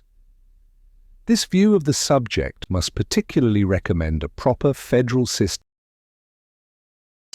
to all the sincere and considerate friends of republican government, since it shows that in exact proportion as the territory of the Union may be formed into more circumscribed confederacies, or states' oppressive combinations of a majority will be facilitated, the best security under the republican forms for the rights of every class of citizens will be diminished, and consequently the stability and independence of some member of the government, the only other security, must be proportionately increased. Justice is the end of government. It is the end of civil society. It ever has been and ever will be pursued until it be obtained, or until liberty be lost in the pursuit. In a society under the forms of which the stronger faction can readily unite and oppress the weaker, anarchy may as truly be said to reign as in a state of nature, where the weaker individual is not secured against the violence of the stronger, and as in the latter state even the stronger individuals are prompted, by the uncertainty of their condition, to submit to a government which may protect the weak as well as themselves. So in the former state, will the more powerful factions or parties be gradually induced by a like motive to wish for a government which will protect all parties, the weaker as well as the more powerful. It can be little doubted that if the state of Rhode Island was separated from the Confederacy and left to itself, the insecurity of rights under the popular form of government within such narrow limits would be displayed by such reiterated oppressions of factious majorities that some power altogether independent of the people would soon be called for by the voice of the very factions whose misrule had proved the necessity of it. In the extended Republic of the United States, and among the great variety of interests, parties, and sects which it embraces, a coalition of a majority of the whole society could seldom take place on any other principles than those of justice and the general good. Whilst there being thus less danger to a minor from the will of a major party, there must be less pretext also to provide for the security of the former by introducing into the government a will not dependent on the latter, or, in other words, a will independent of the society itself. It is no less certain than it is important, notwithstanding the contrary opinions which have been entertained, that the larger the society, provided it lie within a practical sphere, the more duly capable it will be of self-government. And happily for the Republican cause, the practicable sphere may be carried to a very great extent by a judicious modification and mixture of the federal principle. Publius, the Federalist, No. 52. The House of Representatives, from the New York Packet. Friday, February 8th, 1788. Hamilton or Madison. To the people of the state of New York. From the more general inquiries pursued in the 4 last papers, I pass on to a more particular examination of the several parts of the government. I shall begin with the House of Representatives. The first view to be taken of this part of the government relates to the qualifications of the electors and the elected. Those of the former are to be the same with those of the electors of the most numerous branch of the state legislatures. The definition of the right of suffrage is very justly regarded as a fundamental article of republican government. It was incumbent on the Convention, therefore, to define and establish this right in the Constitution. To have left it open for the occasional regulation of the Congress would have been improper for the reason just mentioned. To have submitted it to the legislative discretion of the states would have been improper for the same reason, and for the additional reason that it would have rendered too dependent on the state governments that branch of the federal government which ought to be dependent on the people alone. To have reduced the different qualifications in the different states to one uniform rule would probably have been as dissatisfactory to some of the states as it would have been difficult to the Convention. The provision made by the Convention appears, therefore, to be the best that lay within their option. It must be satisfactory to every state because it is conformable to the standard already established, or which may be established by the state itself. It will be safe to the United States because, being fixed by the state constitutions, it is not alterable by the state governments, and it cannot be feared that the people of the states will alter this part of their constitutions in such a manner as to abridge the rights secured to them by the federal constitution. the qualifications of the elected being less carefully and properly defined by the state constitutions and being at the same time more susceptible of uniformity, have been very properly considered and regulated by the Convention. A representative of the United States must be of the age of 25 years, must have been 7 years a citizen of the United States, must, at the time of his election, be an inhabitant of the state he is to represent, and, during the time of his service, must be in no office under the United States. Under these reasonable limitations, the door of this part of the federal government is open to merit of every description, whether native or adoptive, whether young or old, and without regard to poverty or wealth, or to any particular profession of religious faith. The term for which the representatives are to be elected falls under a second view which may be taken of this branch. In order to decide on the propriety of this article, two questions must be considered. First, whether biennial elections will, in this case, be safe. Secondly, whether they be necessary or useful. First, as it is essential to liberty that the government in general should have a common interest with the people, so it is particularly essential that the branch of it under consideration should have an immediate dependence on and an intimate sympathy with the people. Frequent elections are unquestionably the only policy by which this dependence and sympathy can be effectually secured, but what particular degree of frequency may be absolutely necessary for the purpose does not appear to be susceptible of any precise calculation, and must depend on a variety of circumstances with which it may be connected. Let us consult experience, the guide that ought always to be followed whenever it can be found. The scheme of representation as a substitute for a meeting of the citizens in person being at most but very imperfectly known to ancient polity, it is in more modern times only that we are to expect instructive examples. And even here, in order to avoid a research too vague and diffusive, it will be proper to confine ourselves to the few examples which are best known, and which bear the greatest analogy to our particular case. The first to which this character ought to be applied is the House of Commons in Great Britain.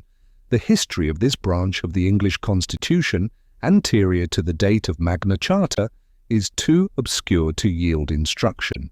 The very existence of it has been made a question among political antiquaries. The earliest records of subsequent date prove that parliaments were to sit only every year, not that they were to be elected every year. And even these annual sessions were left so much at the discretion of the monarch that under various pretexts, very long and dangerous intermissions were often contrived by royal ambition. To remedy this grievance, it was provided by a statute in the reign of Charles II that the intermissions should not be protracted beyond a period of 3 years. On the accession of William III, when a revolution took place in the government, the subject was still more seriously resumed, and it was declared to be among the fundamental rights of the people that parliaments ought to be held frequently. By another statute, which passed a few years later in the same reign, the term frequently, which had alluded to the triennial period settled in the time of Charles II, is reduced to a precise meaning, it being expressly enacted that a new parliament shall be called within 3 years after the termination of the former. The last change, from 3 to 7 years, is well known to have been introduced pretty early in the present century, on alarm for the Hanoverian succession. From these facts, it appears that the greatest frequency of elections, which has been deemed necessary in that kingdom for binding the representatives to their constituents, does not exceed a triennial return of them. And if we may argue from the degree of liberty retained even under septennial elections and all the other vicious ingredients in the parliamentary constitution, we cannot doubt that a reduction of the period from 7 to 3 years, with the other necessary reforms, would so far extend the influence of the people over their representatives as to satisfy us that biennial elections under the federal system cannot possibly be dangerous to the requisite dependence of the House of Representatives on their constituents. Elections in Ireland till of late were regulated entirely by the discretion of the Crown and were seldom repeated except on the accession of a new prince or some other contingent event. The Parliament which commenced with George II was continued throughout his whole reign, a period of about 35 years. The only dependence of the representatives on the people consisted in the right of the latter to supply occasional vacancies by the election of new members and in the chance of some event which might produce a general new election. The ability also of the Irish Parliament to maintain the rights of their constituents, so far as the disposition might exist, was extremely shackled by the control of the Crown over the subjects of their deliberation. Of late, these shackles, if I mistake not, have been broken, and octennial parliaments have besides been established. What effect may be produced by this partial reform must be left to further experience. The example of Ireland from this view of it can throw but little light on the subject. As far as we can draw any conclusion from it, it must be that if the people of that country have been able, under all these disadvantages, to retain any liberty whatever, the advantage of biennial elections would secure to them every degree of liberty, which might depend on a due connection between their representatives and themselves. Let us bring our inquiries nearer home. The example of these states when British colonies claims particular attention at the same time that it is so well known as to require little to be said on it. The principle of representation in one branch of the legislature, at least, was established in all of them. But the periods of election were different. They varied from 1 to 7 years. Have we any reason to infer from the spirit and conduct of the representatives of the people prior to the Revolution that biennial elections would have been dangerous to the public liberties? The spirit which everywhere displayed itself at the commencement of the struggle and which vanquished the obstacles to independence is the best of proofs that a sufficient portion of liberty had been everywhere enjoyed to inspire both a sense of its worth and a zeal for its proper enlargement.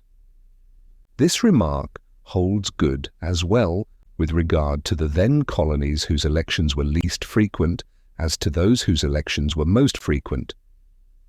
Virginia was the colony which stood first in resisting the parliamentary usurpations of Great Britain. It was the first also in espousing by public act the resolution of independence. In Virginia, nevertheless, if I have not been misinformed, elections under the former government were septennial.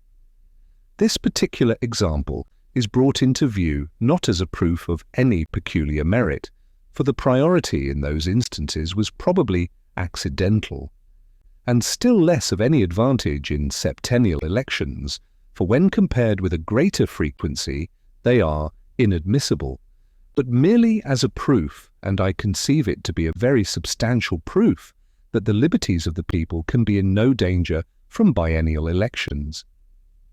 The conclusion resulting from these examples will be not a little strengthened by recollecting 3 circumstances. The first is that the federal legislature will possess a part only of that supreme legislative authority which is vested completely in the British Parliament, and which, with a few exceptions, was exercised by the colonial assemblies and the Irish legislature. It is a received and well-founded maxim that where no other circumstances affect the case, the greater the power is, the shorter ought to be its duration. And conversely, the smaller the power, the more safely may its duration be protracted. In the second place, it has, on another occasion, been shown that the federal legislature will not only be restrained by its dependence on its people, as other legislative bodies are, but that it will be, moreover, watched and controlled by the several collateral legislatures, which other legislative bodies are not. And in the third place, no comparison can be made between the means that will be possessed by the more permanent branches of the federal government for seducing, if they should be disposed to seduce, the House of Representatives from their duty to the people, and the means of influence over the popular branch possessed by the other branches of the government above cited. With less power, therefore, to abuse, the federal representatives can be less tempted on one side and will be doubly watched on the other. Publius, the Federalist, No. 53. The same subject continued, the House of Representatives, from the New York Packet, Tuesday, February 12, 1788. Hamilton or Madison. To the people of the state of New York, I shall here perhaps be reminded of a current observation that where annual elections end, tyranny begins. If it be true, as has often been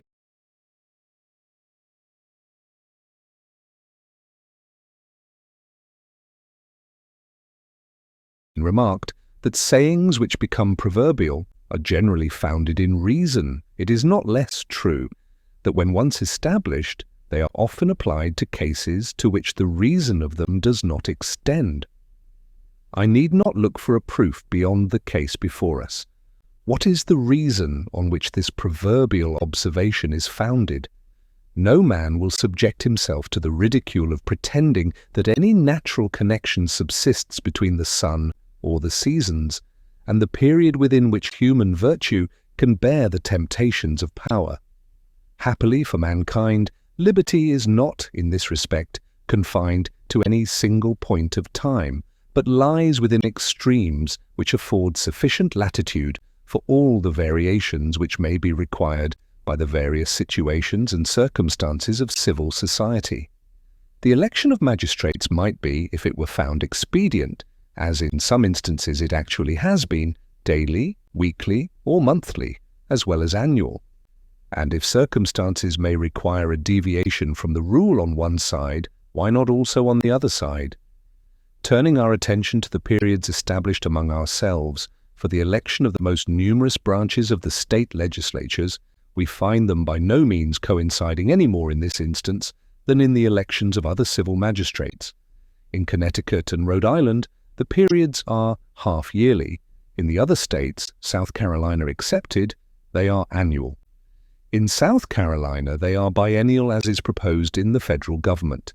Here is a difference as 4-1 between the longest and shortest periods, and yet it would be not easy to show that Connecticut or Rhode Island is better governed or enjoys a greater share of rational liberty than South Carolina, or that either the one or the other of these states is distinguished in these respects, and by these causes from the states whose elections are different from both. In searching for the grounds of this doctrine, I can discover but one, and that is wholly inapplicable to our case. The important distinction so well understood in America between a constitution established by the people and unalterable by the government, and a law established by the government and alterable by the government, seems to have been little understood and less observed in any other country. Wherever the supreme power of legislation has resided, has been supposed to reside also a full power to change the form of the government. Even in Great Britain, where the principles of political and civil liberty have been most discussed, and where we hear most of the rights of the Constitution, it is maintained that the authority of the Parliament is transcendent and uncontrollable as well with regard to the Constitution as the ordinary objects of legislative provision. They have accordingly, in several instances, actually changed, by legislative acts, some of the most fundamental articles of the government. They have, in particular, on several occasions, changed the period of election, and on the last occasion, not only introduced septennial in place of triennial elections, but by the same act continued themselves in place 4 years beyond the term for which they were elected by the people. An attention to these dangerous practices has produced a very natural alarm in the votaries of free government, of which frequency of elections is the cornerstone, and has led them to seek for some security to liberty against the danger to which it is exposed, where no constitution paramount to the government either existed or could be obtained, no constitutional security similar to that established in the United States was to be attempted. Some other security, therefore, was to be sought for. And what better security would the case admit than that of selecting and appealing to some simple and familiar portion of time as a standard for measuring the danger of innovations, for fixing the national sentiment, and for uniting the patriotic exertions. The most simple and familiar portion of time applicable to the subject was that of a year, and hence the doctrine has been inculcated by a laudable zeal to erect some barrier against the gradual innovations of an unlimited government, that the advance towards tyranny was to be calculated by the distance of departure from the fixed point of annual elections. But what necessity can there be of applying this expedient to a government limited, as the federal government will be, by the authority of a paramount constitution? Or who will pretend that the liberties of the people of America will not be more secure under biennial elections, unalterably fixed by such a constitution, than those of any other nation would be where elections were annual or even more frequent, but subject to alterations by the ordinary power of the government? The second question stated is whether biennial elections be necessary or useful. The propriety of answering this question in the affirmative will appear from several very obvious considerations. No man can be a competent legislator who does not add to an upright intention and a sound judgment a certain degree of knowledge of the subjects on which he is to legislate. A part of this knowledge may be acquired by means of information which lie within the compass of men in private as well as public stations. Another part can only be attained, or at least thoroughly attained, by actual experience in the station which requires the use of it. The period of service ought therefore in all such cases to bear some proportion to the extent of practical knowledge requisite to the due performance of the service. The period of legislative service established in most of the states for the more numerous branches, as we have seen, 1 year. The question then may be put into this simple form: does the period of 2 years bear no greater proportion to the knowledge requisite for federal legislation than 1 year does to the knowledge requisite for state legislation? The very statement of the question in this form suggests the answer that ought to be given to it. In a single state, the requisite knowledge relates to the existing laws which are uniform throughout the state and with which all the citizens are more or less conversant, and to the general affairs of the state, which lie within a small compass, are not very diversified, and occupy much of the attention and conversation of every class of people. The great theatre of the United States presents a very different scene. The laws are so far from being uniform that they vary in every state, whilst the public affairs of the Union are spread throughout a very extensive region and are extremely diversified by local affairs connected with them, and can with difficulty be correctly learnt in any other place than in the central councils, to which a knowledge of them will be brought by the representatives of every part of the empire. Yet some knowledge of the affairs and even of the laws of all the states ought to be possessed by the members from each of the states. How can foreign trade be properly regulated by uniform laws without some acquaintance with the commerce, the ports, the usages, and the regulations of the different states? How can the trade between the different states be duly regulated without some knowledge of their relative situations in these and other respects? How can taxes be judiciously imposed and effectually collected if they be not accommodated to the different laws and local circumstances relating to these objects in the different states? How can uniform regulations for the militia be duly provided without a similar knowledge of many internal circumstances by which the states are distinguished from each other? These are the principal objects of federal legislation, and suggest most forcibly the extensive information which the representatives ought to acquire. The other interior objects will require a proportional degree of information with regard to them. It is true that all these difficulties will, by degrees, be very much diminished. The most laborious task will be the proper inauguration of the government and the primeval formation of a federal code. Improvements on the first drafts will every year become both easier and fewer. Past transactions of the government will be a ready and accurate source of information to new members. The affairs of the Union will become more and more objects of curiosity and conversation among the citizens at large, and the increased intercourse among those of different states will contribute not a little to diffuse a mutual knowledge of their affairs, as this again will contribute to a general assimilation of their manners and laws. But with all these abatements, the business of federal legislation must continue so far to exceed, both in novelty and difficulty, the legislative business of a single state as to justify the longer period of service assigned to those who are to transact it. A branch of knowledge which belongs to the acquirements of a federal representative and which has not been mentioned is that of foreign affairs. In regulating our own commerce, he ought to be not only acquainted with the treaties between the United States and other nations, but also with the commercial policy and laws of other nations. He ought not to be altogether ignorant of the law of nations, for that, as far as it is a proper object of municipal legislation, is submitted to the federal government. And although the House of Representatives is not immediately to participate in foreign negotiations and arrangements, yet from the necessary connection between the several branches of public affairs, those particular branches will frequently deserve attention in the ordinary course of legislation, and will sometimes demand particular legislative sanction and cooperation.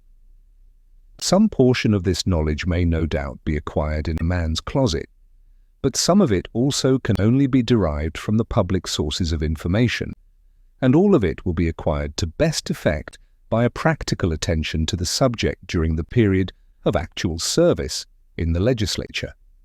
There are other considerations of less importance perhaps, but which are not unworthy of notice.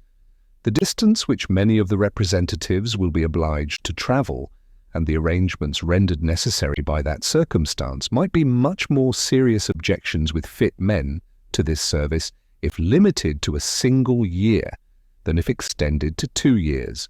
No argument can be drawn on this subject from the case of the delegates to the existing Congress. They are elected annually, it is true, but their re-election is considered by the legislative assemblies almost as a matter of course. The election of the representatives by the people would not be governed by the same principle. A few of the members, as happens in all such assemblies, will possess superior talents, will, by frequent re-elections, become members of long standing, will be thoroughly masters of the public business, and perhaps not unwilling to avail themselves of those advantages. The greater the proportion of new members, and the less the information of the bulk of the members, the more apt will they be to fall into the snares that may be laid for them. This remark is no less applicable to the relation which will subsist between the House of Representatives and the Senate. It is an inconvenience mingled with the advantages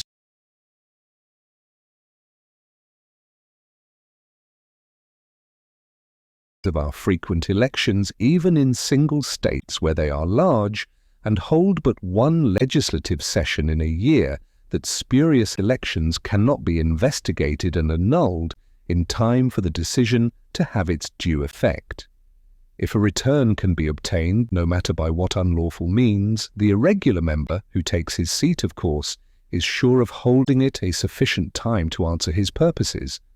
Hence, a very pernicious encouragement is given to the use of unlawful means for obtaining irregular returns.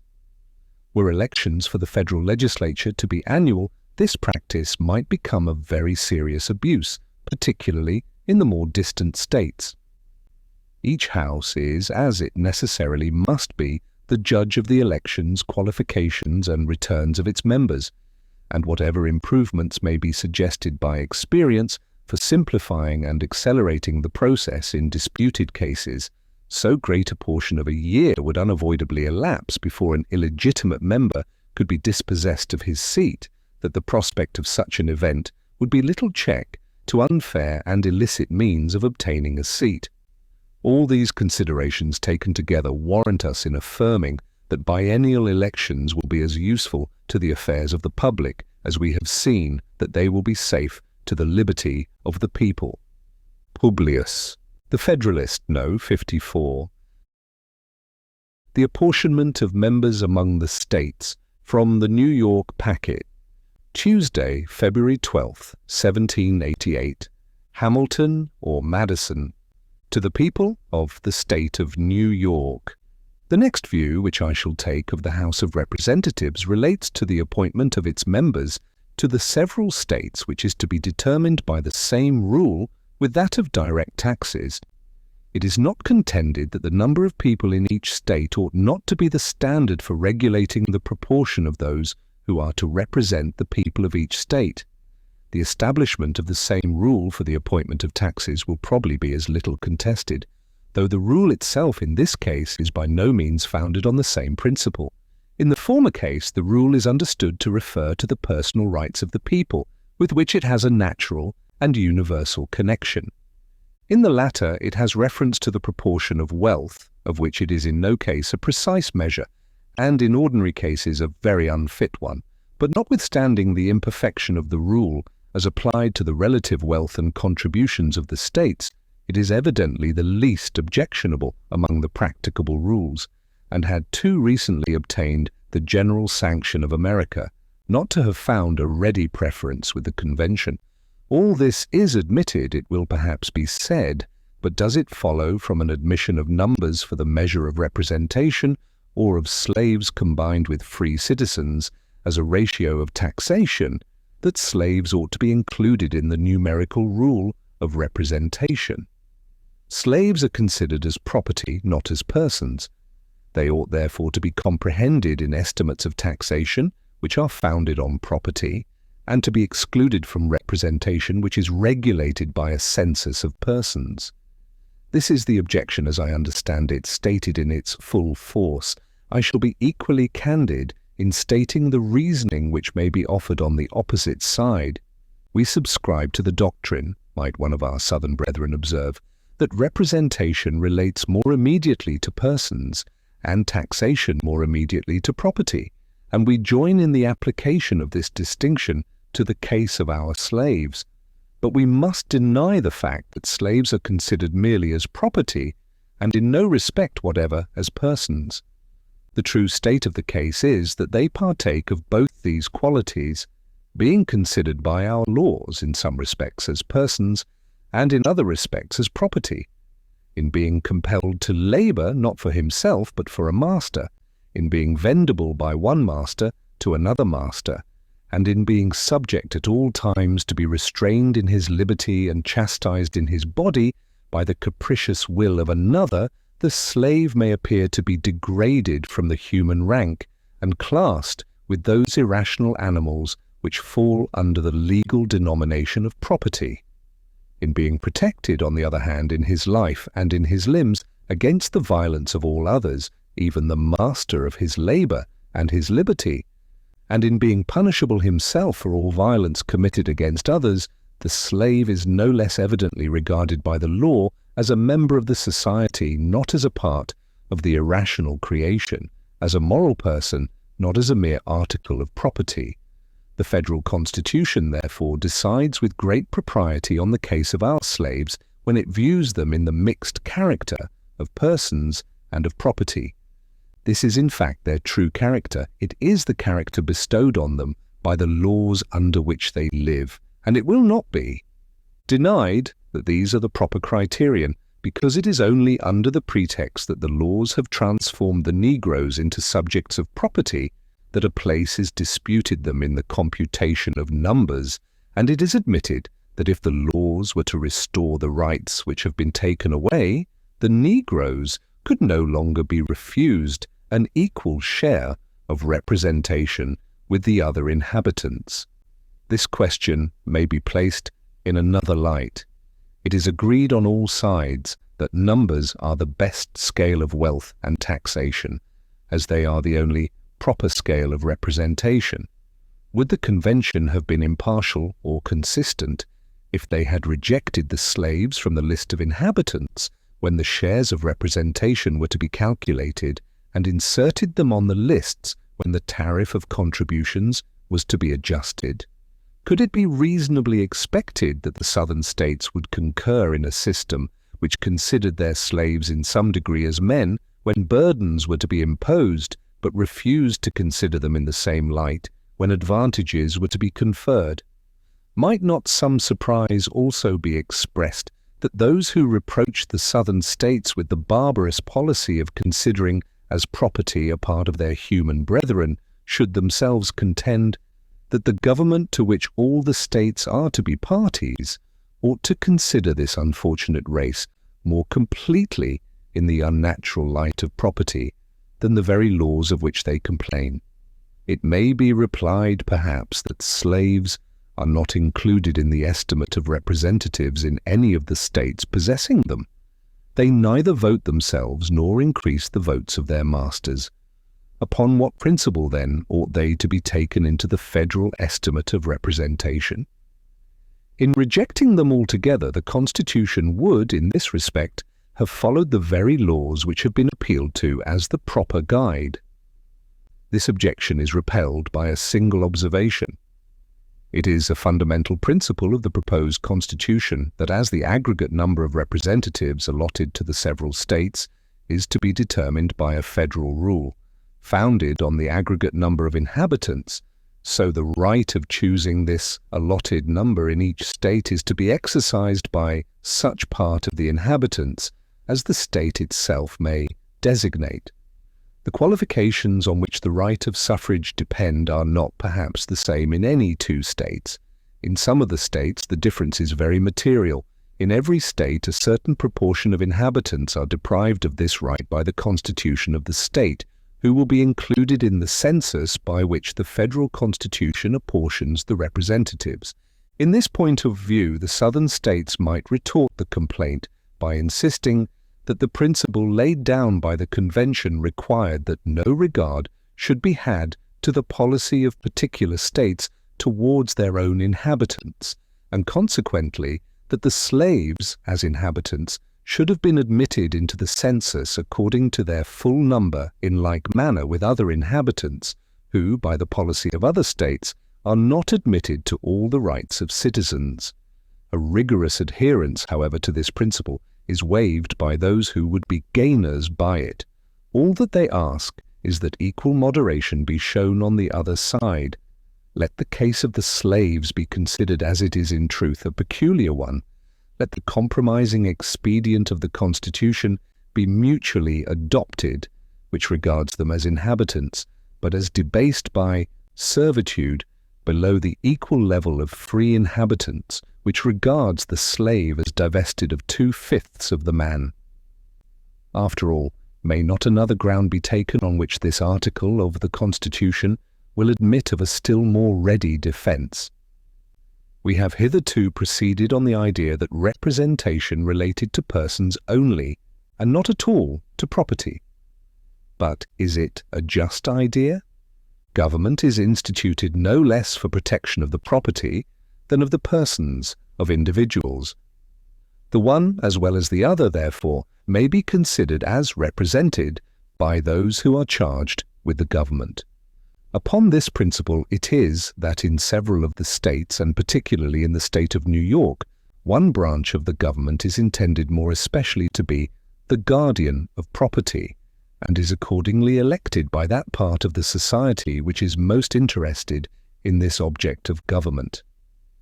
In the federal Constitution, this policy does not prevail. The rights of property are committed into the same hands with the personal rights. Some attention ought therefore to be paid to property in the choice of those hands. For another reason, the votes allowed in the federal legislature to the people of each state ought to bear some proportion to the comparative wealth of the states.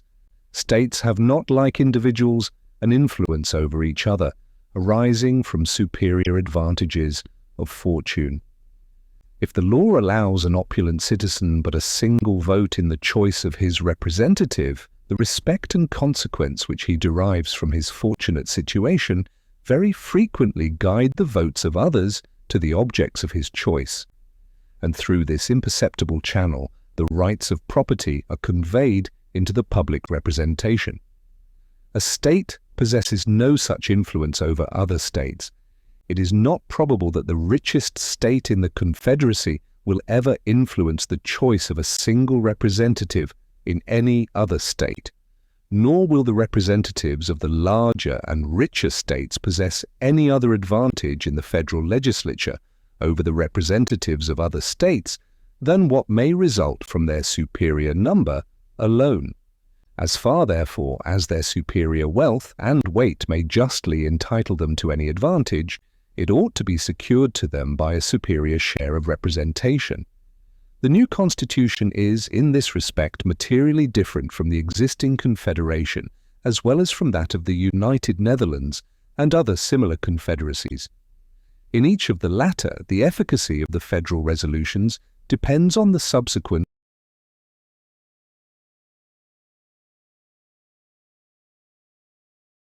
and voluntary resolutions of the states composing the Union.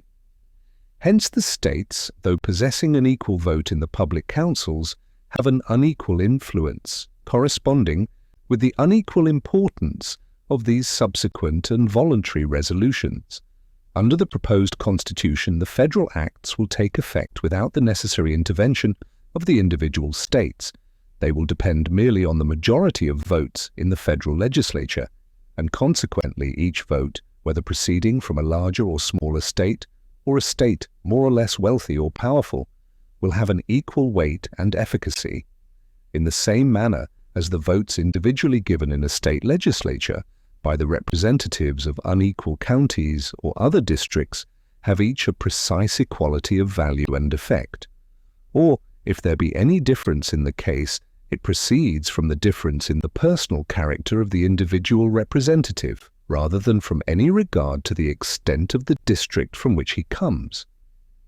Such is the reasoning which an advocate for the Southern interests might employ on this subject, and although it may appear to be a little strained in some points, yet, on the whole, I must confess that it fully reconciles me to the scale of representation which the Convention have established. In one respect, the establishment of a common measure for representation and taxation will have a very salutary effect. As the accuracy of the census to be obtained by the Congress will necessarily depend in a considerable degree on the disposition, if not on the cooperation, of the states, it is of great importance that the states should feel as little bias as possible to swell or to reduce the amount of their numbers. Were their share of representation alone to be governed by this rule, they would have an interest in exaggerating their inhabitants. Were the rule to decide their share of taxation alone, a contrary temptation would prevail. By extending the rule to both objects, the states will have opposite interests, which will control and balance each other and produce the requisite impartiality. Publius. The Federalist, No. 55. The total number of the House of Representatives from the New York packet. Friday, February 15th, 1788. Hamilton or Madison. To the people of the state of New York. The number of which the House of Representatives is to consist forms another and a very interesting point of view, under which this branch of the federal legislature may be contemplated. Scarce any article, indeed, in the whole Constitution seems to be rendered more worthy of attention by the weight of character and the apparent force of argument with which it has been assailed. The charges exhibited against it are, first, that so small a number of representatives will be an unsafe depository of the public interests. Secondly, that they will not possess a proper knowledge of the local circumstances of their numerous constituents. Thirdly, that they will be taken from that class of citizens which will sympathize least with the feelings of the mass of the people and be most likely to aim at a permanent elevation of the few on the depression of the many. Fourthly, that defective as the number will be in the first instance, it will be more and more disproportionate by the increase of the people and the obstacles which will prevent a correspondent increase of the representatives. In general, it may be remarked on this subject that no political problem is less susceptible of a precise solution than that which relates to the number most convenient for a representative legislature. Nor is there any point on which the policy of the several states is more at variance, whether we compare their legislative assemblies directly with each other or consider the proportions which they respectively bear to the number of their constituents. Passing over the difference between the smallest and largest states, as Delaware, whose most numerous branch consists of 21 representatives, and Massachusetts, where it amounts to between 300 and 400, a very considerable difference is observable among states nearly equal in population. The number of representatives in Pennsylvania is not more than 1/5 of that in the state last mentioned. New York, whose population is to that of South Carolina as 6 to 5, has little more than 1/3 of the number of representatives. As great a disparity prevails between the states of Georgia and Delaware or Rhode Island. In Pennsylvania, the representatives do not bear a greater proportion to their constituents than of 1 for every 4 or 5,000. In Rhode Island, they bear a proportion of at least 1 for every 1,000, and according to the Constitution of Georgia, the proportion may be carried to 1 to every 10 electors, and must unavoidably far exceed the proportion in any of the other states. Another general remark to be made is that the ratio between the representatives and the people ought not to be the same where the latter are very numerous as where they are very few. Were the representatives in Virginia to be regulated by the standard in Rhode Island, they would at this time amount to between 400 and 500, and 20 or 30 years hence to 1,000. On the other hand, the ratio of Pennsylvania, if applied to the state of Delaware, would reduce the representative assembly of the latter to 7 or 8 members. Nothing can be more fallacious than to found our political calculations on arithmetical principles. 60 or 70 men may be more properly trusted with a given degree of power than 6 or 7, but it does not follow that 600 or 700 would be proportionably a better depository. And if we carry on the supposition to 6,000 or 7,000, the whole reasoning ought to be reversed. The truth is that in all cases a certain number at least seems to be necessary to secure the benefits of free consultation and discussion, and to guard against too easy a combination for improper purposes. As, on the other hand, the number ought at most to be kept within a certain limit, in order to avoid the confusion and intemperance of a multitude. In all very numerous assemblies of whatever character composed, passion never fails to wrest the scepter from reason. Had every Athenian citizen been a Socrates, every Athenian assembly would still have been a mob. It is necessary also to recollect here the observations which were applied to the case of biennial elections, for the same reason that the limited powers of the Congress and the control of the state legislatures justify less frequent elections than the public safely might otherwise require. The members of the Congress need be less numerous than if they possessed the whole power of legislation and were under no other than the ordinary restraints of other legislative bodies. With these general ideas in our mind, let us weigh the objections which have been stated against the number of members proposed for the House of Representatives. It is said, in the first place, that so small a number cannot be safely trusted with so much power, the number of which this branch of the legislature is to consist at the outset of the government will be 65.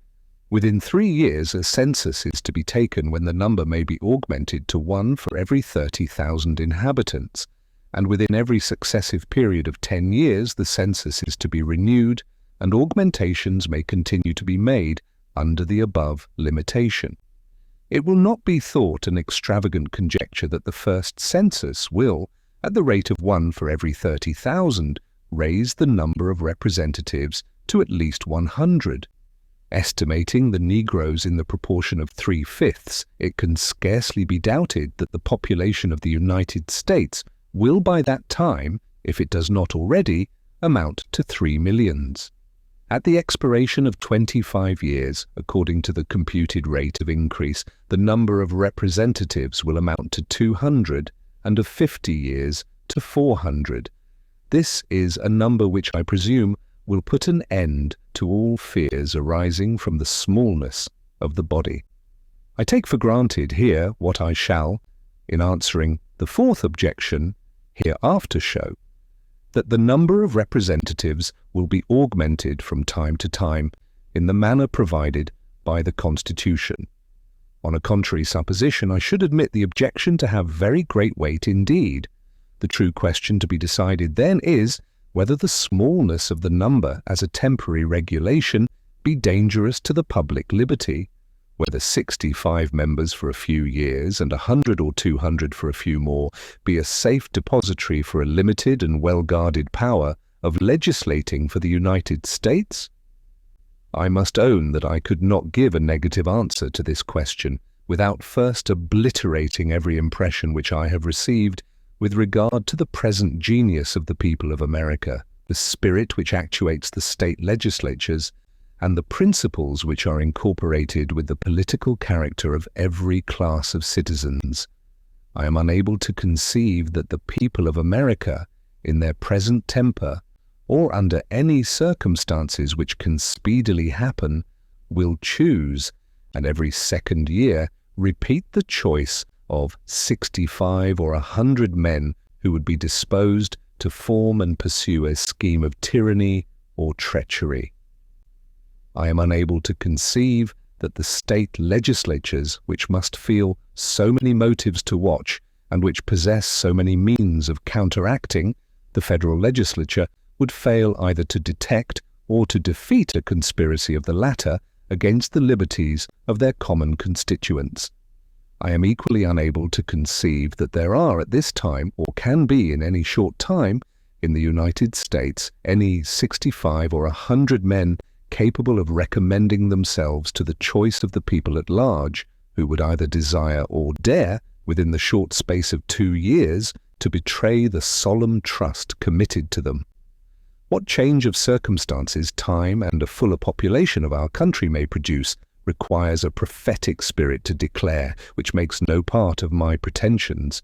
But, judging from the circumstances now before us, and from the probable state of them within a moderate period of time, I must pronounce that the liberties of America cannot be unsafe in the number of hands proposed by the federal Constitution. From what quarter can the danger proceed? Are we afraid of foreign gold?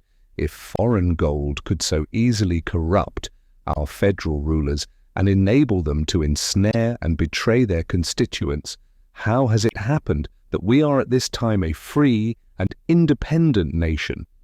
The Congress which conducted us through the Revolution was a less numerous body than their successors will be. They were not chosen by nor responsible to their fellow citizens at large.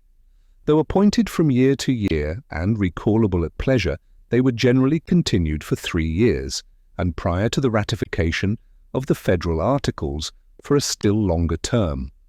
They held their consultations always under the veil of secrecy. They had the sole transaction of our affairs with foreign nations.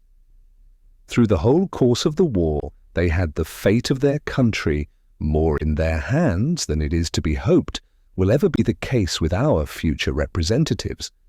And from the greatness of the prize at stake and the eagerness of the party which lost it, it may well be supposed that the use of other means than force would not have been scrupled. Yet we know by happy experience that the public trust was not betrayed, nor has the purity of our public councils in this particular ever suffered, even from the whispers of calumny. Is the danger apprehended from the other branches of the federal government? But where are the means to be found by the President or the Senate, or both? Their emoluments of office, it is to be presumed, will not, and without a previous corruption of the House of Representatives, cannot more than suffice for very different purposes. Their private fortunes, as they must all be American citizens, cannot possibly be sources of danger. The only means, then, which they can possess will be in the dispensation of appointments. Is it here that suspicion rests her charge? Sometimes we are told that this fund of corruption is to be exhausted by the President in subduing the virtue of the Senate. Now the fidelity of the other house is to be the victim. The improbability of such a mercenary and perfidious combination of the several members of government standing on as different foundations as republican principles will well admit, and at the same time accountable to the society over which they are placed, ought alone to quiet this apprehension. But fortunately, the Constitution has provided a still further safeguard. The members of the Congress are rendered ineligible to any civil offices that may be created or of which the emoluments may be increased during the term of their election. No offices, therefore, can be dealt out to the existing members but such as may become vacant by ordinary casualties, and to suppose that these would be sufficient to purchase the guardians of the people, selected by the people themselves, is to renounce every rule by which events ought to be calculated, and to substitute an indiscriminate and unbounded jealousy with which all reasoning must be vain. The sincere friends of liberty who give themselves up to the extravagancies of this passion are not aware of the injury they do their own cause, as there is a degree of depravity in mankind which requires a certain degree of circumspection and distrust. So there are other qualities in human nature which justify a certain portion of esteem and confidence. Republican government presupposes the existence of these qualities in a higher degree than any other form. With the pictures which have been drawn by the political jealousy of some among us faithful likenesses of the human character, the inference would be that there is not sufficient virtue among men for self-government, and that nothing less than the chains of despotism can restrain them from destroying and devouring one another. Publius, the Federalist, No. 56. The same subject continued, the total number of the House of Representatives. From the New York Packet.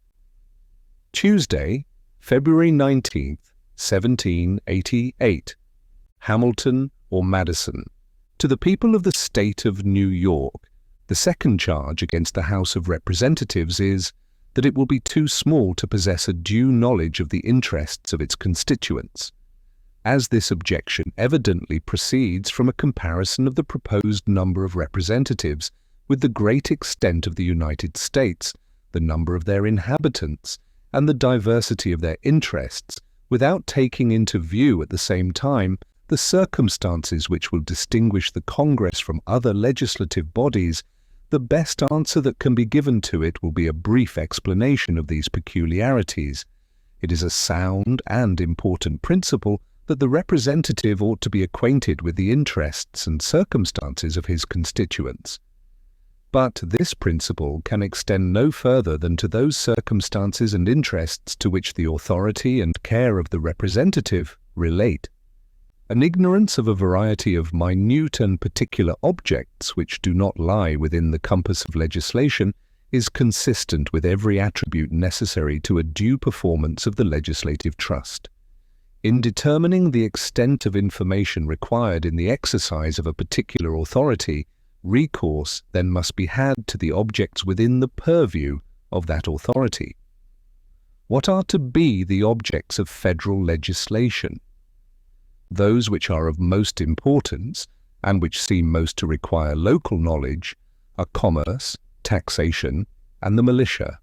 A proper regulation of commerce requires much information, as has been elsewhere remarked, but as far as this information relates to the laws and local situation of each individual state, a very few representatives would be very sufficient vehicles of it to the federal councils. Taxation will consist, in a great measure, of duties which will be involved in the regulation of commerce. So far the preceding remark is applicable to this object. As far as it may consist of internal collections, a more diffusive knowledge of the circumstances of the state may be necessary. But will not this also be possessed in sufficient degree by a very few intelligent men, diffusively elected within the state? Divide the largest state into 10 or 12 districts, and it will be found that there will be no peculiar local interests in either, which will not be within the knowledge of the representative of the district. Besides this source of information, the laws of the state, framed by representatives from every part of it, will be almost of themselves a sufficient guide. In every state there have been made, and must continue to be made, regulations on this subject which will, in many cases, leave little more to be done by the federal legislature than to review the different laws and reduce them in one general act. A skillful individual in his closet with all the local codes before him might compile a law on some subjects of taxation for the whole Union without any aid from oral information, and it may be expected that whenever internal taxes may be necessary, and, particularly in cases requiring uniformity throughout the states, the more simple objects will be preferred. To be fully sensible of the facility which will be given to this branch of federal legislation by the assistance of the state codes, we need only suppose for a moment that this or any other state were divided into a number of parts, each having and exercising within itself a power of local legislation. Is it not evident that a degree of local information and preparatory labour would be found in the several volumes of their proceedings, which would very much shorten the labours of the general legislature and render a much smaller number of members sufficient for it? The federal councils will derive great advantage from another circumstance. The representatives of each state will not only bring with them a considerable knowledge of its laws and a local knowledge of their respective districts, but will probably in all cases have been members, and may even at the very time be members, of the state legislature, where all the local information and interests of the state are assembled, and from whence they may easily be conveyed by a very few hands into the legislature of the United States. The observations made on the subject of taxation apply with greater force to the case of the militia, for however different the rules of discipline may be in different states, they are the same throughout each particular state, and depend on circumstances which can differ but little in different parts of the same state. The attentive reader will discern that the reasoning here used to prove the sufficiency of a moderate number of representatives does not in any respect contradict what was urged on another occasion with regard to the extensive information which the representatives ought to possess, and the time that might be necessary for acquiring it. This information, so far as it may relate to local objects, is rendered necessary and difficult, not by a difference of laws and local circumstances within a single state, but of those among different states. Taking each state by itself, its laws are the same, and its interests but little diversified. A few men, therefore, will possess all the knowledge requisite for a proper representation of them. Were the interests and affairs of each individual state perfectly simple and uniform, a knowledge of them in one part would involve a knowledge of them in every other, and the whole state might be competently represented by a single member taken from any part of it. On a comparison of the different states together, we find a great dissimilarity in their laws, and in many other circumstances connected with the objects of federal legislation, with all of which the federal representatives ought to have some acquaintance. Whilst a few representatives, therefore, from each state may bring with them a due knowledge of their own state, every representative will have much information to acquire concerning all the other states. The changes of time, as was formerly remarked on the comparative situation of the different states, will have an assimilating effect. The effect of time on the internal affairs of the states, taken singly, will be just the contrary. At present, some of the states are little more than a society of husbandmen. Few of them have made much progress in those branches of industry which give a variety and complexity to the affairs of a nation. These, however, will in all of them be the fruits of a more advanced population, and will require, on the part of each state, a fuller representation. The foresight of the Convention has accordingly taken care that the progress of population may be accompanied with a proper increase of the representative branch of the government. The experience of Great Britain, which presents to mankind so many political lessons, both of the monetary and exemplary kind, and which has been frequently consulted in the course of these inquiries, corroborates the result of the reflections which we have just made. The number of inhabitants in the two kingdoms of England and Scotland cannot be stated at less than 8 millions. The representatives of these 8 millions in the House of Commons amount to 558. Of this number, 1/9 are elected by 364 persons, and 1/2 by 5,723 persons. 1. It cannot be supposed that the half thus elected, and who do not even reside among the people at large, can add anything either to the security of the people against the government or to the knowledge of their circumstances and interests in the legislative councils. On the contrary, it is notorious that they are more frequently the representatives and instruments of the executive magistrate than the guardians and advocates of the popular rights. They might therefore, with great propriety, be considered as something more than a mere deduction from the real representatives of the nation. We will, however, consider them in this light alone, and will not extend the deduction to a considerable number of others who do not reside among their constituents, are very faintly connected with them, and have very little particular knowledge of their affairs. With all these concessions, 279 persons only will be the depository of the safety, interest, and happiness of 8 millions. That is to say, there will be one representative only to maintain the rights and explain the situation. Of 28,670 constituents in an assembly exposed to the whole force of executive influence and extending its authority to every object of legislation within a nation whose affairs are in the highest degree diversified and complicated.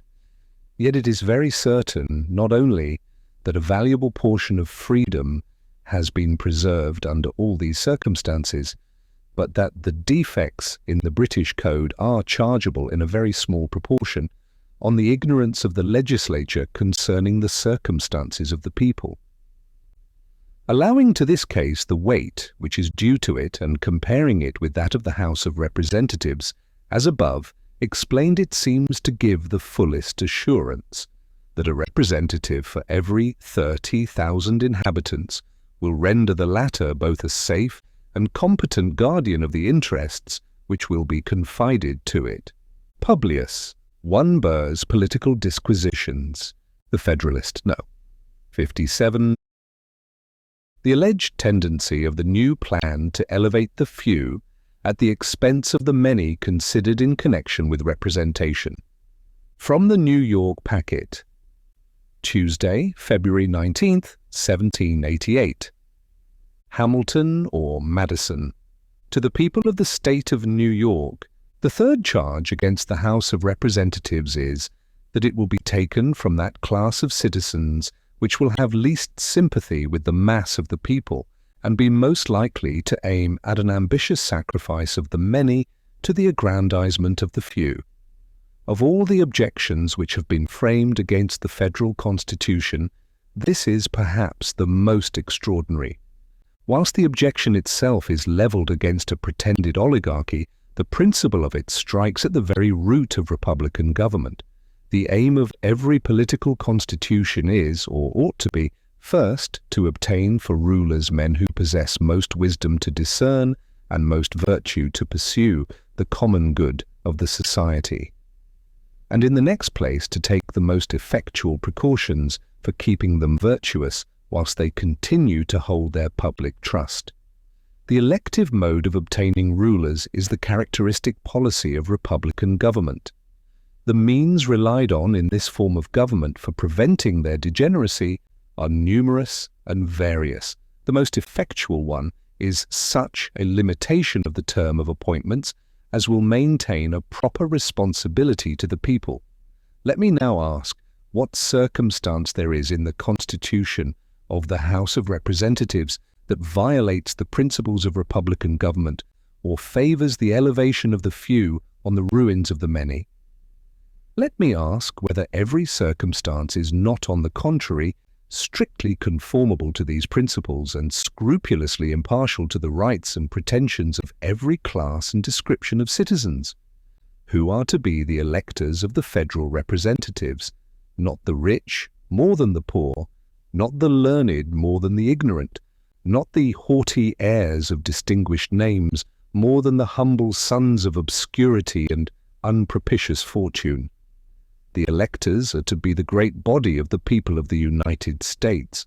They are to be the same who exercise the right in every state of electing the corresponding branch of the legislature of the state, who are to be the objects of popular choice, every citizen whose merit may recommend him to the esteem and confidence of his country. No qualification of wealth, of birth, of religious faith, or of civil profession is permitted to fetter the judgment or disappoint the inclination of the people.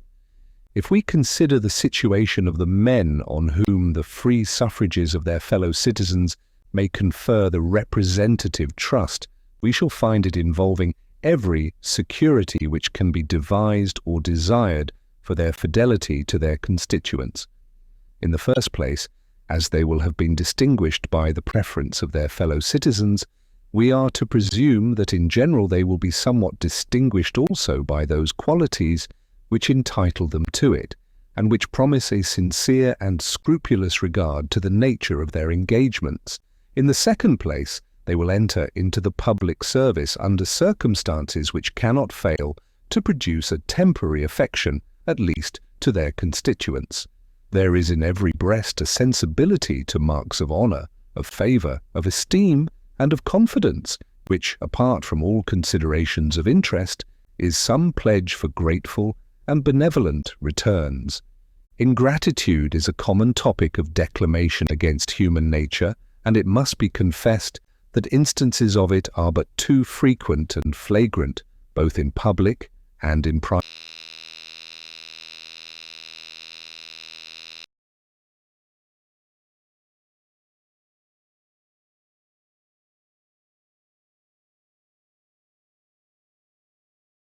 life.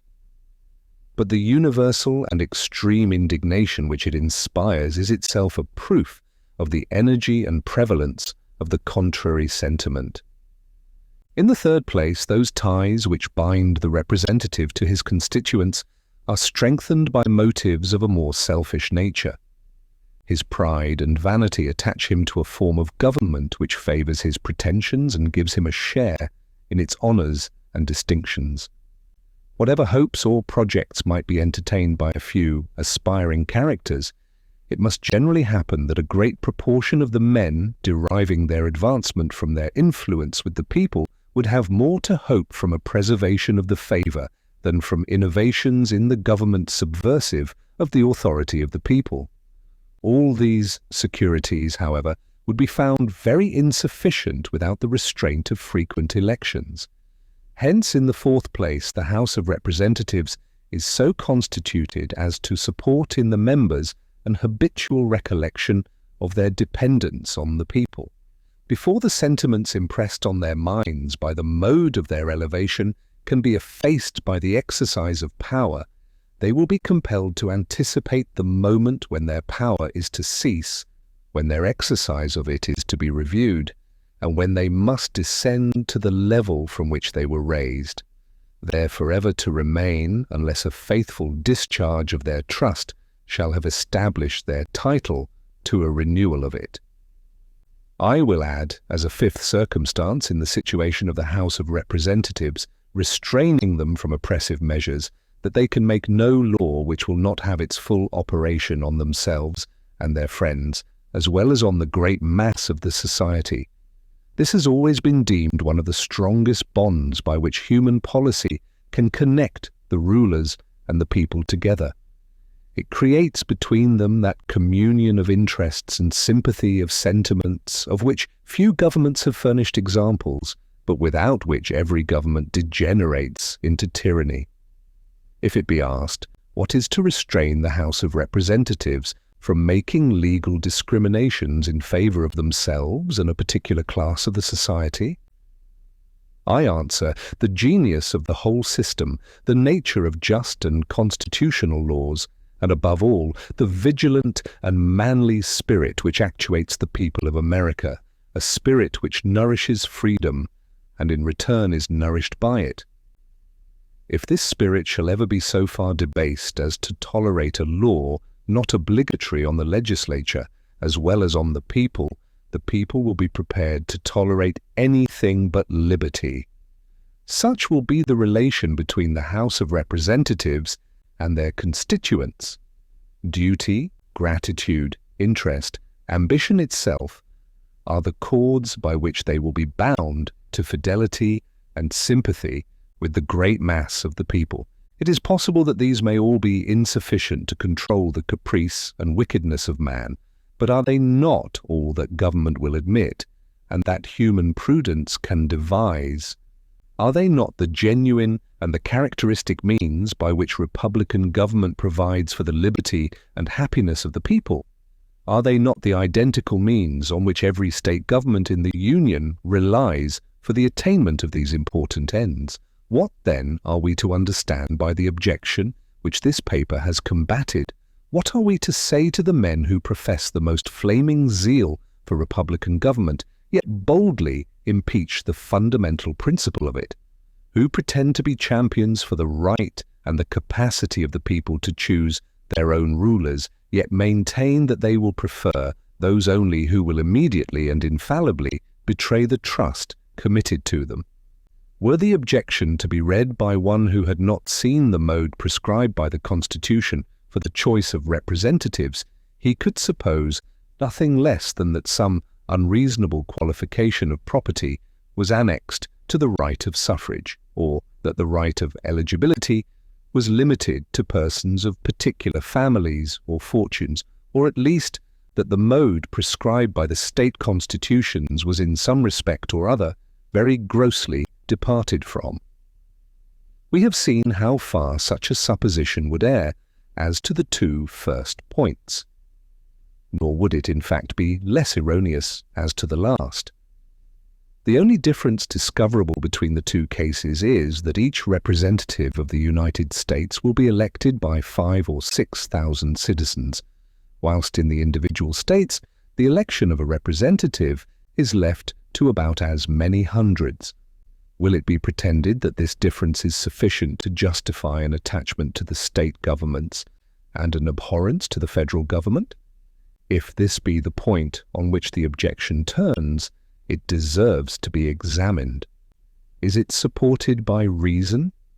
This cannot be said without maintaining that 5,000 or 6,000 citizens are less capable of choosing a fit representative or more liable to be corrupted by an unfit one than 500 or 600. Reason, on the contrary, assures us that as in so great a number a fit representative would be most likely to be found, so the choice would be less likely to be diverted from him by the intrigues of the ambitious, or the bribes of the rich. Is the consequence from this doctrine admissible? If we say that 500 or 600 citizens are as many as can jointly exercise their right of suffrage, must we not deprive the people of the immediate choice of their public servants in every instance where the administration of the government does not require as many of them as will amount to one for that number of citizens? Is the doctrine warranted by fact? It was shown in the last paper that the real representation in the British House of Commons very little exceeds the proportion of 1 for every 30,000 inhabitants. Besides a variety of powerful causes not existing here, and which favour in that country the pretensions of rank and wealth, no person is eligible as a representative of a county unless he possess real estate of the clear value of £600 sterling per year, nor of a city or borough unless he possess a like estate of half that annual value. To this qualification on the part of the county representatives is added another on the part of the county electors, which restrains the right of suffrage to persons having a freehold estate of the annual value of more than £20 sterling, according to the present rate of money. Notwithstanding these unfavourable circumstances, and notwithstanding some very unequal laws in the British Code, it cannot be said that the representatives of the nation have elevated the few on the ruins of the many. But we need not resort to foreign experience on this subject. Our own is explicit and decisive. The districts in New Hampshire in which the senators are chosen immediately by the people are nearly as large as will be necessary for her representatives in the Congress. Those of Massachusetts are larger than will be necessary for that purpose, and those of New York still more so. In the last state, the members of Assembly for the cities and counties of New York and Albany are elected by very nearly as many voters as will be entitled to a representative in the Congress, calculating on the number of 65 representatives only. It makes no difference that in these senatorial districts and counties, a number of representatives are voted for by each elector at the same time. If the same electors at the same time are capable of choosing 4 or 5 representatives, they cannot be incapable of choosing one. Pennsylvania is an additional example. Some of her counties, which elect her state representatives, are almost as large as her districts will be by which her federal representatives will be elected. The city of Philadelphia is supposed to contain between 50 and 60,000 souls. It will therefore form nearly 2 districts for the choice of federal representatives. It forms, however, but one county in which every elector votes for each of its representatives in the state legislature. And what may appear to be still more directly to our purpose, the whole city actually elects a single member for the Executive Council. This is the case in all the other counties of the state. Are not these facts the most satisfactory proofs of the fallacy which has been employed against the branch of the federal government under consideration?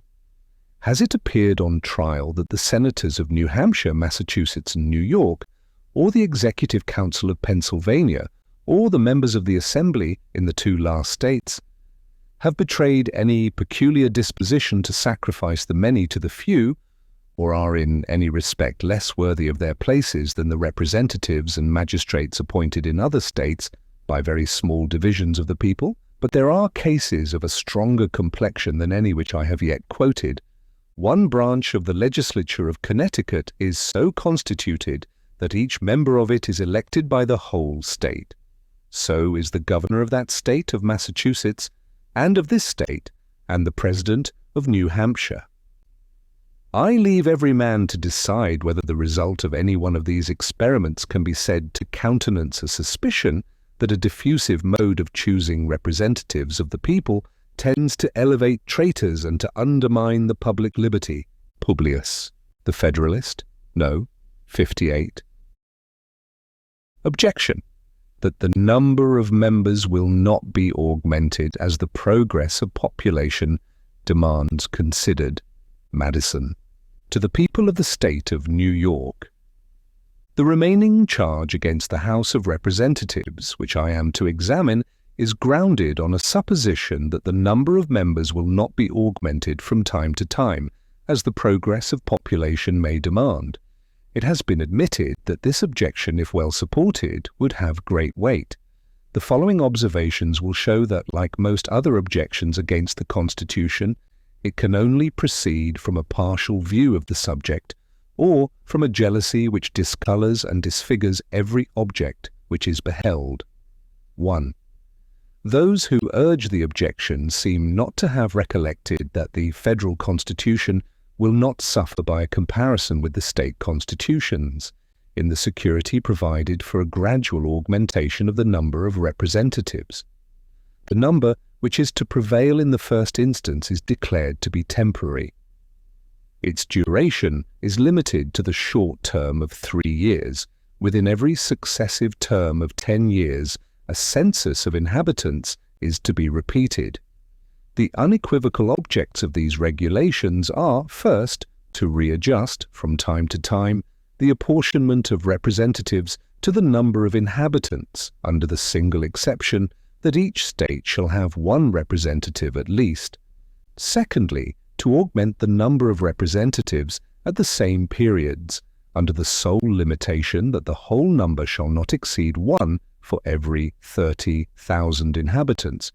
If we review the constitutions of the several states, we shall find that some of them contain no determinate regulations on this subject, that others correspond pretty much on this point with the federal constitution, and that the most effectual security in any of them is resolvable into a mere directory provision. 2. As far as experience has taken place on this subject, a gradual increase of representatives under the state constitutions has at least kept pace with that of the constituents, and it appears that the former have been as ready to concur in such measures as the latter have been to call for them. 3. There is a peculiarity in the federal constitution which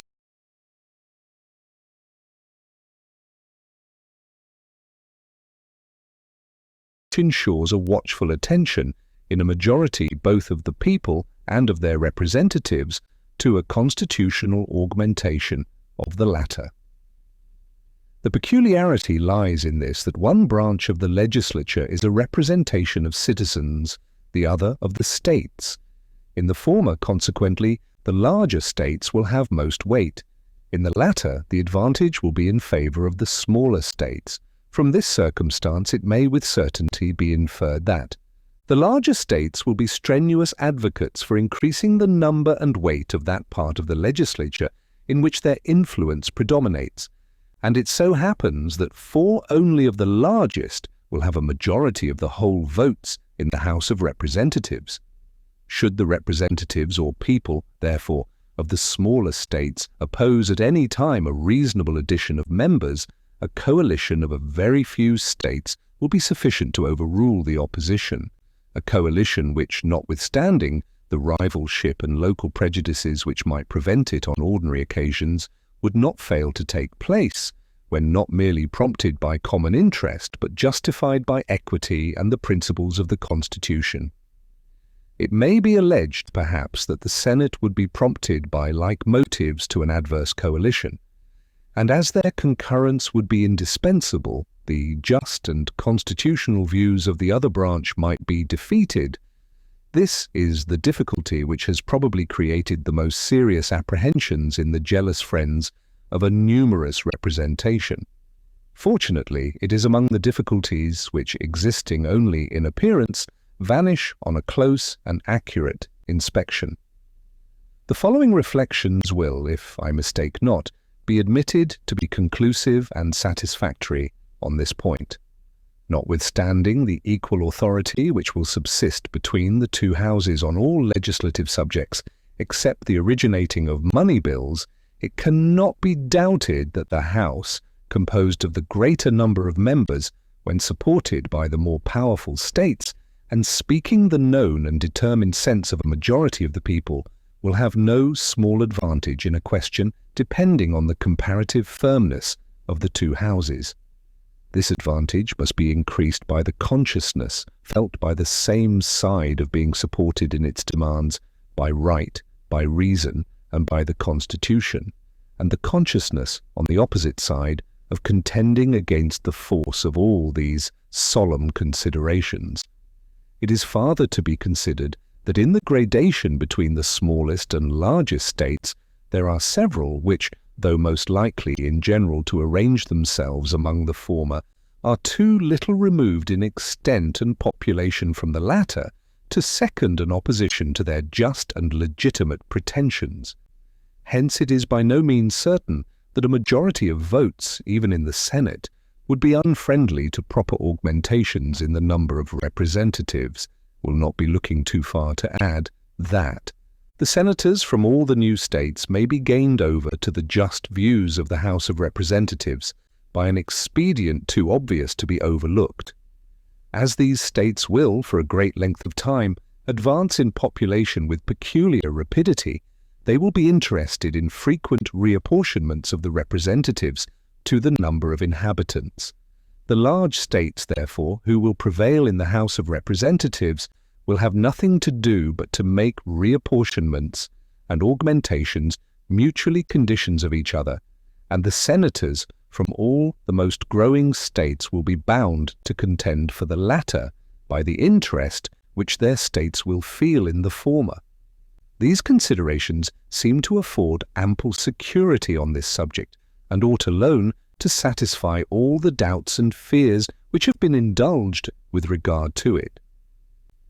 Admitting, however, that they should all be insufficient to subdue the unjust policy of the smaller states, or their predominant influence in the councils of the Senate, a constitutional and infallible resource still remains with the larger states, by which they will be able at all times to accomplish their just purposes.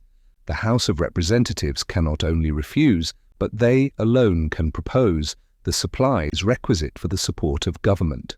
They, in a word, hold the purse, that powerful instrument by which we behold, in the history of the British Constitution, an infant and humble representation of the people, gradually enlarging the sphere of its activity and importance, and finally reducing, as far as it seems to have wished, all the overgrown prerogatives of the other branches of the government. This power over the purse may in fact be regarded as the most complete and effectual weapon with which any constitution can arm the immediate representatives of the people for obtaining a redress of every grievance and for carrying into effect every just and salutary measure. But will not the House of Representatives be as much interested as the Senate in maintaining the government in its proper functions, and will they not therefore be unwilling to stake its existence or its reputation on the pliancy of the Senate? Or if such a trial of firmness between the two branches were hazarded, would not the one be as likely first to yield as the other? These questions will create no difficulty with those who reflect that in all cases the smaller the number and the more permanent and conspicuous the station of men in power, the stronger must be the interest which they will individually feel in whatever concerns the government. Those who represent the dignity of their country in the eyes of other nations will be particularly sensible to every prospect of public danger or of dishonourable stagnation in public affairs. To those causes we are to ascribe the continual triumph of the British House of Commons over the other branches of the government whenever the engine of a money bill has been employed. An absolute inflexibility on the side of the latter, although it could not have failed to involve every department of the state in the general confusion, has neither been apprehended nor experienced. The utmost degree of firmness that can be displayed by the Federal Senate or President will not be more than equal to a resistance in which they will be supported by constitutional and patriotic principles. In this review of the Constitution of the House of Representatives, I have passed over the circumstances of economy which, in the present state of affairs, might have had some effect in lessening the temporary number of representatives, and a disregard of which would probably have been as rich a theme of declamation against the Constitution as has been shown by the smallness of the number proposed. I omit also any remarks on the difficulty which might be found, under present circumstances, in engaging in the federal service a large number of such characters as the people will probably elect. One observation, however, I must be permitted to add on this subject as claiming, in my judgment, a very serious attention. It is that in all legislative assemblies, the greater the number composing them may be, the fewer will be the men who will in fact direct their proceedings. In the first place, the more numerous an assembly may be, of whatever characters composed, the greater is known to be the ascendancy of passion over reason. In the next place, the larger the number, the greater will be the proportion of members of limited information and of weak capacities. Now it is precisely on characters of this description that the eloquence and address of the few are known to act with all their force. In the ancient republics, where the whole body of the people assembled in person, a single orator or an artful statesman was generally seen to rule with as complete a sway as if a sceptre had been placed in his single hand. On the same principle, the more multitudinous a representative assembly may be rendered, the more it will partake of the infirmities incident to collective meetings of the people. Ignorance will be the dupe of cunning, and passion the slave of sophistry and declamation. The people can never err more than in supposing that by multiplying their representatives beyond a certain limit, they strengthen the barrier against the government of a few.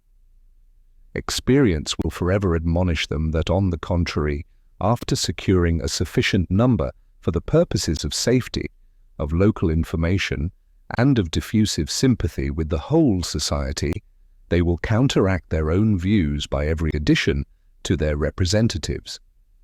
The countenance of the government may become more democratic, but the soul that animates it will be more oligarchic. The machine will be enlarged, but the fewer and often the more secret will be the springs by which its motions are directed. As connected with the objection against the number of representatives may properly be here noticed that which has been suggested against the number made competent for legislative business.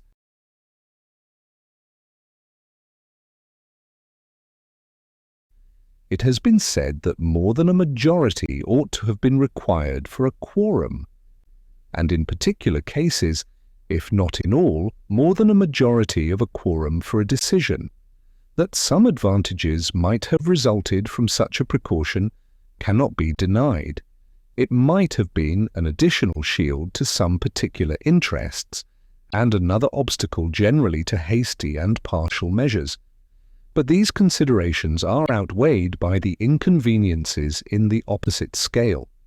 In all cases where justice or the general good might require new laws to be passed, or active measures to be pursued, the fundamental principle of free government would be reversed. It would be no longer the majority that would rule. The power would be transferred to the minority. Were the defensive privilege limited to particular cases, an interested minority might take advantage of it to screen themselves from equitable sacrifices to the general weal, or, in particular emergencies, to extort unreasonable indulgences. Lastly, it would facilitate and foster the baneful practice of secessions, a practice which has shown itself even in states where a majority only is required, a practice subversive of all the principles of order and regular government, a practice which leads more directly to public convulsions and the ruin of popular governments than any other which has yet been displayed among us. Publius, the Federalist, No. 59. Concerning the power of Congress to regulate the election of members, from the New York Packet. Friday, February 22nd, 1788. Hamilton, to the people of the State of New York. The natural order of the subject leads us to consider in this place that provision of the Constitution which authorizes the national legislature to regulate, in the last resort, the election of its own members. It is in these words, the times, places, and manner of holding elections for senators and representatives shall be prescribed in each state by the legislature thereof, but the Congress may at any time by law make or alter such regulations, except as to the places of choosing senators. 1. This provision has not only been declaimed against by those who condemn the Constitution in the gross, but it has been censured by those who have objected with less latitude and greater moderation, and in one instance it has been thought exceptionable by a gentleman who has declared himself the advocate of every other part of the system. I am greatly mistaken, notwithstanding, if there be any article in the whole plan more completely defensible than this. Its propriety rests upon the evidence of this plain proposition, that every government ought to contain in itself the means of its own preservation. Every just reasoner will, at first sight, approve an adherence to this rule in the work of the Convention, and will disapprove every deviation from it which may not appear to have been dictated by the necessity of incorporating into the work some particular ingredient with which a rigid conformity to the rule was incompatible. Even in this case, though he may acquiesce in the necessity, yet he will not cease to regard and to regret a departure from so fundamental a principle as a portion of imperfection in the system which may prove the seed of future weakness and perhaps anarchy. It will not be alleged that an election law could have been framed and inserted in the Constitution, which would have been always applicable to every probable change in the situation of the country, and it will therefore not be denied that a discretionary power over elections ought to exist somewhere. It will, I presume, be as readily conceded that there were only three ways in which this power could have been reasonably modified and disposed, that it must either have been lodged wholly in the national legislature, or wholly in the state legislatures, or primarily in the latter and ultimately in the former. The last mode has, with reason, been preferred by the Convention. They have submitted the regulation of elections for the federal government in the first instance to the local administrations, which in ordinary cases, and when no improper views prevail, may be both more convenient and more satisfactory. But they have reserved to the national authority a right to interpose whenever extraordinary circumstances might render that interposition necessary to its safety. Nothing can be more evident than that an exclusive power of regulating elections for the national government in the hands of the state legislatures would leave the existence of the Union entirely at their mercy. They could at any moment annihilate it by neglecting to provide for the choice of persons to administer its affairs. It is to little purpose to say that a neglect or omission of this kind would not be likely to take place. The constitutional possibility of the thing without an equivalent for the risk is an unanswerable objection, nor has any satisfactory reason been yet assigned for incurring that risk. The extravagant surmises of a distempered jealousy can never be dignified with that character. If we are in a humour to presume abuses of power, it is as fair to presume them on the part of the state governments as on the part of the general government. And as it is more consonant to the rules of a just theory to trust the Union with the care of its own existence than to transfer that care to any other hands, if abuses of power are to be hazarded on the one side or on the other, it is more rational to hazard them where the power would naturally be placed than where it would unnaturally be placed. Suppose an article had been introduced into the Constitution empowering the United States to regulate the elections for the particular states, would any man have hesitated to condemn it, both as an unwarrantable transposition of power and as a premeditated engine for the destruction of the state governments? The violation of principle in this case would have required no comment, and, to an unbiased observer, it will not be less apparent in the project of subjecting the existence of the national government, in a similar respect, to the pleasure of the state governments. An impartial view of the matter cannot fail to result in a conviction that each, as far as possible, ought to depend on itself for its own preservation. As an objection to this position, it may be remarked that the constitution of the National Senate would involve, in its full extent, the danger which it is suggested might flow from an exclusive power in the state legislatures to regulate the federal elections. It may be alleged that by declining the appointment of senators, they might at any time give a fatal blow to the Union, and from this it may be inferred that as its existence would be thus rendered dependent upon them in so essential a point, there can be no objection to entrusting them with it in the particular case under consideration. The interest of each state, it may be added, to maintain its representation in the national councils would be a complete security against an abuse of the trust. This argument, though specious, will not upon examination be found solid. It is certainly true that the state legislatures, by forbearing the appointment of senators, may destroy the national government. But it will not follow that because they have a power to do this in one instance they ought to have it in every other. There are cases in which the pernicious tendency of such a power may be far more decisive, without any motive equally cogent with that which must have regulated the conduct of the Convention in respect to the formation of the Senate, to recommend their admission into the system. So far as that construction may expose the Union to the possibility of injury from the state legislatures, it is an evil, but it is an evil which could not have been avoided without excluding the states, in their political capacities, wholly from a place in the organization of the national government. If this had been done, it would doubtless have been interpreted into an entire dereliction of the federal principle, and would certainly have deprived the state governments of that absolute safeguard which they will enjoy under this provision. But however wise it may have been to have submitted in this instance to an inconvenience, for the attainment of a necessary advantage or a greater good, no inference can be drawn from thence to favour an accumulation of the evil where no necessity urges nor any greater good invites. It may be easily discerned also that the national government would run a much greater risk from a power in the state legislatures over the elections of its House of Representatives than from their power of appointing the members of its Senate. The senators are to be chosen for the period of 6 years.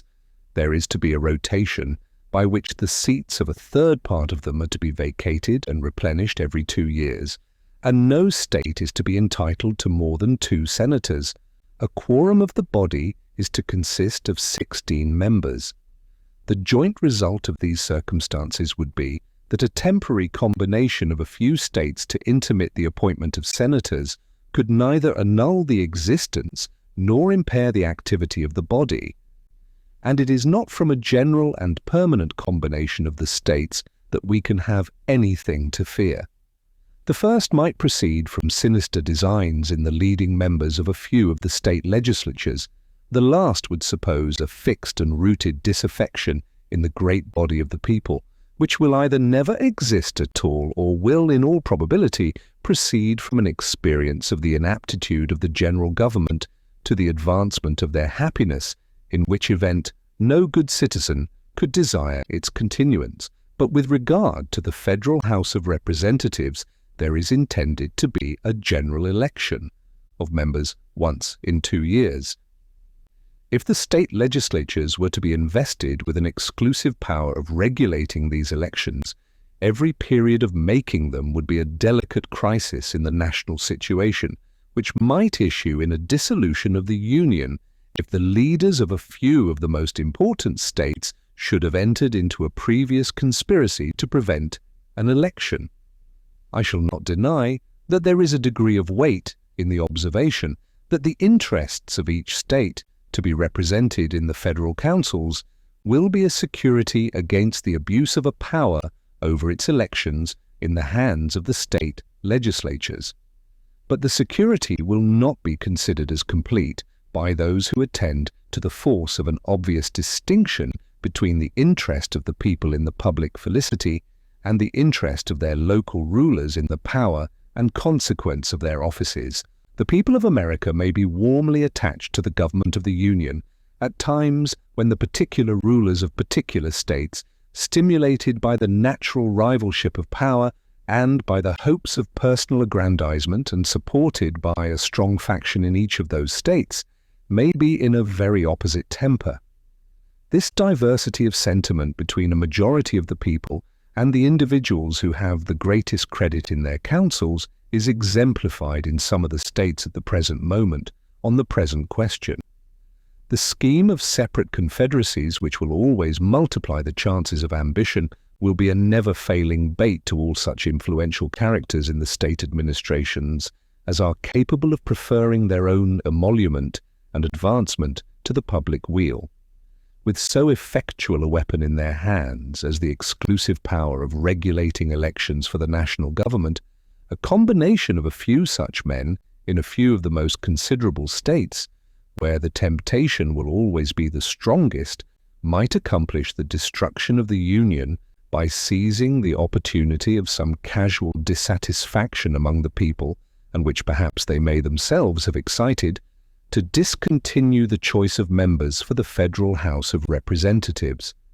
It ought never to be forgotten that a firm union of this country under an efficient government will probably be an increasing object of jealousy to more than one nation of Europe, and that enterprises to subvert it will sometimes originate in the intrigues of foreign powers, and will seldom fail to be patronized and abetted by some of them. Its preservation, therefore, ought in no case that can be avoided to be committed to the guardianship of any but those whose situation will uniformly beget an immediate interest in the faithful and vigilant performance of the trust.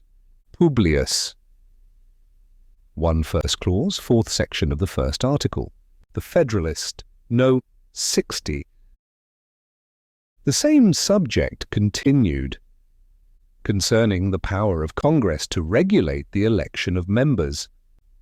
From the New York Packet, Tuesday, February 26th, 1788. Hamilton, to the people of the state of New York. We have seen that an uncontrollable power over the elections to the federal government could not, without hazard, be committed to the state legislatures. Let us now see what would be the danger on the other side, that is, from confiding the ultimate right of regulating its own elections to the Union itself. It is not pretended that this right would ever be used for the exclusion of any state from its share in the representation. The interest of all would, in this respect at least, be the security of all.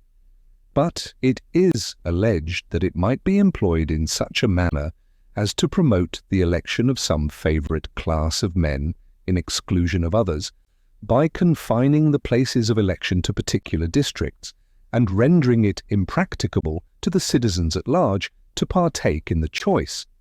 Of all chimerical suppositions, this seems to be the most chimerical. On the one hand, no rational calculation of probabilities would lead us to imagine that the disposition which a conduct so violent and extraordinary would imply could ever find its way into the national councils, and on the other, it may be concluded with certainty that if so improper a spirit should ever gain admittance into them, it would display itself in a form altogether different and far more decisive. The improbability of the attempt may be satisfactorily inferred from this single reflection, that it could never be made without causing an immediate revolt of the great body of the people, headed and directed by the state governments. It is not difficult to conceive that this characteristic right of freedom may, in certain turbulent and factious seasons, be violated in respect to a particular class of citizens by a victorious and overbearing majority, but that so fundamental a privilege in a country so situated and enlightened should be invaded to the prejudice of the great mass of the people by the deliberate policy of the government without occasioning a popular revolution is altogether inconceivable and incredible. In addition to this general reflection, there are considerations of a more precise nature which forbid all apprehension on the subject. The dissimilarity in the ingredients which will compose the national government, and still more in the manner in which they will be brought into action in its various branches, must form a powerful obstacle to a concert of views in any partial scheme of elections. There is sufficient diversity in the state of property, in the genius, manners, and habits of the people of the different parts of the Union, to occasion a material diversity of disposition in their representatives towards the different ranks and conditions in society. And though an intimate intercourse under the same government will promote a gradual assimilation in some of these respects, yet there are causes, as well physical as moral, which may, in a greater or less degree, permanently nourish different propensities and inclinations in this respect. But the circumstance which will be likely to have the greatest influence in the matter will be the dissimilar modes of constituting the several component parts of the government. The House of Representatives being to be elected immediately by the people, the Senate by the state legislatures, the President by electors chosen for that purpose by the people, there would be little probability of a common interest to cement these different branches in a predilection for any particular class of electors. As to the Senate, it is impossible that any regulation of time and manner, which is all that is proposed to be submitted to the national government in respect to that body, can affect the spirit which will direct the choice of its members. The collective sense of the state legislatures can never be influenced by extraneous circumstances of that sort, a consideration which alone ought to satisfy us that the discrimination apprehended would never be attempted. For what inducement could the Senate have to concur in a preference in which itself would not be included? Or to what purpose would it be established in reference to one branch of the legislature if it could not be extended to the other? The composition of the one would in this case counteract that of the other, and we can never suppose that it would embrace the appointments to the Senate unless we can at the same time suppose the voluntary cooperation of the state legislatures. If we make the latter supposition, it then becomes immaterial where the power in question is placed, whether in their hands or in those of the Union. But what is to be the object of this capricious partiality in the national councils? Is it to be exercised in a discrimination between the different departments of industry, or between the different kinds of property, or between the different degrees of property? Will it lean in favour of the landed interest, or the moneyed interest, or the mercantile interest, or the manufacturing interest, or, to speak in the fashionable language of the adversaries to the Constitution, will it court the elevation of the wealthy and the well-born, to the exclusion and debasement of all the rest of the society? If this partiality is to be exerted in favour of those who are concerned in any particular description of industry or property, I presume it will readily be admitted that the competition for it will lie between landed men and merchants, and I scruple not to affirm that it is infinitely less likely that either of them should gain an ascendant in the national councils than that the one or the other of them should predominate in all the local councils. The inference will be that a conduct tending to give an undue preference to either is much less to be dreaded from the former than from the latter. The several states are in various degrees addicted to agriculture and commerce. In most, if not all of them, agriculture is predominant. In a few of them, however, commerce nearly divides its empire, and in most of them has a considerable share of influence. In proportion as either prevails, it will be conveyed into the national representation, and for the very reason that this will be an emanation from a greater variety of interests and in much more various proportions than are to be found in any single state, it will be much less apt to espouse either of them with a decided partiality than the representation of any single state. In a country consisting chiefly of the cultivators of land, where the rules of an equal representation obtain, the landed interest must, upon the whole, preponderate in the government. As long as this interest prevails in most of the state legislatures, so long it must maintain a correspondent superiority in the national Senate, which will generally be a faithful copy of the majorities of those assemblies. It cannot therefore be presumed that a sacrifice of the landed to the mercantile class will ever be a favourite object of this branch of the federal legislature. In applying thus particularly to the Senate a general observation suggested by the situation of the country, I am governed by the consideration that the credulous votaries of state power cannot upon their own principles suspect that the state legislatures would be warped from their duty by any external influence. But in reality, the same situation must have the same effect, in the primative composition at least, of the Federal House of Representatives. An improper bias towards the mercantile class is as little to be expected from this quarter as from the other. In order, perhaps, to give countenance to the objection at any rate, it may be asked, is there not danger of an opposite bias in the national government, which may dispose it to endeavour to secure a monopoly of the federal administration to the landed class? As there is little likelihood that the supposition of such a bias will have any terrors for those who would be immediately injured by it, a laboured answer to this question will be dispensed with. It will be sufficient to remark, first, that for the reasons elsewhere assigned, it is less likely that any decided partiality should prevail in the councils of the Union than in those of any of its members. Secondly, that there would be no temptation to violate the Constitution in favour of the landed class, because that class would, in the natural course of things, enjoy as great a preponderancy as itself could desire. And thirdly, that men accustomed to investigate the sources of public prosperity upon a large scale must be too well convinced of the utility of commerce to be inclined to inflict upon it so deep a wound as would result from the entire exclusion of those who would best understand its interest from a share in the management of them.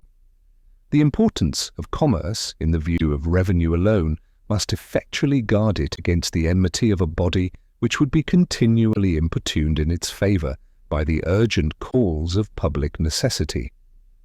I, the rather consult brevity in discussing the probability of a preference founded upon a discrimination between the different kinds of industry and property, because, as far as I understand the meaning of the objectors, they contemplate a discrimination of another kind.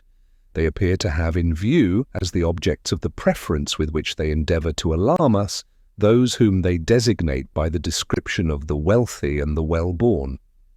These, it seems, are to be exalted to an odious preeminence over the rest of their fellow citizens. At one time, however, their elevation is to be a necessary consequence of the smallness of the representative body. At another time, it is to be effected by depriving the people at large of the opportunity of exercising their right of suffrage in the choice of that body. But upon what principle is the discrimination of the places of election to be made in order to answer the purpose of the meditated preference? Are the wealthy and the well-born, as they are called, confined to particular spots in the several states? Have they, by some miraculous instinct or foresight, set apart in each of them a common place of residence? Are they only to be met with in the towns or cities? Or are they, on the contrary, scattered over the face of the country, as avarice or chance may have happened to cast their own lot or that of their predecessors? If the latter is the case, as every intelligent man knows it to be one, is it not evident that the policy of confining the places of election to particular districts would be as subversive of its own aim as it would be exceptionable on every other account? The truth is that there is no method of securing to the rich the preference apprehended, but by prescribing qualifications of property either for those who may elect or be elected. But this forms no part of the power to be conferred upon the national government. Its authority would be expressly restricted to the regulation of the times, the places, the manner of elections. The qualifications of the persons who may choose or be chosen, as has been remarked upon other occasions, are defined and fixed in the Constitution, and are unalterable by the legislature. Let it, however, be admitted, for argument's sake, that the expedient suggested might be successful, and let it at the same time be equally taken for granted that all the scruples which a sense of duty or an apprehension of the danger of the experiment might inspire were overcome in the breasts of the national rulers. Still, I imagine it will hardly be pretended that they could ever hope to carry such an enterprise into execution without the aid of a military force sufficient to subdue the resistance of the great body of the people. The improbability of the existence of a force equal to that object has been discussed and demonstrated in different parts of these papers, but that the futility of the objection under consideration may appear in the strongest light, it shall be conceded for a moment that such a force might exist, and the national government shall be supposed to be in the actual possession of it. What will be the conclusion? With a disposition to invade the essential rights of the community, and with the means of gratifying that disposition, is it presumable that the persons who were actuated by it would amuse themselves in the ridiculous task of fabricating election laws for securing a preference to a favourite class of men? Would they not be likely to prefer a conduct better adapted to their own immediate aggrandizement? Would they not rather boldly resolve to perpetuate themselves in office by one decisive act of usurpation than to trust to precarious expedients which, in spite of all the precautions that might accompany them, might terminate in the dismission, disgrace, and ruin of their authors? Would they not fear that citizens, not less tenacious than conscious of their rights, would flock from the remote extremes of their respective states to the places of election to overthrow their tyrants, and to substitute men who would be disposed to avenge the violated majesty of the people? Publius. 1. Particularly in the southern states and in this state. The Federalist, No. 61. The same subject continued, concerning the power of Congress to regulate the election of members. From the New York Packet. Tuesday, February 26, 1788. Hamilton. To the people of the State of New York. The more candid opposers of the provision respecting elections contained in the plan of the convention, when pressed in argument, will sometimes concede the propriety of that provision, with this qualification, however, that it ought to have been accompanied with a declaration that all elections should be had in the counties where the electors resided. This, say they, was a necessary precaution against an abuse of the power. A declaration of this nature would certainly have been harmless, so far as it would have had the effect of quieting apprehensions. It might not have been undesirable, but it would in fact have afforded little or no additional security against the danger apprehended, and the want of it will never be considered by an impartial and judicious examiner as a serious, still less as an insuperable, objection to the plan. The different views taken of the subject in the two preceding papers must be sufficient to satisfy all dispassionate and discerning men that if the public liberty should ever be the victim of the ambition of the national rulers, the power under examination at least will be guiltless of the sacrifice. If those who are inclined to consult their jealousy only would exercise it in a careful inspection of the several state constitutions, they would find little less room for disquietude and alarm from the latitude which most of them allow in respect to elections than from the latitude which is proposed to be allowed to the national government in the same respect.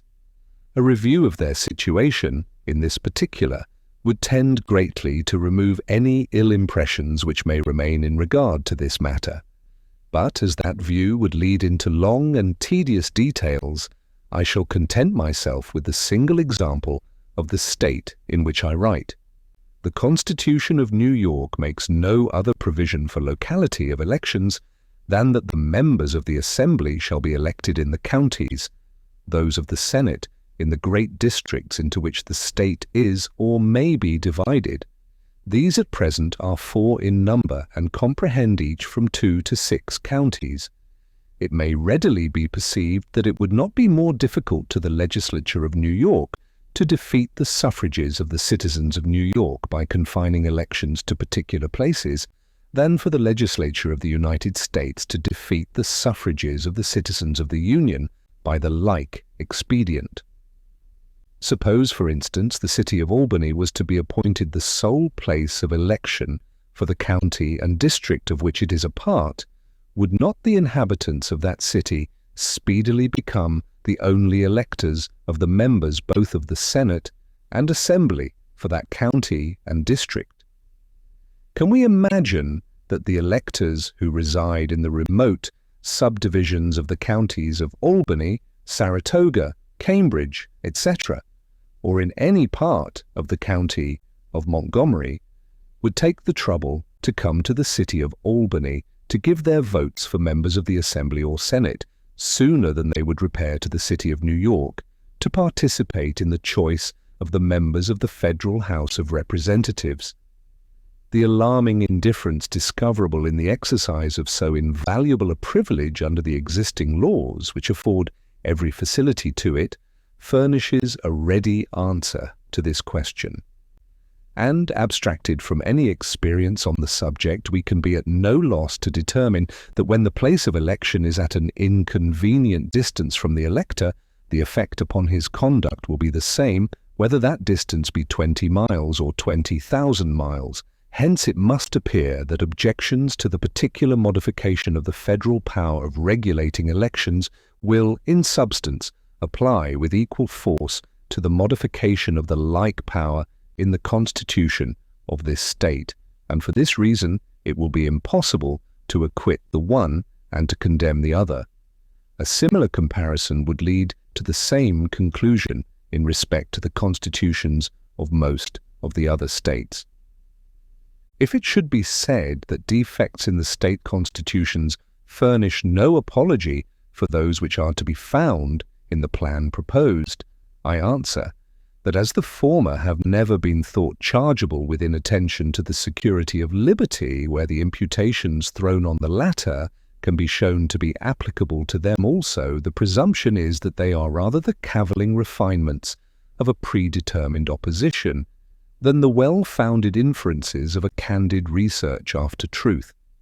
To those who are disposed to consider as innocent omissions in the state constitutions what they regard as unpardonable blemishes in the plan of the convention, nothing can be said, or at most they can only be asked to assign some substantial reason why the representatives of the people in a single state should be more impregnable to the lust of power or other sinister motives than the representatives of the people of the United States. If they cannot do this, they ought at least to prove to us that it is easier to subvert the liberties of 3 millions of people with the advantage of local governments to head their opposition than of 200,000 people who are destitute of that advantage. And in relation to the point immediately under consideration, they ought to convince us that it is less probable that a predominant faction in a single state should, in order to maintain its superiority, incline to a preference of a particular class of electors, than that a similar spirit should take possession of the representatives of 13 states spread over a vast region and in several respects distinguishable from each other by a diversity of local circumstances, prejudices, and interests. Hitherto my observations have only aimed at a vindication of the provision in question on the ground of theoretic propriety, on that of the danger of placing the power elsewhere, and on that of the safety of placing it in the manner proposed. But there remains to be mentioned a positive advantage which will result from this disposition, and which could not as well have been obtained from any other. I allude to the circumstance of uniformity in the time of elections for the Federal House of Representatives. It is more than possible that this uniformity may be found by experience to be of great importance to the public welfare, both as a security against the perpetuation of the same spirit in the body, and as a cure for the diseases of faction. If each state may choose its own time of election, it is possible there may be at least as many different periods as there are months in the year. The times of election in the several states, as they are now established for local purposes, vary between extremes as wide as March and November. The consequence of this diversity would be that there could never happen a total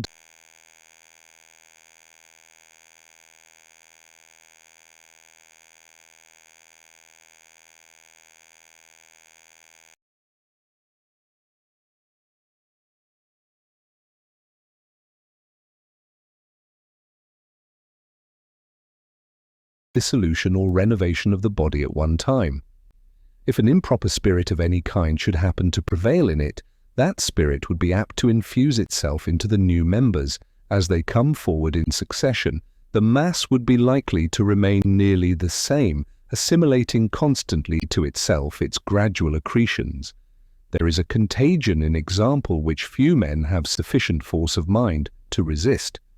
I am inclined to think that treble the duration in office with the condition of a total dissolution of the body at the same time might be less formidable to liberty than 1/3 of that duration subject to gradual and successive alterations. Uniformity in the time of elections seems not less requisite for executing the idea of a regular rotation in the Senate, and for conveniently assembling the legislature at a stated period in each year. It may be asked, why then could not a time have been fixed in the Constitution? As the most zealous adversaries of the plan of the Convention in this state are, in general, not less zealous admirers of the Constitution of the state, the question may be retorted, and it may be asked, why was not a time for the like purpose fixed in the Constitution of this state? No better answer can be given than that it was a matter which might safely be entrusted to legislative discretion. and that if a time had been appointed, it might, upon experiment, have been found less convenient than some other time. The same answer may be given to the question put on the other side, and it may be added that the supposed danger of a gradual change being merely speculative, it would have been hardly advisable upon that speculation to establish, as a fundamental point, what would deprive several states of the convenience of having the elections for their own governments and for the national government at the same epochs. Publius, the Federalist, No. 62. The Senate, for the Independent Journal, Hamilton or Madison, to the people of the state of New York, having examined the Constitution of the House of Representatives and answered such of the objections against it as seemed to merit notice, I enter next on the examination of the Senate. The heads into which this member of the government may be considered are: I. The qualification of senators. 2. The appointment of them by the state legislatures. 3rd. The equality of representation in the Senate. 5. The number of senators and the term for which they are to be elected. V. The powers vested in the Senate. I. The qualifications proposed for senators, as distinguished from those of representatives, consist in a more advanced age and a longer period of citizenship. A senator must be 30 years of age at least, as a representative must be 25, and the former must have been a citizen 9 years, as 7 years are required for the latter.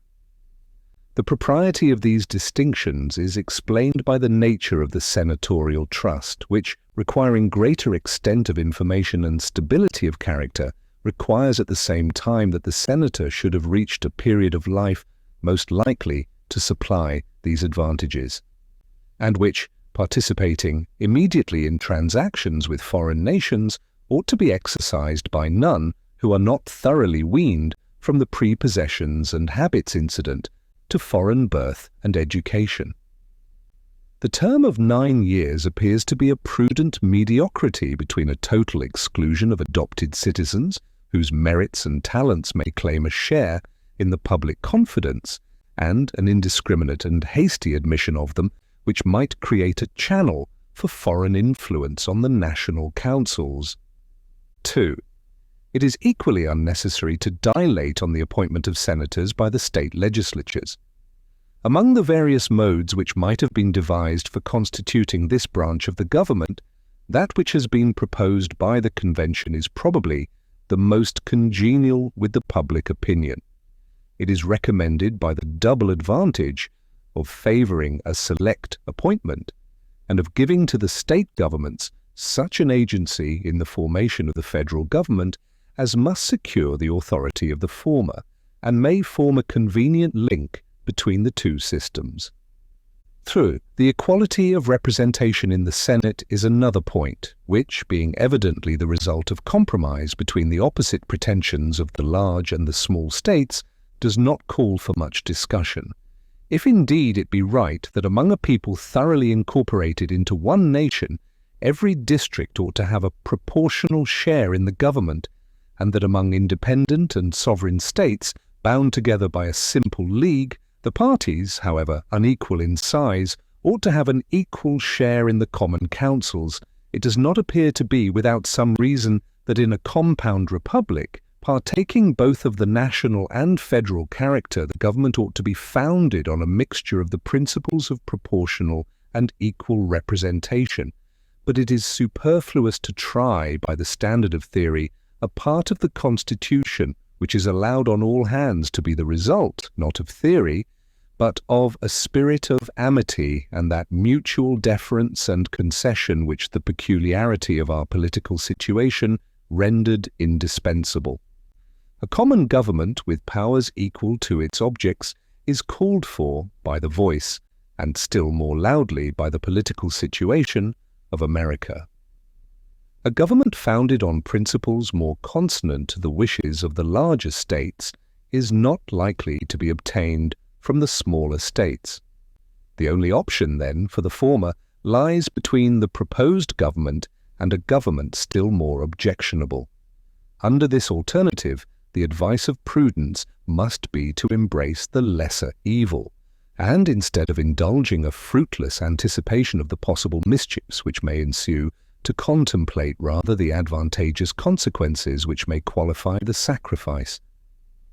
In this spirit, it may be remarked that the equal vote allowed to each state is at once a constitutional recognition of the portion of sovereignty remaining in the individual states, and an instrument for preserving that residuary sovereignty.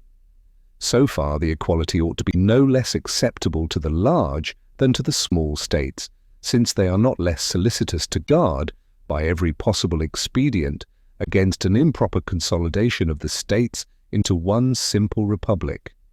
Another advantage accruing from this ingredient in the constitution of the Senate is the additional impediment it must prove against improper acts of legislation.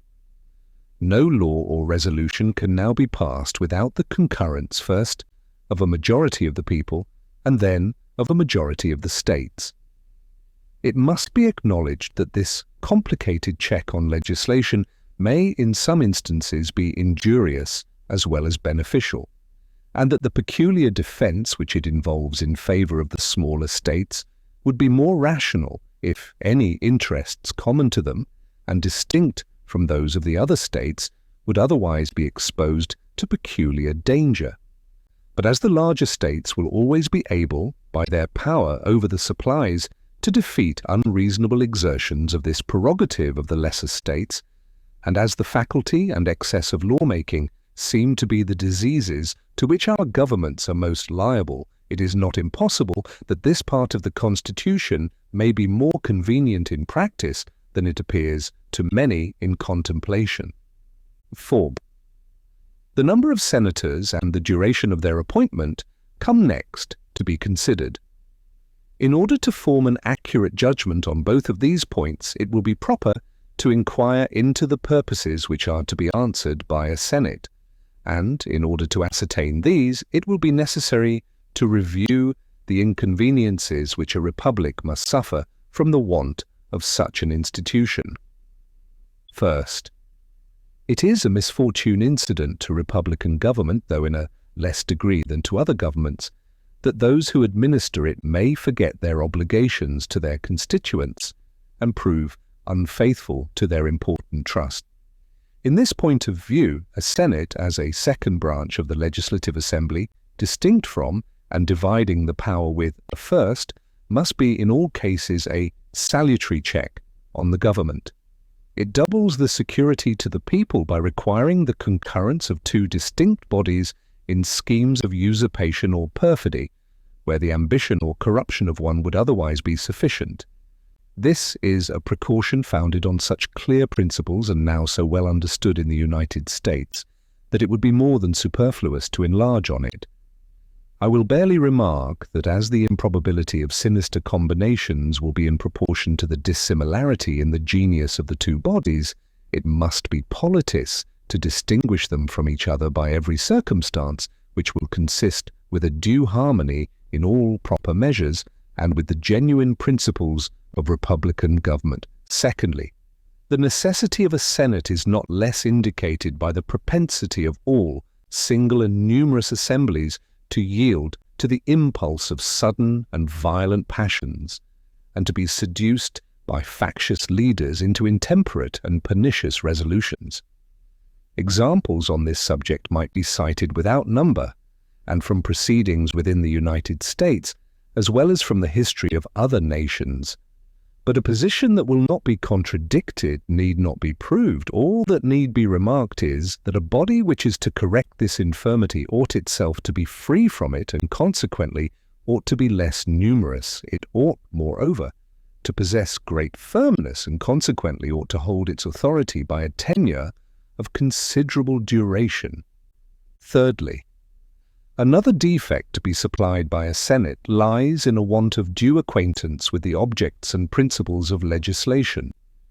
It is not possible that an assembly of men called for the most part from pursuits of a private nature, continued in appointment for a short time, and led by no permanent motive to devote the intervals of public occupation to a study of the laws, the affairs, and the comprehensive interests of their country should, if left wholly to themselves, escape a variety of important errors in the exercise of their legislative trust. It may be affirmed on the best grounds that no small share of the present embarrassments of America is to be charged on the blunders of our governments, and that these have proceeded from the heads rather than the hearts of most of the authors of them. What indeed are all the repealing, explaining, and amending laws which fill and disgrace our voluminous codes, but so many monuments of deficient wisdom, so many impeachments exhibited by each succeeding against each preceding session, so many admonitions to the people of the value of those aids which may be expected from a well-constituted Senate? A good government implies two things. First, fidelity to the object of government, which is the happiness of the people. Secondly, a knowledge of the means by which that object can be best attained. Some governments are deficient in both these qualities. Most governments are deficient in the first. I scruple not to assert that in American governments too little attention has been paid to the last. The federal constitution avoids this error, and what merits particular notice, it provides for the last in a mode which increases the security for the first. Fourthly, the mutability in the public councils arising from a rapid succession of new members, however qualified they may be, points out, in the strongest manner, the necessity of some stable institution in the government. Every new election in the states is found to change one half of the representatives. From this change of men must proceed a change of opinions, and from a change of opinions a change of measures. But a continual change even of good measures is inconsistent with every rule of prudence and every prospect of success. The remark is verified in private life, and becomes more just, as well as more important, in national transactions. To trace the mischievous effects of a mutable government would fill a volume. I will hint a few only, each of which will be perceived to be a source of innumerable others. In the first place, it forfeits the respect and confidence of other nations, and all the advantages connected with national character. An individual who is observed to be inconstant to his plans, or perhaps to carry on his affairs without any plan at all, is marked at once by all prudent people as a speedy victim to his own unsteadiness and folly. His more friendly neighbours may pity him, but all will decline to connect their fortunes with his, and not a few will seize the opportunity of making their fortunes out of his. One nation is to another what one individual is to another, with this melancholy distinction perhaps that the former, with fewer of the benevolent emotions than the latter, are under fewer restraints also from taking undue advantage from the indiscretions of each other. Every nation, consequently, whose affairs betray a want of wisdom and stability, may calculate on every loss which can be sustained from the more systematic policy of their wiser neighbours. But the best instruction on this subject is unhappily conveyed to America by the example of her own situation. She finds that she is held in no respect by her friends, that she is the derision of her enemies, and that she is a prey to every nation which has an interest in speculating on her fluctuating counsels and embarrassed affairs. The internal effects of a mutable policy are still more calamitous. It poisons the blessing of liberty itself. It will be of little avail to the people that the laws are made by men of their own choice, if the laws be so voluminous that they cannot be read, or so incoherent that they cannot be understood, if they be repealed or revised before they are promulgated, or undergo such incessant changes that no man who knows what the law is today can guess what it will be tomorrow. Law is defined to be a rule of action, but how can that be a rule which is little known and less fixed? Another effect of public instability is the unreasonable advantage it gives to the sagacious, the enterprising, and the moneyed few over the industrious and uniformed mass of the people. Every new regulation concerning commerce or revenue, or in any way affecting the value of the different species of property presents a new harvest to those who watch the change and can trace its consequences. A harvest reared not by themselves, but by the toils and cares of the great body of their fellow citizens. This is a state of things in which it may be said with some truth that laws are made for the few, not for the many. In another point of view, great injury results from an unstable government. The want of confidence in the public councils damps every useful undertaking, the success and profit of which may depend on a continuance of existing arrangements. What prudent merchant will hazard his fortunes in any new branch of commerce when he knows not but that his plans may be rendered unlawful before they can be executed? What farmer or manufacturer will lay himself out for the encouragement given to any particular cultivation or establishment when he can have no assurance that his preparatory labours and advances will not render him a victim to an inconstant government? In a word, no great improvement or laudable enterprise can go forward which requires the auspices of a steady system of national policy.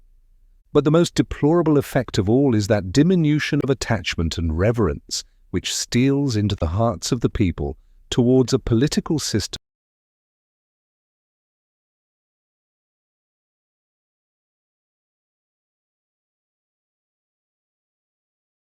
which betrays so many marks of infirmity and disappoints so many of their flattering hopes.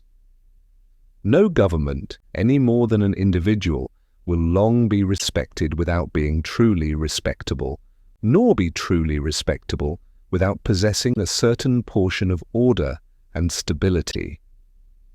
Publius, the Federalist, No. 63.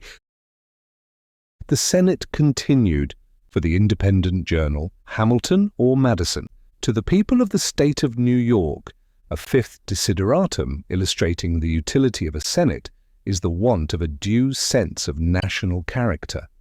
Without a select and stable member of the government, the esteem of foreign powers will not only be forfeited by an unenlightened and variable policy proceeding from the causes already mentioned, but the national councils will not possess that sensibility to the opinion of the world, which is perhaps not less necessary in order to merit than it is to obtain its respect and confidence.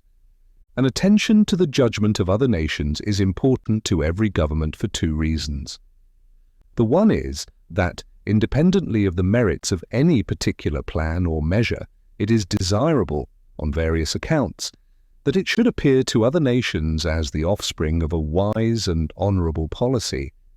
The second is that in doubtful cases, particularly where the national councils may be warped by some strong passion or momentary interest, the presumed or known opinion of the impartial world may be the best guide that can be followed.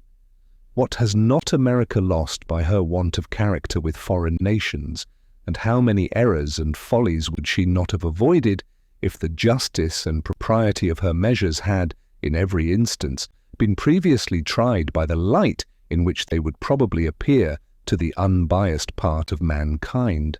Yet however requisite a sense of national character may be, it is evident that it can never be sufficiently possessed by a numerous and changeable body. It can only be found in a number so small that a sensible degree of the praise and blame of public measures may be the portion of each individual, or in an assembly so durably invested with public trust that the pride and consequence of its members may be sensibly incorporated with the reputation and prosperity of the community. The half-yearly representatives of Rhode Island would probably have been little affected in their deliberations on the iniquitous measures of that state by arguments drawn from the light in which such measures would be viewed by foreign nations or even by the sister states. Whilst it can scarcely be doubted that if the concurrence of a select and stable body had been necessary, a regard to national character alone would have prevented the calamities under which that misguided people is now labouring. I add, as a sixth defect, the want, in some important cases, of a due responsibility in the government to the people arising from that frequency of elections which in other cases produces this responsibility. This remark will perhaps appear not only new, but paradoxical. It must nevertheless be acknowledged when explained to be as undeniable as it is important. Responsibility, in order to be reasonable, must be limited to objects within the power of the responsible party, and in order to be effectual must relate to operations of that power of which a ready and proper judgment can be formed by the constituents. The objects of government may be divided into two general classes, the one depending on measures which have singly an immediate and sensible operation, the other depending on a succession of well-chosen and well-connected measures which have a gradual and perhaps unobserved operation. The importance of the latter description to the collective and permanent welfare of every country needs no explanation, and yet it is evident that an assembly elected for so short a term as to be unable to provide more than one or two links in a chain of measures on which the general welfare may essentially depend, ought not to be answerable for the final result any more than a steward or tenant, engaged for 1 year, could be justly made to answer for places or improvements which could not be accomplished in less than half a dozen years. Nor is it possible for the people to estimate the share of influence which their annual assemblies may respectively have on events resulting from the mixed transactions of several years. It is sufficiently difficult to preserve a personal responsibility in the members of a numerous body for such acts of the body as have an immediate, detached, and palpable operation on its constituents. The proper remedy for this defect must be an additional body in the legislative department, which, having sufficient permanency to provide for such objects as require a continued attention and a train of measures, may be justly and effectually answerable for the attainment of those objects. Thus far I have considered the circumstances which point out the necessity of a well-constructed Senate only as they relate to the representatives of the people. To a people as little blinded by prejudice or corrupted by flattery as those whom I address, I shall not scruple to add that such an institution may be sometimes necessary as a defense to the people against their own temporary errors and delusions. As the cool and deliberate sense of the community ought in all governments, and actually will, in all free governments, ultimately prevail over the views of its rulers, so there are particular moments in public affairs when the people, stimulated by some irregular passion or some illicit advantage, or misled by the artful misrepresentations of interested men, may call for measures which they themselves will afterwards be the most ready to lament and condemn. In these critical moments, how salutary will be the interference of some temperate and respectable body of citizens in order to check the misguided career and to suspend the blow meditated by the people against themselves until reason, justice, and truth can regain their authority over the public mind. What bitter anguish would not the people of Athens have often escaped if their government had contained so provident a safeguard against the tyranny of their own passions. Popular liberty might then have escaped the indelible reproach of decreeing to the same citizens the hemlock on one day and statues on the next. It may be suggested that a people spread over an extensive region cannot, like the crowded inhabitants of a small district, be subject to the infection of violent passions or to the danger of combining in pursuit of unjust measures. I am far from denying that this is a distinction of peculiar importance. I have, on the contrary, endeavoured in a former paper to show that it is one of the principal recommendations of a confederated republic. At the same time, this advantage ought not to be considered as superseding the use of auxiliary precautions. It may even be remarked that the same extended situation which will exempt the people of America from some of the dangers incident to lesser republics will expose them to the inconveniency of remaining for a longer time under the influence of those misrepresentations which the combined industry of interested men may succeed in distributing among them. It adds no small weight to all these considerations to recollect that history informs us of no long-lived republic which had not a Senate. Sparta, Rome, and Carthage are, in fact, the only states to whom that character can be applied. In each of the two, first there was a Senate for life. The constitution of the Senate in the last is less known. Circumstantial evidence makes it probable that it was not different in this particular from the two others. It is at least certain that it had some quality or other which rendered it an anchor against popular fluctuations, and that a smaller council drawn out of the Senate was appointed not only for life, but filled up vacancies itself. These examples, though as unfit for the imitation as they are repugnant to the genius of America, are, notwithstanding, when compared with the fugitive and turbulent existence of other ancient republics, very instructive proofs of the necessity of some institution that will blend stability with liberty. I am not unaware of the circumstances which distinguish the American from other popular governments, as well ancient as modern, and which render extreme circumspection necessary in reasoning from the one case to the other. But after allowing due weight to this consideration, it may still be maintained that there are many points of similitude which render these examples not unworthy of our attention. Many of the defects, as we have seen, which can only be supplied by a senatorial institution, are common to a numerous assembly frequently elected by the people and to the people themselves. There are others peculiar to the former which require the control of such an institution. The people can never willfully betray their own interests, but they may possibly be betrayed by the representatives of the people, and the danger will be evidently greater where the whole legislative trust is lodged in the hands of one body of men than where the concurrence of separate and dissimilar bodies is required in every public act. The difference most relied on between the American and other republics consists in the principle of representation, which is the pivot on which the former move, and which is supposed to have been unknown to the latter, or at least to the ancient part of them. The use which has been made of this difference in reasonings contained in former papers will have shown that I am disposed neither to deny its existence nor to undervalue its importance.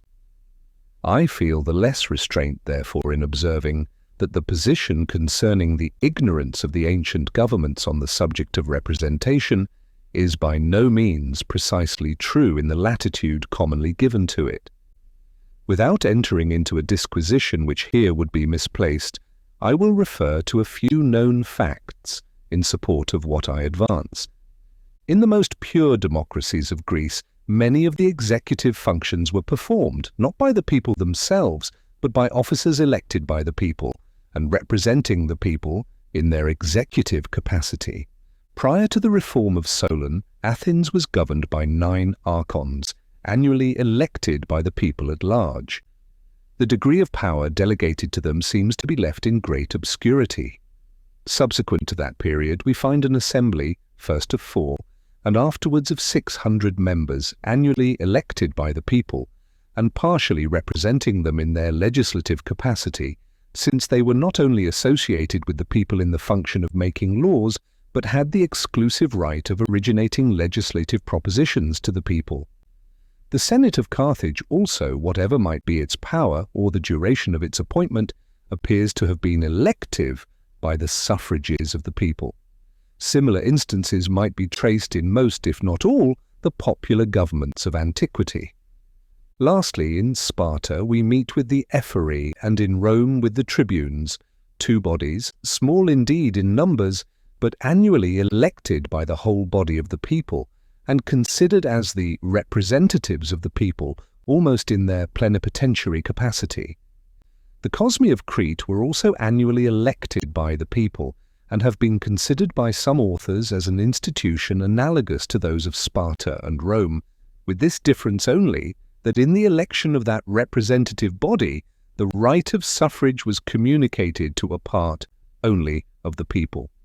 From these facts, to which many others might be added, it is clear that the principle of representation was neither unknown to the ancients nor wholly overlooked in their political constitutions. The true distinction between these and the American governments lies in the total exclusion of the people in their collective capacity from any share in the latter, and not in the total exclusion of the representatives of the people from the administration of the former. The distinction, however, thus qualified must be admitted to leave a most advantageous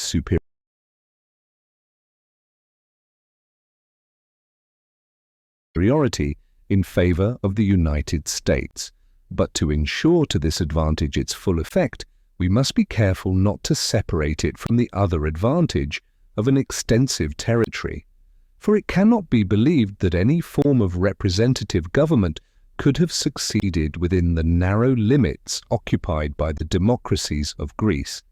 In answer to all these arguments, suggested by reason, illustrated by examples, and enforced by our own experience, the jealous adversary of the Constitution will probably content himself with repeating that a Senate appointed not immediately by the people and for the term of 6 years must gradually acquire a dangerous preeminence in the government and finally transform it into a tyrannical aristocracy.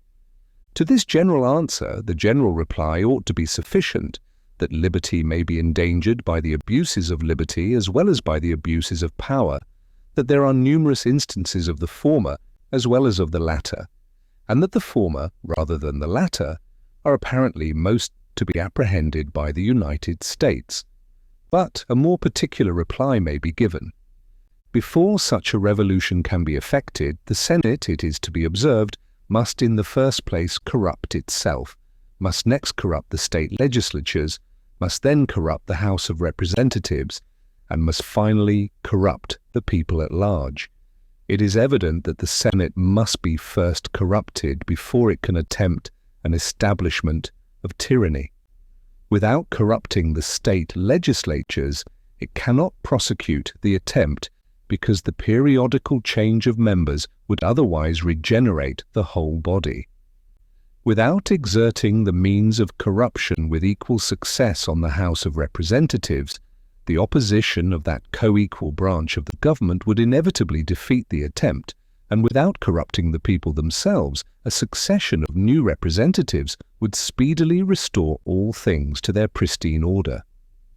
Is there any man who can seriously persuade himself that the proposed Senate can, by any possible means within the compass of human address, arrive at the object of a lawless ambition through all these obstructions? If reason condemns the suspicion, the same sentence is pronounced by experience.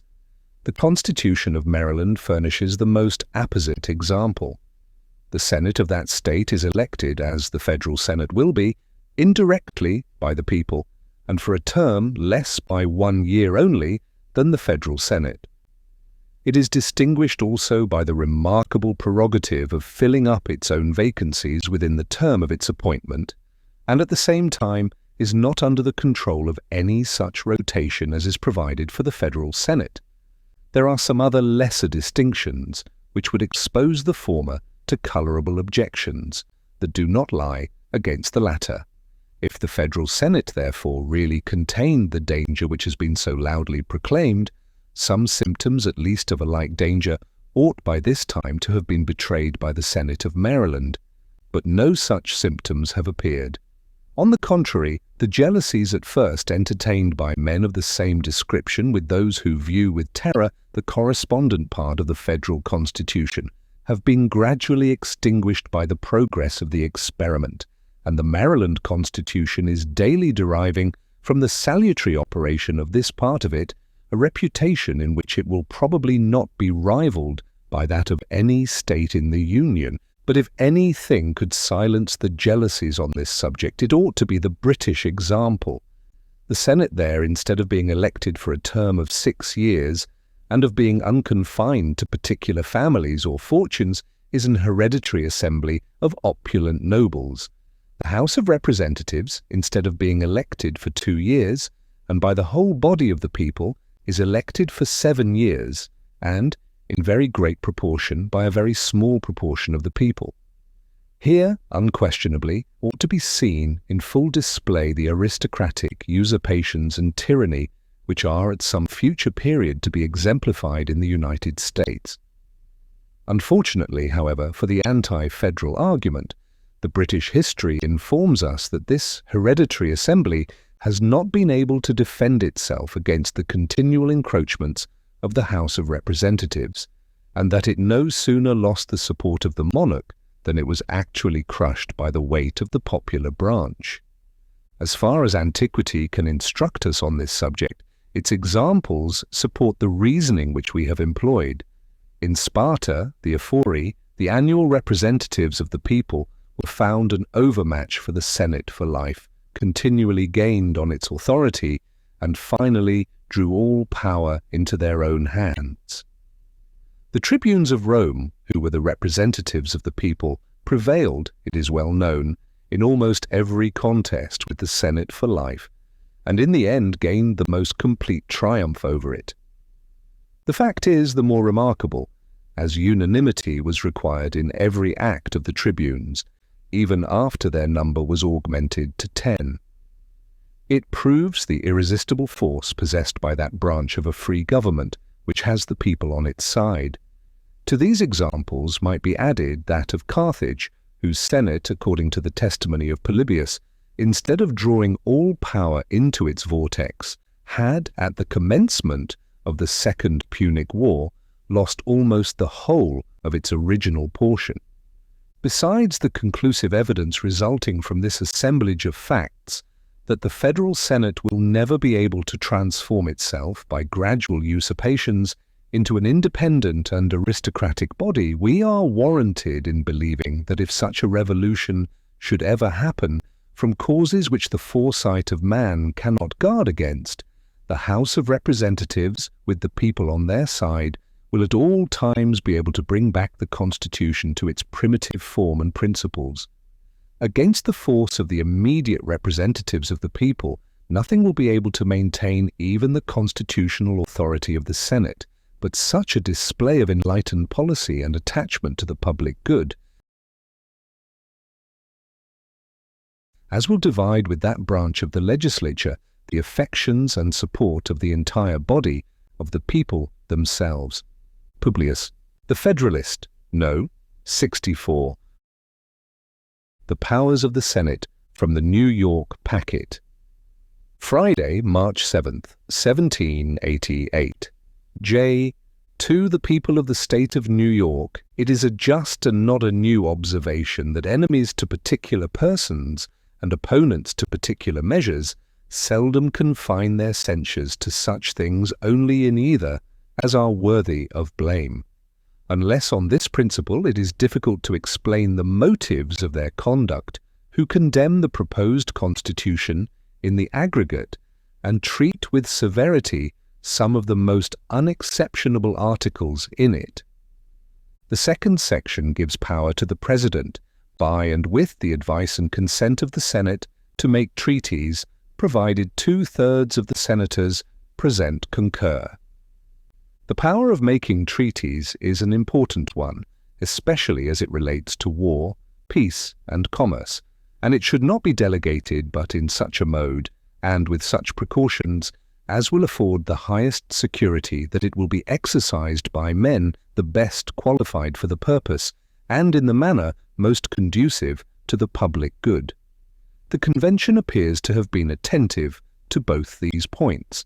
They have directed the President to be chosen by select bodies of electors, to be deputed by the people for that express purpose, and they have committed the appointment of senators to the state legislatures.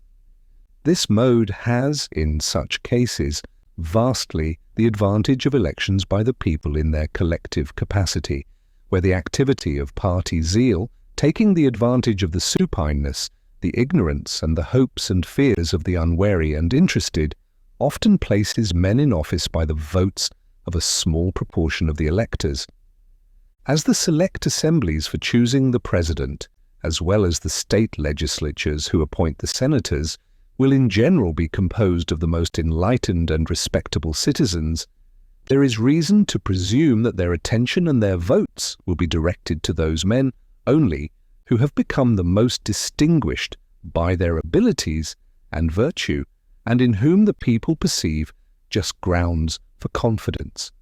The Constitution manifests very particular attention to this object by excluding men under 35 from the first office and those under 30 from the second.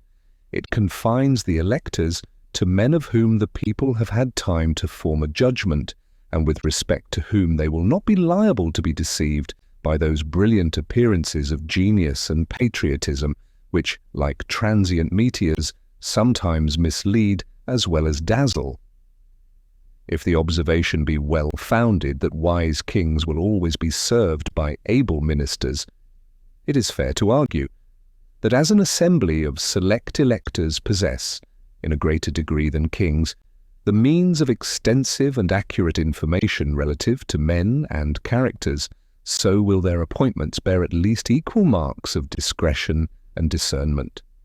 The inference which naturally results from these considerations is this, that the President and senators so chosen will always be of the number of those who best understand our national interests, whether considered in relation to the several states or to foreign nations, who are best able to promote those interests, and whose reputation for integrity inspires and merits confidence. With such men the power of making treaties may be safely lodged. Although the absolute necessity of system in the conduct of any business is universally known and acknowledged, yet the high importance of it in national affairs has not yet become sufficiently impressed on the public mind. They who wish to commit the power under consideration to a popular assembly, composed of members constantly coming and going in quick succession, seem not to recollect that such a body must necessarily be inadequate to the attainment of those great objects which require to be steadily contemplated in all their relations and circumstances, and which can only be approached and achieved by measures which not only talents, but also exact information, and often much time, are necessary to concert and to execute. It was wise, therefore, in the Convention to provide not only that the power of making treaties should be committed to able and honest men, but also that they should continue in place a sufficient time to become perfectly acquainted with our national concerns, and to form and introduce a system for the management of them. The duration prescribed is such as will give them an opportunity of greatly extending their political information and of rendering their accumulating experience more and more beneficial to their country. Nor has the Convention discovered less prudence in providing for the frequent elections of senators in such a way as to obviate the inconvenience of periodically transferring those great affairs entirely to new men. For by leaving a considerable residue of the old ones in place, uniformity and order, as well as a constant succession of official information, will be preserved. There are a few who will not admit that the affairs of trade and navigation should be regulated by a system cautiously formed and steadily pursued, and that both our treaties and our laws should correspond with and be made to promote it. It is of much consequence that this correspondence and conformity be carefully maintained, and they who assent to the truth of this position will see and confess that it is well provided for by making concurrence of the Senate necessary both to treaties and to laws. It seldom happens in the negotiation of treaties of whatever nature, but that perfect secrecy and immediate despatch are sometimes requisite. These are cases where the most useful intelligence may be obtained if the persons possessing it can be relieved from apprehensions of discovery. Those apprehensions will operate on those persons whether they are actuated by mercenary or friendly motives, and there doubtless are many of both descriptions who would rely on the secrecy of the President, but who would not confide in that of the Senate, and still less in that of a large, popular assembly.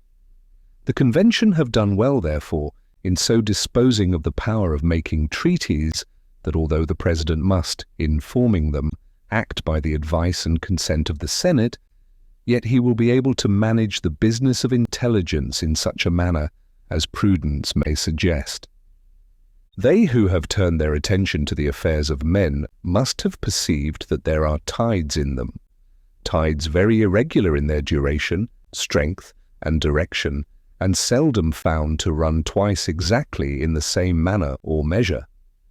To discern and to profit by these tides in national affairs is the business of those who preside over them, and they who have had much experience on this head inform us that there frequently are occasions when days, nay, even when hours, are precious.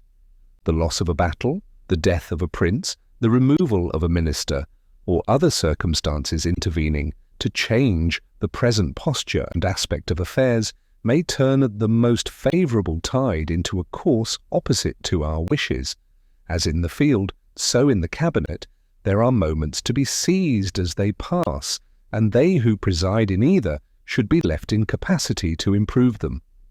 So often and so essentially have we heretofore suffered from the want of secrecy and dispatch that the Constitution would have been inexcusably defective if no attention had been paid to those objects.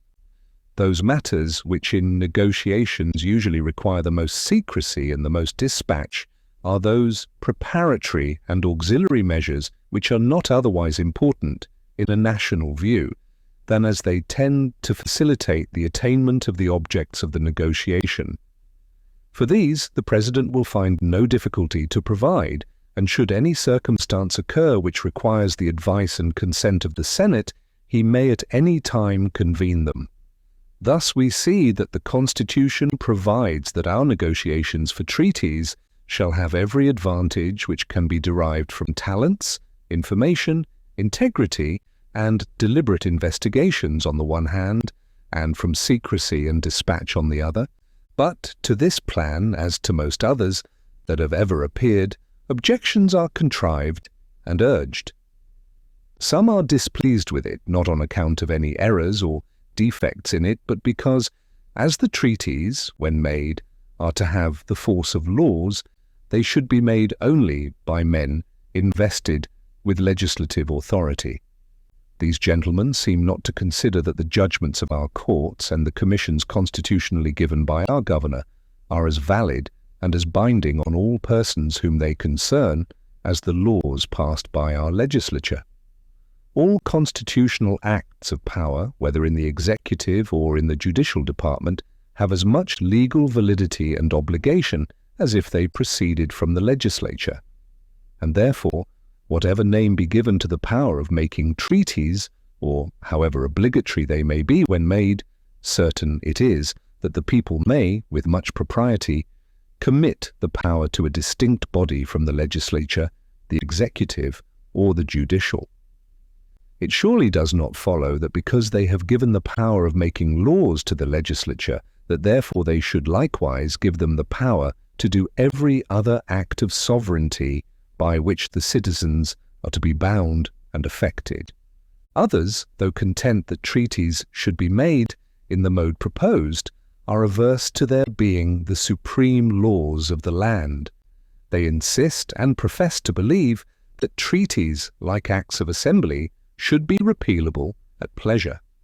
This idea seems to be new and peculiar to this country, but new errors as well as new truths often appear. These gentlemen would do well to reflect that a treaty is only another name for a bargain, and that it would be impossible to find a nation who would make any bargain with us, which should be binding on them absolutely, but on us only so long and so far as we may think proper to be bound by it. They who make laws may without doubt amend or repeal them, and it will not be disputed that they who make treaties may alter or cancel them. But still let us not forget that treaties are made not by only one of the contracting parties, but by both, and consequently that as the consent of both was essential to their formation at first, so must it ever afterwards be to alter or cancel them. The proposed constitution, therefore, has not in the least extended the obligation of treaties. They are just as binding and just as far beyond the lawful reach of legislative acts now as they will be at any future period or under any form of government. However useful jealousy may be in republics, yet, when like bile in the natural, it abounds too much in the body politic, the eyes of both become very liable to be deceived by the delusive appearances which that malady casts on surrounding objects. From this cause probably proceed the fears and apprehensions of some that the President and Senate may make treaties without an equal eye to the interests of all the states. Others suspect that 2/3 will oppress the remaining third, and ask whether those gentlemen are made sufficiently responsible for their conduct, whether, if they act corruptly, they can be punished, and if they make disadvantageous treaties, how are we to get rid of those treaties, as all the states are equally represented in the Senate and by men the most able and the most willing to promote the interests of their constituents. They will all have an equal degree of influence in that body, especially while they continue to be careful in appointing proper persons, and to insist on their punctual attendance. In proportion as the United States assume a national form and a national character, so will the good of the whole be more and more an object of attention, and the government must be a weak one indeed, if it should forget that the good of the whole can only be promoted by advancing the good of each of the parts or members which compose the whole.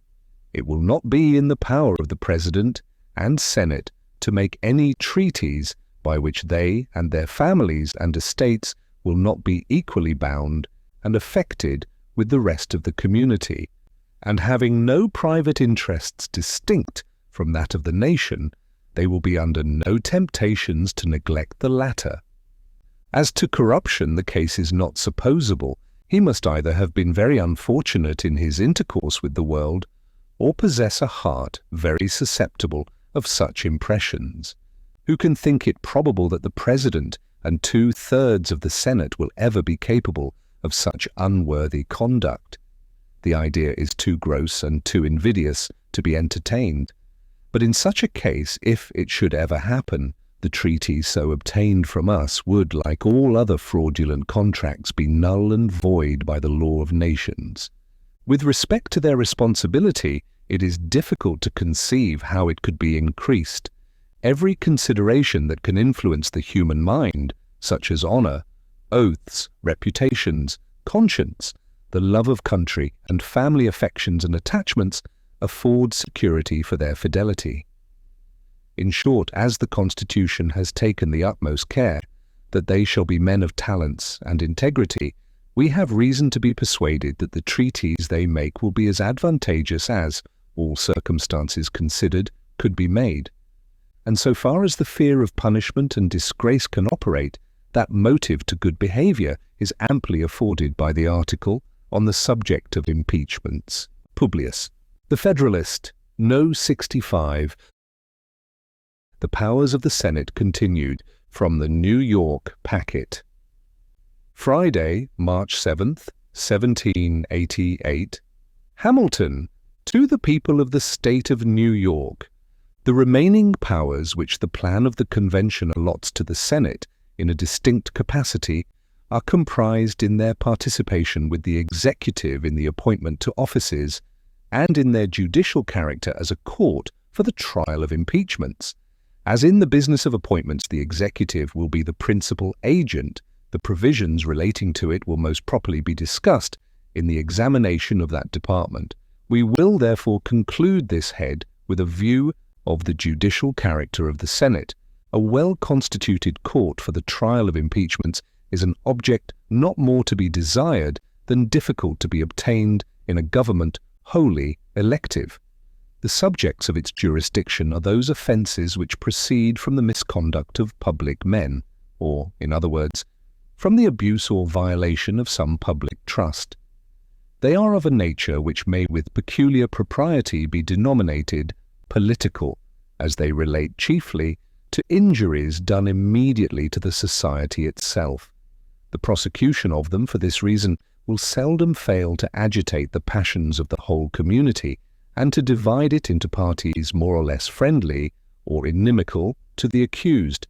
In many cases it will connect itself with the pre-existing factions, and will enlist all their animosities, partialities, influence, and interest on one side or on the other. And in such cases, there will always be the greatest danger that the decision will be regulated more by the comparative strength of parties than by the real demonstrations of innocence or guilt. The delicacy and magnitude of a trust which so deeply concerns the political reputation and existence of every man engaged in the administration of public affairs speak for themselves. The difficulty of placing it rightly in a government resting entirely on the basis of periodical elections will as readily be perceived when it is considered that the most conspicuous characters in it will, from that circumstance, be too often the leaders or the tools of the most cunning or the most numerous faction, and on this account can hardly be expected to possess the requisite neutrality towards those whose conduct may be the subject of scrutiny. The Convention, it appears, thought the Senate the most fit depository of this important trust. Those who can best discern the intrinsic difficulty of the thing will be least hasty in condemning that opinion, and will be most inclined to allow due weight to the arguments which may be supposed to have produced it. What, it may be asked, is the true spirit of the institution itself? Is it not designed as a method of national inquest into the conduct of public men? If this be the design of it, who can so properly be the inquisitors for the nation as the representatives of the nation themselves? It is not disputed that the power of originating the inquiry, or, in other words, of preferring the impeachment, ought to be lodged in the hands of one branch of the legislative body. Will not the reasons which indicate the propriety of this arrangement strongly plead for an admission of the other branch of that body to a share of the inquiry? The model from which the idea of this institution has been borrowed pointed out that course to the Convention. In Great Britain, it is the province of the House of Commons to prefer the impeachment, and of the House of Lords to decide upon it. Several of the state constitutions have followed the example. As well the latter as the former seem to have regarded the practice of impeachments as a bridle in the hands of the legislative body upon the executive servants of the government. Is not this the true light in which it ought to be regarded? Where else than in the Senate could have been found a tribunal sufficiently dignified or sufficiently independent? What other body would be likely to feel confidence enough in its own situation to preserve, unawed and uninfluenced, the necessary impartiality between an individual accused and the representatives of the people, his accusers? Could the Supreme Court have been relied upon as answering this description?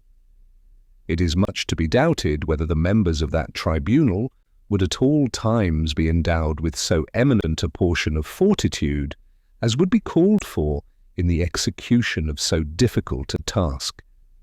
And it is still more to be doubted whether they would possess the degree of credit and authority which might, on certain occasions, be indispensable towards reconciling the people to a decision that should happen to clash with an accusation brought by their immediate representatives.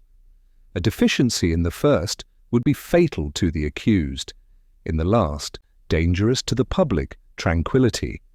The hazard in both these respects could only be avoided, if at all, by rendering that tribunal more numerous than would consist with a reasonable attention to economy. The necessity of a numerous court for the trial of impeachments is equally dictated by the nature of the proceeding. This can never be tied down by such strict rules, either in the delineation of the offence by the prosecutors or in the construction of it by the judges, as in common cases serve to limit the discretion of courts in favour of personal security. There will be no jury to stand between the judges who are to pronounce the sentence of the law and the party who is to receive or suffer it. The awful discretion which a court of impeachments must necessarily have to doom to honour or to infamy the most confidential and the most distinguished characters of the community forbids the commitment of the trust to a small number of persons. If these considerations seem alone sufficient to authorize a conclusion that the Supreme Court would have been an improper substitute for the Senate as a court of impeachments. There remains a further consideration which will not a little strengthen this conclusion. It is this: the punishment which may be the consequence of conviction upon impeachment is not to terminate the chastisement of the offender. After having been sentenced to a perpetual ostracism from the esteem and confidence and honours and emoluments of his country, he will still be liable to prosecution and punishment in the ordinary course of law. Would it be proper that the persons who had disposed of his fame and his most valuable rights as a citizen in one trial should, in another trial for the same offence, be also the disposers of his life and his fortune? Would there not be the greatest reason to apprehend that error in the first sentence would be the parent of error in the second sentence? That the strong bias of one decision would be apt to overrule the influence of any new lights which might be brought to vary the complexion of another decision? Those who know anything of human nature will not hesitate to answer these questions in the affirmative, and will be at no loss to perceive that by making the same persons judges in both cases, those who might happen to be the objects of prosecution would, in a great measure, be deprived of the double security intended them by a double trial. The loss of life and estate would often be virtually included in a sentence which, in its terms, imported nothing more than dismission from a present and disqualification for a future office. It may be said that the intervention of a jury in the second instance would obviate the danger. But juries are frequently influenced by the opinions of judges. They are sometimes induced to find special verdicts which refer the main question to the decision of the court. Who would be willing to stake his life and his estate upon the verdict of a jury acting under the auspices of judges who had predetermined his guilt? Would it have been an improvement of the plan to have united the Supreme Court with the Senate in the formation of the Court of Impeachments? This union would certainly have been attended with several advantages, but would they not have been overbalanced by the signal disadvantage already stated arising from the agency of the same judges in the double prosecution to which the offender would be liable? To a certain extent, the benefits of that union will be obtained from making the Chief Justice of the Supreme Court the President of the Court of Impeachments, as is proposed to be done in the plan of the Convention, while the inconveniences of an entire incorporation of the former into the latter will be substantially avoided. This was perhaps the prudent mean. I forbear to remark upon the additional pretext for clamour against the judiciary, which so considerable an augmentation of its authority would have afforded. Would it have been desirable to have composed the court for the trial of impeachments of persons wholly distinct from the other departments of the government? There are weighty arguments as well against as in favour of such a plan. To some minds it will not appear a trivial objection that it could tend to increase the complexity of the political machine and to add a new spring to the government, the utility of which would at best be questionable.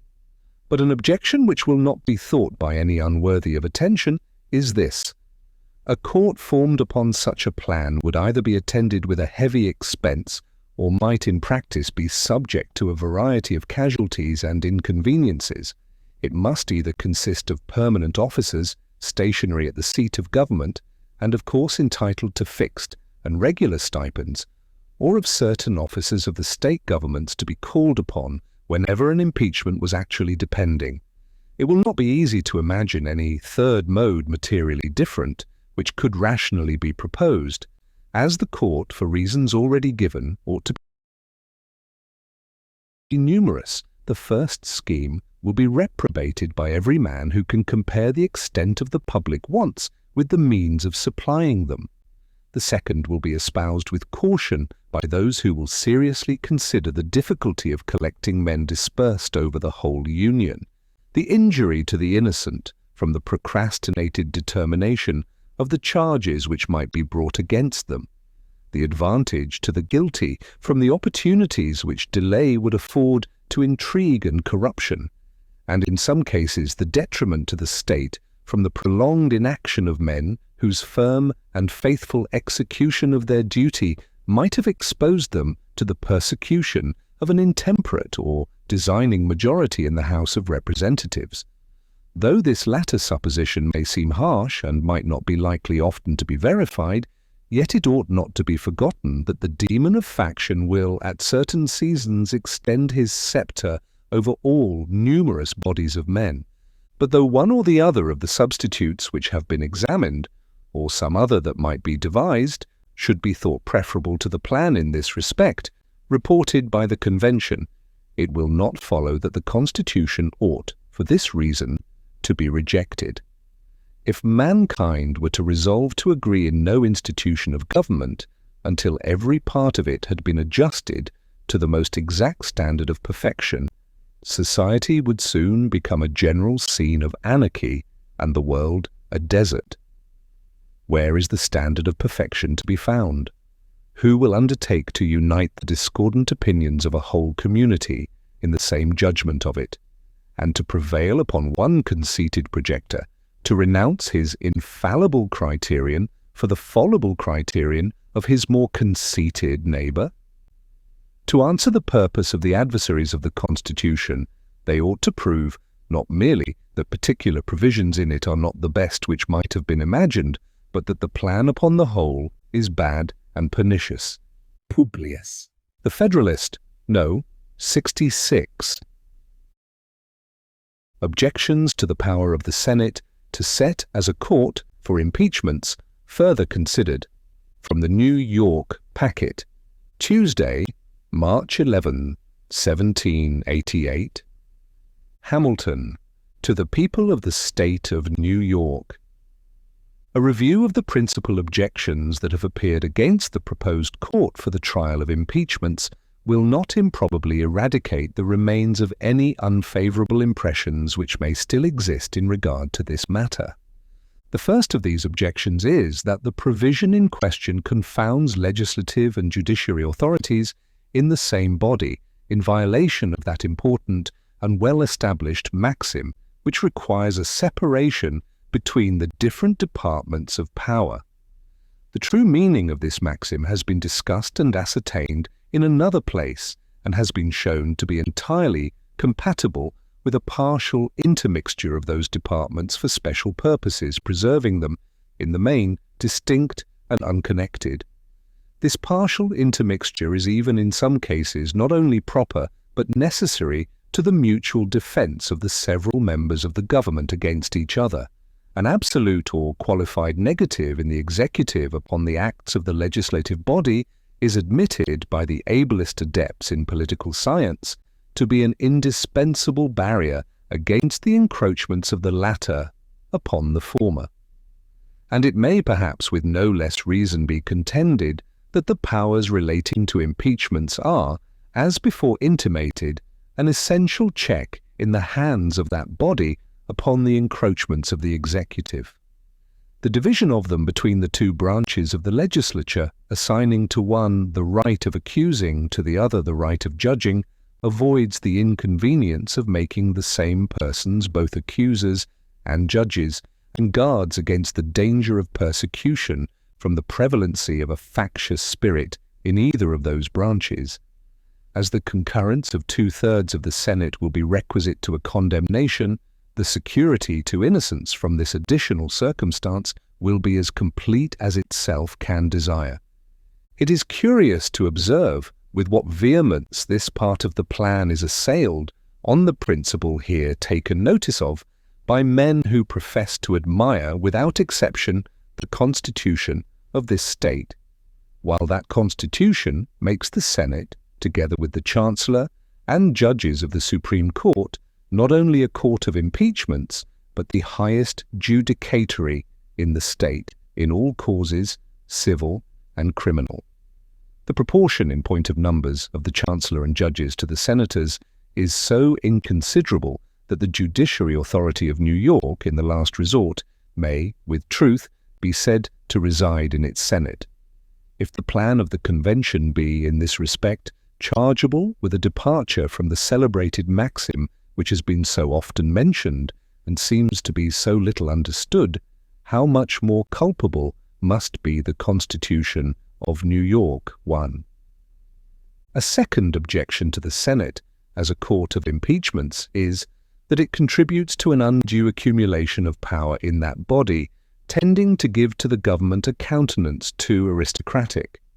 The Senate, it is observed, is to have concurrent authority with the executive in the formation of treaties and in the appointment to offices, if, say the objectors, to these prerogatives is added that of deciding in all cases of impeachment, it will give a decided predominancy to senatorial influence.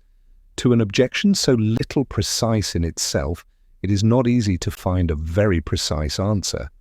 Where is the measure or criterion to which we can appeal for determining what will give the Senate too much, too little, or barely the proper degree of influence? Will it not be more safe, as well as more simple, to dismiss such vague and uncertain calculations, to examine each power by itself, and to decide on general principles where it may be deposited with most advantage and least inconvenience? If we take this course, it will lead to a more intelligible, if not to a more certain result. The disposition of the power of making treaties, which has obtained in the plan of the convention, will then, if I mistake not, appear to be fully justified by the consideration stated in a former number, and by others which will occur under the next head of our inquiries.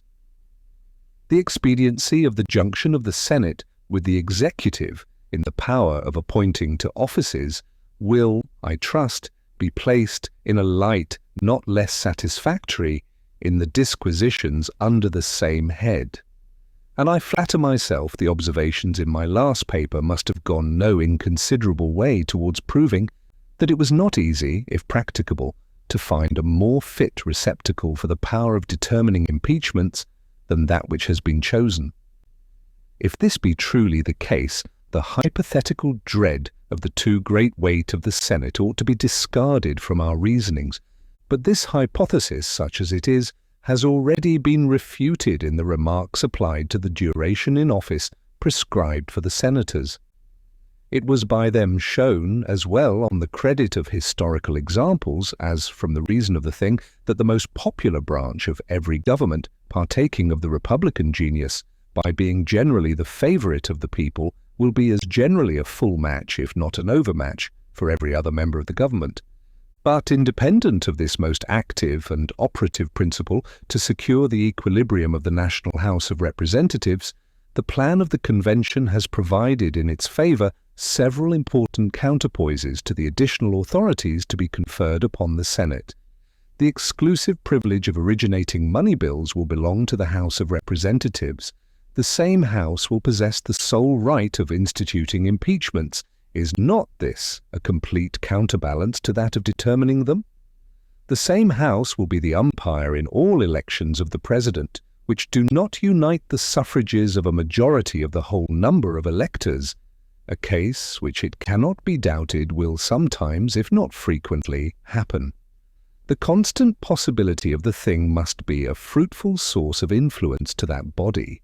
The more it is contemplated, the more important will appear this ultimate, though contingent power, of deciding the competitions of the most illustrious citizens of the Union for the first office in it. It would not perhaps be rash to predict that as a mean of influence it will be found to outweigh all the peculiar attributes of the Senate. A third objection to the Senate as a court of impeachments is drawn from the agency they are to have in the appointments to office.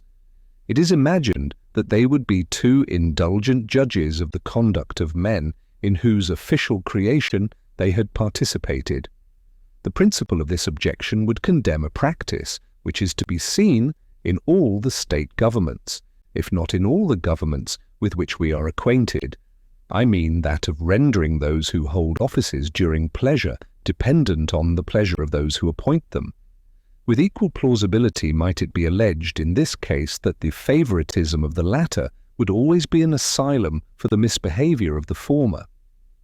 But that practice, in contradiction to this principle, proceeds upon the presumption that the responsibility of those who appoint for the fitness and competency of the persons on whom they bestow their choice and the interest they will have in the respectable and prosperous administration of affairs will inspire a sufficient disposition to dismiss from a share in it all such who, by their conduct, shall have proved themselves unworthy of the confidence reposed in them.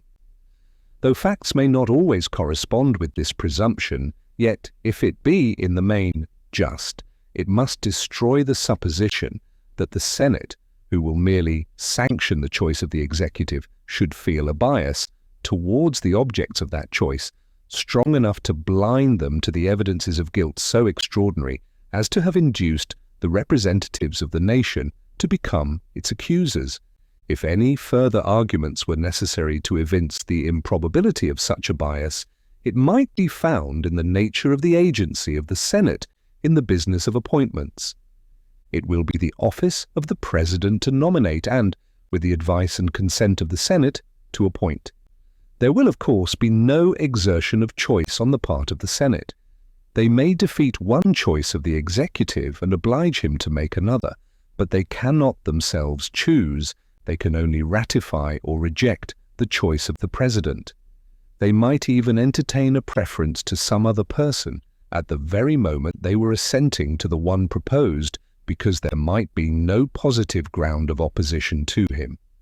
And they could not be sure, if they withheld their assent, that the subsequent nomination would fall upon their own favourite, or upon any other person in their estimation more meritorious than the one rejected. Thus, it could hardly happen that the majority of the Senate would feel any other complacency towards the object of an appointment than such as the appearances of merit might inspire, and the proofs of the want of it destroy. A fourth objection to the Senate in the capacity of a court of impeachments is derived from its union with the executive in the power of making treaties. This, it has been said, would constitute the senators their own judges in every case of a corrupt or perfidious execution of that trust. After having combined with the executive in betraying the interests of the nation in a ruinous treaty, what prospect, it is asked, would there be of their being made to suffer the punishment they would deserve when they were themselves to decide upon the accusation brought against them for the treachery of which they have been guilty? This objection has been circulated with more earnestness and with greater show of reason than any other which has appeared against this part of the plan. And yet I am deceived if it does not rest upon an erroneous foundation. The security essentially intended by the Constitution against corruption and treachery in the formation of treaties is to be sought for in the numbers and characters of those who are to make them.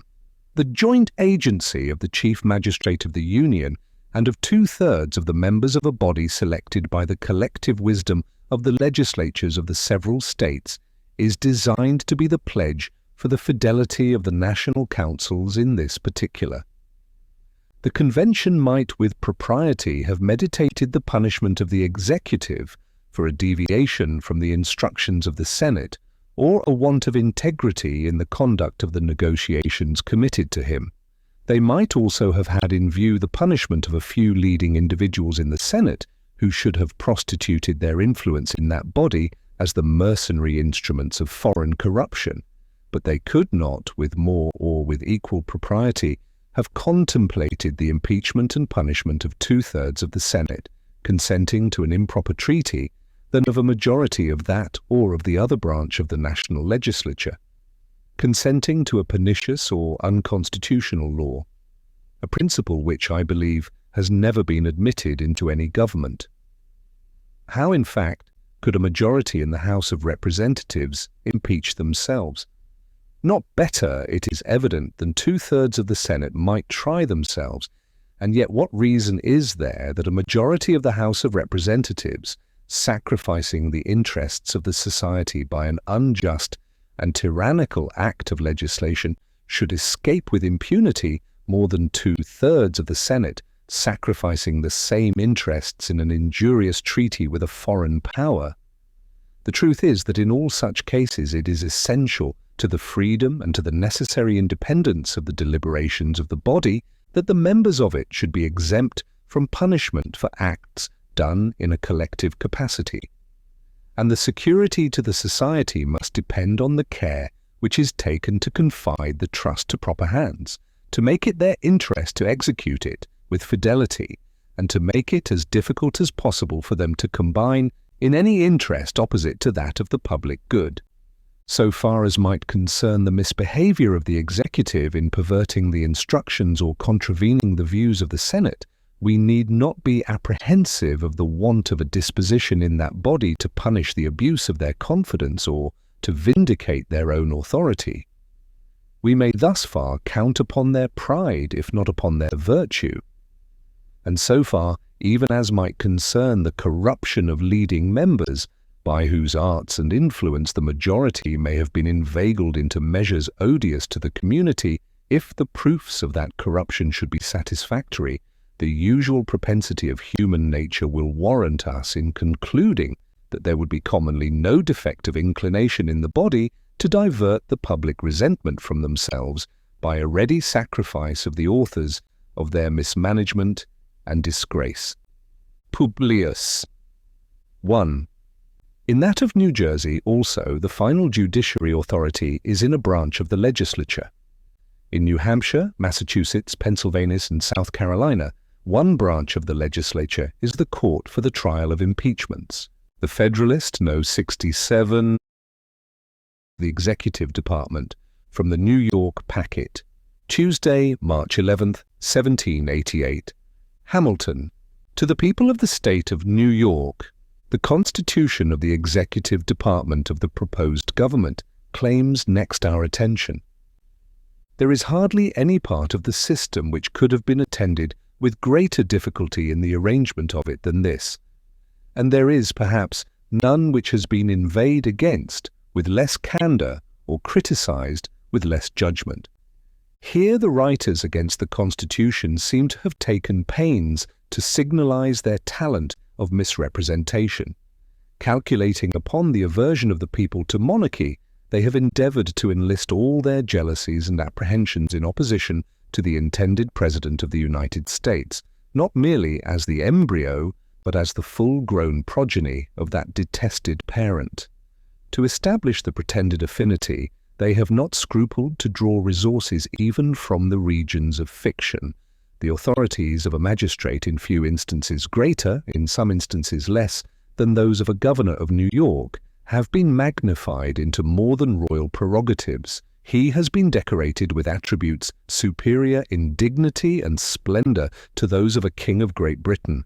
He has been shown to us with the diadem sparkling on his brow and the imperial purple flowing in his train.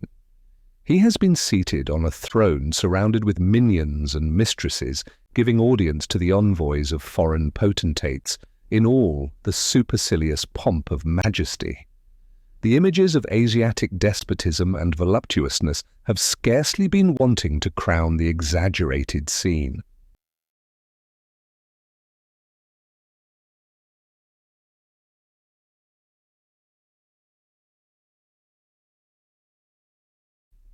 We have been taught to tremble at the terrific visages of murdering Janissaries and to blush at the unveiled mysteries of a future seraglio.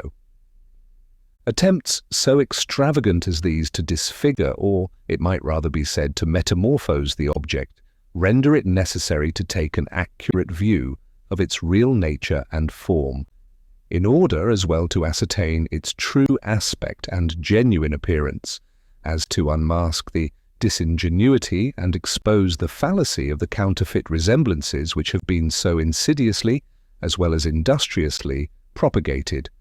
In the execution of this task, there is no man who would not find it an arduous effort either to behold with moderation or to treat with seriousness the devices, not less weak than wicked, which have been contrived to pervert the public opinion in relation to the subject. They so far exceed the usual though unjustifiable licenses of party artifice that even in a disposition the most candid and tolerant, they must force the sentiments which favour an indulgent construction of the conduct of political adversaries to give place to a voluntary and unreserved indignation. It is impossible not to bestow the imputation of deliberate imposture and deception upon the gross pretence of a similitude between a king of Great Britain and a magistrate of the character marked out for that of the President of the United States. It is still more impossible to withhold that imputation from the rash and barefaced expedients which have been employed to give success to the attempted imposition. In one instance, which I cite as a sample of the general spirit, the temerity has proceeded so far as to ascribe to the President of the United States a power which by the instrument reported is expressly allotted to the executives of the individual states. I mean the power of filling casual vacancies in the Senate. This bold experiment upon the discernment of his countrymen has been hazarded by a writer who, whatever may be his real merit, has had no inconsiderable share in the applauses of his party. One, and who, upon this false and unfounded suggestion, has built a series of observations equally false and unfounded. Let him now be confronted with the evidence of the fact, and let him, if he be able, justify or extenuate the shameful outrage he has offered to the dictates of truth and to the rules of fair dealing. The second clause of the second section of the second article empowers the President of the United States to nominate, and by and with the advice and consent of the Senate, to appoint ambassadors, other public ministers and consuls, judges of the Supreme Court, and all other officers of United States whose appointments are not in the Constitution otherwise provided for, and which shall be established by law. Immediately after this clause follows another in these words: the President shall have power to fill up vacancies that may happen during the recess of the Senate by granting commissions which shall expire at the end of their next session. It is from this last provision that the pretended power of the President to fill vacancies in the Senate has been deduced. A slight attention to the connection of the clauses and to the obvious meaning of the terms will satisfy us that the deduction is not even colourable. The first of these two clauses, it is clear, only provides a mode for appointing such officers, whose appointments are not otherwise provided for in the Constitution, and which shall be established by law. Of course, it cannot extend to the appointments of senators, whose appointments are otherwise provided for in the Constitution, 2, and who are established by the Constitution and will not require a future establishment by law. This position will hardly be contested. The last of these two clauses, it is equally clear, cannot be understood to comprehend the power of filling vacancies in the Senate for the following reasons. First, the relation in which that clause stands to the other, which declares the general mode of appointing officers of the United States, denotes it to be nothing more than a supplement to the other for the purpose of establishing an auxiliary method of appointment in cases to which the general method was inadequate. The ordinary power of appointment is confined to the President and Senate jointly, and can therefore only be exercised during the session of the Senate. But as it would have been improper to oblige this body to be continually in session for the appointment of officers, and as vacancies might happen in their recess, which it might be necessary for the public service to fill without delay, the succeeding clause is evidently intended to authorize the President singly to make temporary appointments during the recess of the Senate by granting commissions which shall expire at the end of their next session. Secondly, if this clause is to be considered as supplementary to the one which precedes, the vacancies of which it speaks must be construed to relate to the officers described in the preceding one, and this, we have seen, excludes from its description the members of the Senate. Thirdly, the time within which the power is to operate, during the recess of the Senate, and the duration of the appointments to the end of the next session of that body conspire to elucidate the sense of the provision which, if it had been intended to comprehend senators, would naturally have referred the temporary power of filling vacancies to the recess of the state legislatures, who are to make the permanent appointments, and not to the recess of the National Senate, who are to have no concern in those appointments, and would have extended the duration in office of the temporary senators to the next session of the legislature of the state, in whose representation the vacancies had happened, instead of making it to expire at the end of the ensuing session of the National Senate. The circumstances of the body authorized to make the permanent appointments would, of course, have governed the modification of a power which related to the temporary appointments. And as the National Senate is the body whose situation is alone contemplated in the clause upon which the suggestion under examination has been founded, the vacancies to which it alludes can only be deemed to respect those officers in whose appointment that body has a concurrent agency with the President. But lastly, the first and second clauses of the third section of the first article not only obviate all possibility of doubt, but destroy the pretext of misconception. The former provides that the Senate of the United States shall be composed of 2 senators from each state, chosen by the legislature thereof for 6 years, and the latter directs that, if vacancies in that body should happen by resignation or otherwise during the recess of the legislature of any state, the executive thereof may make temporary appointments until the next meeting of the legislature, which shall then fill such vacancies. Here is an express power given in clear and unambiguous terms to the state executives to fill casual vacancies in the Senate by temporary appointments, which not only invalidates the supposition that the clause before considered could have been intended to confer that power upon the President of the United States, but proves that this supposition, destitute as it is even of the merit of plausibility, must have originated in an intention to deceive the people, too palpable to be obscured by sophistry, too atrocious to be palliated by hypocrisy. I have taken the pains to select this instance of misrepresentation and to place it in a clear and strong light as an unequivocal proof of the unwarrantable arts which are practiced to prevent a fair and impartial judgment of the real merits of the Constitution submitted to the consideration of the people. Nor have I scrupled in so flagrant a case to allow myself a severity of animadversion little congenial with the general spirit of these papers. I hesitate not to submit it to the decision of any candid and honest adversary of the proposed government, whether language can furnish epithets of too much asperity for so shameless and so prostitute an attempt to impose on the citizens of America. Publius. 1. See Cato, number V. 2. Article 1, Section 3, Clause 1. The Federalist, No. 68. The mode of electing the President from the New York Packet. Friday, March 14, 1788. Hamilton. To the people of the State of New York. The mode of appointment of the Chief Magistrate of the United States is almost the only part of the system of any consequence which has escaped without severe censure, or which has received the slightest mark of approbation from its opponents.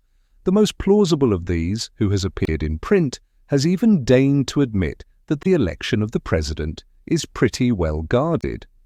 1. I venture somewhat further, and hesitate not to affirm that if the manner of it be not perfect, it is at least excellent. It unites in an eminent degree all the advantages the union of which was to be wished for. It was desirable that the sense of the people should operate in the choice of the person to whom so important a trust was to be confided. This end will be answered by committing the right of making it, not to any pre-established body, but to men chosen by the people for the special purpose, and at the particular conjuncture. It was equally desirable that the immediate election should be made by men most capable of analyzing the qualities adapted to the station and acting under circumstances favorable to deliberation, and to a judicious combination of all the reasons and inducements which were proper to govern their choice. A small number of persons, selected by their fellow citizens from the general mass,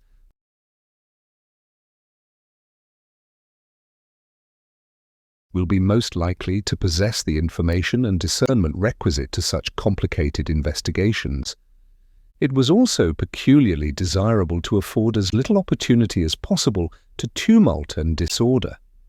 This evil was not least to be dreaded in the election of a magistrate, who was to have so important an agency in the administration of the government as the President of the United States. But the precautions which have been so happily concerted in the system under consideration promise an effectual security against this mischief. The choice of several to form an intermediate body of electors will be much less apt to convulse the community with any extraordinary or violent movements than the choice of one who was himself to be the final object of the public wishes. And as the electors chosen in each state are to assemble and vote in the state in which they are chosen, this detached and divided situation will expose them much less to heats and ferments, which might be communicated from them to the people, than if they were all to be convened at one time in one place. Nothing was more to be desired than that every practicable obstacle should be opposed to cabal, intrigue, and corruption. These most deadly adversaries of republican government might naturally have been expected to make their approaches from more than one quarter, but chiefly from the desire in foreign powers to gain an improper ascendant in our councils. How could they better gratify this than by raising a creature of their own to the chief magistracy of the Union? But the Convention have guarded against all danger of this sort with the most provident and judicious attention. They have not made the appointment of the President to depend on any pre-existing bodies of men who might be tampered with beforehand to prostitute their votes, but they have referred it in the first instance to an immediate act of the people of America, to be exerted in the choice of persons for the temporary and sole purpose of making the appointment. And they have excluded from eligibility to this trust all those who from situation might be suspected of too great devotion to the President in office. No senator, representative, or other person holding a place of trust or profit under the United States can be of the numbers of the electors. Thus, without corrupting the body of the people, the immediate agents in the election will at least enter upon the task free from any sinister bias. Their transient existence and their detached situation, already taken notice of, afford a satisfactory prospect of their continuing so to the conclusion of it. The business of corruption, when it is to embrace so considerable a number of men, requires time as well as means, nor would it be found easy suddenly to embark them, dispersed, as they would be over 13 states, in any combinations founded upon motives which, though they could not properly be denominated corrupt, might yet be of a nature to mislead them from their duty. Another and no less important desideratum was that the executive should be independent for his continuance in office on all but the people themselves. He might otherwise be tempted to sacrifice his duty to his complaisance for those whose favor was necessary to the duration of his official consequence. This advantage will also be secured by making his re-election to depend on a special body of representatives deputed by the Society for the single purpose of making the important choice. All these advantages will happily combine in the plan devised by the Convention, which is that the people of each state shall choose a number of persons as electors, equal to the number of senators and representatives of such state in the national government, who shall assemble within the state and vote for some fit person as president. Their votes, thus given, are to be transmitted to the seat of the national government, and the person who may happen to have a majority of the whole number of votes will be the president. But as a majority of the votes might not always happen to centre in one man, and as it might be unsafe to permit less than a majority to be conclusive, it is provided that in such a contingency the House of Representatives shall select out of the candidates who shall have the 5 highest number of votes, the man who, in their opinion, may be best qualified for the office. The process of election affords a moral certainty that the office of President will never fall to the lot of any man who is not in an eminent degree endowed with the requisite qualifications. Talents for low intrigue and the little arts of popularity may alone suffice to elevate a man to the first honours in a single state, but it will require other talents and a different kind of merit to establish him in the esteem and confidence of the whole Union, or of so considerable a portion of it as would be necessary to make him a successful candidate for the distinguished office of President of the United States. It will not be too strong to say that there will be a constant probability of seeing the station filled by characters preeminent for ability and virtue, and this will be thought no inconsiderable recommendation of the Constitution by those who are able to estimate the share which the executive in every government must necessarily have in its good or ill administration. Though we cannot acquiesce in the political heresy of the poet who says, "For forms of government let fools contest, that which is best administered is best," yet we may safely pronounce that the true test of a good government is its aptitude and tendency to produce a good administration. The Vice President is to be chosen in the same manner with the President, with this difference that the Senate is to do, in respect to the former, what is to be done by the House of Representatives in respect to the latter. The appointment of an extraordinary person as Vice President has been objected to as superfluous, if not mischievous. It has been alleged that it would have been preferable to have authorized the Senate to elect out of their own body an officer answering that description. But 2 considerations seem to justify the ideas of the Convention in this respect. One is that to secure at all times the possibility of a definite resolution of the body, it is necessary that the President should have only a casting vote, and to take the senator of any state from his seat as senator to place him in that of President of the Senate would be to exchange, in regard to the state from which he came, a constant for a contingent vote. The other consideration is that as the Vice President may occasionally become a substitute for the President in the supreme executive magistracy, all the reasons which recommend the mode of election prescribed for the one apply with great, if not with equal force, to the manner of appointing the other. It is remarkable that in this, as in most other instances, the objection which is made would lie against the constitution of this state. We have a lieutenant governor chosen by the people at large who presides in the Senate and is the constitutional substitute for the governor in casualties similar to those which would authorize the vice president to exercise the authorities and discharge the duties of the president. Publius, 1 Vede, Federal Farmer. The Federalist. No. 69. The real character of the executive from the New York Packet.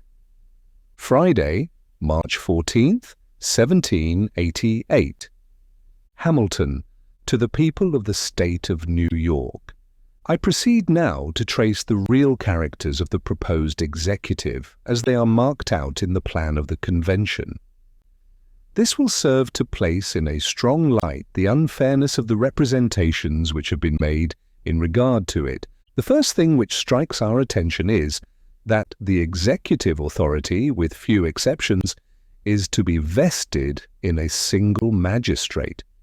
This will scarcely, however, be considered as a point upon which any comparison can be grounded, for if, in this particular, there be a resemblance to the King of Great Britain, there is not less a resemblance to the Grand Seigneur, to the Khan of Tartary, to the Man of the Seven Mountains, or to the Governor of New York.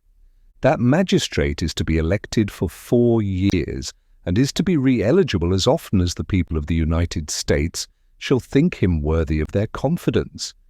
In these circumstances there is a total dissimilitude between him and a king of Great Britain who is an hereditary monarch possessing the crown as a patrimony descendable to his heirs forever.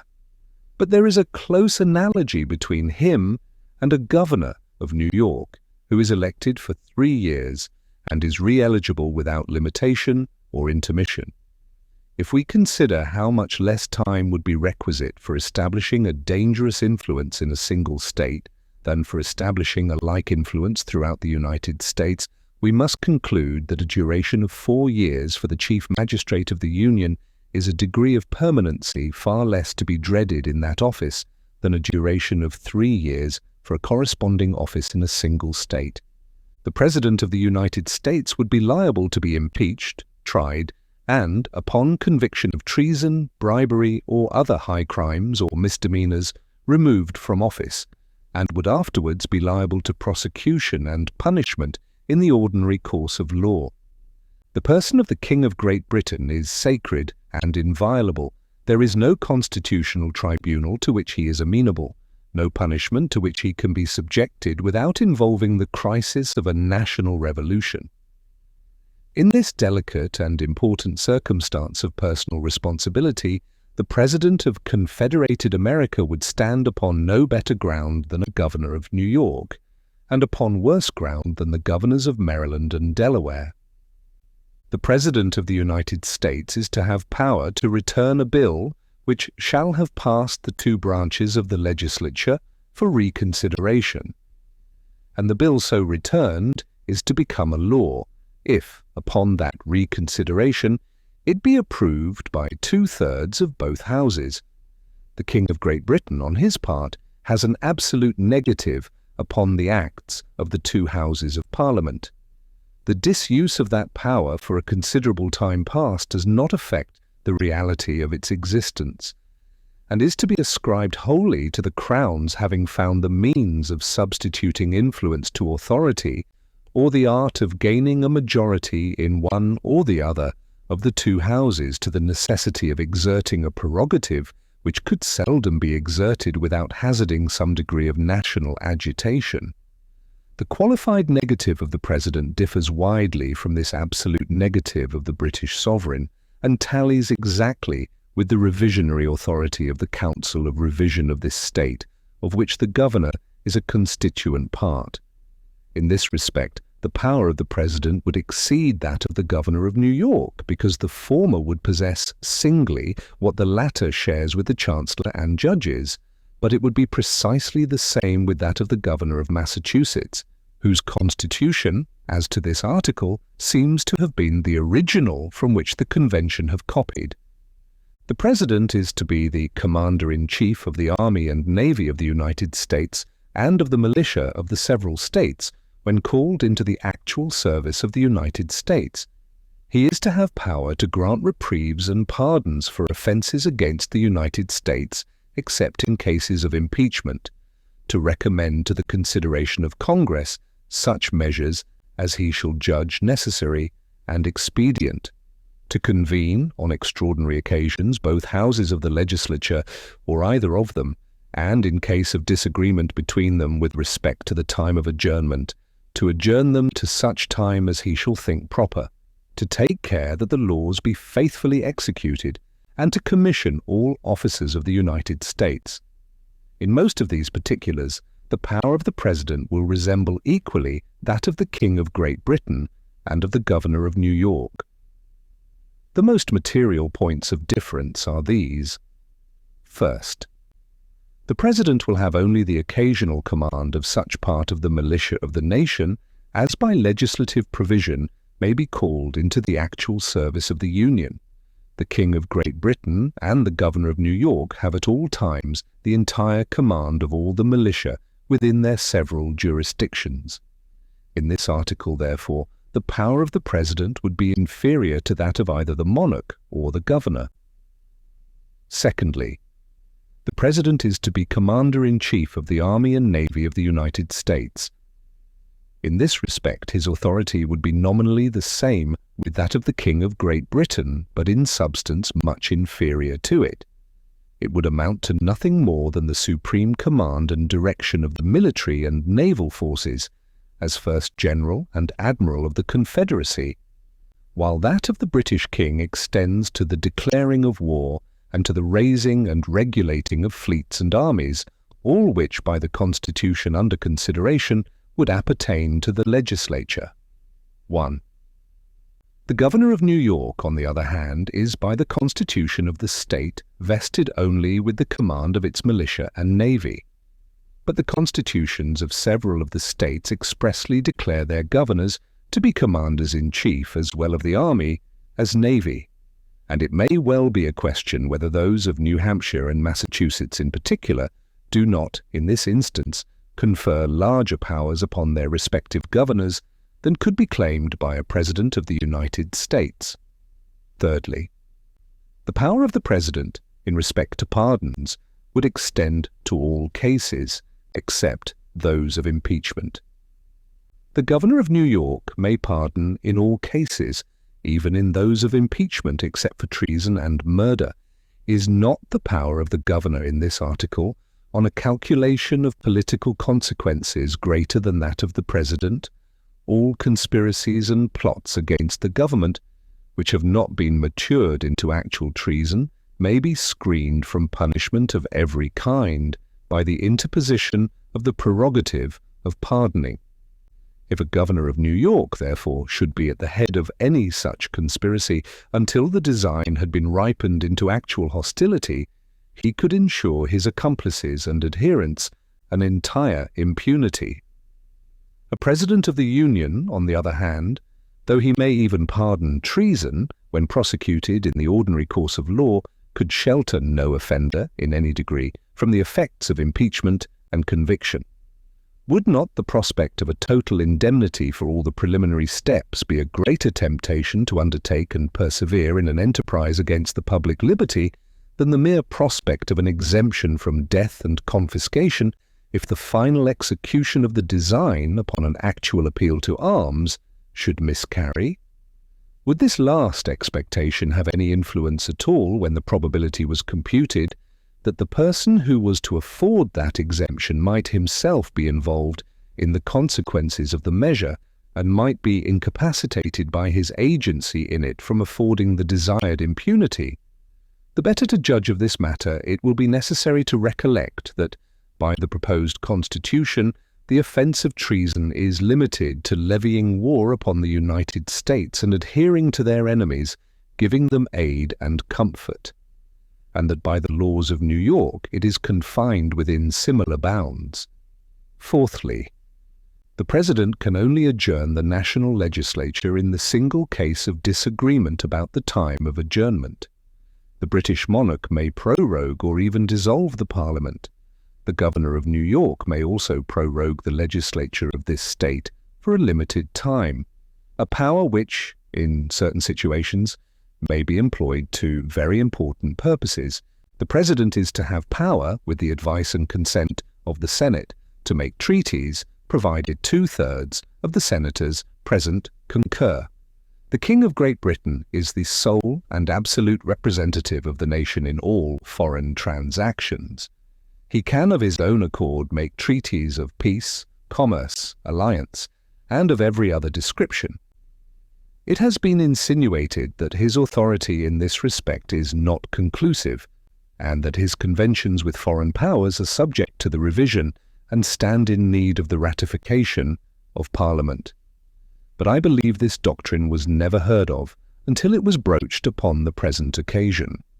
Every jurist, too, of that kingdom, and every other man acquainted with its constitution, knows as an established fact that the prerogative of making treaties exists in the Crown in its utmost plenitude, and that the compacts entered into by the royal authority have the most complete legal validity and perfection independent of any other sanction.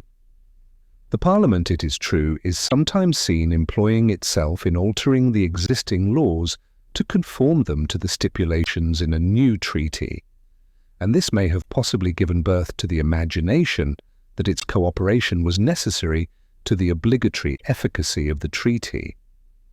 But this parliamentary interposition proceeds from a different cause, from the necessity of adjusting a most artificial and intricate system of revenue and commercial laws to the changes made in them by the operation of the treaty, and of adapting new provisions and precautions to the new state of things to keep the machine from running into disorder. In this respect, therefore, there is no comparison between the intended power of the President and the actual power of the British sovereign. The one can perform alone what the other can do only with the concurrence of a branch of the legislature. It must be admitted that in this instance the power of the federal executive would exceed that of any state executive, but this arises naturally from the sovereign power which relates to treaties. If the Confederacy were to be dissolved, it would become a question whether the executives of the several states were not solely invested with that delicate and important prerogative. The President is also to be authorized to receive ambassadors and other public ministers. This, though it has been a rich theme of declamation, is more a matter of dignity than of authority. It is a circumstance which will be without consequence in the administration of the government, and it was far more convenient that it should be arranged in this manner than that there should be a necessity of convening the legislature, or one of its branches, upon every arrival of a foreign minister, though it were merely to take the place of a departed predecessor. The President is to nominate and, with the advice and consent of the Senate, to appoint ambassadors and other public ministers, judges of the Supreme Court, and in general all officers of the United States established by law and whose appointments are not otherwise provided for by the Constitution. The King of Great Britain is emphatically and truly styled the Fountain of Honour. He not only appoints to all offices, but can create offices. He can confer titles of nobility at pleasure, and has the disposal of an immense number of church preferments. There is evidently a great inferiority in the power of the President, in this particular, to that of the British King. Nor is it equal to that of the Governor of New York, if we are to interpret the meaning of the Constitution of the state by the practice which has obtained under it. The power of appointment is with us lodged in a council composed of the Governor and 4 members of the Senate, chosen by the Assembly. The Governor claims, and has frequently exercised, the right of nomination, and is entitled to a casting vote in the appointment. If he really has the right of nominating, his authority is in this respect equal to that of the President, and exceeds it in the article of the casting vote. In the national government, if the Senate should be divided, no appointment could be made. In the government of New York, if the council should be divided, the governor can turn the scale and confirm his own nomination. 3.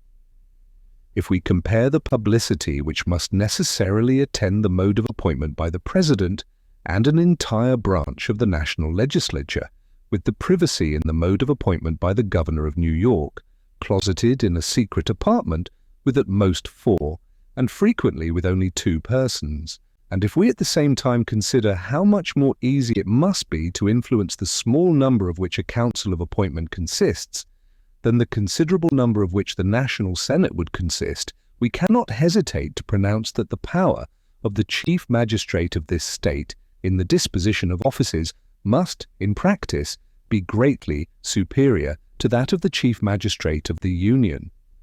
Hence it appears that except as to the concurrent authority of the President in the article of treaties, it would be difficult to determine whether that magistrate would, in the aggregate, possess more or less power than the Governor of New York, and it appears yet more unequivocally that there is no pretence for the parallel which has been attempted between him and the King of Great Britain.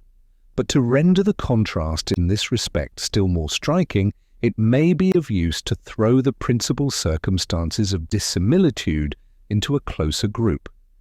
The President of the United States would be an officer elected by the people for 4 years. The King of Great Britain is a perpetual and hereditary prince. The one would be amenable to personal punishment and disgrace. The person of the other is sacred and inviolable. The one would have a qualified negative upon the acts of the legislative body. The other has an absolute negative. The one would have a right to command the military and naval forces of the nation. The other, in addition to this right, possesses that of declaring war and of raising and regulating fleets and armies by his own authority. The one would have a concurrent power with a branch of the legislature in the formation of treaties. The other is the sole possessor of the power of making treaties. The one would have a like concurrent authority in appointing to offices. The other is the sole author of all appointments. The one can confer no privileges whatever, the other can make denizens of aliens, noblemen of commoners, can erect corporations with all the rights incident to corporate bodies. The one can prescribe no rules concerning the commerce or currency of the nation.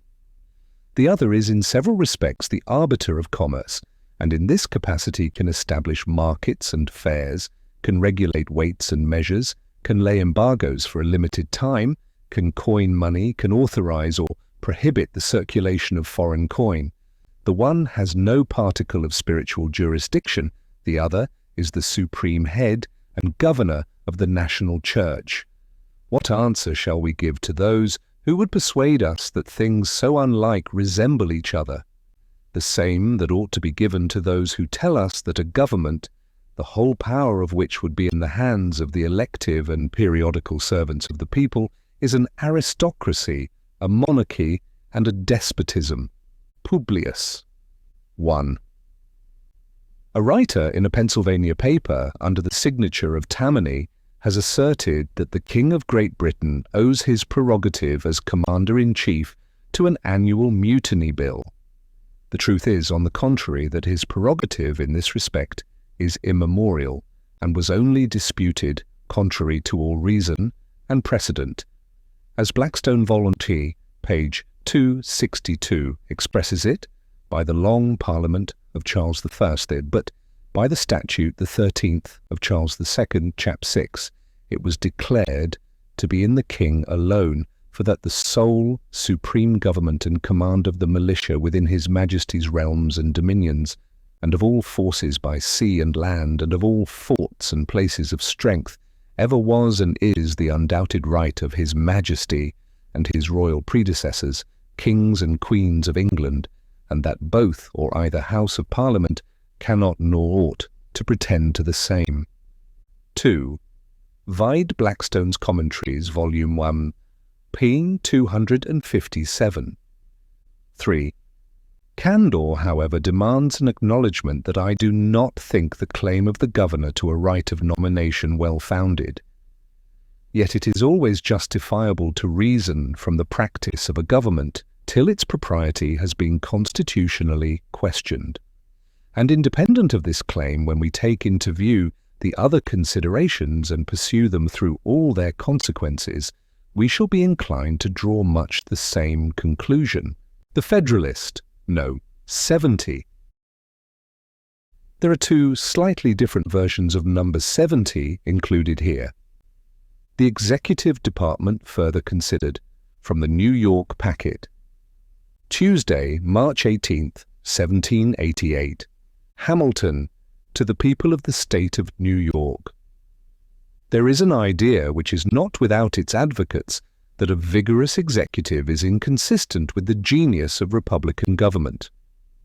The enlightened well-wishers to this species of government must at least hope that the supposition is destitute of foundation, since they can never admit its truth without at the same time admitting the condemnation of their own principles.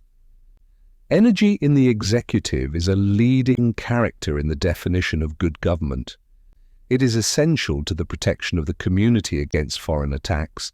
It is not less essential to the steady administration of the laws, to the protection of property against those irregular and high-handed combinations which sometimes interrupt the ordinary course of justice, to the security of liberty against the enterprises and assaults of ambition, of faction, and of anarchy. Every man the least conversant in Roman story knows how often that republic was obliged to take refuge in the absolute power of a single man under the formidable title of dictator, as well against the intrigues of ambitious individuals who aspired to the tyranny, and the seditions of whole classes of the community whose conduct threatened the existence of all government, as against the invasions of external enemies who menaced the conquest and destruction of Rome. There can be no need, however, to multiply arguments or examples on this head. A feeble executive implies a feeble execution of the government. A feeble execution is but another phrase for a bad execution. And a government ill-executed, whatever it may be in theory, must be, in practice, a bad government. Taking it for granted, therefore, that all men of sense will agree in the necessity of an energetic executive, it will only remain to inquire, what are the ingredients which constitute this energy? How far can they be combined with those other ingredients which constitute safety in the republican sense, and how far does this combination characterize the plan which has been reported by the convention? The ingredients which constitute energy in the executive are, first, unity; secondly, duration; thirdly, an adequate provision for its support; fourthly, competent powers. The ingredients which constitute safety in the republican sense are, first, a due dependence on the people; secondly, a due responsibility. Those politicians and statesmen who have been the most celebrated for the soundness of their principles and for the justice of their views have declared in favor of a single executive and a numerous legislature. They have, with great propriety, considered energy as the most necessary qualification of the former, and have regarded this as most applicable to power in a single hand, while they have, with equal propriety, considered the latter as best adapted to deliberation and wisdom, and best calculated to conciliate the confidence of the people and to secure their privileges and interests. That unity is conducive to energy will not be disputed. Decision, activity, secrecy, and dispatch will generally characterize the proceedings of one man in a much more eminent degree than the proceedings of any greater number, and in proportion as the number is increased, these qualities will be diminished. This unity may be destroyed in two ways, either by vesting the power in two or more magistrates of equal dignity and authority, or by vesting it ostensibly in one man, subject, in whole or in part, to the control and cooperation of others in the capacity of counselors to him. Of the first, the two consuls of Rome may serve as an example. Of the last, we shall find examples in the constitutions of several of the states. New York and New Jersey, if I recollect right, are the only states which have entrusted the executive authority wholly to single men. 1. Both these methods of destroying the unity of the executive have their partisans, but the votaries of an executive council are the most numerous. They are both liable, if not too equal, to similar objections, and may in most lights be examined in conjunction. The experience of other nations will afford little instruction on this head. As far, however, as it teaches anything, it teaches us not to be enamored of plurality in the executive. We have seen that the Achaeans, on an experiment of 2 praetors, were induced to abolish one. The Roman history records many instances of mischiefs to the Republic from the dissensions between the consuls and between the military tribunes, who were at times substituted for the consuls, but it gives us no specimens of any peculiar advantages derived to the state from the circumstance of the plurality of those magistrates. That the dissensions between them were not more frequent or more fatal is a matter of astonishment, until we advert to the singular position in which the Republic was almost continually placed, and to the prudent policy pointed out by the circumstances of the state and pursued by the consuls of making a division of the government between them. The patricians engaged in a perpetual struggle with the plebeians for the preservation of their ancient authorities and dignities. The consuls, who were generally chosen out of the former body, were commonly united by the personal interest they had in the defense of the privileges of their order. In addition to this motive of union, After the arms of the Republic had considerably expanded the bounds of its empire, it became an established custom with the consuls to divide the administration between themselves by lot, one of them remaining at Rome to govern the city and its environs, the other taking the command in the more distant provinces. This expedient must no doubt have had great influence in preventing those collisions and rivalships which might otherwise have embroiled the peace of the Republic. But quitting the dim light of historical research, attaching ourselves purely to the dictates of reason and good sense, we shall discover much greater cause to reject than to approve the idea of plurality in the executive under any modification whatever.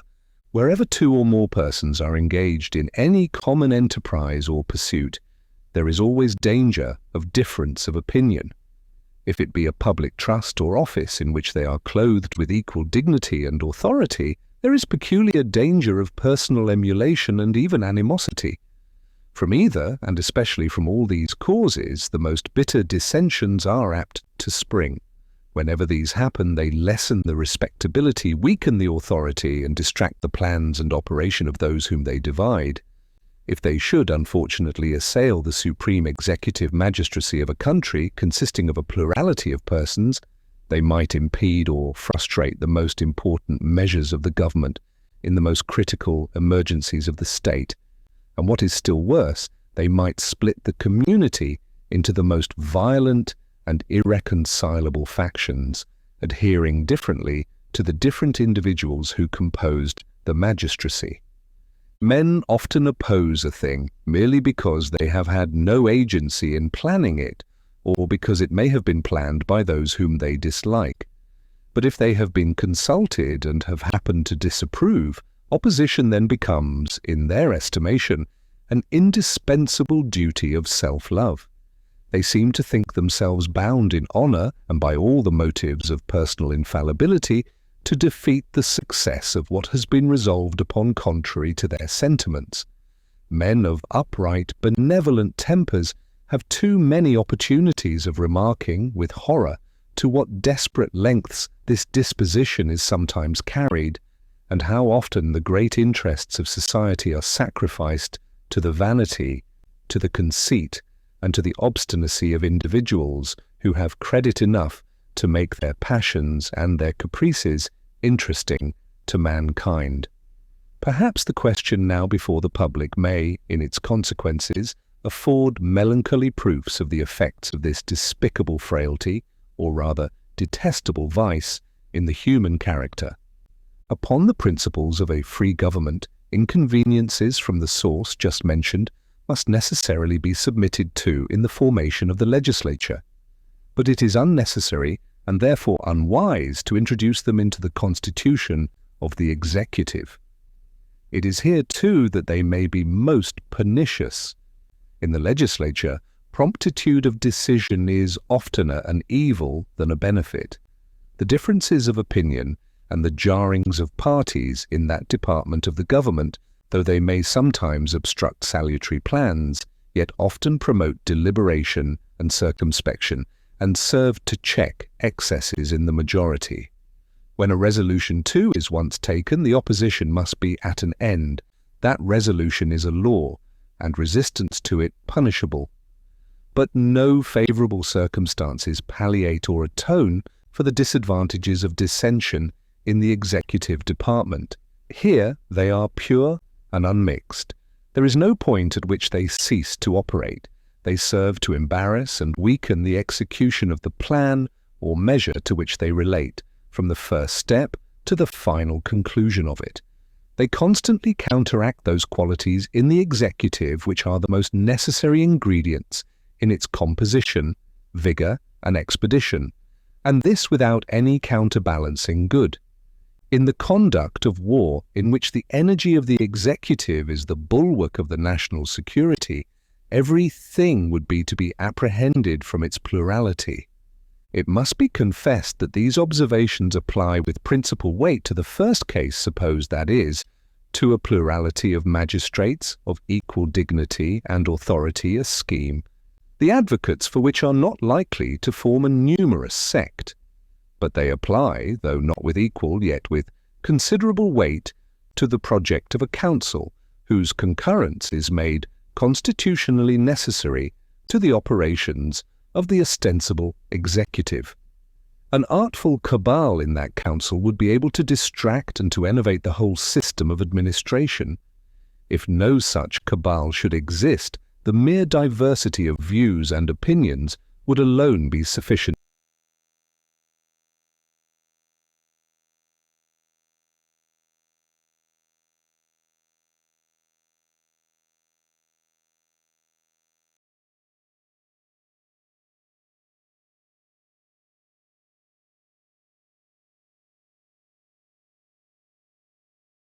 to tincture the exercise of the executive authority with a spirit of habitual feebleness and dilatoriness. But one of the weightiest objections to a plurality in the executive, and which lies as much against the last as the first plan, is that it tends to conceal faults and destroy responsibility. Responsibility is of two kinds, to censure and to punishment. The first is the more important of the two, especially in an elective office. Man in public trust will much oftener act in such a manner as to render him unworthy of being any longer trusted than in such a manner as to make him obnoxious to legal punishment. But the multiplication of the executive adds to the difficulty of detection in either case. It often becomes impossible, amidst mutual accusations, to determine on whom the blame or the punishment of a pernicious measure or series of pernicious measures ought really to fall. It is shifted from one to another with so much dexterity and under such plausible appearances that the public opinion is left in suspense about the real author. The circumstances which may have led to any national miscarriage or misfortune are sometimes so complicated that where there are a number of actors who may have had different degrees and kinds of agency, though we may clearly see upon the whole that there has been mismanagement, yet it may be impracticable to pronounce to whose account the evil which may have been incurred is truly chargeable. I was overruled by my council. The council were so divided in their opinions that it was impossible to obtain any better resolution on the point. These and similar pretexts are constantly at hand, whether true or false. And who is there that will either take the trouble or incur the odium of a strict scrutiny into the secret springs of the transaction? Should there be found a citizen zealous enough to undertake the unpromising task, if there happen to be collusion between the parties concerned, how easy it is to clothe the circumstances with so much ambiguity as to render it uncertain what was the precise conduct of any of those parties. In the single instance in which the governor of this state is coupled with a council that is, in the appointment to offices, we have seen the mischiefs of it in the view now under consideration. Scandalous appointments to important offices have been made. Some cases, indeed, have been so flagrant that all parties have agreed in the impropriety of the thing. When inquiry has been made, the blame has been laid by the governor on the members of the council who, on their part, have charged it upon his nomination, while the people remain altogether at a loss to determine by whose influence their interests have been committed to hands so unqualified and so manifestly improper. In tenderness to individuals, I forbear to descend to particulars. It is evident from these considerations that the plurality of the executive tends to deprive the people of the two greatest securities they can have for the faithful exercise of any delegated power. First, the restraints of public opinion, which lose their efficacy, as well on account of the division of the censure attendant on bad measures among a number, as on account of the uncertainty on whom it ought to fall. And secondly, the opportunity of discovering with facility and clearness the misconduct of the persons they trust, in order either to their removal from office or to their actual punishment in cases which admit of it. In England, the king is a perpetual magistrate, and it is a maxim which has obtained for the sake of the public peace that he is unaccountable for his administration, and his person sacred. Nothing therefore can be wiser in that kingdom than to annex to the king a constitutional council who may be responsible to the nation for the advice they give. Without this, there would be no responsibility whatever in the executive department, an idea inadmissible in a free government. But even there the king is not bound by the resolutions of his council, though they are answerable for the advice they give. He is the absolute master of his own conduct in the exercise of his office, and may observe or disregard the counsel given to him at his sole discretion. But in a republic, where every magistrate ought to be personally responsible for his behaviour in office, the reason which in the British Constitution dictates the propriety of a council not only ceases to apply, but turns against the institution. In the monarchy of Great Britain, it furnishes a substitute for the prohibited responsibility of the chief magistrate, which serves in some degree as a hostage to the national justice for his good behaviour. In the American Republic, it would serve to destroy or would greatly diminish the intended and necessary responsibility of the chief magistrate himself. The idea of a council to the executive, which has so generally obtained in the state constitutions, has been derived from that maxim of republican jealousy which considers power as safer in the hands of a number of men than of a single man. If the maxim should be admitted to be applicable to the case, I should contend that the advantage on that side would not counterbalance the numerous disadvantages on the opposite side. But I do not think the rule at all applicable to the executive power. I clearly concur in opinion, in this particular, with a writer whom the celebrated Junius pronounces to be deep, solid, and ingenious, that the executive power is more easily confined when it is one. 2. That it is far more safe there should be a single object for the jealousy and watchfulness of the people. And, in a word, that all multiplication of the executive is rather dangerous than friendly to liberty. A little consideration will satisfy us that the species of security sought for in the multiplication of the executive is unattainable. Numbers must be so great as to render combination difficult, or they are rather a source of danger than of security. The united credit and influence of several individuals must be more formidable to liberty than the credit and influence of either of them separately. When power, therefore, is placed in the hands of so small a number of men as to admit of their interests and views being easily combined in a common enterprise by an artful leader, it becomes more liable to abuse and more dangerous when abused than if it be lodged in the hands of one man, who, from the very circumstance of his being alone, will be more narrowly watched and more readily suspected, and who cannot unite so great a mass of influence as when he is associated with others. The decemvirs of Rome, whose name denotes their number, 3 were more to be dreaded in their usurpation than any one of them would have been. No person would think of proposing an executive much more numerous than that body. From 6 to 12 have been suggested for the number of the council. The extreme of these numbers is not too great for an easy combination, and from such a combination America would have more to fear than from the ambition of any single individual. A counsel to a magistrate, who is himself responsible for what he does, are generally nothing better than a clog upon his good intentions, are often the instruments and accomplices of his bad, and are almost always a cloak to his faults.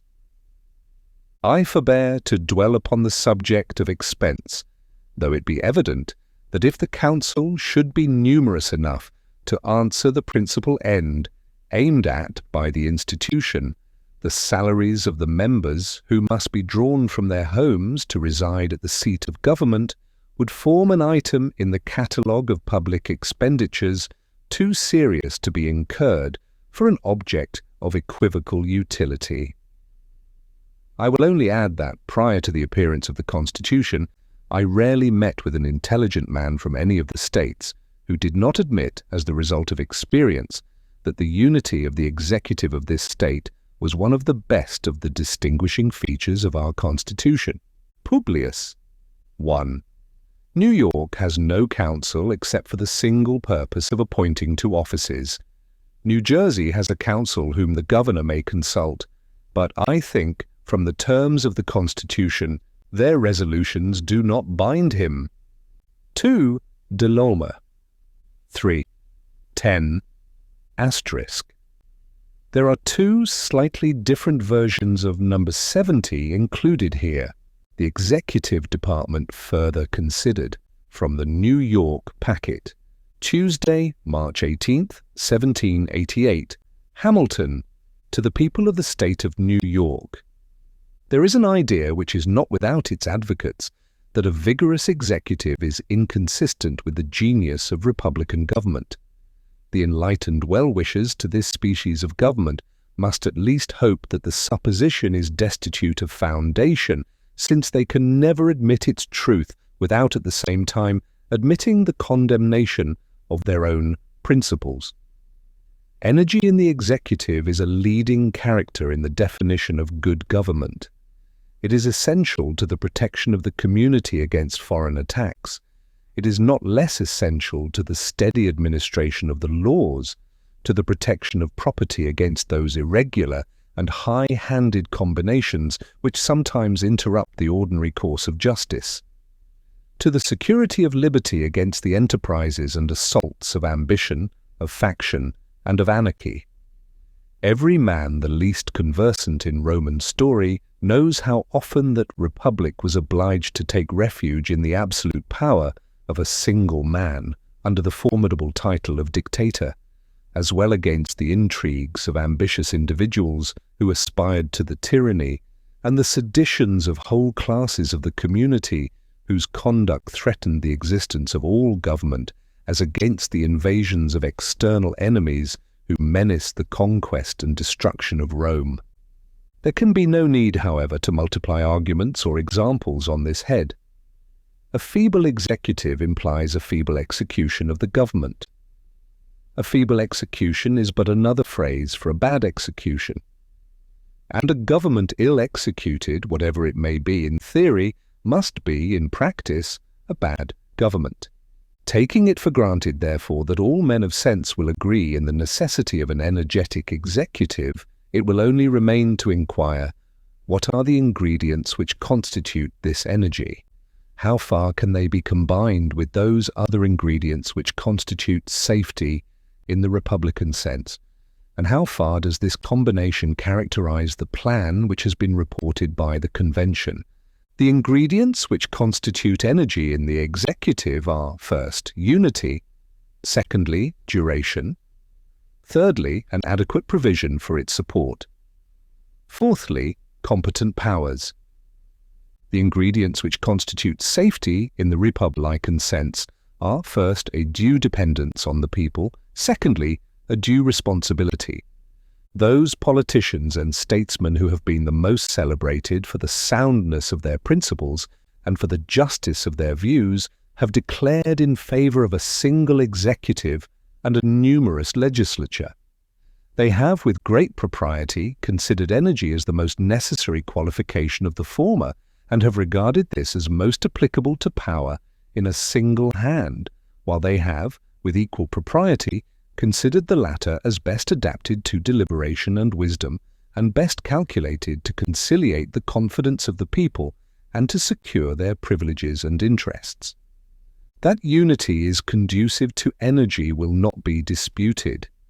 Decision, activity, secrecy, and dispatch will generally characterize the proceedings of one man in a much more eminent degree than the proceedings of any greater number, and in proportion as the number is increased, these qualities will be diminished.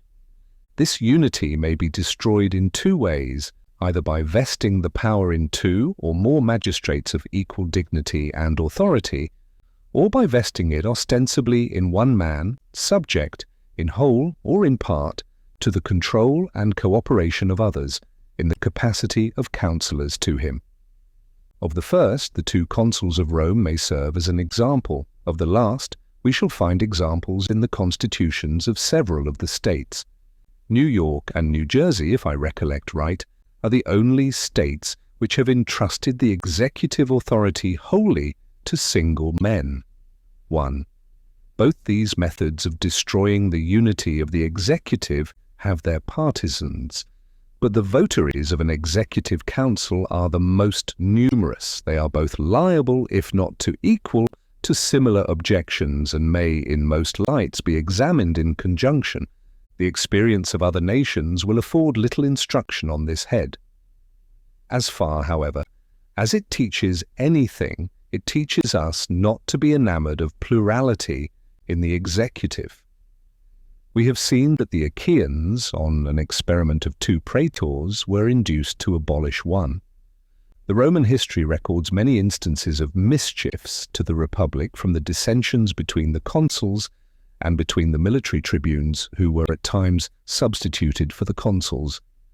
But it gives us no specimens of any peculiar advantages derived to the state from the circumstance of the plurality of those magistrates. That the dissensions between them were not more frequent or more fatal is a matter of astonishment, until we advert to the singular position in which the Republic was almost continually placed, and to the prudent policy pointed out by the circumstances of the state and pursued by the consuls of making a division of the government between them. The patricians engaged in a perpetual struggle with the plebeians for the preservation of their ancient authorities and dignities. The consuls, who were generally chosen out of the former body, were commonly united by the personal interest they had in the defence of the privileges of their order.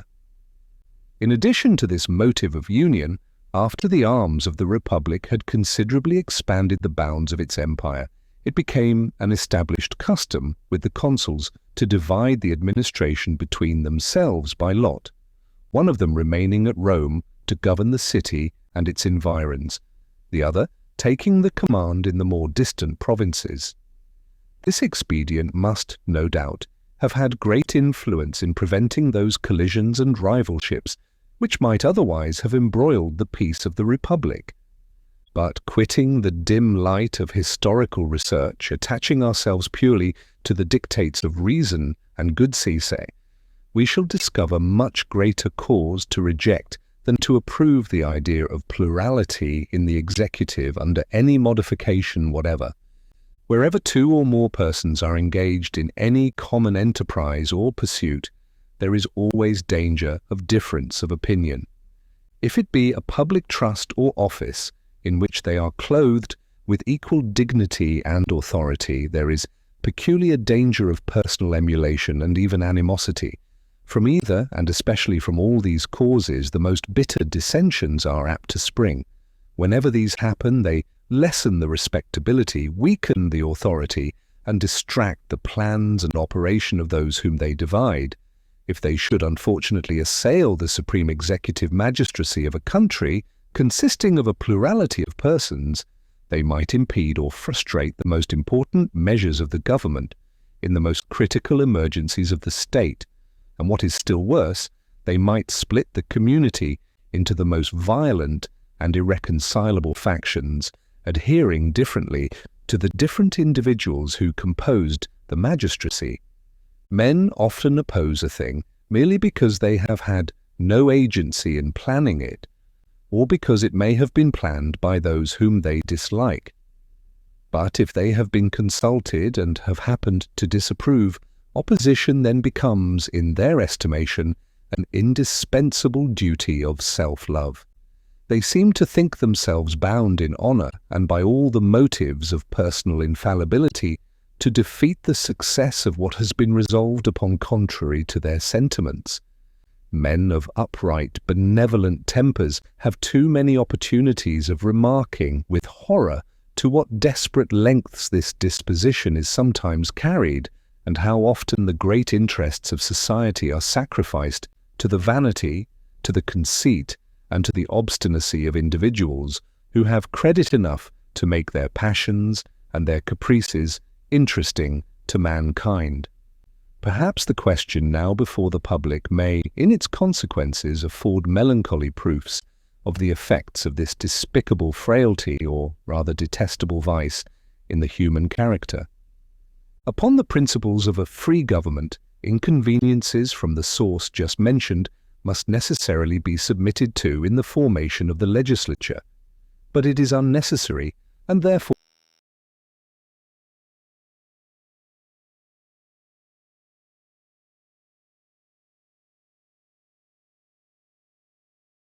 unwise to introduce them into the constitution of the executive. It is here too that they may be most pernicious. In the legislature, promptitude of decision is oftener an evil than a benefit. The differences of opinion and the jarrings of parties in that department of the government, though they may sometimes obstruct salutary plans, yet often promote deliberation and circumspection, and serve to check excesses in the majority. When a resolution too is once taken, the opposition must be at an end. That resolution is a law, and resistance to it punishable. But no favourable circumstances palliate or atone for the disadvantages of dissension in the executive department. Here they are pure and unmixed. There is no point at which they cease to operate. They serve to embarrass and weaken the execution of the plan or measure to which they relate, from the first step to the final conclusion of it. They constantly counteract those qualities in the executive which are the most necessary ingredients in its composition, vigour, and expedition, and this without any counterbalancing good. In the conduct of war, in which the energy of the executive is the bulwark of the national security, everything would be to be apprehended from its plurality. It must be confessed that these observations apply with principal weight to the first case supposed, that is, to a plurality of magistrates of equal dignity and authority, a scheme, the advocates for which are not likely to form a numerous sect, but they apply, though not with equal, yet with considerable weight, to the project of a council, whose concurrence is made constitutionally necessary to the operations of the ostensible executive. An artful cabal in that council would be able to distract and to enervate the whole system of administration. If no such cabal should exist, the mere diversity of views and opinions would alone be sufficient to tincture the exercise of the executive authority with a spirit of habitual feebleness and dilatoriness. But one of the weightiest objections to a plurality in the executive, and which lies as much against the last as the first plan, is that it tends to conceal faults and destroy responsibility. Responsibility is of two kinds, to censure and to punishment. The first is the more important of the two, especially in an elective office. Man in public trust will much oftener act in such a manner as to render him unworthy of being any longer trusted, than in such a manner as to make him obnoxious to legal punishment. But the multiplication of the executive adds to the difficulty of detection in either case. It often becomes impossible, amidst mutual accusations, to determine on whom the blame or the punishment of a pernicious measure, or series of pernicious measures, ought really to fall. It is shifted from one to another with so much dexterity and under such plausible appearances that the public opinion is left in suspense about the real author. The circumstances which may have led to any national miscarriage or misfortune are sometimes so complicated that where there are a number of actors who may have had different degrees and kinds of agency, though we may clearly see upon the whole that there has been mismanagement, yet it may be impracticable to pronounce to whose account the evil which may have been incurred is truly chargeable. I was overruled by my council. The council was so divided in their opinions that it was impossible to obtain any better resolution on the point. These and similar pretexts are constantly at hand, whether true or false, and who is there that will either take the trouble or incur the odium of a strict scrutiny into the secret springs of the transaction? Should there be found a citizen zealous enough to undertake the unpromising task, if there happen to be collusion between the parties concerned, how easy it is to clothe the circumstances with so much ambiguity as to render it uncertain what was the precise conduct of any of those parties. In the single instance in which the governor of this state is coupled with a council that is, in the appointment to offices, we have seen the mischiefs of it in the view now under consideration. Scandalous appointments to important offices have been made. Some cases, indeed, have been so flagrant that all parties have agreed in the impropriety of the thing. When inquiry has been made, the blame has been laid by the governor on the members of the council, who, on their part, have charged it upon his nomination, while the people remain altogether at a loss to determine by whose influence their interests have been committed to hands so unqualified and so manifestly improper. In tenderness to individuals I forbear to descend to particulars. It is evident from these considerations that the plurality of the executive tends to deprive the people of the two greatest securities they can have for the faithful exercise of any delegated power. First, the restraints of public opinion, which lose their efficacy, as well on account of the division of the censure attendant on bad measures among a number, as on account of the uncertainty on whom it ought to fall. And secondly, the opportunity of discovering with facility and clearness the misconduct of the persons they trust, in order either to their removal from office or to their actual punishment in cases which admit of it. In England, the king is a perpetual magistrate, and it is a maxim which has obtained for the sake of the public peace that he is unaccountable for his administration, and his person sacred. Nothing, therefore, can be wiser in that kingdom than to annex to the king a constitutional council, who may be responsible to the nation for the advice they give. Without this, there would be no responsibility whatever in the executive department, an idea inadmissible in a free government. But even there the king is not bound by the resolutions of his council, though they are answerable for the advice they give. He is the absolute master of his own conduct in the exercise of his office, and may observe or disregard the counsel given to him at his sole discretion. But in a republic, where every magistrate ought to be personally responsible for his behaviour in office, the reason which in the British Constitution dictates the propriety of a council not only ceases to apply, but turns against the institution. In the monarchy of Great Britain, it furnishes a substitute for the prohibited responsibility of the chief magistrate, which serves in some degree as a hostage to the national justice for his good behaviour. In the American Republic, it would serve to destroy or would greatly diminish the intended and necessary responsibility of the chief magistrate himself. The idea of a council to the executive, which has so generally obtained in the state constitutions, has been derived from that maxim of republican jealousy which considers power as safer in the hands of a number of men than of a single man. If the maxim should be admitted to be applicable to the case, I should contend that the advantage on that side would not counterbalance the numerous disadvantages on the opposite side, but I do not think the rule at all applicable to the executive power. I clearly concur in opinion, in this particular, with a writer whom the celebrated Junius pronounces to be deep, solid, and ingenious, that the executive power is more easily confined when it is one. 2, that it is far more safe there should be a single object for the jealousy and watchfulness of the people. And in a word, that all multiplication of the executive is rather dangerous than friendly to liberty. A little consideration will satisfy us that the species of security sought for in the multiplication of the executive is unattainable. Numbers must be so great as to render combination difficult, or they are rather a source of danger than of security. The united credit and influence of several individuals must be more formidable to liberty than the credit and influence of either of them separately.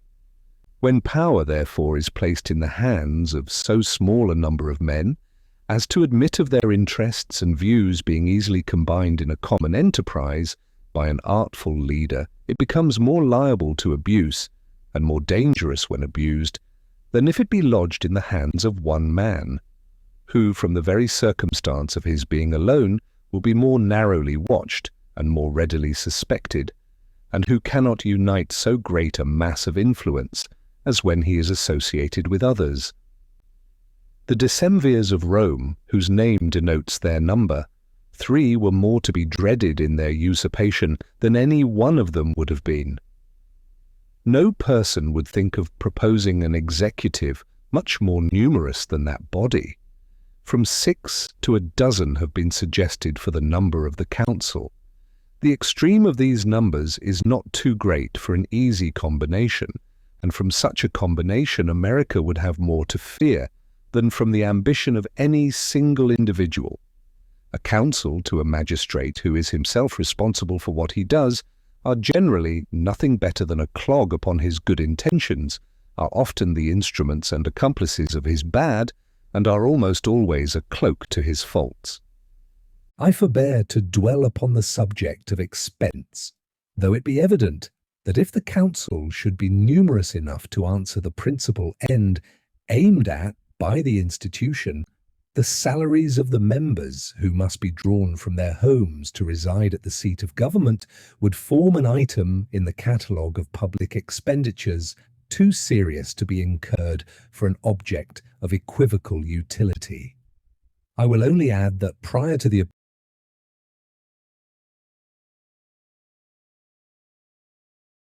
appearance of the Constitution, I rarely met with an intelligent man from any of the states who did not admit, as the result of experience, that the unity of the executive of this state was one of the best of the distinguishing features of our Constitution.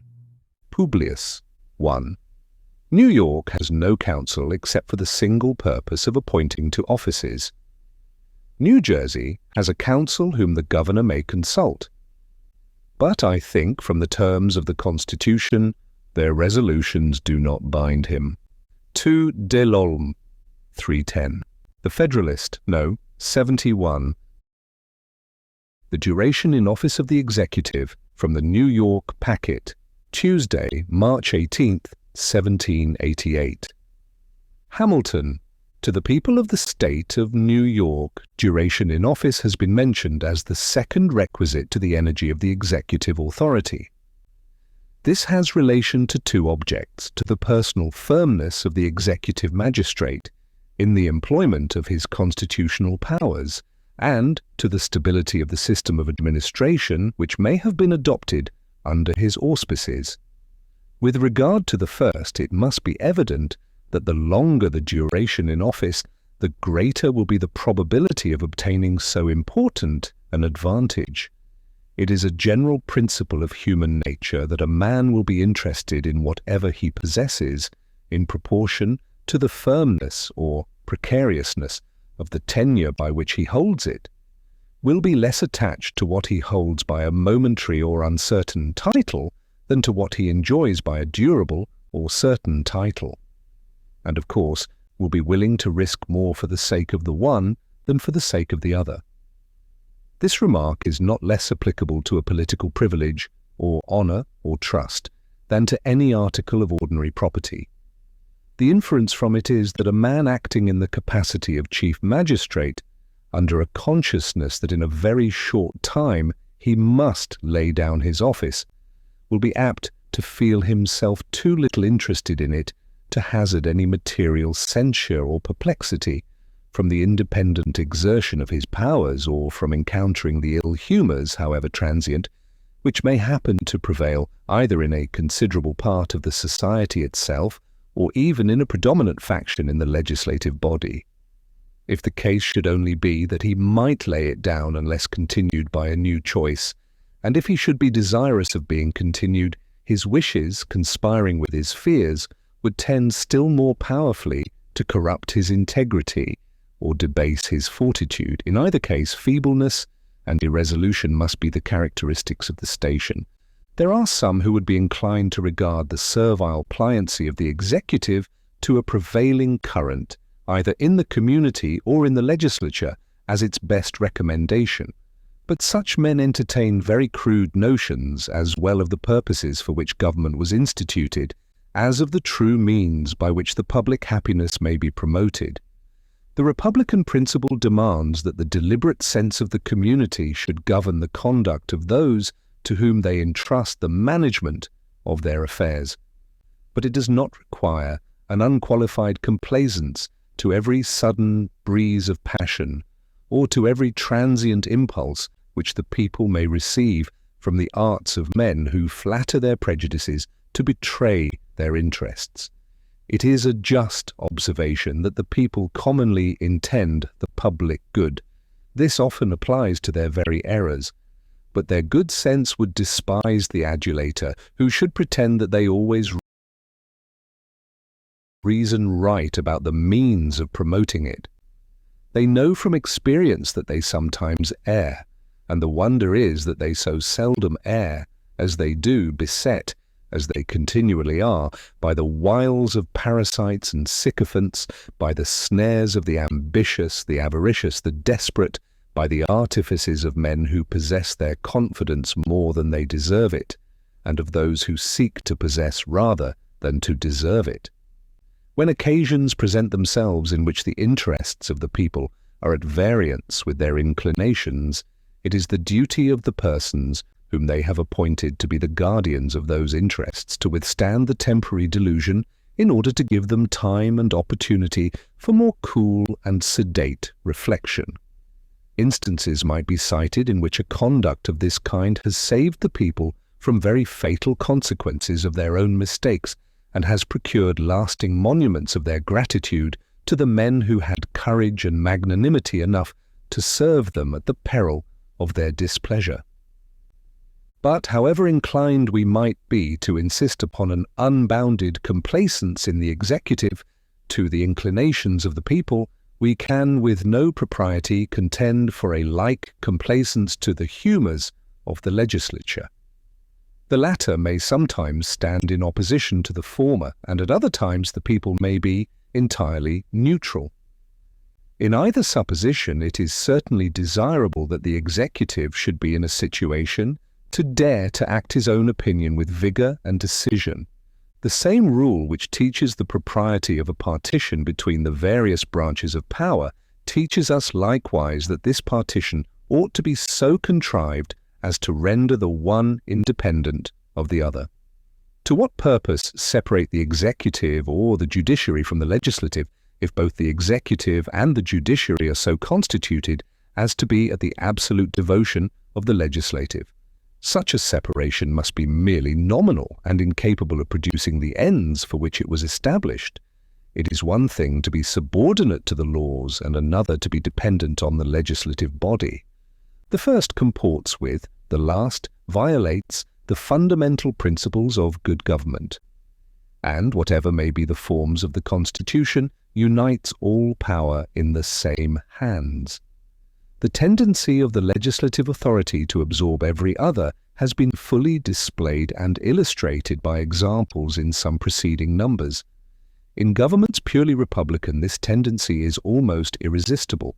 The representatives of the people, in a popular assembly, seem sometimes to fancy that they are the people themselves, and betray strong symptoms of impatience and disgust at the least sign of opposition from any other quarter, as if the exercise of its rights by either the executive or judiciary were a breach of their privilege and an outrage to their dignity. They often appear disposed to exert an imperious control over the other departments, and as they commonly have the people on their side, they always act with such momentum as to make it very difficult for the other members of the government to maintain the balance of the Constitution. It may perhaps be asked how the shortness of the duration in office can affect the independence of the executive on the legislature, unless the one were possessed of the power of appointing or displacing the other. One answer to this inquiry may be drawn from the principle already remarked, that is, from the slender interest a man is apt to take in a short-lived advantage, and the little inducement it affords him to expose himself, on account of it, to any considerable inconvenience or hazard. Another answer, perhaps more obvious, though not more conclusive, will result from the consideration of the influence of the legislative body over the people, which might be employed to prevent the re-election of a man who, by an upright resistance to any sinister project of that body, should have made himself obnoxious to its resentment. It may be asked also whether a duration of 4 years would answer the end proposed, and if it would not, whether a less period, which would at least be recommended by greater security against ambitious designs, would not for that reason be preferable to a longer period, which was at the same time too short for the purpose of inspiring the desired firmness and independence of the magistrate. It cannot be affirmed that a duration of 4 years, or any other limited duration, would completely answer the end proposed, but it would contribute towards it in a degree which would have a material influence upon the spirit and character of the government.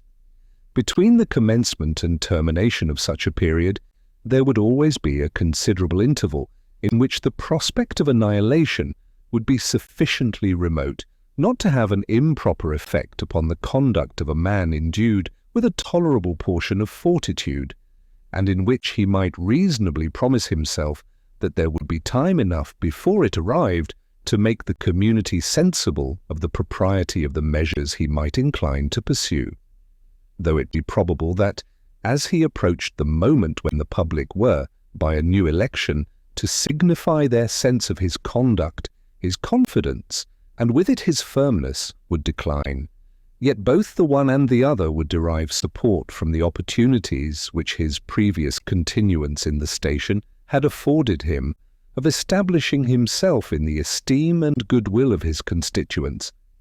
He might, then, hazard with safety, in proportion to the proofs he had given of his wisdom and integrity, and to the title he had acquired to the respect and attachment of his fellow citizens.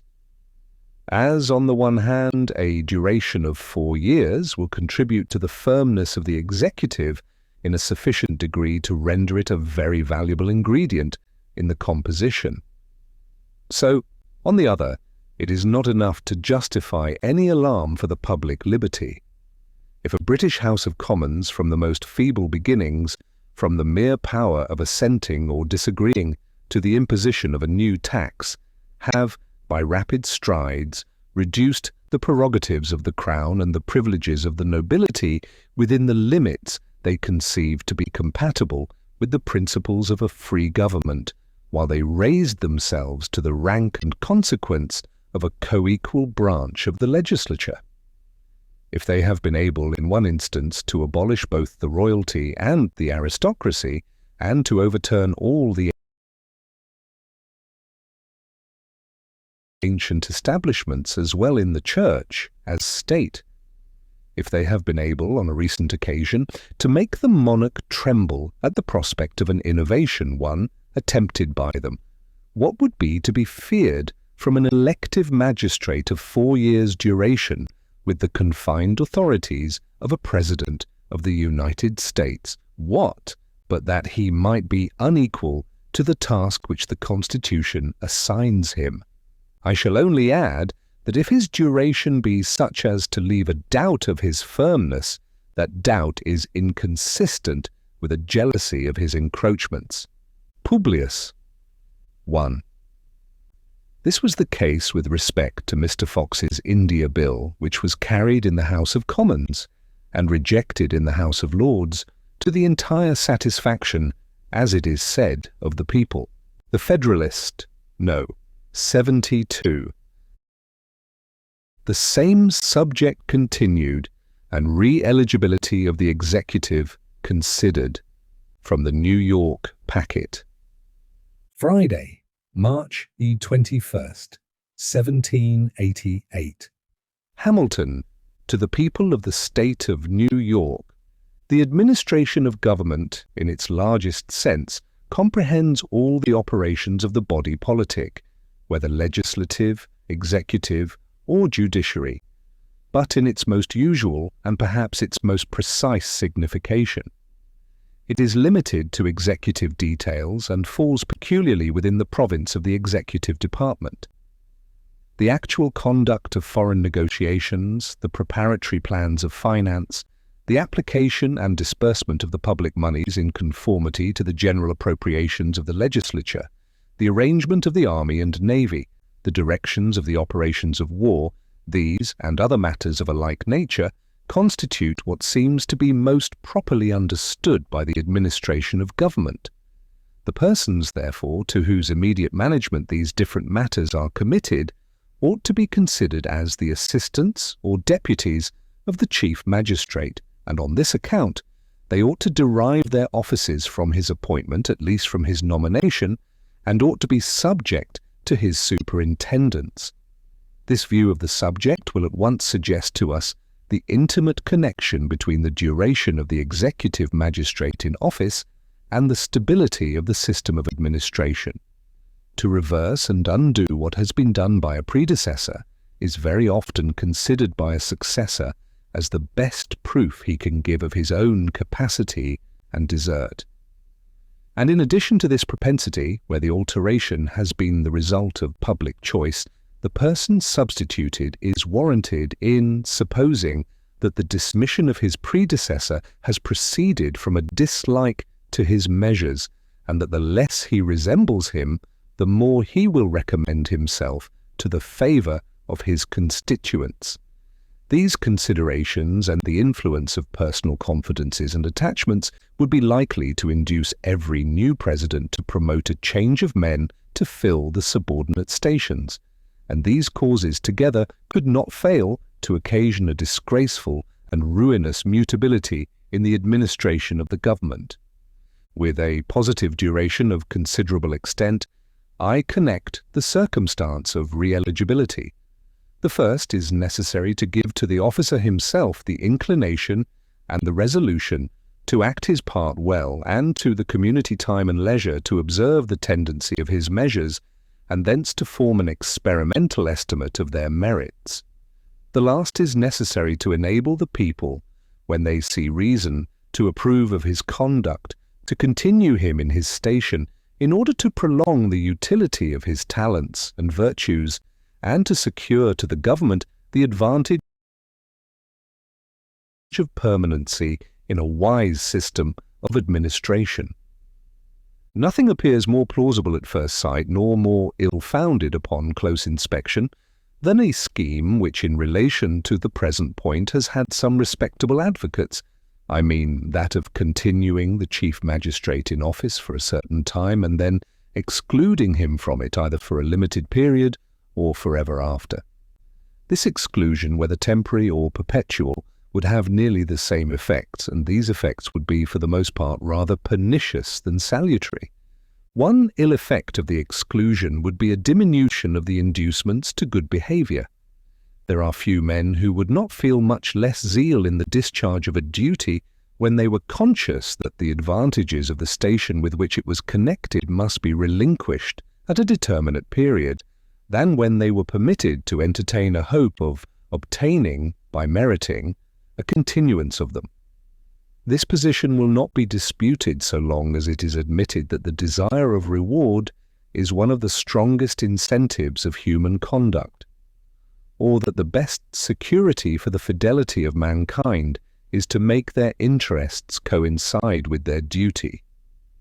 Even the love of fame, the ruling passion of the noblest minds, which would prompt a man to plan and undertake extensive and arduous enterprises for the public benefit, requiring considerable time to mature and perfect them, if he could flatter himself with the prospect of being allowed to finish what he had begun, would, on the contrary, deter him from the undertaking when he foresaw that he must quit the scene before he could accomplish the work, and must commit that, together with his own reputation, to hands which might be unequal or unfriendly to the task.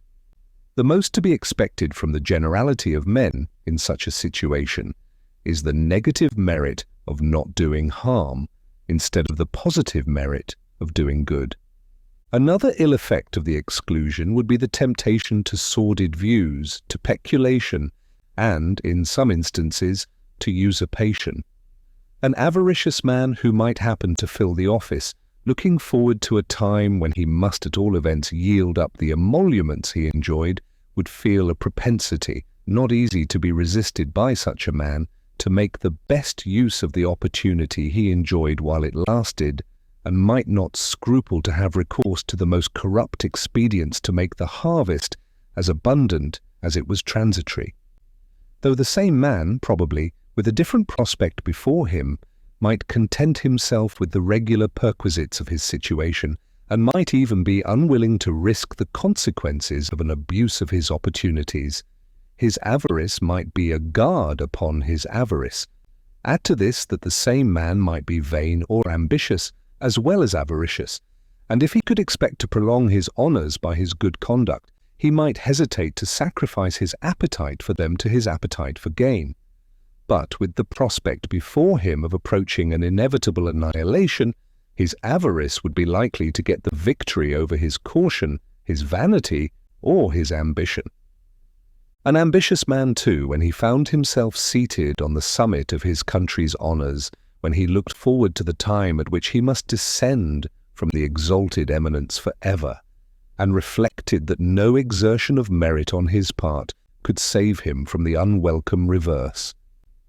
Such a man, in such a situation, would be much more violently tempted to embrace a favourable conjuncture for attempting the prolongation of his power at every personal hazard than if he had the probability of answering the same end by doing his duty. Would it promote the peace of the community or the stability of the government to have half a dozen men who had had credit enough to be raised to the seat of the supreme magistracy, wandering among the people like discontented ghosts and sighing for a place which they were destined never more to possess? A third ill effect of the exclusion would be the depriving the community of the advantage of the experience gained by the chief magistrate in the exercise of his office. That experience is the parent of wisdom is an adage, the truth of which is recognized by the wisest as well as the simplest of mankind. What more desirable or more essential than this quality in the governors of nations? Where more desirable or more essential than in the first magistrate of a nation? Can it be wise to put this desirable and essential quality under the ban of the Constitution, and to declare that the moment it is acquired, its possessor shall be compelled to abandon the station in which it was acquired, and to which it is adapted? This, nevertheless, is the precise import of all those regulations which exclude men from serving their country by the choice of their fellow citizens, after they have, by a course of service, fitted themselves for doing it with a greater degree of utility. A fourth ill effect of the exclusion would be the banishing men from stations in which, in certain emergencies of the state, their presence might be of the greatest moment to the public interest or safety. There is no nation which has not at one period or another experienced an absolute necessity of the services of particular men in particular situations. Perhaps it would not be too strong to say, to the preservation of its political existence. How unwise, therefore, must be every such self-denying ordinance as serves to prohibit a nation from making use of its own citizens in the manner best suited to its exigencies and circumstances. Without supposing the personal essentiality of the man, it is evident that a change of the chief magistrate at the breaking out of a war, or at any similar crisis, for another, even of equal merit, would at all times be detrimental to the community, inasmuch as it would substitute inexperience to experience and would tend to unhinge and set afloat the already settled train of the administration. A fifth ill effect of the exclusion would be that it would operate as a constitutional interdiction of stability in the administration. By necessitating a change of men in the first office of the nation, it would necessitate a mutability of measures. It is not generally to be expected that men will vary and measures remain uniform. The contrary is the usual course of things, and we need not be apprehensive that there will be too much stability, while there is even the option of changing. Nor need we desire to prohibit the people from continuing their confidence where they think it may be safely placed, and where, by constancy on their part, they may obviate the fatal inconveniences of fluctuating counsels and a variable policy. These are some of the disadvantages which would flow from the principle of exclusion. They apply most forcibly to the scheme of a perpetual exclusion, but when we consider that even a partial exclusion would always render the readmission of the person a remote and precarious object, the observations which have been made will apply nearly as fully to one case as to the other. What are the advantages promised to counterbalance these disadvantages? They are represented to be, first, greater independence in the magistrate. 2 days, greater security to the people. Unless the exclusion be perpetual, there will be no pretence to infer the first advantage. But even in that case, may he have no object beyond his present station, to which he may sacrifice his independence? May he have no connections, no friends, for whom he may sacrifice it? May he not be less willing by a firm conduct to make personal enemies when he acts under the impression that a time is fast approaching, on the arrival of which he not only may, but must, be exposed to their resentments upon an equal, perhaps upon an inferior, footing? It is not an easy point to determine whether his independence would be most promoted or impaired by such an arrangement. As to the second supposed advantage, there is still greater reason to entertain doubts concerning it. If the exclusion were to be perpetual, a man of irregular ambition, of whom alone there could be reason in any case to entertain apprehension, would, with infinite reluctance, yield to the necessity of taking his leave forever of a post in which his passion for power and preeminence had acquired the force of habit. And if he had been fortunate or adroit enough to conciliate the goodwill of the people, he might induce them to consider as a very odious and unjustifiable restraint upon themselves a provision which was calculated to debar them of the right of giving a fresh proof of their attachment to a favourite. There may be conceived circumstances in which this disgust of the people, seconding the thwarted ambition of such a favourite, might occasion greater danger to liberty than could ever reasonably be dreaded from the possibility of a perpetuation in office by the voluntary suffrages of the community exercising a constitutional privilege. There is an excess of refinement in the idea of disabling the people to continue in office men who had entitled themselves, in their opinion, to approbation and confidence, the advantages of which are at best speculative and equivocal, and are overbalanced by disadvantages far more certain and decisive. Publius, the Federalist, No. 73. The provision for the support of the executive and the veto power from the New York packet, Friday, March 21st, 1788. Hamilton, to the people of the state of New York. The third ingredient towards constituting the vigor of the executive authority is an adequate provision for its support.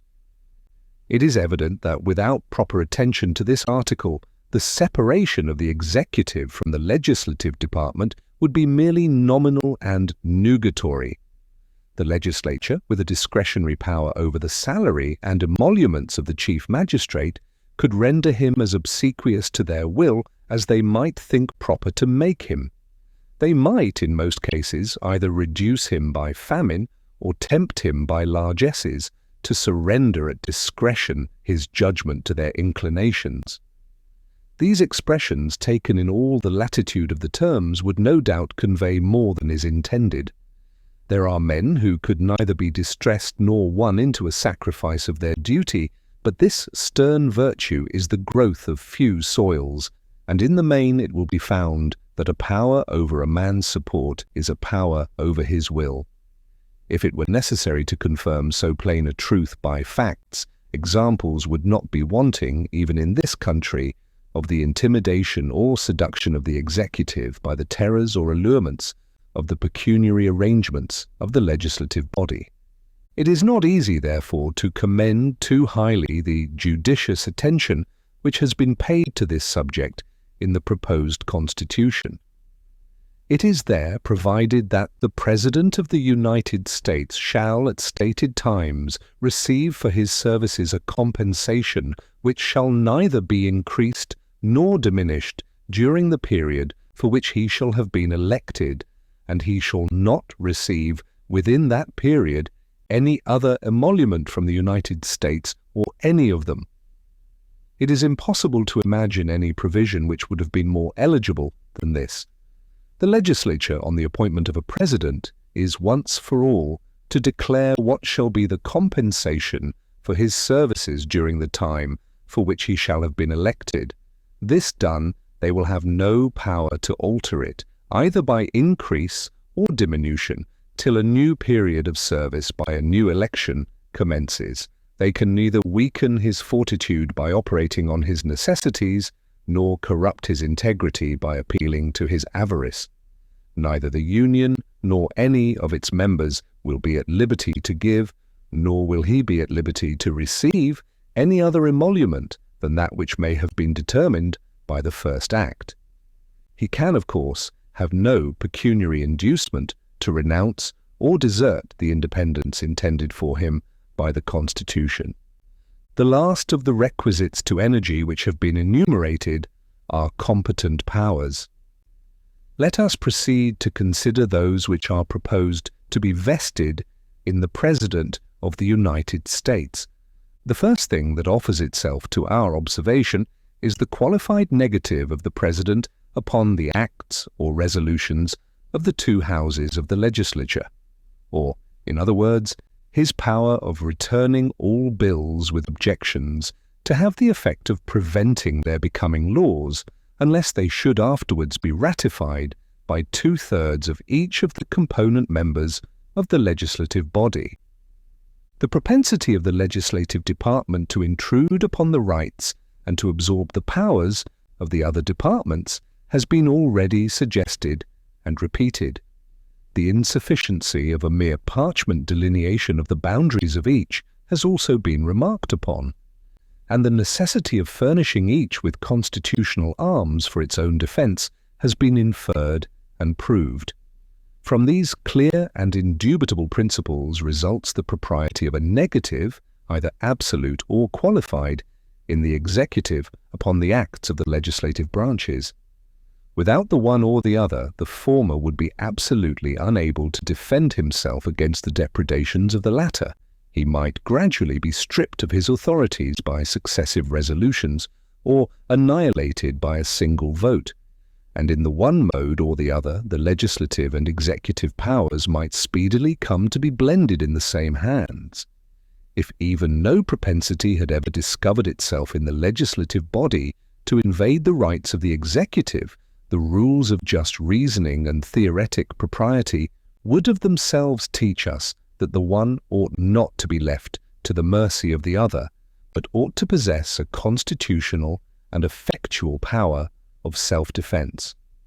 But the power in question has a further use. It not only serves as a shield to the executive, but it furnishes an additional security against the inaction of improper laws. It establishes a salutary check upon the legislative body, calculated to guard the community against the effects of faction, precipitancy, or of any impulse unfriendly to the public good, which may happen to influence a majority of that body. The propriety of a negative has, upon some occasions, been combated by an observation that it was not to be presumed a single man would possess more virtue and wisdom than a number of men, and that unless this presumption should be entertained, it would be improper to give the executive magistrate any species of control over the legislative body. But this observation, when examined, will appear rather specious than solid.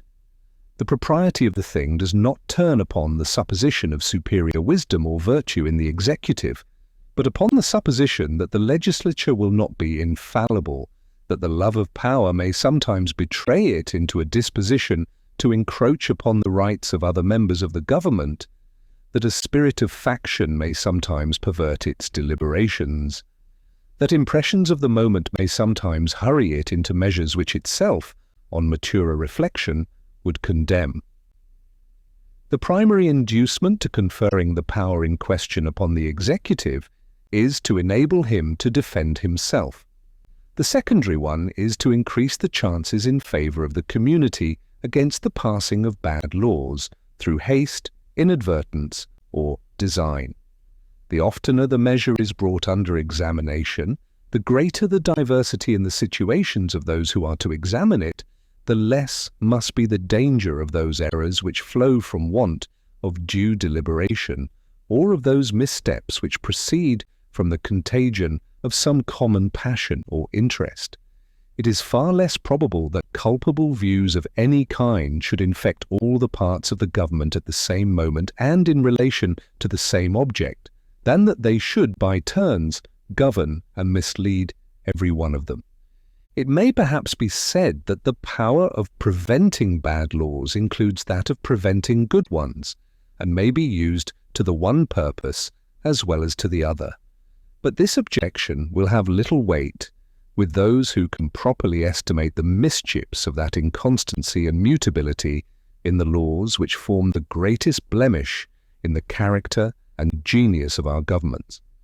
They will consider every institution calculated to restrain the excess of lawmaking and to keep things in the same state in which they happen to be at any given period as much more likely to do good than harm, because it is favorable to greater stability in the system of legislation.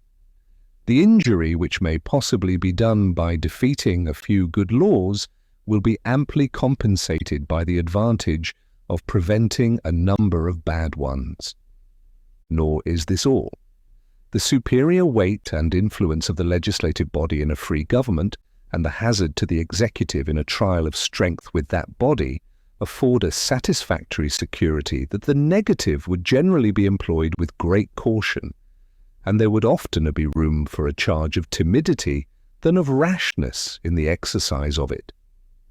A king of Great Britain, with all his train of sovereign attributes, and with all the influence he draws from 1,000 sources, would, at this day, hesitate to put a negative upon the joint resolutions of the two Houses of Parliament.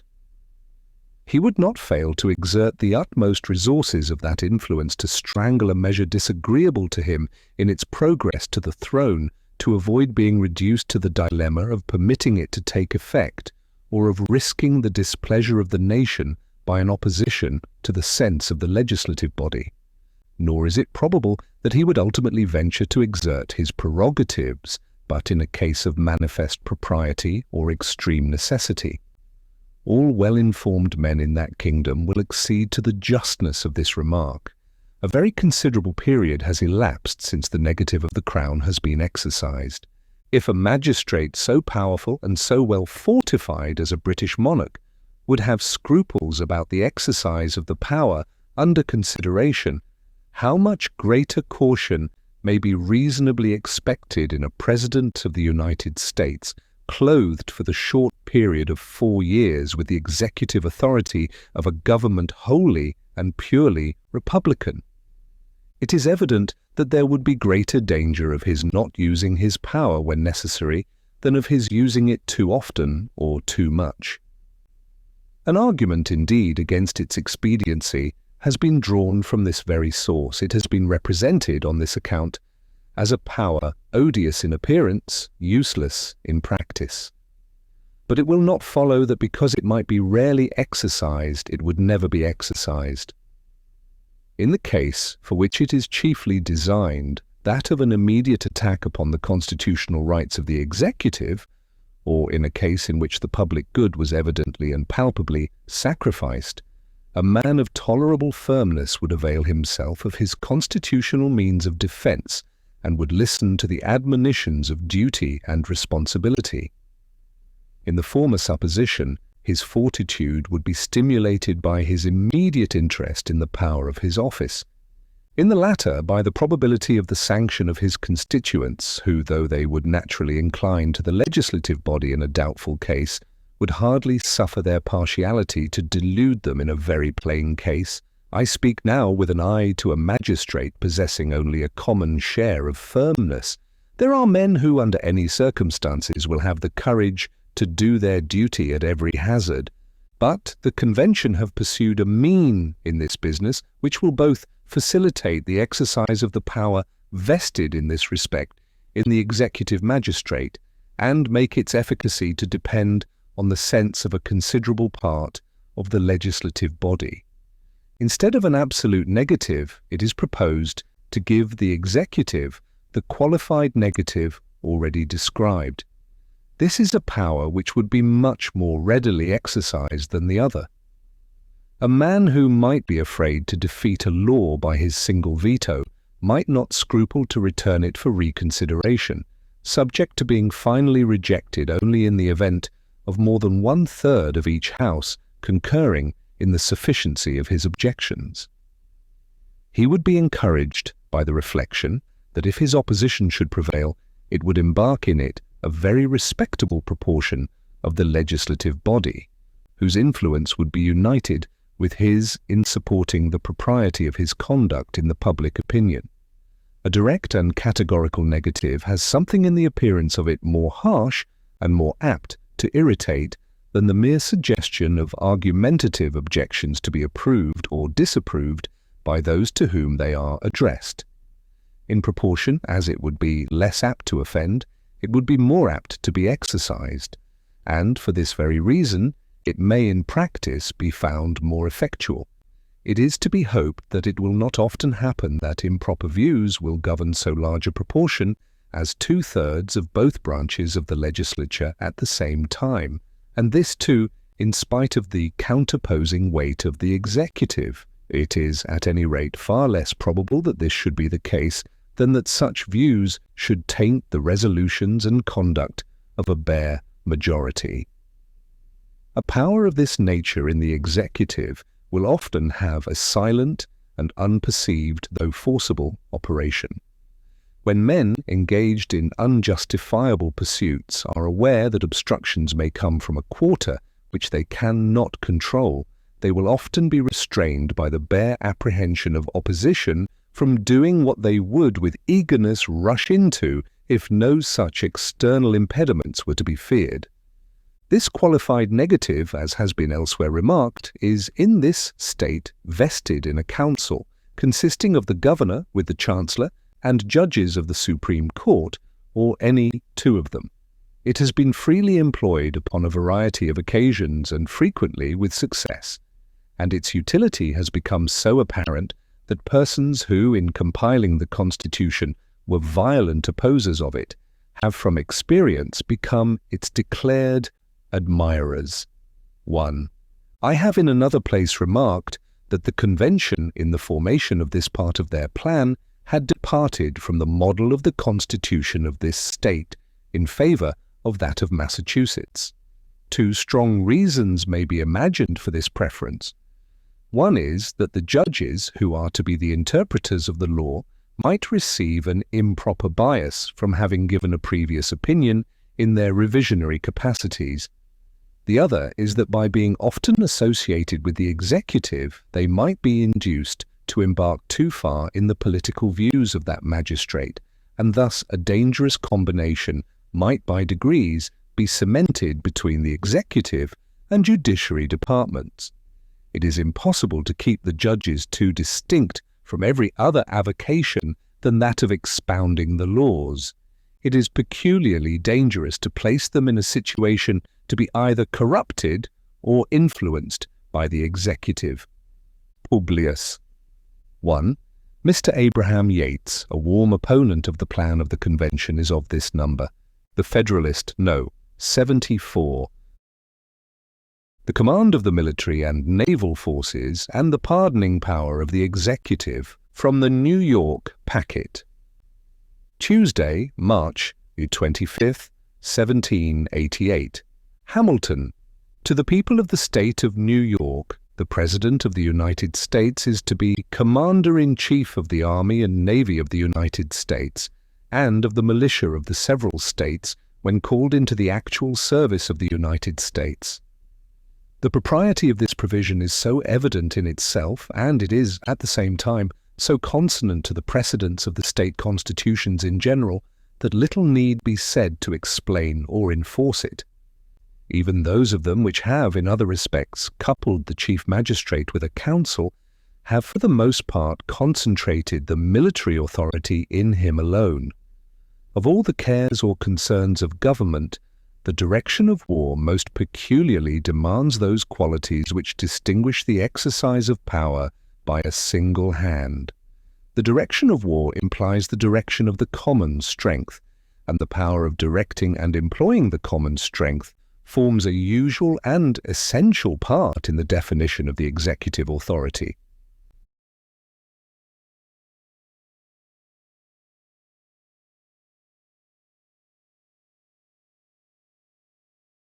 The President may require the opinion in writing of the principal officer in each of the executive departments upon any subject relating to the duties of their respective officers. This I consider as a mere redundancy in the plan, as the right for which it provides would result of itself from the office.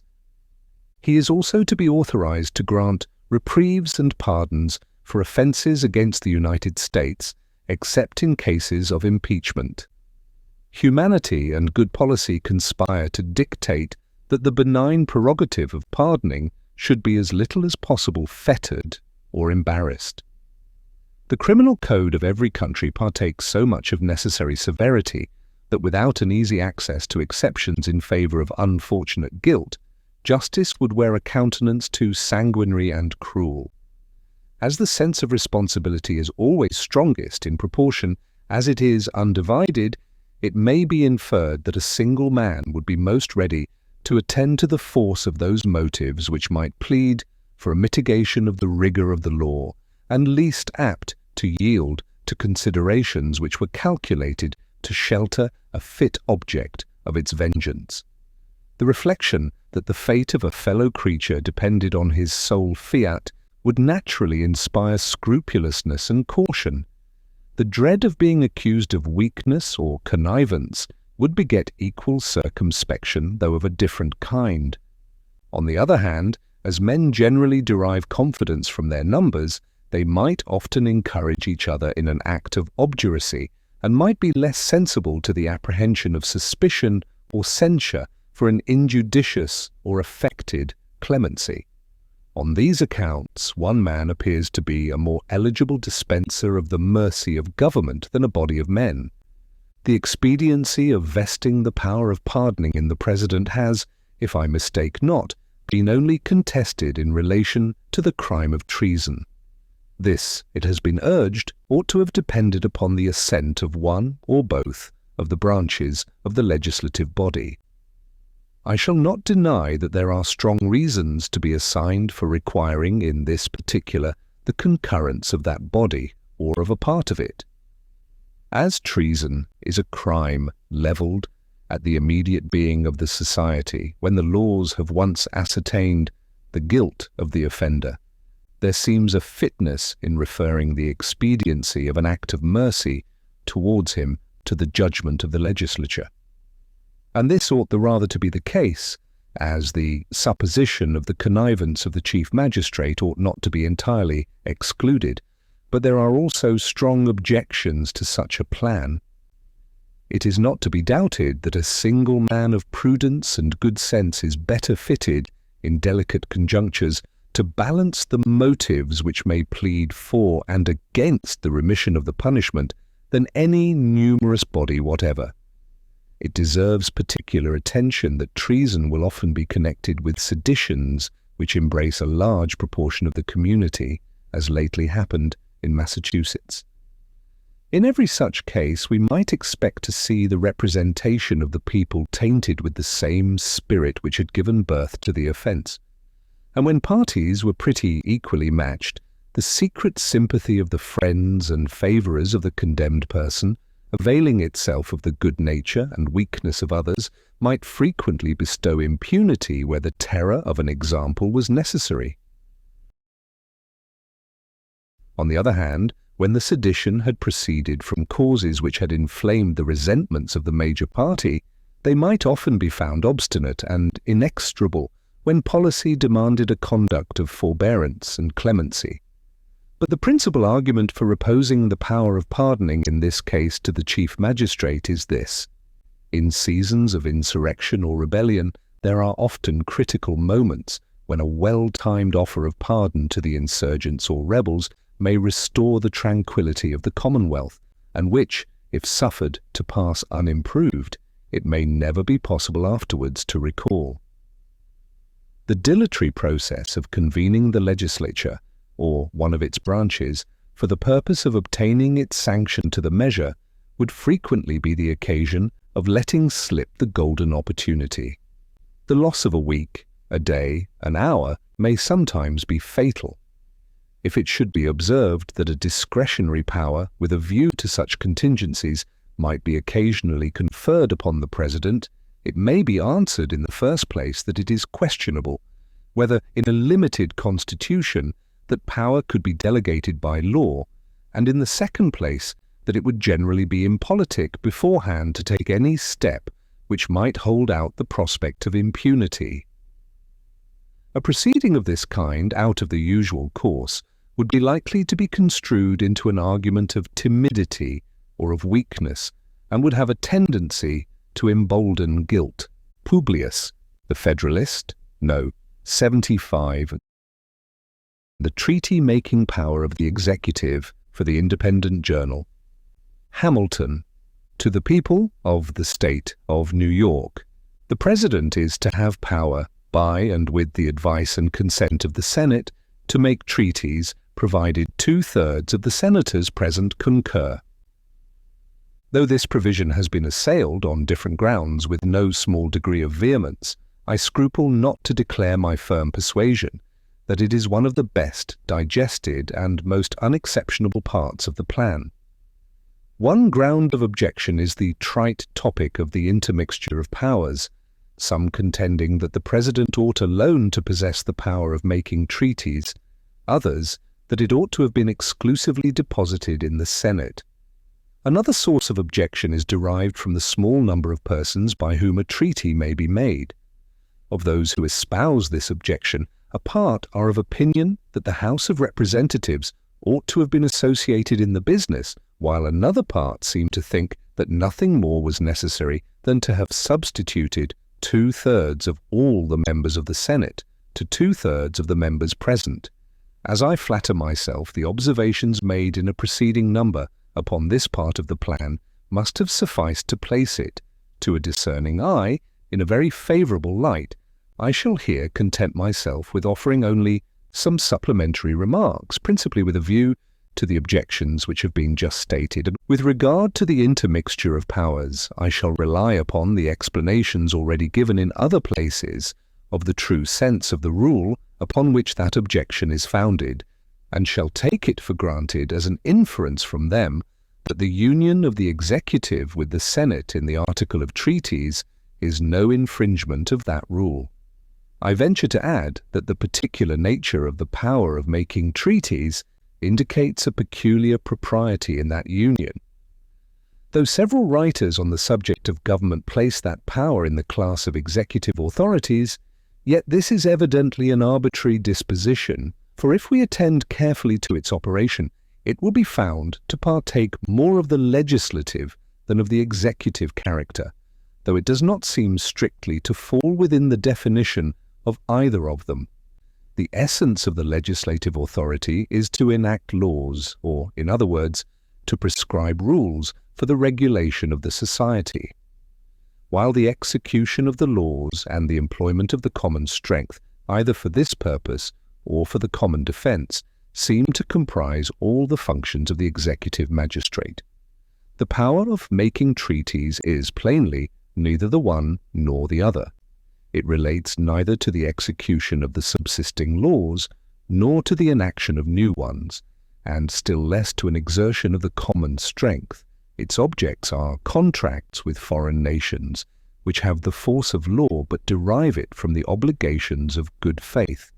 They are not rules prescribed by the sovereign to the subject, but agreements between sovereign and sovereign. The power in question seems therefore to form a distinct department, and to belong, properly, neither to the legislative nor to the executive. The qualities elsewhere detailed as indispensable in the management of foreign negotiations point out the executive as the most fit agent in those transactions, while the vast importance of the trust and the operation of treaties as laws plead strongly for the participation of the whole or a portion of the legislative body in the office of making them. However proper or safe it may be in governments where the executive magistrate is an hereditary monarch, to commit to him the entire power of making treaties, it would be utterly unsafe and improper to entrust that power to an elective magistrate of 4 years' duration. It has been remarked upon another occasion, and the remark is unquestionably just, that an hereditary monarch, though often the oppressor of his people, has personally too much stake in the government to be in any material danger of being corrupted by foreign powers. But a man raised from the station of a private citizen to the rank of chief magistrate, possessed of a moderate or slender fortune, and looking forward to a period not very remote when he may probably be obliged to return to the station from which he was taken, might sometimes be under temptations to sacrifice his duty to his interest, which it would require superlative virtue to withstand. An avaricious man might be tempted to betray the interests of the state to the acquisition of wealth. An ambitious man might make his own aggrandizement by the aid of a foreign power the price of his treachery to his constituents.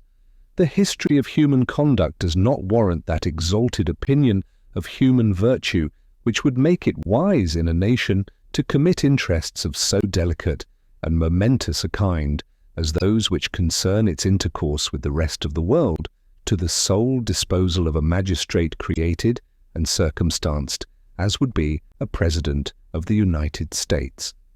To have entrusted the power of making treaties to the Senate alone would have been to relinquish the benefits of the constitutional agency of the President in the conduct of foreign negotiations.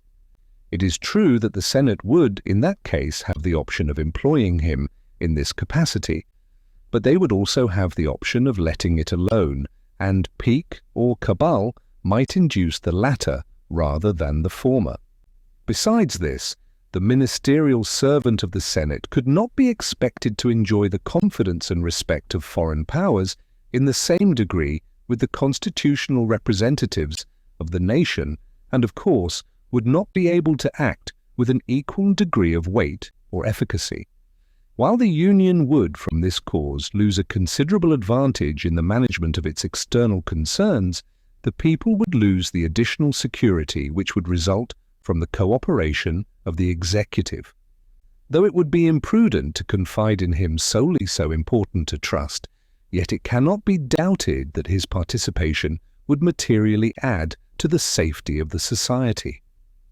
It must indeed be clear to a demonstration that the joint possession of the power in question by the President and Senate would afford a greater prospect of security than the separate possession of it by either of them. And whoever has maturely weighed the circumstances which must concur in the appointment of a President will be satisfied that the office will always bid fair to be filled by men of such characters as to render their concurrence in the formation of treaties peculiarly desirable as well on the score of wisdom as on that of integrity. The remarks made in a former number, which have been alluded to in another part of this paper, will apply with conclusive force against the admission of the House of Representatives to a share in the formation of treaties. The fluctuating and taking its future increase into the account, the multitudinous composition of that body, forbid us to expect in it those qualities which are essential to the proper execution of such a trust. Accurate and comprehensive knowledge of foreign politics, a steady and systematic adherence to the same views, a nice and uniform sensibility to national character, decision, secrecy, and dispatch are incompatible with the genius of a body so variable and so numerous. The The very complication of the business by introducing a necessity of the concurrence of so many different bodies would of itself afford a solid objection.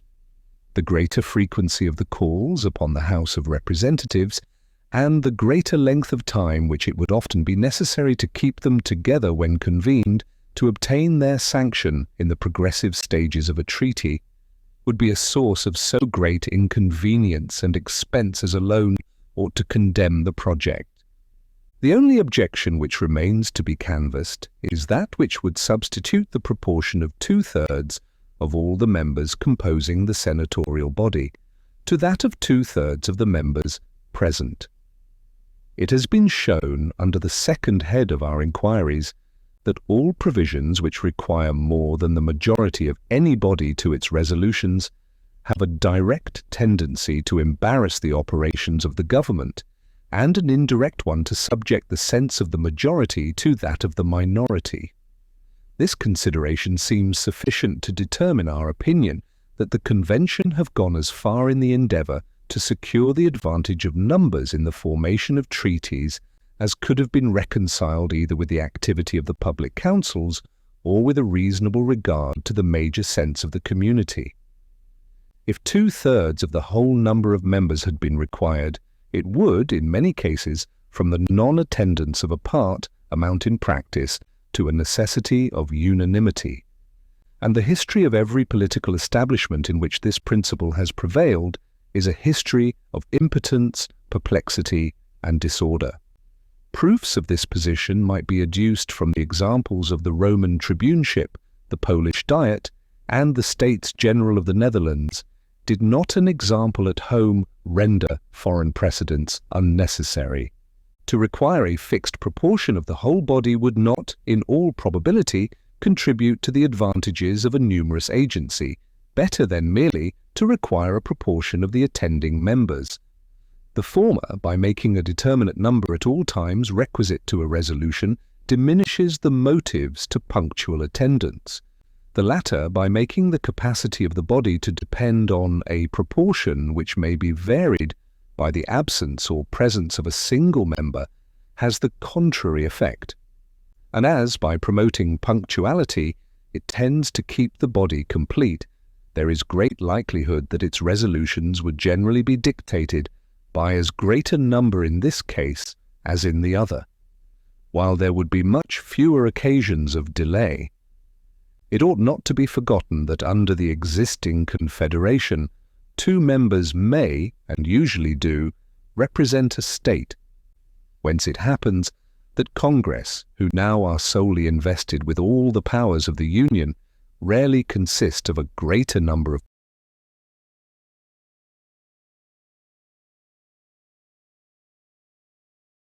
persons than would compose the intended Senate.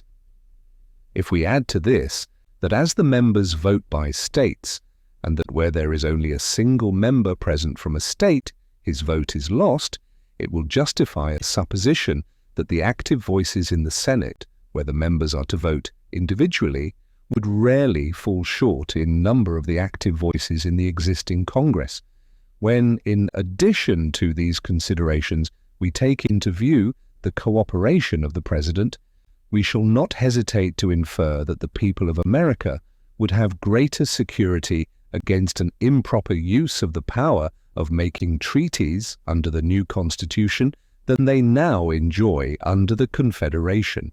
And when we proceed still one step further and look forward to the probable augmentation of the Senate by the erection of new states, we shall not only perceive ample ground of confidence in the sufficiency of the members to whose agency that power will be entrusted, but we shall probably be led to conclude that a body more numerous than the Senate would be likely to become would be very little fit for the proper discharge of the trust. Publius. The Federalist, No. 76. The appointing power of the executive from the New York Packet. Tuesday, April 1st, 1788. Hamilton. To the people of the state of New York.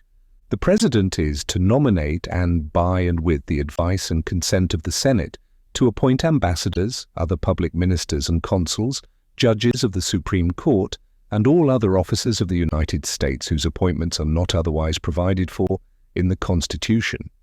But the Congress may by law vest the appointment of such inferior officers as they think proper in the President alone, or in the courts of law, or in the heads of departments. The President shall have power to fill up all vacancies which may happen during the recess of the Senate by granting commissions which shall expire at the end of their next session. It has been observed in a former paper that the true test of a good government is its aptitude and tendency to produce a good administration. If the justness of this observation be admitted, the mode of appointing the officers of the United States contained in the foregoing clauses must, when examined, be allowed to be entitled to particular commendation. It is not easy to conceive a plan better calculated than this to promote a judicious choice of men for filling the offices of the Union. And it will not need proof that on this point must essentially depend the character of its administration. It will be agreed on all hands that the power of appointment in ordinary cases ought to be modified in one of three ways.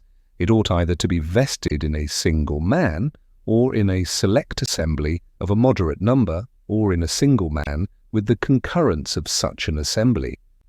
The exercise of it by the people at large will be readily admitted to be impracticable, as waiving every other consideration, it would leave them little time to do anything else. When, therefore, mention is made in the subsequent reasonings of an assembly or body of men, what is said must be understood to relate to a select body or assembly of the description already given. The people collectively, from their number and from their dispersed situation, cannot be regulated in their movements by that systematic spirit of cabal and intrigue, which will be urged as the chief objections to reposing the power in question in a body of men. Those who have themselves reflected upon the subject, or who have attended to the observations made in other parts of these papers in relation to the appointment of the President, will, I presume, agree to the position that there would always be great probability of having the place supplied by a man of abilities, at least respectable. Premising this, I proceed to lay it down as a rule that one man of discernment is better fitted to analyze and estimate the peculiar qualities adapted to particular offices than a body of men of equal, or perhaps even of superior discernment. The sole and undivided responsibility of one man will naturally beget a livelier sense of duty and a more exact regard to reputation. He will on this account feel himself under stronger obligations, and more interested to investigate with care the qualities requisite to the stations to be filled, and to prefer with impartiality the persons who may have the fairest pretensions to them. He will have fewer personal attachments to gratify than a body of men who may each be supposed to have an equal number, and will be so much the less liable to be misled by the sentiments of friendship and of affection. A single well-directed man, by a single understanding, cannot be distracted and warped by that diversity of views, feelings, and interests, which frequently distract and warp the resolutions of a collective body. There is nothing so apt to agitate the passions of mankind as personal considerations, whether they relate to ourselves or to others, who are to be the objects of our choice or preference. Hence, in every exercise of the power of appointing to offices, by an assembly of men, we must expect to see a full display of all the private and party likings and dislikes, partialities and antipathies, attachments and animosities which are felt by those who compose the assembly. The choice which may at any time happen to be made under such circumstances will of course be the result either of a victory gained by one party over the other, or of a compromise between the parties. In either case, the intrinsic merit of the candidate will be too often out of sight. In the first, the qualifications best adapted to uniting the suffrages of the party will be more considered than those which fit the person for the station. In the last, the coalition will commonly turn upon some interested equivalent. Give us the man we wish for this office, and you shall have the one you wish for that. This will be the usual condition of the bargain, and it will rarely happen that the advancement of the public service will be the primary object either of party victories or of party negotiations. The truth of the principles here advanced seems to have been felt by the most intelligent of those who have found fault with the provision made, in this respect, by the Convention. They contend that the President ought solely to have been authorized to make the appointments under the federal government, but it is easy to show that every advantage to be expected from such an arrangement would, in substance, be derived from the power of nomination, which is proposed to be conferred upon him, while several disadvantages which might attend the absolute power of appointment in the hands of that officer would be avoided. In the act of nomination, his judgment alone would be exercised, and as it would be his sole duty to point out the man who, with the approbation of the Senate, should fill an office, his responsibility would be as complete as if he were to make the final appointment. There can, in this view, be no difference others who are to be the objects of our choice or preference. Hence, in every exercise of the power of appointing to offices by an assembly of men, we must expect to see a full display of all the private and party likings and dislikes, partialities and antipathies, attachments and animosities which are felt by those who compose the assembly. The choice which may at any time happen to be made under such circumstances will of course be the result either of a victory gained by one party over the other, or of a compromise between the parties. In either case, the intrinsic merit of the candidate will be too often out of sight. In the first, the qualifications best adapted to uniting the suffrages of the party will be more considered than those which fit the person for the station. In the last, the coalition will commonly turn upon some interested equivalent. Give us the man we wish for this office, and you shall have the one you wish for that. This will be the usual condition of the bargain.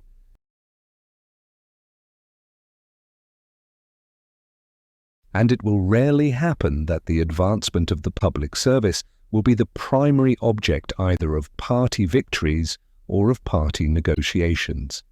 The truth of the principles here advanced seems to have been felt by the most intelligent of those who have found fault with the provision made, in this respect, by the Convention.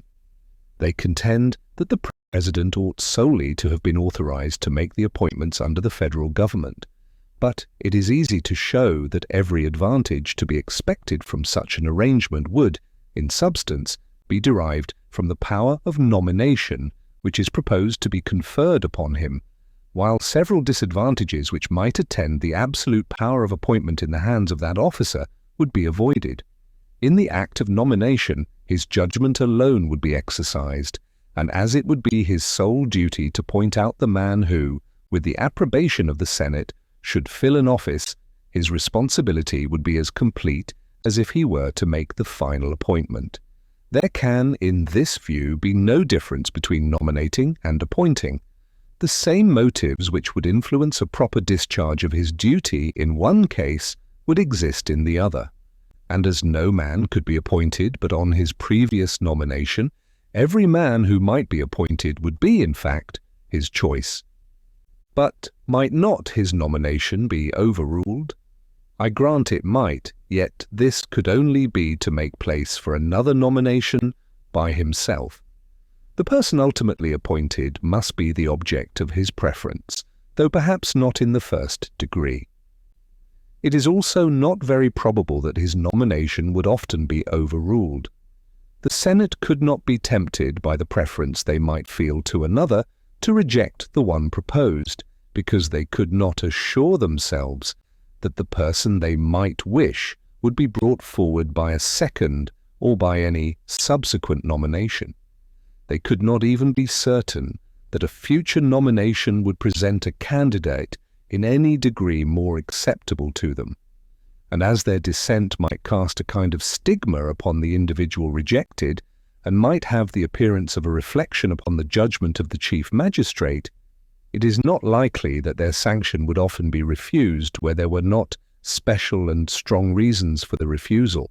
To what purpose then require the cooperation of the Senate, I answer, that the necessity of their concurrence would have a powerful, though in general, a silent operation. It would be an excellent check upon a spirit of favoritism in the President, and would tend greatly to prevent the appointment of unfit characters from state prejudice, from family connection, from personal attachment, or from a view to popularity. In addition to this, it would be an efficacious source of stability in the administration. It will readily be comprehended that a man who had himself the sole disposition of offices would be governed much more by his private inclinations and interests than when he was bound to submit the propriety of his choice to the discussion and determination of a different and independent body, and that body an entire branch of the legislature. The possibility of rejection would be a strong motive to care in proposing. The danger to his own reputation, and in the case of an elective magistrate, to his political existence, from betraying a spirit of favoritism or an unbecoming pursuit of popularity, to the observation of a body whose opinion would have great weight in forming that of the public, could not fail to operate as a barrier to the one and to the other. He would be both ashamed and afraid to bring forward for the most distinguished or lucrative stations candidates who had no other merit than that of coming from the same state to which he particularly belonged, or of being in some way or other personally allied to him, or of possessing the necessary insignificance and pliancy to render them the obsequious instruments of his pleasure. To this reasoning it has been objected that the President, by the influence of the power of nomination, may secure the complaisance of the Senate to his views. This supposition of universal venality in human nature is little less an error in political reasoning than the supposition of universal rectitude.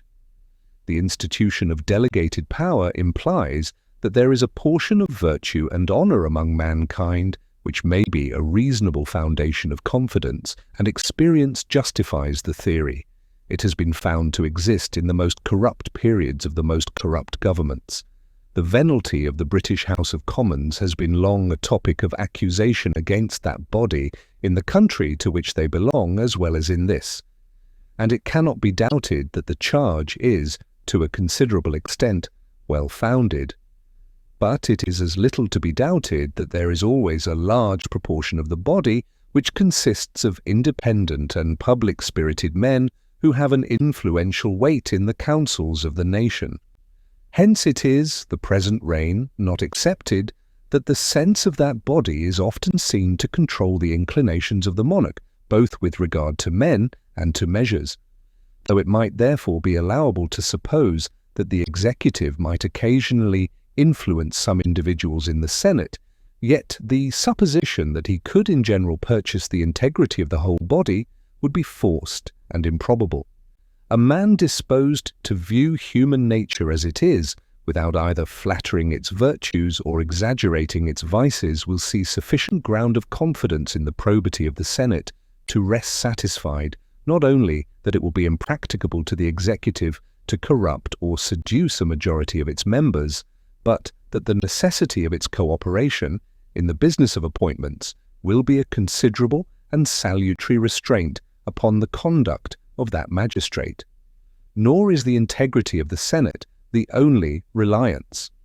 The Constitution has provided some important guards against the danger of executive influence upon the legislative body.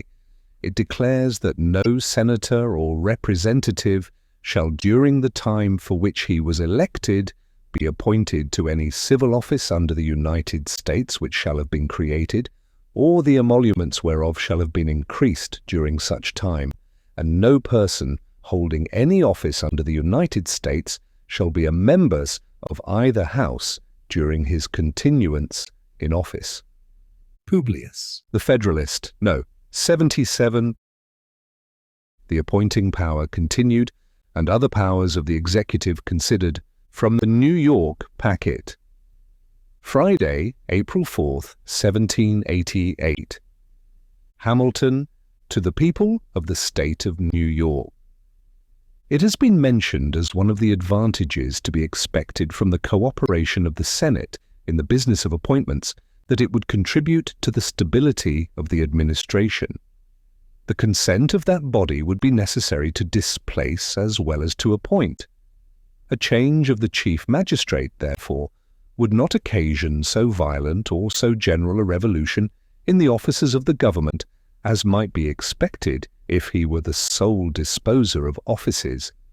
Where a man in any station had given satisfactory evidence of his fitness for it, a new president would be restrained from attempting a change in favor of a person more agreeable to him by the apprehension that a discountenance of the Senate might frustrate the attempt and bring some degree of discredit upon himself.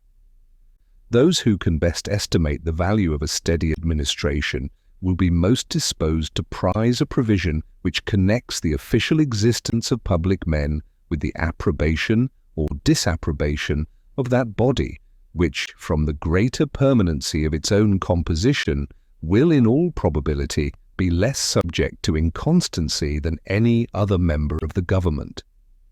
To this union of the Senate with the President, in the article of appointments, it has in some cases been suggested that it would serve to give the President an undue influence over the Senate, and in others that it would have an opposite tendency, a strong proof that neither suggestion is true. To state the first in its proper form is to refute it. It amounts to this: the President would have an improper influence over the Senate, because the Senate would have the power of restraining him. This is an absurdity in terms. It cannot admit of a doubt that the entire power of appointment would enable him much more effectually to establish a dangerous empire over that body than a mere power of nomination subject to their control. Let us take a view of the converse of the proposition. The Senate would influence the executive. As I have had occasion to remark in several other instances, the indistinctness of the objection forbids a precise answer. In what manner is this influence to be exerted? In relation to what objects? The power of influencing a person, in the sense in which it is here used, must imply a power of conferring a benefit upon him. How could the Senate confer a benefit upon the President by the manner of employing their right of negative upon his nominations? If it be said they might sometimes gratify him by an acquiescence in a favourite choice, when public motives might dictate a different conduct, I answer that the instances in which the President could be personally interested in the result would be too few to admit of his being materially affected by the compliances of the Senate. The power which can originate the disposition of honours and emoluments is more likely to attract than to be attracted by the power which can merely obstruct their course. If by influencing the President be meant restraining him, this is precisely what must have been intended, and it has been shown that the restraint would be salutary, at the same time that it would not be such as to destroy a single advantage to be looked for from the uncontrolled agency of that magistrate. The right of nomination would produce all the good of that of appointment, and would, in a great measure, avoid its evils. Upon a comparison of the plan for the appointment of the officers of the proposed government with that which is established by the constitution of this state, a decided preference must be given to the former. In that plan, the power of nomination is unequivocally vested in the executive, and as there would be a necessity for submitting each nomination to the judgment of an entire branch of the legislature, the circumstances attending an appointment, from the mode of conducting it, would naturally become matters of notoriety, and the public would be at no loss to determine what part had been performed by the different actors. The blame of a bad nomination would fall upon the President singly and absolutely. The censure of rejecting a good one would lie entirely at the door of the Senate, aggravated by the consideration of their having counteracted the good intentions of the executive. If an ill appointment should be made, the executive for nominating and the Senate for approving would participate, though in different degrees, in the opprobrium and disgrace. The reverse of all this characterizes the manner of appointment in this state. The council of appointment consists of from 3 to 5 persons, of whom the governor is always one. This small body, shut up in a private apartment, impenetrable to the public eye, proceed to the execution of the trust committed to them.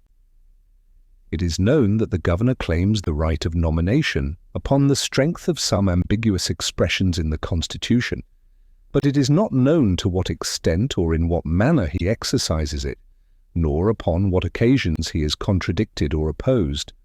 The censure of a bad appointment, on account of the uncertainty of its author, and for want of a determinate object, has neither poignancy nor duration.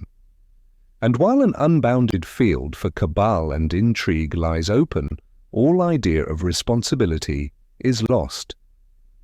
The most that the public can know is that the governor claims the right of nomination, that 2 out of the inconsiderable number of 4 men can too often be managed without much difficulty, that if some of the members of a particular council should happen to be of an uncomplying character, it is frequently not impossible to get rid of their opposition by regulating the times of meeting in such a manner as to render their attendance inconvenient, and that from whatever cause it may proceed, a great number of very improper appointments are from time to time made. Whether a governor of this state avails himself of the ascendant he must necessarily have in this delicate and important part of the administration to prefer to offices men who are best qualified for them, or whether he prostitutes that advantage to the advancement of persons whose chief merit is their implicit devotion to his will, and to the support of a despicable and dangerous system of personal influence, are questions which, unfortunately for the community, can only be the subjects of speculation and conjecture. Every mere council of appointment, however constituted, will be a conclave in which cabal and intrigue will have their full scope. Their number, without an unwarrantable increase of expense, cannot be large enough to preclude a facility of combination. And as each member will have his friends and connections to provide for, the desire of mutual gratification will beget a scandalous bartering of votes and bargaining for places.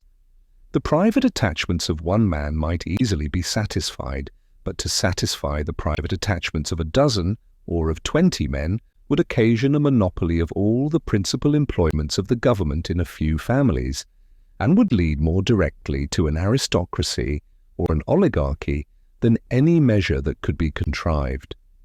If, to avoid an accumulation of offices, there was to be a frequent change in the persons who were to compose the council, this would involve the mischiefs of a mutable administration in their full extent.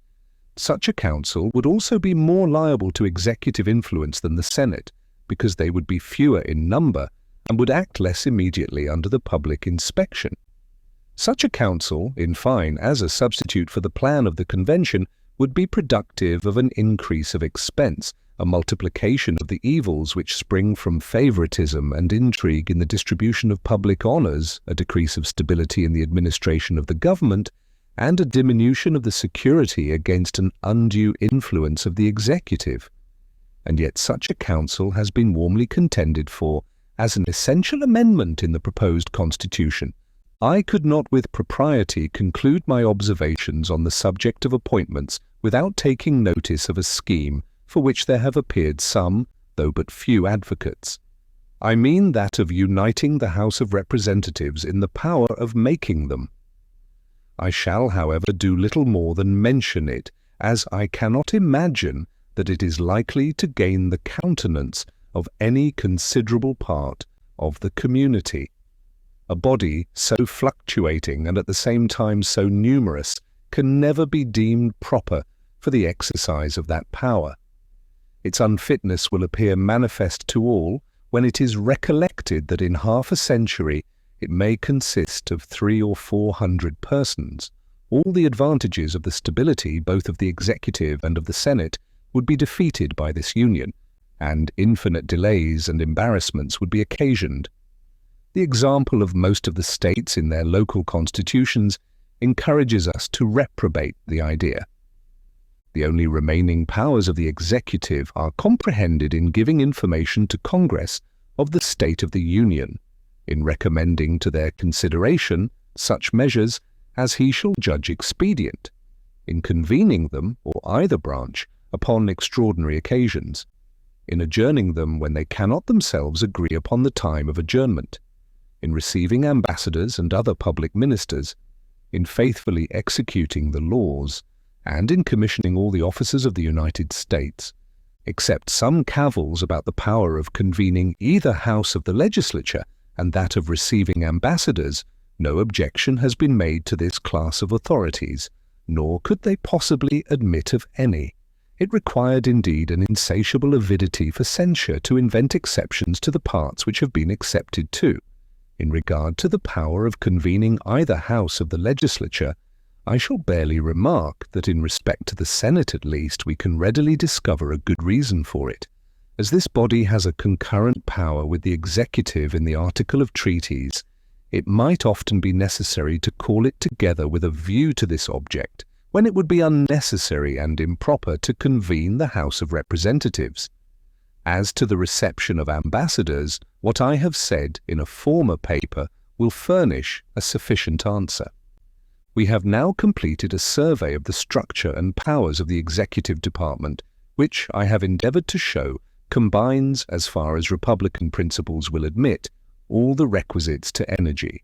The remaining inquiry is, does it also combine the requisites to safety, in a republican sense, a due dependence on the people, a due responsibility?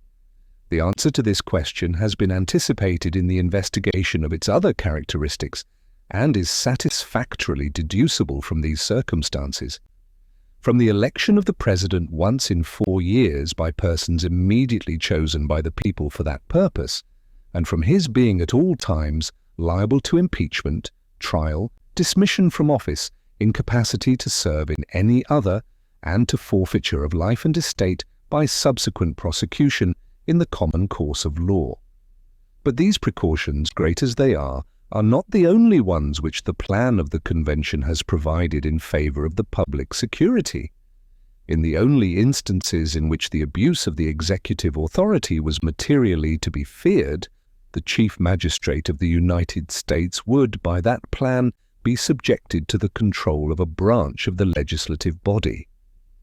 What more could be desired by an enlightened and reasonable people? Publius, the Federalist, 78. The Judiciary Department, from Maclean's edition, New York. Hamilton, to the people of the State of New York. We proceed now to an examination of the Judiciary Department of the proposed government. In unfolding the defects of the existing confederation, the utility and necessity of a federal judicature have been clearly pointed out. It is the less necessary to recapitulate the considerations there urged, as the propriety of the institution in the abstract is not disputed, the only questions which have been raised being relative to the manner of constituting it and to its extent.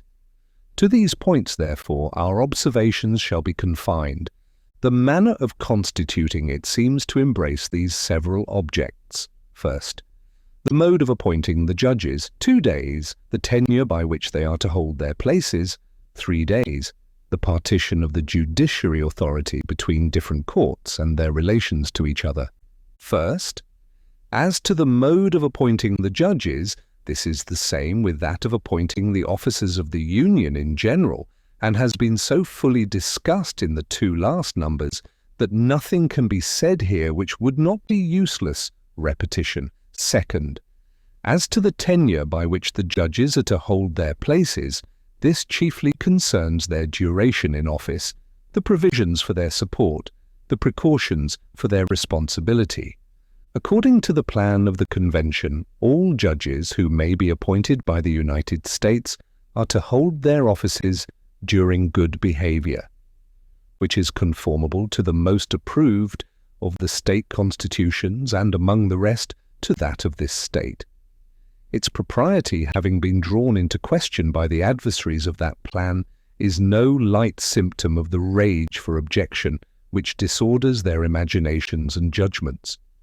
the standard of good behavior for the continuance in office of the judicial magistracy is certainly one of the most valuable of the modern improvements in the practice of government.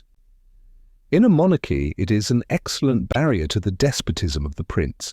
In a republic, it is a no less excellent barrier to the encroachments and oppressions of the representative body, and it is the best expedient which can be devised in any government to secure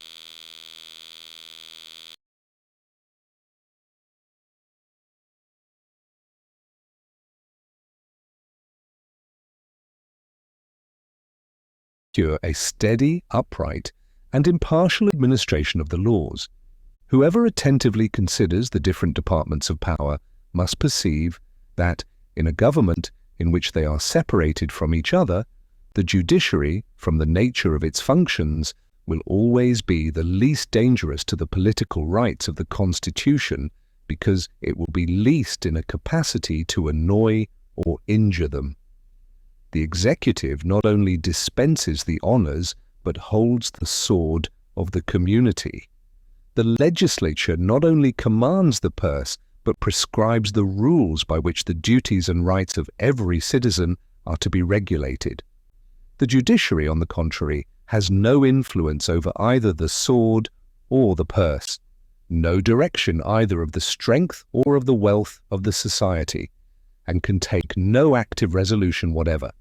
It may truly be said to have neither force nor will, but merely judgment, and must ultimately depend upon the aid of the executive arm, even for the efficacy of its judgments. This simple view of the matter suggests several important consequences.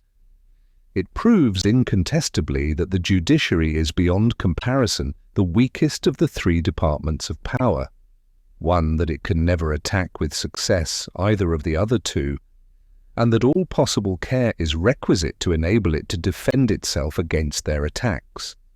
It equally proves that though individual oppression may now and then proceed from the courts of justice, the general liberty of the people can never be endangered from that quarter.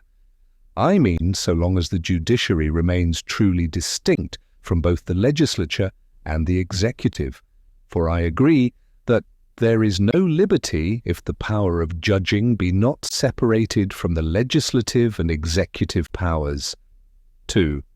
And it proves in the last place that as liberty can have nothing to fear from the judiciary alone, but would have everything to fear from its union with either of the other departments, that as all the effects of such a union must ensue from a dependence of the former on the latter, notwithstanding a nominal and apparent separation, that as, from the natural feebleness of the judiciary, it is in continual jeopardy of being overpowered, awed, or influenced by its coordinate branches, and that as nothing can contribute so much to its firmness and independence as permanency in office, this quality may therefore be justly regarded as an indispensable ingredient in its constitution and, in a great measure, as the citadel of the public justice and the public security.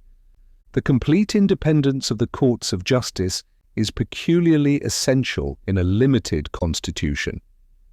By a limited constitution, I understand one which contains certain specified exceptions to the legislative authority, such, for instance, as that it shall pass no bills of attainder, no ex post facto laws, and the like. Limitations of this kind can be preserved in practice no other way than through the medium of courts of justice, whose duty it must be to declare all acts contrary to the manifest tenor of the Constitution void. Without this, all the reservations of particular rights or privileges would amount to nothing. Some perplexity respecting the rights of the courts to pronounce legislative acts void, because contrary to the Constitution, has arisen from an imagination that the doctrine would imply a superiority of the judiciary to the legislative power. It is urged that the authority which can declare the acts of another void must necessarily be superior to the one whose acts may be declared void. As this doctrine is of great importance in all the American constitutions, a brief discussion of the ground on which it rests cannot be unacceptable. there is no position which depends on clearer principles than that every act of a delegated authority, contrary to the tenor of the commission under which it is exercised, is void. No legislative act, therefore, contrary to the Constitution, can be valid. To deny this would be to affirm that the deputy is greater than his principal, that the servant is above his master, that the representatives of the people are superior to the people themselves, that men acting by virtue of powers may do not only what their powers do not authorize, but what they forbid.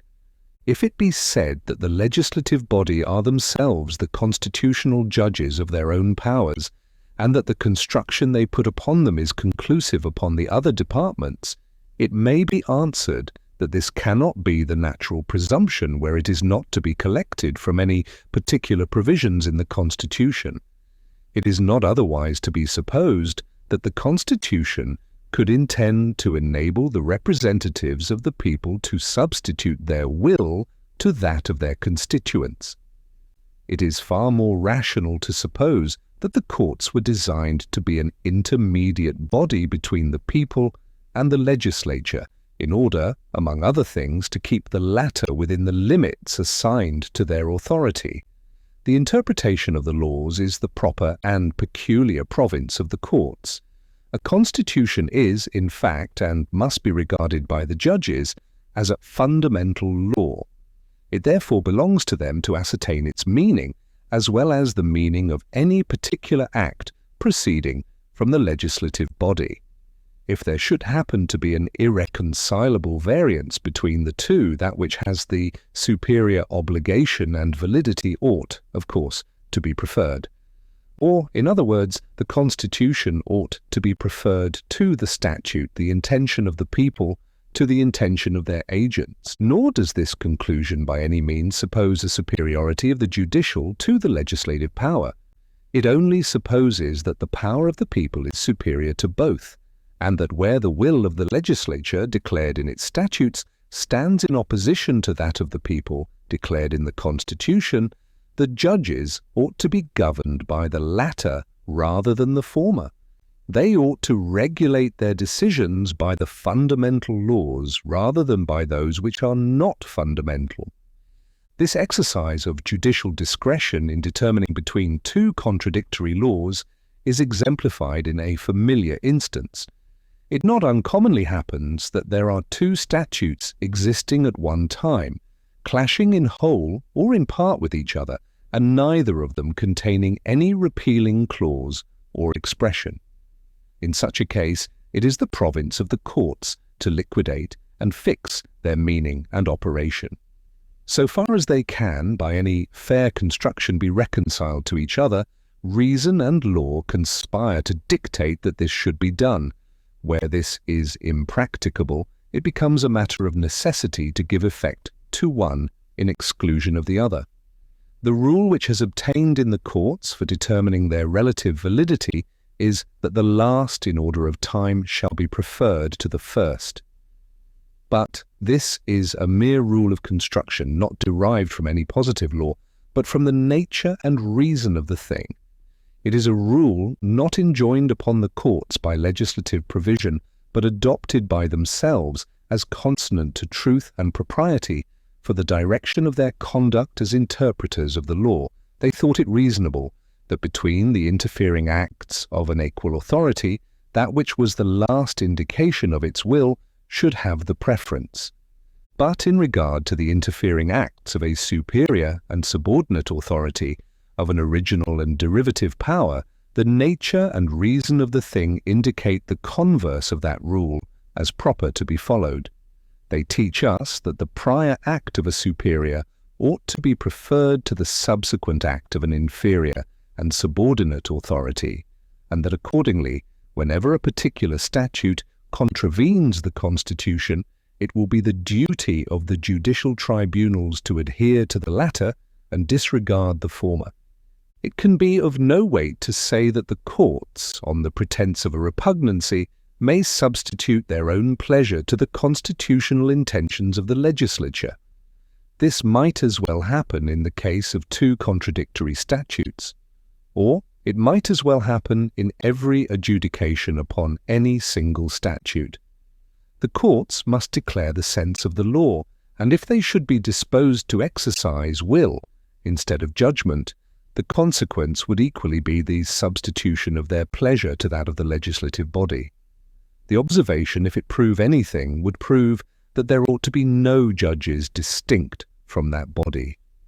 If, then, the courts of justice are to be considered as the bulwarks of a limited constitution against legislative encroachments, this consideration will afford a strong argument for the permanent tenure of judicial offices, since nothing will contribute so much as this to that independent spirit in the judges which must be essential to the faithful performance of so arduous a duty.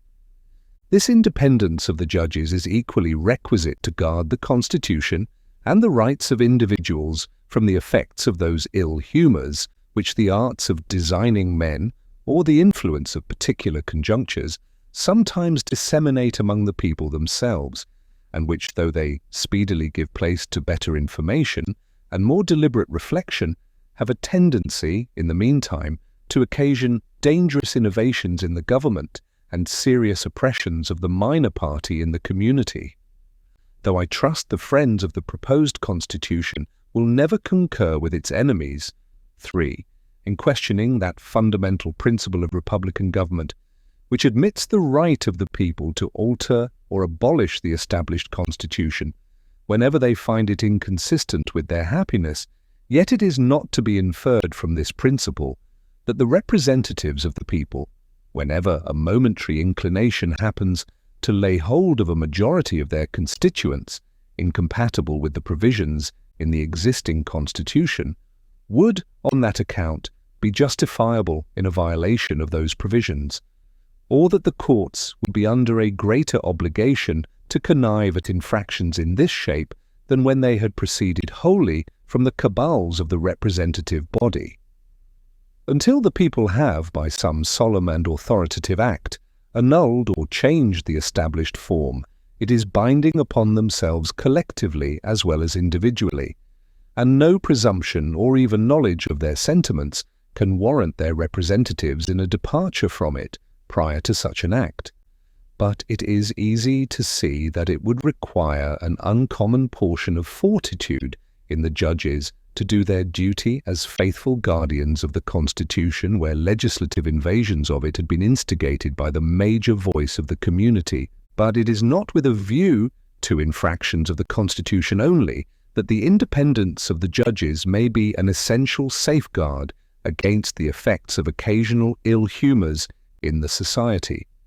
These sometimes extend no farther than to the injury of the private rights of particular classes of citizens by unjust and partial laws.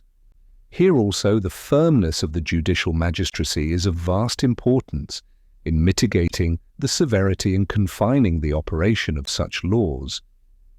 It not only serves to moderate the immediate mischiefs of those which may have been passed, but it operates as a check upon the legislative body in passing them, who, perceiving that obstacles to the success of iniquitous intention are to be expected from the scruples of the courts, are in a manner compelled by the very motives of the injustice they meditate to qualify their attempts.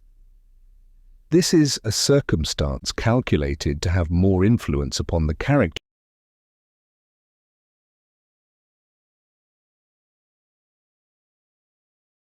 of our governments than but few may be aware of.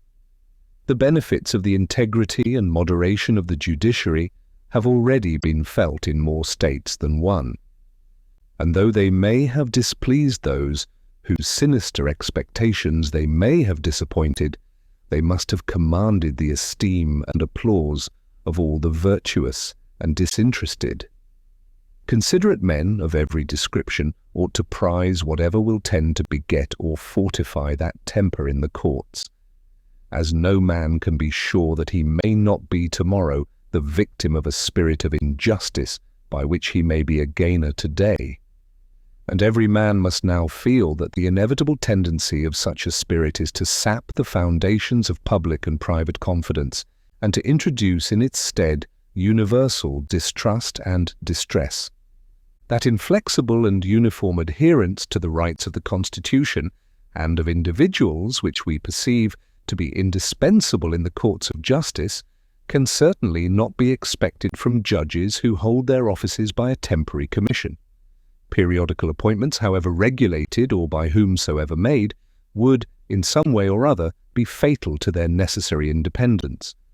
If the power of making them was committed either to the executive or legislature, there would be danger of an improper complacence to the branch which possessed it. If to both, there would be an unwillingness to hazard the displeasure of either.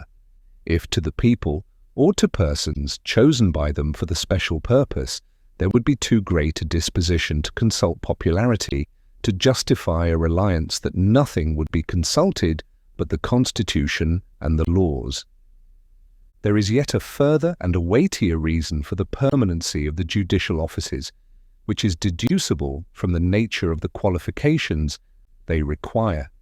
It has been frequently remarked with great propriety that a voluminous code of laws is one of the inconveniences necessarily connected with the advantages of a free government. To avoid an arbitrary discretion in the courts, it is indispensable that they should be bound down by strict rules and precedents which serve to define and point out their duty in every particular case that comes before them. And it will readily be conceived from the variety of controversies which grow out of the folly and wickedness of mankind, that the records of those precedents must unavoidably swell to a very considerable bulk, and must demand long and laborious study to acquire a competent knowledge of them. Hence it is that there can be but few men in the society who will have sufficient skill in the laws to qualify them for the stations of judges. And making the proper deductions for the ordinary depravity of human nature, the number must be still smaller of those who unite the requisite integrity with the requisite knowledge. These considerations apprise us that the government can have no great option between fit character, and that a temporary duration in office, which would naturally discourage such characters from quitting a lucrative line of practice to accept a seat on the bench, would have a tendency to throw the administration of justice into hands less able and less well qualified to conduct it with utility and dignity. In the present circumstances of this country, and in those in which it is likely to be for a long time to come, the disadvantages on this score would be greater than they may at first sight appear, but it must be confessed that they are far inferior to those which present themselves under the other aspects of the subject. Upon the whole, there can be no room to doubt that the Convention acted wisely in copying from the models of those constitutions which have established good behaviour as the tenure of their judicial offices in point of duration, and that so far from being blamable on this account, their plan would have been inexcusably defective if it had wanted this important feature of good government. The experience of Great Britain affords an illustrious comment on the excellence of the institution. Publius. 1. The celebrated Montesquieu, speaking of them, says, "Of the three powers above mentioned, the judiciary is next to nothing." Spirit of Laws, Volume I, page 186. 2. Idem, page 181. 3. Vide Protest of the Minority of the Convention of Pennsylvania, Martin's Speech, etc. The Federalist, No. 79. The judiciary continued, from Maclean's edition, New York, Hamilton, to the people of the state of New York. Next to permanency in office, nothing can contribute more to the independence of the judges than a fixed provision for their support. The remark made in relation to the President is equally applicable here. In the general course of human nature, a power over a man's subsistence amounts to a power over his will, and we can never hope to see realized in practice the complete separation of the judicial from the legislative power in any system which leaves the former dependent for pecuniary resources on the occasional grants of the latter. The enlightened friends to good government in every state have seen cause to lament the want of precise and explicit precautions in the state constitutions on this head. Some of these indeed have declared that permanent one salaries should be established for the judges, but the experiment has in some instances shown that such expressions are not sufficiently definite to preclude legislative evasions. Something still more positive and unequivocal has been evinced to be requisite. The plan of the Convention accordingly has provided that the judges of the United States shall at stated times receive for their services a compensation which shall not be diminished during their continuance in office. This, all circumstances considered, is the most eligible provision that could have been devised. It will readily be understood that the fluctuations in the value of money and in the state of society rendered a fixed rate of compensation in the Constitution inadmissible. What might be extravagant today might in half a century become penurious and inadequate. It was therefore necessary to leave it to the discretion of the legislature to vary its provisions in conformity to the variations in circumstances, yet under such restrictions as to put it out of the power of that body to change the condition of the individual for the worse. A man may then be sure of the ground upon which he stands and can never be deterred from his duty by the apprehension of being placed in a less eligible situation. The clause which has been quoted combines both advantages. The salaries of judicial officers may from time to time be altered as occasion shall require, yet so as never to lessen the allowance with which any particular judge comes into office in respect to him. It will be observed that a difference has been made by the Convention between the compensation of the President and of the judges. That of the former can neither be increased nor diminished. That of the latter can only not be diminished. This probably arose from the difference in the duration of the respective offices. As the President is to be elected for no more than 4 years, it can rarely happen that an adequate salary fixed at the commencement of that period will not continue to be such to its end. But with regard to the judges who, if they behave properly, will be secured in their places for life, it may well happen, especially in the early stages of the government, that a stipend, which would be very sufficient at their first appointment, would become too small in the progress of their service. This provision for the support of the judges bears every mark of prudence and efficacy, and it may be safely affirmed that together with the permanent tenure of their offices, it affords a better prospect of their independence than is discoverable in the constitutions of any of the states in regard to their own judges.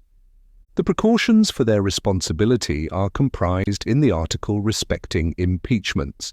They are liable to be impeached for malconduct by the House of Representatives and tried by the Senate, and, if convicted, may be dismissed from office and disqualified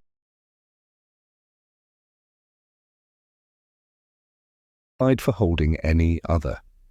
This is the only provision on the point which is consistent with the necessary independence of the judicial character, and is the only one which we find in our own Constitution in respect to our own judges. The want of a provision for removing the judges on account of inability has been a subject of complaint, but all considerate men will be sensible that such a provision would either not be practiced upon or would be more liable to abuse than calculated to answer any good purpose. The mensuration of the faculties of the mind has, I believe, no place in the catalogue of known arts. An attempt to fix the boundary between the regions of ability and inability would much oftener give scope to personal and party attachments and enmities than advance the interests of justice or the public good. The result, except in the case of insanity, must for the most part be arbitrary, and insanity without any formal or express provision may be safely pronounced to be a virtual disqualification. The Constitution of New York, to avoid investigations that must forever be vague and dangerous, has taken a particular age as the criterion of inability. No man can be a judge beyond 60. I believe there are few at present who do not disapprove of this provision. There is no station in relation to which it is less proper than to that of a judge. The deliberating and comparing faculties generally preserve their strength much beyond that period in men who survive it. And when, in addition to this circumstance, we consider how few there are who outlive the season of intellectual vigour, and how improbable it is that any considerable portion of the bench, whether more or less numerous, should be in such a situation at the same time, we shall be ready to conclude that limitations of this sort have little to recommend them. In a republic, where fortunes are not affluent, and pensions not expedient, the dismission of men from stations in which they have served their country long and usefully, on which they depend for subsistence, and from which it will be too late to resort to any other occupation for a livelihood, ought to have some better apology to humanity than is to be found in the imaginary danger of a superannuated bench. Publius. 1. Vide Constitution of Massachusetts, Chapter 2, Section 1, Article 13. The Federalist, No. 80. The Powers of the Judiciary, from Maclean's edition, New York, Hamilton, to the people of the State of New York. To judge with accuracy of the proper extent of the federal judicature, it will be necessary to consider, in the first place, what are its proper objects. It seems scarcely to admit of controversy that the judiciary authority of the Union ought to extend to these several descriptions of cases. First, to all those which arise out of the laws of the United States, passed in pursuance of their just and constitutional powers of legislation. 2 days, to all those which concern the execution of the provisions expressly contained in the Articles of Union. 3 days, to all those in which the United States are a party. 4th, to all those which involve the peace of the Confederacy, whether they relate to the intercourse between the United States and foreign nations, or to that between the states themselves. 5th, to all those which originate on the high seas, and are of admiralty or maritime jurisdiction. And lastly, to all those in which the state tribunals cannot be supposed to be impartial and unbiased. The first point depends upon this obvious consideration that there ought always to be a constitutional method of giving efficacy to constitutional provisions. What, for instance, would avail restrictions on the authority of the state legislatures without some constitutional mode of enforcing the observance of them? The states, by the plan of the Convention, are prohibited from doing a variety of things, some of which are incompatible with the interests of the Union and others with the principles of good government. The imposition of duties on imported articles and the emission of paper money are specimens of each kind. No man of sense will believe that such prohibitions would be scrupulously regarded without some effectual power in the government to restrain or correct the infractions of them. This power must either be a direct negative on the state laws or an authority in the federal courts to overrule such as might be in manifest contravention of the Articles of Union. There is no third course that I can imagine. The latter appears to have been thought by the Convention preferable to the former and, I presume, will be most agreeable to the states. As to the second point, it is impossible, by any argument or comment, to make it clearer than it is in itself. If there are such things as political axioms, the propriety of the judicial power of a government being coextensive with its legislative may be ranked among the number.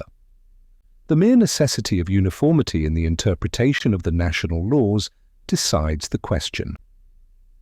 13 independent courts of final jurisdiction over the same causes arising upon the same laws is a hydra in government from which nothing but contradiction and confusion can proceed.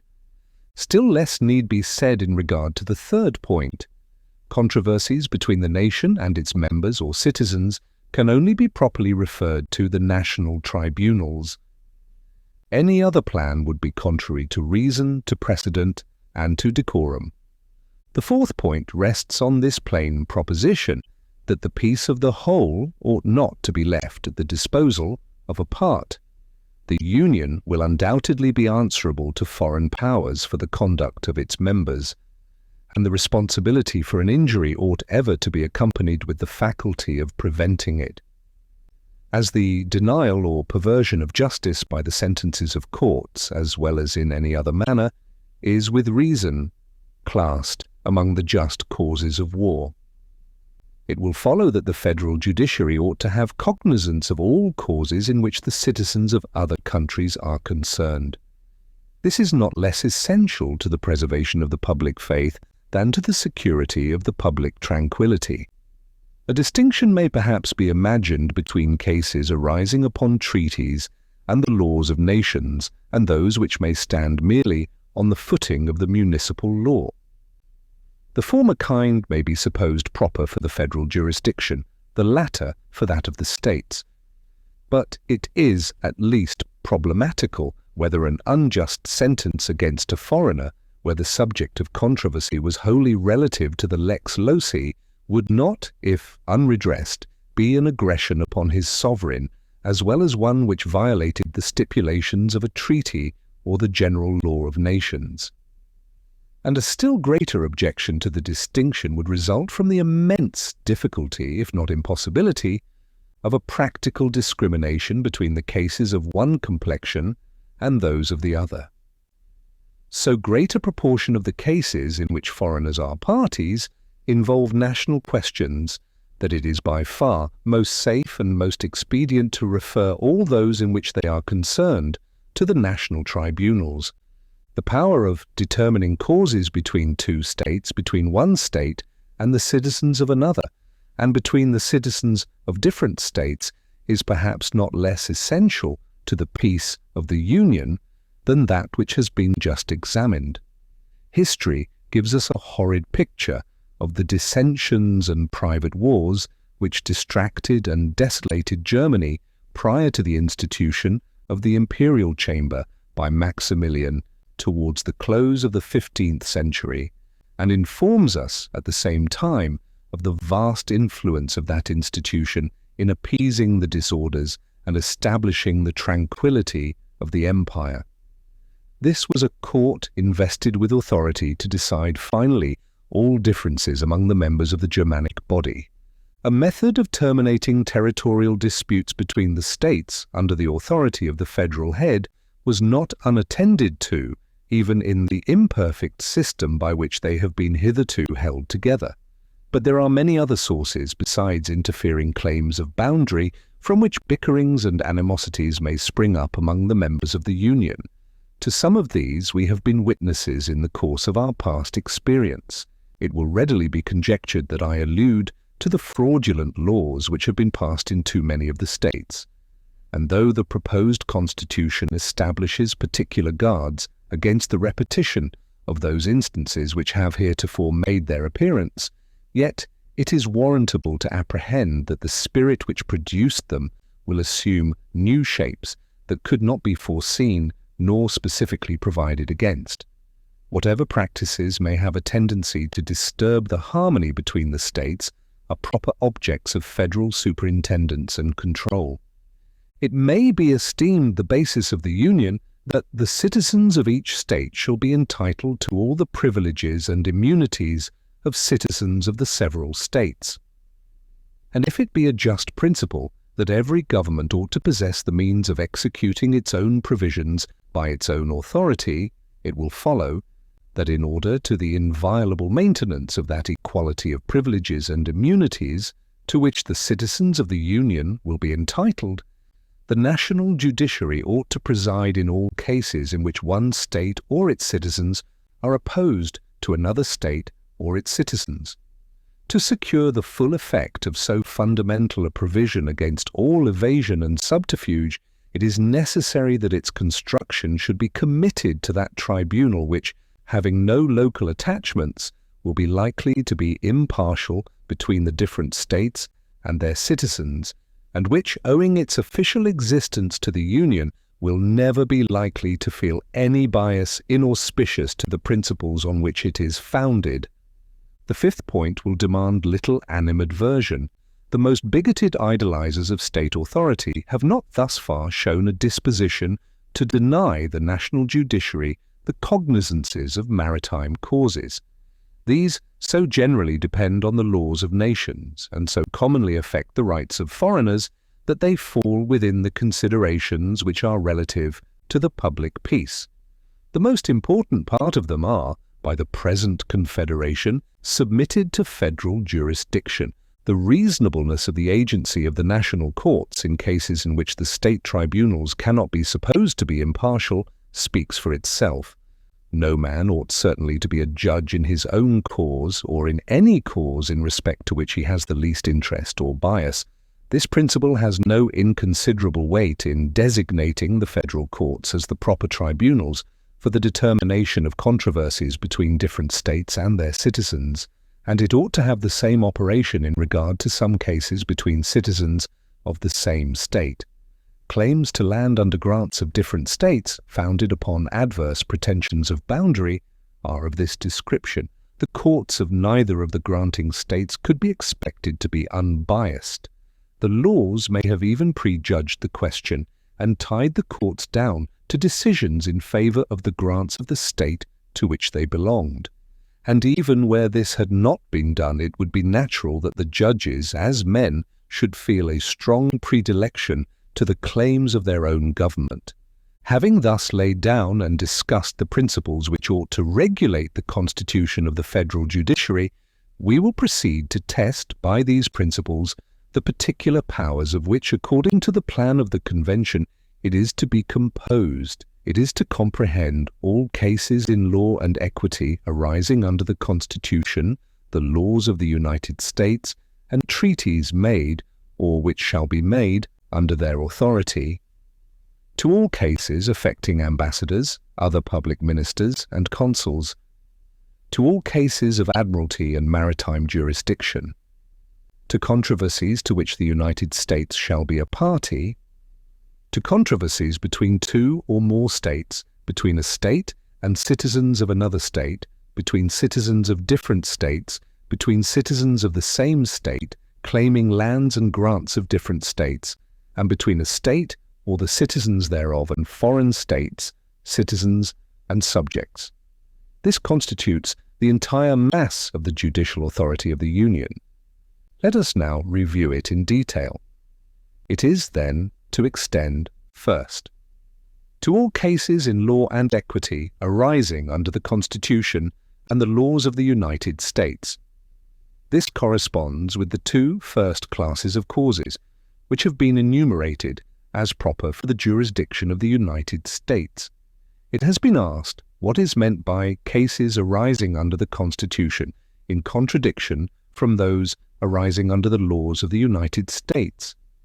The difference has been already explained. All the restrictions upon the authority of the state legislatures furnish examples of it. They are not, for instance, to emit paper money, but the interdiction results from the Constitution and will have no connection with any law of the United States.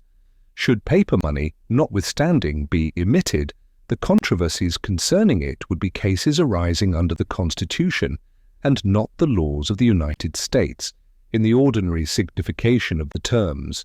This may serve as a sample of the whole. It has also been asked what need of the word equity, what equitable causes can grow out of the Constitution and laws of the United States.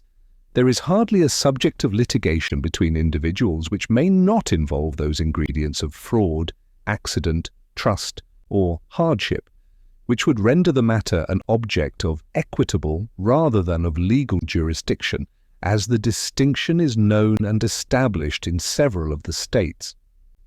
It is the peculiar province, for instance, of a court of equity to relieve against what are called hard bargains. These are contracts in which, though there may have been no direct fraud or deceit sufficient to invalidate them in a court of law, yet there may have been some undue and unconscionable advantage taken of the necessities or misfortunes of one of the parties, which a court of equity would not tolerate. In such cases, where foreigners were concerned on either side, it would be impossible for the federal judicatories to do justice without an equitable as well as a legal jurisdiction.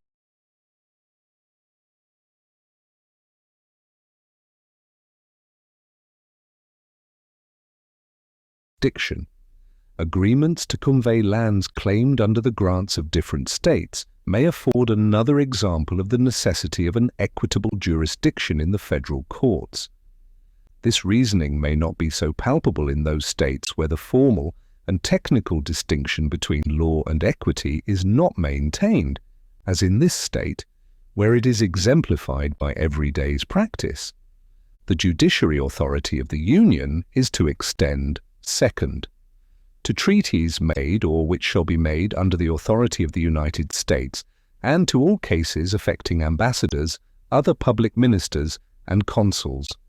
These belong to the fourth class of the enumerated cases, as they have an evident connection with the preservation of the national peace. Third, to cases of admiralty and maritime jurisdiction. These form altogether the fifth of the enumerated classes of causes proper for the cognizance of the national courts.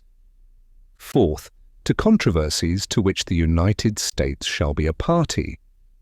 These constitute the third of those classes. Fifth, to controversies between two or more states, between a state and citizens of another state, between citizens of different states. These belong to the fourth of those classes and partake in some measure of the nature of the last. Sixth, to cases between the citizens of the same state claiming lands under grants of different states. These fall within the last class and are the only instances in which the proposed constitution directly contemplates the cognizance of disputes between the citizens of the same state. Seventh, to cases between a state and the citizens thereof, and foreign states, citizens, or subjects. These have been already explained to belong to the fourth of the enumerated classes, and have been shown to be, in a peculiar manner, the proper subjects of the national judicature. From this review of the particular powers of the federal judiciary, as marked out in the Constitution, it appears that they are all conformable to the principles which ought to have governed the structure of that department, and which were necessary to the perfection of the system. If some partial inconveniences should appear to be connected with the incorporation of any of them into the plan, it ought to be recollected that the national legislature will have ample authority to make such exceptions and to prescribe such regulations as will be calculated to obviate or remove these inconveniences. The possibility of particular mischiefs can never be viewed by a well-informed mind as a solid objection to a general principle which is calculated to avoid general mischiefs and to obtain general advantages. Publius, the Federalist, No. 81, The Judiciary Continued, and the Distribution of the Judicial Authority, from Maclean's edition, New York, Hamilton, to the people of the state of New York. Let us now return to the partition of the judiciary authority between different courts and their relations to each other. The judicial power of the United States is, by the plan of the Convention, to be vested in one Supreme Court and in such inferior courts as the Congress may, from time to time, ordain and establish. 1. That there ought to be one court of supreme and final jurisdiction is a proposition which is not likely to be contested. The reasons for it have been assigned in another place and are too obvious to need repetition.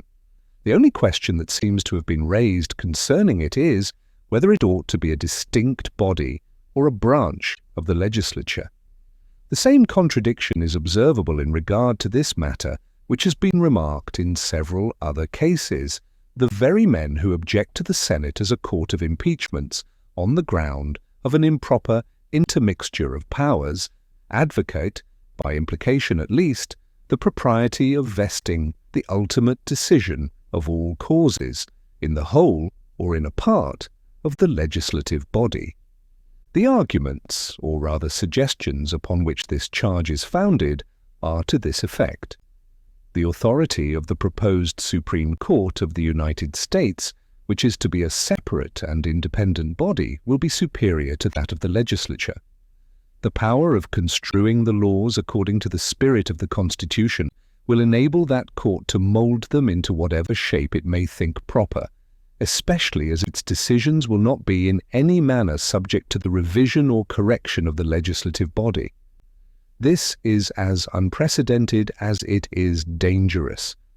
In Britain, the judicial power, in the last resort, resides in the House of Lords, which is a branch of the legislature. And this part of the British government has been imitated in the state constitutions in general. The Parliament of Great Britain and the legislatures of the several states can at any time rectify by law the exceptionable decisions of their respective courts, but the errors and usurpations of the Supreme Court of the United States will be uncontrollable and remediless. This, upon examination, will be found to be made up altogether of false reasoning upon misconceived fact. In the first place, there is not a syllable in the plan under consideration which directly empowers the national courts to construe the laws according to the spirit of the Constitution, or which gives them any greater latitude in this respect than may be claimed by the courts of every state. I admit, however, that the Constitution ought to be the standard of construction for the laws, and that wherever there is an evident opposition, the laws ought to give place to the Constitution. But this doctrine is not deducible from any circumstance peculiar to the plan of the Convention, but from the general theory of a limited Constitution, and as far as it is true, is equally applicable to most, if not to all, the state governments. There can be no objection, therefore, on this account, to the federal judicature, which will not lie against the local judicatures in general, and which will not serve to condemn every constitution that attempts to set bounds to legislative discretion. But perhaps the force of the objection may be thought to consist in the particular organization of the Supreme Court, in its being composed of a distinct body of magistrates instead of being one of the branches of the legislature, as in the government of Great Britain and that of the state. To insist upon this point, the authors of the objection must renounce the meaning they have labored to annex to the celebrated maxim requiring a separation of the departments of power. It shall nevertheless be conceded to them, agreeably to the interpretation given to that maxim in the course of these papers, that it is not violated by vesting the ultimate power of judging in a part of the legislative body. But though this be not an absolute violation of that excellent rule, yet it verges so nearly upon it, as on this account alone to be less eligible than the mode preferred by the Convention. From a body which had even a partial agency in passing bad laws, we could rarely expect a disposition to temper and moderate them in the application. The same spirit which had operated in making them would be too apt in interpreting them. Still less could it be expected that men who had infringed the Constitution in the character of legislators would be disposed to repair the breach in the character of judges. Nor is this all. Every reason which recommends the tenure of good behavior for judicial offices militates against placing the judiciary power, in the last resort, in a body composed of men chosen for a limited period. There is an absurdity in referring the determination of causes in the first instance to judges of permanent standing, in the last to those of a temporary and mutable constitution. And there is a still greater absurdity in subjecting the decisions of men selected for their knowledge of the laws, acquired by long and laborious study, to the revision and control of men who, for want of the same advantage, cannot but be deficient in that knowledge. The members of the legislature will rarely be chosen with a view to those qualifications which fit men for the stations of judges, and as, on this account, there will be great reason to apprehend all the ill consequences of defective information. So, on account of the natural propensity of such bodies to party divisions, there will be no less reason to fear that the pestilential breath of faction may poison the fountains of justice. The habit of being continually marshalled on opposite sides will be too apt to stifle the voice both of law and of equity. These considerations teach us to applaud the wisdom of those states who have committed the judicial power, in the last resort, not to a part of the legislature, but to distinct and independent bodies of men. Contrary to the supposition of those who have represented the plan of the Convention in this respect as novel and unprecedented, it is but a copy of the constitutions of New Hampshire, Massachusetts, Pennsylvania, Delaware, Maryland, Virginia, North Carolina, South Carolina, and Georgia. And the preference which has been given to those models is highly to be commended. It is not true, in the second place, that the Parliament of Great Britain or the legislatures of the particular states can rectify the exceptionable decisions of their respective courts in any other sense than might be done by a future legislature of the United States. The theory neither of the British nor the state constitutions authorizes the revisal of a judicial sentence by a legislative act, nor is there anything in the proposed constitution more than in either of them by which it is forbidden. In the former, as well as in the latter, the impropriety of the thing, on the general principles of law and reason, is the sole obstacle. A legislature, without exceeding its province, cannot reverse a determination once made in a particular case, though it may prescribe a new rule for future cases. This is the principle, and it applies in all its consequences exactly in the same manner and extent to the state governments, as to the national government now under consideration. Not the least difference can be pointed out in any view of the subject. It may, in the last place, be observed that the supposed danger of judiciary encroachments on the legislative authority, which has been upon many occasions reiterated, is in reality a phantom. Particular misconstructions and contraventions of the will of the legislature may now and then happen, but they can never be so extensive as to amount to an inconvenience or in any sensible degree to affect the order of the political system. This may be inferred with certainty from the general nature of the judicial power, from the objects to which it relates, from the manner in which it is exercised, from its comparative weakness, and from its total incapacity to support its usurpations by force, and the inference is greatly fortified by the consideration of the important constitutional check which the power of instituting impeachments in one part of the legislative body, and of determining upon them in the other, would give to that body upon the members of the judicial department. This is alone a complete security. There never can be danger that the judges, by a series of deliberate usurpations on the authority of the legislature, would hazard the united resentment of the body entrusted with it, while this body was possessed of the means of punishing their presumption by degrading them from their stations. While this ought to remove all apprehensions on the subject, it affords at the same time a cogent argument for constituting the Senate a court for the trial of impeachments. Having now examined and, I trust, removed the objections to the distinct and independent organization of the Supreme Court, I proceed to consider the propriety of the power of constituting inferior courts, and the relations which will subsist between these and the former. The power of constituting inferior courts is evidently calculated to obviate the necessity of having recourse to the Supreme Court in every case of federal cognizance. It is intended to enable the national government to institute or authorize in each state or district of the United States a tribunal competent to the determination of matters of national jurisdiction within its limits. But why, it is asked, might not the same purpose have been accomplished by the instrumentality of the state courts? This admits of different answers. Though the fitness and competency of those courts should be allowed in the utmost latitude, yet the substance of the power in question may still be regarded as a necessary part of the plan, if it were only to empower the national legislature to commit to them the cognizance of causes arising out of the national constitution. To confer the power of determining such causes upon the existing courts of the several states would perhaps be as much to constitute tribunals as to create new courts with the like power. But ought not a more direct and explicit provision to have been made in favor of the state courts? There are, in my opinion, substantial reasons against such a provision.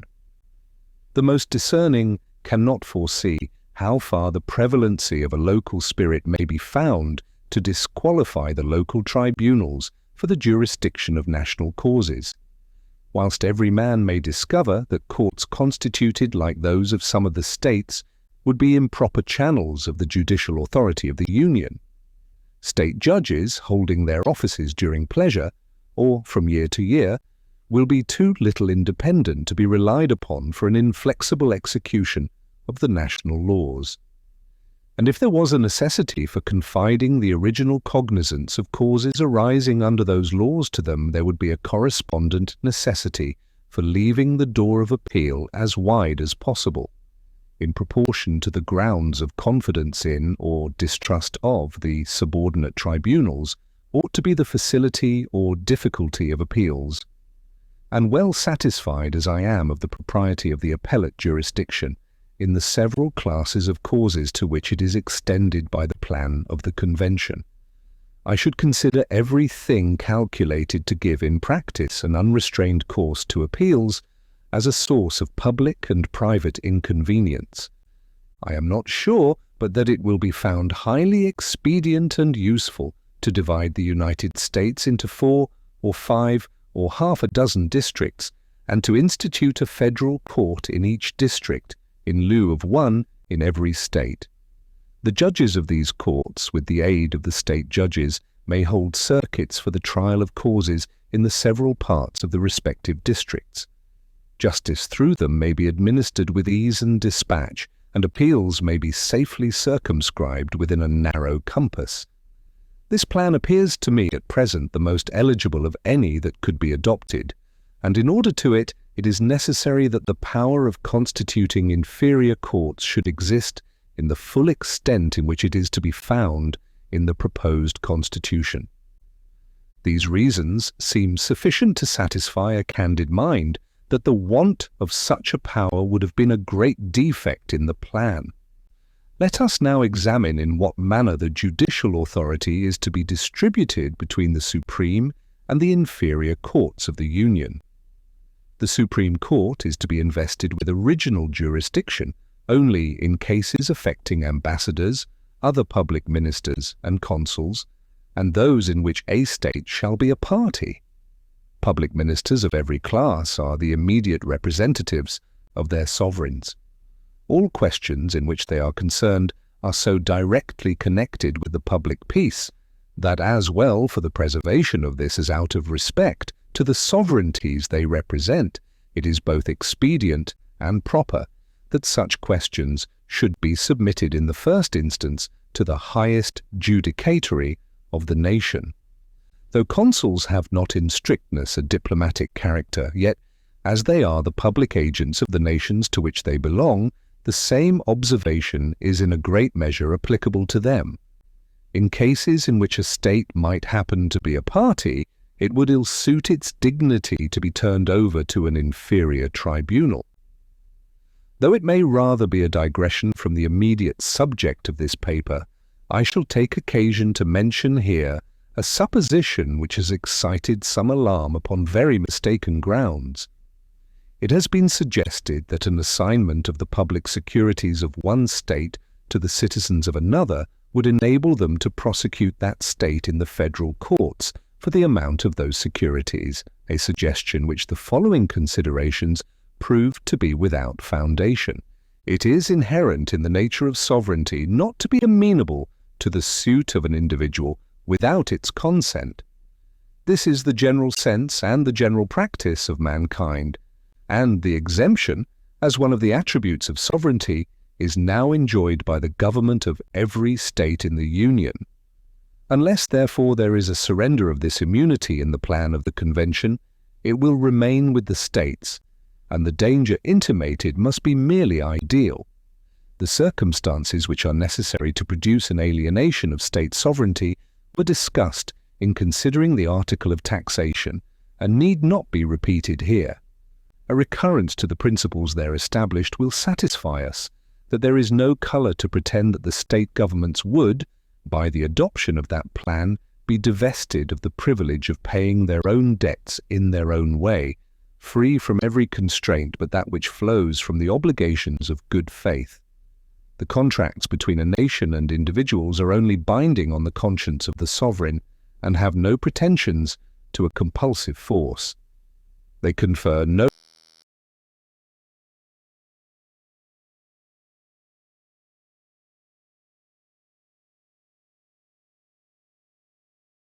right of action independent of the sovereign will.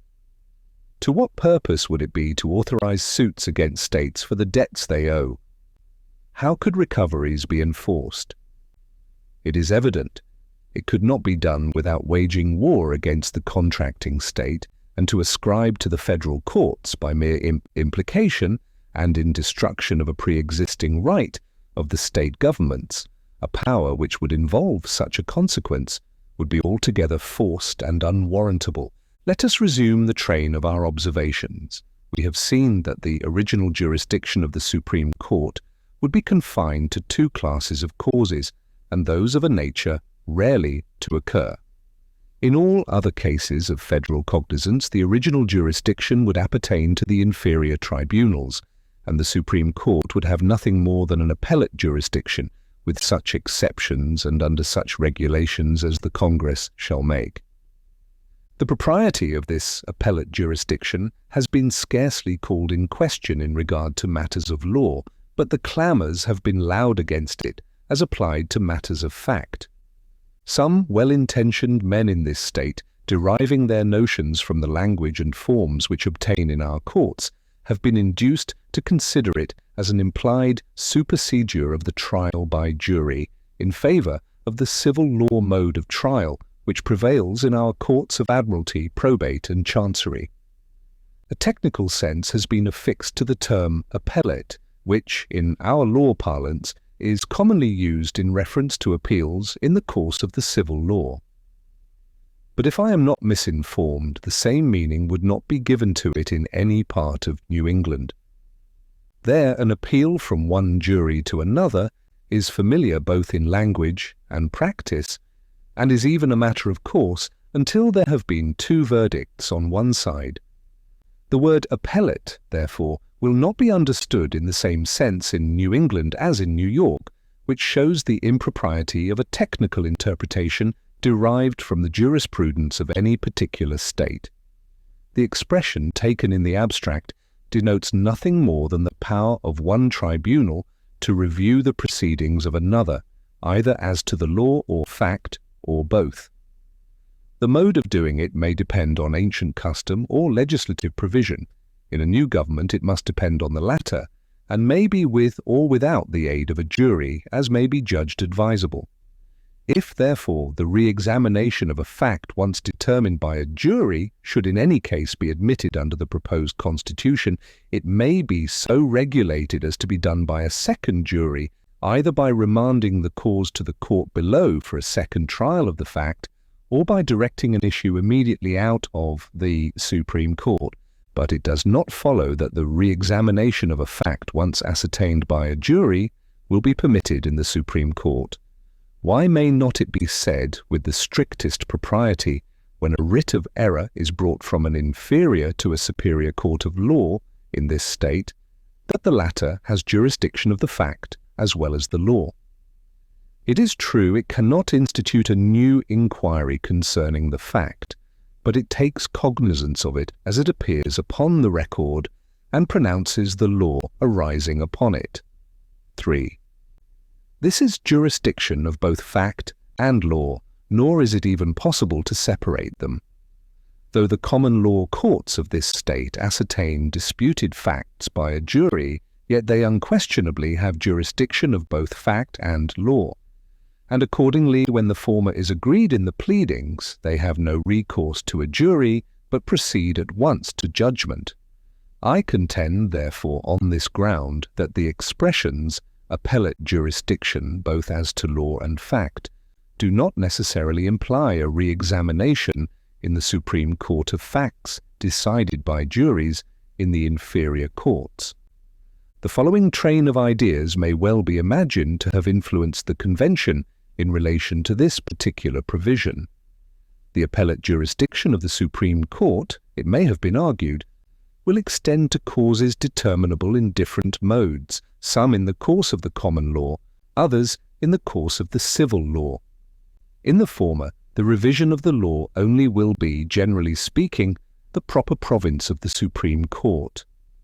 In the latter, the re-examination of the fact is agreeable to usage, and in some cases, of which prize causes are an example, might be essential to the preservation of the public peace.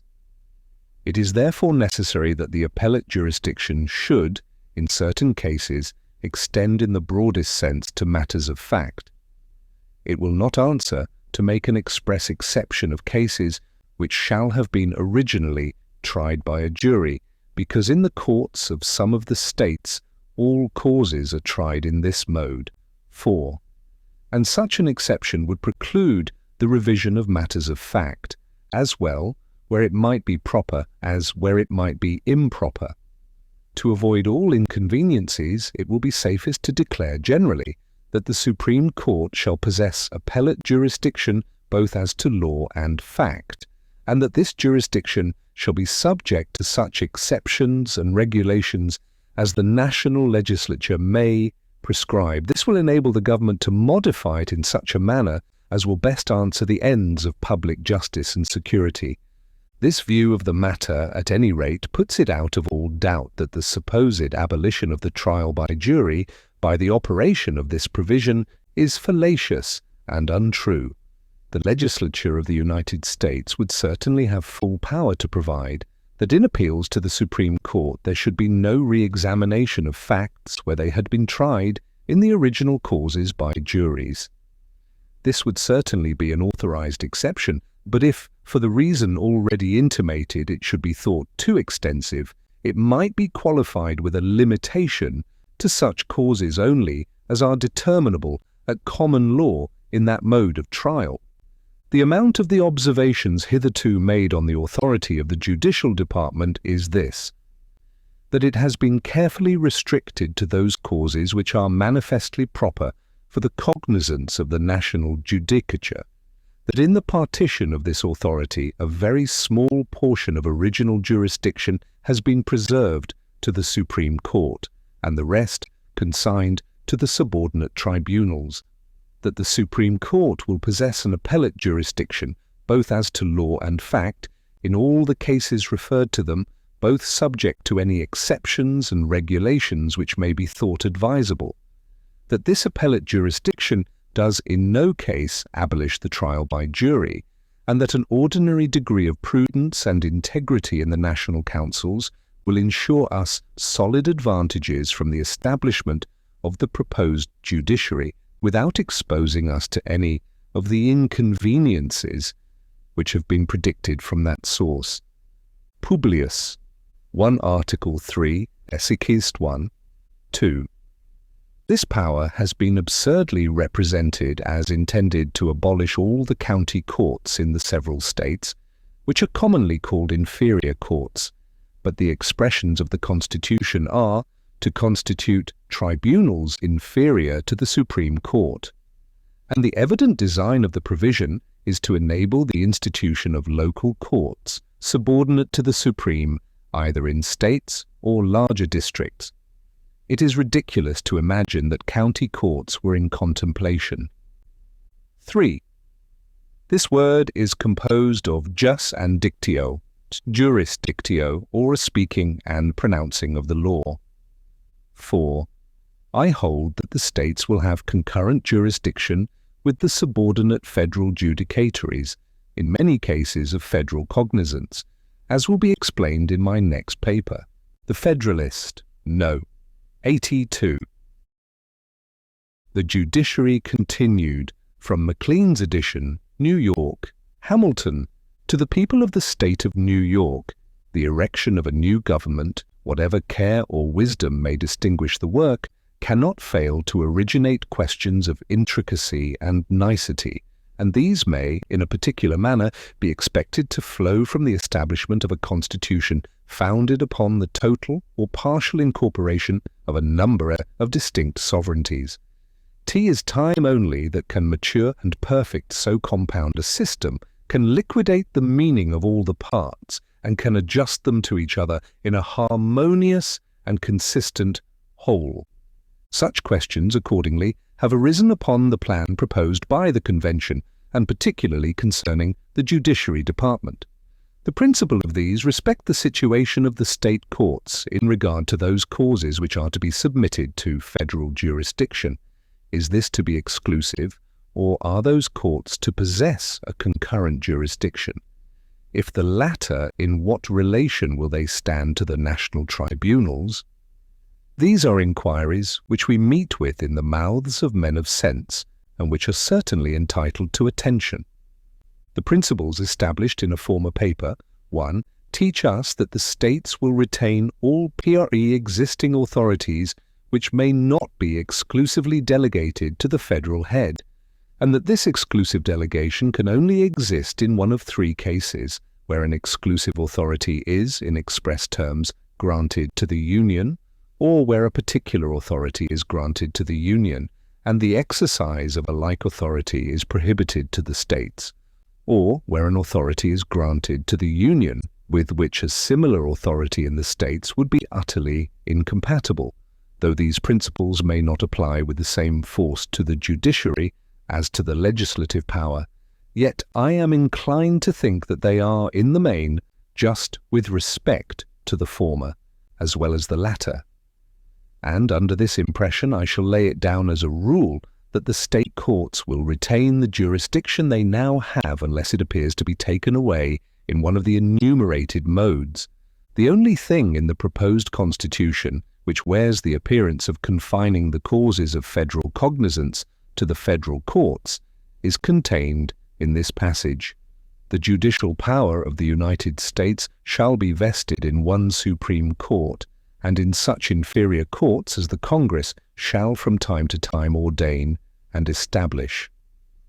This might either be construed to signify that the supreme and subordinate courts of the Union should alone have the power of deciding those causes to which their authority is to extend, or simply to denote that the organs of the national judiciary should be one Supreme Court, and as many subordinate courts as Congress should think proper to appoint, or in other words, that the United States should exercise the judicial power with which they are to be invested through one supreme tribunal and a certain number of inferior ones to be instituted by them. The first excludes, the last admits, the concurrent jurisdiction of the state tribunals, and as the first would amount to an alienation of state power by implication, the last appears to me the most natural and the most defensible construction. But this doctrine of concurrent jurisdiction is only clearly applicable to those descriptions of causes of which the state courts have previous cognizance. It is not equally evident in relation to cases which may grow out of and be peculiar to the Constitution to be established. For not to allow the state courts a right of jurisdiction in such cases can hardly be considered as the abridgment of a pre-existing authority.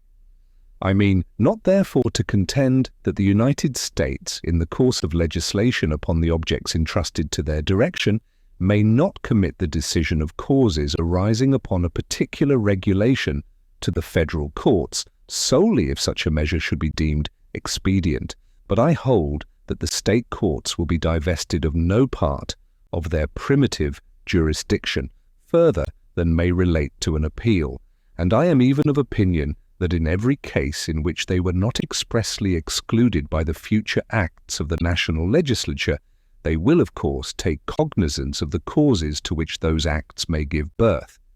This I infer from the nature of judiciary power and from the general genius of the system. The judiciary power of every government looks beyond its own local or municipal laws, and in civil cases lays hold of all subjects of litigation between parties within its jurisdiction, though the causes of dispute are relative to the laws of the most distant part of the globe. Those of Japan, not less than of New York, may furnish the objects of legal discussion to our courts.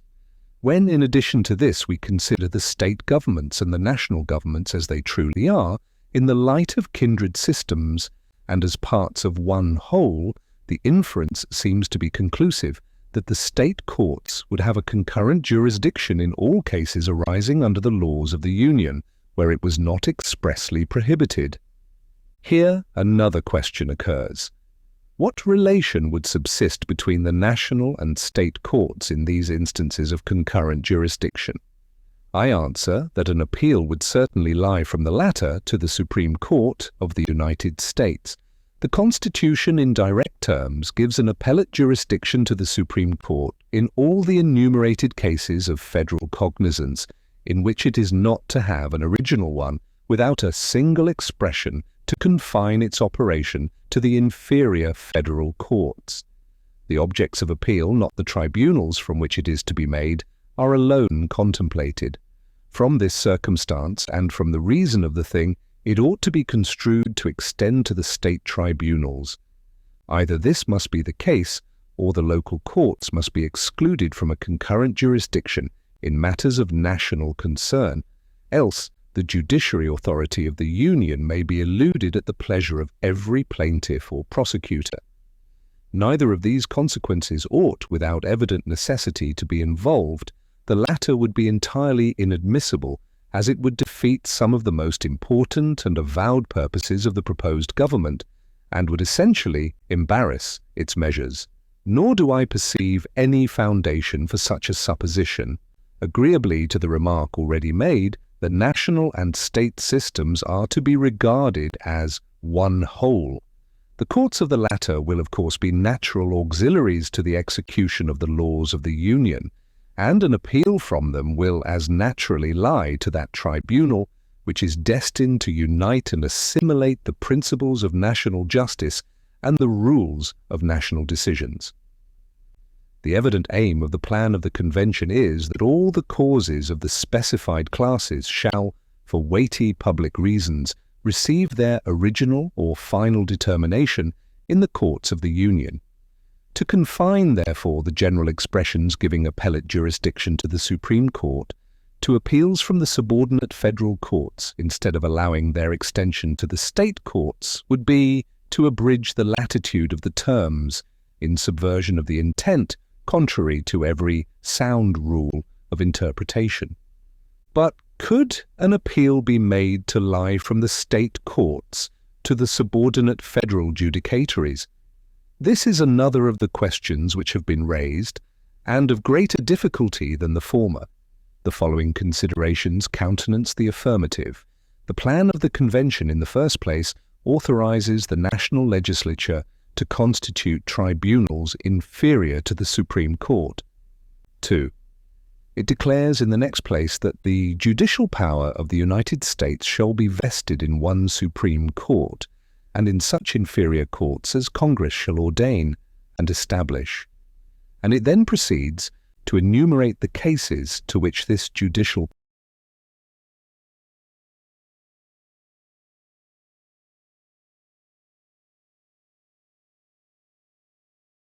power shall extend.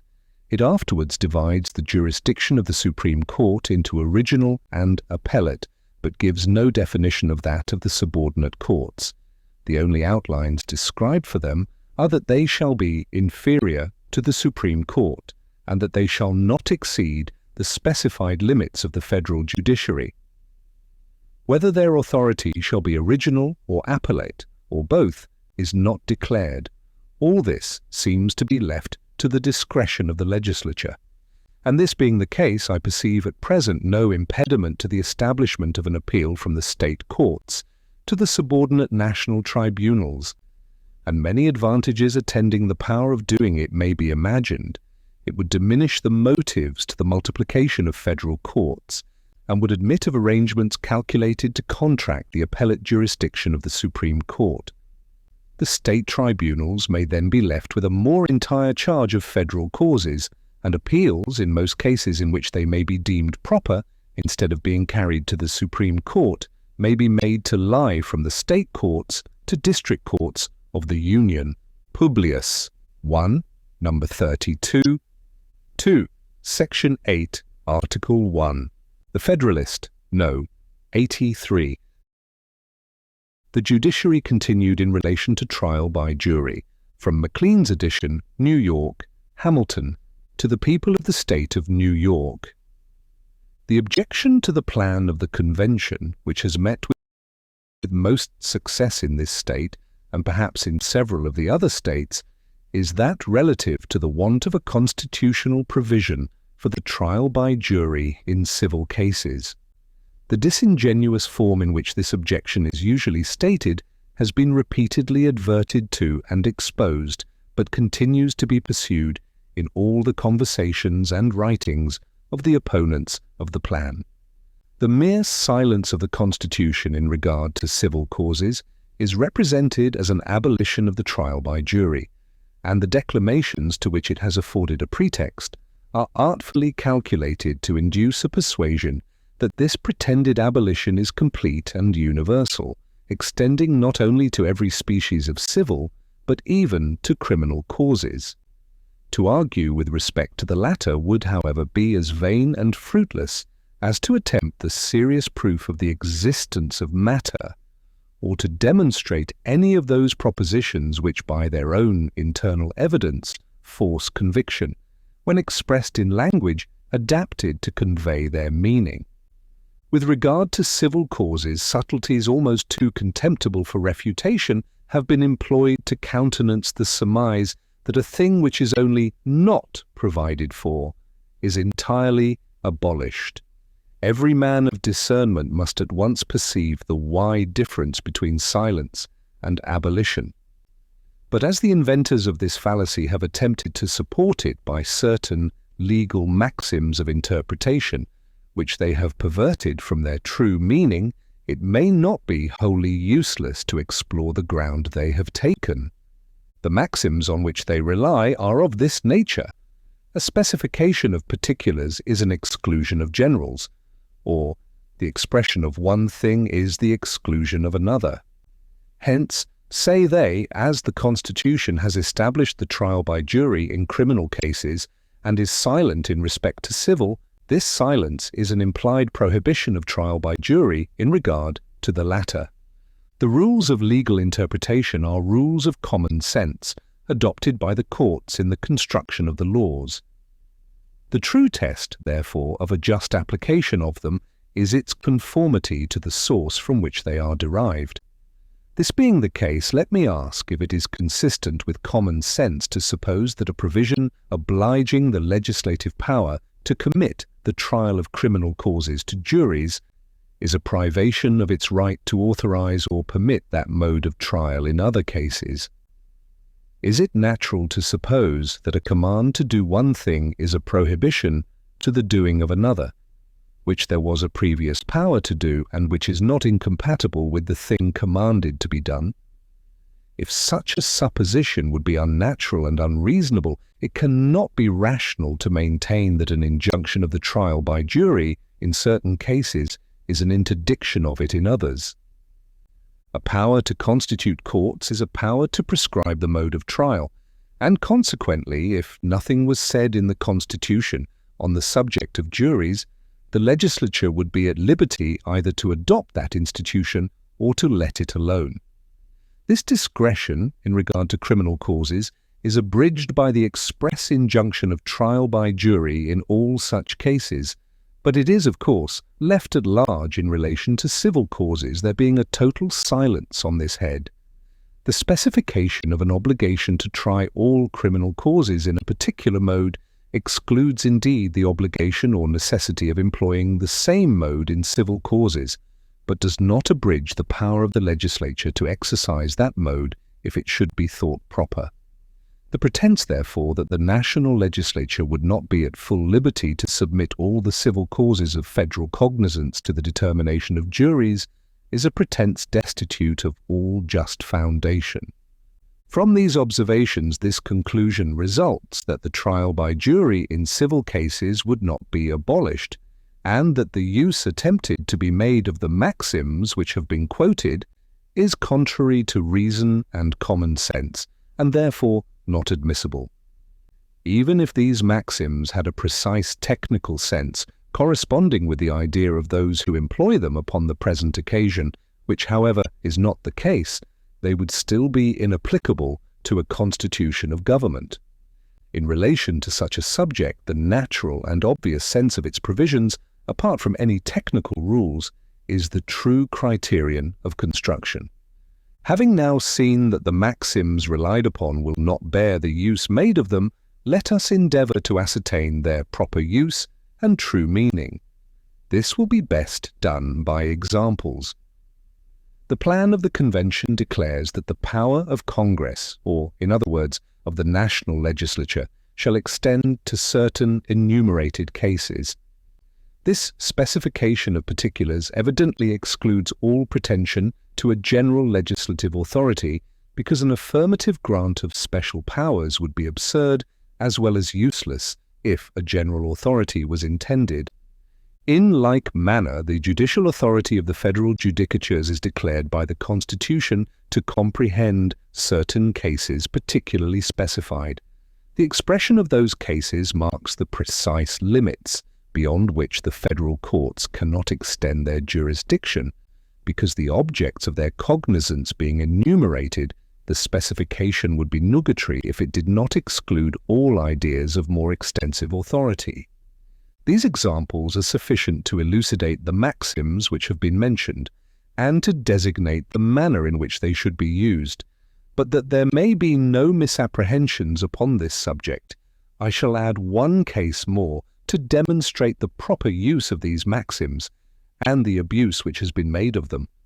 Let us suppose that by the laws of this state a married woman was incapable of conveying her estate, and that the legislature, considering this as an evil, should enact that she might dispose of her property by deed executed in the presence of a magistrate.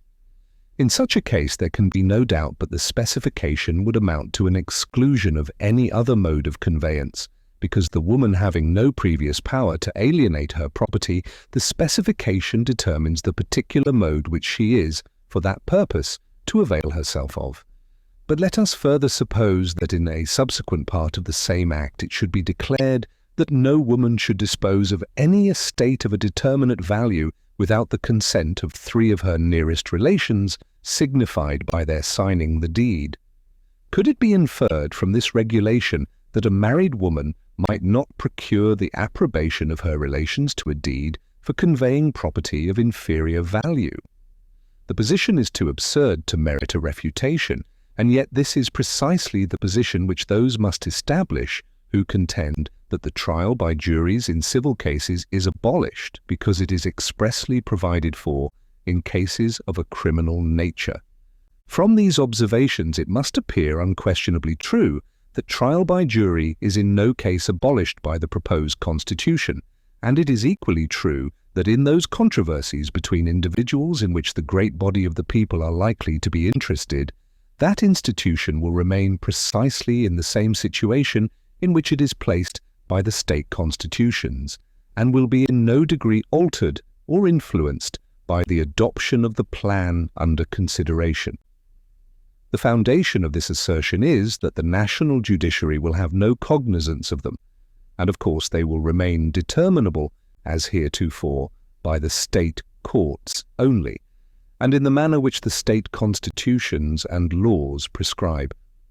All land causes, except where claims under the grants of different states come into question, and all other controversies between the citizens of the same state, unless where they depend upon positive violations of the Articles of Union by acts of the state legislatures, will belong exclusively to the jurisdiction of the state tribunals. Add to this that admiralty causes, and almost all those which are of equity jurisdiction, are determinable under our own government without the intervention of a jury, and the inference from the whole will be that this institution, as it exists with us at present, cannot possibly be affected to any great extent by the proposed alteration in our system of government. The friends and adversaries of the plan of the Convention, if they agree in nothing else, concur at least in the value they set upon the trial by jury, or if there is any difference between them, it consists in this: the former regard it as a valuable safeguard to liberty, the latter represent it as the very palladium of free government. For my own part, the more the operation of the institution has fallen under my observation, the more reason I have discovered for holding it in high estimation, and it would be altogether superfluous to examine to what extent it deserves to be esteemed useful or essential in a representative republic, or how much more merit it may be entitled to as a defense against the oppressions of an hereditary monarch than as a barrier to the tyranny of popular magistrates in a popular government. Discussions of this kind would be more curious than beneficial, as all are satisfied of the utility of the institution and of its friendly aspect to liberty. But I must acknowledge that I cannot readily discern the inseparable connection between the existence of liberty and the trial by jury in civil cases.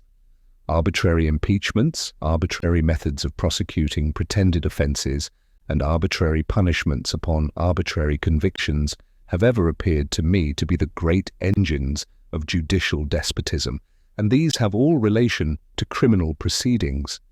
The trial by jury in criminal cases aided by the Habeas Corpus Act seems therefore to be alone concerned in the question, and both of these are provided for in the most ample manner in the plan of the Convention. It has been observed that trial by jury is a safeguard against an oppressive exercise of the power of taxation. This observation deserves to be canvassed. It is evident that it can have no influence upon the legislature in regard to the amount of taxes to be laid, to the objects upon which they are to be imposed, or to the rule by which they are to be apportioned. If it can have any influence, therefore, it must be upon the mode of collection and the conduct of the officers entrusted with the execution of the revenue laws. As to the mode of collection in this state under our own constitution, the trial by jury is in most cases out of use. The taxes are usually levied by the more summary proceeding of distress and sale, as in cases of rent. And it is acknowledged on all hands that this is essential to the efficacy of the revenue laws. The dilatory course of a trial at law to recover the taxes imposed on individuals would neither suit the exigencies of the public nor promote the convenience of the citizens. It would often occasion an accumulation of costs more burdensome than the original sum of the tax to be levied. And as to the conduct of the officers of the revenue, the provision in favour of trial by jury in criminal cases will afford the security aimed at wilful abuses of a public authority to the oppression of the subject, and every species of official extortion are offences against the government, for which the persons who commit them may be indicted and punished according to the circumstances of the case. The excellence of the trial by jury in civil cases appears to depend on circumstances foreign to the preservation of liberty. The strongest argument in its favour is that it is a security against corruption. As there is always more time and better opportunity to tamper with a standing body of magistrates than with a jury summoned for the occasion, there is room to suppose that a corrupt influence would more easily find its way to the former than to the latter. The force of this consideration is, however, diminished by others. The sheriff, who is the summoner of ordinary juries, and the clerks of courts, who have the nomination of special juries, are themselves standing officers, and, acting individually, may be supposed more accessible to the touch of corruption than the judges, who are a collective body. It is not difficult to see that it would be in the power of those officers to select jurors who would serve the purpose of the party as well as a corrupted bench. In the next place, it may fairly be supposed that there would be less difficulty in gaining some of the jurors promiscuously taken from the public mass than in gaining men who had been chosen by the government for their probity and good character. But making every deduction for these considerations, the trial by jury must still be a valuable check upon corruption. It greatly multiplies the impediments to its success. As matters now stand, it would be necessary to corrupt both court and jury, for where the jury have gone evidently wrong, the court will generally grant a new trial, and it would be in most cases of little use to practice upon the jury, unless the court could be likewise gained. Here then is a double security, and it will readily be perceived that this complicated agency tends to preserve the purity of both institutions. By increasing the obstacles to success, it discourages attempts to seduce the integrity of either. The temptations to prostitution which the judges might have to surmount must certainly be much fewer, while the cooperation of a jury is necessary, than they might be if they had themselves the exclusive determination of all causes. Notwithstanding, therefore, the doubts I have expressed as to the essentiality of trial by jury in civil cases to liberty, I admit that it is in most cases, under proper regulations, an excellent method of determining questions of property, and that on this account alone it would be entitled to a constitutional provision in its favour if it were possible to fix the limits within which it ought to be comprehended. There is, however, in all cases, great difficulty in this, and men not blinded by enthusiasm must be sensible that in a federal government, which is a composition of societies whose ideas and institutions in relation to the matter materially vary from each other, that difficulty must be not a little augmented.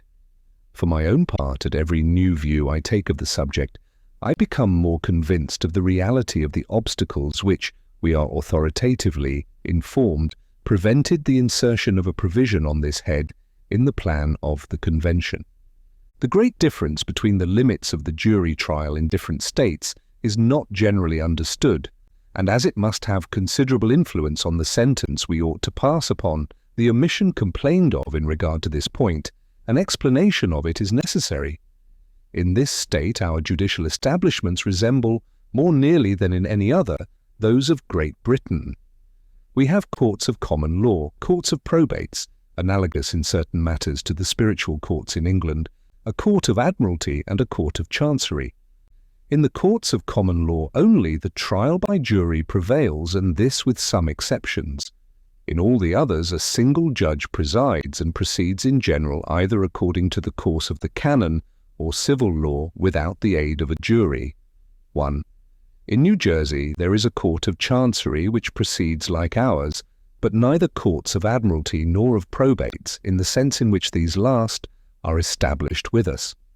In that state the courts of common law have the cognizance of those causes which with us are determinable in the courts of admiralty and of probates, and, of course, the jury trial is more extensive in New Jersey than in New York. In Pennsylvania this is perhaps still more the case, for there is no court of chancery in that state, and its common law courts have equity jurisdiction. It has a court of admiralty, but none of probates, at least on the plan of ours. Delaware has in these respects imitated Pennsylvania. Maryland approaches more nearly to New York, as does also Virginia, except that the latter has a plurality of chancellors. North Carolina bears most affinity to Pennsylvania, South Carolina to Virginia. I believe, however, that in some of those states which have distinct courts of admiralty, the causes depending in them are triable by juries. In Georgia there are none but common law courts, and an appeal of course lies from the verdict of one jury to another, which is called a special jury, and for which a particular mode of appointment is marked out. In Connecticut they have no distinct courts either of chancery or of admiralty, and their courts of probates have no jurisdiction of causes. Their common law courts have admiralty and, to a certain extent, equity jurisdiction. In cases of importance, their General Assembly is the only court of chancery.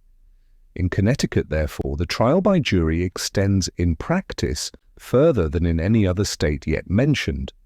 Rhode Island is, I believe, in this particular, pretty much in the situation of Connecticut. Massachusetts and New Hampshire, in regard to the blending of law, equity, and admiralty jurisdictions, are in a similar predicament. In the 4 eastern states, the trial by jury not only stands upon a broader foundation than in the other states, but it is attended with a peculiarity unknown in its full extent to any of them. There is an appeal, of course, from one jury to another, till there have been 2 verdicts out of 3 on one side. From this sketch it appears that there is a material diversity, as well in the modification as in the extent of the institution of trial by jury in civil cases in the several states, and from this fact these obvious reflections flow. First, that no general rule could have been fixed upon by the convention which would have corresponded with the circumstances of all the states, and secondly, that more or at least as much might have been hazarded by taking the system of any one state for a standard, as by omitting a provision altogether and leaving the matter, as has been done, to legislative regulation. The propositions which have been made for supplying the omission have rather served to illustrate than to obviate the difficulty of the thing. The minority of Pennsylvania have proposed this mode of expression for the purpose, trial by jury shall be as heretofore, and this I maintain would be senseless and nugatory. The United States, in their united or collective capacity, are the object to which all general provisions in the Constitution must necessarily be construed to refer. Now it is evident that though trial by jury, with various limitations, is known in each state individually, yet in the United States, as such, it is at this time altogether unknown because the present federal government has no judiciary power whatever, and consequently there is no proper antecedent or previous establishment to which the term heretofore could relate. It would therefore be destitute of a precise meaning and inoperative from its uncertainty. As, on the one hand, the form of the provision would not fulfill the intent of its proposers, so, on the other, if I apprehend that intent rightly, it would be in itself inexpedient. I presume it to be that causes in the federal courts should be tried by jury, if, in the state where the court sat, that mode of trial would obtain in a similar case in the state courts. That is to say, admiralty causes should be tried in Connecticut by a jury in New York without one. The capricious operation of so dissimilar a method of trial in the same cases under the same government is of itself sufficient to indispose every well-regulated judgment towards it. Whether the cause should be tried with or without a jury would depend in a great number of cases on the accidental situation of the court and parties. But this is not, in my estimation, the greatest objection. I feel a deep and deliberate conviction that there are many cases in which the trial by jury is an ineligible one. I think it so particularly in cases which concern the public peace with foreign nations, that is, in most cases where the question turns wholly on the laws of nations. Of this nature, among others, are all prize causes.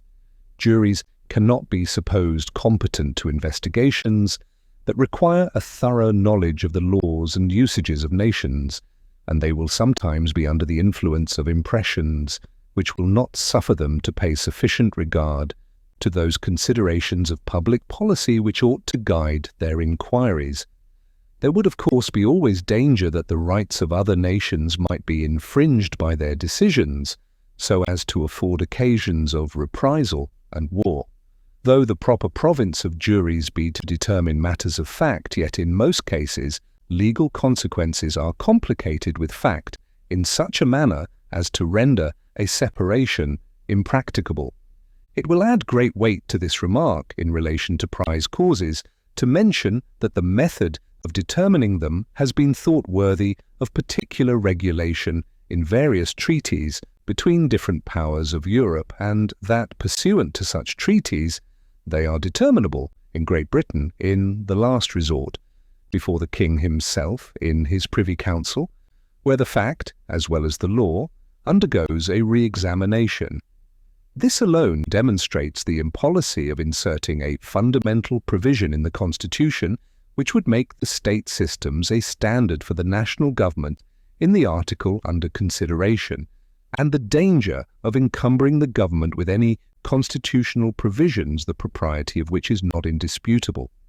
My convictions are equally strong that great advantages result from the separation of the equity from the law jurisdiction, and that the causes which belong to the former would be improperly committed to juries.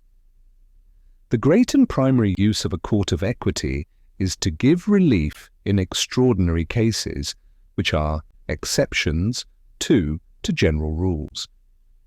To unite the jurisdiction of such cases with the ordinary jurisdiction must have a tendency to unsettle the general rules and to subject every case that arises to a special determination, while a separation of the one from the other has the contrary effect of rendering one a sentinel over the other, and of keeping each within the expedient limits. Besides this, the circumstances that constitute cases proper for courts of equity are in many instances so nice and intricate that they are incompatible with the genius of trials by jury.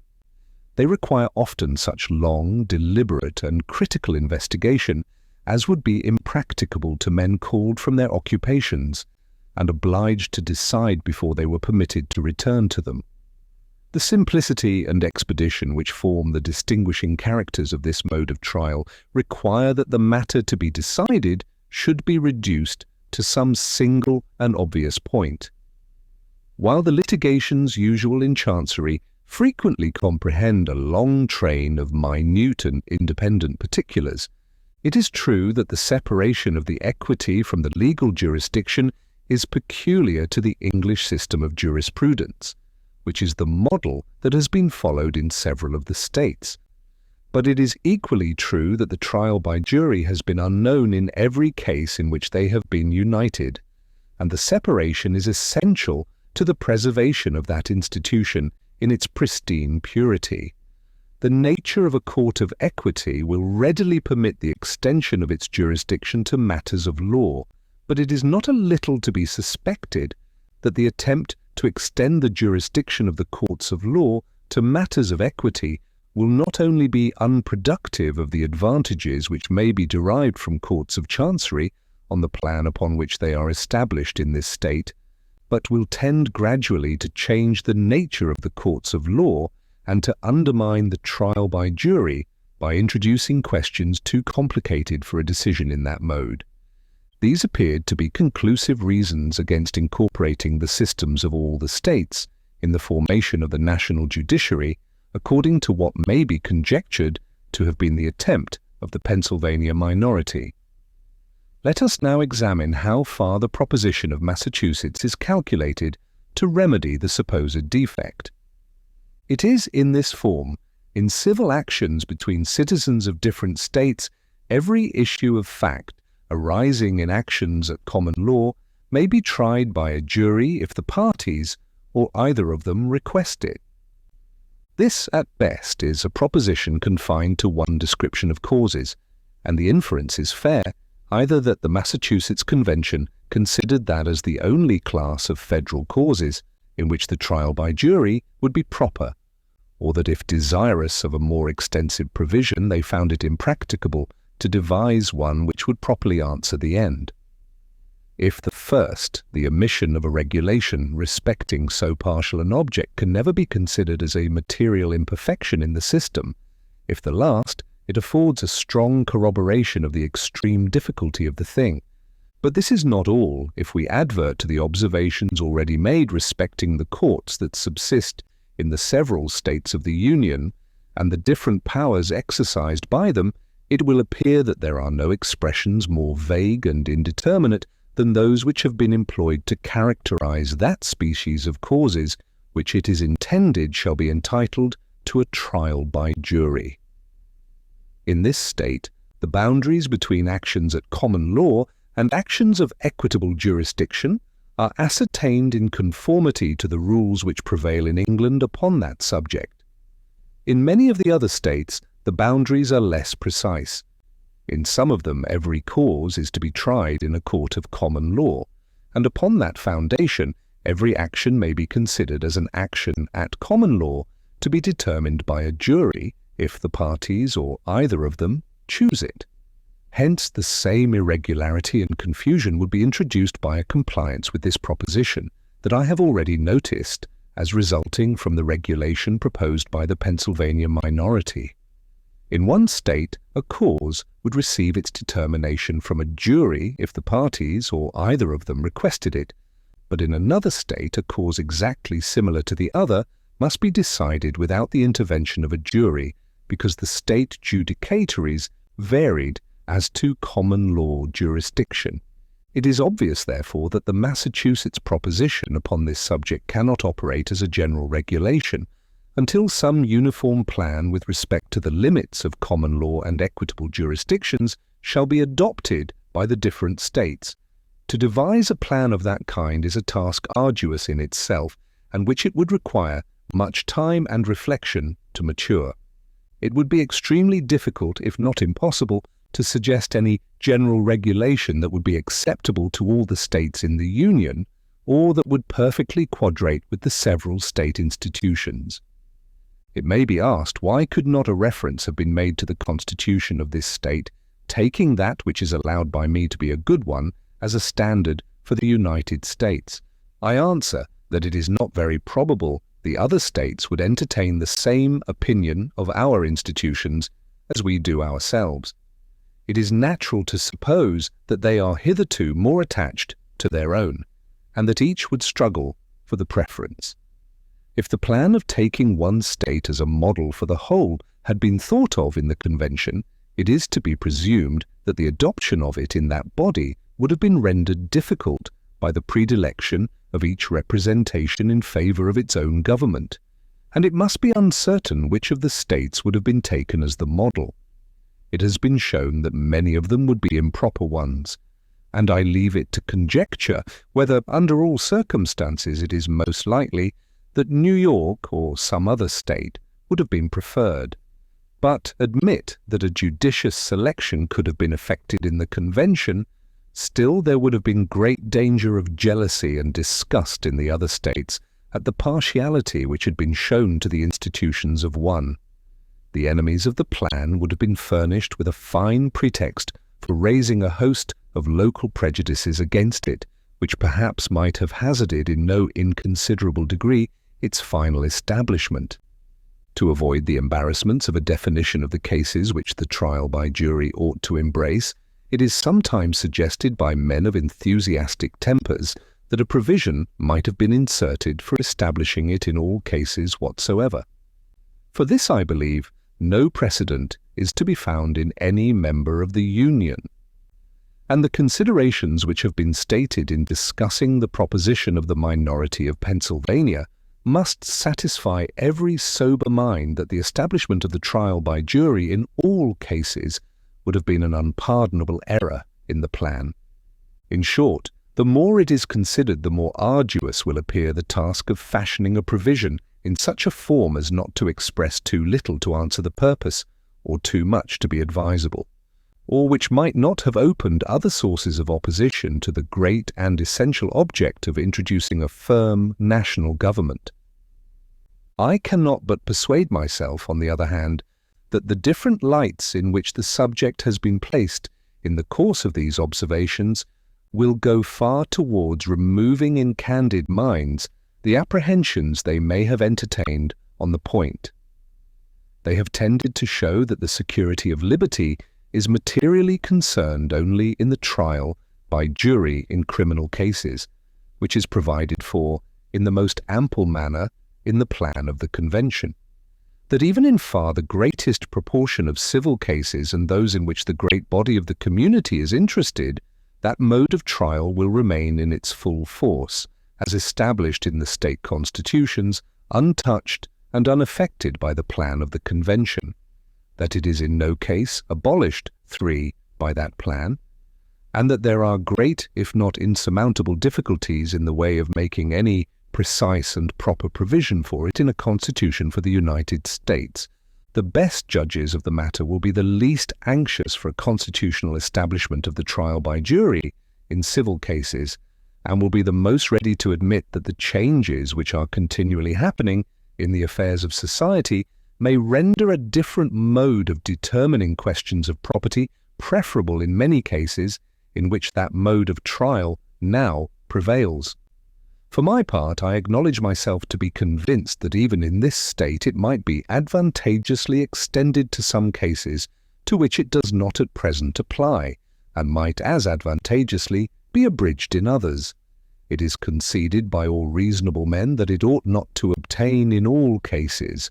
The examples of innovations which contract its ancient limits, as well in these states as in Great Britain, afford a strong presumption that its former extent has been found inconvenient, and give room to suppose that future experience may discover the propriety and utility of other exceptions.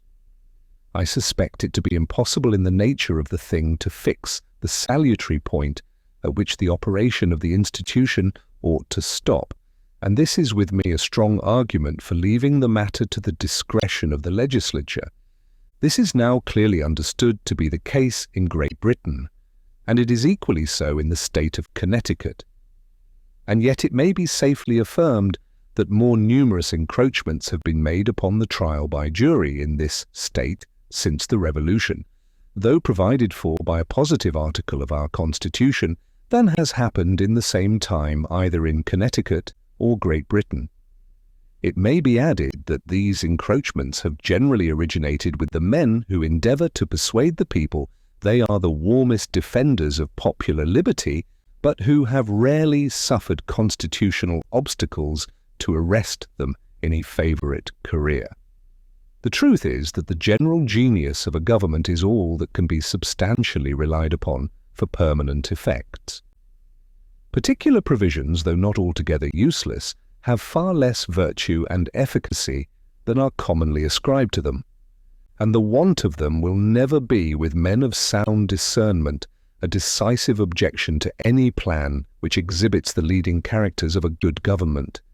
It certainly sounds not a little harsh and extraordinary to affirm that there is no security for liberty in a constitution which expressly establishes the trial by jury in criminal cases, because it does not do it in civil also. While it is a notorious fact that Connecticut, which has been always regarded as the most populous state in the Union, can boast of no constitutional provision for either.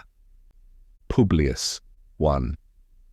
It has been erroneously insinuated with regard to the Court of Chancery that this court generally tries disputed facts by a jury. The truth is that references to a jury in that court rarely happen, and are in no case necessary, but where the validity of a devise of land comes into question. 2. It is true that the principles by which that relief is governed are now reduced to a regular system. But it is not the less true that they are in the main applicable to special circumstances, which form exceptions to general rules. 3. Vide Num. 81, in which the supposition of its being abolished by the appellate jurisdiction in matters of fact being vested in the Supreme Court is examined and refuted. The Federalist, No. 84, certain general and miscellaneous objections to the Constitution considered and answered, from Maclean's edition, New York. Hamilton. To the people of the state of New York. In the course of the foregoing review of the Constitution, I have taken notice of and endeavoured to answer most of the objections which have appeared against it. There, however, remain a few which either did not fall naturally under any particular head, or were forgotten in their proper places. These shall now be discussed, but as the subject has been drawn into great length, I shall so far consult brevity as to comprise all my observations on these miscellaneous points in a single paper. The most considerable of the remaining objections is that the plan of the Convention contains no Bill of Rights. Among other answers given to this, it has been upon different occasions remarked that the constitutions of several of the states are in a similar predicament. I add that New York is of the number, and yet the opposers of the new system in this state, who profess an unlimited admiration for its constitution, are among the most intemperate partisans of a Bill of Rights. To justify their zeal in this matter, they allege two things. One is that though the Constitution of New York has no Bill of Rights prefixed to it, yet it contains in the body of it various provisions in favour of particular privileges and rights, which, in substance, amount to the same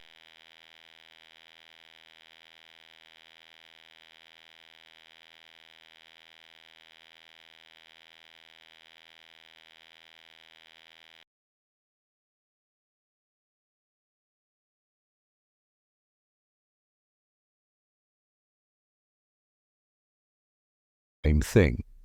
The other is that the Constitution adopts in their full extent the common and statute law of Great Britain, by which many other rights not expressed in it are equally secured.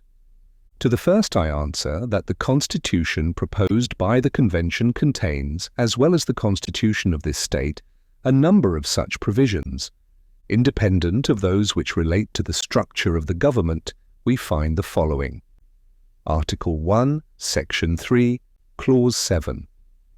Judgment in cases of impeachment shall not extend further than to removal from office and disqualification to hold and enjoy any office of honour, trust or profit under the United States, but the party convicted shall nevertheless be liable and subject to indictment, trial, judgment, and punishment according to law. Section 9 of the same article, Clause 2, the privilege of the writ of habeas corpus shall not be suspended unless when in cases of rebellion or invasion the public safety may require it. Clause 3. No bill of attainder or ex post facto law shall be passed. Clause 7. No title of nobility shall be granted by the United States, and no person holding any office of profit or trust under them shall, without the consent of the Congress, accept of any present, emolument, office, or title of any kind whatever, from any king, prince, or foreign state. Article 3, Section 2, Clause 3. The trial of all crimes, except in cases of impeachment, shall be by jury, and such trial shall be held in the state where the said crimes shall have been committed, but when not committed within any state, the trial shall be at such place or places as the Congress may by law have directed. Section 3 of the same article, treason against the United States shall consist only in levying war against them or in adhering to their enemies, giving them aid and comfort. No person shall be convicted of treason unless on the testimony of 2 witnesses to the same overt act or on confession in open court. And Clause 3 of the same section, the Congress shall have power to declare the punishment of treason, but no attainder of treason shall work corruption of blood or forfeiture except during the life of the person attainted.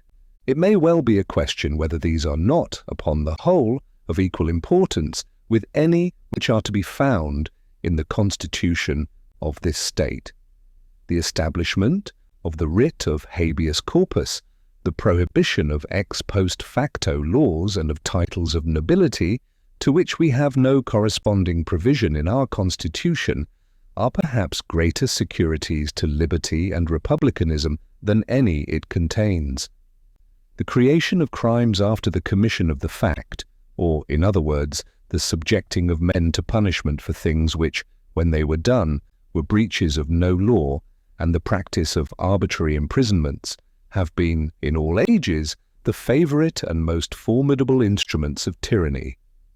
The observations of the judicious Blackstone, one in reference to the latter, are well worthy of recital. To bereave a man of life, who says he, or by violence, to confiscate his estate without accusation or trial, would be so gross and notorious an act of despotism as must at once convey the alarm of tyranny throughout the whole nation.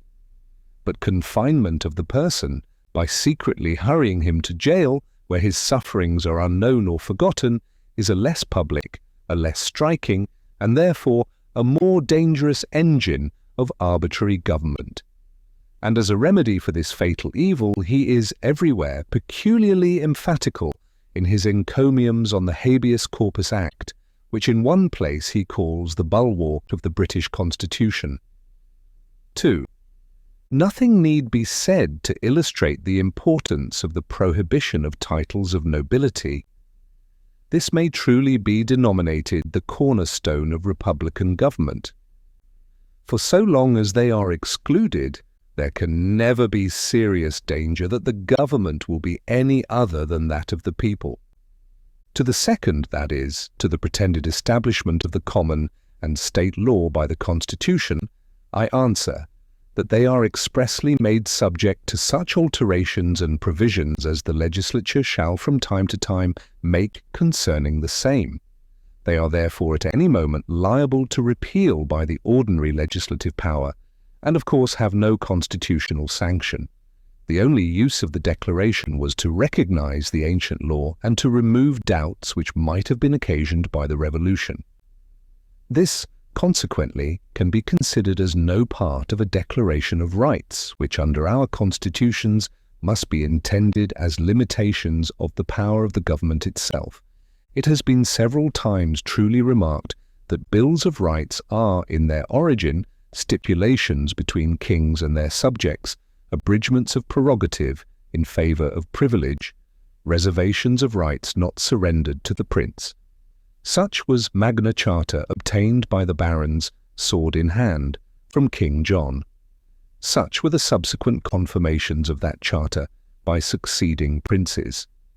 Such was the petition of right assented to by Charles III in the beginning of his reign. Such also was the Declaration of Right presented by the Lords and Commons to the Prince of Orange in 1688, and afterwards thrown into the form of an Act of Parliament called the Bill of Rights. It is evident, therefore, that according to their primitive signification, they have no application to constitutions professedly founded upon the power of the people, and executed by their immediate representatives and servants. Here, in strictness, the people surrender nothing, and as they retain everything, they have no need of particular reservations. We, the people of the United States, to secure the blessings of liberty to ourselves and our posterity, do ordain and establish this Constitution for the United States of America. Here is a better recognition of popular rights than volumes of those aphorisms which make the principal figure in several of our state bills of rights, and which would sound much better in a treatise of ethics than in a constitution of government. But a minute detail of particular rights is certainly far less applicable to a constitution like that under consideration, which is merely intended to regulate the general political interests of the nation, than to a constitution which has the regulation of every species of personal and private concerns. If, therefore, the loud clamours against the plan of the Convention on this score are well-founded, no epithets of reprobation will be too strong for the constitution of this state. But the truth is that both of them contain all which, in relation to their objects, is reasonably to be desired. I go further and affirm that bills of rights, in the sense and to the extent in which they are contended for, are not only unnecessary in the proposed constitution, but would even be dangerous. They would contain various exceptions to powers not granted, and, on this very account, would afford a colourable pretext to claim more than were granted. For why declare that things shall not be done which there is no power to do? Why, for instance, should it be said that the liberty of the press shall not be restrained when no power is given by which restrictions may be imposed? I will not contend that such a provision would confer a regulating power, but it is evident that it would furnish, to men disposed to usurp, a plausible pretence for claiming that power. They might urge with a semblance of reason that the Constitution ought not to be charged with the absurdity of providing against the abuse of an authority which was not given, and that the provision against restraining the liberty of the press afforded a clear implication that a power to prescribe proper regulations concerning it was intended to be vested in the national government. This may serve as a specimen of the numerous handles which would be given to the doctrine of constructive powers by the indulgence of an injudicious zeal for bills of rights. On the subject of the liberty of the press, as much as has been said, I cannot forbear adding a remark or two. In the first place, I observe that there is not a syllable concerning it in the Constitution of this state. In the next, I contend that whatever has been said about it in that of any other state amounts to nothing. What signifies a declaration that the liberty of the press shall be inviolably preserved, What is the liberty of the press? Who can give it any definition which would not leave the utmost latitude for evasion? I hold it to be impracticable, and from this I infer that its security, whatever fine declarations may be inserted in any constitution respecting it, must altogether depend on public opinion and on the general spirit of the people and of the government. 3. And here, after all, as is intimated upon another occasion, must we seek for the only solid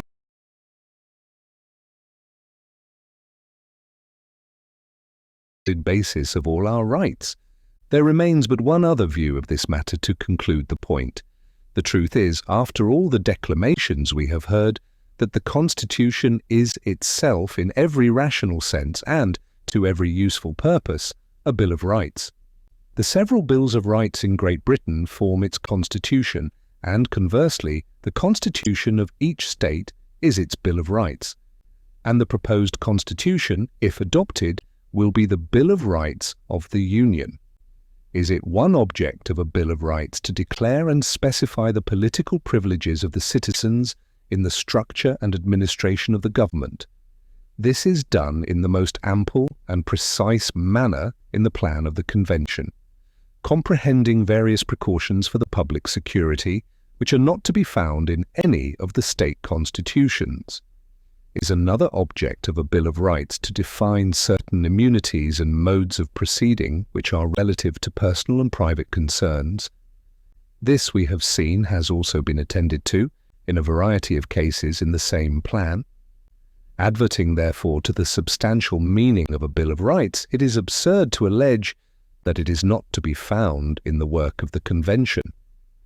It may be said that it does not go far enough, though it will not be easy to make this appear, but it can with no propriety be contended that there is no such thing. It certainly must be immaterial what mode is observed as to the order of declaring the rights of the citizens, if they are to be found in any part of the instrument which establishes the government.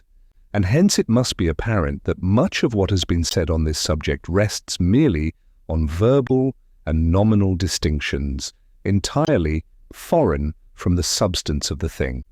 Another objection which has been made, and which, from the frequency of its repetition, it is to be presumed is relied on, is of this nature. It is improper, say the objectors, to confer such large powers as are proposed upon the national government, because the seat of that government must of necessity be too remote from many of the states to admit of a proper knowledge on the part of the constituent of the conduct of the representative body. This argument, if it proves anything, proves that there ought to be no general government whatever, for the powers which, it seems to be agreed on all hands, ought to be vested in the Union, cannot be safely entrusted to a body which is not under every requisite control. But there are satisfactory reasons to show that the objection is, in reality, not well founded. There is in most of the arguments which relate to distance a palpable illusion of the imagination. What are the sources of information by which the people in Montgomery County must regulate their judgment of the conduct of their representatives in the state legislature? Of personal observation they can have no benefit. This is confined to the citizens on the spot. They must therefore depend on the information of intelligent men in whom they confide, and how must these men obtain their information? Evidently from the complexion of public measures, from the public prints, from correspondences with their representatives, and with other persons who reside at the place of their deliberations. This does not apply to Montgomery County only, but to all the counties at any considerable distance from the seat of government. It is equally evident that the same sources of information would be open to the people in relation to the conduct of their representatives in the general government, and the impediments to a prompt communication which distance may be supposed to create will be overbalanced by the effects of the vigilance of the state governments. The executive and legislative bodies of each state will be so many sentinels over the persons employed in every department of the national administration, and as it will be in their power to adopt and pursue a regular and effectual system of intelligence, they can never be at a loss to know the behavior of those who represent their constituents in the national councils and can readily communicate the same knowledge to the people. Their disposition to apprise the community of whatever may prejudice its interests from another quarter may be relied upon if it were only from the rivalship of power. And we may conclude with the fullest assurance that the people, through that channel, will be better informed of the conduct of their national representatives than they can be by any means they now possess of that of their state representatives. It ought also to be remembered that the citizens who inhabit the country at and near the seat of government will, in all questions that affect the general liberty and prosperity, have the same interest with those who are at a distance, and that they will stand ready to sound the alarm when necessary, and to point out the actors in any pernicious project. The public papers will be expeditious messengers of intelligence to the most remote inhabitants of the Union. Among the many curious objections which have appeared against the proposed Constitution, the most extraordinary and the least colourable is derived from the want of some provision respecting the debts due to the United States. This has been represented as a tacit relinquishment of those debts and as a wicked contrivance to screen public defaulters. The newspapers have teemed with the most inflammatory railings on this head, yet there is nothing clearer than that the suggestion is entirely void of foundation, the offspring of extreme ignorance or extreme dishonesty. In addition to the remarks I have made upon the subject in another place, I shall only observe that as it is a plain dictate of common sense, so it is also an established doctrine of political law that states neither lose any of their rights nor are discharged from any of their obligations by a change in the form of their civil government. 4. The last objection of any consequence, which I at present recollect, turns upon the article of expense. If it were even true that the adoption of the proposed government would occasion a considerable increase of expense, it would be an objection that ought to have no weight against the plan. The great bulk of the citizens of America are with reason convinced that union is the basis of their political happiness. Men of sense of all parties now, with few exceptions, agree that it cannot be preserved under the present system, nor without radical alterations, that new and extensive powers ought to be granted to the national head, and that these require a different organization of the federal government, a single body being an unsafe depository of such ample authorities. In conceding all this, the question of expense must be given up, for it is impossible, with any degree of safety, to narrow the foundation upon which the system is to stand. The two branches of the legislature are, in the first instance, to consist of only 65 persons, which is the same number of which Congress, under the existing Confederation, may be composed. It is true that this number is intended to be increased, but this is to keep pace with the progress of the population and resources of the country. It is evident that a less number would, even in the first instance, have been unsafe, and that a continuance of the present number would, in a more advanced stage of population, be a very inadequate representation of the people. Whence is the dreaded augmentation of expense to spring? One source indicated is the multiplication of offices under the new government. Let us examine this a little. It is evident that the principal departments of the administration under the present government are the same which will be required under the new. There are now a Secretary of War, a Secretary of Foreign Affairs, a Secretary for Domestic Affairs, a Board of Treasury consisting of 3 persons, a Treasurer, assistants, clerks, etc. These officers are indispensable under any system and will suffice under the new as well as the old. As to ambassadors and other ministers and agents in foreign countries, the proposed constitution can make no other difference than to render their characters, where they reside, more respectable and their services more useful. As to persons to be employed in the collection of the revenues, it is unquestionably true that these will form a very considerable addition to the number of federal officers, but it will not follow that this will occasion an increase of public expense. It will be in most cases nothing more than an exchange of state for national officers. In the collection of all duties, for instance, the persons employed will be wholly of the latter description. The states individually will stand in no need of any for this purpose. What difference can it make in point of expense to pay officers of the customs appointed by the state or by the United States? There is no good reason to suppose that either the number or the salaries of the latter will be greater than those of the former. Where then are we to seek for those additional articles of expense which are to swell the account to the enormous size that has been represented to us? The chief item which occurs to me respects the support of the judges of the United States. I do not add the President because there is now a President of Congress, whose expenses may not be far, if anything, short of those which will be incurred on account of the President of the United States.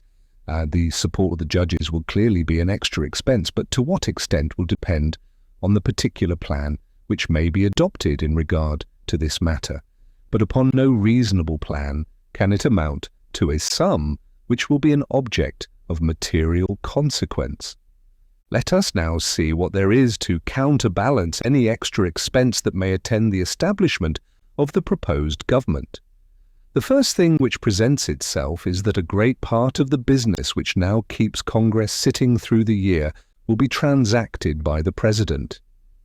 Even the management of foreign negotiations will naturally devolve upon him, according to general principles concerted with the Senate, and subject to their final concurrence.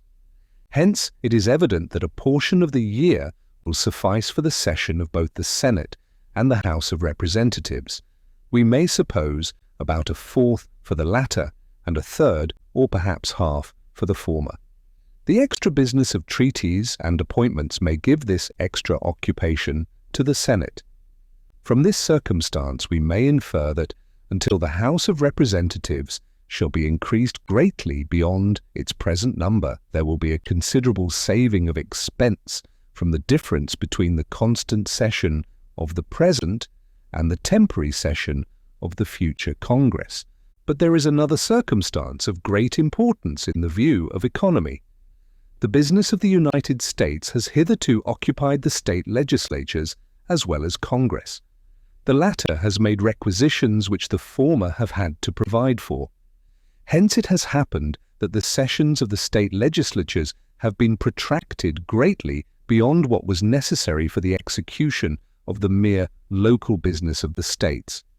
More than half their time has been frequently employed in matters which related to the United States. Now the members who compose the legislatures of the several states amount to 2,000 and upwards, which number has hitherto performed what under the new system will be done in the first instance by 65 persons, and probably at no future period by above a fourth or fifth of that number. The Congress under the proposed government will do all the business of the United States themselves without the intervention of the state legislatures, who thenceforth will have only to attend to the affairs of their particular states, and will not have to sit in any proportion as long as they have heretofore done. This difference in the time of the sessions of the state legislatures will be clear gain, and will alone form an article of saving, which may be regarded as an equivalent for any additional objects of expense that may be occasioned by the adoption of the new system. The result from these observations is that the sources of additional expense from the establishment of the proposed constitution are much fewer than may have been imagined, that they are counterbalanced by considerable objects of saving, and that while it is questionable on which side the scale will preponderate, it is certain that a government less expensive would be incompetent to the purposes of the Union. Publius 1. Vide Blackstone's Commentaries, Volume 1, p. 136. 2. Vide Blackstone's Commentaries, Volume 4, p. 438. 3. To show that there is a power in the Constitution by which the liberty of the press may be affected, recourse has been had to the power of taxation. It is said that duties may be laid upon the publication so high as to amount to a prohibition. I know not by what logic it could be maintained that the declarations in the state constitutions in favor of the freedom of the press would be a constitutional impediment to the imposition of duties upon publications by the state legislatures. It cannot certainly be pretended that any degree of duties, however low, would be an abridgment of the liberty of the press. We know that newspapers are taxed in Great Britain, and yet it is notorious that the press nowhere enjoys greater liberty than in that country. And if duties of any kind may be laid without a violation of that liberty, it is evident that the extent must depend on legislative discretion respecting the liberty of the press will give it no greater security than it will have without them. The same invasions of it may be effected under the state constitutions which contain those declarations through the means of taxation as under the proposed constitution, which has nothing of the kind. It would be quite as significant to declare that government ought to be free, that taxes ought not to be excessive, etc., as that the liberty of the press ought not to be restrained. 4. Vide Rutherford's Institutes, Voluminous 2, Book 2, Chapter X, Sections 14 and 15. Vide also Grotius, Book 2, Chapter 9, Sections 8 and 9. The Federalist, No. 85. Concluding remarks from Maclean's edition, New York, Hamilton, to the people of the state of New York, according to the formal division of the subject of these papers announced in my first number, there would appear still to remain for discussion 2 points. The analogy of the proposed government to your own state constitution, and the additional security which its adoption will afford to republican government, to liberty, and to property. But these heads have been so fully anticipated and exhausted in the progress of the work that it would now scarcely be possible to do anything more than repeat, in a more dilated form, what has been heretofore said, which the advanced stage of the question and the time already spent upon it conspire to forbid. It is remarkable that the resemblance of the plan of the Convention to the act which organizes the government of this state holds not less with regard to many of the supposed defects than to the real excellences of the former. Among the pretended defects are the re-eligibility of the executive, the want of a council, the omission of a formal Bill of Rights, the omission of a provision respecting the liberty of the press. These and several others which have been noted in the course of our inquiries are as much chargeable on the existing constitution of this state as on the one proposed for the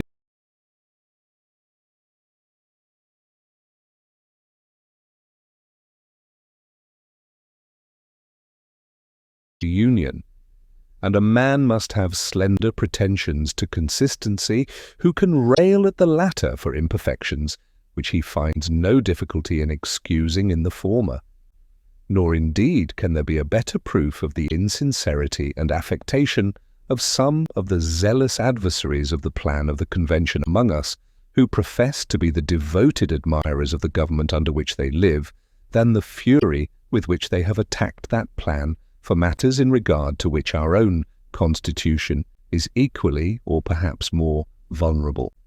The additional securities to republican government, to liberty and to property, to be derived from the adoption of the plan under consideration, consist chiefly in the restraints which the preservation of the Union will impose on local factions and insurrections, and on the ambition of powerful individuals in single states who may acquire credit and influence enough from leaders and favorites to become the despots of the people, in the diminution of the opportunities to foreign intrigue, which the dissolution of the Confederacy would invite and facilitate, in the prevention of extensive military establishments which could not fail to grow out of wars between the states in a disunited situation, in the express guarantee of a republican form of government to each, in the absolute and universal exclusion of titles of nobility, and in the precautions against the repetition of those practices on the part of the state governments which have undermined the foundations of property and credit, have planted mutual distrust in the breasts of all classes of citizens, and have occasioned an almost universal prostration of morals. Thus have I, fellow citizens, executed the task I had assigned to myself, with what success your conduct must determine. I trust at least you will admit that I have not failed in the assurance I gave you respecting the spirit with which my endeavours should be conducted. I have addressed myself purely to your judgments, and have studiously avoided those asperities which are too apt to disgrace political disputants of all parties, and which have been not a little provoked by the language and conduct of the opponents of the Constitution. The charge of a conspiracy against the liberties of the people, which has been indiscriminately brought against the advocates of the plan, has something in it too wanton and too malignant, not to excite the indignation of every man who feels in his own bosom a refutation of the calumny. The perpetual changes which have been rung upon the wealthy, the well-born, and the great have been such as to inspire the disgust of all sensible men, and the unwarrantable concealments and misrepresentations which have been in various ways practiced to keep the truth from the public eye have been of a nature to demand the reprobation of all honest men. It is not impossible that these circumstances may have occasionally betrayed me into intemperances of expression which I did not intend. It is certain that I have frequently felt a struggle between sensibility and moderation, and if the former has in some instances prevailed, it must be my excuse that it has been neither often nor much. Let us now pause and ask ourselves whether, in the course of these papers, the proposed Constitution has not been satisfactorily vindicated from the aspersions thrown upon it, and whether it has not been shown to be worthy of the public approbation and necessary to the public safety and prosperity. Every man is bound to answer these questions to himself according to the best of his conscience and understanding, and to act agreeably to the genuine and sober dictates of his judgment. This is a duty from which nothing can give him a dispensation. 'Tis one that he is called upon, nay, constrained by all the obligations that form the bands of society, to discharge sincerely and honestly. No partial motive, no particular interest, no pride of opinion, no temporary passion or prejudice will justify to himself, to his country, or to his posterity an improper election of the part he is to act. Let him beware of an obstinate adherence to party. Let him reflect that the object upon which he is to decide is not a particular interest of the community, but the very existence of the nation, and let him remember that a majority of America has already given its sanction to the plan which he is to approve or reject. I shall not dissemble that I feel an entire confidence in the arguments which recommend the proposed system to your adoption, and that I am unable to discern any real force in those by which it has been opposed. I am persuaded that it is the best which our political situation, habits, and opinions will admit, and superior to any the revolution has produced. Concessions on the part of the friends of the plan that it has not a claim to absolute perfection have afforded matter of no small triumph to its enemies. Why, say they, should we adopt an imperfect thing? Why not amend it and make it perfect before it is irrevocably established? This may be plausible enough, but it is only plausible. In the first place, I remark that the extent of these concessions has been greatly exaggerated. They have been stated as amounting to an admission that the plan is radically defective, and that without material alterations the rights and the interests of the community cannot be safely confided to it. This, as far as I have understood the meaning of those who make the concessions, is an entire perversion of their sense.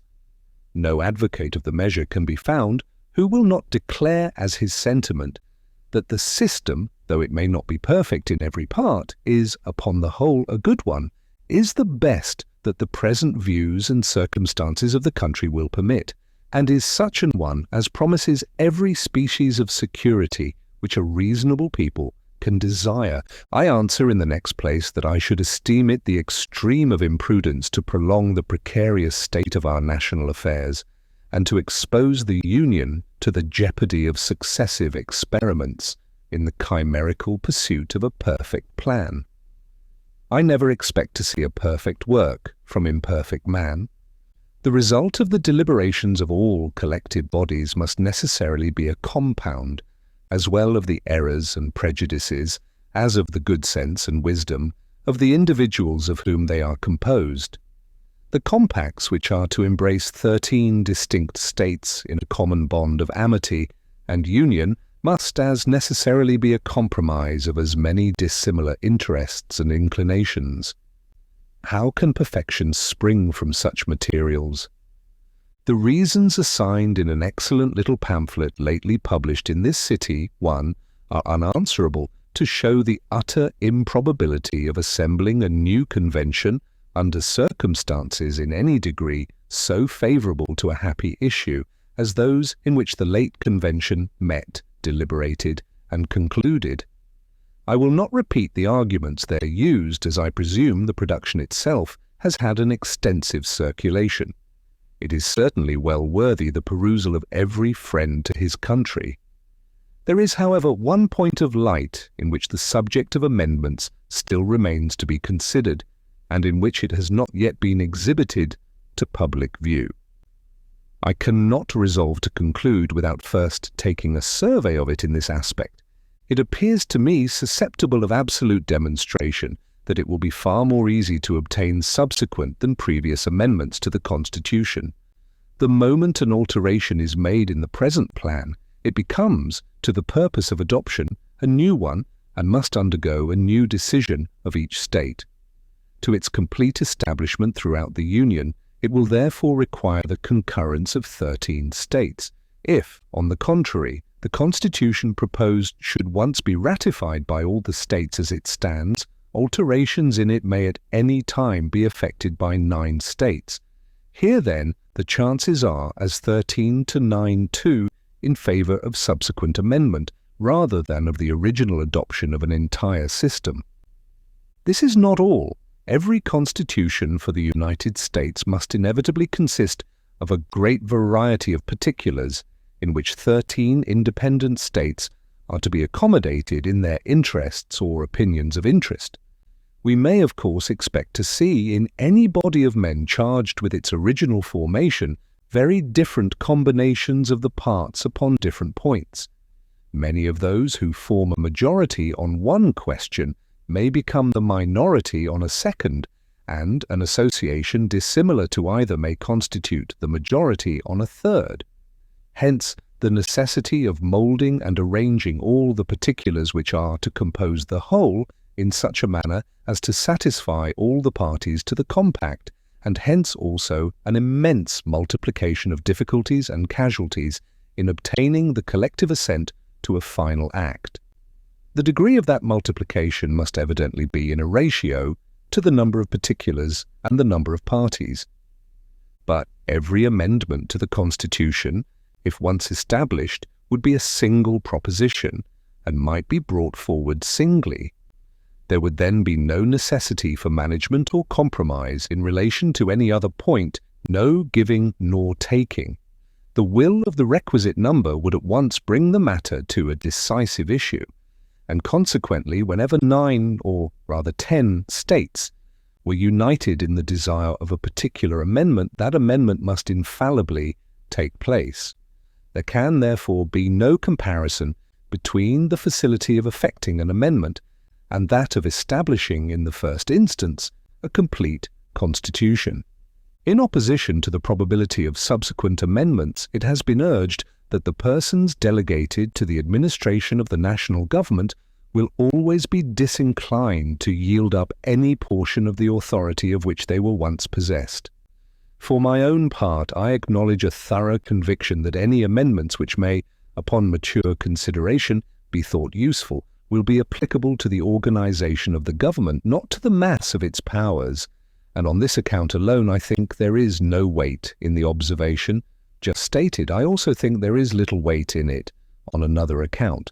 The intrinsic difficulty of governing 13 states, at any rate, independent of calculations upon an ordinary degree of public spirit and integrity, will, in my opinion, constantly impose on the national rulers the necessity of a spirit of accommodation to the reasonable expectations of their constituents. But there is yet a further consideration which proves beyond the possibility of a doubt that the observation is futile. It is this, that the national rulers, whenever 9 states concur, will have no option upon the subject. By the 5th article of the plan, the Congress will be obliged, on the application of the legislatures of 2/3 of the states, which at present amount to 9, to call a convention for proposing amendments which shall be valid, to all intents and purposes, as part of the Constitution, when ratified by the legislatures of 3/4 of the states, or by conventions in 3/4 thereof. The words of this article are peremptory. The Congress shall call a convention. Nothing in this particular is left to the discretion of that body, and of consequence all the declamation about the disinclination to a change vanishes in air. Nor, however difficult it may be supposed to unite 2/3 or 3/4 of the state legislatures, in amendments which may affect local interests, can there be any room to apprehend any such difficulty in a union on points which are merely relative to the general liberty or security of the people? We may safely rely on the disposition of the state legislatures to erect barriers against the encroachments of the national authority. If the foregoing argument is a fallacy, certain it is that I am myself deceived by it, for it is, in my conception, one of those rare instances in which a political truth can be brought to the test of a mathematical demonstration. Those who see the matter in the same light with me, however zealous they may be for amendments, must agree in the propriety of a previous adoption as the most direct road to their own object. The zeal for attempts to amend prior to the establishment of the Constitution must abate in every man who is ready to accede to the truth of the following observations of a writer equally solid and ingenious. To balance a large state or society, you, says he, whether monarchical or republican, on general laws, is a work of so great difficulty that no human genius, however comprehensive, is able, by the mere dint of reason and reflection, to effect it. The judgments of many must unite in the work, experience must guide their labour, time must bring it to perfection, and the feeling of inconveniences must correct the mistakes which they inevitably fall into in their first trials and experiments. 3. These judicious reflections contain a lesson of moderation to all the sincere lovers of the Union, and ought to put them upon their guard against hazarding anarchy, civil war, a perpetual alienation of the states from each other, and perhaps the military despotism of a victorious demagogue in the pursuit of what they are not likely to obtain but from time and experience.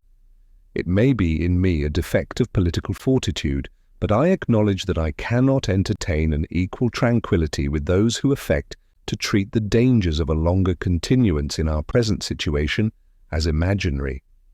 A nation without a national government is, in my view, an awful spectacle.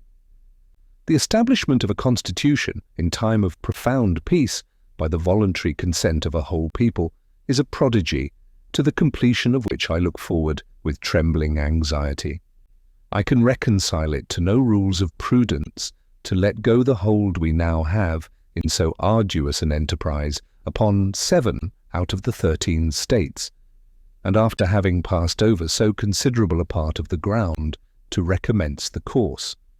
I dread the more the consequences of new attempts because I know that powerful individuals in this and in other states are enemies to a general national government in every possible shape. The end. The full Project Gutenberg license. Please read this before you distribute or use this work to protect the Project Gutenberg trademark mission of promoting the free distribution of electronic works by using or distributing this work or any other work associated in any way with the phrase Project Gutenberg. You agree to comply with all the terms of the full Project Gutenberg trademark license available with this file or online at www.gutenberg.org/license. Section 1. General Terms of Use and Redistributing Project Gutenberg Trademark Electronic Works. 1. A. By reading or using any part of this Project Gutenberg trademark electronic work, you indicate that you have read, understand, agree to, and accept all the terms of this license and intellectual property, trademark, copyright agreement. If you do not agree to abide by all the terms of this agreement, you must cease using and return or destroy all copies of Project Gutenberg trademark electronic works in your possession. If you paid a fee for obtaining a copy of or access to a Project Gutenberg trademark electronic work, and you do not agree to be bound by the terms of this agreement, you may obtain a refund from the person or entity to whom you paid the fee, as set forth in paragraph 1. E8. 1. B. Project Gutenberg is a registered trademark. It may only be used on or associated in any way with an electronic work by people who agree to be bound by the terms of this agreement. There are a few things that you can do with most Project Gutenberg trademark electronic works, even without complying with the full terms of this agreement. See paragraph 1. See below. There are a lot of things you can do with Project Gutenberg trademark electronic works if you follow the terms of this agreement and help preserve free future access to Project Gutenberg trademark electronic works. See paragraph 1. E below. 1. C. The Project Gutenberg Literary Archive Foundation, the Foundation, or PGLAF, owns a compilation copyright in the collection of Project Gutenberg trademark electronic works. Nearly all the individual works in the collection are in the public domain in the United States. If an individual work is unprotected by copyright law in the United States, and you are located in the United States, we do not claim a right to prevent you from copying, distributing, performing, displaying, or creating derivative works based on the work, as long as all references to Project Gutenberg are removed. Of course, we hope that you will support the Project Gutenberg trademark mission of promoting free access to electronic works by freely sharing Project Gutenberg trademark works in compliance with the terms of this agreement for keeping the Project Gutenberg trademark name associated with the work. You can easily comply with the terms of this agreement by keeping this work in the same format with its attached full Project Gutenberg trademark license when you share it without charge with others. 1. D. The copyright laws of the place where you are located also govern what you can do with this work. Copyright laws in most countries are in a constant state of change. If you are outside the United States, check the laws of your country in addition to the terms of this agreement before downloading, copying, displaying, performing, distributing, or creating derivative works based on this work or any other Project Gutenberg trademark work. The Foundation makes no representations concerning the copyright status of any work in any country other than the United States. 1. E. Unless you have removed all references to Project Gutenberg, 1. E. 1. The following sentence, with active links to or other immediate access to the full Project Gutenberg trademark license, must appear prominently whenever any copy of a Project Gutenberg trademark work, any work on which the phrase Project Gutenberg appears, or with which the phrase Project Gutenberg is associated, is accessed, displayed, performed, viewed, copied, or distributed. This ebook is for the use of anyone anywhere in the United States and most other parts of the world at no cost and with almost no restrictions whatsoever. You may copy it, give it away, or reuse it under the terms of the Project Gutenberg license included with this ebook or online at www.gutenberg.org.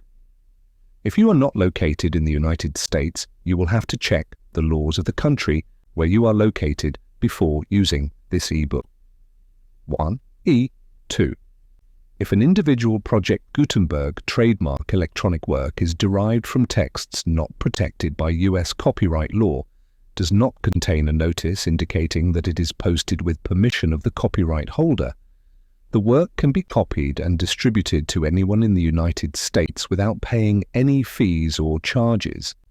If you are redistributing or providing access to a work with the phrase Project Gutenberg associated with or appearing on the work, you must comply either with the requirements of paragraphs 1, E1 through 1, E7, or obtain permission for the use of the work and the Project Gutenberg trademark as set forth in paragraphs 1, E8 or 1, E9, 1, E3.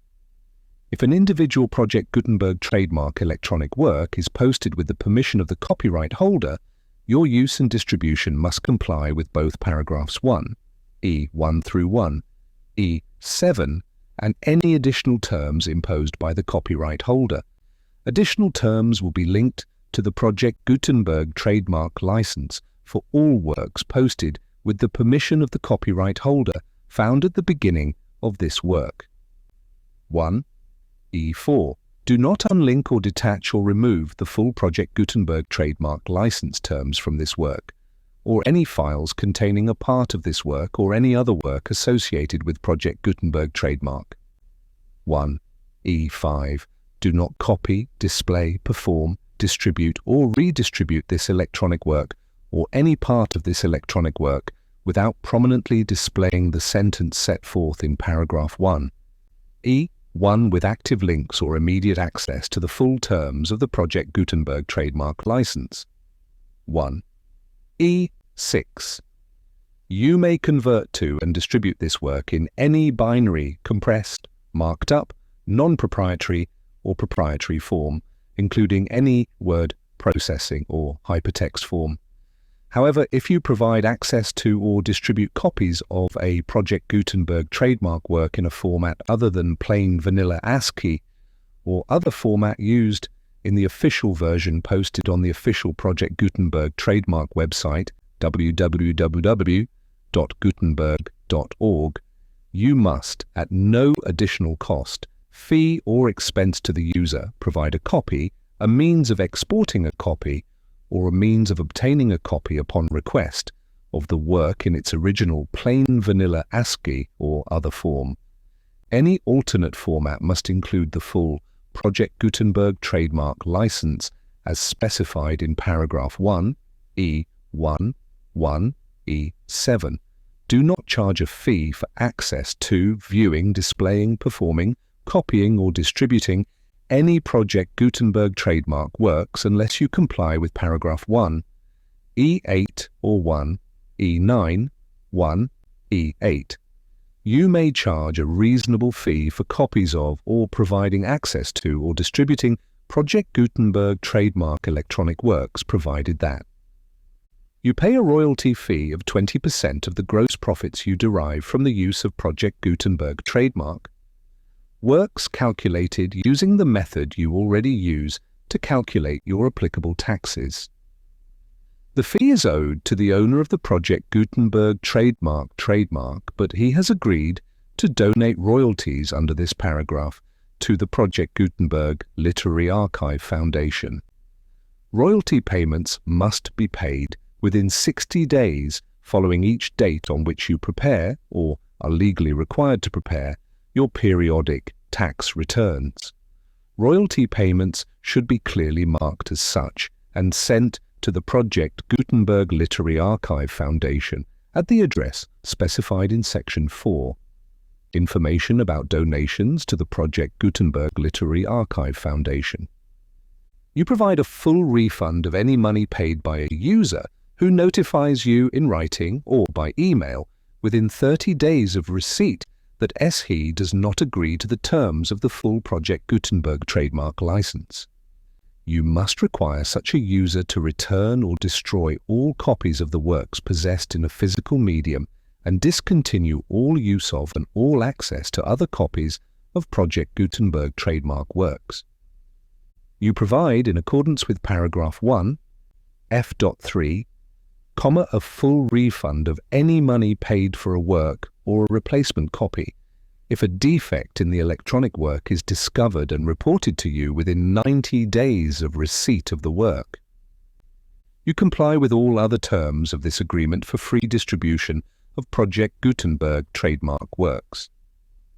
1(e)(9). If you wish to charge a fee or distribute a Project Gutenberg trademark electronic work or group of works on different terms than are set forth in this agreement, you must obtain permission in writing from the Project Gutenberg Literary Archive Foundation, the manager of the Project Gutenberg trademark. Contact the Foundation as set forth in Section 3 below. 1(f)(1)(f)(1). Project Gutenberg volunteers and employees expend considerable effort to identify, do copyright research on, transcribe and proofread works not protected by U.S. copyright law in creating the Project Gutenberg trademark collection.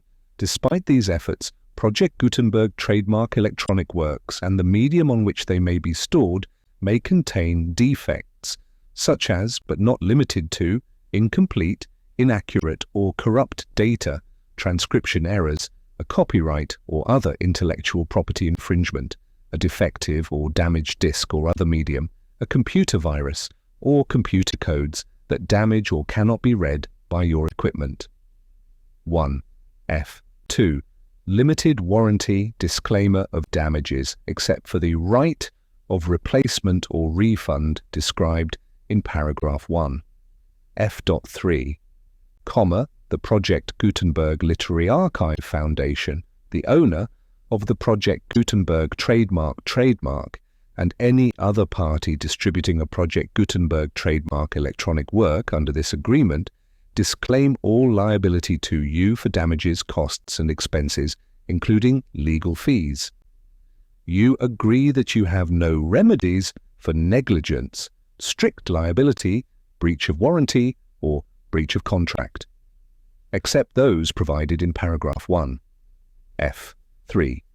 You agree that the Foundation, the trademark owner, and any distributor under this agreement will not be liable to you for actual, direct, indirect, consequential, punitive, or incidental damages, even if you give notice of the possibility of such damage. 1. F.3. Limited right of replacement or refund. If you discover a defect in this electronic work within 90 days of receiving it, you can receive a refund of the money, if any, you paid for it by sending a written explanation to the person you received the work from. If you received the work on a physical medium, you must return the medium with your written explanation. The person or entity that provided you with the defective work may elect to provide a replacement copy in lieu of a refund. If you received the work electronically, the person or entity providing it to you may choose to give you a second opportunity to receive the work electronically in lieu of a refund. If the second copy is also defective, you may demand a refund in writing without further opportunities to fix the problem. 1. F.4. Except for the limited right of replacement or refund set forth in paragraph 1. F.3. This work is provided to you, ASIS, with no other warranties of any kind, express or implied, including but not limited to warranties of merchantability or fitness for any purpose. 1. F.5. Some states do not allow disclaimers of certain implied warranties or the exclusion or limitation of certain types of damages. If any disclaimer or limitation set forth in this agreement violates the law of the state applicable to this agreement, the agreement shall be interpreted to make the maximum disclaimer or limitation permitted by the applicable state law. The invalidity or unenforceability of any provision of this agreement shall not void the remaining provisions. 1. F. 6. Indemnity. You agree to indemnify and hold the Foundation, the trademark owner, any agent or employee of the Foundation, anyone providing copies of Project Gutenberg trademark electronic works in accordance with this agreement, and any volunteers associated with the production, promotion, and distribution of Project Gutenberg trademark electronic works, harmless from all liability, costs, and expenses, including legal fees that arise directly or indirectly from any of the following which you do or cause to occur: A. Distribution of this or any Project Gutenberg trademark work. B. Alteration, modification, or additions or deletions to any Project Gutenberg trademark work. And C. Any defect you cause. Section 2. Information about the mission of Project Gutenberg trademark. Project Gutenberg trademark is synonymous with the free distribution of electronic works in formats readable by the widest variety of computers, including obsolete, old, middle-aged, and new computers. It exists because of the efforts of hundreds of volunteers and donations from people in all walks of life. Volunteers and financial support to provide volunteers with the assistance they need are critical to reaching Project Gutenberg TM's goals and ensuring that the Project Gutenberg trademark collection will remain freely available for generations to come. In 2001, the Project Gutenberg Literary Archive Foundation was created to provide a secure and permanent future for Project Gutenberg trademark and future generations. To learn more about the Project Gutenberg Literary Archive Foundation and how your efforts and donations can help, see Sections 3 and 4 and the Foundation information page at www.gutenberg.org. Section 3. Information about the Project Gutenberg Literary Archive Foundation. The Project Gutenberg Literary Archive Foundation is a non-profit 501(c)(3) educational corporation organized under the laws of the state of Mississippi and granted tax-exempt status by the Internal Revenue Service. The Foundation's EIN, or Federal Tax Identification Number, is 6462221541. Contributions to the Project Gutenberg Literary Archive Foundation are tax-deductible to the full extent permitted by U.S. federal laws and your state's laws. The Foundation's business office is located at 809 North, 1500 West, Salt Lake City, Utah, 84116-801-596-1887. Email contact links and up-to-date contact information can be found at the Foundation's website and official page at www.gutenberg.org/contact section 4. Information about donations to the Project Gutenberg Literary Archive Foundation.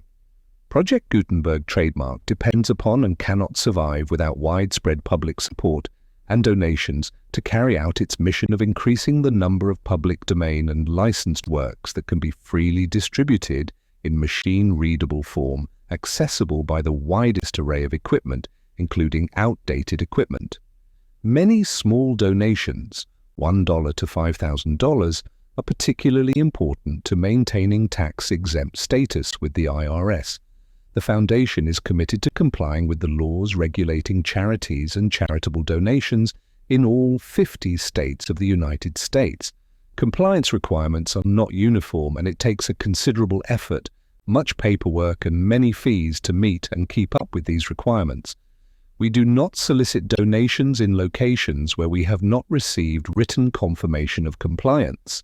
To send donations or determine the status of compliance for any particular state, visit www.gutenberg.org/donate. While we cannot and do not solicit contributions from states where we have not met the solicitation requirements, we know of no prohibition against accepting unsolicited donations from donors in such states who approach us with offers to donate. International donations are gratefully accepted, but we cannot make any statements concerning tax treatment of donations received from outside the United States. US laws alone swamp our small staff. Please check the Project Gutenberg web pages for current donation methods and addresses.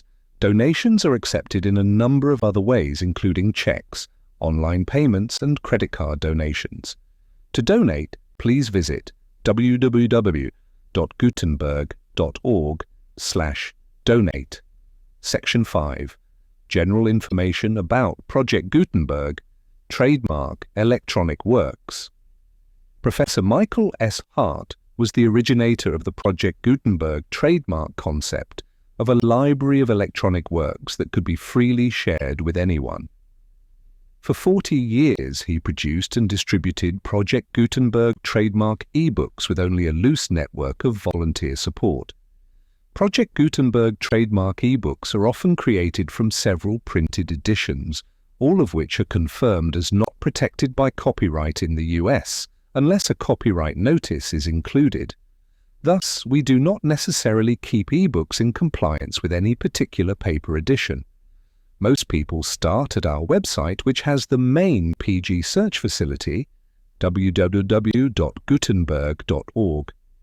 This website includes information about Project Gutenberg trademark, including how to make donations to the Project Gutenberg Literary Archive Foundation, how to help produce our new ebooks, and how to subscribe to our email newsletter to hear about new ebooks. The Federalist Papers. Contents: The Federalist. No. I, the Federalist. No. 2. The Federalist. No. 3. The Federalist. No. I for the Federalist. No. V. The Federalist. No. 6. The Federalist. No. 7. The Federalist. No. Veit. The Federalist. No. 9. The Federalist. No. X. The Federalist. No. Kit. The Federalist. No. Doomed. The Federalist. No. 30. The Federalist. No. 14. The Federalist. No. 50. The Federalist. No. 16th. The Federalist. No. 17. The Federalist. No. Or C8. The Federalist. No. 99. The Federalist. Number dictate. The Federalist. No. Whitey Wenty. The Federalist. No. Faithful. The Federalist. No. Faithful. The Federalist. No. Fatigue T. The Federalist. No. Extig Shy. The Federalist. No. Ectig Seek. The Federalist. No. Extasai. The Federalist. No. Kickstivate. The Federalist. No. Baristinchaj. The Federalist. No. Exax. The Federalist. No. Extoolkit. The Federalist. No. XT Toys. The Federalist. No. Ecthreen. The Federalist. No. Ecti Darfberg. The Federalist. No. Extinskilva. The Federalist. No. Extixkain. The Federalist. No. Exhanst Samvi. The Federalist. No. Exixki. The Federalist. No. XTT9. The Federalist. No. XL. The Federalist. No. XLE. The Federalist. No. Xtlki. The Federalist. No. Sig3. The Federalist. No. Xliv. The Federalist. No. Xolv. The Federalist. No. XLVI. The Federalist. No. Vion. The Federalist. No. Xolvati. The Federalist. No. Xli. The Federalist. No. L. The Federalist. No. Li. The Federalist. No. Leads T. The Federalist. No. Lee. The Federalist. No. Live. The Federalist. No. LV. The Federalist. No. LVI. The Federalist, no. OVI, the Federalist, no. LV, the Federalist, no. LIX, the Federalist, no. LX, the Federalist, no. LXI, the Federalist, no. Let's see, the Federalist, no. L, the Federalist, no. WONKFA, the Federalist, no. LXV, the Federalist, no. LXV, the Federalist, no. LASTIN, the Federalist, no. LAFIKI, the Federalist, no. LIXNI, the Federalist, no. LXX, the Federalist, no. LXX, the Federalist, no. LXXI, the Federalist, no. LX2s, the Federalist, no. LX3, the Federalist, no. LIX12, the Federalist, no. LXXV, the Federalist, no. LEXKITV, the Federalist, no. LX7, the Federalist, no. LEXUI, the Federalist, no. LEXTORDNI, the Federalist, no. LXXX, the Federalist, no. LXXXI, the Federalist, no. LXASPLI, the Federalist, no. LXQ3, the Federalist, no. LXKO, the Federalist, no.